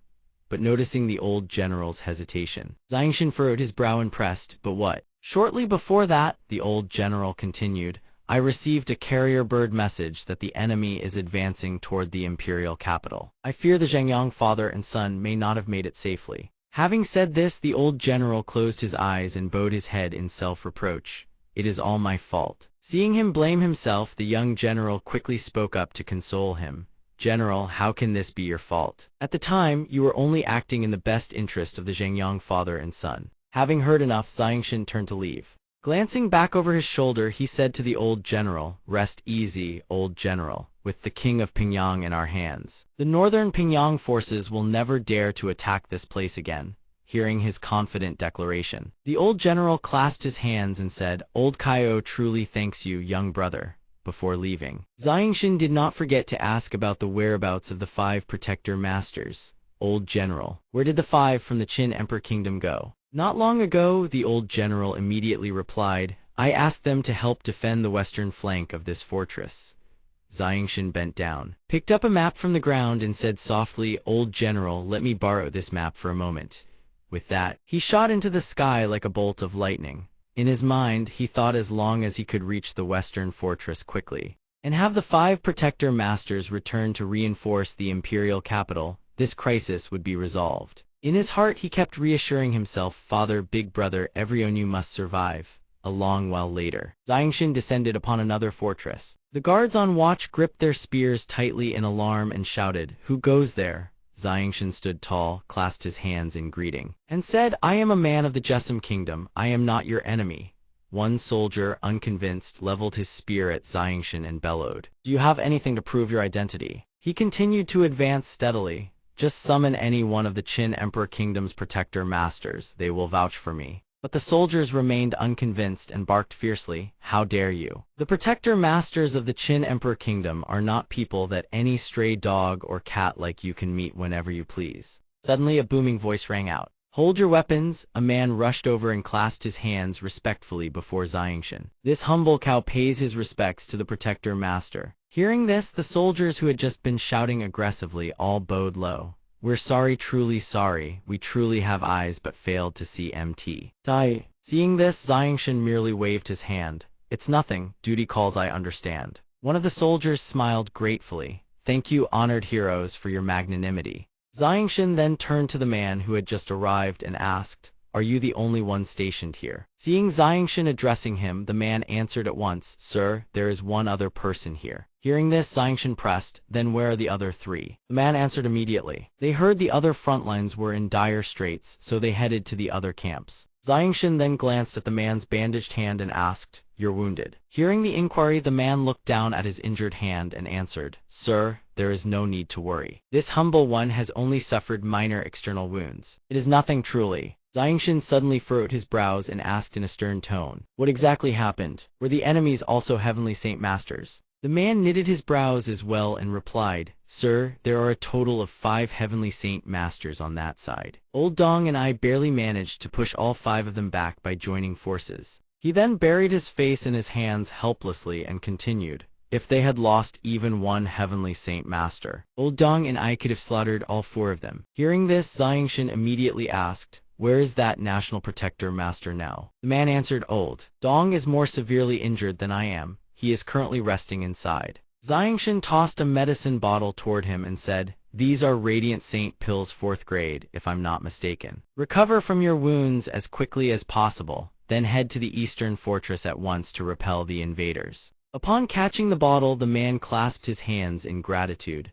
Thank you, National Protector Master. As soon as our brothers recover, we will join you in annihilating those 5 heavenly Saint Masters. Xiangshan turned away and waved his hand. No need, leave that to me alone. Stunned by his refusal, the man blurted, What? National Protector Master, surely you don't intend to take on the experts of the Qianlong Kingdom by yourself? Xiangshan answered softly, Indeed, there are 5 of them over there, though they haven't mastered any heaven-tier battle skills. Those 5 fighting in coordination will prove troublesome. The man tried to explain in alarm, but Xiangshan simply turned back and placed a steady hand on his shoulder. It's fine, make the most of your time. Besides, the situation on the other 2 fronts may well turn. Before he could finish, a thunderous roar drowned out his words. The heavenly Saint Master of the Jessun Kingdom, come out and meet your death. The man looked toward the figures in the distant sky and cried out, It's over, they've arrived. Xiangshan, however, remained eerily calm. He simply said, How convenient. That saves me the trouble of hunting you down. Under the blazing sun, Xiangshan soared into the air.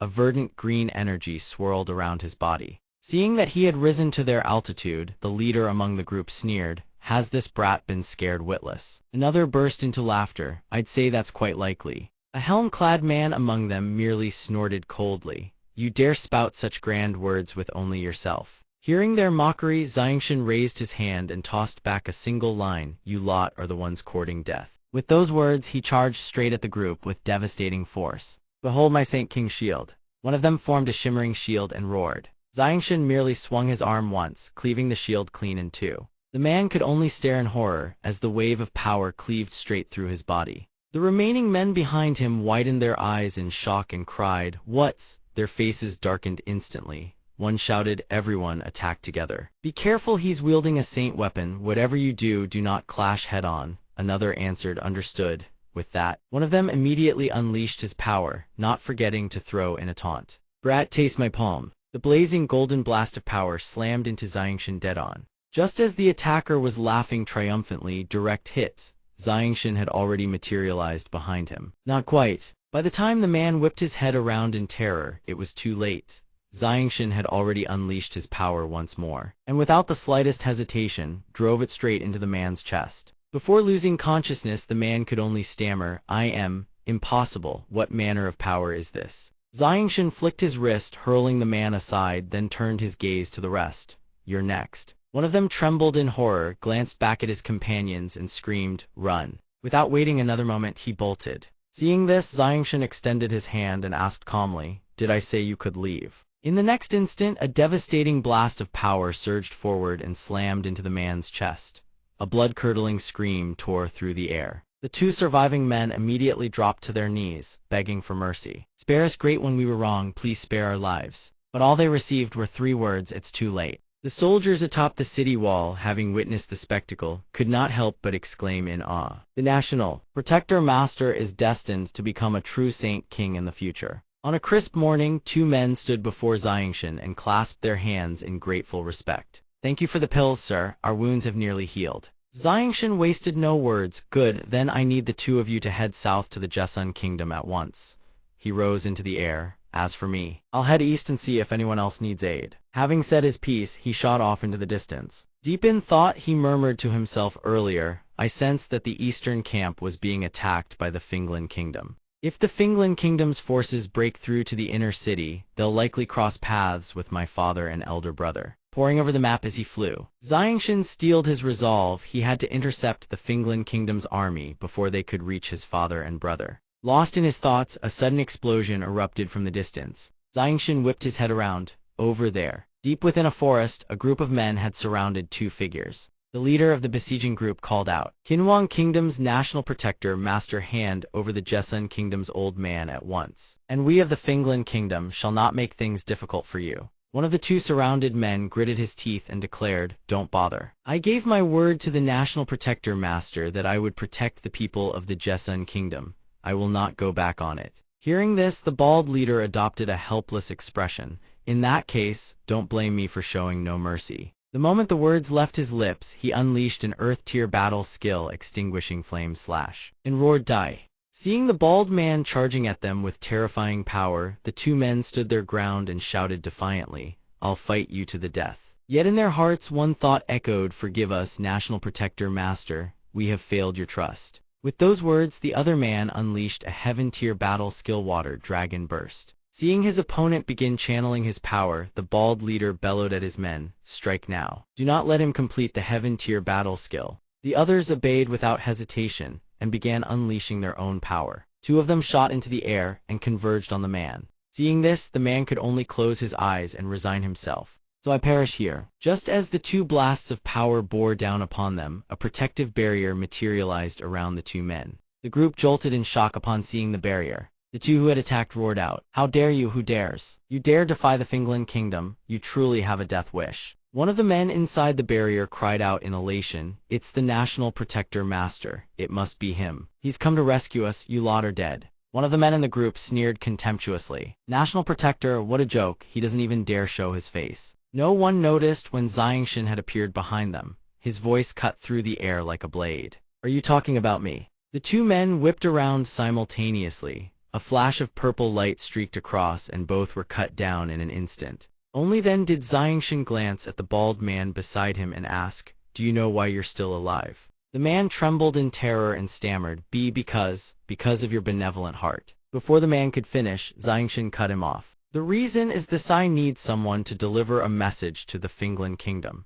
Tell the Finglin King that if he doesn't want his nation annihilated, he should surrender immediately." He enunciates each word with razor-sharp weight. The moment his words fall, the bald man shoots into the sky, his face ashen with terror. "Understood. This one will relay the message at once." After the man vanishes into the distance, Xiangshan approaches the 2 remaining figures.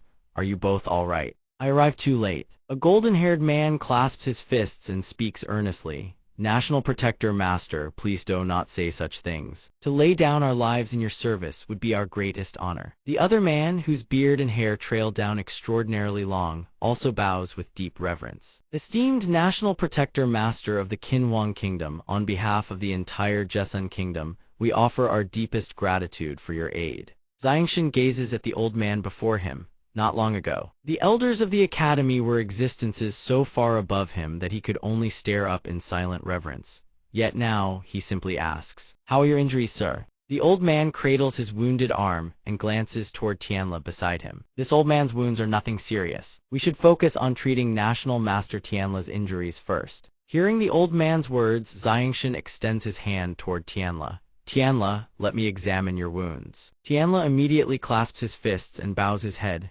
"Yes, my lord." The moment he lays eyes on Tianla's injuries, Xiangshan is shaken to the core. How can the wounds be this severe? How has he held on until now? Without hesitation, Xiangshan produces a vial of medicine and presses it into Tianla's hands. "Tianla, consume several radiant spirit pills at once to stabilize your vital meridians." Tianla answers with a single reverent word, yes. After that, Xiangshan turns to the old man. Elder, are there any radiant saint masters in the nearby army? My companion requires healing. The old man bows respectfully. Please follow me, sir. The main base of our Jessun Kingdom's army is just over there. As it happens, the radiant saint master of our Jessun Kingdom is stationed there as well. The moment the old man finishes, Xiangshan replies without hesitation. Very well, lead the way. By the time they reach the gates of the base, the sun hangs at high noon, its light blazing down mercilessly. As the three approach the gate, two soldiers spot them and cry out in relief. Commander Gali, thank the heavens you've returned safely. Without delay, Gali introduces Xiangshan and his companion. These are the National Protector Master and a National Master of the Qinhuang Kingdom. Were it not for their aid, I would not have returned alive. He then asks, is General Li still in the barracks? A soldier replies immediately, the general is in the barracks, allow me to escort you. Inside a command tent, a general thunders orders at the soldiers before him.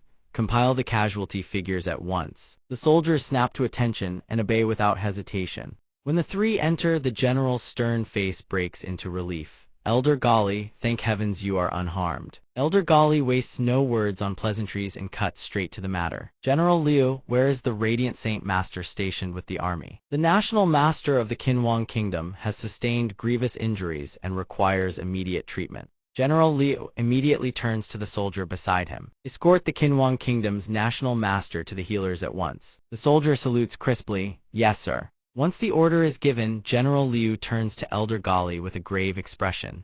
Elder, did you manage to retrieve the battle formation map from the front lines? Without a word, Elder Gali produces the document. Here it is, General, please have a look. The general unrolls the map and his face twists with raw fury. Those bastards, they actually dare this. This is nothing less than a plan to annihilate the entire Jessun Kingdom. Seeing his rage, Xiangshan speaks up calmly. General Liu, what has happened? Explain it to me. The general grinds his teeth. The Qiankun Kingdom has entered the war. The Jessun Kingdom no longer faces a siege of 4 nations, it now faces a combined assault from 5. Hearing this, Xiangshan furrows his brow in deep contemplation. Qiankun Kingdom, Ganyun is it? If you insist on courting death, then do not blame what follows. At a certain inn, Xiangshan steps through the entrance. A waiter rushes over with an eager grin. Welcome, honored guest, are you here to rest? Or perhaps to dine? Xiangshan wastes no words, he drops a handful of silver into the waiter's hands. Give us a room, then bring out your finest dishes. The sight of silver makes the waiter's grin widen even further. He snatches the money eagerly. Right away, please come inside. After being led to a table and seated, Xiangshan watches the waiter tidy the area and smiles. Hey, young man, you remind me very much of an old friend of mine. What's your name? The waiter keeps his warm smile, slings the towel over his shoulder and laughs.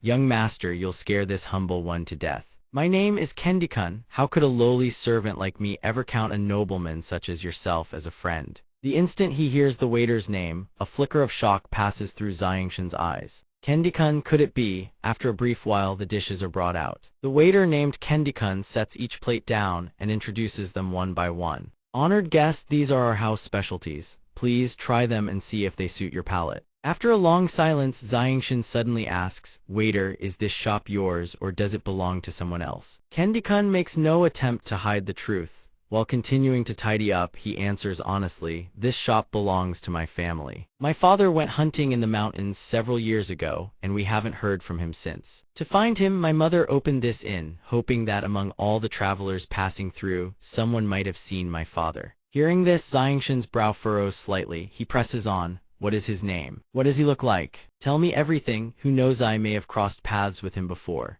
His name is Ken Debao. He's tall and powerfully built, with a prominent scar on his shoulder right here. It was caused by a mischievous boy back when he was young. Kendikun turns his head slightly, pointing to the scar's location on his own shoulder as he speaks. The moment these words leave his lips, certainty crystallizes in Xiangshan's mind. That's right, he is indeed a member of Uncle Debao's family. Xiangshan recalls the kindness Uncle Debao once showed him and makes a silent, ironclad vow. Uncle Debao had sacrificed his life to magical beasts while protecting him. Now it falls to him to repay that debt to his family. After a long silence, Xiangshan turns to Kendikun, who is still tidying nearby. Waiter, you, just as he is about to speak. A shout erupts from the doorway. "Oi, shopkeeper, your brothers are here to collect the protection money." A group of men swagger in, loud and menacing, their voices dripping with arrogance. Candy-kun recognizes them immediately and shrinks back, fumbling to produce the silver. "Sirs, the payment for you gentlemen has been prepared." The leader of the group snatches the pouch of silver and weighs it in his hand. After checking the amount, the man's expression darkens. He rounds on Candy-kun without a second word. "You think you can play me for a fool, brat?" Seeing the man's fury, Candy-kun breaks into a cold sweat. He rubs his hands together nervously and forces a smile. "Young master, what do you mean? This humble one wouldn't dare." "How would I ever dare, sir?" His words only enrage the thug further. The man lunges forward, seizes Candy-kun by the collar, and hoists him clean off the ground. "Listen here. You little rat, the protection fee for our Yangji sect is 3 taels of silver per month. This is nothing but mockery." Hauled into the air without warning, Candy-kun's face drains of all color. "Sirs, please. The Jesun kingdom is at war. Business at this little shop has been terrible. And just a few days ago, my mother fell ill. Every last coin we have is in that pouch." Having no patience for Candy-kun's pleas, the thug drives his knee into the boy's gut with brutal force. "I don't give a damn, no money. And I'll beat you to death." Hearing the commotion from below, Candy-kun's frail, ailing mother descends the stairs and cries out, "Please, sir, stop." Seeing her son doubled over in agony, nailing on the ground, she rushes to his side. "Sir, this old woman will give you everything she has left. Please spare my son and me." Seeing his mother pull out the last of her meager savings, Candy-kun grits his teeth against the pain and shouts, "Mother, no. That money is for your medicine, without it your illness." Seeing her son in such agony yet still worrying only for her, the old woman sits down and cradles him in her arms, stroking his hair gently. "My child, this old woman has lived long enough. I know my own body. This pittance cannot save my life, but it can save yours." Hearing this, Candy-kun can only let out a helpless, anguished cry. Mother, witnessing this heartrending scene of motherly devotion, the thug only sneers. "Damn it all, we're just collecting your chump change. Hand over the money now." Suddenly, a calm, indifferent voice drifts from behind him. "If I were you, I would not touch that money." The thug whips his head around. "Who the hell are you, brat?" Xiangshan merely sips his tea with half-lidded eyes, his expression utterly indifferent.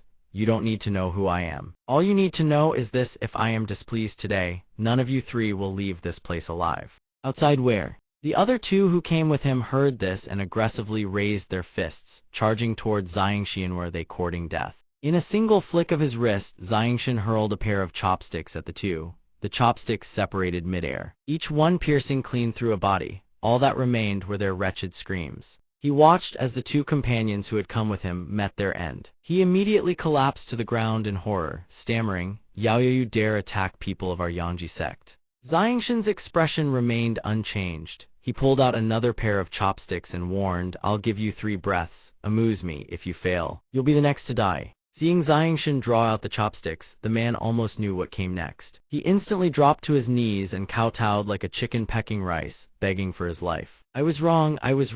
I'll never dare collect money from this shop again. All the money that was extorted before will be returned in full. Please don't kill me. I know I was wrong." He kowtowed until silver coins clattered to the ground. Xiangshan didn't even spare him a glance. He silently lowered his eyes to the teacup in his hand, then parted his lips slightly and spoke, "Not enough, tell me more." Seeing that his words still hadn't satisfied the man before him, the scoundrel immediately continued, "Starting from today, I'll send money to this shop every month, each time a generous sum. This is a 5th-grade radiant spirit pill. It can absolutely cure the shop owner." Saying that, he fumbled a medicine bottle out in terror. Only then did Xiangshan feel it was sufficient. "Drag those 2 lackeys of yours out of here. I want to rest." Seeing that the other party had spared his life, the man had no desire to linger. He quickly replied, Yes, thank you, my lord." After the scoundrel departed, Xiangshan picked up the medicine bottle and presented it before Kangdekun, speaking gently, "My friend, I told ya you truly look just like someone I once knew. When darkness fell at the Yangji sect, the red-haired man who had gone to collect protection money at the guest house that morning had fled back to his sect to lodge a complaint. Sir, we beg you please seek justice for us." The old man, addressed as master, furrowed his brow and questioned him. "Xiang, what exactly happened? How did your 2 junior brothers die?" Hearing this, the man hurriedly lodged his complaint. "Master, there is someone who doesn't take our Yangji sect seriously at all." He recalled and recounted the events. "Master, your disciple and 2 junior brothers descended the mountain to an eatery, where we encountered a mysterious expert. The mysterious expert learned that we all came from the Yangji sect, so he attacked the 3 of us without uttering a single word. After killing the 2 junior brothers, he not only insulted the Yangji sect, even cursed you, Master, calling you a good-for-nothing." After hearing the man's account, the old man's face turned black with fury. He roared, "Insolent! Who in Kainkun Kingdom dares to be so arrogant?" Seizing the opportunity, the man added, "Master, you must avenge the 2 junior brothers." The old man produced a talisman, crushed it in his palm, and called out, "Zhu Qing, this sect master has orders." The instant the words left his mouth, a green-haired man appeared from behind, cupping his hands respectfully. "Sect master, what are your orders?" The old man wasted no breath. "Follow Xiang down the mountain, find that mysterious expert and have a word with him." After receiving the old man's orders, the green-haired man acknowledged softly, "Understood." Before the man departed, the old man added one final instruction. "The Emperor is coming to discuss matters with me. I expect a satisfactory result by the time I return from the Imperial Palace." The green-haired man bowed his head, acknowledged again, and took his leave. Elsewhere, Xiangshan stood atop a rooftop, gazing down at the Imperial Palace of Kainkun Kingdom. "So this is the place." The guards below spotted him and immediately cried out in alarm. "Above, there's someone up there isn't that a peak-level heavenly saint master. He's here to attack the Imperial Palace. Quick, go inform the National Protector Master." A torrent of fire cascaded down from above, sweeping across the Imperial City and surging toward the soldiers like a tidal wave. The sea of flames devoured the screaming soldiers inch by agonizing inch. As Xiangshan held his flaming sword, gazing down upon the burning Imperial City, a voice sounded from behind. "Your Excellency, who are you? Why have you come to assault the Imperial Palace of our Kainkun Kingdom?" He turned his head directly toward the old National Protector Master of Kainkun Kingdom and replied, "Because Kainkun Kingdom is deserving of death. Tell Gan Yun to crawl out here before me." Seeing the man dare to invoke the Emperor's personal name, the old man erupted in fury. "Insolent! How dare you address His Majesty by his given name?" Saying that, the old man channeled his power, readying himself to charge at Xiangshan. Seeing this, Xiangshan too began to gather his strength. With a single casual lift of his hand, Xiangshan effortlessly severed both arms of the National Protector Master. As the old man plummeted in despair, he could only choke out one final line to think, "He is this powerful." After dispatching the first obstacle, Xiangshan turned his gaze toward the Imperial Palace and declared, "Gan Yun, from this day forward, every breath you take I will kill one person. I will not stop until not a single soul remains in your Kainkun Kingdom, if you refuse to come out." Inside the Great Hall, the Emperor of Kainkun Kingdom sat in silence upon his throne, a eunuch at his side making his report. The Emperor closed his eyes and reproached himself, "This is all my fault. Had I not dragged the kingdom into those vassal state alliances, my Kainkun Kingdom would never have drawn the attention of this star of calamity." The eunuch beside him saw the Emperor blaming himself and couldn't bear not to console him. "Your Majesty, this old servant has already dispatched someone to invite the sect master of the Yangji sect to provide protection.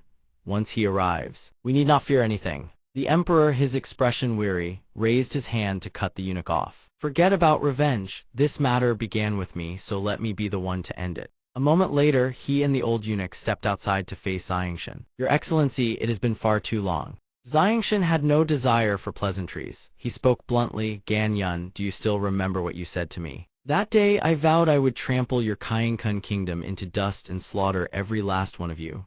As he spoke, he raised the flaming sword in his hand toward the Emperor. His brow furrowed, and he declared in a resounding voice, "Now I have come to fulfill that promise."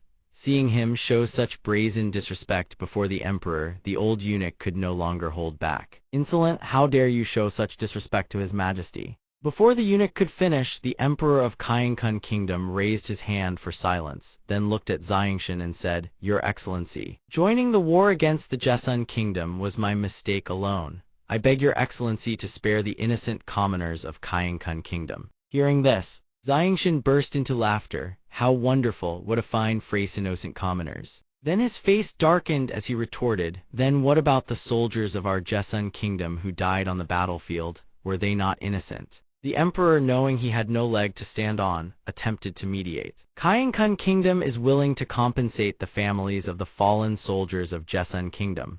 but Xiangshan refused to accept such terms. He began channeling his power. You think compensation alone can settle this? How utterly naive. Today I will reduce the imperial palace of Kainkun Kingdom to rubble. Let this be a warning to all of you. Saying that, he waved his hand, sending a torrent of flames surging forward. At that very instant, a surge of power appeared from nowhere and intercepted the flames. From afar, the sect master of the Yangji sect had arrived. Where did this brat crawl out from, daring to come here and destroy the imperial palace of our Kainkun Kingdom? Seeing the sect master of the Yangji sect had arrived, the old eunuch behind the emperor laughed gleefully. Brat, you're dead for sure. The sect master of the Yangji sect is a 5th cycle heavenly saint master. Seeing the eunuch's smug expression, Xiangshan found it laughable. If you believe a mere 5th cycle heavenly saint master can save your kingdom from annihilation, then I must say you are far too optimistic. Xiangshan's complete lack of fear, the challenge burning in his eyes, sent a chill through the emperor of Kainkun Kingdom's heart. What? From this brat's tone, could it be that he can defeat a 5th cycle heavenly saint master? Xiangshan then turned to the old sect master and issued his final warning. I'll give you one more chance, either get lost or die. Hearing such words from a brat still wet behind the ears, the old sect master threw his head back and laughed. It has been far too long since anyone dared speak to me this way, because every last one who dared speak to me like that is already dead. Saying that, he shot towards Xiangshan at blinding speed. He drew his sword and unleashed the heaven-tier battle skill myriad sword chi of the heavens roaring. Brat, meet your death. Thousands of sword blades surged straight ahead. Xiangshan showed not the slightest sign of retreating. He gathered his energy and unleashed the heaven-tier battle skill fierce gale, palm sweeping away every last sword blade launched by the old sect master. Seeing his technique so effortlessly neutralized, the old man's face twisted in utter disbelief. What? In the blink of an eye, Xiangshan had already materialized behind him. He asked, this is the power of a 5th cycle heavenly saint master. Without another word, he drove a palm into the old sect master's back. Instantly, the old sect master was sent hurtling dozens of meters through the air. After regaining his composure, the old man turned back to look at Xiangshan, his mind reeling. How is this brat so fast? Just as he was about to unleash his power once more, a voice rang out, stopping him cold. When the old sect master turned toward the source of the voice, he recognized it as none other than the old emperor himself. He cried out in disbelief, Your Majesty. The emperor could only clutch his head in despair. Cease your futile sacrifices, all of this stems from my own greed, let me end it all myself. He then turned to Xiangshan. Esteemed lord, I know you have come here on account of the Jessun Kingdom. From this day forth, the Kainkun Kingdom shall never again meddle in the affairs of the Jessun Kingdom. I beseech you show mercy and spare them. Can you do that? Hearing this, Xiangshan furrowed his brow and retorted, Only when death looms do you know regret. How can there be such a convenient thing in this world? He could only close his eyes and sigh, as though steeling himself for an agonizing decision. My lord, I am willing to trade the treasure map to the Saint King's cave dwelling in exchange for peace for my Kainkun Kingdom. Hearing the old emperor's offer, Xiangshan could not help but weigh it carefully in his heart. The Saint King's cave dwelling surely contained a king's pilaf. Those youngsters could help him refine it. His strength would advance yet another step. After deliberating, he agreed. Very well, I accept your terms. Thank you, my lord. With that, he produced the map from his spatial storage. Xiangshan took the map and immediately unfurled it to inspect. After confirming there were no issues, he stowed the map away in his own spatial storage and spoke. Since you have paid this price, I shall no longer pursue your crimes against the Kainkun Kingdom. But if you dare raise your armies against my Jessun Kingdom again, I will annihilate your Kainkun Kingdom without mercy. Having spoken without so much as a farewell, he soared into the sky and vanished. The instant Xiangshan disappeared from sight, the old emperor's expression shifted dramatically. The old eunuch behind him noticed and asked with concern, Your Majesty, are you all right? The emperor merely gave a brief reply before issuing a quiet command.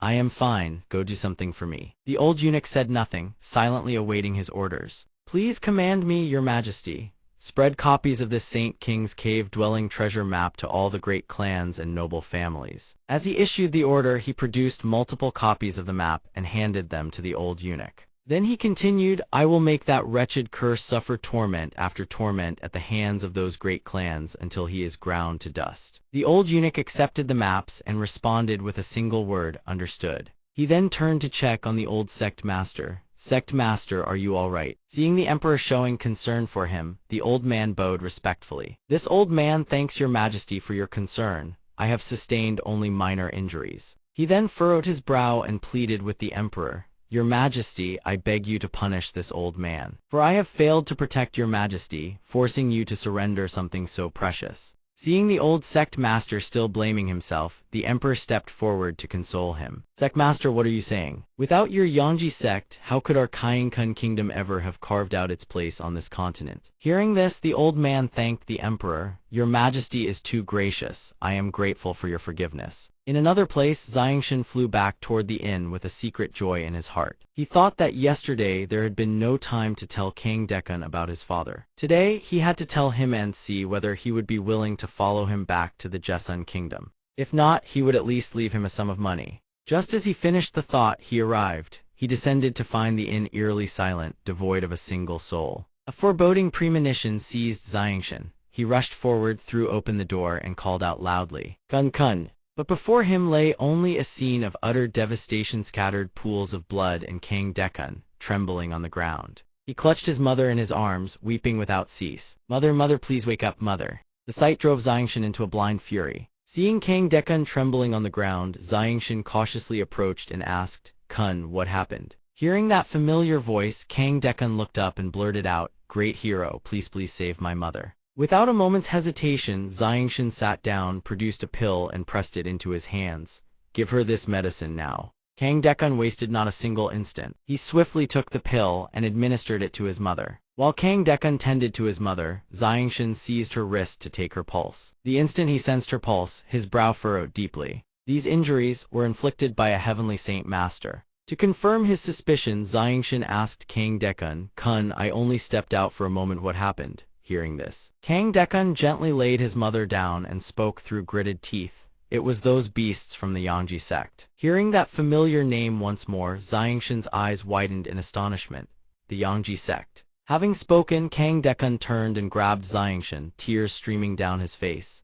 "Great hero. My mother won't die, will she?" Seeing his terror, Xiangshan grasped his hand and offered a reassuring smile. "Rest easy. Your mother has taken the radiant spirit pill. Her life is no longer in danger. Once your mother wakes, I will use the radiant saint power to heal her fully. She will surely enjoy a long life." Hearing this, King Dekun immediately kowtowed, thanking him profusely. "Thank you, great hero, thank you." Seeing this, Xiangshan rushed to help him to his feet. "Kun, there is no need to worry about your mother anymore. Now calm yourself and tell me everything that happened." King Dekun recounted dejectedly. The group from the Yangji sect that the great hero had driven away not long ago had returned, bringing someone called Martial Uncle Chu to seek revenge, but they did not expect him to have already left the inn. Frustrated, they began to ransack and destroy the shop's furnishings. His mother tried to intervene, but they beat her savagely. The more he recalled that sight, the more his veins bulged with fury, and he cursed through clenched teeth. "Those Yangji sect beasts! Once my mother recovers, I will set foot upon the path of cultivation, and I swear I will have my revenge." Seeing his fury, Xiangshan patted his shoulder with a smile.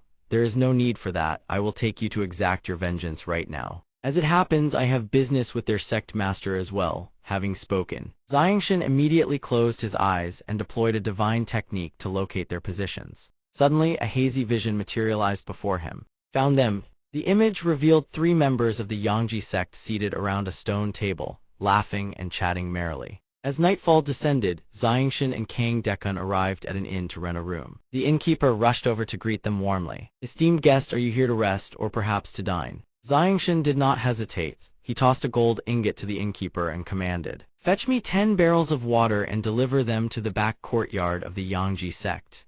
The innkeeper's eyes gleamed at the sight of gold. "Thank you, thank you. Thank you, my lord, I'll see to it at once." Before long, Xiangshan had brought King Dekun to the back courtyard of the Yangji sect. 2 guards spotted their approach and immediately stepped forward to block their path. "Your Excellency, this is the territory of our Yangji sect. No one may enter without invitation." Xiangshan simply swept his hand through the air toward the guards. In the next instant, both crumpled to the ground. Xiangshan's expression did not waver. He strode forward without pause. Noticing King Dekun's fear, he spoke to reassure him. "Kun, do not be afraid. With me here, no one in the Yangji sect can lay a finger on you." Hearing his assurance, King Dekun replied with relief, "Yes, great hero." Moments later, they arrived at the spot where the 3 Yangji sect members sat. Seeing someone approach, the red-haired one whipped around and bellowed, "How dare who dares," but before he could finish, he recognized who stood before him and cried out in terror, "It's you." A fellow disciple beside him, seeing his senior brother recognize Xiangshan, asked, "Senior brother, do you know this person?" The red-haired man answered numbly, "He is the one who killed our 2 junior brothers." Hearing his answer, the fellow disciple exclaimed in shock, "What?"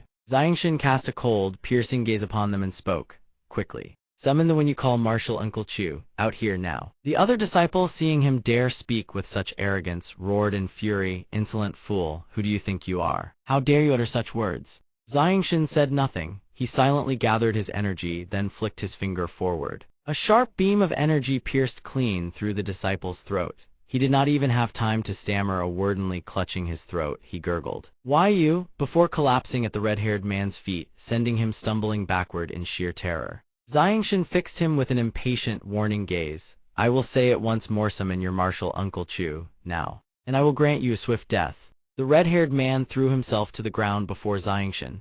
"Spare me. No, don't kill me, spare me please." He stares at the man coldly, his fists clenched tight. Xiangshan gazes at him. Crimson sword chi materializes in his hand. "Did you hear what I said clearly?" Xiangshan swings his arm to strike the red-haired man, who stumbles backward in terror. The crimson sword chi converges into a needle-sharp point, aiming to pierce through his forehead, but a blue barrier blocks the blow. His eyes bulge wide with sheer terror. From behind the barrier, he squeezes his eyes shut and screams for help. "Uncle Chu, save me." Xiangshan glances toward the figure lurking in the shadows of the second floor. The figure demands, "Who are you, your excellency? Why have you come to our Yangji sect in the dead of night, slaughtering our people at will?" Xiangshan casually lets the sword chi in his hand dissipate. He looks at the man and says, "That is precisely the question I should be asking you." The green-haired man peers down from the second floor. "What exactly do you mean?" Xiangshan stands coldly before the golden-robed youth and declares, "Half a double hour ago, why did your Yangji sect barge into someone else's inn and slaughter people at will?"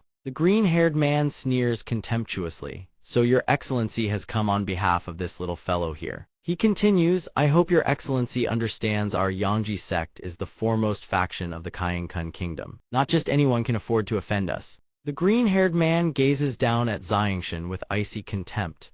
"If your excellency insists on standing up for this lowly commoner, then do not blame our Yangji sect for failing to show due hospitality." Xiangshan furrows his brow and replies, "I will say only one thing. If your Yangji sect does not wish to be annihilated down to the last man, then I advise you to crawl down here, kneel before Kand Kun, and compensate him." Enraged by these words, Azure Sword Chi surges into his hand. He roars, "Insolent brat! You know neither the height of the heavens nor the depth of the earth." The green-haired man charges forward, lunging at Xiangshan. "Let me see just what sort of skills you possess." Xiangshan raises his hand, pressing his thumb against his middle finger. A crimson glow radiates outward. He flips his palm over and flicks his middle finger. A beam of crimson light erupts forth, striking the charging green-haired man dead center. The blow sends him hurtling backward. His back slams into the floor and he coughs up a mouthful of blood. He clutches his bleeding wound, his voice trembling with fear. How can your cultivation be this powerful? I am already a third-cycle Heavenly Saint Master."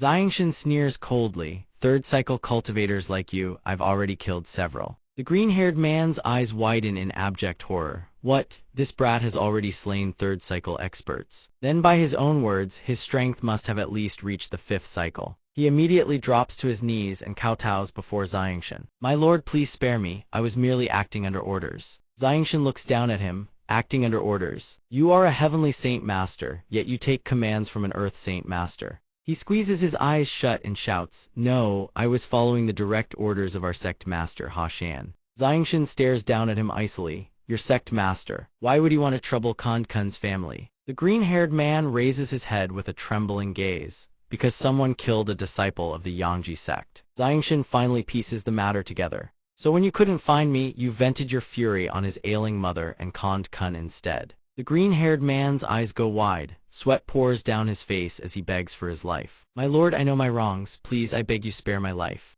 Xiangshan replies with chilling calm, "You do not know your wrongs. You only know that you are about to die." Xiangshan wastes no more words on them. Twin beams of crimson light gather in his hand. He presses his index and middle fingers together and flicks his wrist. The 2 crimson beams pierce through their bodies simultaneously, striking their vital points. The green-haired man barely manages a scream, no, before he collapses lifeless on the spot alongside the red-haired man. Xiangshan turns around and pats Kond Kun on the shoulder. Come, let us go check on your mother. She must have awakened by now. Kond Kun watches his retreating figure and replies with heartfelt gratitude. Yes, yes, of course. The next morning, inside the inn room, Kond Kun stands joyfully beside his mother's bed. Mother, you're all right now. This is truly wonderful. He reaches out to help her sit up.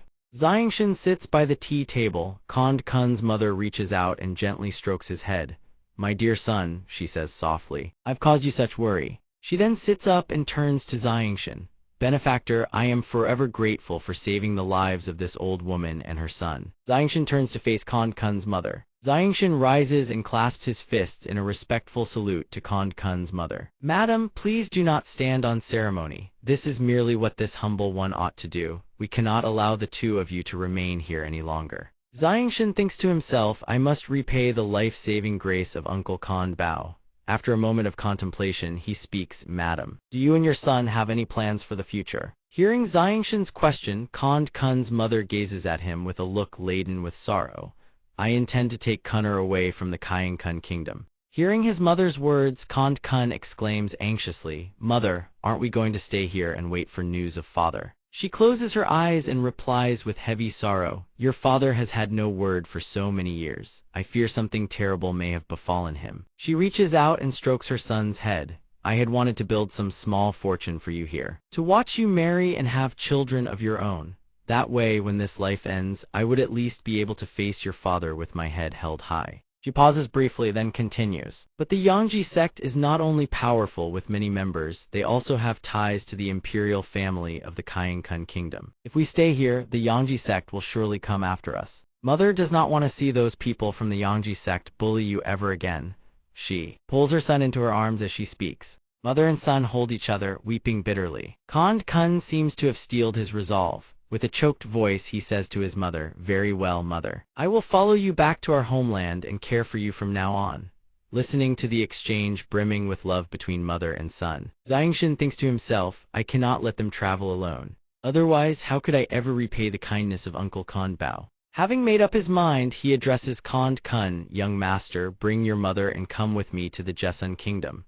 Hearing his proposal, Kond Kun's mother speaks up to refuse on her son's behalf. Benefactor, for all that you have done for this old woman, my gratitude is boundless. But the Yangji sect is far too powerful. It would not be worth making enemies of them for our sakes. Xiangshan knows she fears dragging him into danger. He realizes he can no longer conceal the truth. Raising a hand to silence her, he says, Very well, I will be frank with you all. It was Uncle Kond Bao himself who sent me to bring the two of you away. Hearing his father's name, Kond Kun turns around at once. Hero, do you know my father? But seeing Kond Kun's mother's fragile state of health, Xiangshan does not dare reveal the full truth. He can only steel his resolve silently. I will wait until the madam has recovered before telling them that uncle has already passed on. He then quickly replies, he has accepted a mission of great importance. That is precisely why he asked me to escort the two of you to the Jessun kingdom to enjoy a life of comfort. Xiangshan gently pats Kond Kun's shoulder.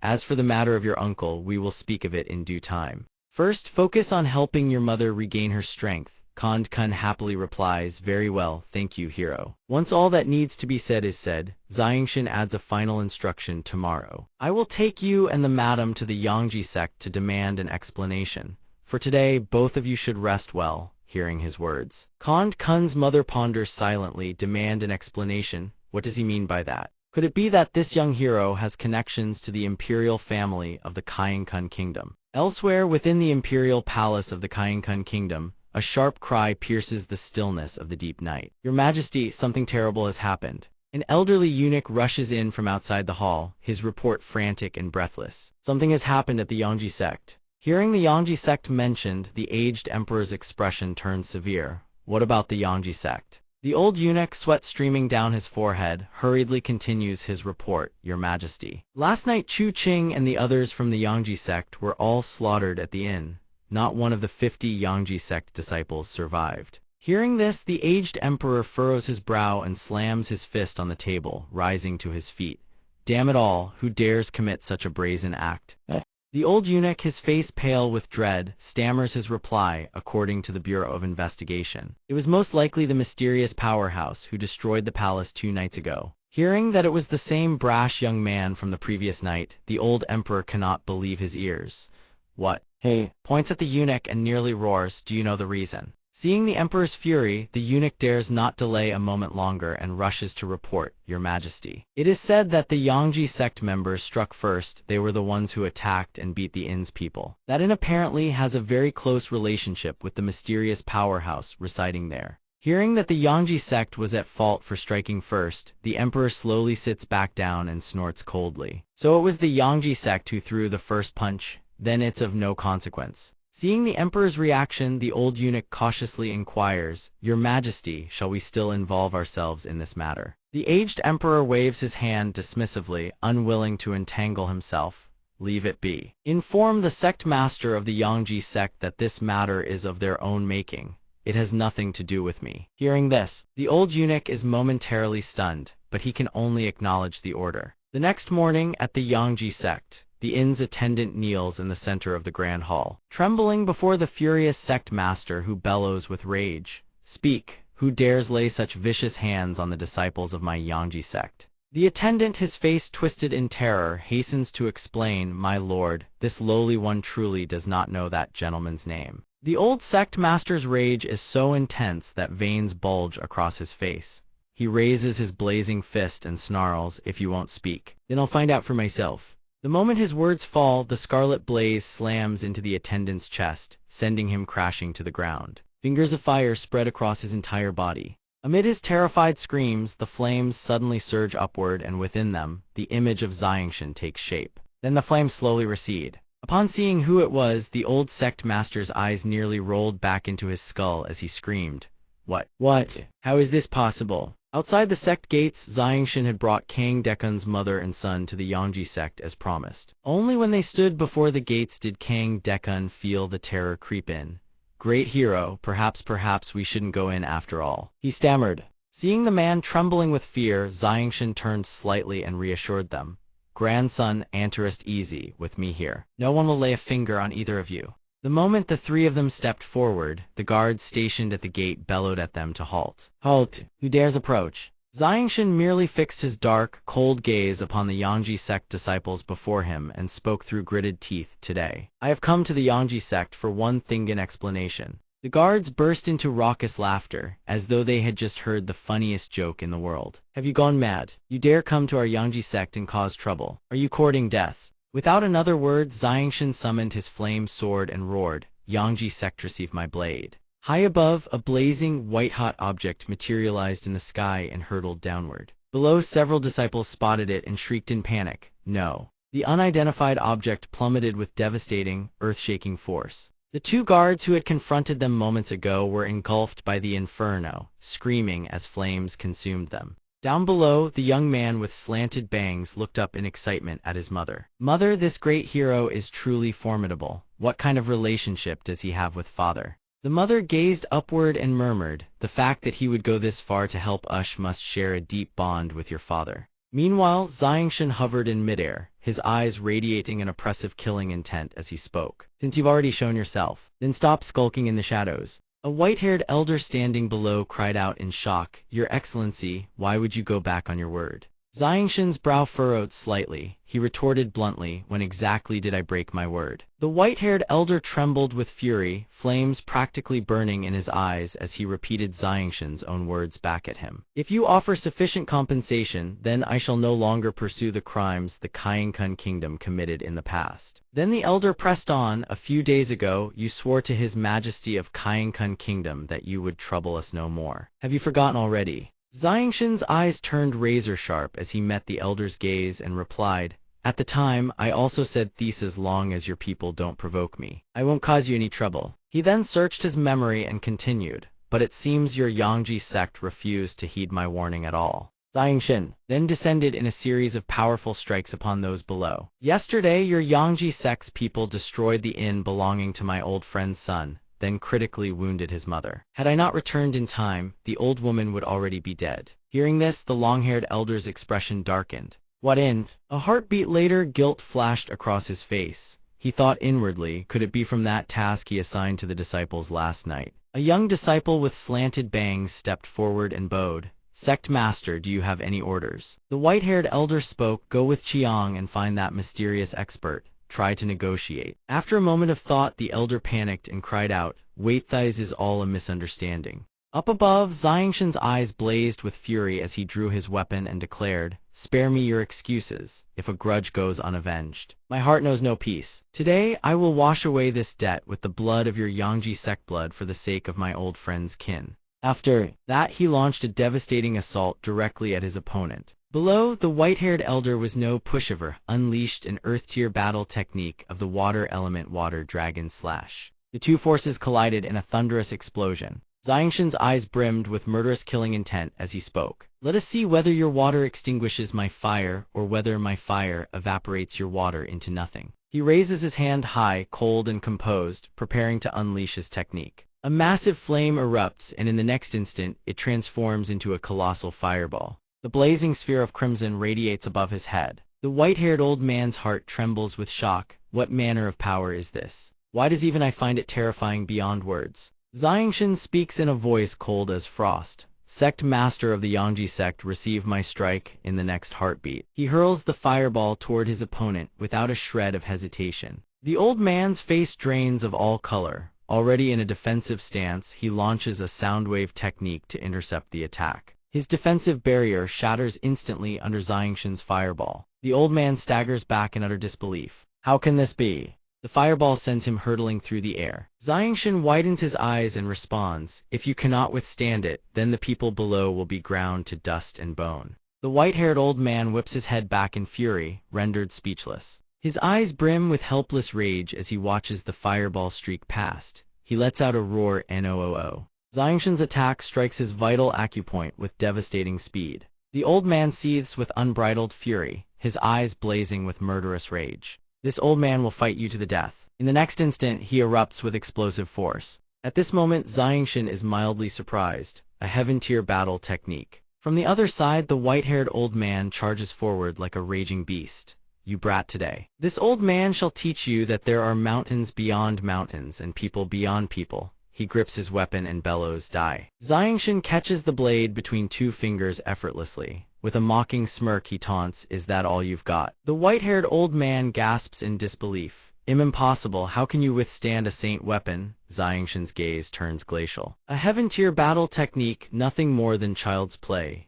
In the next moment, pitch-black flames engulf his entire body. From this moment forward, the Yangji sect ceases to exist, like a frog croaking from the bottom of a well, refusing to admit defeat. He sneers. "Do you truly believe the Yangji sect is nothing more than a minor sect? The power of our Yangji sect far exceeds your imagination. If you stop now, it is not too late." Hearing this, Xiangshan merely lets out a cold snort and says, "Oh, how formidable. Then let this one see if you can withstand this strike." In the next instant, a bolt of divine lightning descends from the heavens. It is the saint-tier battle technique Blood Frenzy. At the sight, the white-haired old man's jaw drops. A saint-tier battle technique, how is this possible? You are merely a heavenly saint master, how could you possibly know a saint-tier battle technique? Xiangshan's form transforms as he unleashes the full fury of the saint-tier battle technique Blood Frenzy. The old man, now reduced to a trembling coward, scrambles to flee, begging for mercy. "No, don't, I was wrong, I beg you spare my life." Before his words are finished, a thunderous bolt of lightning crashes down. His entire body is engulfed in searing flames, burning without end. When the fire finally subsides, nothing remains but scorched, barren earth. The mother and son huddle together, trembling, their eyes darting around in fear. Xiangshan surveys his surroundings and thinks to himself, the power of chaos is truly formidable beyond measure. And yet, I have only grasped the barest surface already, its might is this devastating. He descends slowly to the ground, his thoughts turning inward. It is time to evacuate Dabao's family from this place. He steps forward and speaks to reassure them. "Madam, young master, come with me to the Jessamine Kingdom. I will look after you both from this day forth. No longer will you have to live in fear and anxiety. I give you my word, under my protection in the Jessamine Kingdom, no one shall dare bully you again." The mother smiles warmly, her expression gentle and grateful. "Thank you, young master." The scene shifts to a desolate wasteland, where only a handful of hastily erected tents dot the landscape. Xiangshan leads Dabao's family toward the encampment. The sentry spots them and calls out, "Protector State Master, sir, you have returned." Xiangshan approaches and asks, "Is General Liu present at this time?" The soldier bows respectfully. "Yes, my lord. Allow me to escort you to the general." Moments later, the soldier leads Xiangshan into the tent. "Right this way, sir. General Liu is here." Xiangshan speaks courteously, "I thank you for your trouble." His voice rings out, "General Liu, I have returned." Upon hearing his voice, General Liu rises immediately and bows in respect. "Protector State Master, sir, at last you have come back." Xiangshan approaches the table and asks, "In the 2 days I was away, has anything of note occurred?" General Liu responds at once, "No ill tidings, my lord. In fact, much good news has arrived." He adds, "Please, sir, allow me to prepare a meal for you first." Xiangshan waves his hand. "That will not be necessary, I still have other matters to attend to. I came here only to ask for your assistance with certain tasks." Hearing this, the man's heart swelled with hope. Finally, the moment to prove himself had arrived who would render meritorious service without fail. He spoke at once, "Your humble soldier awaits the Great One's command." Xiangshan gestured toward the mother and son standing behind him. "General Liu, these two are the kin of a friend of mine. I would trouble you to look after them for a few days." General Liu's expression turned solemn as he answered, "Consider it done." The mother bowed her head deeply, her voice trembling with gratitude. "We owe our lives to the benevolent one. My son and I can never repay this kindness." Xiangshan hurriedly replied, "Auntie, please do not speak so. From now on, just call me Jian Chen." He paused, then turned. "General Liu, I must trouble you once more. Please see that they are given something to eat. They are not cultivators. By now they must be both famished and exhausted." Without delay, General Liu barked at the soldier at his side. "You there. Escort the honored guests of the National Protector Master to a meal at once." The soldier dropped to one knee instantly. "Yes, sir." Only 2 people remained in the room. Xiangshan spoke first. "What is the state of the war?" General Liu's eyes lit up as he produced several secret dispatches. "Thanks to your excellency, the Finland Kingdom's Grand Army has begun its retreat. They have even sent a letter of surrender." He turned to the map spread across the table and added, "The situation at the 3 eastern fortifications. The west and the south of the Joseon Kingdom has stabilized." A moment later, General Liu's eyes shone with reverence. "Your excellency has endured great hardship. The Ager Kingdom has bestowed upon the Joseon Kingdom. The people of Joseon shall remember it in their hearts for all eternity, never to forget." That evening, Xiangshan came to the mother's side to inquire after her well-being. "Auntie, how are you finding tonight's meal? Is everything to your liking?" The mother's eyes were clouded with sorrow. "Benefactor Dabaoh is gone, isn't he?" Xiangshan stood before her and said gently, "Auntie, the uncle, he was called away by duty." The mother's gaunt face tightened. "Enough, you need not worry about me." Then her gaze drifted, lost in memories of the past. Every year he would come home 2 or 3 times. Each visit he brought armfuls of food and gifts. Her expression hardened. "Tell me, how did he die?" Xiangshan shut his eyes and lowered his head. "The uncle. He gave his life to save mine." Hearing this, a wave of sorrow washed over the mother's face. "As I thought, he was always a man of his word." Xiangshan looked up, startled. "A promise." The mother's voice grew heavy with grief as she began to speak. Ever since he was young, his physical strength was immense. His cultivation advanced far faster than anyone else's. Her thoughts wandered back to the days of their youth together. "I once asked him, 'We must you cultivate? Wouldn't a simple life of farming be enough?' Back then, Dabaoh answered with that unshakable confidence of his, 'To protect others, one must first have the courage to stand tall.'" The mother's voice cracked softly. "He shielded me for half a lifetime." She glanced toward the silhouette of their son in her mind. "Now it falls to me to protect his child." Xiangshan stood to the side, watching her in silence. A vow formed in the depths of his heart.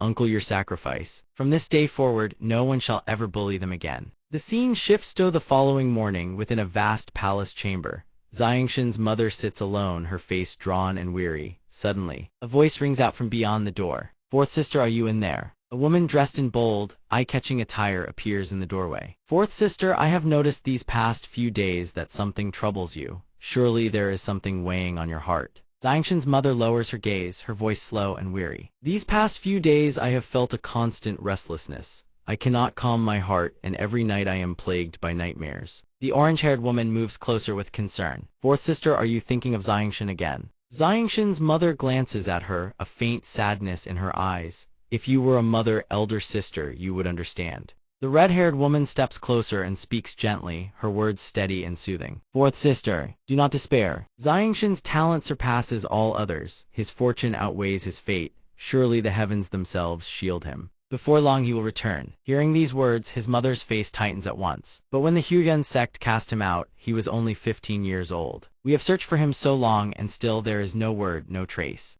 Her complexion pales as she whispers, I do not even know where Xiangshan is now. Will he ever be able to come home? I fear. The red-haired woman places a steadying hand on her shoulder. Fourth sister, do not let your thoughts spiral. Xiangshan will surely be safe. She then studies her sister-in-law's face and says with quiet resolve, Fourth sister, you must hold on. Right now, within the entire Chengyang clan manor, the only ones left to hold things together are you and I. Her thoughts then drift to Minju, the daughter of the second madam. Chengyang Minju, resentful of the arranged marriage forced upon her a year ago, had fled the manor. Her whereabouts remain unknown. Then her mind turns to Chengyang Hu, the eldest son of the first madam who had been brought back just days ago, though he yet draws breath. His cultivation has been utterly destroyed, is now a cripple. The woman stands motionless, her gaze fixed on the world beyond the window. You must all return safely, you must. At that very moment, outside the manor, Xiangshan and his companions arrive.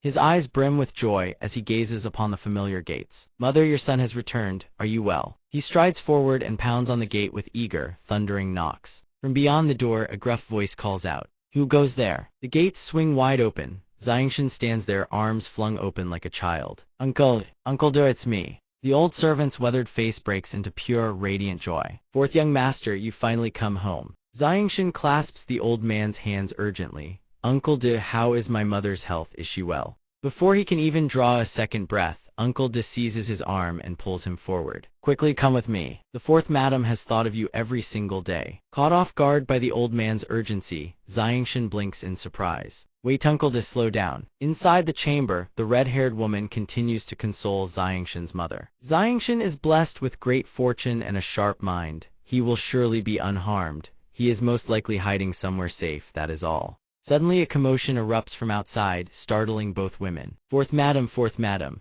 The red-haired woman flings the door open with an irritated huff. Uncle De, what are you bellowing about? The old servant swiftly pulls Xiangshan forward into view. Third madam, the fourth young master has returned. The third madam freezes, her eyes widening in disbelief. The fourth young master, Xiangshan. The moment his name rings out, his mother lurches to her feet and races out the door. Xiangshan. Xiangshan's eyes glisten with unshed tears as he beholds her. Mother, your son has come home. Mother and son collide in a desperate, trembling embrace. The air overflows with a happiness words could never capture. His mother weeps and says, Xiangshan, my child, you finally returned. Do you know how much I've missed you? Xiangshan closes his eyes, letting his emotions wash over him. An unfilial son who has not returned home for so long. He then turns to Uncle De with a request. Hearing this, the man responds, Young master, please give your orders. Xiangshan points toward the mother and son from Dabao's family. Uncle De, please arrange accommodations for these two. Their father was the one who saved my life. Uncle De bows deeply in response. Rest assured, young master, this old servant will see to everything. The orange-haired woman steps forward. Come now, you two shouldn't stand out here in the cold. Come inside and talk. I must hurry and deliver the good news to the master. Inside the room, Xiangshan's father sits in silence, his head bowed low. The orange-haired woman shoves the door open and strides in. Master, I bear wonderful news. Xiangshan's father furrows his brow slightly. A commotion erupts from outside. What is all this noise? What's going on? The third madam shouts urgently. Old man, fourth sister's son Xiangshan has returned. Hearing this, his father startles and exclaims, What? Is what you say true? Has Xiangshan truly returned? The woman hastily grabs his hand. It's true, come with me. Before the man can even react, he bolts forward at once. I'm coming, I'm on my way. The third madam calls after him. Master, wait for me. Meanwhile, Xiangshan sits conversing with his mother. Mother, I even raised a little tiger cub as a pet, but since I was in such a hurry to return, I left it at a friend's house. When I find the time, I'll bring it back to keep you company. Suddenly, the door bursts open as Xiangshan's father rushes in, gasping for breath. His mother sees him and says softly, Master. Xiangshan rises and turns around. Father, your son has returned. Father and son embrace tightly. His father says joyfully, My good son, I knew you wouldn't die. All three of them hold one another close. In his heart, Xiangshan thinks this is home. This is my home. I have finally come home. His father then calls out with elation, "Someone, prepare a feast at once. Tonight I shall drink to my heart's content with my son." The servants obey immediately. Xiangshan's eyes brim with emotion. "Father, you've just returned from the battlefield. Best not to drink too much. Your health is what matters most." His father replies cheerfully, all right, I'll listen to my son, no drinking it is." Suddenly Xiangshan asks, "Ah, right father, where's eldest brother? Is he all right?" Hearing this, his father's face turns ashen. "Ahu, your eldest brother, he." Hearing his father's heavy sigh, Xiangshan demands anxiously, "Father, what happened to eldest brother?" His father's expression darkens. His limbs were severed on the battlefield. Though he has regained consciousness, he refuses to eat or drink. He wishes only for death. Hearing this, Xiangshan thinks good as long as eldest brother still lives, everything can be mended. He then declares, "Father, let me go check on eldest brother." His father nods, "Go and try to talk some sense into him." Stepping outside, he spots the third madam carrying a tray of food at the doorway. "Big sister, I know your heart aches over Ahu's condition, but you cannot go on without eating or drinking." Xiangshan observes her and thinks that third madam is not as cold as he once imagined. She suddenly turns and catches his gaze, then brings the tray of food over to him. "Xiangshan, go persuade your eldest madam to eat." He replies with a smile, "Don't worry, third madam, leave it to me. Give me the food, I promise I'll get both eldest brother and eldest madam to eat." He takes the tray and adds, "During the years I was away, thank you, third madam." The third madam furrows her brow slightly. "Xiangshan, what are you talking about? Yes, I may have always competed with the other sisters for favor, but now is hardly the time for such petty things. Yu Fengyan still knows what is right and what is wrong." She places a hand on his shoulder and says gently, "These years have been hard on a child like you."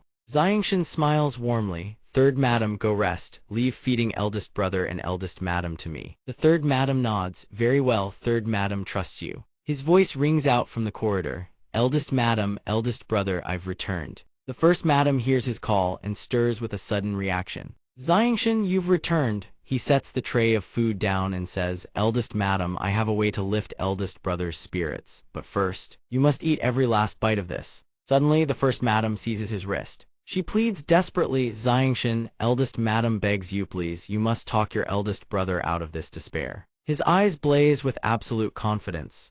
"Eldest madam, rest easy, leave everything to me." In the green-haired man's chamber, he lies upon the bed while Xiangshan sits at his bedside. He speaks softly, "Eldest brother." The green-haired man turns his head to look at Xiangshan. His face is ashen, his voice feeble as he murmurs, "Fourth brother, you've come back." The green-haired man's expression is laden with despair and bitter self-reproach. "Fourth brother, if I had known eldest brother would end up like this, I would rather have been beaten to death by the Hujan sect than let you offend them on my behalf." He closes his eyes and continues, "Fourth brother, this is all because I dragged you into it." Before he can finish, Xiangshan cuts him off. "Eldest brother, how can you say such things?" He places his hand firmly on the bed and speaks with unwavering resolve, "Eldest brother, you must hold on. Wait just a little longer, I will find a way to restore your limbs." The green-haired man does not open his eyes, his voice is hollow with resignation. "Fourth brother, you don't understand. To regenerate severed limbs requires the power of a 7th stage radiant saint master. In this lifetime, eldest brother will never stand again." Suddenly, a radiant orb of golden-orange light materializes in Xiangshan's palm,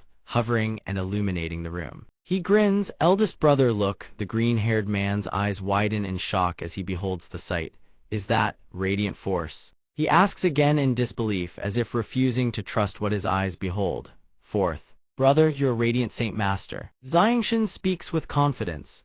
"Eldest brother, I am currently a 6th stage radiant saint master. I am only one step away from the 7th stage. Just give me a little more time and your body will be fully restored." The green-haired man stares at him, his eyes brimming with hope yet still tinged with doubt. "Fourth brother, is it true? Is everything you say real?" Xiangshan affirms with absolute certainty, holding the radiant spirit pill before the green-haired man's eyes. "Of course, eldest brother, swallow this radiant spirit pill first. You must hold on and live until that day comes." The green-haired man speaks with deep gratitude. "Fourth brother, eldest brother will fight to survive." Having said that, the pill is slowly placed into his mouth. He closes his eyes and swallows. As the pill slides down his throat, a golden-orange glow radiates from within. After the green-haired man swallows the pill, Xiangshan says with a smile, "Good. Now let me go tell eldest madam, she will surely be overjoyed." He turns and walks out. Elsewhere, a purple-haired man strides along a road with his subordinates trailing behind him. Suddenly, a subordinate rushes forward, drops to one knee before him, and bows his head in report. "My lord, this subordinate has a matter to report." The purple-haired man responds, "What is so urgent?" The subordinate raises his head, his expression grave.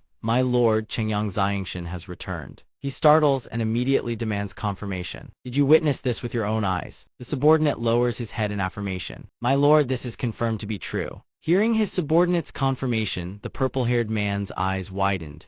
A smirk of utter arrogance curled across his lips. "Good, very good." He turned to the subordinates behind him and issued an order. "The direction of attack has changed. Follow this sect master to the Chengyang clan manor to collect our debts." The men shouted in unison and departed toward the Chengyang manor. After Xiangshan informed his mother, the green-haired woman happily came to visit him. She stood by the bedside, personally spooning food into his mouth as she said gently, "Little tiger, eat a bit more." He replied with an embarrassed smile, "Mother, I'm already very full. Let's continue eating tomorrow." Xiangshan picked up a cup of tea to drink, but seeing this, he burst out laughing and teased him. "And who was it that said Big Brother couldn't eat or sleep well these past few days?" The green-haired man turned to him, chewing as he spoke. "But even so, you can't eat 4 or 5 days' worth in a single meal." While Xiangshan was laughing happily, his mother suddenly rushed over with a panicked expression, crying out, "My son, come with me quickly." Xiangshan hurriedly steadied her hand, his face bewildered as he asked, "Mother, what's wrong?"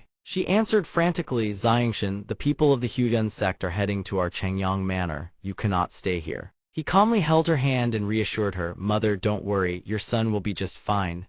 Suddenly, the golden-haired woman and the black-haired man stepped in from the corridor. The golden-haired woman spoke with a worried expression, "Xiang, Tian, quickly find a place to hide." The black-haired man beside her also spoke, his expression stern. "Xiangshan, you and your mother should hide for a while. I will go to the palace at once and ask the Qinhuang Kingdom's master to intervene. Let us see if this matter can be resolved." He looked at them and replied, "Father, mother, first madam, third madame, do not worry. I can handle the Huyun sect matter on my own." Xiangshan's mother scolded him, her face full of worry. "Silly child, stop talking such nonsense. The Huyun sect is incredibly powerful. How could you possibly contend with them?" The black-haired man also voiced his agreement. "Indeed, even though you've grown these past few years, you still cannot match the Huyun sect." The black-haired man closed his eyes, his expression one of disappointment, and continued, "It is because my strength is insufficient that the two of you must bear this injustice." After speaking, he produced a scroll and placed it before Xiangshan with solemn instructions. "Xiangshan, this is a heaven-tier battle skill that your father happened to come across. Take it with you and cultivate it for a time. Once you have mastered it, then come back." He stared at the scroll in the old man's hand and silently sighed with emotion. "Isn't this what Ming Dong was asked to deliver? That fellow actually delivered it on time." The image of a young man with purple-tied hair holding a scroll surfaced in his mind.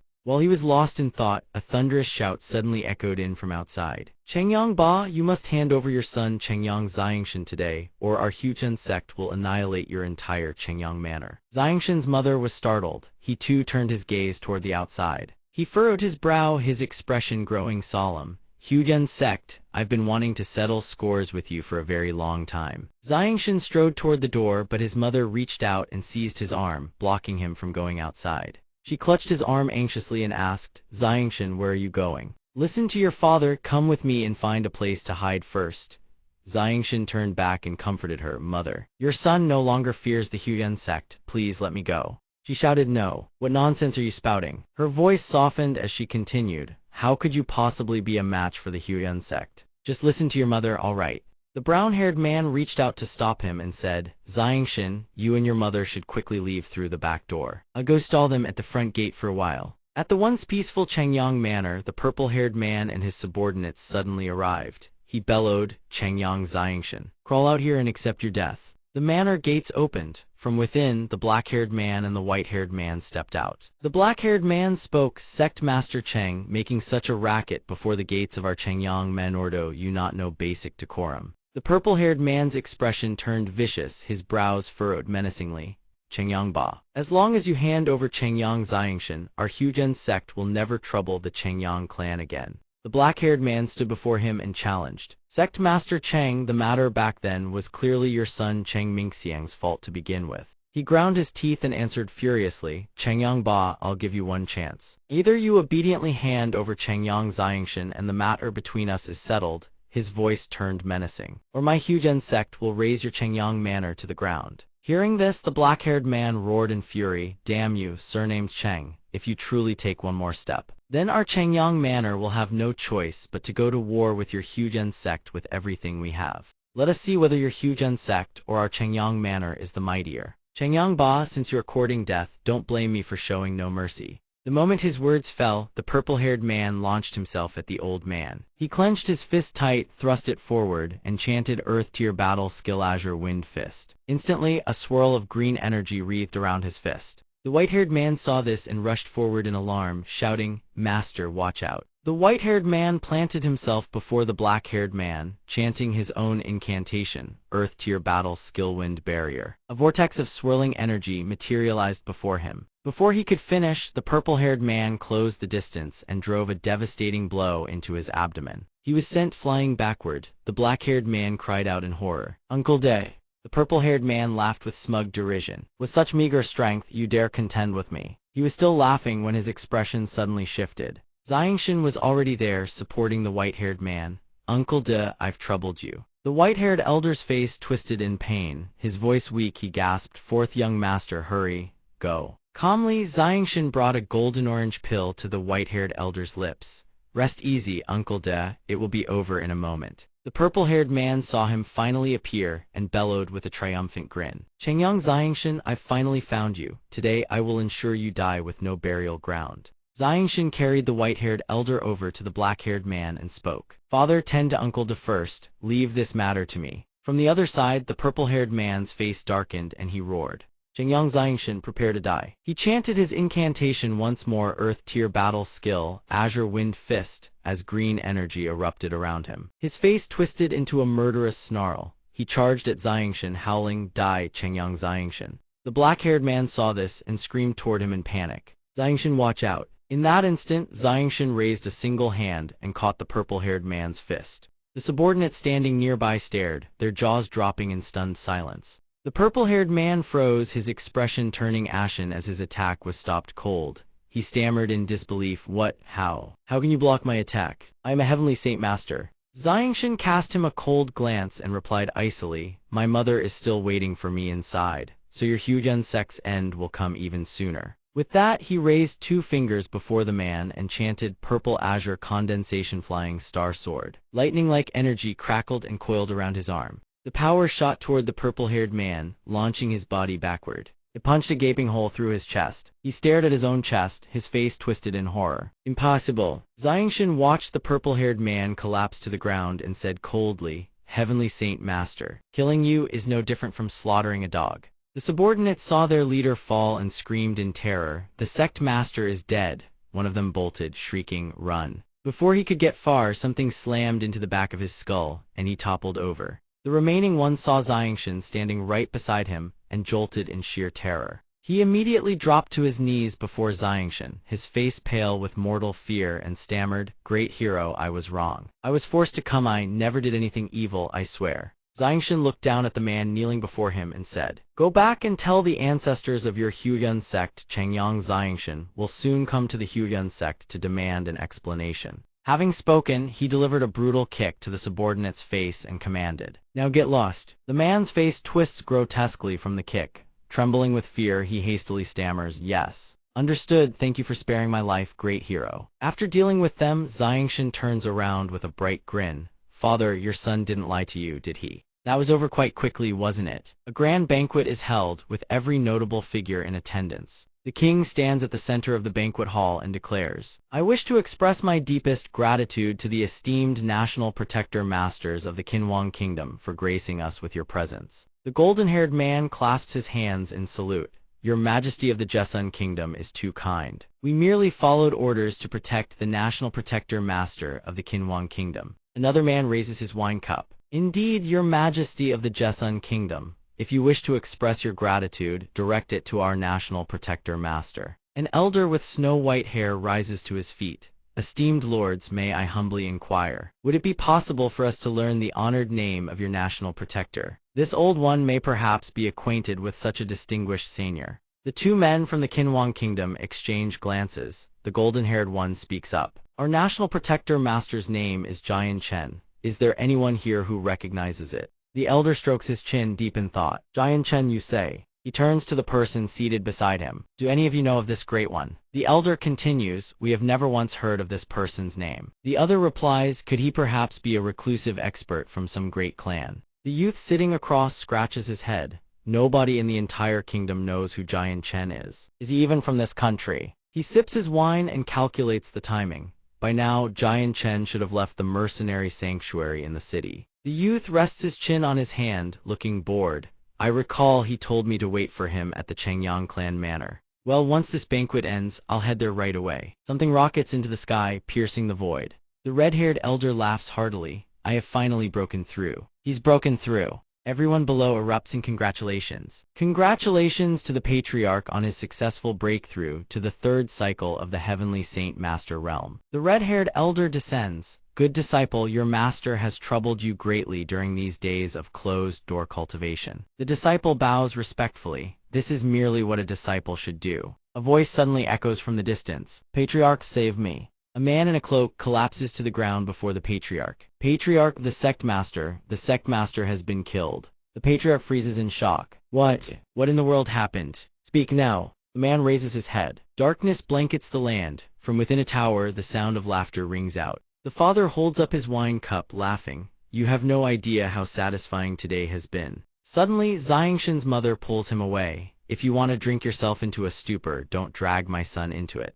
She demands. Xianger is only 21 years old. How could he possibly have killed the sect master of the Huyuan sect? Her voice softens. Xianger, your mother only wishes for you to live a peaceful, safe life. Xiangshan reassures her gently. Mother, rest easy. From now on, no one in the Jessun kingdom will dare bully you. His father's expression turns grave. Xiangshan, what realm has your cultivation truly reached? Why can I not sense your aura at all? He quickly explains, Father, due to certain fortuitous encounters, my cultivation path has completely departed from the realm divisions of the Tianyuan continent. Xiangshan continues, as for my strengthening Heavenly Saint Master below the 5th cycle, I can slaughter them like dogs. A moment of stunned silence falls over the three. He asks, Father, Mother, what's wrong? His mother exclaims in excitement, Xianger, you've become a Heavenly Saint Master. Xiangshan scratches his head. You could say that, I suppose. His father bursts into hearty laughter. Excellent, truly worthy of being Chengyang Tianba's son.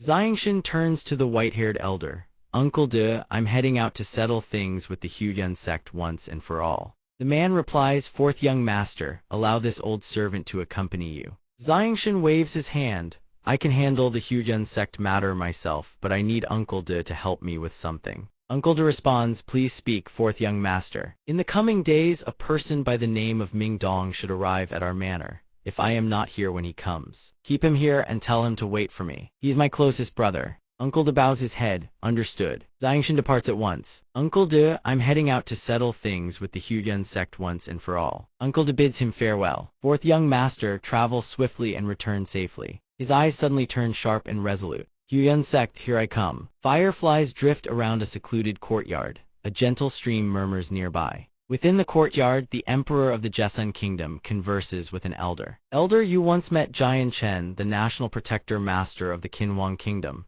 Who is he, exactly? The elder replies respectfully, Your Majesty, though this old one has indeed met Jian Chen, I truly have no recollection of him. The emperor furrows his brow. Why would he travel thousands of miles to our humble Jessun kingdom? Although our kingdom's territory is prosperous, it would hardly catch the eye of the Qinhuang kingdom. A figure stands gazing over the landscape. The distance between us and the Qinhuang kingdom is simply too vast. The elder speaks up, Your Majesty, I suddenly recall someone. The emperor asks at once, Who? The elder's expression turns solemn, the Chengyang patriarch. The emperor's eyes widen in realization. Of course, it can only be the Chengyang patriarch. A soldier rushes in and kneels beside the emperor, presenting a scroll. Your Majesty, an urgent dispatch from Luor City. The emperor's eyes widen in shock. What? Not only is he alive, he has returned. The elder leaps to his feet. Your Majesty, the one called Jian Chen is truly connected to the Chengyang patriarch. The emperor carefully rolls up the paper. It's not merely Jian Chen, Chengyang Xiangshan himself has returned. The elder is stunned. What? He's not dead. The elder recalls the emperor's fury when the news first arrived. Back then, after Xiangshan had left the Chengyang clan manor, all trace of him vanished without a sound. I thought he had met with misfortune, to think he was still alive. A flicker of joy crosses the emperor's face. This can be considered a stroke of good fortune for the Chengyang clan manor. After all, their eldest son had his limbs severed by enemies. The entire household has been shrouded in grief ever since. Now that their fourth son has been found, it should count as a cause for celebration. The white-haired elder suddenly has an idea. Your Majesty, we should seize this opportunity to curry favor with the Chengyang clan manor. The emperor nods in agreement. Indeed, if we can earn the goodwill of Jian Chen, the national protector master of the Qinhuang kingdom, it would be an immense honor for our Jessun kingdom. A soldier burst in breathless. Your Majesty, terrible news. Cheng Fei, the sect master of the Huyuan sect, has been slain by Chengyang Xiangshan in the streets. Upon hearing this, the emperor and the elder are struck dumb with shock. What? A soldier rushes in and drops to his knees to report. This afternoon, the Huyuan sect master Cheng Fei was slain by Chengyang Xiangshan in broad daylight, right in the middle of the main street. The emperor breaks out in a cold sweat. The Huyuan sect master, Cheng Fei, he was a heavenly saint master of several cycles. The old man strokes his beard in deep contemplation. If this old servant recalls correctly, he should have been a third cycle heavenly saint master. Third cycle. The emperor's face lights up with joy. Then does that not mean Chengyang Xiangshan's strength is at least above a third cycle heavenly saint master? He slams his palm on the table and bursts into hearty laughter. Wonderful, wonderful, our Jessun kingdom has produced yet another young genius. He showers praise upon praise. This Chengyang Xiangshan truly possesses extraordinary talent. The emperor rises to his feet. Chancellor, go to the imperial treasury at once and select several fine treasures. We shall visit the Chengyang clan manor to offer our congratulations. The old man bows with cupped fists. As you command. The emperor gazes out the window, a smile spreading across his face. It seems the Jessun kingdom is about to enter an era of great fortune. Beneath a sky full of stars, the young man descends before the gates of the Huyuan sect. The gate guards immediately tense up, their hands flying to their weapons. Who goes there? What business do you have at our Huyuan sect? Xiangshan's eyes blaze with killing intent to exterminate. The two gate guards double over in laughter. Ha, this is killing me. Kid, are you an idiot? Hurry and get lost. Our Huyuan sect doesn't bully the feeble-minded. He channels his power. Flames coil around his fingers, surging and condensing into a blazing sword of brilliant light in Xiangshan's grip. The two guards' faces drain of all color. Why you? What are you doing?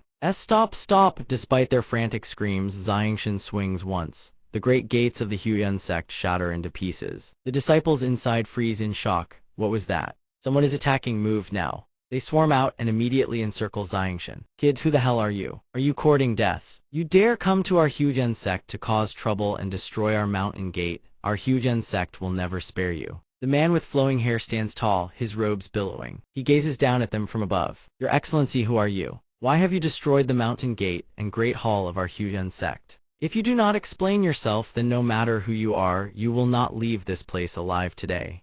Xiangshan fixes his gaze upon the speaker. You don't recognize me? Then why have you spent all these years sending men to hunt me down? The man's eyes widen in utter shock. You are Chengyang Xiangshan. Xiangshan's voice drips with killing intent. It's been a long time. Cheng Mingxiang's expression twists into a sinister grin. Chengyang Xiangshan, when the heavens offered you a path, you refused. When hell had no door, you broke in yourself. He gazes down from his elevated perch at Xiangshan below, then barks orders to his subordinates. Disciples of the Huyuan sect, hear my command. By the authority of the sect master, I order you slay this villain before you at once. Whoever succeeds in killing Chengyang Xiangshan shall receive a generous reward. The subordinates respond with fervent enthusiasm. Yes, young sect master. The entire group leaps down from above, charging straight at Xiangshan with war cries.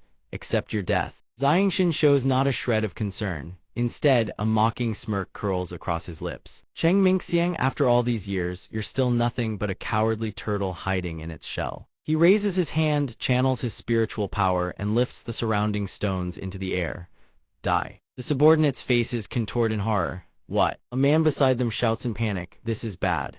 Another cries out, watch out. Standing below, Xiangshan directs the stones hurtling toward the crowd. The group has no time to dodge. They take the full brunt of his attack head-on. They crash down from the sky, sprawled across the ground, their faces still frozen in abject terror. Xiangshan turns his cold gaze toward Cheng Mingxiang. Cheng Mingxiang. Back then, the Huyuan sect forced me to abandon my home and flee. Today, that debt shall be settled in full. Cheng Mingxiang's fury erupts, veins bulging across his face. He furrows his brow and roars, "Chengyang Xiangshan, you'd better not act recklessly. My father is a heavenly saint master, he will return any moment." Xiangshan remains utterly composed, a faint smile on his lips as he regards the man. "Is that so? You still haven't heard, this afternoon I killed your father." Cheng Mingxiang refuses to believe it. He sneers with contempt. "Do you take me for a 3-year-old child? My father is a heavenly saint master. Do you even understand what a heavenly saint master is? That is an existence second only to a saint king." Xiangshan gazes at him with icy indifference. He raises his hand, spiritual power gathering at his fingertips. "Since you refuse to believe it, then I'll just send you down below to reunite with your father." A beam of spiritual power, swift as lightning, rockets straight toward Mingxiang. His face contorts in sheer terror, his complexion shifting drastically as he screams. Boom! Suddenly, a surge of spiritual power materializes beneath his feet. It blooms outward, wrapping around Mingxiang's body and shielding him from Xiangshan's attack. From behind Xiangshan, a figure emerges, hovering weightlessly in the air. Upon seeing the newcomer, Mingxiang cries out with elation, the Grand Elder has arrived." He glares at Xiangshan, a dangerous, triumphant smile spreading across his face. "Chengyang Xiangshan, now that even the Grand Elder of our Huyuan sect has stepped forward, you are dead for certain." The Grand Elder furrows his brow and casts a sharp glance at Xiangshan. "Chengyang Xiangshan, what business brings you to our Huyuan sect?" Xiangshan closes his eyes, his expression utterly calm. "This afternoon, the sect master of the Huyuan sect came to my doorstep and caused a commotion, bringing grief to my mother. Therefore, I have come to your Huyuan sect to demand an accounting. Hear this." The Grand Elder's fury erupts. "Chengyang Xiangshan, you killed the sect master of the Huyuan sect. And now you dare come here demanding justice from us?" The disciples around them gasp in disbelief, cries of shock filling the air. "What? The sect master is truly dead?" Xiangshan raises one hand, his voice cold and flat. "That was only the first matter. The second, years ago, your Huyuan sect leveraged its overwhelming power to force me from my home, compelling me to flee into exile. Today's new grudge, compounded with the old hatred of years past, I intend to settle every last account here and now." The Grand Elder's frown deepens. "Chengyang Xiangshan, just how exactly do you intend to settle this?" Xiangshan raises 2 fingers. "I offer the Huyuan sect 2 choices. First, you disband the Huyuan sect. From this day forward, the Huyuan sect's name is erased from the Jessun kingdom." The Grand Elder roars with fury. "Absurd, Chengyang Xiangshan, your arrogance knows no bounds. Who do you think the Huyuan sect is? Even your adoptive father, Chengyang Ba, would not dare speak to us with such brazen audacity. Who the hell do you think you are?" Xiangshan pays his words no heed and continues. "Second, I destroy the Huyuan sect myself and erase its name from the Jessun kingdom by force." Seeing himself completely ignored, the Grand Elder draws his sword, his voice trembling with rage. "Chengyang Xiangshan, you go too far. This old man saw that you were young and talented, and was inclined to turn an enemy into a friend. Since you refuse to know good from bad, then do not blame this old man for showing no mercy." Seeing the elder about to strike, Mingxiang cheers with glee. "That's it, ancestor, kill him, avenge my father." The Grand Elder grips his sword and charges straight at Xiangshan with a thunderous roar. "Chengyang Xiangshan, accept your death." The blade closes in mere inches from Xiangshan's face, yet his eyes remain shut, his expression utterly serene. The Grand Elder's eyes widen in disbelief. How is this possible?" Xiangshan catches the blade between 2 fingers. The elder stares, jaw dropping in utter shock. "Impossible. I just broke through. I am a 3rd cycle heavenly saint master." Xiangshan snaps the sword cleanly in half with a casual flick, then fixes the elder with a cold, steady gaze. "I said a mere 3rd cycle heavenly saint master dares bark in front of me." The elder leaps backward, his expression shifting. "No wonder you are so arrogant, so you too have reached the heavenly saint master realm." He erupts with power, spiritual energy swirling around his body. But among heavenly saint masters there are vast differences in strength. Today, this old man will unleash his full power and show you what a true 3rd cycle heavenly saint master is capable of. Xiangshan's expression does not change one bit. He stares at the elder and speaks.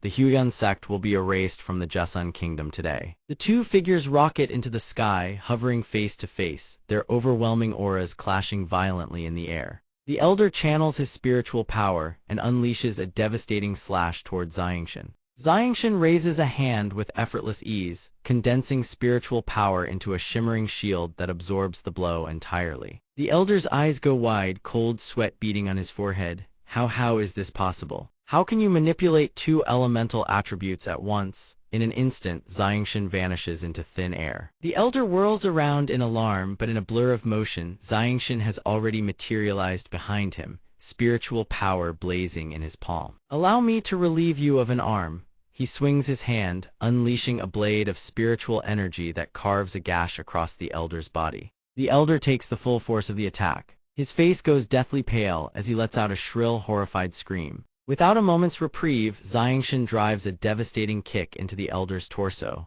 Down you go. The elder's face is drained of every last drop of blood, his mouth agape. He plummets to the earth, slamming into the ground as dust and debris explode in every direction. Lying in the crater, the elder extends his hand and channels spiritual power to lift the surrounding stones, unleashing a high-level heaven-tier battle skill. The stones split apart, multiplying into a barrage. The old man surges back to his feet, launching a fierce assault. A torrent of spiritual power hurtles towards Xiangshan, yet he regards the elder with cold, unblinking eyes, utterly without fear. The attack slams into Xiangshan, detonating in a massive explosion that tears through the sky. The elder cackles with elation. A direct hit, even if you survive, boy, you'll be crippled. But as the smoke and dust clear, Xiangshan stands without a single scratch. He regards the elder with cold disdain. Is this the full extent of your strength? His voice is flat. Unimpressed, if you don't even possess a low-grade heaven-tier battle skill, then wounding me today is nothing but a pipe dream. The elder's eyes bulge in disbelief, his mind reeling.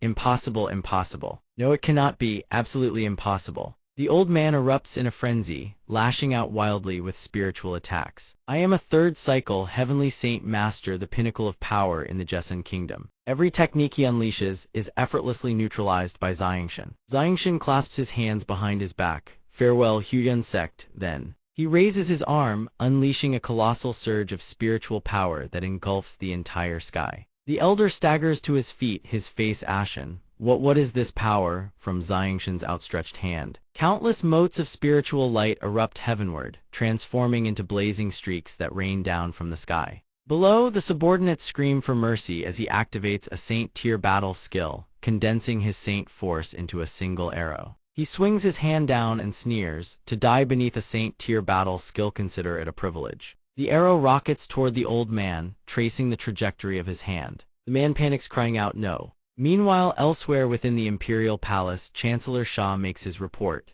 Your Majesty, the revered sovereign of the Joseon kingdom or Tianying kingdom earnestly hopes to forge an eternal alliance between our two nations.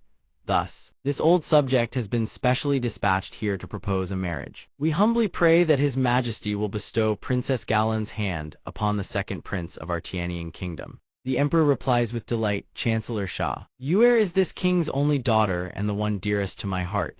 Allow me to discuss the matter with her first and see what she thinks. Hearing this, Chancellor Shah strokes his beard and smiles. That is no trouble at all. To see such devotion as a fathereth his old subject is deeply impressed. Then he clasps his hands solemnly and asks, May I inquire when your Majesty might arrange an introduction with the national protector masters of the Kinwang kingdom? Hearing this, the emperor thinks to himself, Old fox, what scheme are you plotting? Don't think I can't see through you. Outwardly, the emperor maintains his smile.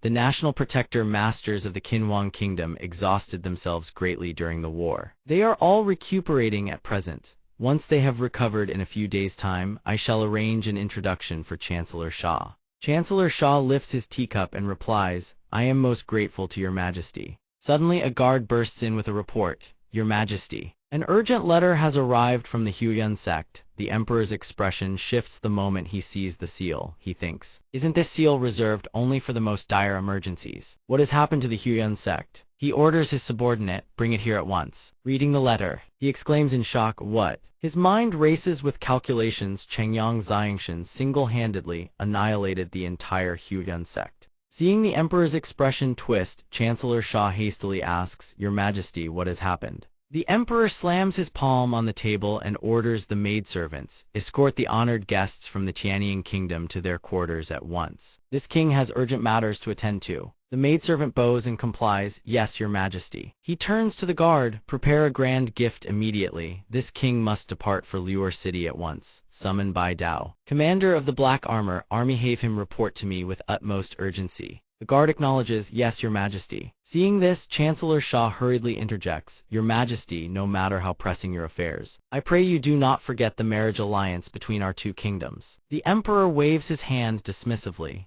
Yuer was betrothed years ago, you may abandon any thoughts of this marriage. Hearing the emperor's words, Chancellor Shah's lips curl into a dangerous smile as he thinks, a mere betrothal, you say. Since the marriage has not yet taken place, it can be annulled at any time. The second prince of the Tianying kingdom cannot return empty-handed. On a bustling street teeming with passers-by, a long-haired man speaks up. Ziotian, Liur city is so vast. Where on earth are we supposed to find the national protector master? Ziotian replies calmly, the master gave no specific instructions. Now that we've arrived, we can search at our own pace. The other man frowns in confusion. This is truly strange. Is the master truly a person of the Jesun kingdom? He recalls the banquet from that day. Why didn't the attendants in the Jesun kingdom even know the national protector master's name? Ziotian furrows his brow slightly. I find it equally strange, with the national protector master's strength and talent. Everyone in the Jesun kingdom should know of him.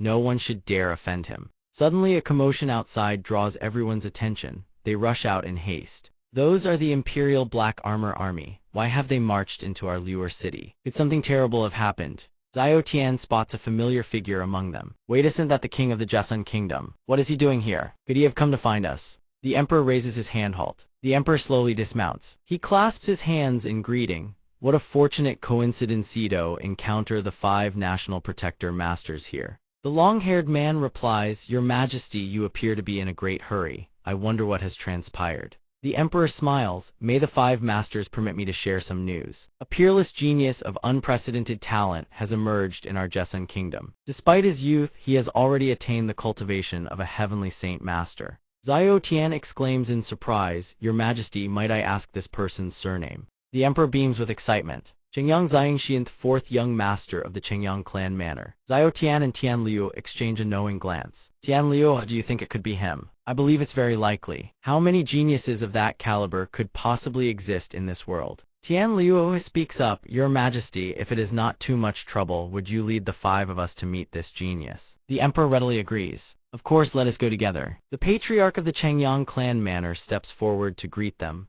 Welcome, your majesty, to the Chengyang clan manor. The emperor pats the patriarch on the shoulder. It has been quite some time since this king last visited Liur city. Finding myself with rare leisure today, I thought I would pay a visit. The emperor gestures aside. Ah, right, Chengyang Ba, these 5 are national protector masters from the Qinhuang kingdom. Surely you have met before. The patriarch of the Chengyang clan manor bows his head in respect. Chengyang Ba offers his deepest gratitude to the 5 national protector masters of the Qinhuang kingdom for saving our lives that day. Ziotian thinks to himself, now it's my turn to perform. He clasps his hands. Patriarch Chengyang, you are far too kind. We were merely carrying out the orders of the national protector master. The emperor freezes. Wait, we are these men more courteous to Chengyang Ba than to this king, their emperor? The patriarch turns to him. Your majesty, a banquet has already been prepared within the manor. Please let us go in, feast, and talk. The emperor steps inside. Very well. Seated at the banquet, the emperor immediately asks, Chengyang Ba, I hear that Xiangshan has returned. It has been far too long since this king has seen this son-in-law of mine.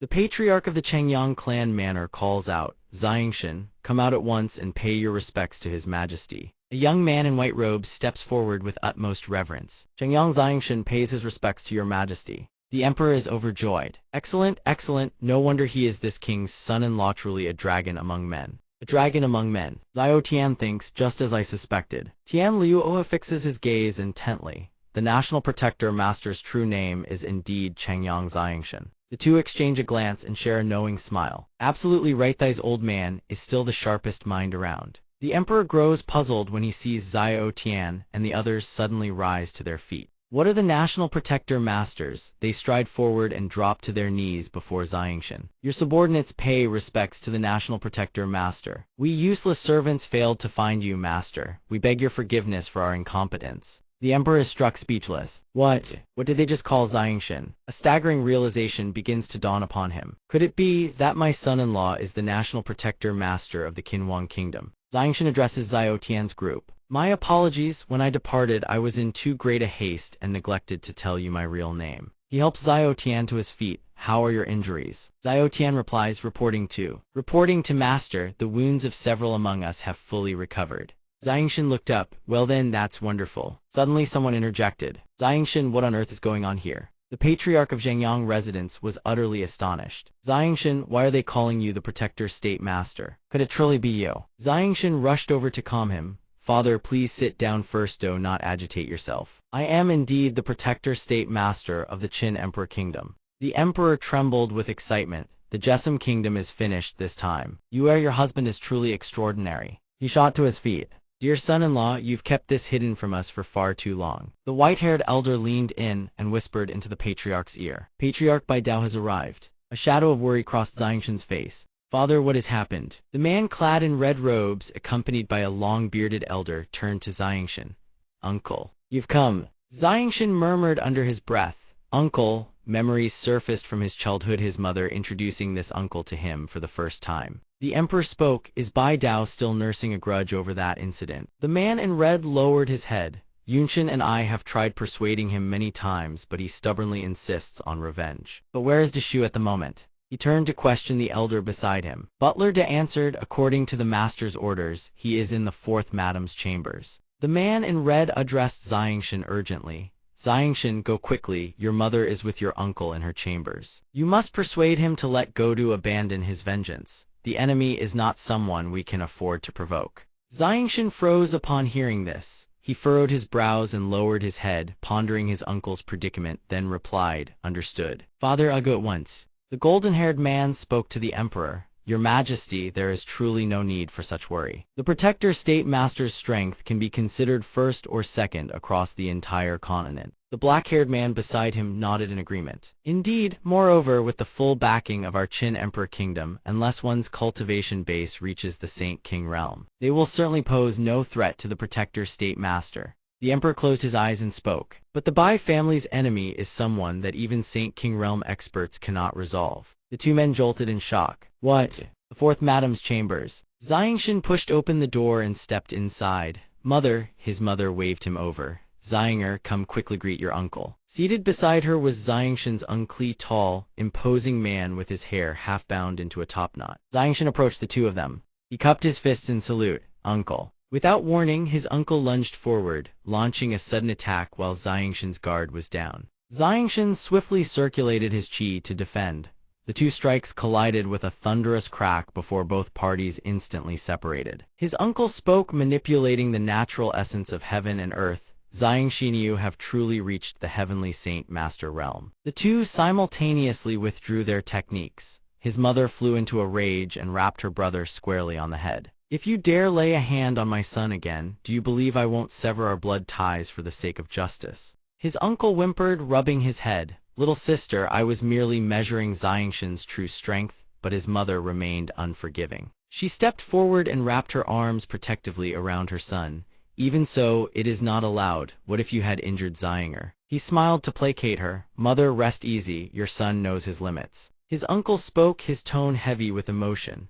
I never imagined that when the Bai family faced annihilation, a heavenly Saint Master would emerge from among us. At only 21 years of age, his uncle's brow furrowed deeply as he regarded him with solemn intensity. Xiangshan, now that you have become a heavenly Saint Master, the time has come to tell you of the Bai family's blood debt, the deep-seated hatred we carry. His mother immediately objected. Brother, Xianger has only just emerged from those bitter, wretched days. You must not pile more burdens onto his shoulders. Moreover, the Bai family's enemy is someone that even ancestors who have reached the Saint King realm cannot defeat. Her voice trembled with anxiety. If you tell Xianger, aren't you simply leading him to his death? Her brother frowned upon hearing his sister's words. He bows his head in sorrow. You are right, I was far too stubborn. Xiangshan ponders Saint King realm. He turns to his mother. Mother, when I was traveling, a friend told me that a Saint King-level powerhouse is not so easily destroyed. Perhaps the Bai family ancestor is still alive. His uncle nods in agreement.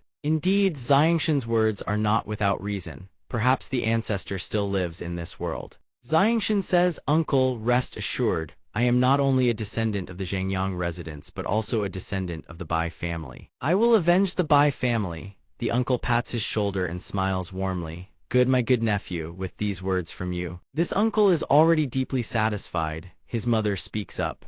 Xiangshan, stay and have dinner with your mother and uncle. Then tell me about the years you spent on your journeys. Mother wants to hear everything. She gazes at him tenderly. Xiangshan agrees. Very well, the imperial palace. An official bows before a young man. Your humble subject pays respects to the second prince. The second prince smiles and extends a hand to help the man before him rise. Prime Minister Shah, please rise. How fares the marriage arrangement? Prime Minister Shah replies, today your humble subject discussed the matter with the Jessom Emperor. He says Princess Yaoyu is already betrothed. Hearing this, the second prince erupts in rage. What? Who dares to steal a woman from me? The minister continues, a few years ago. It seems the king of Jessom promised Princess Jelan's hand to a man named Zhangyang Xiangshan.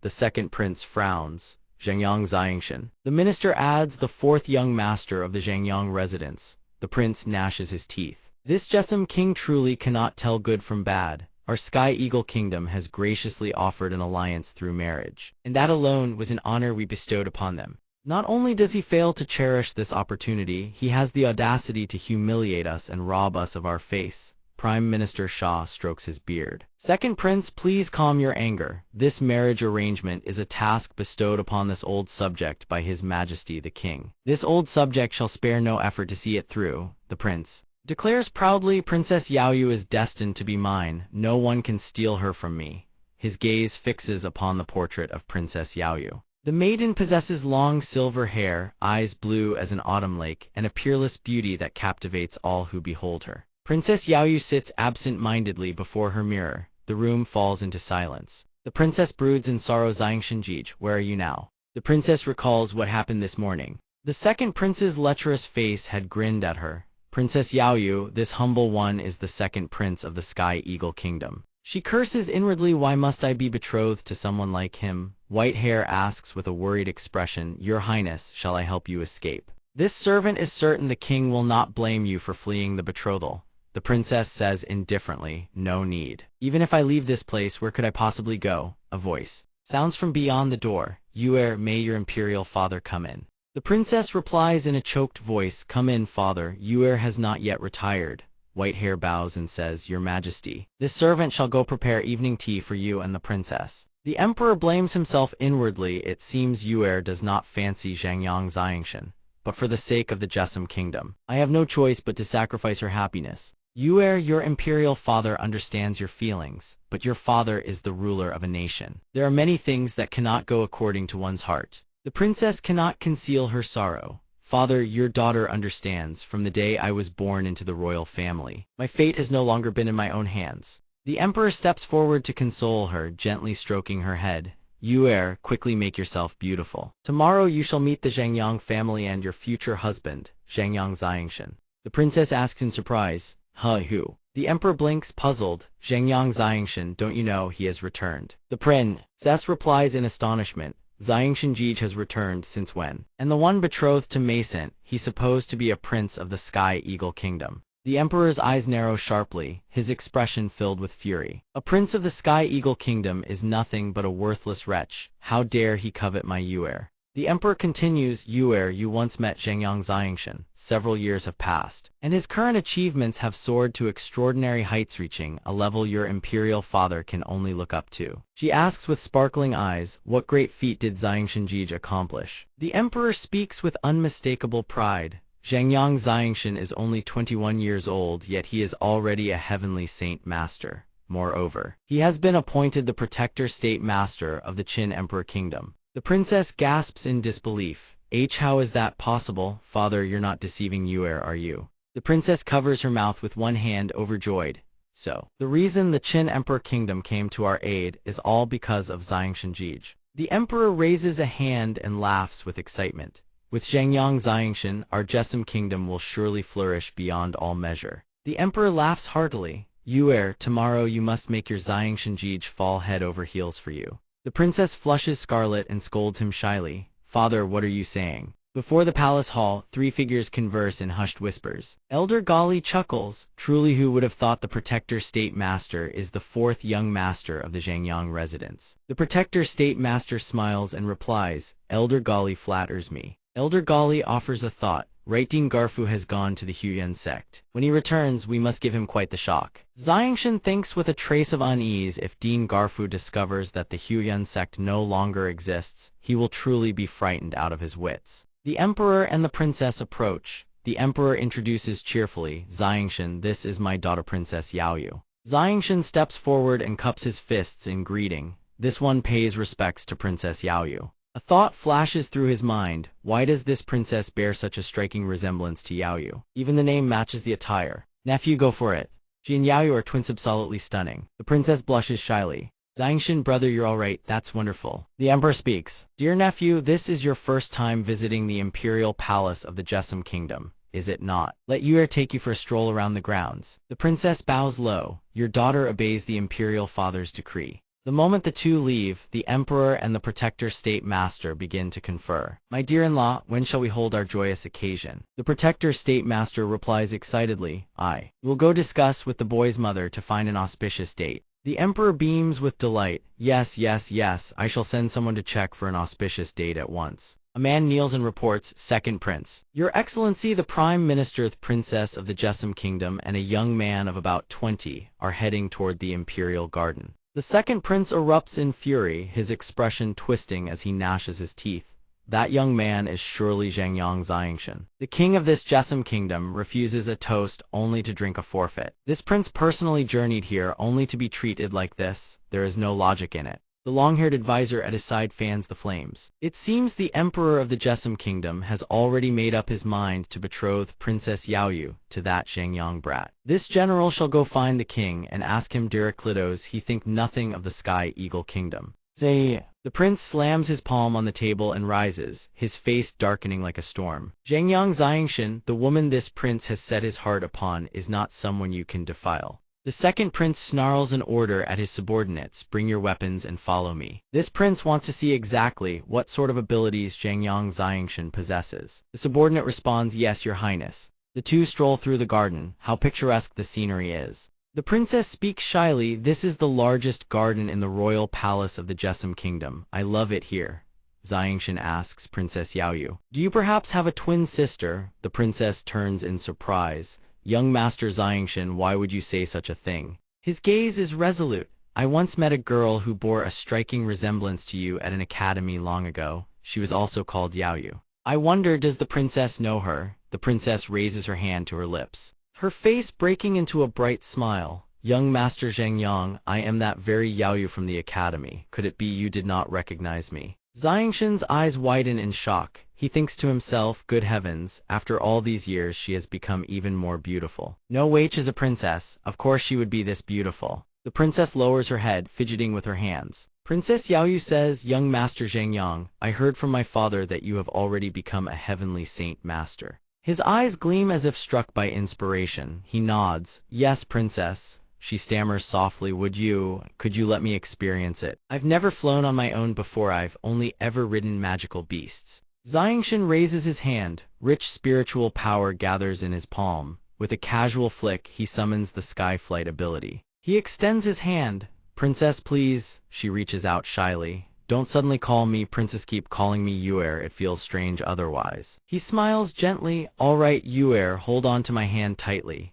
Xiangshan leaps skyward in one smooth motion. The princess screams in shock. Looking down from the heights, the princess cannot help but gasp in wonder. So this is sky flight. It feels nothing at all like riding a magical beast. Xiangshan reassures her, Yuer, your talent is extraordinary. As long as you cultivate diligently, you will surely step into the heavenly saint master realm someday. The princess falls silent. But after all these years, my strength still lingers at the Earth Saint Master realm. While you've already become a heavenly Saint Master, he consoles her. Cultivation cannot be forced, haste brings only turmoil. I am simply you. A few years ahead, the princess suddenly remembers something. That's right, there is something very important I must tell you. The two ascend into the garden and sit facing each other. The princess continues, so you see, you must be careful of the prince of the Sky Eagle Kingdom. Xiangshan reassures her, rest easy, now that I have returned I will never let you suffer any injustice.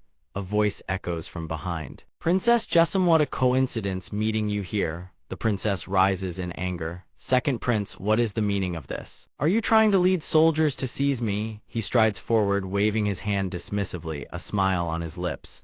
The princess jests. These men are merely here to protect this prince's safety. How would we dare commit such an outrage against your highness? She steps back, pressing close to Xiangshan and whispers, be careful. He is the second prince of the Sky Eagle Kingdom. Xiangshan studies the second prince with a measured gaze. Both are princes, so why is the difference so vast? The second prince points at him, sneering with an air of understanding. This must be the fourth young master of the Zhangyang residence, Zhangyang Xiangshan. He turns to the princess. Princess, I wish to speak privately with young master Zhangyang. Would you mind taking a stroll among the flowers? I will only be a moment. The princess looks reluctant, but she has no choice but to leave. The moment the princess is out of earshot, the second prince drops all pretense, revealing the face of a bitter rival. Zhangyang Xiangshan, this prince has a piece of advice for you. Princess Yaoyu is the woman this prince desires. If you don't want to lose face, go find your emperor and annul the engagement at once. Xiangshan replies with perfect composure, my affairs are none of your concern.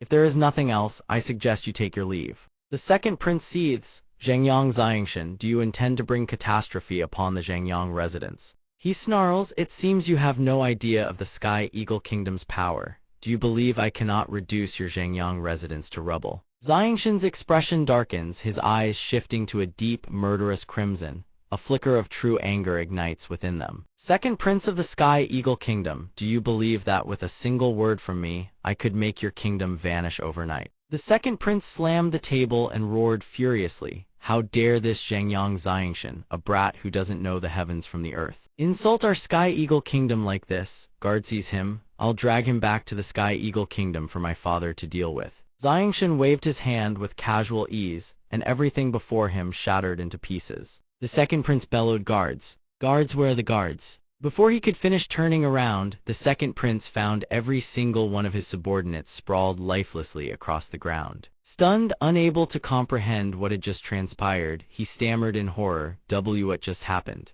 He collapsed onto his backside. Xiangshan spoke up with a mocking tone. Second prince, your highness, why are you sitting on the ground? The second prince thought in terror, when did this brat make his move? How did I not notice a single thing? He stared at Xiangshan in abject horror. Those guards hadn't even managed a single cry for help before being slaughtered outright. The second prince wondered, just what is this brat's true strength? The second prince rose to his feet and clasped his hands in a respectful salute. Young Master Zhangyang, this prince was out of line. The princess asked with worry, Xiangshan-ji, could a man like that bring trouble to the Zhangyang residence? Xiangshan squeezed her hand reassuringly. Rest easy, I haven't even taken the Sky Eagle Kingdom seriously. He reached out cheerfully to hold the princess's hand. Let's head back together, the princess smiled. All right, in another location. Two figures sat discussing matters. Brother Mingdong, do you have any plans for the future? A guard burst through the doors, panting and desperate, with an urgent report. Your Highness the Crown Prince, the fourth young master of the Zhangyang residence, Zhangyang Xiangshan, has slain the guards of the Sky Eagle Kingdom's second prince. He now stands outside the gates, demanding an audience with your highness and an explanation. The crown prince's face drained of color. What? The second prince burst in like a thunderclap, slamming the door wide open. Crown Prince Jessamine, how exactly do you govern your people? The crown prince spoke in a hushed, anxious tone, trying to smooth things over. Second prince of the Sky Eagle Kingdom, please sit down first and calm yourself. The second prince turned his head. He glanced toward the brown-haired man and asked, young hero Ming Dong, why are you here? The second prince thought to himself. This is that genius I encountered at the Jessamine Kingdom's merit celebration banquet. The brown-haired man said coldly, his voice cutting like a blade, and where I go to I need to report to you. The second prince forced a smile. Young hero Ming Dong, you jest, this one merely wishes to host a banquet in your honor. The second prince cursed inwardly. If it weren't for trying to recruit you, would this old man even bother giving you face? The crown prince spoke softly, carefully offering the second prince a cup of wine. Since things are as they are, why don't the three of us share a drink together and enjoy ourselves today? The second prince said furiously, his arrogance blazing, "Crown Prince Jessom, no matter how magnanimous I am, shouldn't you at least have that Zhengyang Xiangshan come here and kowtow to me in apology? Why on earth did he slaughter over a dozen of my guards?" The crown prince stammered and tried to mediate. All right. I'll speak with my father shortly, and have Zhengyang Xiangshan compensate you handsomely." The crown prince thought to himself, the Sky Eagle Kingdom is not something we can afford to provoke. If I can de-escalate this and find a step down, that would be a blessing. The brown-haired man harbored suspicions about Zhengyang Xiangshan and the Zhengyang residents. Mid-thought, he spoke up, asking the crown prince, "What is this Zhengyang Xiangshan like?" The crown prince explained, "Although we don't have a portrait, we do possess the wanted poster issued when the Huyan sect was hunting him. He left it behind."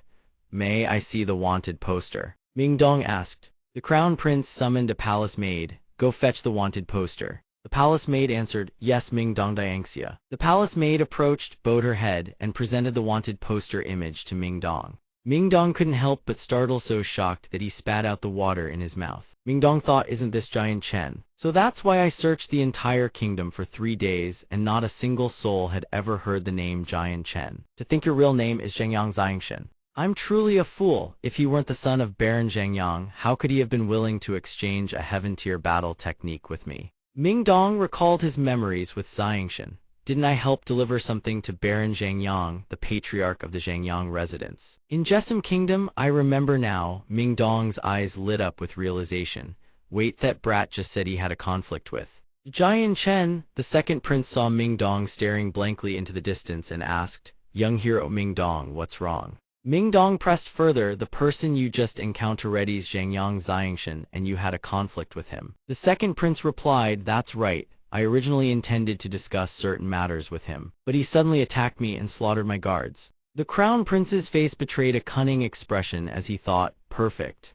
Let you go and test the strength of that Zhengyang Xiangshan." Before the second prince could even react, Ming Dong seized him and shot into the sky. "Perfect, take me to him. I have business with him too." The second prince's eyes gleamed with shrewd satisfaction. "Very well." Xiangshan and the princess were strolling leisurely when a voice suddenly thundered from behind. "Halt, Zhengyang Xiangshan." The princess anxiously gripped Xiangshan's hand. He clasps her hand in reassurance. "Don't be afraid, I'm here." Did he just suddenly turn around? Xiangshan points toward the brown-haired man. "Why are you here?" The second prince thunders furiously. "How audacious, Zhengyang Xiangshan. How dare you point your finger?" The brown-haired young master Ming Dong's face darkens. "Yaok kneel before me." The second prince points at Xiangshan imperiously and commands, "Did you hear me?"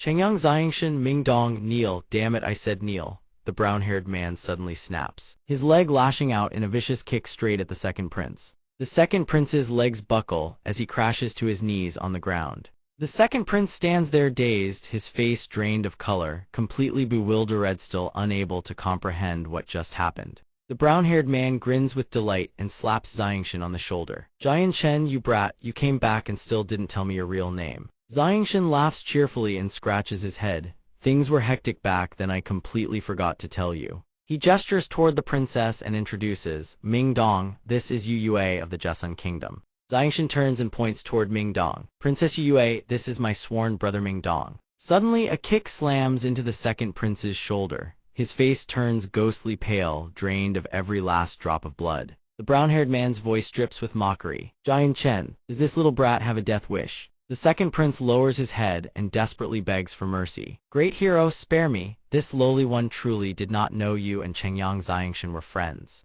The princess turns and pleads, "Brother Xiangshan, please spare him this once. After all, he is a prince of the Tianying Kingdom." Xiangshan reaches out to dissuade the brown-haired man. "Forget it, Ming Dong, leave him be. Let's go find somewhere to have ourselves a proper drink." The brown-haired man kicks the second prince far away and roars, "Don't just stand there, get lost." The second prince scrambles to his feet and flees in a panic. "Thank you both for sparing my life." Xiangshan asks with puzzlement, "Right, we are you inside the imperial palace?" The brown-haired man explains, "Well, your emperor has been treating me with nothing but great hospitality ever since the war ended. Besides, I didn't know your real name, so all I could do was wait here for word of you." The brown-haired man continues, "Jian Chen, I've already personally delivered the heavenly creation art to your father. As for the Huyan sect matter, I only just learned of it myself. Be sure to count me in. Don't forget to give me a call when the time comes." Xiangshan chuckles wryly, "Then you probably won't have long to wait. The brown-haired man asks, why is that? Xiangshan replies, because I already annihilated the Huyun sect yesterday afternoon. The brown-haired man sighs with boredom, and here I thought there'd be something to do, he observes Jian Chen. There's one more thing I'm extremely curious about.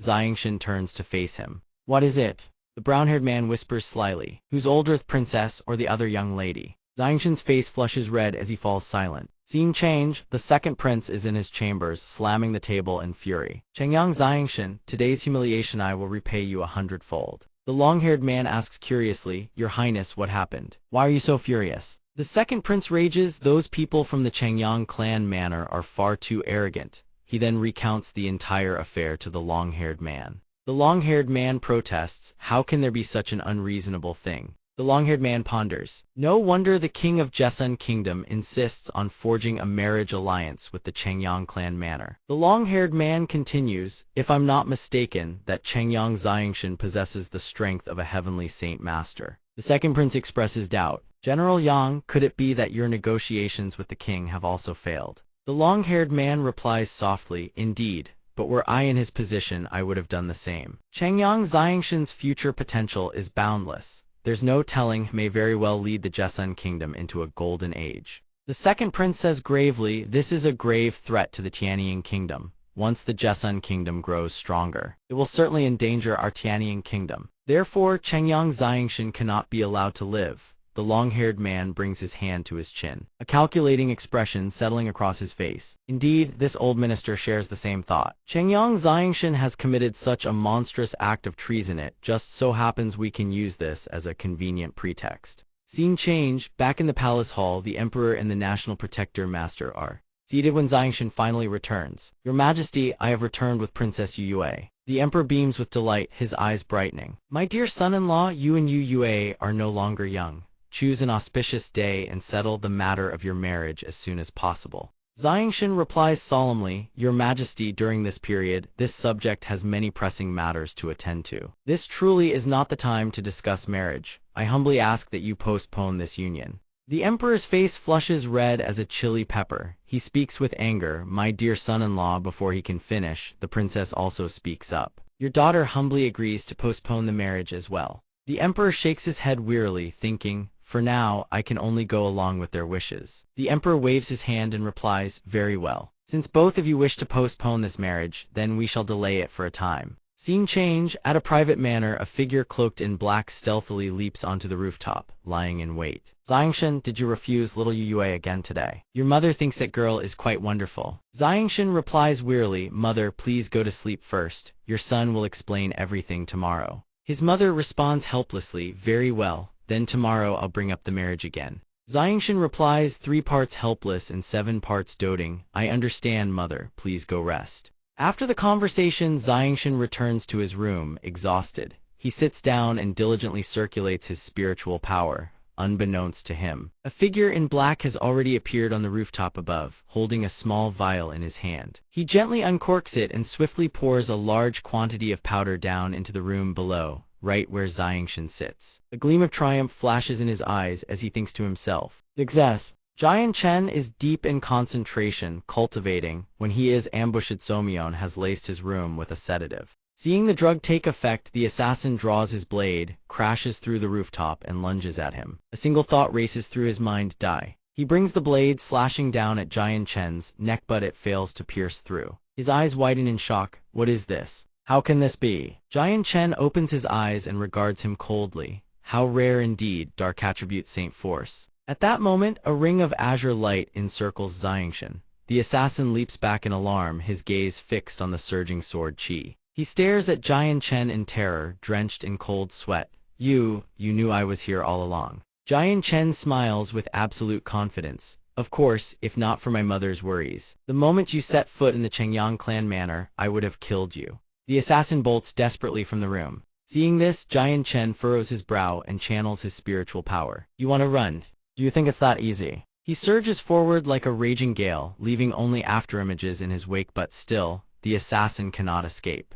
Jian Chen's strike slams squarely into the assassin's body. The assassin crashes to the ground, coughing violently and struggles to rise. Suddenly Mingdong leaps out, condensing spiritual power in his palm and smashes it directly into the assassin. The assassin coughs up a mouthful of blood, his face black and blue, eyes rolling back. Mingdong glares at his hand and snarls, "Damn it. Can't even get a proper night's sleep. This motherfucker even came to assassinate my brother. You are truly courting death." He grabs the assassin with one hand and drags him over to Xiangshan, asking, "Jian Chen, should I just beat him to death?" Xiangshan folds his arms behind his back and replies calmly, "No rush. Wait until he wakes up, then we'll question him." His mother hears the commotion and rushes through the door, calling out in alarm, "Xiangshan, what happened?" She asks anxiously, "Xiangshan, what was that noise just now? Are you hurt, dear?" Hearing this, the young man rubs his head and laughs. "Aunt Bai, it's nothing. An assassin broke in and I've already taken care of him." She turns ghastly pale the moment she spots the assassin lying unconscious on the ground. Xiangshan buries his face in his hands, exasperated. "That's it, don't even think about cultivating tonight." Seeing this, she scolds him sharply. "Xiangshan, what did your mother just tell you? Don't tell me you won't listen to your mother. And on top of that, there's also the matter with that girl Yaoyu today." The next morning, inside the imperial palace, the second prince of Sky Eagle delivers his report. "Your Majesty Emperor Jesum, Zhengyang Xiangshan has insulted our great Eagle Kingdom. He has trampled upon the dignity of our nation with impunity. I humbly request that your Majesty deliver justice on our behalf." The emperor listens and responds cheerfully, "Second Prince of Sky Eagle, I have already been briefed on yesterday's incident. It was merely a verbal dispute between civilians. Surely, it is not as grave as your excellency claims." Seeing this, General Sa clenches his fist and raises it high, his jaw set with iron resolve. "Your Majesty, Zhengyang Xiangshan has deeply offended the Sky Eagle Kingdom. This old man must bring him back to face the Sky Eagle Emperor's judgment. It would be best if your Majesty did not involve yourself in this matter." The emperor gestures toward the exit, his face thunderous with rage. "If that is the case, then you had best gather your people and leave this place at once. The Jesum Kingdom does not welcome you." The second Prince of Sky Eagle demands with displeasure, "Does your Majesty intend to obstruct the people of our Sky Eagle Kingdom from carrying out their duties?" The Emperor thunders, "This is the imperial palace of the Jesum Kingdom, not your Sky Eagle Kingdom. If you insist on causing trouble within these palace walls, do not blame this Emperor for showing no mercy." Seeing that the Emperor refuses to yield, Chancellor Sa raises his hand with a dangerous smile. "Since the Jesum Kingdom refuses to show good sense, then do not blame us for what follows. Strike." A thunderous explosion erupts outside, sending a soldier hurtling through the doors and crashing into the hall. The emperor jolts to his feet in shock. What is happening? From outside strides a hulking giant of a man, muscles rippling like coiled serpents beneath his skin. Soldiers lie scattered at his feet like broken dolls. He clasps his hands and asks, "Chancellor, I only need to capture this old man, correct?" Chancellor Sa raises his hand with a smile. "Indeed, Master Dai-O, I must trouble you to act." The emperor roars with fury, "Sky Eagle Kingdom, do you think our Jesum Kingdom has no heavenly saint masters? Elder Talai, step forth, teach these two blind fools a lesson on my behalf." An elder with snow-white hair and a flowing silver beard moves to block the emperor's path.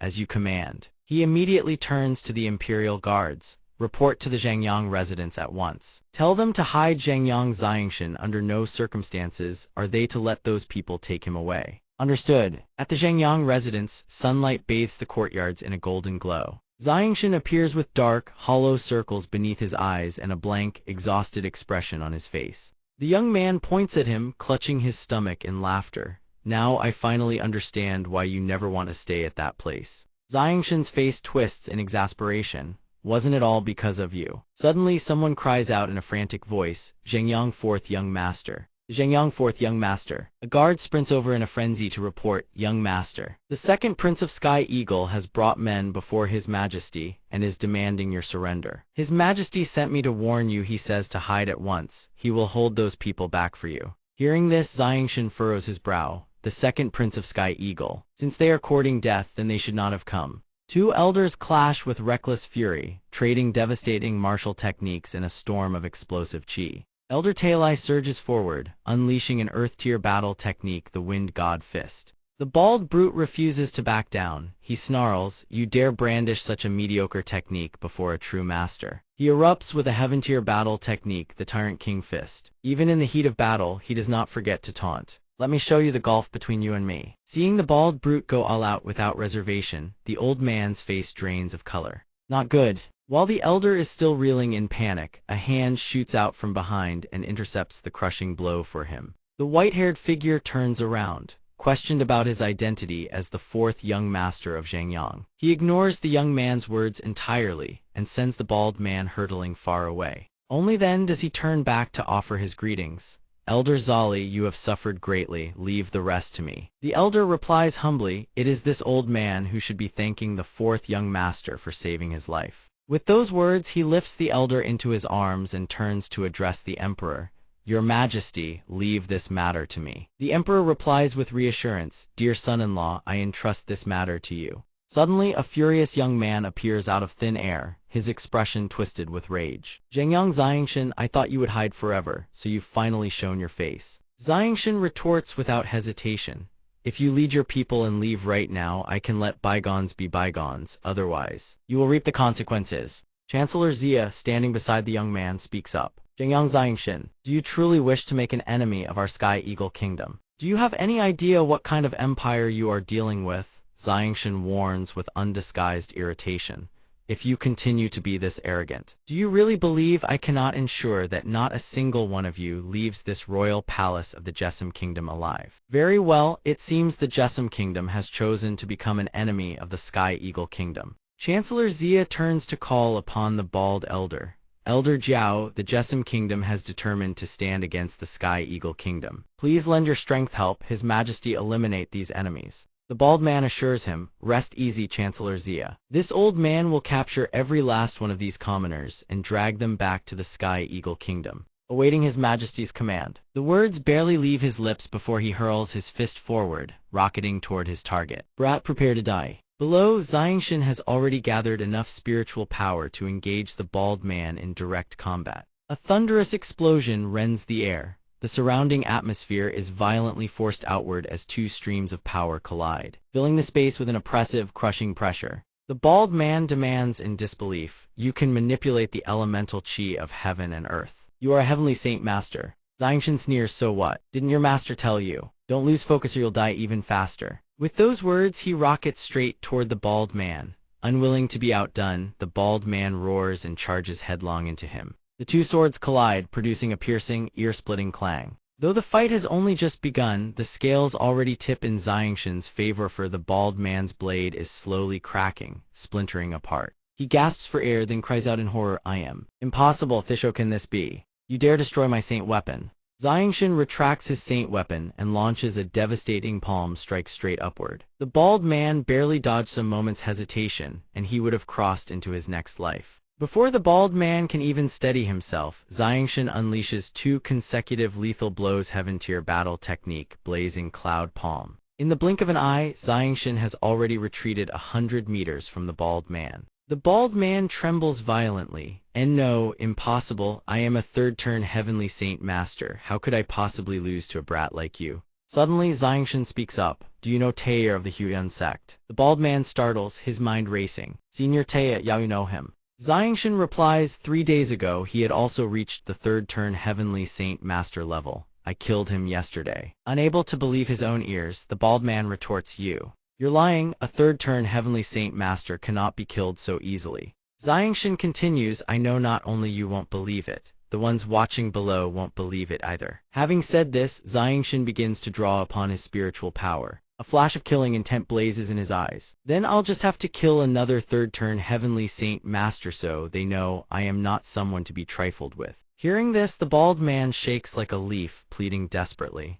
I believe you, don't kill me, I don't want to die. But his words come far too late. Xiangshan unleashes a Heaven Tier battle technique straight at him, Scarlet Lightning Flash. Die! A single strike pierces clean through the bald man's heart, sending him off to meet his ancestors. He can only watch helplessly as blood pours endlessly from the wound in his chest, capable of nothing but screaming. He collapses to the ground, leaving the two behind him utterly speechless. Meanwhile, Xiangshan approaches the prince and the chancellor, then delivers a line that makes everyone who hears it tremble with fear. Believe me now, the second prince of the Tianying Kingdom. Without a single exchange determining the victor, Xiangshan defeats a master of the Tianying kingdom. The man crashes down right beside the second prince, who stares at the corpse in abject terror, stammering, "Impossible." Chancellor Sha, seeing this, immediately bows deeply before Xiangshan in apology. "Chengyang Xiangshan, you are incredibly powerful. We are no match for you, regarding our earlier disrespect. I apologize to you on behalf of the Tianying kingdom."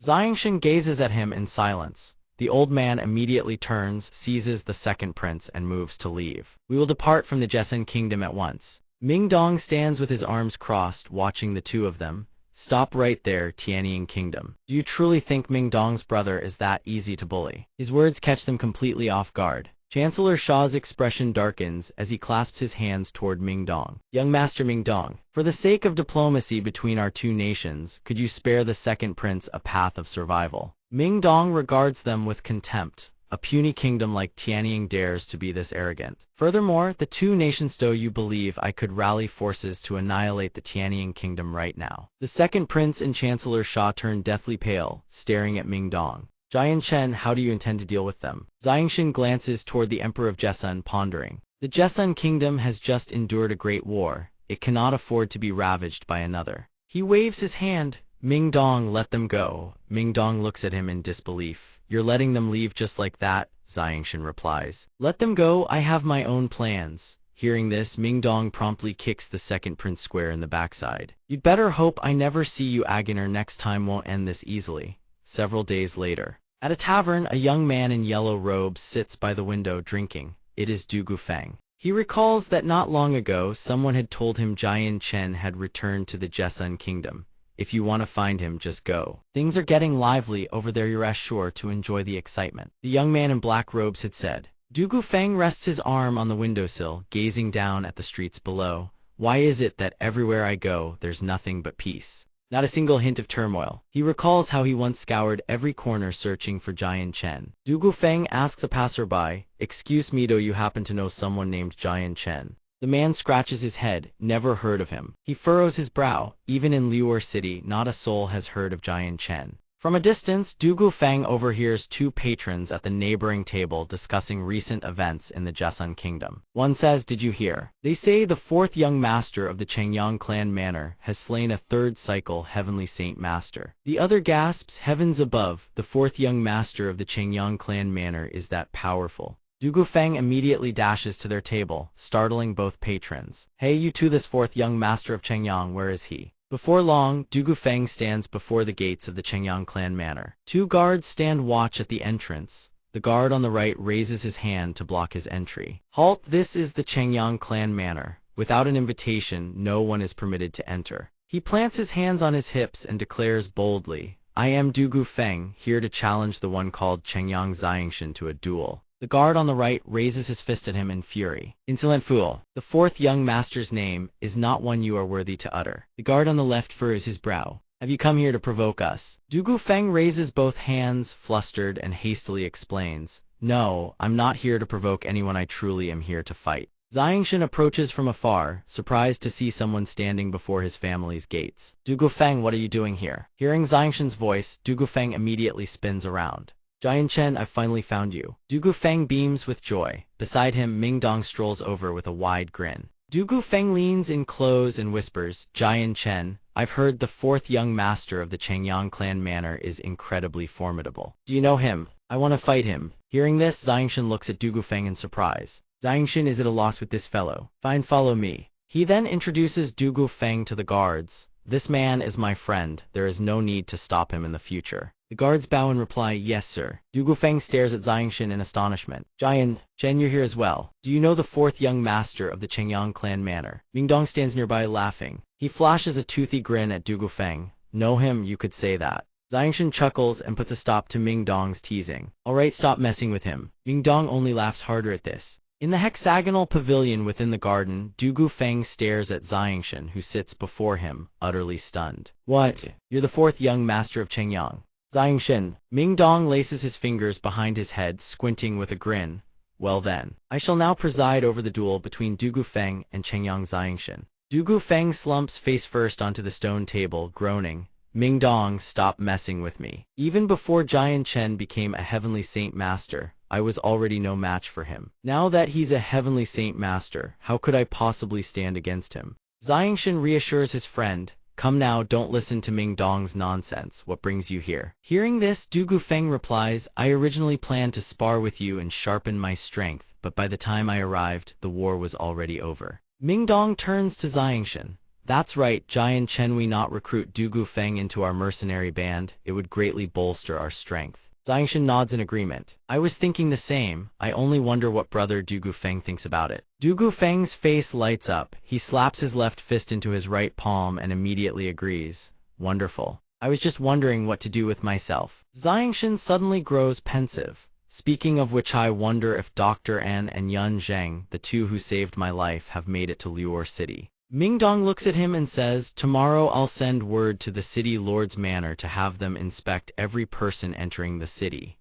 That way, the moment Dr. An and Yun Zheng arrive in Luor City, we'll receive the news. Xiangshan sees the merit in this and agrees. Very well, I'll leave this matter to you. Du Gufeng asks Jian Chen, what are your plans next? Xiangshan unfurls a map. I intend to journey to the Saint King's Cave ruins tomorrow to investigate. Would either of you like to come along? Du Gufeng immediately refuses. No way. My strength is far too weak, I'd only be a hindrance to you. Mingdong also declines. I won't go either. I have a special cultivation method. The Saint King's Cave ruins wouldn't be of much use to me. Seeing this, Xiangshan replies, very well. While I'm away, I'll entrust the two of you with looking after my family.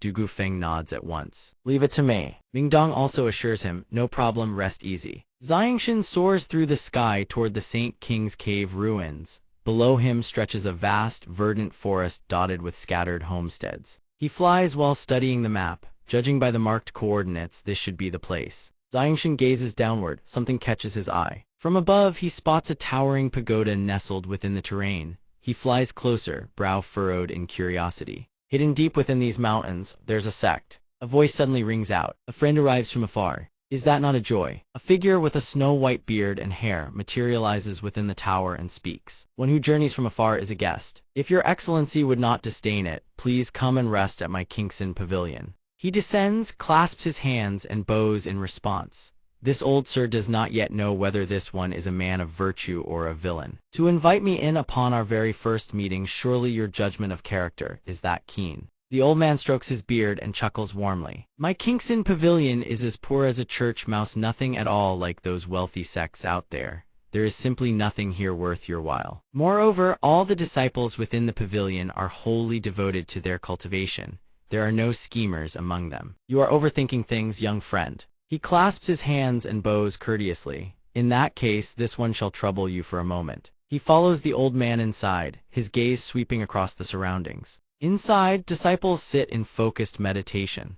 He observes them silently outwardly. They appear no different from ordinary men. Yet their strength is terrifyingly immense. The old man looks at him and speaks. This old man is Tiansu, Zai, master of the Kingson Pavilion. That one as young as you has already become a heavenly saint master is truly hard to believe. He asks in surprise, can this old sir actually perceive my age? The old man smiles. The Kingson art I cultivate is a profound scripture that allows one to perceive the origin of all things. Thus, even your age is apparent to this old man. At a glance, you are certainly no older than 25. Hearing this, he exclaims in admiration, it seems your esteemed pavilion's techniques are truly wondrous. The old man clasps his hands behind his back. That is only natural, though the Kingson art is profound. Those capable of cultivating it can barely be counted on a single hand. The Kingson Pavilion has endured in these mountains for thousands of years. Each generation harbors only 100 disciples. Those of exceptional talent cultivate within the tower, while those of ordinary aptitude venture outside to seek the next generation of disciples. The old man turns to him and asks, might I ask what brings you to these mountains? He lowers his head in thought. Should he tell this man about the Saint King's Cave dwelling? Before he can answer, the old man continues, you've come for the Saint King's Cave dwelling, haven't you, young brother? He replies in shock, have you been to the Saint King's Cave dwelling before, old sir? The old man chuckles, there is no need to be so tense, young brother. One who cultivates the Kingson art must never be swayed by worldly treasures, no matter how precious. They must be regarded as mere pebbles in sand. He asks in astonishment, then might senior point me toward the Saint King's Cave dwelling? The old man stands by the window and points outward. About 50 miles to the south, beside a lake, lies the Saint King's Cave dwelling. A powerful illusion formation guards its exterior. Young friend, should you wish to enter, I'm afraid it will take considerable effort. Hearing this, he clasps his hands in gratitude. Many thanks for the guidance, senior. He rockets into the air, calling back over his shoulder. This one still has urgent matters to attend to. I shall take my leave. The old man watches his departing figure. So young, yet already possessing the cultivation of a heavenly saint master. In time, he will surely stand among the supreme powerhouses of the Tianren continent. He may even become a second Mo Tianyun. Perhaps I should report this to the Grand Pavilion Master, if we can bring him into our fold. The pressure our protective clan faces will ease considerably. We may finally be able to breathe under the beast god continent's oppression. He touches down beside a lake, scanning the surroundings. This must be the place. As he wonders where the Saint King's Cave dwelling might be, a massive whirlpool suddenly forms on the water's surface. A giant python erupts from the vortex, its maw gaping wide as it lunges toward him. He condenses his saint force into a blade and snarls, "You're courting death." He unleashes a devastating blast of saint force straight at the python. Go! The attack pierces clean through the python's skull, yet it remains utterly unscathed. He frowns. What is this? Why didn't my attack land? It retaliates with 3 blasts of energy straight at him. He leaps into the air to dodge, then continues his assault, but every strike passes clean through the beast without effect. His expression shifts. He realizes this python is not real, it is an illusion. It launches another attack at him. He retreats and dodges. If this is an illusion, there must be a formation eye. I need to find it fast. He closes his eyes and extends his spiritual sense outward, searching for the formation eye. His spiritual perception blankets a vast area. His eyes snap open. Found it. He channels his saint force and rockets straight toward the cliff face beside him. A massive explosion erupts. Rock shatters and dust billows everywhere. From where he struck, spirit fish leap outward. He grins. Found it. A staircase spiraling downward appears in the earth. The Saint King's Cave ruins, nestled amid emerald mountains and azure waters. Elder Yan speaks. Are the Feng Yun duo in the vicinity of this area? Beside him stand a big-eared elder and a green-robed man who reeks of wine. Let's go down and have a look. Hopefully that Gan Yun fellow hasn't deceived us. Elder Feng speaks. Elder Yan says you're overthinking it, Elder Feng. Didn't he share the secret with us precisely so we'd eliminate someone for him? Why would he deceive us? Elder Yun strokes his chin. That is a fair point, but the question remains, who exactly does he want us to kill? He speaks with vicious intent. Regardless of who it is, once we've extracted all the Saint King's bone marrow, we'll head to the Jessen Kingdom and slaughter them all. Elder Feng points at the tunnel. It seems someone has beaten us here by a step. Elder Yun asks, could it be the one Gan Yun wants us to eliminate? Elder Feng replies, most likely. Elder Yan says if that's the case, it saves us the trouble of searching. We can kill him right here. Elder Feng says, let's do as you say. We'll go in and see just who this person really is. Meanwhile, deep within the Saint King's Cave ruins, Xiangshan has reached his destination. The Saint King's skeletal remains. Before him sits a skeleton in the lotus position, draped in tattered cloth, radiating a faint blue luminescence. Xiangshan approaches the skeleton and reaches out to touch it. As expected of a Saint King-level expert, though only bones remain, the energy within is no weaker than a living sovereign's. He turns his head to survey the surroundings, his hand still outstretched. Let me look around and see if there are other treasures. The skeleton suddenly sinks into the ground, as if silently devoured by something unseen. Xiangshan whips his head around. The Saint King's skeleton has vanished in its place. A spatial ring rests quietly on the ground. A spatial ring. He picks up the ring. It radiates a golden glow in his palm. Let me see what treasures lie within. From within the ring, a golden cultivation technique manual materializes. Xiangshan gasps in astonishment. A mid-grade heaven tier battle skill, the heaven decree. This is extraordinary. He stores the manual back into the ring. A sudden sense of danger washes over him. He tenses instantly and barely dodges a surprise attack. He whips around to face 2 figures hovering in midair, the Feng Yun elders. The 2 stare at him in shock and exclaim, "Young master." The man with the birthmark on his forehead turns to look at them. "Young master, Elder Feng, Elder Yan, you 2 know him?" Elder Feng scratches his head sheepishly. "Of course we do. He is the very young master our young miss has been longing for day and night." Elder Yun stares in disbelief at Xiangshan's cultivation. Jian Chen, in such a short time. You've already reached the realm of a heavenly saint master. Xiangshan looks at them bewildered. Elders Feng Yun, why are you two here, and why did you just attack me? The Feng Yun elders freeze upon hearing this. Elder Feng scratches his face anxiously, turning beet red. "Wait, young master, let me explain. Please don't go spreading nonsense to the young miss." Elder Yun chimes in as well. "Young master, we were set up by that wretch Gan Yun." Xiangshan still stares at them in confusion. "What do you mean?" The man with the birthmark on his forehead speaks. "Enough, let me explain everything clearly." Behind him, the Feng Yun elders still regard the young man with embarrassed expressions. Outside the Saint King's Cave ruins, everyone sits down to talk. Xiangshan sits beside the Feng Yun elders, while the other man sits across from the three of them. Xiangshan looks at him and asks, "Did Gan Yun tell you all the location of the Saint King's Cave dwelling?" "He did," the man replies, "and not just our royal house, I'm certain other families were informed as well." Elder Feng quickly cuts in. "That's right, young master, it's a good thing we arrived quickly." Elder Yun continues, "If something had happened to you, our young miss would have beaten us half to death." Xiangshan frowns, displeased. "I never expected Gan Yun to pull something like this against me. It seems I'll need to find him and settle this." He turns to the Feng Yun elders. "What do you two plan to do now?" Elder Feng advises him. "Elder Yan, let's go, there's no need to cause trouble for the young master."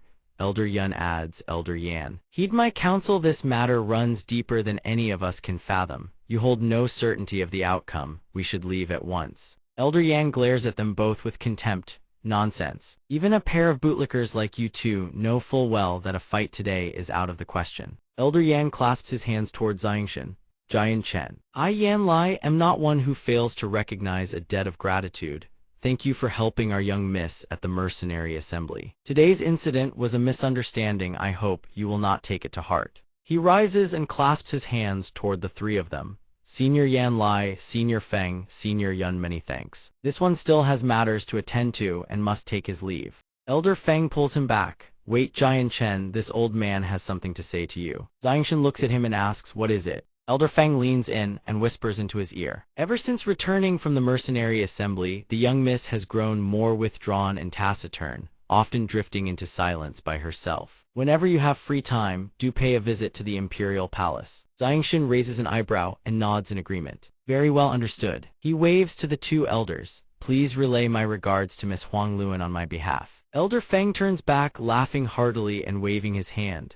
"This old man will certainly pass along your message, young friend Jian Chen." Xiangshan furrows his brows. "Kainians, if you wish to play this game with me, then do not blame me for what follows." In the vast grand hall, two figures kneel before the emperor seated upon the dragon throne. One by one, they speak. "This son greets imperial father. This subject greets your majesty." The emperor accepts tea brought by a palace maid and casually asks, "My son, Chancellor, was your trip to the Jessamine kingdom a smooth one?" Upon hearing the emperor's question, the prince in blue robes immediately rises, his face twisted with fury. "Imperial father, the Jessamine kingdom is far too insolent. Not only did they show no respect to anyone, not an ounce of regard for our Sky Eagle kingdom, they even struck down Senior Kaio Jian. We nearly could not escape the imperial palace of the Jessamine kingdom alive." After hearing his son's report, the emperor's face darkens instantly. He turns to the chancellor beside him and demands in a stern voice, "Chancellor, are my son's words true? Did the Jessamine kingdom truly act in such a manner?" The chancellor lowers his head even further. "Reporting to your majesty what the second prince has said is largely true. The Jessamine kingdom indeed showed no regard for our Sky Eagle kingdom. Moreover, Senior Kaio Jian was slain by their men, and in the end, they even intended to keep our delegation imprisoned there permanently." Before the words even settle, the emperor cannot contain his rage. He crushes the teacup in his hand to pieces and roars, "Preposterous! The Jessamine kingdom is truly asking for its own destruction." A white-haired elder statesman standing beside the chancellor hurriedly clasps his fists and speaks up. "Your Majesty, the Jessamine kingdom is certainly a minor player. However, we must first investigate the Qin Emperor kingdom that stands behind them." Hearing this, the emperor's fury subsides slightly. He sits back down and slowly takes a handkerchief to wipe his hands. "Beloved minister, you speak the truth. Chancellor, have you investigated the relationship between the Jessamine kingdom and the Qin Emperor kingdom?" The Chancellor does not hesitate and immediately reports. Reporting to your Majesty, His Majesty of the Jessamine Kingdom himself does not know why the Qin Emperor Kingdom suddenly came to their aid. This old minister surmises that most likely, the 5 protector state masters of the Qin Emperor Kingdom happen to pass through on their way to train. The Emperor merely snorts coldly upon hearing this, as I expected. With that, he shoots to his feet and roars at the officials arrayed below. Who is willing to raise the Jessamine Kingdom on the sovereign's behalf? Meanwhile, in the Jessamine Kingdom, the Emperor of Jessamine is questioning Bai Dao in the Grand Hall. Bai Dao, I hear you have met Xiangshan before. Bai Dao hears this and replies respectfully, Your Majesty. That is correct. Then the Emperor continues, Bai Dao, could you persuade young Master Ma or convince him to hasten his marriage to my daughter? Your Majesty, this matter Bai Dao scratches his head in hesitation. Suddenly, a thunderous boom rings out. The Emperor asks in alarm what is happening. The instant the sound erupts, Bai Dao spins around and dashes off. He does not forget to advise the Emperor, Your Majesty, please retreat to the inner palace first. This subordinate will go investigate. With that, he soars out of the Grand Hall. The moment he exits the Grand Hall, a sight before him makes him gasp in disbelief. What? In the distant sky, a group of figures hurtles toward the Imperial Palace. Bai Dao fixes his gaze on the approaching group and demands, Who are you people? Why have you come to the Jessamine Imperial Palace to act so brazenly? A cunning-faced man at the head of the group steps forward and replies on their behalf, We are men of the Sky Eagle Kingdom. Hand over the Emperor and Princess Yaoyu of the Jessamine Kingdom, along with Zhengyang Xiangshan at Anxi, otherwise, we will obliterate you all. Hearing their demands, Bai Dao immediately furrows his brows. Sky Eagle Kingdom, do you think our Jessamine Kingdom is still the weak, easy-to-bully nation it once was? The cunning-faced man does not hesitate to affirm. Precisely, in the eyes of the Sky Eagle Kingdom, your Jessamine Kingdom is nothing but a rabble. Seeing the man dare to insult his kingdom in such a manner, Bai Dao immediately draws his saber and charges straight at the group. You push me too far, taste my saber. With a shout, he immediately executes his saber technique, the Bitch Dao saber technique, first form opening the heavens. The cunning-faced man sees this and freezes for a moment. A heaven-tier battle technique. You possess a heaven-tier battle technique. As the blade closes in, he instantly unleashes his power, not forgetting to sneer at Bitch Dao, hand over that technique, and I'll grant you a swift death. Hearing this, the boy swings his saber at the man and shouts, Don't you dare. To his shock, the man actually manages to dodge. Bitch Dao glances behind him and silently realizes it's over. Too late. The man channels all his power into his fist. Then he drives a devastating palm strike into Bitch Dao's stomach, forcing him to cough up a mouthful of blood. You're too weak. The palm strike sends Bitch Dao flying, crashing hard into the ground. He then seizes Bitch Dao's arm and begins draining every ounce of power from the boy's body. A manic grin stretches across his face as he murmurs, Heaven-tier battle technique, heaven-tier battle technique. Pill bottles tumble from Bitch Dao's person and scatter across the ground, but the man pays them no mind, continuing to drain every last drop. No matter the cost, I will have this heaven-tier battle technique. Until you hand it over, I won't let you die. Elsewhere, inside the Grand Hall, a soldier rushes in to report to the Emperor. Your Majesty, Bitch Dao has been captured by the Saint Master of the Sky Eagle Kingdom. They are heading straight for you, please, Your Majesty. Flee at once. Hearing this, the Emperor urgently commands, Hurry, escort Princess Yaoyu to the Zhengyang residence, now. The soldier rushes to obey. Yes, Your Majesty. The words barely leave his lips when a deafening explosion tears through the air. The cunning-faced man gazes down from above and speaks in an indifferent tone, Emperor Jessamine. His Majesty the Emperor of the Sky Eagle Kingdom extends an invitation for tea. Come along quietly. Seeing this, the soldier draws his sword in a flash and rushes to shield the Emperor, swearing to defend His Majesty to the death. Enraged, the man unleashes his power, a bunch of ants who dare show such insolence. One by one they fall. The Emperor watches the carnage unfold and screams, Stop. Amidst the devastation, Emperor Jessamine shows not a trace of fear, glaring straight at the Sky Eagle Kingdom's men. The Sky Eagle Kingdom will pay a heavy price for what you've done today. Do you even know who you've just captured? He is the maternal uncle of the Protector State Master of the Qin Emperor Kingdom. Hearing this, the Sky Eagle Kingdom's Saint Master bursts into laughter. This is truly killing me with laughter. He grabs Bitch Dao's collar with one hand and sneers. What kind of status does the Protector State Master of the Qin Emperor Kingdom even hold? How could his uncle be captured by me like a dead dog? Your Majesty of Jessamine, if you're going to lie, at least think it through first. Seeing that the man not only disbelieves him but dares to spout such arrogant words, Emperor Jessamine furrows his brows even deeper and snorts coldly. Sooner or later you will regret this. The Saint Master descends before the emperor and barks his orders, summon the princess and Zhengyang Xiangshan. Don't refuse a toast only to drink a forfeit. The emperor hears his demand and utters only 2 words in your dreams.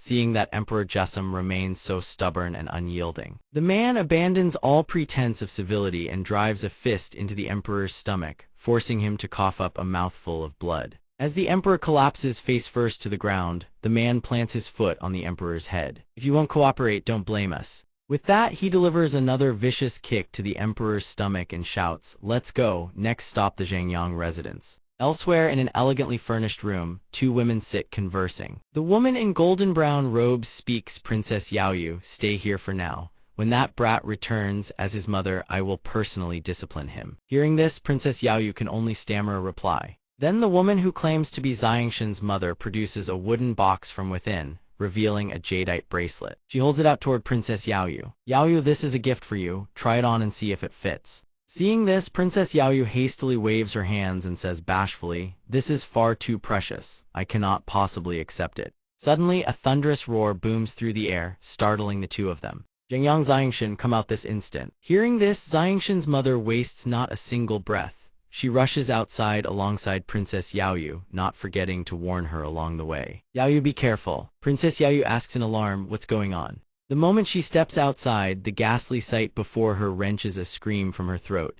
"Father." She sees it that Saint Master, one hand clamped around the emperor's throat, snarling, "Zhengyang Xiangshan, come out, or I will reduce this Zhengyang residence to scorched earth where nothing shall ever grow again." Paralyzed by the sight, Princess Yaoyu can only stand rooted to the ground, tears streaming down her face. Hearing his daughter's voice, the emperor can only manage a feeble whisper, "You run." Seeing that it is Princess Yaoyu who emerges, a sinister grin curls across his lips. "So Princess Yaoyu was hiding here all along. I knew it, no wonder I couldn't find her anywhere in the imperial palace earlier." With that, he hurls the emperor to his subordinate and lunges toward Princess Yaoyu. "Watch the Jessamine Emperor, I'm going to seize Princess Yaoyu." The subordinate behind him swiftly seizes the Jessamine Emperor and answers in haste, "Yes, sir." Done speaking, he rockets toward Princess Yaoyu, who stands frozen in terror. "Princess Yaoyu, forgive my discourtesy." He surges forward at blinding speed, trailing plumes of white smoke in his wake. Just as he is about to reach her, a streak of azure light slams into his path, blocking him cold. He skids to a halt in shock and demands, "Who goes there? How is it possible to block my attack?" 2 men have materialized from thin air, standing as an impenetrable wall before Princess Yaoyu and the others. "Good thing I made it back in time. Where did you stray dogs crawl out from?" Once she recognizes the arrivals, Princess Yaoyu calls out, "Young hero Ming Dong, they are from the Sky Eagle Kingdom. Be careful." Hearing her words, the red-robed man glances back and replies,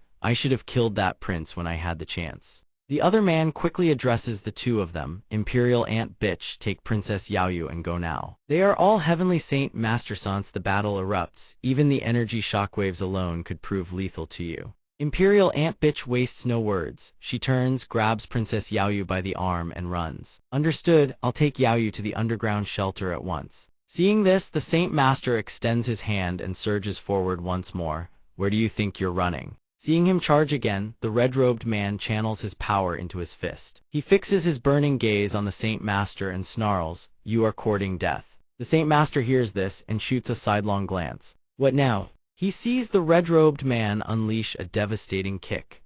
As the man channels his power once more, the Saint Master is sent hurtling through the air. His mind reeling, how is this possible? This brat is clearly not a Heavenly Saint Master. How can he unleash a strike this powerful? Azure flames erupt across the red-robed man's entire body. He points at the Saint Master and declares, "A mere third-cycle Heavenly Saint Master dares to bark like a dog before me." Sensing the situation has turned dire, the Saint Master bellows to the group behind him, "Everyone listen up, the Zhengyang residence has allies, attack with everything you've got." The group answers in unison. Then, as one, they unleash a torrent of fire upon the Zhengyang residence, reducing the entire estate to rubble and ash. Ant Bitch pulls Princess Yaoyu through the raging sea of flames. Suddenly, a burning beam snaps in 2 and plummets down, striking Princess Yaoyu squarely, knocking her unconscious on the spot. All that remains are Ant Bitch's desperate, hopeless cries. "Yaoyu!" She cradles Yaoyu in her arms, shaking her relentlessly. "Wake up, please wake up."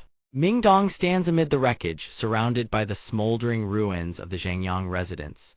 Smoke billows in every direction. Rage consumes Ming Dong entirely. A crimson aura of violent energy engulfs his body, radiating fury. He fixes his burning gaze on the enemy before him and roars, "You beasts of the Sky Eagle Kingdom, you have sealed your own doom." With those words, Ming Dong charges at Chiang Elder from the Sky Eagle Kingdom. Seeing the ferocious momentum bearing down on him, he jolts in alarm. Chiang Elder crosses both arms before his chest to block the strike, then whips around and bellows, "Help Menno. There's something wrong with this brat." The others hear his cry and surge forward to aid him, but before they can take a single step, a wave of golden sword chi cuts them off. Dugu Feng stands high above, gazing down upon them. "Neither of you is going anywhere." One of them snarls, "You are courting death." A figure draped in a hooded cloak turns to the others and orders, "The two of us will handle this brat. You lot go reinforce them below." Two of them acknowledge the command, then rush toward Ming Dong and Chiang Elder. Chiang Elder's eyes light up the moment he sees reinforcements incoming. "You little whelp, let's see you run now." Ming Dong surveys the enemies surrounding him and sneers, "Run. Why would I run? You lot are the ones who should be fleeing." Ming Dong activates his battle technique Heaven Tier Battle Technique Gale Phantom Remnants. Two phantom clones of him materialize instantly at his flanks. Chiang Elder's eyes widen in shock, then blaze with excitement. If he kills Ming Dong, he can seize that technique for himself. Yet another Heaven Tier Battle Technique. Old Man strikes the jackpot. Ming Dong's two clones lunge at Chiang Elder simultaneously, but he dodges both strikes in a single fluid motion. The cultivator from the Sky Eagle Kingdom activates his own battle technique. A burst of green light erupts outward from his body, blasting Ming Dong's two clones away. He looks at Ming Dong with contempt. Petty tricks. But then a blood-curdling scream pierces the air, startling him. Dugu Feng has severed the arm of one of their companions, a clean, decisive strike. The man screams in horror, "Elder Pingyun," without missing a beat. Dugu Feng lunges toward another enemy, his sword already swinging. Die. Dugu Feng cleaves the man in two from crown to waist. Chiang Elder trembles with rage, his fists clenching until his knuckles turn white. "You dare kill men of the Sky Eagle Kingdom." Ming Dong ambushes him from behind, fist already cocked, his voice is ice cold. "Where exactly are you looking?" He realizes Ming Dong has circled behind him, but it is far too late. Not good. Ming Dong drives a devastating palm strike into his back. The blow sends his organs into violent upheaval as he coughs up a mouthful of blood. Only the swift intervention of two comrades catching him prevents Chiang Elder from collapsing to the ground. "Jiang Saint Master, are you all right?" He continues to retch blood. These two brats, something is deeply wrong about them. Chiang Elder's face twists in agony, sweat pouring down as blood still trickles from his mouth. He hisses, "Drop those two burdens, retreat now." The subordinate responds, "Yes." They abandon the hostages and immediately flee. Dugu Feng catches the hostages, ensuring they land safely on the ground. Dugu Feng glares at the fleeing enemies, his eyes burning with fury. "You think you can just leave? How naive." Ming Dong grabs his shoulder and pulls him back. "Hold on, let's check on Aunt Bai and your sister-in-law's injuries first." Dugu Feng scoffs, his lips curling. "Consider yourselves lucky." A short while later, Dugu Feng and Ming Dong stand inside the room. Ming Dong turns to Duck Thuck and asks, "Uncle Duck, how are Aunt Bai and the princess's injuries?" The old man replies, "Merely superficial wounds, nothing to worry about." Ming Dong exhales a long breath of relief. "Good, otherwise I truly would not know how to face Jian Chen." Dugu Feng immediately moves toward the door. "If they're fine, then I'm going after those bastards to settle the score." Ming Dong quickly blocks his path. "No, absolutely not. The moment we leave, what happens if those scoundrels circle back?" Dugu Feng's fury only intensifies. "Are you saying we just swallow this insult like nothing happened?" Ming Dong shakes his head firmly. "Wait for Jian Chen to return. Our top priority right now is ensuring the safety of his family." Dugu Feng hears this and, though reluctant, can only agree. Fine. By nightfall, Xiangshan has returned home. Gazing down from above, he sees an entire corner of the Zhangyang residence collapsed into rubble. "I was only gone a few days. How did the Chengyang clan manor end up like this?" He touches down on the ground. What on earth happened? Instantly his senses flare. Someone is approaching. He sweeps his gaze around and calls out, "Who goes there?" Ming Dong approaches from the distance. "Jian Chen, you finally returned." Xiangshan looks at Ming Dong in surprise. "Ming Dong, how did the Chengyang clan manor end up in such a state? Weren't you out on a training expedition with Dugu Feng?" He replies, don't even get me started. It's fortunate I returned today. Ming Dong recounts what transpired this morning. At dawn today, 5 heavenly saint masters from the Tianying kingdom descended upon the Changyang clan manor, spouting arrogant threats. They demanded to take your sister-in-law by force. Du Gufeng and I fought them. The aftershocks of our battle reduced the manor to ruins. He then grabs Xiangshan's hand. Jian Chen, hurry go see Aunt Bai and your sister-in-law. Both of them are injured. Hearing this, a jolt runs through him, followed by a surge of fury. His brows knit together as killing intent erupts. Tianying Kingdom, you're courting death. The young man standing before Changyang Xiangshan, Ming Dong, wears a remorseful expression. I'm sorry, Du Gufeng and I failed to protect your family.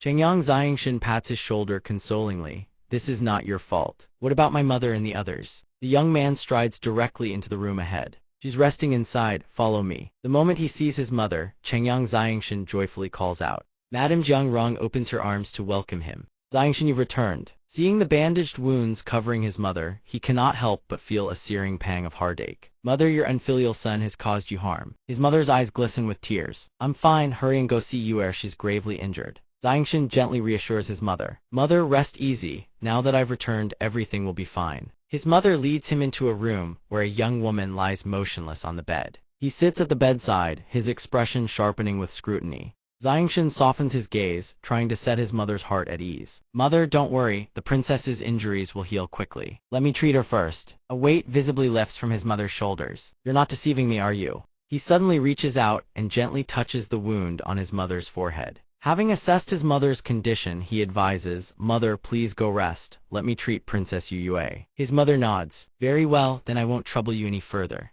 Xiangshan channels his saint force and presses his palm upon the princess. Princess Yue, forgive my offense. After finishing Yue's treatment, he steps outside and begins making inquiries. Uncle De, how severe are the Changyang clan manor's losses? The silver-haired elder furrows his brow slightly. Fourth young master, the current tally shows the death toll has exceeded 200, with countless more wounded. Furthermore, the homes of many guards and servants have been buried under rubble. Efforts to rescue the survivors are still underway. As for the buildings, every last one has been utterly destroyed. Xiangshan's face darkens as he clenches his jaw, fury radiating from every pore. Tianying Kingdom, you brought this upon yourselves. The emperor speaks with a warm smile. Dear son-in-law, leave the matter of rebuilding the manor to me. I shall summon the finest craftsmen from Liu'er City to reconstruct the Changyang clan manor in the shortest time possible. Xiangshan clasps his hands and bows. Your majesty is too kind. The emperor waves his hand. Ai, we are family now. There is no need for such formality, dear son-in-law. He continues, since that is the case, I shall entrust the matter of the Changyang clan manor to your majesty. The young man in crimson robes rolls his wrists, his fighting spirit blazing. Jian Chen, how about the two of us storm the Tianying Kingdom and raise some hell? Xiangshan shakes his head. No, I'm heading to the Qinhuang Kingdom. The young man's expression shifts instantly. The Qinhuang Kingdom. Jian Chen, surely you don't mean to annihilate the Tianying Kingdom. Xiangshan's gaze turns sharp as a blade of ice. Indeed, I will make the Tianying Kingdom vanish from the Tianyuan continent entirely. The young man slams the table excitedly and leaps to his feet. Ha, first time I've ever witnessed the annihilation of a kingdom. Let's go. The two of us will wipe the Tianying Kingdom off the map. Xiangshan maintains an expression of calm composure. Don't be hasty, let me summon Xiaoshan and the others first. The scene shifts to a desolate stretch of open land. Xiangshan reunites with Xiaoshan and his group. He asks Xiaoshan, is there any way for the space gate to connect to the Jessun Kingdom? Xiaoshan replies, in that case, we must first create a location beacon for the gate to lock onto. Xiangshan presses, can you accomplish this? Xiaoshan answers respectfully, no problem at all. He hands Xiaoshan a scroll of paper. Good, go and forge the beacon 10 miles from Liu'er City at once. Xiaoshan acknowledges the order. He then turns to Tianla. Tianla, you and your people will remain here to defend the Changyang clan manor. Especially my family, under no circumstances are they to come to harm. Tianla grins and slaps his fist into his palm with a resounding crack. Ha, National Protector Master, if those spineless turtles dare show their faces again, we'll sever their heads without hesitation. Xiangshan clasps his hands. The matter is urgent. Please relay my words to everyone. The kindness you have all shown, I, Jian Chen, will remember it in my heart. I will surely repay every one of you. Tianla immediately drops to his knees. To serve the National Protector Master is our greatest honor. The sky gradually darkens as the space gate materializes, tearing open a rift in the void. Xiangshan steps forward and asks, "Is everything ready?" Xiaoshan answers respectfully, "My lord, it has just been completed." Xiaoshan produces a crystal from within his robes. "My lord, please give this crystal to the one who operates the space gate in the Qinhuang Kingdom. Through it, he will be able to sense this location." Xiangshan accepts it. "Very well, then first take me to the Qinhuang Kingdom." Xiaoshan acknowledges the order and swiftly steps into the space gate. Before the gates of the Qinhuang Kingdom, a space gate has also been established. Xiangshan slowly steps through the shimmering portal. The two guards stationed outside spot Xiangshan and immediately drop to their knees in unison. "Greetings, National Protector Master." He immediately raises his hand to grant them leave to stand, then wastes no time asking his questions. "Rise. I have urgent business with His Majesty. Where might the Emperor be?" The guard obediently leads the way. "Please follow me, my lord." They arrive at the Emperor's study. A eunuch's voice rings out to announce the arrival. The National Protector Master requests an audience. The moment they meet, the Emperor immediately inquires, "I did not expect the National Protector Master to return so soon. Has the crisis in the Jessun Kingdom been resolved?" Xiangshan respectfully reports, "I thank your Majesty for your aid. The Jessun Kingdom has been freed from the flames of war. However, I have returned this time with a request. I wish to borrow an army from your Majesty." His Majesty, upon hearing this, is visibly startled. He shouts, "What? The military? What has happened?" Author's note: that's all for now, dear readers. If you wish to continue following this story, smash that subscribe button and throw a quick like while you're at it. Author's note: thank you all for reading up to this point. Author's note: bye bye, love you all.